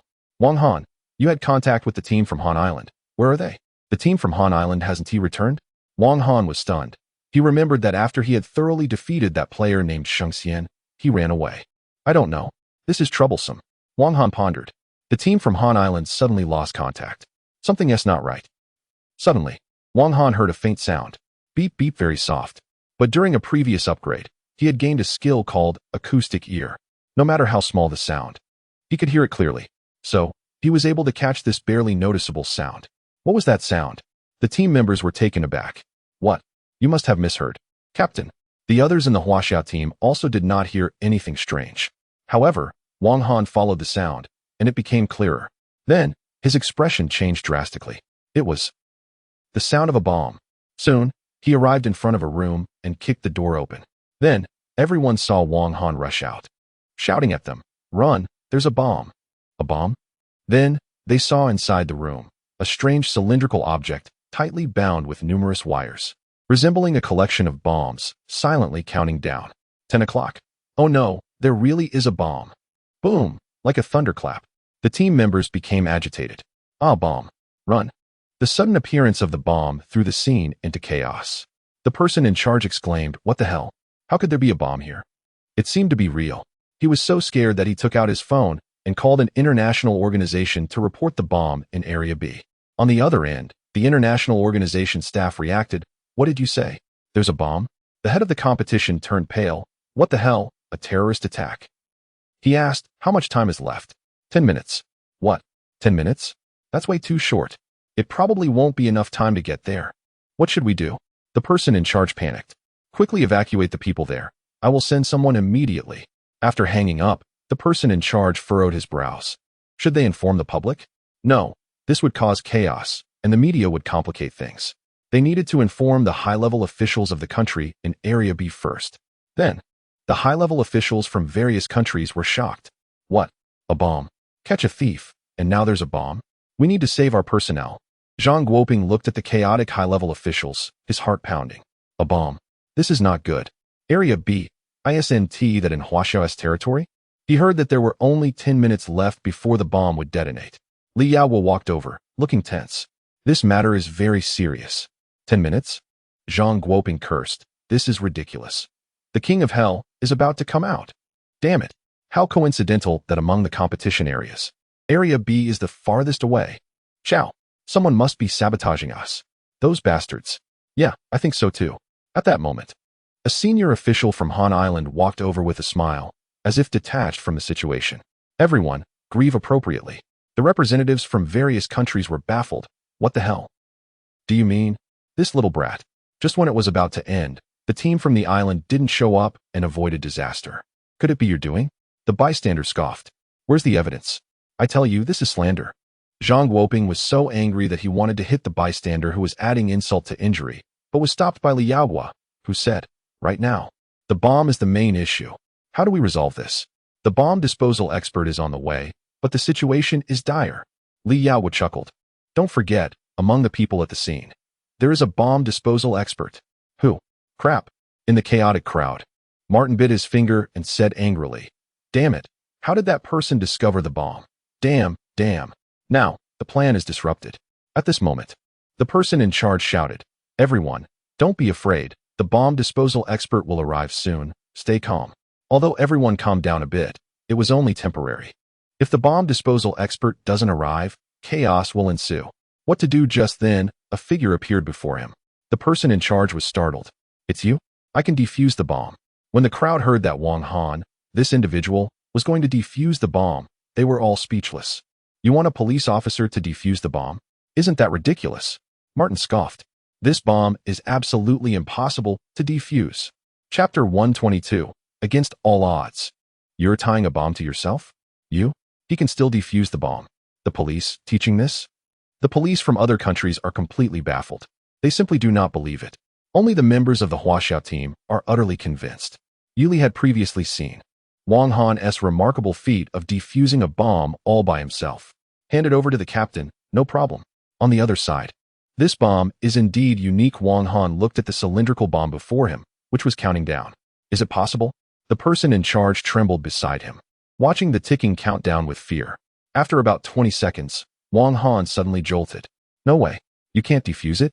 The person in charge felt despair. Wang Han shook his head. No, I can defuse it, but I can't do it alone. What do you mean? This bomb has two parts. To defuse it, I need the other part. Wang Han pointed to the bizarre patterns on the cylindrical bomb, which twisted and turned, dazzling to the eye, but upon closer inspection, it seemed these patterns all connected to the same panel. And behind this panel, there was a missing piece. There really is. The person in charge was taken aback. So, this bomb actually requires two parts to operate in order to explode? Exactly. Wang Han then said seriously. This means the person who set up this bomb is carrying the missing part and is currently operating it. This madman. The person in charge was terrified. This is bad. Does that mean the bomb can't be defused? The person in charge felt despair. Because without obtaining the other part, the bomb cannot be defused, and that part is on the person who placed it, and he must be hiding right now. How could they possibly find him? We're doomed. This is an unsolvable bomb. The person in charge collapsed to the ground. According to Wang Han, once this cylindrical bomb explodes, it will cover almost half of Zone B, 10 minutes. No matter how far you escape, you're dead. If it were an ordinary person, they might just have to wait for death. But Wang Han's gaze was sharp. Unfortunately, he ran into me. Eye of investigation. Activate. Swish. Wang Han immediately spotted a distinct red dot. Little Bai, are you hiding here? Then, he saw Wang Han embrace the strange cylindrical bomb with both hands. Then, with all his might, he uprooted the heavy cylindrical bomb. The person in charge was dumbfounded. Wang Han looked at him and said, give me the rope. Hurry. Oh, okay. The person in charge handed him the rope. Tie it on for me. The person in charge was speechless. Did he hear that correctly? A bomb that everyone is avoiding, and you want to tie it to yourself? What the heck? In the next moment, outside, the anxious members of the team and some local law enforcement were waiting. Suddenly, they saw Wang Han charging forward with a bomb on his back, disappearing from sight. Wait, did I just see that right? He's carrying a bomb, isn't he? The crowd collectively uttered that classic line. At that moment, Zhang Guoping and others received the news immediately. What? You mean Wang Han ran off with a bomb on his back? Li Yao exclaimed, unbelievable. He must be sacrificing himself since he can't defuse the bomb. Oh, Wang Han, I'm heartbroken, but this is futile. Sigh this kid. Isn't he supposed to defuse bombs? Why is he running with one? Li Yao was baffled. Could it be that even Wang Han had no solution? As the bomb magician, Martin's return show was set to be quite a spectacle. At that moment, Martin was leisurely carrying the other part of the cylindrical bomb on his back. The opposing side didn't have this part, so they couldn't hope to defuse the bomb. This was his masterpiece, truly unsolvable. Suddenly, the backup phone rang. On the line was Colonel Gus. Martin replied dismissively, what is the situation? Don't worry, they are as good as dead. Unless they find me. There's no way to defuse the bomb. But that is absolutely impossible. Good job. If you succeed, you'll be free from now on. Thanks, Colonel. He hung up, humming a tune, celebrating his early gain of freedom. Just then, he felt a tap on his shoulder.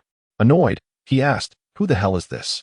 The next moment, he saw Wang Han, grinning and carrying a cylindrical bomb on his back, looking at him and saying, "Hello there, Chapter 123. Big Martin. Thank you, seeing Wang Han." Big Martin was utterly shocked. His mouth dropped wide open. What the hell? How did he find me? This is insane. I've run 1,000 meters away. Big Martin's heart was racing, but soon he calmed down. Come on, this guy from Huaxia, doesn't he even know me? What is there to be afraid of? He maintained a composed expression. Excuse me, are you looking for me?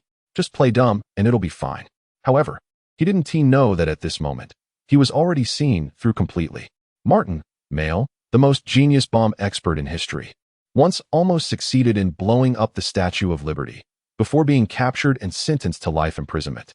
Crime value, 12,900. Evaluation, a genius in bomb making, blow up the Statue of Liberty? Crazy. Wang Han saw through it, but didn't let on. This guy in front of him was the mastermind behind the bomb plot. The missing part must be with him. Is it in his backpack? No need to alert him. Wang Han said, "Buddy, you look really familiar." He started to take action. Big Martin. Wait a minute. Almost forgot. This guy is carrying a bomb. If I don't leave now, it's going to blow up. I don't understand. I don't understand what you're saying. I'm leaving. Big Martin released Wang Han's hand and tried to leave. Damn it. I don't want to die here. Don't. Wang Han grabbed him. The next moment, Big Martin felt as if a giant mountain had pressed down on him, making it impossible for him to move even a bit. What the hell? I can't move? This guy is too strong. Buddy, this thing on me is too heavy. Can you help me hold it for a moment? Wang Han said as he untied the ropes and set the cylindrical bomb down. Big Martin was about to pee himself from fright. What are you talking about? This is a bomb. I know, Martin. Without waiting for him to break free, Wang Han directly shoved the cylindrical bomb into his arms. Here Big Martin was dumbfounded. Beep beep, countdown 1 minute. Big Martin was completely panicked. WTF? Only 1 minute left? You little brat. I'm done for fuck, crazy, you're a madman. Martin stopped trying to escape and hurriedly set his backpack down to take out another part from inside. Now, if the bomb goes off, he'll die too. While cursing, he began to disarm the bomb. Come on, Big Martin. Martin was stunned. He looked at Wang Han, who was cheering him on, and almost spat out blood. What the hell? So you recognized me a long time ago? You're doing this on purpose. You beast. Livestream. You have to admire my tough brother.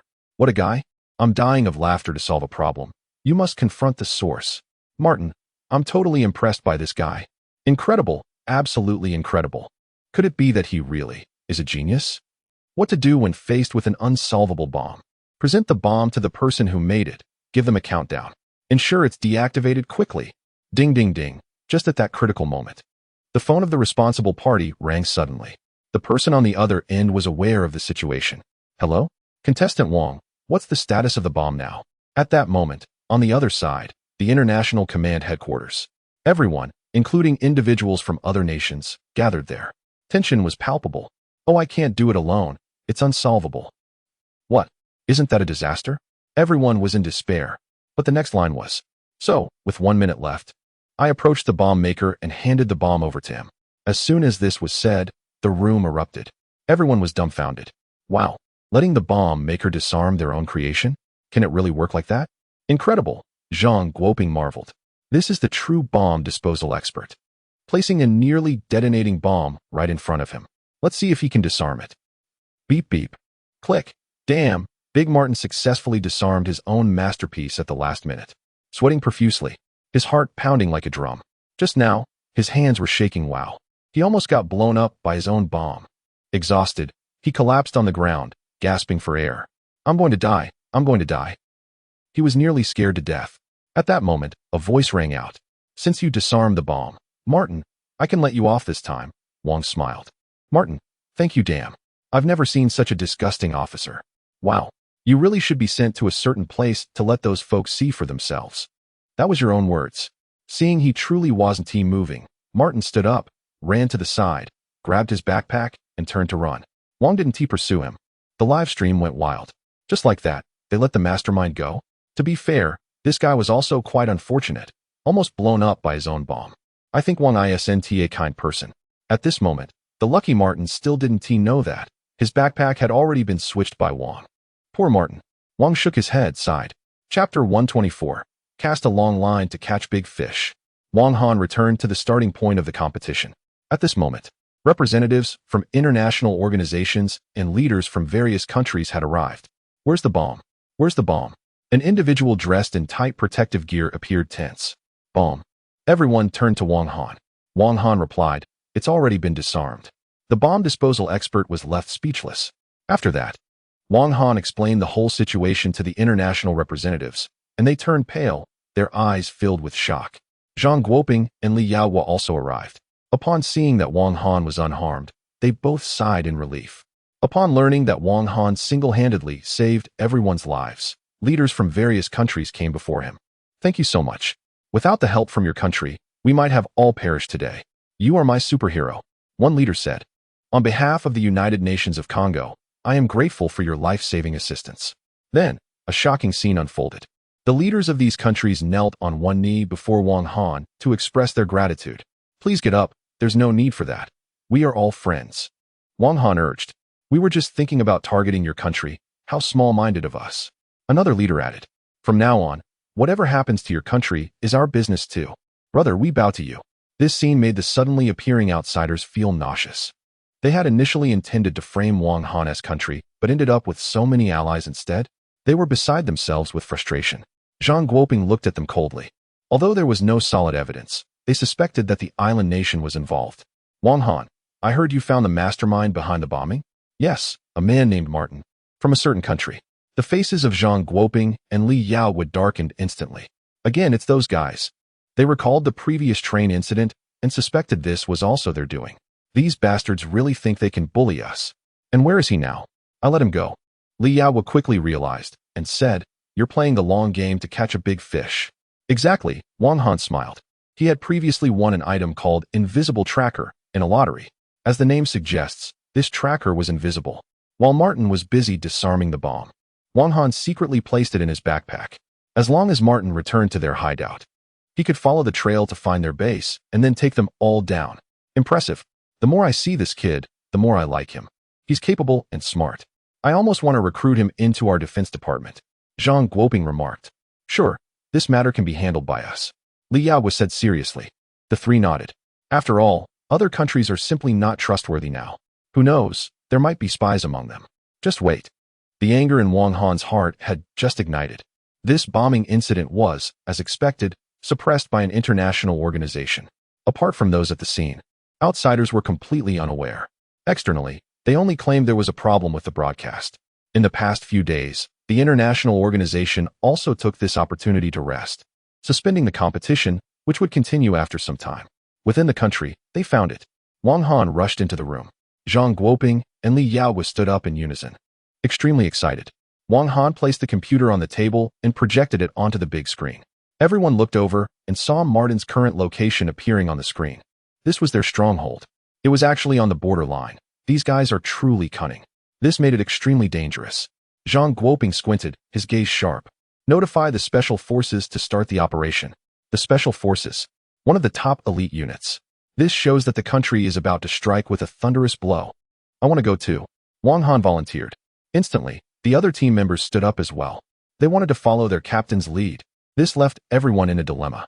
Li Yaohua refused, saying, "No, it's too dangerous. If something happens to you, the upcoming competition." He absolutely cannot let these kids go to the battlefield. "Yes, Comrade Wang Han, just leave this matter to me. I guarantee to make those dogs regret it. The enemy's stronghold will definitely be very dangerous. You should stay here." Everyone persuaded. "Have you thought this through? This could be deadly." Li Yaohua pressed. However, Wang Han boldly declared, "Those who offend us will be punished, no matter how far." Seeing the fearless expressions of Wang Han and the other young people, the older generation couldn't help but feel emotional. "They are all good kids," Li Yaohua sighed. He felt both sad and happy. Sad because these kids were too reckless, but happy that the younger generation still had such passion. "All right, it's settled then, everyone. Move out," Li Yaohua said seriously. "Yes." In a certain hilly area, within a town, Martin cursed, "Damn it. You don't know how annoying that Wang Han is. Did he really just let you go?" A fierce-looking man questioned. "Could it be a trap? You weren't followed, were you?" "Followed." Martin scoffed. "I'm not that stupid." Chapter 125. Alone in the Dragon's Lair. This area is an abandoned small town on the border, just along the line. It's difficult for international organizations to manage, and other countries are even less inclined to intervene. These rascals chose this place. They are truly clever. This way, no one can control them. The captain of the elite team gasped. According to international regulations, even our nation has no right to interfere with this town. The faces of the others turned awkward. Dark clouds gathered, resembling the calm before a storm. Wang Han glared at their base. Eye of investigation, activate. The range covered several hundred meters, perfectly encompassing the town. Immediately, the criminals were detected. Many red dots clustered in one area, each representing a formidable character. Jones, an internationally renowned mercenary. Tiger, a murderer who once slaughtered a village. Wagley, who has assassinated high-ranking officials. Did they think they could run here and be safe? No matter which border, they must be eliminated. Wang Han spoke. As long as we kill them all, who will know it was us? The elite team was stunned. Wow, you are fierce. Absolutely. Brothers, let's get it done. And so, the operation began. The next moment, the elite team sprang into action. To their surprise, Wang Han had already charged ahead. What speed is this? This guy's physical fitness probably exceeds that of our special forces. The captain of the elite team was astonished. Wang Han, slow down. We can't keep up. After a while, Wang Han stopped. Huff, huff, my heart. Captain, I need a break. The elite team members, who had desperately tried to catch up, were exhausted before they even started. In contrast, Wang Han, who maintained a terrifying speed of nearly 90 km/h, hadn't even broken a sweat, his breath steady. What the heck? Is he a cop? Stronger than our elite team. Wang Han looked at the elite team and pointed inside, whispering, They're in there. Everyone. After observing, they realized there were about 30 criminals inside. At that moment, inside, the heavy criminals from the Pentagon were resting. Martin, I heard you almost got blown up by your own bomb. Ha ha ha, no one left. Martin. It seems that Wang Han is quite troublesome. A one-eyed American was cleaning a Thompson submachine gun. His name was Jones. He was serving a life sentence at the Pentagon, an internationally known mercenary, infamous for his killings. Who cares? As long as we kill that guy, we will be set free. I can't believe it. With so many of us hardened criminals, we can't handle a young kid from that region. If it comes to it, we can just raid the hotel and catch him off guard. Huh. Each one of us has a notorious reputation. However, what they don't know is that kid is already crouching by the window, quietly observing the crowd below. Infiltrator. Effect. Stealthy entry. Hard to be detected. He is confirming the situation inside and then reporting to the team outside. Wow. Wang Han looks down and discovers there are quite a few weapons inside. AKs, Thompsons, Gatlings, Barretts, and even armored vehicles. Surprisingly, there's even an RPG. A rocket launcher? This is outrageous. Suddenly, the one-eyed man who was cleaning the Thompson abruptly looks up. Wang Han is startled and quickly retreats. Huh. The one-eyed man is staring at the ceiling, his expression serious. What's wrong, Jones? I feel like someone is watching us. Ha ha ha, are you out of your mind? Who would dare come here? We are hidden so well that no one can find us. Jones feels uneasy. His years of experience as a mercenary make him extra cautious. He silently stands up and gestures to the others. The others, being tough characters themselves, understand the meaning of the gesture. They all nod and grab their weapons, becoming alert. In an instant, the noise inside disappears, and it becomes eerily quiet. Jones stealthily raises his Thompson and steps onto the roof. His footsteps are so light, almost silent. Die. In the next moment, he suddenly jumps out, grabs the Thompson, and sprays bullets across the roof. Bang, bang, bang. Instantly, the roof is riddled with holes and tatters. Hearing the gunfire, the crowd below sneers, thinking that Jones has sealed their fate. However, the next moment, boom, a loud explosion reverberates as the ceiling collapses. Ah, bang. The crowd sees Jones fall down, crashing onto the shield below, blood gushing from his mouth. Jones? Cough, cough. Fuck, Jones wails. And atop him stands a figure. Looking down at the crowd, he simply says, Oh, isn't this Martin? We meet again. Martin. That's Wang Han, kill him. What? Officers, shoot. Kill him. Open fire. The criminals are enraged. Well, they're coming to deliver themselves to death. Chapter 126. Let's all die together. Kill him. The death row inmate raised his weapon and opened fire at Wang Han in the distance, a powerful barrage lighting up the area. However, Wang Han was exceptionally skilled, and with his master-level armor, the bullets couldn't harm him at all. Where is he? The criminals paused their initial attack and began to change weapons. An opportunity. Wang Han dashed out first, his figure ghostly. But then, a burly foreigner, an inmate from the high-security facility, charged in halfway, raising a bayonet to stab at Wang Han's neck. It seemed the moment to test my true skills had arrived. Let me show you the new version of me. In the next moment, Wang Han threw a handful of dirt he had just dug up at the man's eyes. Ah, my eyes. The man shut his eyes in pain, momentarily blinded. Seizing the chance, Wang Han deftly snatched the bayonet from the man and slashed his neck with it. Blood sprayed everywhere. Counterattack. The criminals were stunned. What kind of technique was that? Wasn't that just a dirty trick? Wang Han grinned savagely, gripping the bloodied bayonet tightly. Speaking of which, he just happened to have a skill related to bayonets. Dance of Death. In the next moment, a chilling smile appeared on Wang Han's face as he struck a dancer's pose with the bayonet, exuding an eerie vibe. Everyone felt a chill. What the hell? Is he crazy? Suddenly, the man from Huaxiao moved in an incredibly strange manner, as if dancing the tango, his figure unpredictable. With one swift step, he lunged forward. Thud. A death row inmate fell straight down, the bayonet embedded in his head. Ha ha ha. Wang Han stepped down, pulling out the bayonet, seemingly immersed in a deadly tango.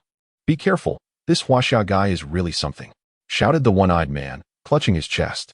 However, as the dance of death continued, everyone gradually realized they couldn't hit him at all. Wang Han was like a reaper, harvesting lives with his dance. The powerless Martin, watching from behind, was terrified. Damn, there's a freak. What are you afraid of? Just let it be. Let us go all out. These people were also ruthless. Despite the situation, they were filled with murderous intent, seemingly unafraid of death. They charged forward, trying to kill Wang Han. For them, returning to a dark, rat-like existence was worse than fighting to the death here, leaving their fate to chance. Damn it. I've shot him in the stomach several times. How come he hasn't T-bled at all? Is he invincible? Martin, quick, the bomb. A bomb was thrown by the big man. Miniature bombs rained down towards Wang Han. Boom. Explosions erupted continuously. This time, he must be dead. But Wang Han fought his way out with tenacity. What the hell? In Wang Han's eyes, there was a terrifying killing intent. The military dagger in his hand moved faster and more ruthlessly. Skill, bloodthirsty instinct. Effect, become stronger with each kill. This was the only skill he obtained from 10 consecutive draws during his train journey. Every slash and every gaze was comparable to a master level. The one-eyed leader felt a chill. This guy's every strike was lethal.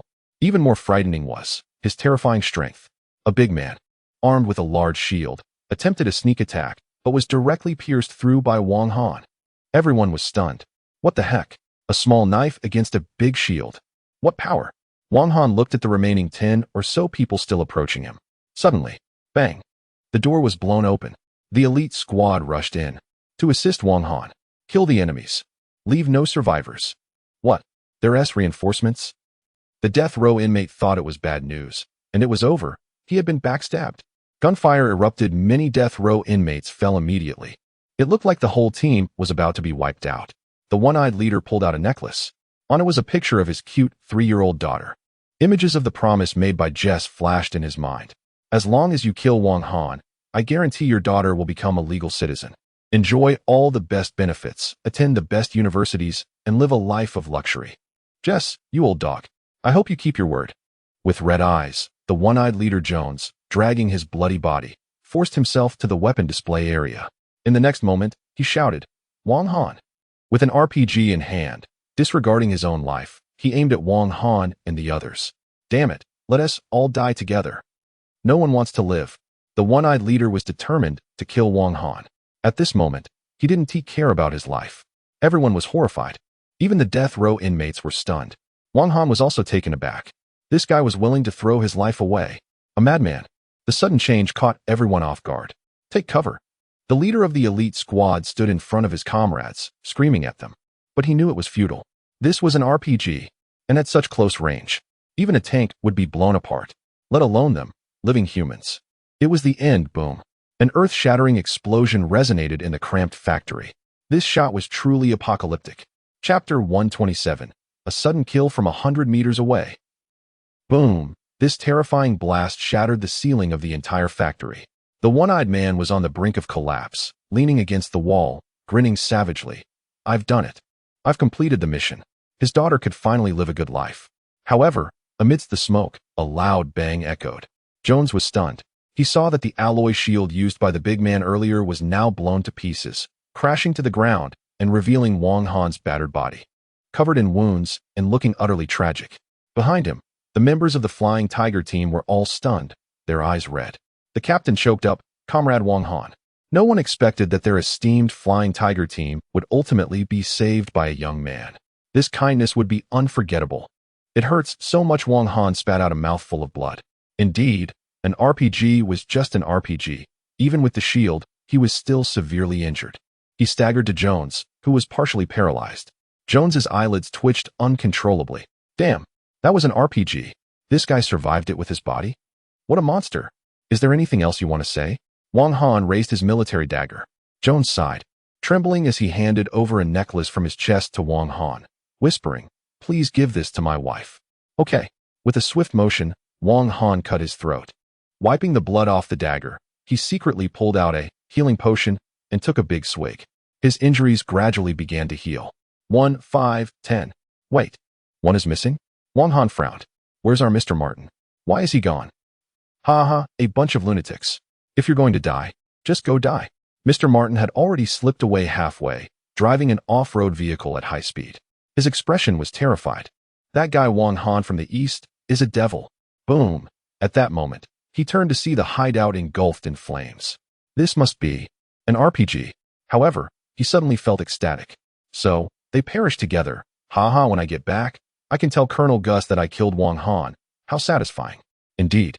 Only the cunning can laugh last. As long as I cross that border ahead, it'll be considered entering another country. And the people from the east won't be able to kill me. Haha, once I'm free, I will make many bombs to blow up those dogs from the east. Damn those people. Soon, the off-road vehicle approached the edge of the border. Once he crossed that line, he would be safe on the other side. The captain of the Flying Tiger team put down his binoculars, feeling unwilling. Damn it, that guy got away. After preliminary calculations, they were about a few hundred meters apart. Now, even if they tried to chase, they wouldn't catch up. Once they crossed the border, the troops could no longer intervene in other countries. And any misstep could lead to international troubles. Is there really no other way, Captain? It's frustrating. We can't let these bastards get away with it. The team members were indignant. The captain felt helpless. What could be done? Huh. Where's Comrade Wong Han? Report, Captain. He just took that Barrett rifle to the rooftop. What?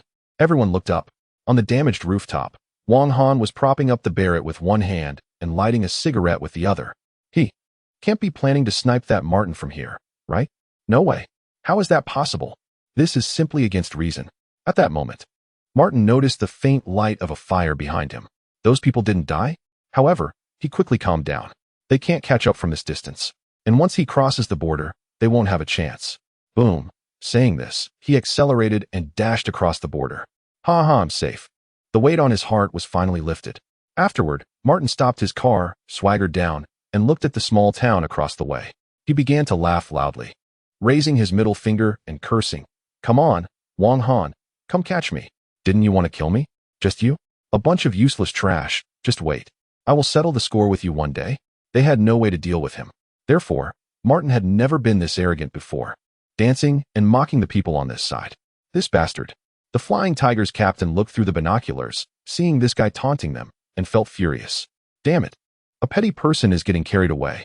It's really frustrating at that moment. On the rooftop, after finishing his cigarette, Wong Han slowly exhaled, then raised his sniper rifle. Good night, Mr. Martin. He pulled the trigger. Bang.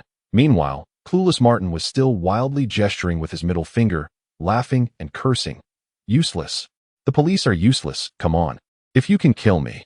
Wong Han, you little. Suddenly, Martin heard a sharp whistle. Bang. The next moment, he felt a void in his head. A chilling sensation. Wong Defa? He touched the blood slowly oozing out. A bloody hole appeared on his forehead. The bullet had instantly penetrated his brain. Fuck. Thud. Big Martin fell to the ground. Until his last breath, he never knew how that bullet hit him. Chapter 128. The main event. The captain of the Flying Tigers, looking through his telescope, suddenly saw Martin's head explode like a watermelon. The captain's pupils shrank. He put down the telescope. Captain, did he escape? Damn it, that bastard. The captain shook his head. He was shot in the head. Everyone gasped, their mouths agape. What? Then, they all turned to the rooftop, where Wong Han was putting away his sniper rifle and humming a tune. 100 meters away, he had taken out the enemy in an instant. No way can a bullet hit from that far. This marksmanship is astonishing. No, this is too outrageous. All the members of the Flying Tigers gasped in shock. After years of missions, this was the first time they had seen such incredible shooting. After the shock, the members were extremely curious as they looked at Wang Han, who was coming down. Suddenly, they noticed. The scope on Wang Han's sniper rifle was broken. Comrade Wang Han, is your scope broken? Oh, it's fine. I don't need a scope to shoot, Wang Han smiled. The team members were stunned. Wow, he actually uses open sights. Boom! At that moment, each member of the Flying Tigers felt as if their worldview was being shaken violently. This was no ordinary police officer. This was a god of guns in the flesh. The captain of the Flying Tigers was sweating profusely, wiping his forehead. My goodness. 100 meters away, with open sights. And one shot to the head. Just look at that. How terrifying. But to be fair, Wang Han's shot was incredibly satisfying. Cough, cough. Captain, we have captured a live one. A member of the Flying Tigers brought over a death row inmate, who looked ashen. The captain asked, tell me, who is behind you? Humph. The death row inmate smiled strangely. Ha ha, I won't tell you. The next moment, a collar around his neck suddenly lit up with a red glow. Get away from him. The members of the Flying Tigers quickly retreated. Bang! With a loud explosion, the inmate's head was blown to pieces, scattering bits everywhere. It was incredibly disgusting. Self-detonation? How ruthless. No, it was a silencing act. Wang Han looked at the dead inmate and remembered. It seemed that other inmates were also wearing similar collars. Upon inspection, he found that these collars were actually miniature bombs that could be detonated remotely to kill the target. It seemed the mastermind behind this was not ordinary. After that, Minister Li was notified to send someone to handle the aftermath. It must be exposed. Li Yaoguo was incredibly determined. This is a great victory. The victory of our nation over the imperialists. The world must know. Okay, I understand. Not long after, a piece of news exploded worldwide. Special forces from a certain country, on the border, took down a group of criminal gangs, resulting in over 30 casualties. Bang! The television was instantly blown up. Hoo-hoo, damn it. Colonel Jess's face turned red. He was furious. After all the hard work and preparation, before it even began, half of his men were dead? Damn it. This country even used this incident to humiliate them. After all, without exception, they were all from that certain country. Isn't that message clear enough? At that moment, the defense minister from that country rushed in, looking extremely anxious. This is bad. We've been caught red-handed. What is going on? The plan hasn't even been executed, and we've already been uprooted? Now, the international public opinion is very unfavorable for us, Colonel Jess, saying this, raised his shotgun and fired at a wanted poster on the wall featuring the face of a certain individual. Bang, bang, bang, a whole round. Damn that individual. What have I done to you? Always messing things up. On the other side, after the storm passed, the international competition continued. After participating in that operation, that individual was injured and took time to recuperate, as recovery medication takes time. Coincidentally, in the assigned hospital, that individual was face-to-face with another person. Brother, want to spar? Get lost. During this period, others like Lu Chongqing and Yu Li participated in the competition. Fortunately, they performed excellently. That country still maintained a stable third place, neither going up nor down. Regarding this, Zhang Guoping and Li Yaoguo were somewhat worried. After all, in the end, only one country will emerge victorious. How can they defeat that certain country? They must secure the first position on the leaderboard. Now, the event is halfway through. The main attraction should be coming soon. Is there a new project out? Li Yaoguo's expression became a bit strange, making Zhang Guoping curious, asking, could it be another bizarre challenge? You guessed it right. Li Yaoguo said, speaking of which, this project was influenced by the recent bombing incident. Slap. The next moment, Li Yaoguo pinned a picture on the board. It read, The Great Gold Heist. Chapter 129. This strategic arrangement is simply outrageous. A gold heist? Zhang Guoping was puzzled. What are these international organizations thinking? Each one is more bizarre than the last. The British Museum? The British Union. Inside, Sherlock picked up the rules, his expression shifting. In this competition, the top 10 countries will participate, each with a representative stronghold. Once a stronghold is breached, that country will be eliminated. In other words, their museum is their stronghold? Not only that. The minister smiled and said, Each country's team needs to split the police into two groups, one responsible for guarding their own stronghold, and the other for attacking the strongholds of other countries. What about the scope of the competition? No restrictions. They're playing this big. Sherlock smirked. It sounds very interesting. This competition could very well be their British Union best chance to take first place. At this moment, the countries ranked in the top 10 were all eager to participate. Strange, really strange. Chief Physician Grieve was examining Wang Han's physique. He remembered that when he first arrived, his body was severely burned. Very serious. But now, he actually found that this Huaxiao person's body had completely healed. It's simply a medical miracle. Knock, knock, knock. At this moment, Wang Han finished getting dressed and saw Minister Li waiting outside for a long time. Minister Li, have you been watching the competition these days? Yes, everyone is doing quite well. Especially you, Li, who took over as temporary captain and performed excellently, leading everyone to win the matches one after another. Now, with the event halfway through, the main event is about to start. Wang Han paused. The main event? Here. Li Yaohua handed the documents to Wang Han. The two talked as they walked. So it turns out that each country has a stronghold, and the competitors need to protect their own stronghold while also figuring out how to breach the strongholds of other countries to earn points. Wang Han was shocked. Breaching a stronghold can earn 100 points? The previous matches didn't add up to that much. This is an opportunity. Exactly. Any country could potentially turn the tables in this competition. Thinking of this, Li Yaohua showed an awkward smile and said, "It's tough on you. You were supposed to take it easy after getting severely injured in that operation." The two returned to the hotel together. Everyone warmly welcomed Wang Han's return. Zhang Guoping quietly approached Wang Han and asked, "What have you been up to?" Huh? Wang Han was confused. "The captain of the Flying Tigers has been calling me every day, saying he wants you to teach the Flying Tigers how to shoot. Goodness. He is almost coming to visit in person." Then, Wang Han then told him about the incident where he had swiftly eliminated Martin. Zhang Guoping was shocked, but upon realizing it was Wang Han, he felt relieved. So that's how it is. No wonder, I thought. The esteemed leader of the special forces would actually seek out a police officer to teach him shooting skills. Let's put that aside for now. What is our plan this time? Li Yaohua walked to the whiteboard and listed Wang Han and the other newcomers one by one on it. The whiteboard was divided into two sections. One was the Guardian team, responsible for protecting their stronghold. Inside the Golden Bank, an international organization had created thousands of realistic gold bars. If the gold were to be stolen, it would mean elimination for them. On the other side was the assault team. As the name suggests, these members specialized in capturing the strongholds of other nations. I think Pansin is suitable for assault. Lu Chongqing, I've seen his matches. His precision shooting is a lethal weapon, perfect for the assault. Then, Xiao Han can guard the home base. As long as he has a sniper rifle set up inside, the enemy will find it hard to approach. However, a dilemma arose. Essentially, they had to secure first place, which meant they had to capture other nation strongholds. This required more members for the assault, which would consequently weaken the number of those guarding the stronghold. How about this? Zhang Guoping suggested splitting the members evenly between the two teams, ensuring a certain level of guarantee for both the defense and the assault. No, Li Yaohua shook his head. While balance provides stability, it also means losing the advantage. To win the competition, we need to focus on the assault. He allocated the majority of the members to the assault team. The group began to argue. At that moment, "I have a solution," Wang Han spoke up.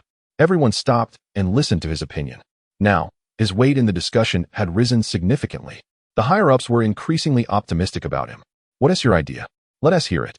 Then, in the next moment, Wang Han approached the whiteboard and, in front of everyone, placed all the others into the assault team, leaving only himself behind. The crowd? What the heck? One person to guard the stronghold?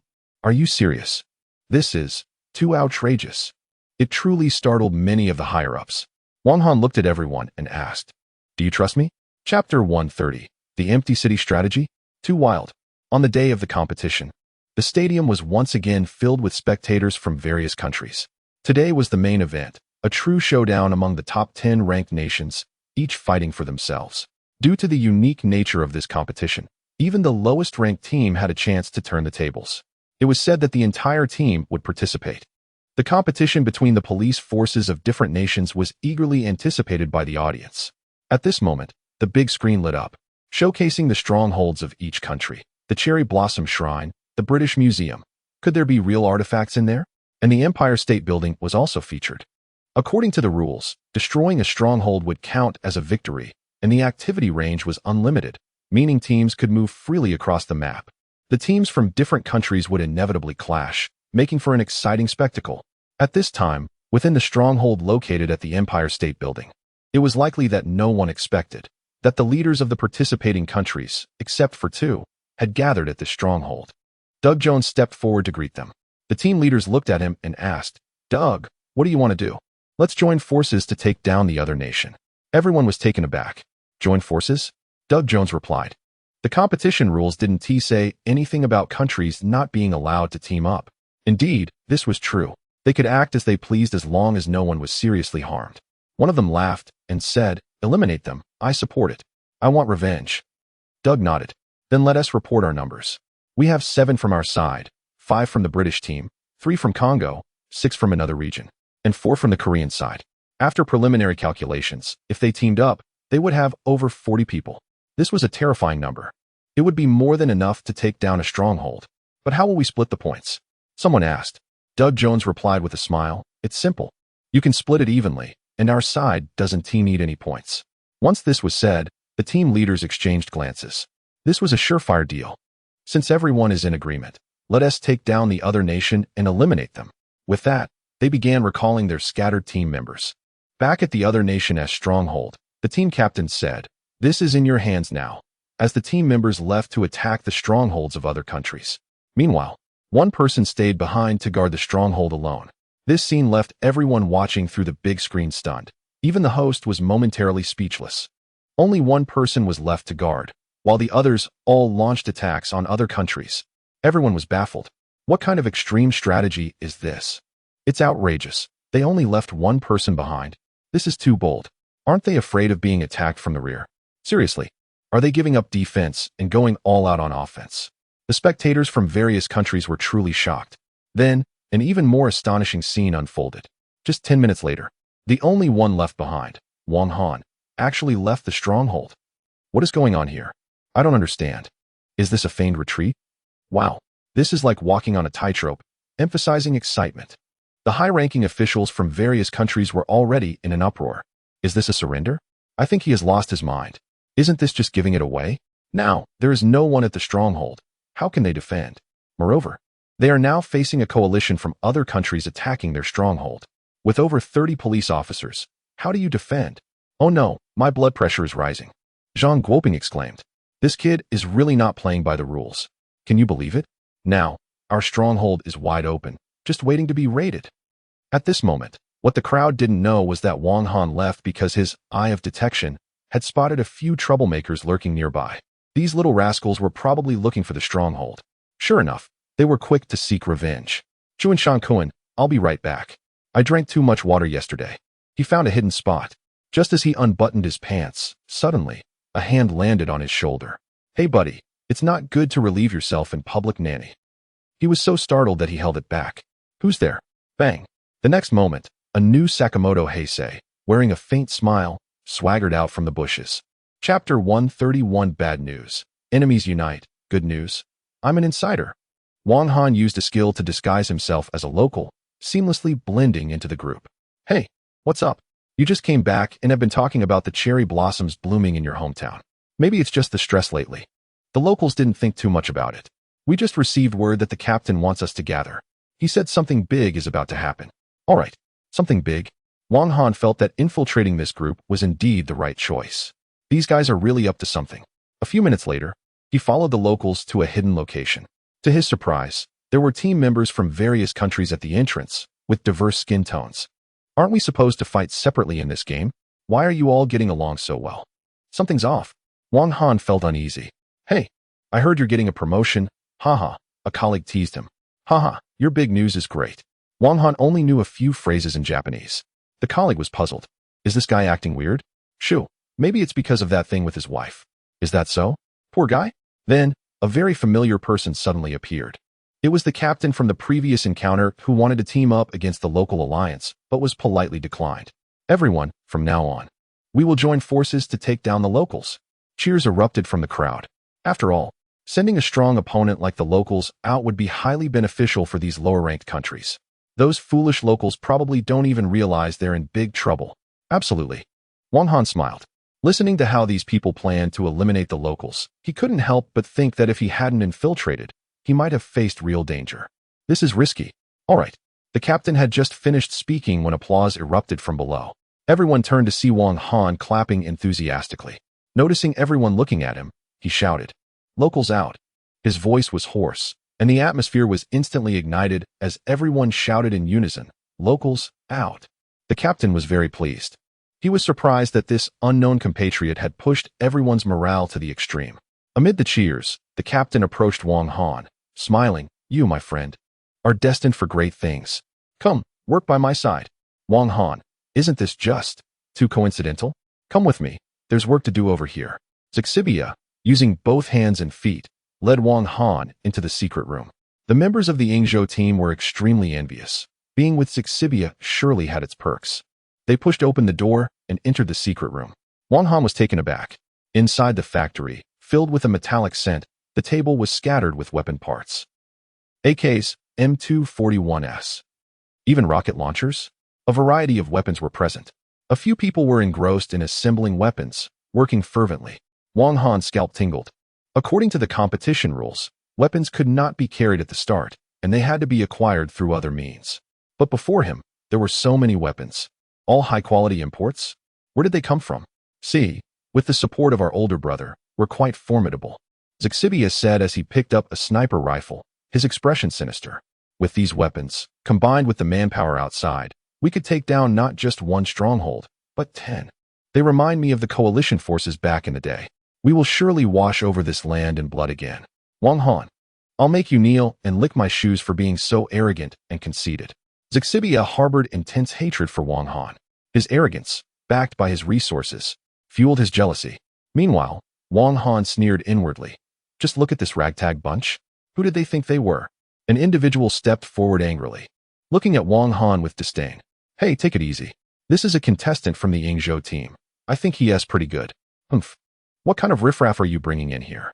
However, while he was mocking, Wang Han had already picked up a scattered AK with incredible speed, successfully piecing it together in almost a minute.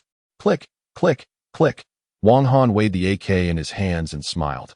Oh, look, from the land of the Tsars. Everyone was stunned. Just one glance, and these seasoned officers could tell that this guy was a master. See that, Eugene? I told you, I have a good eye for people. Zixibia laughed. The man named Eugene looked defeated. All right, let us count him in. Russ and the others will infiltrate first.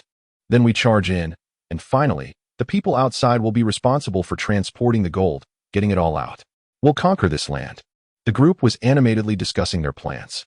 If one didn't know better, they might think they were a gang of bandits.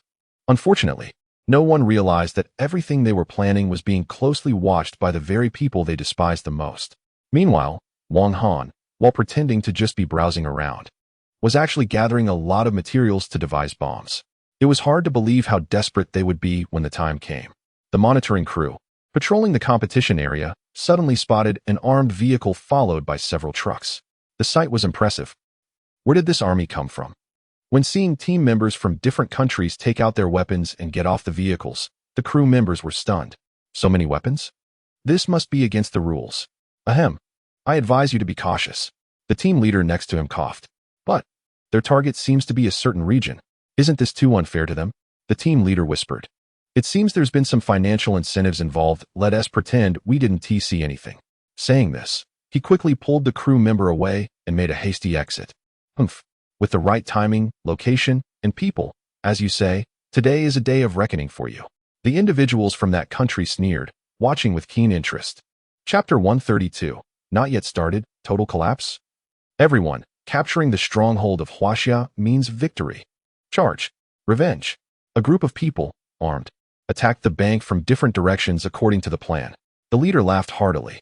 Is this it? The defense of Huaxia is this weak? Too easy. Gold bars. Quickly move the gold bars. Haha outside the Huaxia stronghold. At the entrance, amidst the confusion, the armed individuals were seen holding guns, eyes closed, fast asleep, mumbling, eliminate Huaxia. Not just him. The surrounding individuals were all on the ground, unconscious.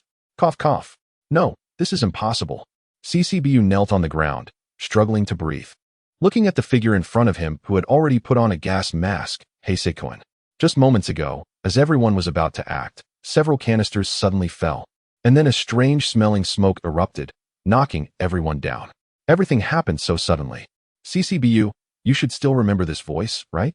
Wang Han stopped pretending and returned to his original voice. How could CCBU forget this voice? Is Wang Han? But wasn't he a minor figure? In the next moment, Wang Han removed his gas mask and revealed his true face, smiling as he said, "General, it's you." CCBU was in disbelief. It turned out that Heisei was disguised as Wang Han. Damn it. This guy can even change his appearance? Chow. Damn, you tricked me again. After CCBU finished speaking, he could no longer hold on and collapsed to the ground. At this point, more than 30 contestants, elites from various countries, the future of the police force, were all wiped out. This scene left the crew members not far away dumbfounded. Wow, a counterattack. A large group hadn't even entered yet, and they were all down? However, it wasn't over yet. Wang Han searched one by one, finally arriving at CCBU's side, where he found a walkie-talkie on him. Big Fish hasn't come out yet. This is just an appetizer.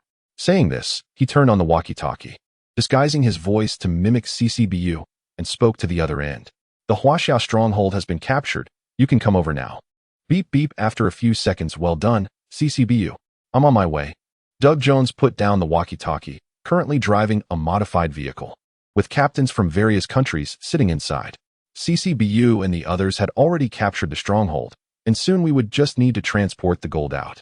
Ha ha ha, finally eliminated Huaxia. Let them be arrogant. Shiba that Wang Han. I want to humiliate him severely. The two captains, from minor figures and the Korean team, were feeling exceptionally pleased at this moment, thinking, soon, they would see Wang Han's embarrassed state, which made them incredibly excited. Just now, news came from a certain country that the players from the eastern region seemed to be trying to take down their stronghold. A blond man spoke up, "Humph, foolish. These Easterners surely don't expect that we would join forces to eliminate them first. When they realize that their homeland has suddenly vanished, I wonder how they will feel." Doug Jones' blitz was indeed unexpected. Many leaders were astonished, truly deserving of being the top man on the leaderboard. Humph, a bunch of fools. Doug Jones sneered inwardly as he watched the delighted leaders. Little did they know, while they were joining forces, he had secretly sent a team to attack their stronghold. Joining forces? They were merely tools to him. After eliminating the Easterners, the next would be them. First place could only belong to the greatest power. Meanwhile, Wang Han had tied up the unconscious contestants and placed them together. He himself found a quiet spot to wait for guests. He wondered what Big Fish would come. Sure enough, not long after, a roar of engines echoed. He saw the front of a modified vehicle slowly appear. It's here. Big Fish. Not far away.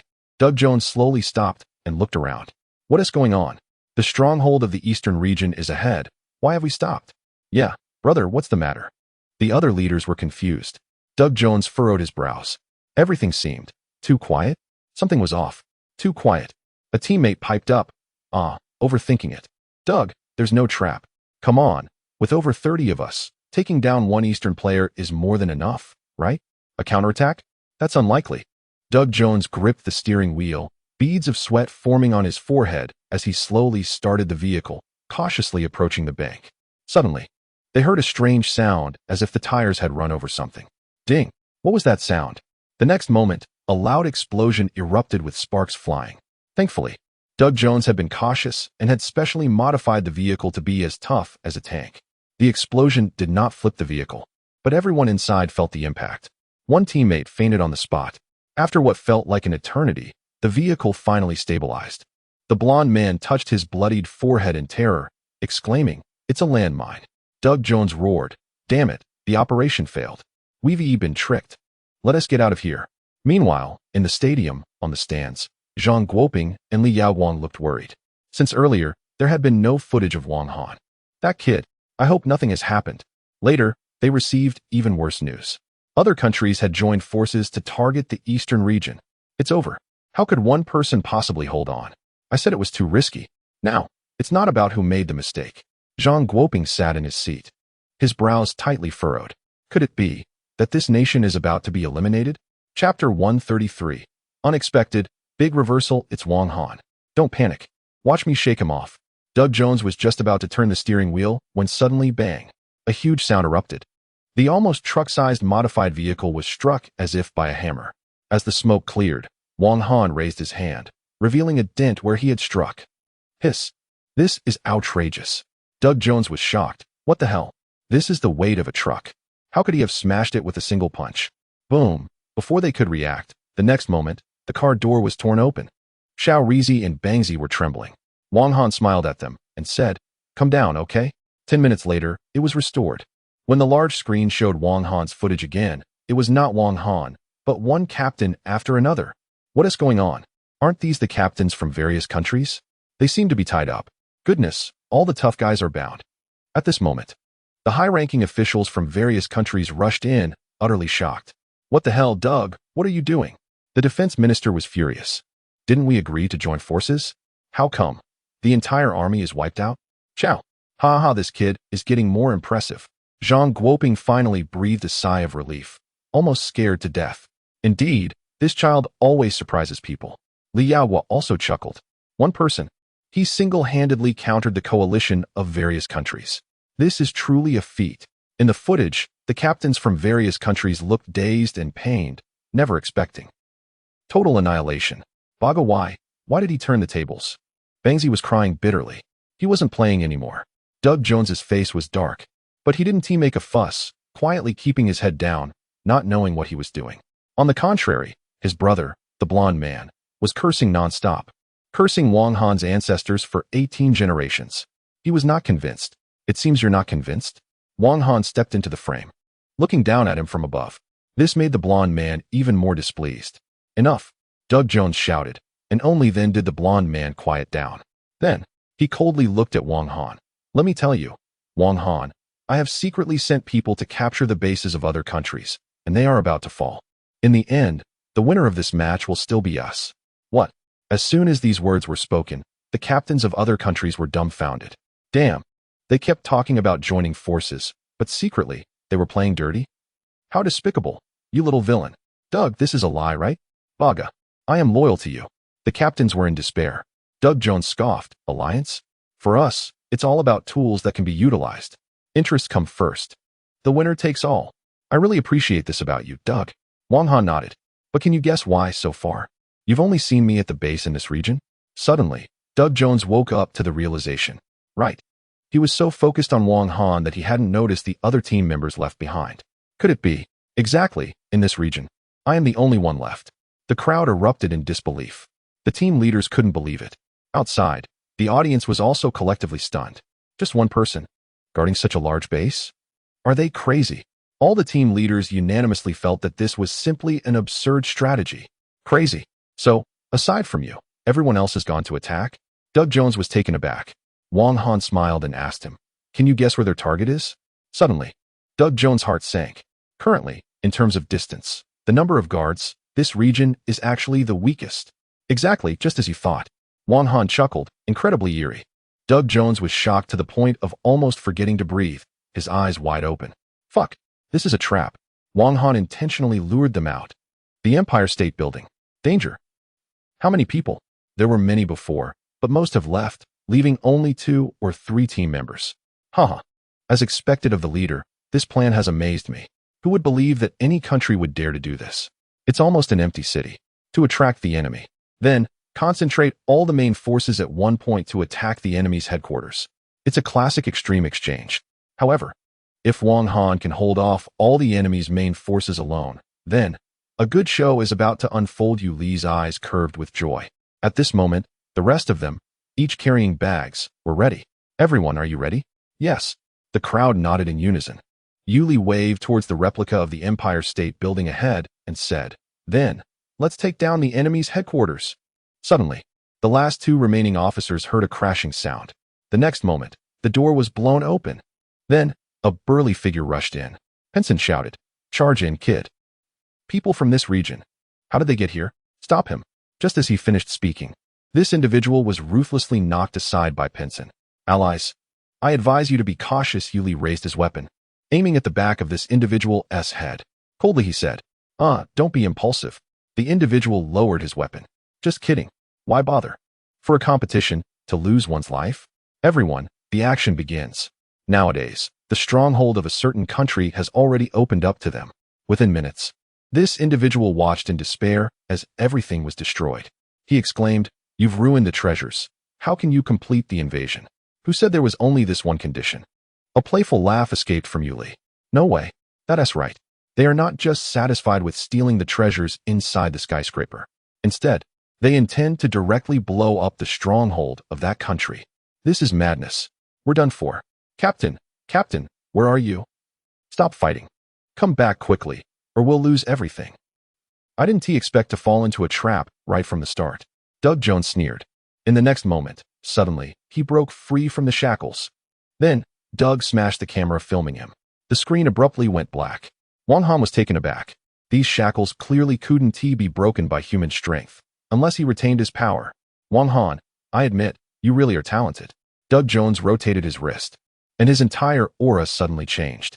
He coldly stated, "Unfortunately, you still have to die." Chapter 134. Panic ensues. Everything is lost.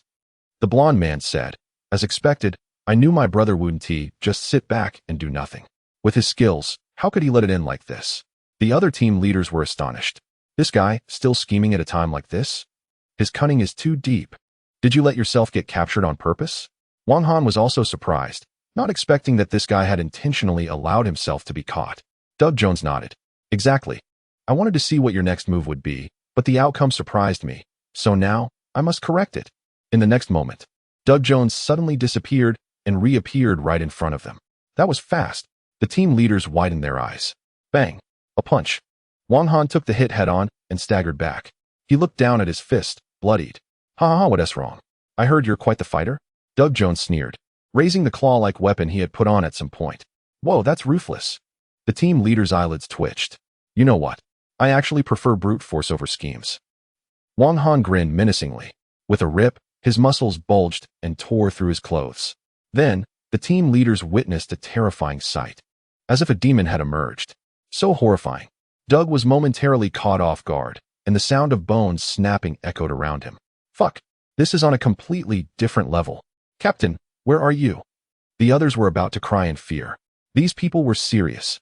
They initially thought stealing a few treasures would suffice, but these folks brought out explosives. It's over. Everything is over. They were going to lose everything. "Quick, is everything set up? All right, don't rush me. How do we handle this bomb? Baldy, don't blow yourself up." Yu Li and the others placed the explosives they had given to Wang Han in bundles, instantly surrounding the skyscraper. They couldn't help but exclaim, "Captain, how much did you prepare? This will blow it to smithereens." He let us give them a little surprise. Once the explosives were set up, they left the skyscraper, leaving the distraught team behind. No, the team looked at their skyscraper, the pride of their nation. It can't. Boom. In the next moment, this guy, Panson, actually pressed the button and detonated the explosives inside. Everyone. Boom. The explosives detonated, engulfing the entire skyscraper in flames. Layers shattered. In the end, nothing remained. On the ground, the sight left the team speechless, and the crew members who rushed over were equally dumbfounded. "No way. Just steal it. It's not like I let you blow it up." "Crazy. Hurry up and announce it," Yuli said. The team members looked at the group of people from a certain country, feeling a chill in their hearts. So ruthless. Soon, contrary to everyone's expectations, the first country to be eliminated was not that country, but the one that proposed the joint attack. Eliminated? No way, crazy. The top country was the first to be eliminated? Too explosive, eliminated? I can't believe it. What? The worst off is still that group secretly attacking. When they heard the broadcast, they spat out a mouthful of old blood. What the heck? We were about to take over, and now you're telling me our home is gone? Hey, look at that. They returned to their base only to see an even more shocking scene. Their iconic building was engulfed in flames, collapsing into a pile of ruins. The surrounding team members quickly took out their phones to take pictures. My goodness, the top country, their home was blown up. Can you believe it? This is getting big. In the conference room, the defense minister was reporting progress to Colonel Gus on the other end. Yes, Doug has been smart since he was young. We have united with other countries to launch an attack, and we should soon hear news of their elimination. Great job. Finally, we've removed this major threat. With this, their opponents will no longer exist. This bet will ensure that we come out on top. I wonder how the president will thank me. Just then, he heard a wave of cheers erupt outside. From the sound alone, He could feel the immense surprise of the audience. They grinned, thinking without a doubt that it was their strong enemy being eliminated. Ha ha ha, I really want to see Zhang Guoping's sour face now. Coincidentally, he ran into Zhang Guoping and Minister Li Yaoguo from the other side, who seemed to be having a conversation, looking surprised. Right? Shocked, aren't you? You've been outplayed. Oh dear, Mr. Zhang. It seems things didn't go as you wished. Zhang Guoping and Li Yaoguo exchanged glances and smiled. Indeed, it didn't go as we wished, they thought. Why are they smiling? Wait a minute. They were eliminated, losing the right to exploit the oil field for 100 years, and yet you're happy? Something's not right. At this moment, Minister Li spoke up. I really didn't expect Wang Han to be so ruthless. Yes, I thought he would honestly guard the base, but unexpectedly. It really caught us off guard. The other side was stunned. Wang Han, what did that person do? Hey, aren't you guys sad? That country has been eliminated, you know? A faint smile appeared on the other side's face. Who knows? Zhang Guoping said with confusion. Who said that country was eliminated? What? The other side was completely flustered, trembling as they asked. Then which country was eliminated just now? Upon hearing this, both Zhang Guoping and his companion exchanged mysterious smiles. Don't worry. There will still be opportunities. Yes, what on earth happened? The other side was going crazy. What kind of riddle are these two playing? They immediately took out their phones, realizing it had been charging and was turned off. Turning it on again, they found an overwhelming number of notifications. Their phone had been bombarded. When they mustered the courage to inquire, the other side's expression visibly changed from flushed to pale, as white as a ghost. You guys are going too far. Too far. Is stealing a home too much? Seeing the other side's hysterical anger, Zhang Guoping and Li Yaoguo were suddenly a bit bewildered. Isn't this a competition? Naturally, our side should win. You're just being petty. Meanwhile, on the other side, Doug Jones couldn't believe it because just now, he heard the news. Their home was bombed. Ha ha ha, don't be sad. Big brother, let us take revenge for you. The other side felt a secret delight. Who would have thought their big brother was eliminated? Now, they might have a chance to win. Little did they know, the next moment, Wang Han smiled and said to the other side, What are you saying? You're next. What? Wang Han pulled back the curtain. The other side was taken aback. They saw a fire rising from their base. Chapter 135, The Land of the Rising Sun, truly deserving of its name. They blew it up? Zhang Guoping and Li Yaoguo doubted their ears. A team member rushed over. They, from the Land of the Rising Sun, not only destroyed a major power, but also targeted iconic buildings like the Cherry Blossom Society, the Grand Museum, and the Palace of the Emirates, systematically blowing up the landmarks of other countries. It is said that nothing was left. Wait. Can bombs be allowed? A certain major power was not pleased. The team member, it is said, they were all made by a certain talented individual themselves. The major power was dumbfounded. No way. Seriously, can police make bombs? Isn't that something terrorists do? This kid has caused a huge mess. Zhang Guoping held his forehead. This matter is quite serious, Li Yaoguo chuckled. But I must say, seeing the major power looking so miserable is really satisfying. Amidst the deafening cheers, this grand competition came to an end. How could this happen? Clearly, we had the advantage at the start. Baka. Seriously, they teamed up, and yet ended up being turned over by others? Streamlined, the Land of the Rising Sun, going on a rampage. Audiences from various countries were shocked by this individual from the Land of the Rising Sun. With just personal strength, they had the major power, and many others spinning in circles. Even a certain individual fell at their hands. Brother, why? In the corridor, a blond man questioned, confused as to why his brother, with such skill, didn't take the chance to eliminate that damned individual. But he held back. John, shut your mouth. Doug Jones gritted his teeth and left without looking back. Brother? Wait for me. John followed. Behind them, in the shadows, a figure slowly stepped out. I didn't expect you to come to such a competition. A foreign man holding a cane, looking like a business tycoon, smiled and said, scaring little kids. Now Hanley leaned against the wall and joked, Aren't you the same, Arthur? From that cursed place, you've gradually become a significant politician. It seems you care a lot about that young man named Wang Han. The man stroked his chin. Indeed. Speaking of which, his skills somewhat reflect your past. Why not recruit him into your department? Chow, this is too exciting. Panson clenched his hands. It was this very hand that personally ignited the Cherry Blossom Society. I'm really powerful. Fool, while this feels great to do, if those old foxes on the international stage latch onto it, It could get serious. Everyone was taken aback. Is it that serious? Yuli shook his head. As expected, those damn geniuses always have others clean up after them. Wow. Li Xiaoman was probably the most excited one among the crowd. She explored Wang Han's small toy as if she had discovered a treasure, her eyes sparkling. However, this meant that we were number one. The next day, audiences from various countries couldn't believe their eyes. In the past, there was rarely a time when the dominant presence was absent. The rabbit has risen. Oh, it's ignited. First, we are number one. We are invincible. The audience from our region was ecstatic. There was no doubt about the champion of this competition. In the following days, our region maintained its lead, and despite all attempts from others, they couldn't catch up. There was nothing to be done. Securing bases was crucial. Each base was worth 100 points. In our region, we captured 8 in one go. How could they catch up? A sense of despair slowly engulfed those from other regions. Finally, on the last day, the competition concluded. It's over. You have no idea how during these days, I had to lower my head and sneak away whenever I saw someone from our region. It's true. What a disgrace. It's all because of you dragging us down. Without a doubt, our region secured first place. When Wang Han stood on the globally watched stage, holding the trophy awarded by the international organization, an indescribable excitement filled his body. Do you have anything to say? The host asked in fluent language. Wang Han looked at the densely packed audience congratulating him, the cameras. He didn't speak. He simply raised the trophy high. With an incredibly confident gaze, it was as if he was saying, our region is number one. Silence speaks louder than words. This moment, the atmosphere was electrifying. Around him, competitors from various countries looked on with envy and resentment. Damn, this kid really showed off. It's over. I won. Forget this disgrace. If you have the ability, come to my region, and I'll teach you a lesson. So much anger. But they felt powerless. Across the regions, in front of TVs. In the East Zone. Wow, that is my apprentice. That is my apprentice. All right, director. I've almost developed calluses from listening to this. In the city center of Hangzhou, countless people cheered as they watched Wang Han lift the trophy on the big screen.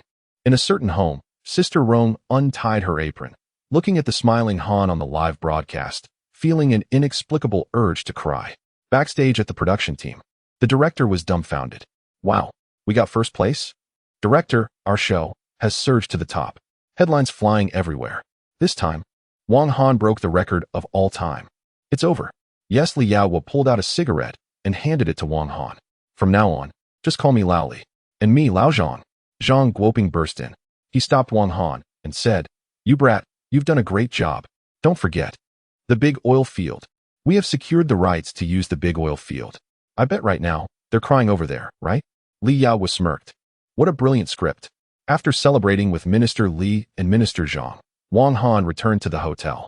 A lot really happened during this competition. Now that the competition is over, it's time to head back home.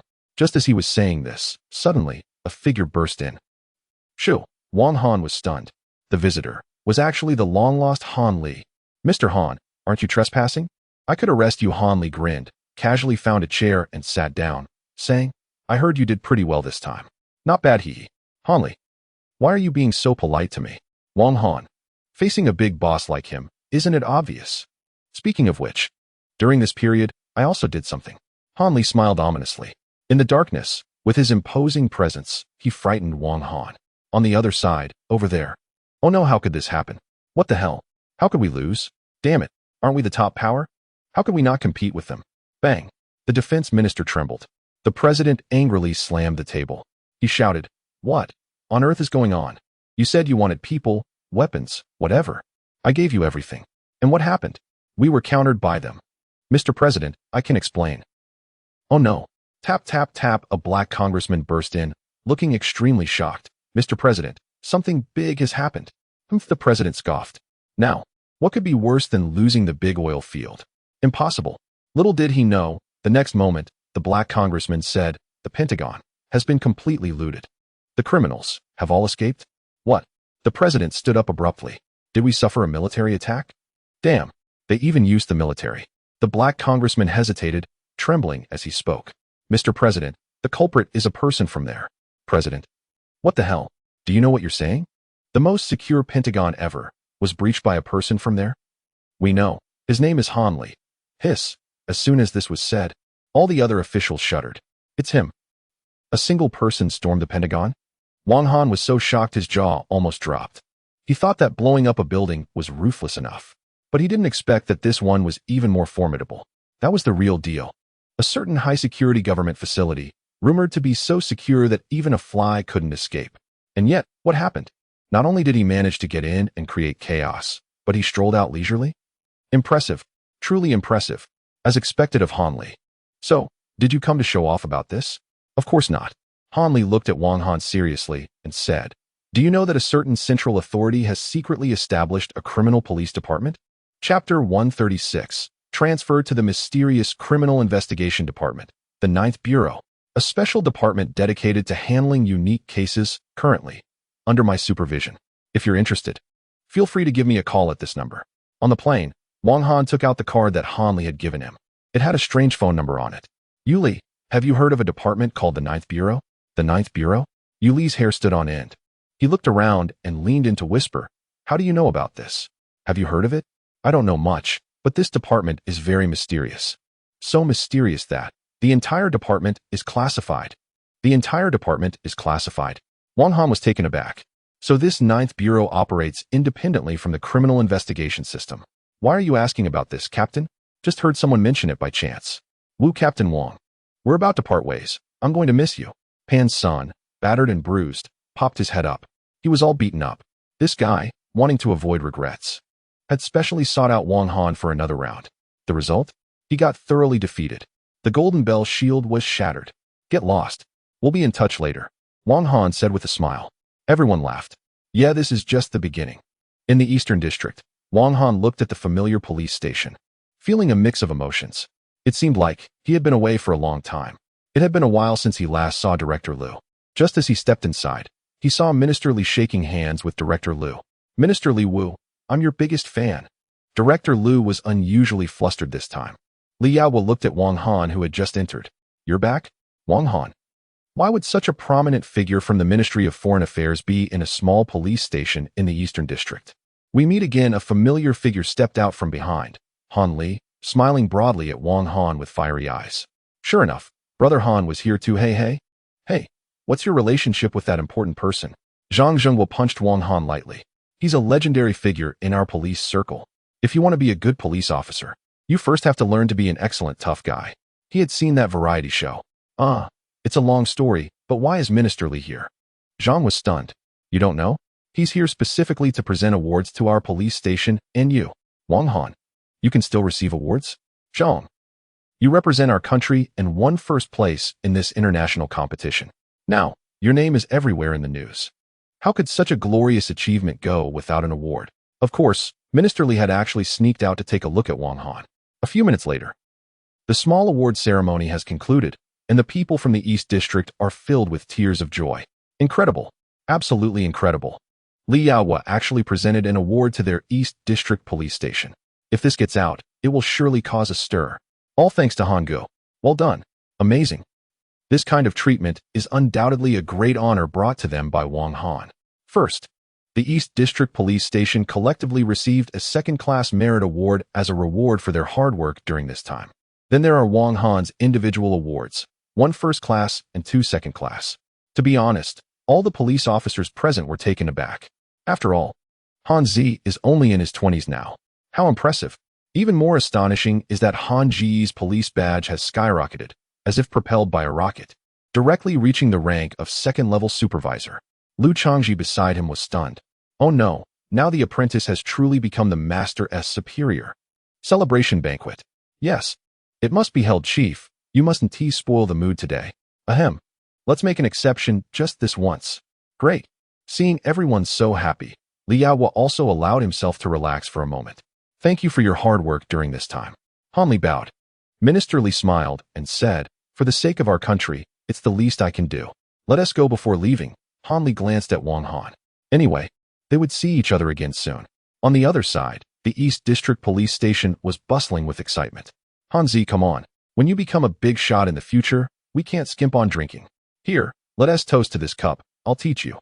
Han Zi, do you want a wife? Brother, do you want an apprentice? I can keep you warm soon. Everyone gathered in the small restaurant was completely drunk. One by one, they keep saying they want to get Wang Han drunk. But in the end, they are the ones who passed out? Team Zhang shook his head. These guys are something else. Hanzi, do you have any? Wang Han nodded. Team Zhang picked up his glass, took a sip, and smiled. Go ahead, huh? What did you say? Team Zhang, I know that Hanli wants to recruit you. I can see it. A talent like you can't possibly stay here forever. It's time for you to go to a bigger stage, right? Lu Changji opened his eyes and sat up instantly. So you're not drunk. Wang Han, comrade. Lu Changji shouted. Wang Han was startled, thinking his master was drunk and acting foolishly. Master, I've told you to drink less. In the next moment, Lu Changji patted his head gently. Congratulations, rookie, you've successfully graduated from the East District Police Station. Tears welled up. Team Zhang. Woo, damn it, something S in my eyes. Go, soar to greater heights. Young man. On the other side, within the mysterious 9th Bureau. TSK, I heard you brought in a new recruit? Hanli looked at the stack of documents under review. At the top was the police transfer document with a large photo of Wang Han. Hey, don't push your luck, boss. Call me Commander. We are no longer outlaws. Hanli tapped the man's head and jokingly scolded, Zhang San. Zhang San wiped his nose. Hee. Let me take the new recruit under my wing. Chapter 137. Poaching. The Fierce Tiger Descends. Approved. The director will stamp the document with a large seal. Director, what kind of existence is this 9th Bureau? Team leader Wang asked curiously. It's surprising that even the higher-ups in the provincial department value it so much. Don't ask too much. Speaking of which, it's a pity we couldn't keep Wang Han in our criminal investigation team. The document has arrived. Come on, let us say goodbye to our colleagues one last time, Director Lu said with a smile while holding the document. Master. Hey kid, you've grown up. Don't cry, Director. I'm not crying, woo-woo. In a short while, when Wang Han planned to greet everyone at the police station before transferring to a new place, he was surprised to find that no one was around. Strange, it's already 9 o'clock, and everyone should be at work. Skipping work? Impossible. Everyone wouldn't dare to do that. Just then, suddenly, the lights in the entire police station went out. An ambush? Wang Han was taken aback. Then, in the darkness, candles lit up one by one, and the police flower of their station held a large cake, smiling and saying, Happy birthday. When the lights came back on, he found that his colleagues were all smiling, wishing him a happy birthday. How did you know it was my birthday? I told them. Wang Han turned around to see it was Sister Rome. Happy birthday, Hanzi. Don't be dazed. Quickly blow out the candles and make a wish. Brother Han, you've aged another year. Looking at the surprise everyone had prepared for him, Wang Han felt his eyes moisten for the first time. Everyone, seeing this scene, the older generation of police officers couldn't help but get teary-eyed. Really getting old, can't handle this. They are all good kids, Hanzi. I will miss you. At this moment, Director Lu, along with Team Zhang, walked out smiling, clearly aware of the surprise. Come, let us give our heartfelt blessings to our East District leader, the future star, Comrade Wang Han. Salute. Everyone stood in unison and saluted. Sister Rong didn't expect Wang Han to have so many friends, and she felt happy for him. Hanzi, don't cry, wow. Brother Han is crying. Quick, take a picture. Indeed, is there a gentle side to this tough guy? That day, before leaving, Wang Han's eyes were red. He didn't know how long he had been crying. He only felt a warmth in his heart. No matter where I go, I will always be a policeman of the East District Police Station, Wang Han. As for the 9th Bureau, Wang Han had only a vague understanding. He had heard of this mysterious department and only knew that they handled the most difficult cases, independent of the police system. Is this the 9th Division? Wang Han set down his backpack. Looking around the hall in front of him, it was empty, not a soul in sight. Rather than a police station, it felt more like a hotel. Welcome to the 9th Division. The man responsible for bringing him here coldly said a few words and then left on his own. Aren't you going to show me around? Someone will take care of that for you, newcomer. The man turned back. Wang Han was startled. Li Juan, male, 32 years old, 10 years of experience in special forces. Evaluation, a king of soldiers. A king of soldiers. Goodness, the one who brought him here is actually a king of soldiers. Hey, how come the reward for this case is so little? Suddenly, a commotion erupted behind him. Wang Han looked over and was surprised again. He saw a young man in a robe holding a document, making a fuss. Meanwhile, a beautiful woman at the counter shot him a disdainful look and said, Could you go die, please? Oh, this is the feeling. No matter how many times I come, I love it. Miss Su Qing, the Taoist, was incredibly excited. Wang Han, what a creep. This case is regulated by the higher-ups. I can't change the reward. But this case is obviously rated S. I almost died. If it weren't for my charm and charisma. Miss Su Qing, you might end up a widow. Su Qing sneered. Go die, you filthy Taoist. All right. I'll contact you next time there's something. Qin held the document and prepared to leave. Suddenly, he noticed Wang Han, who was in a daze. Looking closely, he said, "Oh, a decent person has arrived." Qin smiled and walked out. But Wang Han watched his departing figure, unable to calm down for a long time. Because through the information, he learned that this guy was Qin and Longhu Mountain, 82nd generation, Celestial Master. He is actually a Celestial Master. No way. Is this really a police station? Why is there a Celestial Master here? Are you the newcomer recruited by the boss?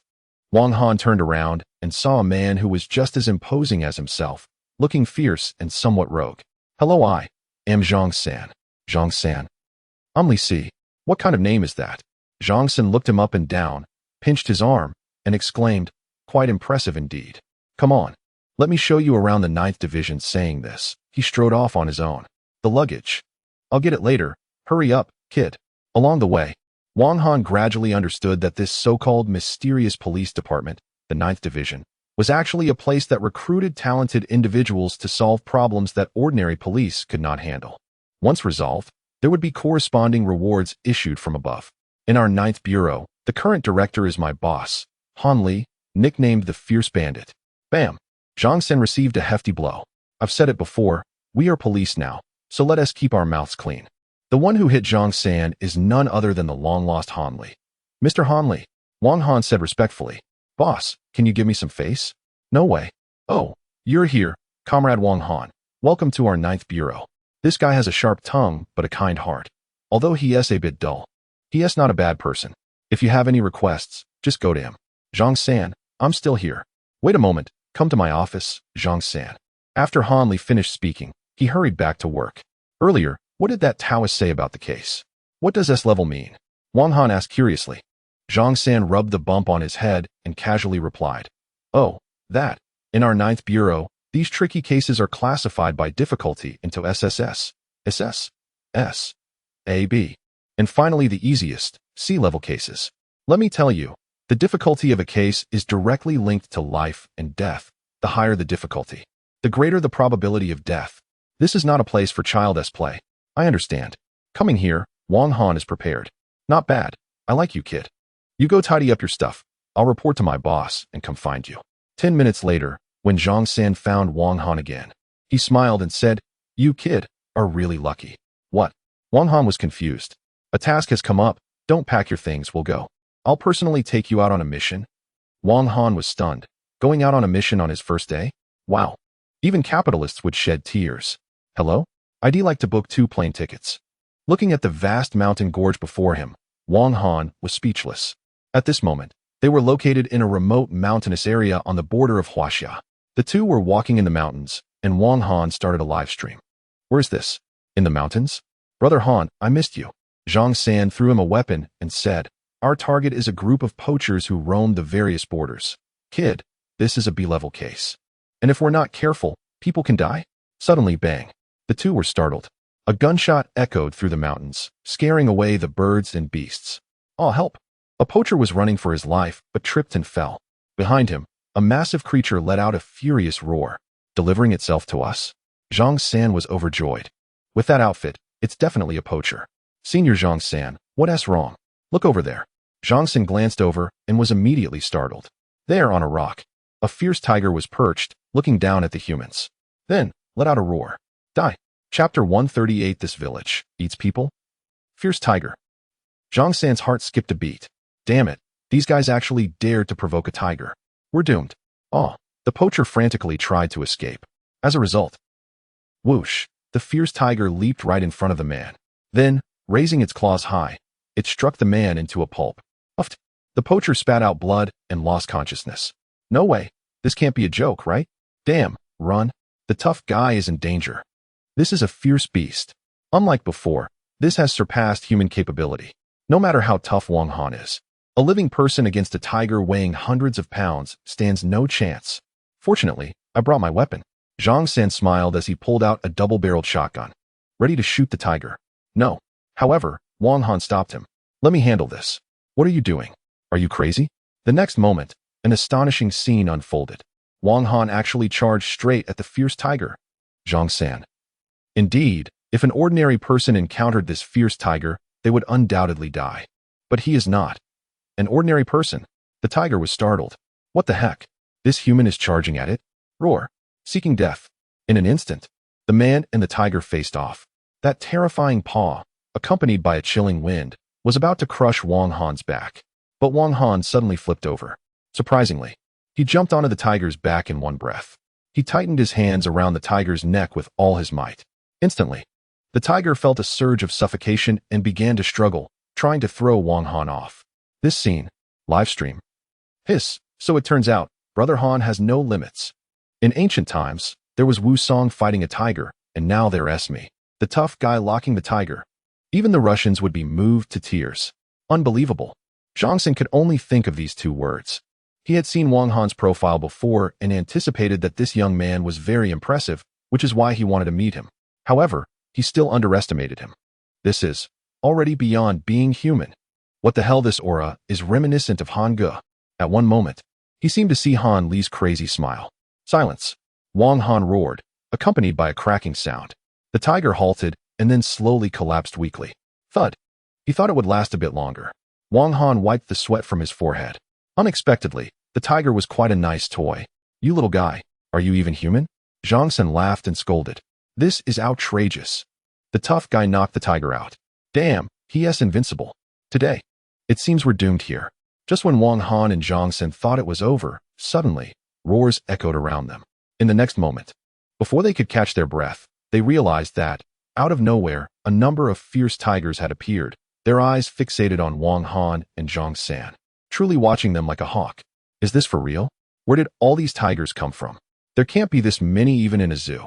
Zhang San gritted his teeth, finding it ridiculous. How could there be so many tigers in this mountain? Now, even Wang Han found himself at a loss. What to do? What else could they do? They had to escape. Life is the priority. Zhang San picked up the unconscious poacher. Okay, I'll cover you. Get out of the way. How can a junior cover me? As he spoke, Zhang San raised his weapon and fired several shots at the damn beasts. However, none of the shots hit. Damn it. I should have learned some marksmanship from Han Ge, but this also gave them a chance to escape. The tiger pack, startled, began to retreat. Let us go. The two hurried away. Wang Han showed a troubled expression.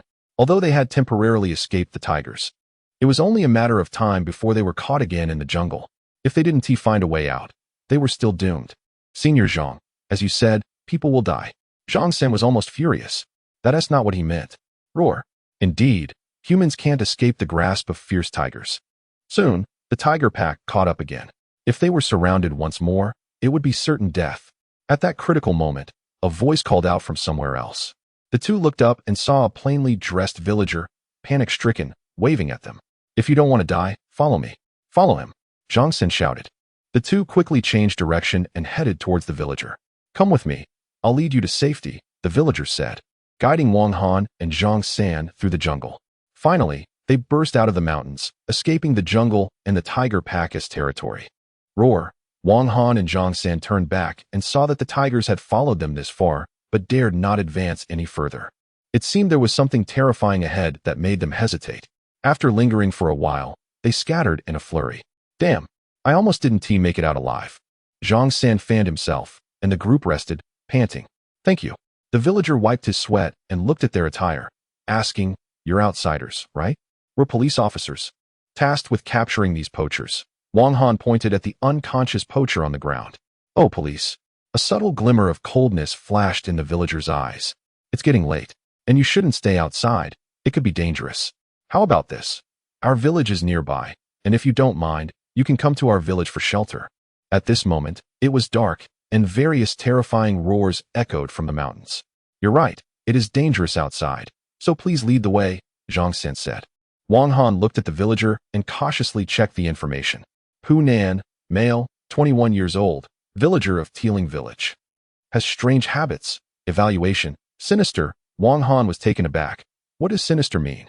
This was the first time the system had evaluated someone like this. Aren't you leaving? Pu Nan, holding firewood, said worriedly. I still need to go home to cook. If it's not possible, I'll just leave first. Let us go. The priority is to find a place to hide from the beasts. The two followed the poacher and went with Pooh Nan to their village. Perhaps it was because it was night, but the village was very quiet. Is anyone here? Jongsen wondered. Pooh Nan replied, everyone is asleep. So don't disturb them. Oh, got it. Jongsen nodded. The two arrived at Pooh Nan's home. After entering, Pooh Nan poured a glass of water for the two and smiled. By the way, have you eaten? Not yet. Would you like a bite? Is that okay? Of course. Our village is famous for its hospitality. Livestream. What a good person. Watching Pooh Nan head into the kitchen, Zhang San and Wang Han sat in their seats and looked at each other. Honestly, don't you feel a sense of incongruity? Zhang San scratched his chin. Just then, the poacher, who had been unconscious, groggily woke up. He opened his eyes and looked at Wang Han and Zhang San beside him. Oh, damn poacher, you're awake? Zhang San grabbed his collar and scolded. You almost got us killed, but now we are safe. No. However, the poacher, as if possessed, grabbed Zhang San's collar in return and shouted angrily. Why? Why did you bring me back? I was almost out of here. What? Wang Han and Zhang San were stunned. You mean, you escaped from this village? Exactly. The poacher trembled as he spoke. This village eats people. Eats people? What are you joking about? I'm not joking. My brothers all died here. At that moment, footsteps interrupted the three. The poacher opened his mouth wide, trembling as if he saw something terrifying. Pooh Nan slowly walked out from behind the curtain, holding a pot of steaming thick soup, his eyes coldly staring at the three. Then, the corners of his mouth curled up in a strange angle. Gentlemen, come and have some soup, it's fresh meat. Chapter 139, Heart Pounding. Surrounded by ogres, Wang Han and Zhang San looked at the suddenly cold Pooh Nan. It's him. Run, run. The poacher shouted. Zhang San, hey, calm down. He.S. just a villager.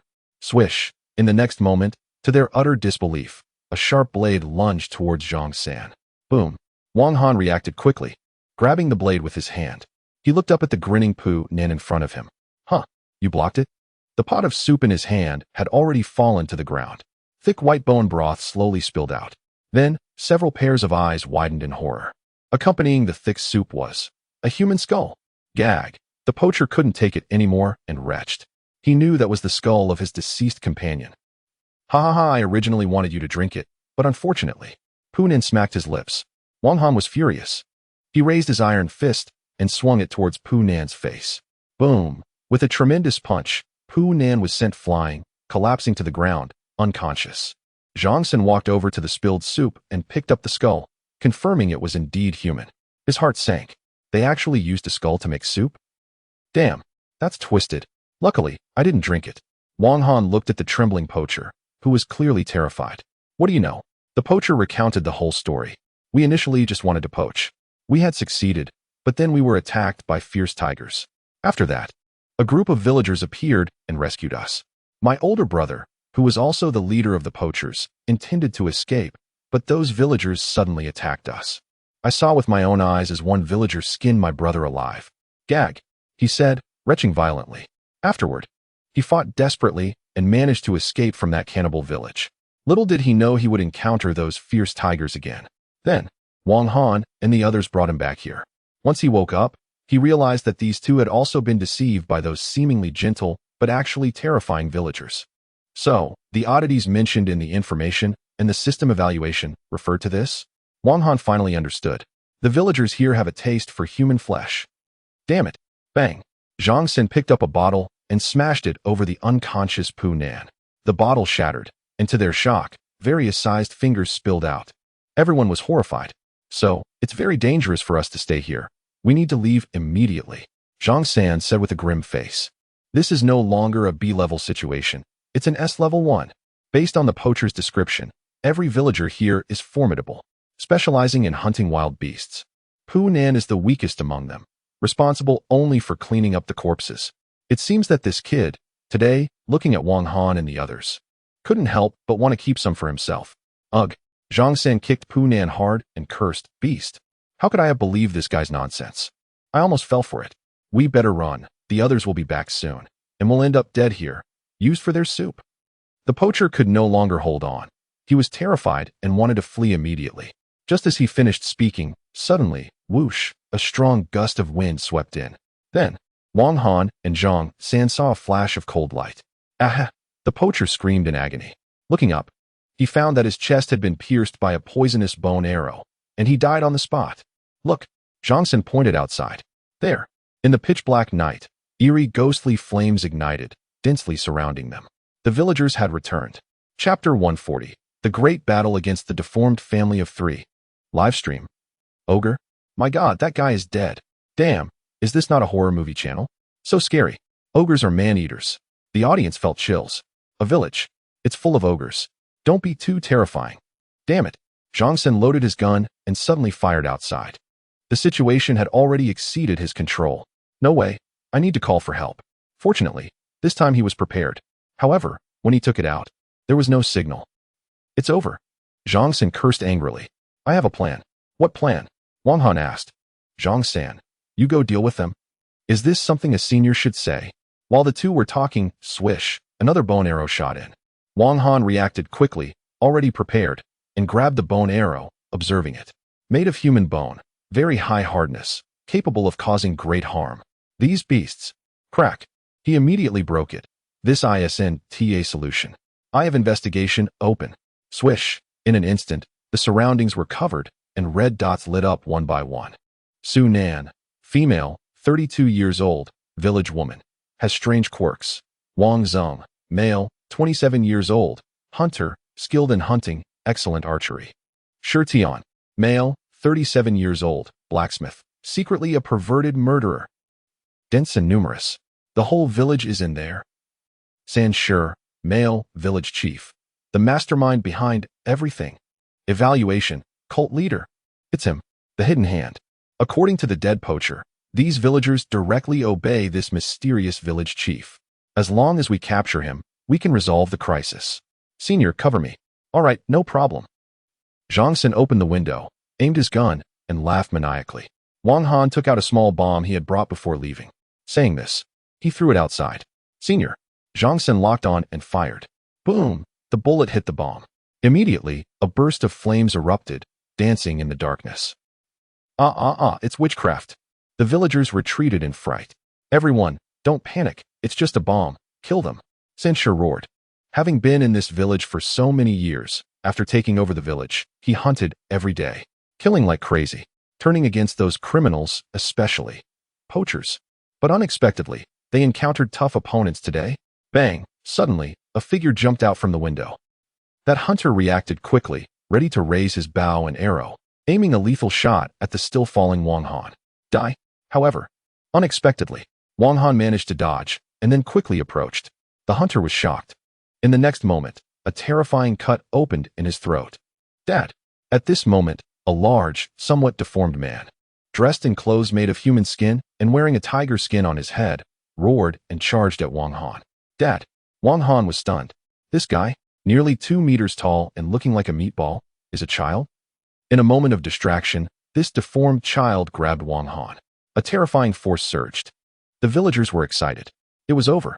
Guzi had once strangled a fierce tiger with his bare hands. He was a monster. Even Zhang San, who was watching from behind, twitched his eyelids, thinking, no way. You killed my dad, I will kill you. Guzi exerted all his strength. Wang Han was about to be crushed alive. Suddenly, a shocking scene unfolded before the villagers. Wang Han only let out an angry roar and used his strength.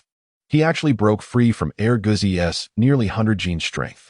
Then, he grabbed Guzi's front teeth and swung him up, slamming him heavily onto the ground. Boom! Guzi spat out blood, his front teeth shattered everywhere. The villagers were dumbfounded. What the heck? This guy actually knocked Guzi down in one blow. There's actually someone more brutal than them? Guzi staggered to his feet and let out an angry roar. You hurt me. He actually tore down a doorpost, gripping it with both hands, and charged straight at Wang Han. Be careful. Zhang San was terrified. This guy is a monster. However, Wang Han did not dodge or evade. He smiled slightly and continued to throw punches. Bang bang. Immediately, the doorpost was smashed apart, and Guzi, holding the doorpost, took several punches. I'll kill you. Still not dead? Wang Han was furious. With 70% of his strength, the sound of continuous cracking echoed, and Guzi kept spitting blood, growing weaker. 9 cities. Boom! A loud explosion sounded, as if his internal organs had exploded. Guzi's eyes bulged with blood. His body was shattered. The huge meatball was brutally beaten down to the size of a small winter melon. Finally, he breathed his last. Erguzi, you beast. A mad woman, wielding a butcher's knife, came charging in. Wang Han swiftly disarmed her. Beast. In front of him, this woman had once pulled a girl's hair and cut open her chest, a true demon. Not a good person either. Uffed. Wang Han, fierce and merciless towards such a demon, directly killed her with a single blow. Blood flowed endlessly. The villagers trembled, their hands holding weapons shaking. No way. The most ruthless family in the village was just wiped out? The village chief was terrified. No, this isn't right. The script shouldn't be like this. It's just one person. However, just a moment ago, the villagers were all enjoying the thrill of killing. Now, one by one, they were retreating, their eyes filled with fear. This is scarier than them. Damn it, is this guy a war god? Zhang San was shocked. This violence, this bloody method, this reckless fighting style, it's simply a second Han Li. So fierce. The live stream suddenly lost its feed. What happened? Of course, it's madness, it's too bloody. Goodness, who is the real monster here? This guy is too fierce. Even without the visual, just listening to those screams made the audience's scalp tingle. A group of monsters could only run away in front of Wang Han. We have more people, he's just one. The village chief was unwilling to accept this. This person, he's got it all figured out. Wang Han sneered. I didn't want to use this move, but you all forced my hand. Everyone saw him take out a small bottle. Is that it? However, the next moment, the monsters felt a chill run down their spines. A large mass of dark, wriggling insects surged into the sky, then sliced through the air like a sharp sword, heading straight for them. Ah, the village chief shouted. Wang Sen raced forward. A devil, a real devil. Where are you going? A chilling voice echoed from behind.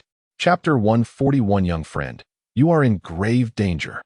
Not long after, in the mountainous area, an armed helicopter slowly landed, and a group of professionals disembarked. The 9th Bureau, Logistics Department. Looking at the ground covered with bits of flesh and the horrific sight of a distorted family of 3, one could only exclaim in disbelief. My God, is he really human? If the incident reported by Zhang San regarding the man-eating ogre was classified as an S-level event, then the fact that Wang Han single-handedly resolved it is truly terrifying. Handling an S-level case alone? This hasn't happened since the director and that renowned expert in martial arts. And he just joined the bureau. Bang, bang, bang. Everyone was startled by the sound. Not far away, a burly figure was lifting a skinny man, mercilessly pounding him until his skin was shredded. Just kill me, if you have the guts. The man, San Sure, with a mouth full of broken teeth, trembled in the cold wind. Kill you? That would be too easy for you. Old man, Zhang Sen sneered. Just moments ago, he had brought his team to search the village and unexpectedly discovered a hidden cellar. Inside, they found individuals bound and treated like livestock, stripped of all dignity.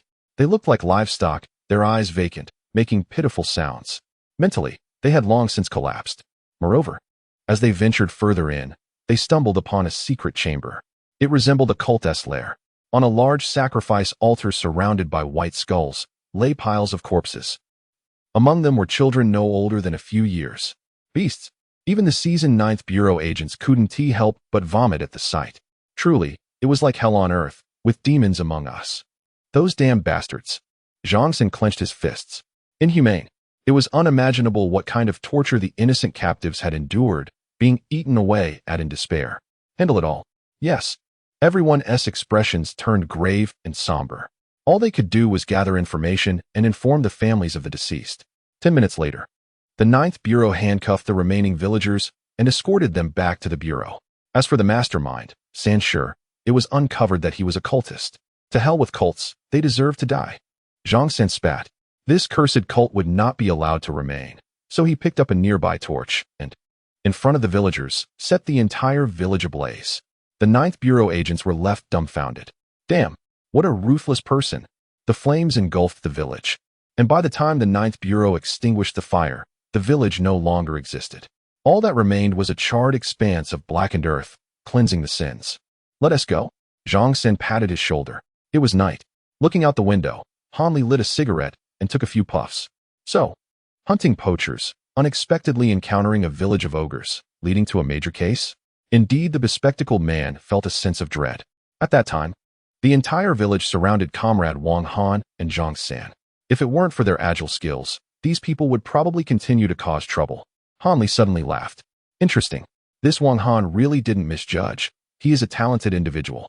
Director, you value him so much. Is it because of that incident? Upon hearing this, Han Li's expression instantly became serious. Yes, the Southgate plan. Meanwhile, on the other side, I heard that Senior Zhang San had a great battle with the ogres. As expected of Zhang San, impressive. Ha ha ha, it's just a small matter, a small matter. Zhang San was almost puffing his chest out with pride. After all, the two of them cracked an S-level case, and this matter had spread throughout the Ninth Bureau, gaining widespread fame. Nonsense. The main credit goes to Comrade Wang Han. TCH, isn't it because I was backing him up? Otherwise, how could Hansi perform? Enough talk, everyone. Let's hold a welcome party for Comrade Wang Han. Newcomers should always be welcomed. No problem. Absolutely necessary. Come on, everyone. Come on. Zhang San was full of enthusiasm. Everyone. Humph. Solving an S-level case could easily earn 3 million in rewards. This guy is really over the top. By the way, where is Comrade Wang Han? Oh, he's receiving his reward from Miss Su Qing. Then he must be in for a tough time. Yes, Miss Su Qing's tongue is famously sharp. She is one of the 3 fierce ones in our Ninth Bureau, known for being vicious. When it comes to not sparing anyone with her words, it's definitely Su Qing. However, when everyone arrived at the hall, they did not witness the scene of Su Qing's sharp tongue. Instead, they saw the usually cold Su Qing actually laughing and chatting with Wang Han. Hey, is that so? Next time, I'll treat you to dinner, sure, Sister Su Qing. The next moment, this Ice Queen unexpectedly reached out and patted Wang Han's head. So it's settled then. Everyone. What the heck? The sun came out from the west. Why boo-hoo as expected? Women love handsome guys. Wang Han spotted Zhang San and the others. Senior Zhang San. No, I don't know you. Zhang San quietly left. Boo-hoo, I originally thought. We could be good brothers. Go to hell, handsome guy. All of you go to hell. Wang Han. Just then, a voice rang out. Benefactor, may I have a word? Turning around, he was surprised to see the master from Longhu Mountain. Qin and calculated with his fingers. Wang Han suddenly showed a shocked expression. Swipe, then. This master from Longhu Mountain suddenly grabbed Wang Han's hand. What tremendous strength. Young friend, I've read your fortune, and you're going to face a disaster involving blood. What? A disaster involving blood? Chapter 142, Supernatural Events, SS level? Blood disaster? Wang Han had a dark expression. Can't you see I'm in a police uniform? I refuse to believe in superstitions. Master, I don't believe in this. As he spoke, he was about to leave, but found that his hands were bound, and he couldn't break free. Wang Han was puzzled. He had exerted all his strength, but still couldn't escape. Qin smiled and said, Young friend, I'm curious. I can clearly predict your blood disaster. But why can't I see your trajectory? A person's trajectory relates to their future. As a master, he had inherited a secret technique from Longhu Mountain called Heavenly Observation Technique. Those who comprehend it can know their destiny. However, while this technique seemed impressive, many practitioners found it difficult to master, until the appearance of a once-in-a-century genius who comprehended this technique, knew his destiny, and became the youngest master in history. Yet, this master, who was usually accurate in reading people, was unable to discern Wang Han's trajectory this time. This was beyond his understanding. Could it be? Even fate could not calculate him? This was eerie. As Qin calculated with his fingers, he held Wang Han in place, not allowing him to leave. Master, if you keep this up, I might take offense, Wang Han warned. However, Qin's frown deepened. He was completely puzzled by everything related to Wang Han. He couldn't even calculate his birth date and time. Strange. Suddenly, the Longhu Mountain Master Qin exclaimed, Damn it! For the first time in my life, I'm facing a Waterloo. I refuse to believe it. As he spoke, he silently chanted, Know the destiny. His fingers traced out shadowy lines. Generally speaking, this move was his trump card. Today, I'll let you off easy, kid. Wang Han was confused. What are you talking about? But soon, with his eyes closed and fingers calculating, Qin suddenly opened his eyes wide. Then, he abruptly turned and spat out a mouthful of blood onto the ground. Wang Han was stunned. Ah, what? Is this a scam? Qin coughed violently, disbelief written all over his face. He, with his strong physique, had sustained internal injuries. This was backlash. Damn it, this is insane. The master looked at Wang Han with a ghostly expression. In Southeast Asia, in a tent, a cloaked man extended his hand. Suddenly, a swarm of poisonous insects, centipedes, and snakes writhed, emitting a foul odor. Who is it? The blind man turned his head. He saw a man dressed in special operations gear approaching with a smile. "You can call me Doug Jones." In the next moment, countless venomous creatures surrounded Doug, ready to devour him whole if he made even the slightest mistake. An outsider? Seeking death. The blind man's voice was cold. Doug hurriedly waved his hand. "Wait, don't you want to know how Elder Yang died? The master of the Goo Valley." The insects that were about to devour Doug all paused at that moment and then retreated. The man in the cloak slowly stood up, his eyes bloodshot and his face turning extremely grim. "Tell me, who killed my disciple?" Doug smiled and revealed Wang Han's name. "Wang Han. It's him?" The master crushed the photo, his teeth grinding in anger. "Whoever kills my people, I want him to die without a burial place. Perhaps we can cooperate," Doug suggested. "We also want him dead." Outside, a group of death row inmates stood ready. Each of them possessed unique skills. They were terrifying criminals from a certain place. Among them was Jonathan, who had been involved in the recent train attack. He waved a dagger and laughed sinisterly. "Colonel Gus, how is it going?" Doug looked at these assassins and reported they agreed to take care of it. On the other end, Gus was satisfied. "Good. This time, we must ensure that Wang Han dies." After understanding, he hung up the phone. Doug Jones looked at the terrifying assassins and said, "So, everyone, shall we cross the border?" A group of people stealthily approached the border of a certain region. "Master, why are you following me? This is fate." "Nonsense. I think you're just trying to swindle me." "Young friend, do you believe there are supernatural events in this world?" "Not at all." Suddenly, Master Chinan said, "Supernatural? How could that be?" Wang Han shook his head. "It's all a lie. No, supernatural events do exist." Suddenly, a familiar figure appeared. "Director Han." "Director Han." Han Li smiled gently, telling him to relax and not to be so stiff, saying, "After all, our 9th Bureau is responsible for handling various tricky cases, which naturally include some supernatural events." Wang Han was greatly shocked. The director continued, "So there's no escaping it. That's why we invite some capable individuals to handle these supernatural events.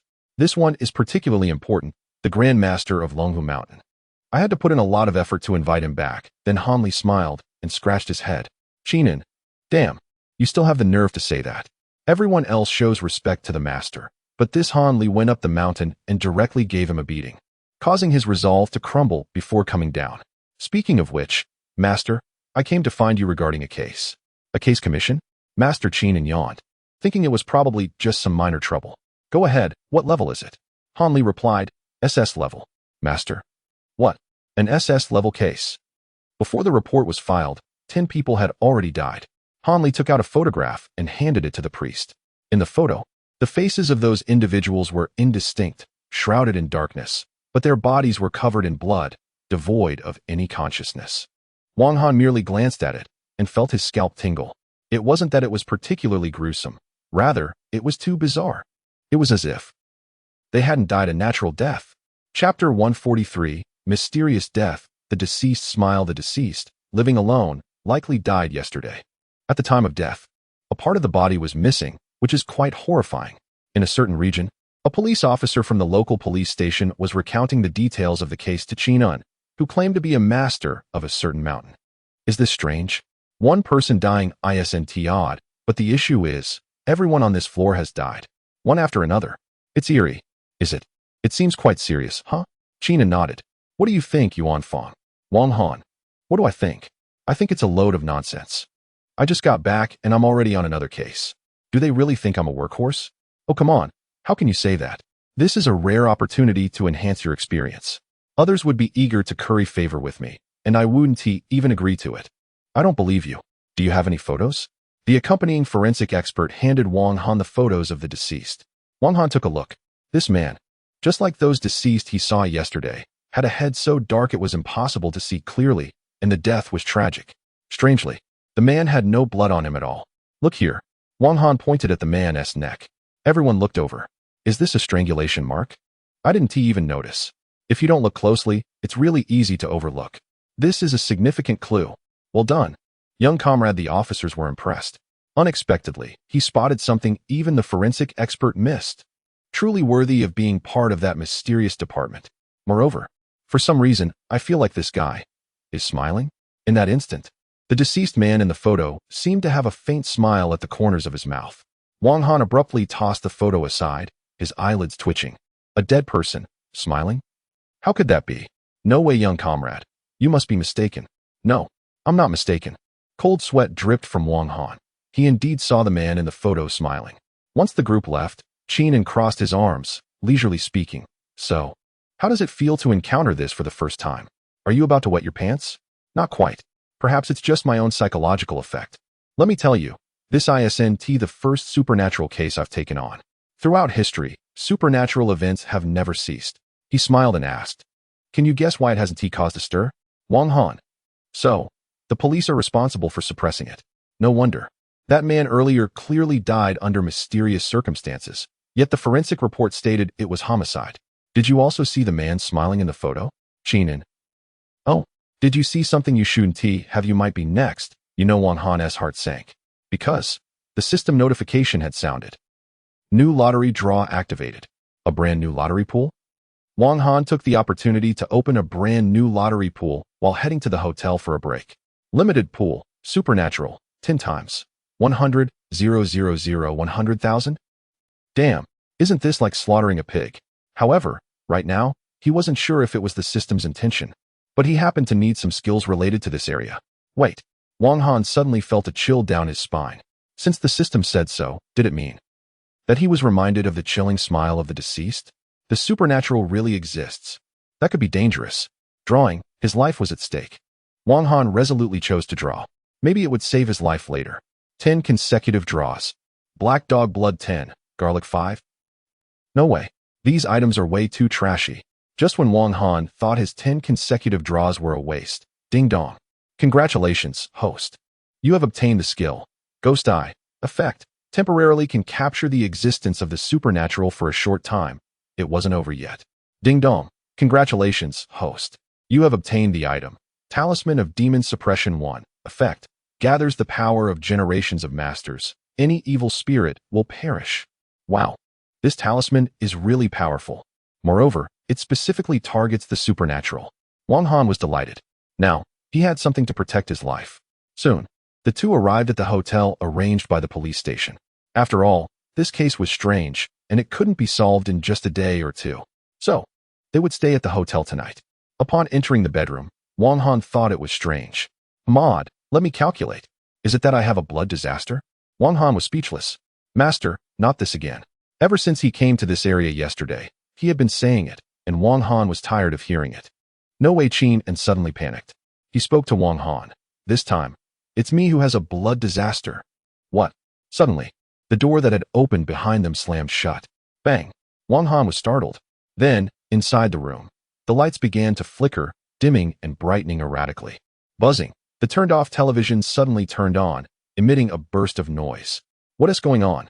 The sudden change made beads of cold sweat form on Wang Han's forehead. Well, we don't need to look for it anymore. The master glanced at the ceiling, his expression dark as he spoke. It has arrived. Chapter 144, Physical Exorcism, Master S. Demon Subduing Talismans. This is a lottery when Qinan frowned. He didn't expect it could directly disrupt the magnetic field. The opponent is not to be underestimated. My live stream has been shut down. Wang Han's phone. The screen went black, flickering incessantly. Very eerie. In the next moment, Qinan pinched his fingers and began to chant a spell. Then, an unbelievable scene unfolded. Glimmers of golden light appeared between his fingers. Master of Longhu Mountain, please guide me. Qinan looked up, staring intently at the ceiling. Drops of black water kept falling. Plop! This water drop. Wang Han was taken aback. Looking down, he discovered that the ground had already turned into a pool of black water. It was gathering. Master. Damn it. Calling me master at this time? Qinan was taken aback. I know. Suddenly, he pointed at the ceiling. A flash of golden light zipped past. Disperse. The black water drops were instantly pulled back. The disturbed magnetic field around them also began to return to normal. Did it work? Wang Han was about to turn around to check the situation. Don't turn around. Qinan shouted angrily. Kid, don't turn around. That thing hasn't left yet. Then, a strange creaking sound of a door echoed behind Wang Han. Creak. On the moving glass door. A shadow was increasingly staring back. Moreover, the room seemed to grow darker and colder. A crying sound emerged, getting closer to Wang Han. Monster. The master chanted the spell, and a golden light gathered around him. A powerful surge of yang energy erupted. Go. At his fingertips. A beam of concentrated golden light shot out. In an instant, it struck the shadow gathering on the glass window. A faint, wailing sound was heard. Puff. Master Qin and was the first to spit out a mouthful of old blood. Are you okay? Wang Han hurriedly supported him, but was startled. At this moment, Qin N's face was pale, and more eerily, the area around his eyes was pitch black, looking just like a corpse. Damn. Wang Han broke into a cold sweat.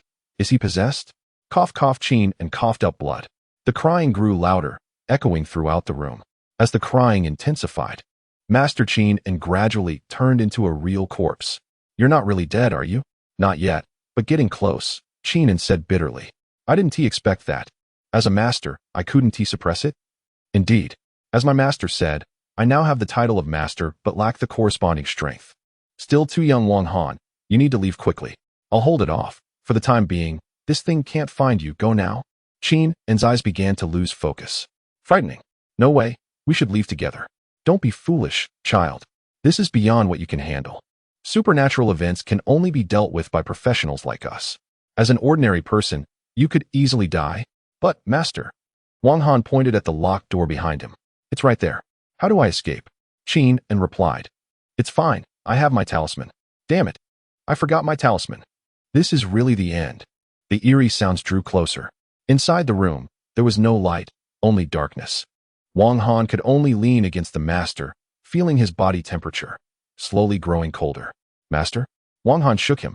In the next moment, Qin An's face turned pale, and his lips curled into a strange smile, just like the deceased in that photo. Wang Han released his grip. Damn, you pushed me to this. In an instant, he shouted, Ghost Eye, activate. This was the first time Wang Han used this skill.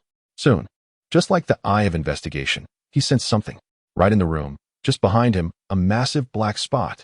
And that black spot was about to engulf him. Want my life? Wang Han gritted his teeth and pulled out the item he had drawn from the system. Talisman of the Master. In the next moment, in the darkness, a beam of golden light, 100 times stronger than the previous Master Qin, burst forth, dazzling like the sun. In an instant, Qin, who was nearly assimilated, woke up, his expression turning to one of shock. This aura is from a master. No, not just one. There must be dozens of master legacies. Heavens, this power is comparable to nuclear weapons for those supernatural beings. Amidst the brilliance, Wang Han tightened his grip on the talisman, wrapping it around his fist. He stared intently into the darkness ahead, and then raised his golden glowing shrouded iron fist. Physical Exorcism, Kid. Chapter 145. He hits ghosts harder than people. Can you believe it? The Master's suppression talisman bound to his fist? Physical attack? Master Qin and was taken aback. The next moment, he saw Wang Han swinging his iron fist wrapped in golden light, striking out fiercely. The darkness shattered instantly. The layer of darkness surrounding them also dissipated. Qin N's mouth twitched in disbelief. One punch. Just shattered it? No way. Suddenly, the master noticed that the shadow of the mastermind had not been destroyed. At this moment, it had instantaneously moved behind Wang Han. This is not good. Wang Han dodge. It wants to possess you. Just like before when he was possessed, if it succeeded, he would be led away and unable to break free. However, it was too late. Wang Han's face turned pale. His pupils began to spread like ink, and he resembled a corpse, sinking to the lowest point. A terrifying, indescribable force tortured him. It's over. He has been possessed. Master Qin and felt despair. He never expected that the hope that was just about to emerge would shatter in an instant. Indeed, even the formidable Wang Han was ultimately just a mortal, unable to withstand the corruption of this evil entity. Roll. Qin looked up. What? The already lifeless Wang Han suddenly had bloodshot eyes and roared, Get out. As he spoke, he raised his fist wrapped in the Master's suppression talisman.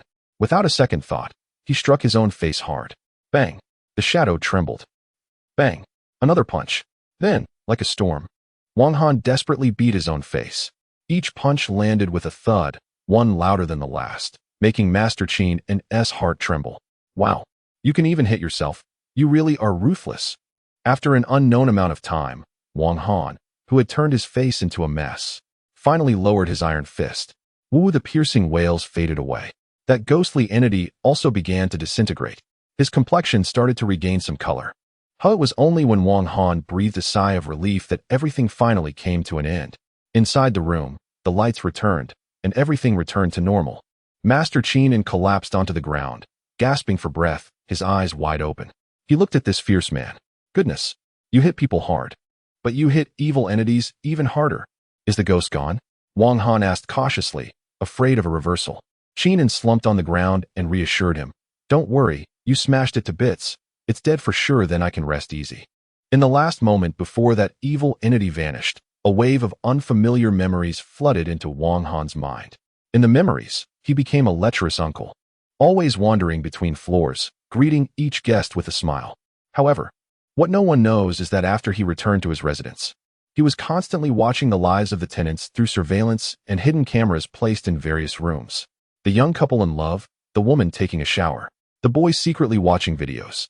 He was immersed in the pleasure of spying on others, unable to extricate himself. However, one day, overwhelmed with excitement, he was caught by one of the tenants. In a fit of rage, that tenant accidentally killed him. But the immense hatred left this man unable to find peace after death. He was filled with rage and vowed to take revenge on these tenants. When he killed the first tenant, the man possessed him, a smile creeping onto his face, just like before. At this point, the memories ended. Everything was explained.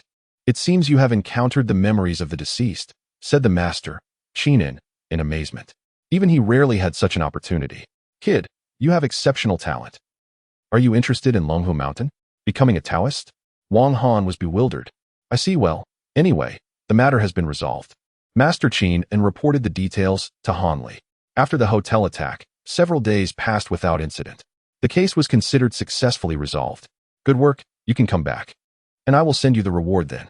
Beep beep. So, kid, do you believe in supernatural events now? Qin looked at Wang Han beside him. Wang Han still felt a shiver down his spine. That existence was inexplicable and too dangerous. By the way, that talisman of yours. Can you sell it to me? You mean the talisman for subduing evil? Wang Han took out the talisman, because it had been used significantly against that evil entity. Its effectiveness was reduced by half.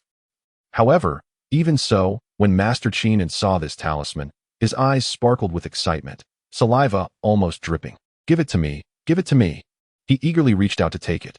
Wait, Wang Han refused, saying, it can't be given for free, master. TCH. Sly kid.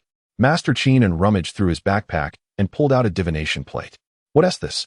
A magical tool, Qin said with a mysterious smile. This divination plate can determine the direction of your future. Direction?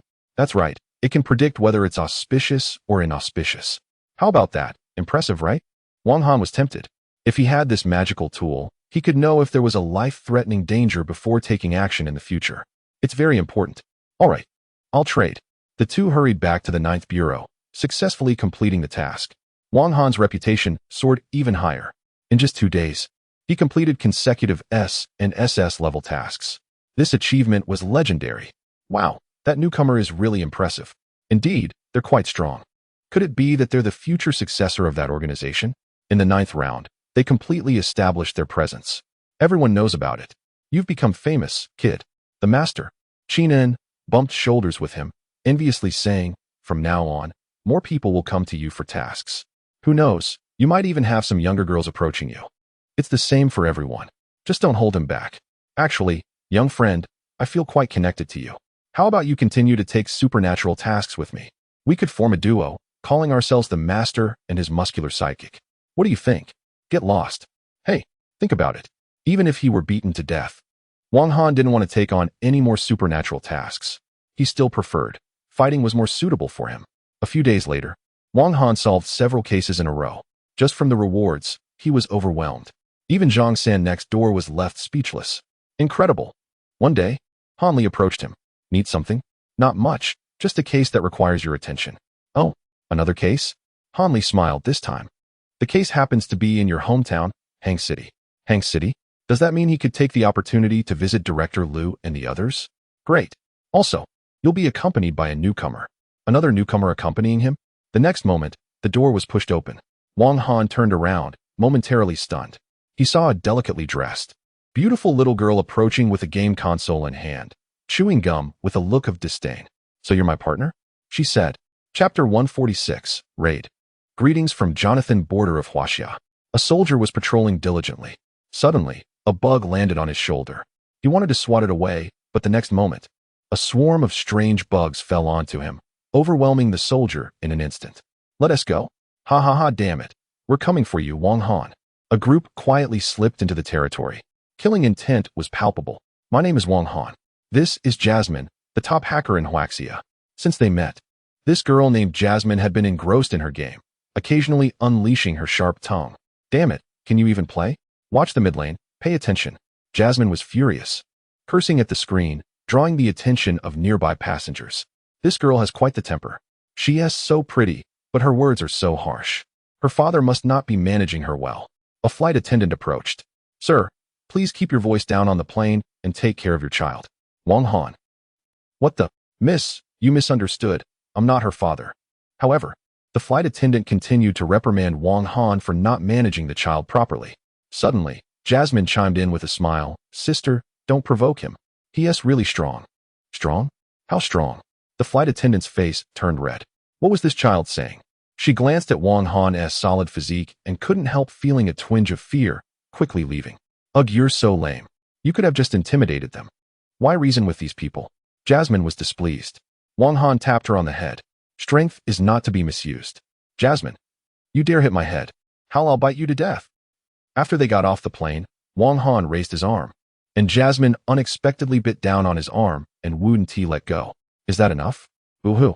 Jasmine is angry. The consequences will be severe. How about I give you some candy? Candy? Do you think I'm a 3-year-old? I'm a genius hacker. 3 minutes later. Hangzhou, a restaurant. Jasmine was happily licking a lollipop. So delicious. Wang Han, I didn't expect that after a few days apart, you even brought a kid along? Lu Changji pointed at Jasmine and spoke. Master, you misunderstood. Why is everyone like this? She is my colleague who came with me, Wang Han explained. It was rare for him to return to Hangzhou, and since it had been a long time since he saw his master, he invited Lu to dinner. Lu Changji gladly accepted, immediately passing his work to Zhang and rushing to meet his precious disciple. Little did they expect. Wang Han soon met with his friend, a small girl named Jasmine beside him. I thought I could hold my granddaughter, Director Lu joked. Han, you're not a kid anymore. Since you're not pursuing a career as a star and are dedicated to being a police officer, it's time to settle down and start a family. Wang Han replied. It's still early, no rush. Suddenly, Jasmine, having finished her candy, wiped her mouth and commanded Lu Changji in an annoyed tone, her small hand on her hip, trying to look fierce. Hey, old man, I want more candy. Wang Han raised his hand and lightly tapped her on the head, saying seriously, this is my master. Show some respect. Little Jasmine covered her head and looked at Wang Han, who had a stern expression. Her aura was quite powerful. This guy, so scary. Humph, I'll let you off this time, Jasmine muttered, turning to pick up her game console and focus on her game. Lu Changji found this little girl quite adorable and continued chatting with Wang Han. I heard your show has ended? Yes, the last episode aired. And the show is officially over. Before coming here, I had a farewell dinner with the director. Since the program aired, its ratings had only gone up, and the profits were unimaginable. He gained fame and fortune, so it was a happy ending. However, he still felt a bit unaccustomed without the live stream crew. Well, this way, I can focus on being a police officer, Director Lu sighed. Time flies. That once unknown star is now a big figure in the police force. As they talked, Wang Han noticed that the dishes hadn't been served yet. Growing impatient, he urged, Master, aren't the dishes ready yet? But no one responded. Wang Han was taken aback. Typically, the restaurant would be filled with customers and bustling with activity, but today it was eerily quiet. Just the two of them at their table. Master, I'll go check the kitchen. Keep an eye on Jasmine, he said. I'm not a 3-year-old. I'm 7, okay? Jasmine protested. Wang Han stood up and walked towards the kitchen. Strange, there was no one there. When he lifted the curtain, his body suddenly froze. In front of him, on the kitchen table, lay grotesque heads, all the eyeballs gouged out. In the next moment, a familiar voice accompanied by a knife lunged at him. Hey, boy, long time no see, time for you to die? The glint of the knife was incredibly sharp. Impossible to evade. Chapter 147. Sister Rong is captured, Doug's scheme. Jonathan laughs maniacally.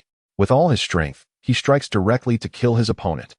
However, this extremely sharp strike, which should have killed anyone on the spot, was caught effortlessly by the young man before him. This kid wasn't like this last time. Has he become stronger? Jonathan's heart sank. Wang Han, so it's you. I didn't expect you to come looking for me when I didn't seek you out. Jonathan, male, former captain of a certain elite force. Top wanted criminal. Just right.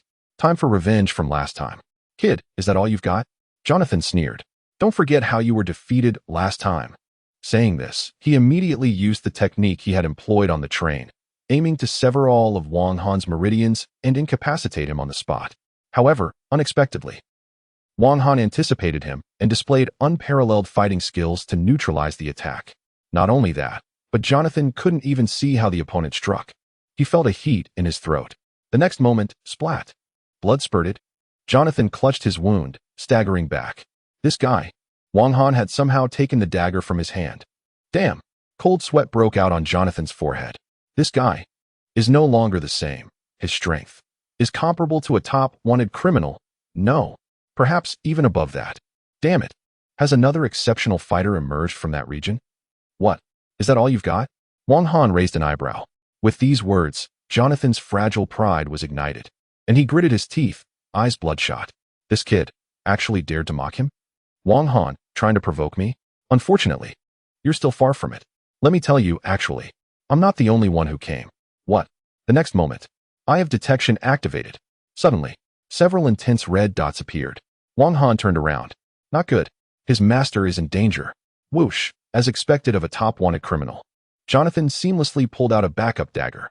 His figure moved like a ghost, swiftly and accurately stabbing towards the back of Wang Han's neck. Die? Wang Han was furious. He didn't dodge or avoid. Instead, he struck out with an iron fist. Boom, dragon fist. Effect doubles the power of the iron fist. The dagger was actually shattered. It exploded into a mist. Jonathan looked at this scene in disbelief. A monster. Uffed. He was sent flying by the shockwave. The 100-fold power of the iron fist hit him like a tank, causing his body to shatter and fracture. Blood sprayed from his pores, a horrifying sight. Wang Han gritted his teeth. Using the left hand of Dragon Fist, which had become completely useless, was a side effect of the skill. The immense power rendered the arm unable to bear the load, which was why he had kept this skill hidden. Only in dire situations would he use it. Master. Wang Han ignored Jonathan and rushed out, only to find Lu Changji collapsed on the ground, with furniture scattered around him.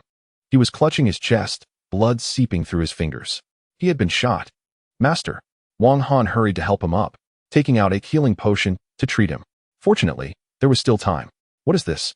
A life-saving thing? Don't speak. Lu Changji sighed in relief. He grabbed Wang Han by the collar and said, there was a group of foreigners. They suddenly appeared. I tried to catch them, but I got shot. I couldn't hold them back. I'm sorry, disciple. Lu Changji coughed up blood. Master, just rest for a while. You'll be fine. Wang Han set his master aside and called the police station for someone to come and take him. I'll be right there. Beep beep. Damn it. These beasts. Are they so bold? They actually crossed the border to commit murder. Soon, Wang Han's phone rang unexpectedly. It was Sister Rome. After answering, he realized it wasn't her voice on the other end, but a foreigner speaking broken Chinese. Do you remember me, Wang Han? I'm Doug. Wang Han, what do you want? What do I want? Doug Jones said, gripping Sister Rome's chin and teasingly added, your agent is quite something. I mean in all aspects, haha. You dare to touch her. Try it. Oh, it's rare to see the leader of Huaxia getting angry. Doug slapped Sister Rome across the face. Ah! Sister Rome cried out in pain. Wang Han flew into a rage, shouting, you're looking for death. Looking for death? What can you do? Doug scoffed. If you have the guts, come. We're waiting for you. Otherwise, your little girlfriend will die a terrible death. It's a trap. If you come, you'll die. If you don't come, something important will die. Either way, it's death. Beep beep. Doug Jones hung up the phone without giving Wang Han a chance to respond. Doug, you're really bad. You know, if Wang Han comes, no matter how strong he is, he will end up with no place to be buried. Oh my God. So scary. Jasmine trembled. It was the first time she had seen someone so ruthless. Jasmine. Huh. Aren't you the best hacker? Help me with something. Jasmine was increasingly terrified because, at that moment, the killing intent emanating from Wang Han was even more terrifying than the criminals who had suddenly appeared. It was as if a god of death had awakened. Chapter 148. Eliminating the 7-star wanted criminals. In a certain abandoned factory in a region of Huaxia, Doug Jones was caressing Rong Jia, smiling as he said, Woman, Wang Han will be dead soon. Bah. Rong Jia spat. Today, she was supposed to hand over her work to the production team. Unexpectedly, She was captured by this group halfway through. She couldn't imagine how these foreigners could be so arrogant within Huaxia. Han won't let you go. He'll catch all of you. Is that so? I'm so scared. One of the 7-star wanted criminals laughed heartily, grinning at Rong Jia's chest, slightly intrigued. Doug, if you don't want this woman, can you give her to me? I've heard that women from Huaxia are great. What? Rong Jia stared at the lecherous man, her face paling. These guys were notorious criminals capable of anything. Ha ha ha, look, she asked, trembling in fear.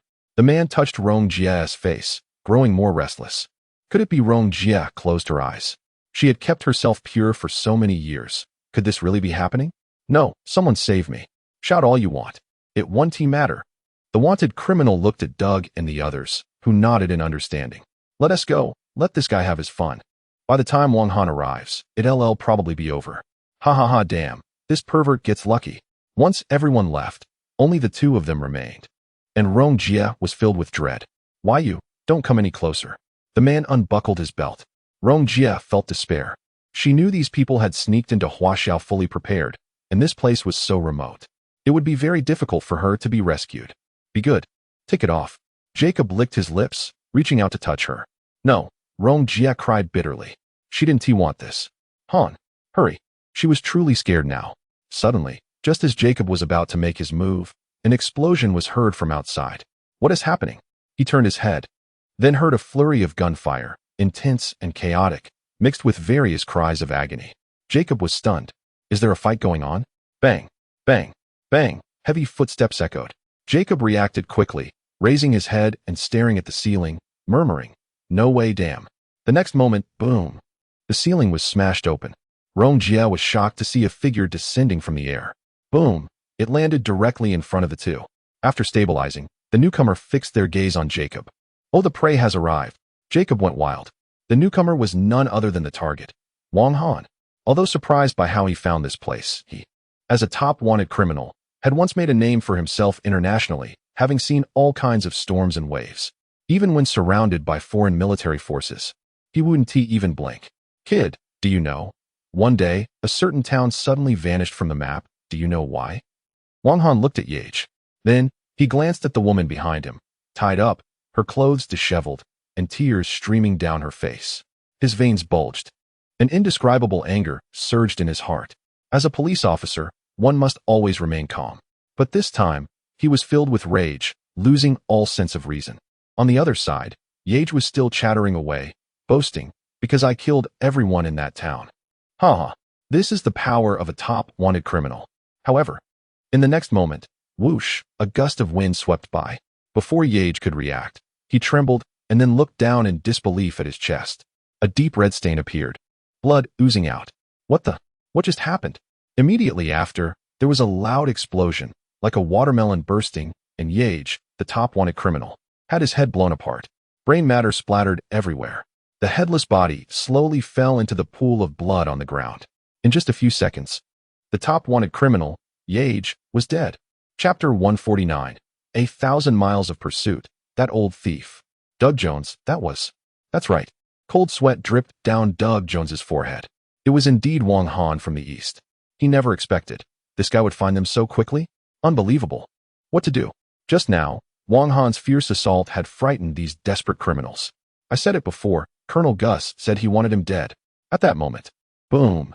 Everyone hadn't reacted yet when a loud explosion sounded.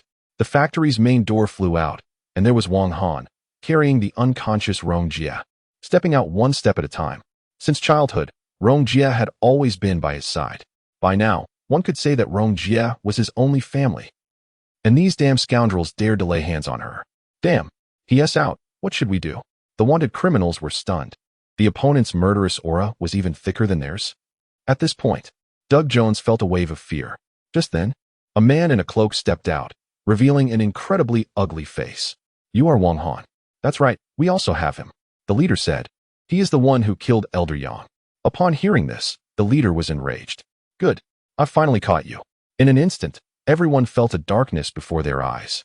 And then they saw in midair a thick cloud of black mist rising, gathering continuously, eventually blocking out the sun. Damn, how much is this? Compared to Elder Yang's, this is like a drop in the bucket. Terrifying. Then, from the ground, deformed centipedes crawled out, and all sorts of poisonous insects swarmed out. In an instant, it was apocalyptic. The hellish scene made Doug and the others too afraid to move, their hearts filled with fear. Astonishing. Controlling the army of insects. The leader glanced at Wang Han, who was surrounded by darkness, and said coldly, "I have no grievance with you, but you killed someone from my sect, so you must die." Wang Han looked at the darkness, the insects blocking out the sun. In the next moment, the leader waved his hand. This strike, comparable to the destruction of the world, saw the endless army of insects instantly engulf Wang Han, who was so small in comparison. The sound of chewing was shocking. The wanted criminals felt their scalps go numb. It was terrifying. He.S. dead. After the leader finished speaking, he turned to leave. Suddenly, he stopped in his tracks, turned sharply, and his eyes widened. The endless insects underwent a sudden change.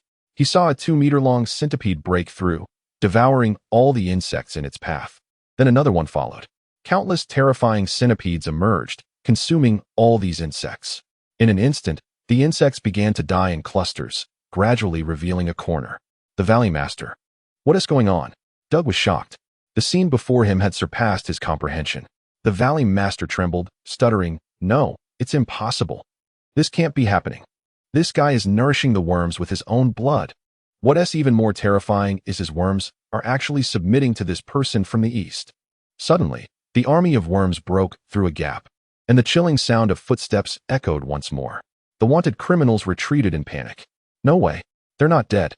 Wang Han, holding Sister Rong, was covered in blood but walked out with an expressionless face. Behind him, countless worms fell to the ground dead. No matter how endless they were, they would die if killed. Countless terrifying centipedes spread around him, obeying his commands. Kill. In an instant, the swarm of centipedes engulfed the wanted criminals. Valley Master, you must have a way, right? Doug was in despair. Little did he know, this Valley Master had already been surrounded by the centipedes and was crushed to death. The cries echoed through this hell. Soon, only white bones remained. Doug Jones collapsed to the ground, trembling as he watched Wang Han approach. "I was wrong. I was wrong. Don't kill me. Wang Han, I surrender, I surrender." "Wrong? Now you realize your mistake?" Wang Han, devoid of any pity, grabbed him by the neck and lifted him up, demanding, "I know you're just a pawn. Tell me, who is the mastermind behind this?" I can't say. Doug panicked, completely terrified, more than he had ever been. "Then you can die." As he spoke, the terrifying centipedes rushed forward to devour Doug Jones entirely. Doug Jones struggled, frightened, saying, Wait. Wang Han paused. I'll tell you. The mastermind is Thud." Doug was thrown to the ground, drenched in cold sweat. Death was just around the corner. Colonel Gus? At this moment, the little girl, Molly, who had been hiding in the distance, trembled as she walked out, looking at the fearsome Wang Han. Who is the real villain here? "Molly, protect Sister Rong." Wang Han set Sister Rong down and turned to leave. "Wait, where are you going?" "Wang Han, come back. Don't be reckless. I know you hate Colonel Gus, but he is not someone you can deal with. It's too dangerous." Li Yao learned about the situation and knew he had to stop this kid. That is the border. Once crossed, the East wouldn't be able to intervene. To put it bluntly, even if Wang Han were killed there, it wouldn't matter. I order you to come back immediately. At this moment, Wang Han was racing swiftly towards the border of a certain country, his speed surpassing that of an ordinary person. "Minister Li, you were right. I knew you were a sensible one. But," Wang Han, filled with rage, spoke out, "he has harmed someone important to me, so I must make him pay the price. This time, I'm going to be reckless, Minister Li. After this, I have no objections to whatever you decide to do with me." Beep beep. "Minister Li." Sigh this child. Meanwhile, Wang Han hung up the phone, gritting his teeth, feeling uneasy about Gus not being dead. His master had been shot, and his family member, Rong Jia, had been humiliated. That damned Gus, he should never have touched his sore spot. Not far away, at the border, Colonel Gus was pacing back and forth, checking the time. Strange. Why haven't those guys finished yet? It turned out that in order to watch Wang Han die before his eyes, he couldn't wait and even came here himself. "Colonel, unidentified creatures are approaching at a speed of 200 kilometers per second. "Colonel? How many? 200 kilometers? That's got to be a fighter jet." In the next moment, Gus waved his hand. "Shoot them down." Whoosh! In midair, over a dozen armed helicopters were closing in on Wang Han. Chapter 150. Bare-handed helicopter hijacking. Destroying armed vehicles. Wang Han stopped. In the sky, more than 10 armed helicopters closed in, surrounding him. On the helicopters, the pilots were stunned as they looked at the insignificant figure on the ground. What the hell? Just one person? This is ridiculous. It's just a fool. What a show of force. It scared me to death. Just give him a warning and be done with it. As they spoke, warnings from the helicopters echoed through the air. Surely, seeing so many armed helicopters, he must be terrified, right? However, Wang Han remained completely unfazed. He then raised his hand, counting 1, 2, 3. The pilots were confused. What is this guy doing? Has he gone mad? Isn't he afraid of getting blown up? But the next moment, a shocking scene unfolded. Wang Han swiftly approached the nearest helicopter, which was flying low to get a better look at him. While ordinary people couldn't reach it, for his enhanced body, it was a piece of cake. With a roar, he leapt up as if he were flying, shooting upward in one go. The pilot, looking back, was astonished. This guy just leapt up in one breath? Bang, bang, bang. The other helicopters went into chaos, hearing the screams on the radio. Not good. This guy has taken control of the helicopter. Quick, launch the missiles. This guy is a monster. The other armed helicopters simultaneously fired missiles at Wang Han's helicopter. Boom, boom, boom. The explosion lit up the sky. Surely, he's done for now? However, under the torrential barrage of missiles, Wang Han actually piloted the helicopter, charging out from the flames. Who is this guy? He can actually fly a helicopter? Wang Han grinned, pressing the button. It's my turn. Fire. All the missiles launched. Boom, boom, boom. A storm of strikes. In an instant, the remaining helicopters were all destroyed. Help! Monster, this is a monster. Report, report. The storm squad is wiped out. He must be a warrior from that region. Damn it. This is insane. The pilots didn't even have time to parachute before being engulfed by the explosions. Meanwhile, Colonel Gus and the others were initially relaxed. But when they saw the helicopter formation descend into chaos, and then, in the blink of an eye, explosions erupted, one helicopter after another trailing flames, crashing to the ground. This is a total annihilation? Colonel Gus sucked in a cold breath. Damn, just one person to deal with. We have more than 10 armed helicopters. Colonel, the storm squad has been wiped out. This is a huge loss, considering how much it costs to train these pilots. Who is it? Colonel, it's charging at us. What? Suddenly, Wang Han was driving the helicopter, charging straight this way. Quick, shoot him down. Nearby, armed vehicles raised their missiles. Fire. This firepower is comparable to that of an army. The tension was palpable, but Wang Han wasn't easy to deal with. He maneuvered the helicopter skillfully to evade the attacks. The tail of the helicopter was hit. Wang Han gritted his teeth and decided to dive straight toward the group on the ground. The onlookers. Oh my god, he's crazy. This guy? Run. The helicopter crashed down like a meteor. Boom! A huge explosion erupted, destroying the armed vehicles. Meanwhile, Wang Han, who had jumped out early with a parachute, landed safely on the ground. Boom! He unbuckled his parachute and walked forward. Behind him, a sea of flames. On the other side, Colonel Gus had already fled in his vehicle. This is terrifying.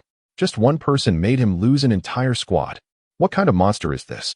Once he enters that territory, we will be safe. At the border, Minister Lee arrived with his team, but upon seeing the sea of flames, scattered armed helicopters, and broken vehicles, he couldn't believe it. This scene looked like a war.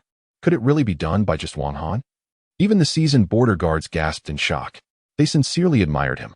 This is a true warrior, single-handedly taking down an entire squad. Incredible. Where is Wang Han? Not good. He chased after Gus and entered that territory. Li Yao was brow furrowed. This is bad. This time it's serious. Once he enters there, they can't protect him anymore. Wang Han is in danger. Chapter 151. Killing all the way from the east to the other side, shocking everyone. Damn it, Colonel Gus, he caught up. Boom. A vehicle suddenly exploded behind them. In the sparks, a familiar face appeared. Wang Han. Damn, this guy is simply a madman. Colonel Gus cursed loudly. They are already in the other side's territory, and this guy is still chasing? Is he really not afraid of death? Bang. The driver jolted, shot in the head, and went limp. The vehicle Colonel Gus was in lost control. Damn. It crashed into a nearby building. Immediately after, Wang Han put down his weapon and quickly followed. Die. A soldier from the other side charged out, brandishing a dagger and lunging at Wang Han. However, in just a second, Wang Han slashed his throat, killing him instantly. Blood splattered all over his face. Around them, the residents of Jaegertown stared in shock at this scene. What the heck? This seems to be a person from the east? How could he be rampaging in the other side's territory? Oh my God. Quick, notify the military. There's a person from the east invading our territory, killing everyone. Help. The whole town was in chaos. Amidst the wreckage of the vehicles, Colonel Gus slowly got up, struggling to crawl out. After finally catching his breath, he saw Wang Han alone, wielding a dagger, mercilessly slaughtering anyone who tried to stop him. One slash, one down, another. He was stunned. A madman. A lunatic. You are a madman, Wang Han. Colonel Gus, disregarding his image, crawled on the ground like a lost dog. Get out of here. Wang Han, want to leave? Swish, the dagger was thrown, hitting his arm. Colonel Gus screamed. At that moment, reinforcements from the military rushed over. They were a patrol team. Suddenly, they received letters from the town's residents saying that a person from the east had invaded their territory and was on a killing spree. Please. This joke is way too cold. When Ole and his team arrived, seeing the hellish scene, they were dumbfounded. What the hell? It's real. Damn, who is this guy? Wait. Why can he rampage in our territory without restraint? Damn, kill him. Seeing the reinforcements, Colonel Gus gritted his teeth and said, I am Colonel Gus. Quick. Kill this person from the east. It really is Colonel Gus. Ole helped him up and said, Don't worry, sir, we're here. Just as Colonel Gus sighed in relief, suddenly, a dagger was brutally plunged into Ole's forehead. His eyes widened, and then he jolted and fell to the ground, unmoving. The other soldiers were filled with dread. What the heck? In the next moment, Wang Han charged in. Anyone who stands in my way will die. Bang, bang, bang, fire. Fire. Fear and panic caused these soldiers to lose their sanity. They fired wildly, a death crisis creeping closer. Thud. One soldier's head exploded. And then Wang Han, like a ghost, snatched away a weapon. With one hand pressing down on a large pineapple, he opened fire on the others. What the? One hand on the pineapple. Call the base. We're under attack. Nearly wiped out. How many are there? Damn it, just one person. Bang. Just as he finished speaking, this soldier was shot in the head. Crack, crack. The devil, the devil. Colonel Gus was terrified. The ground was littered with bodies. Countless. Who knows how many this guy has killed? He was like a god of war. The more he killed, the more he thrived. Don't come any closer. Don't come any closer. Colonel Gus watched as Wang Han approached step by step. He cried out, Why? Why have you gone this far? He picked up a shotgun and aimed it at Wang Han. Wang Han kept advancing, pressing his chest against the shotgun. His expression cold. You've touched my reverse scale. Crack. He grabbed the gun barrel and, right in front of Colonel Gus, forcibly bent it. Colonel Gus was punched hard. His whole body flew out. Then another punch, and another. This is for my master. This is for Sister Rome with each punch. Colonel Gus was beaten beyond recognition. Trembling, he said, Wang Han, if you kill me, you will die too. This is the territory. That's right. They were in that territory, and if Wang Han killed Gus, he would be captured and then executed. The homeland couldn't intervene, knowing it was a dead end. But so what? What if it was his master who died, or Sister Rome? Evil men meet their match. Wang Han raised both hands.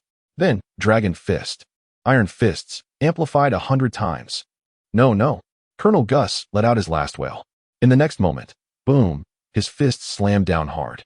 The sound was like thunder. It echoed throughout the town. Countless soldiers stood frozen, watching this scene. That day, a person from the homeland, alone, fought his way into that territory. In the end, he killed Colonel Gus. 30 minutes later, when a large number of armed vehicles arrived, soldiers poured out and surrounded Wang Han completely. Guns were pointed at his forehead. Where's Colonel Gus? The commander pressed. Wang Han remained calm and raised his hand. Pointing aside, with a mad laugh, he said, Right over there. What? The commander looked over and felt a chill running straight to the top of his head. Their Colonel Gus had already become a pile of meat. Chapter 152 Final chapter. Time flies, and more than 10 days have passed. Li Yaohua is holding some documents, looking out at the beautiful scenery outside the window. In the blink of an eye, it is already late autumn. How fast time flies. Indeed. Beside him, Han Li is following along. He is here this time to plead for someone. Those old guys will surely be shocked to see you personally come to intercede for someone. Minister Li is taken aback. So, have you made up your mind? Han Li picks up a mysterious document. It is labeled Southern Gate Project. The Southern Gate, located at the border of a certain country, is the essential route for various nations to enter. It is commonly referred to as the checkpoint. Let's go. They are all waiting. The two enter a mysterious office. Inside, An inspiring military song is playing. The screen shows past grand parades, showcasing a magnificent scene with military formations as orderly as one, resembling the might of thousands of troops. Ladies and gentlemen, thank you for waiting. Li Yaobo takes the stage. Below, several top officials are sitting upright. This meeting will officially discuss the matter of Comrade Wang Han crossing the border. During the meeting, although some leaders oppose it, most do not wish to lose a talent like Wang Han. Moreover, if we really discuss it, it was the other side that made a mistake first, openly provoking our nation, not only crossing the border, but also attacking police officers and kidnapping citizens. It's simply a provocation. A military leader from the central government slams the table, exuding authority without anger. I strongly oppose handing over Comrade Wang Han to them. That's it. Other leaders fall silent. However, how will the other side explain this? After all, he did not kill just anyone but a well-known figure close to the president, Colonel Gus. So what? If they mess with others' families, shouldn't they face consequences? Cough, cough. Just as both sides are in constant dispute, Hanley stands up. Everyone, I have a proposal. Southern Gate Project. The crowd is taken aback. Are you serious? Hanley nods. This matter should have been addressed long ago. At the border, soldiers are shouting. Hurry up, we are about to finish. Hey, this is a major project. Really impressive. The soldiers look towards the border, where a structure resembling a heavenly gate stands at the border, blocking other nations from entering. It has the aura of ancient border fortifications, where one man can hold off thousands. Team 1, Team 2, follow the orders. Yes. Engineering department, move faster. All right. And you all, don't slack off, go on guard. Yes. Hangul. Wang Han nods.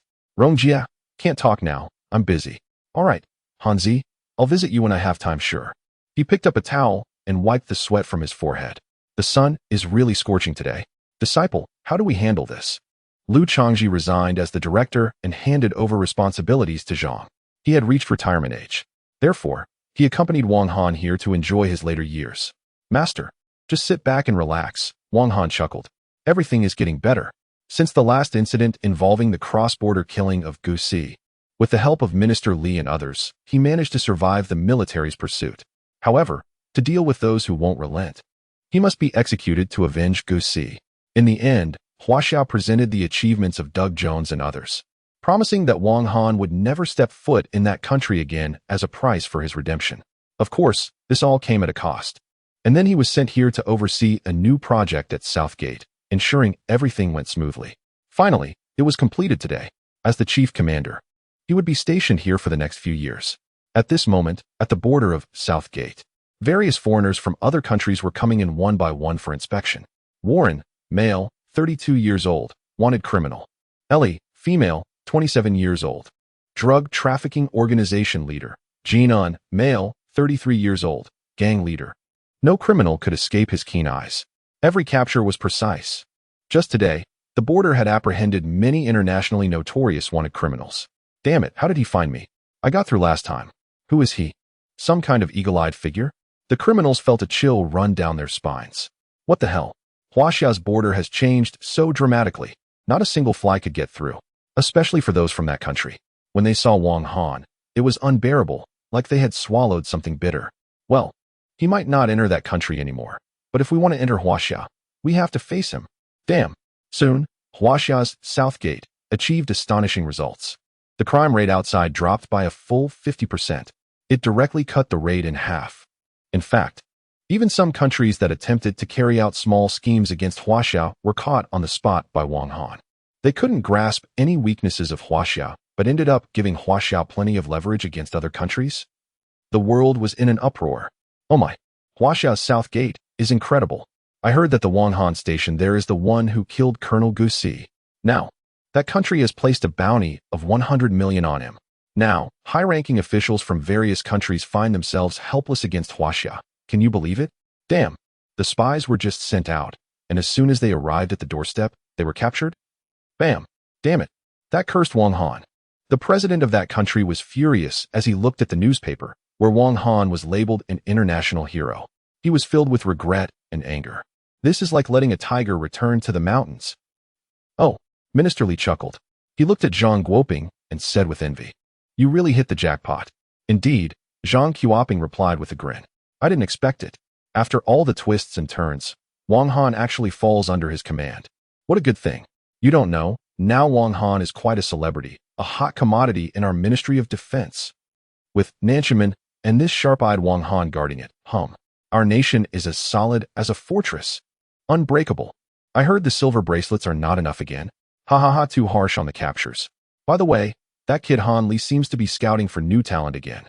Who knows? We might have another Wang Han in our nation soon. Let's wait and see, the two laughed. Nowadays, Wang Han alone is enough to hold the fort. Wang Han sat by the stone, looking at the sky. The radio crackled. Report, Team Leader Wang. A wave of suspicious individuals has arrived. Got it. I'll be there right away. With that, the young man stood up, glanced at the rising sun. Just like our nation today, everything is looking great. The badge on his shoulder shone brightly, like a dazzling star. The end.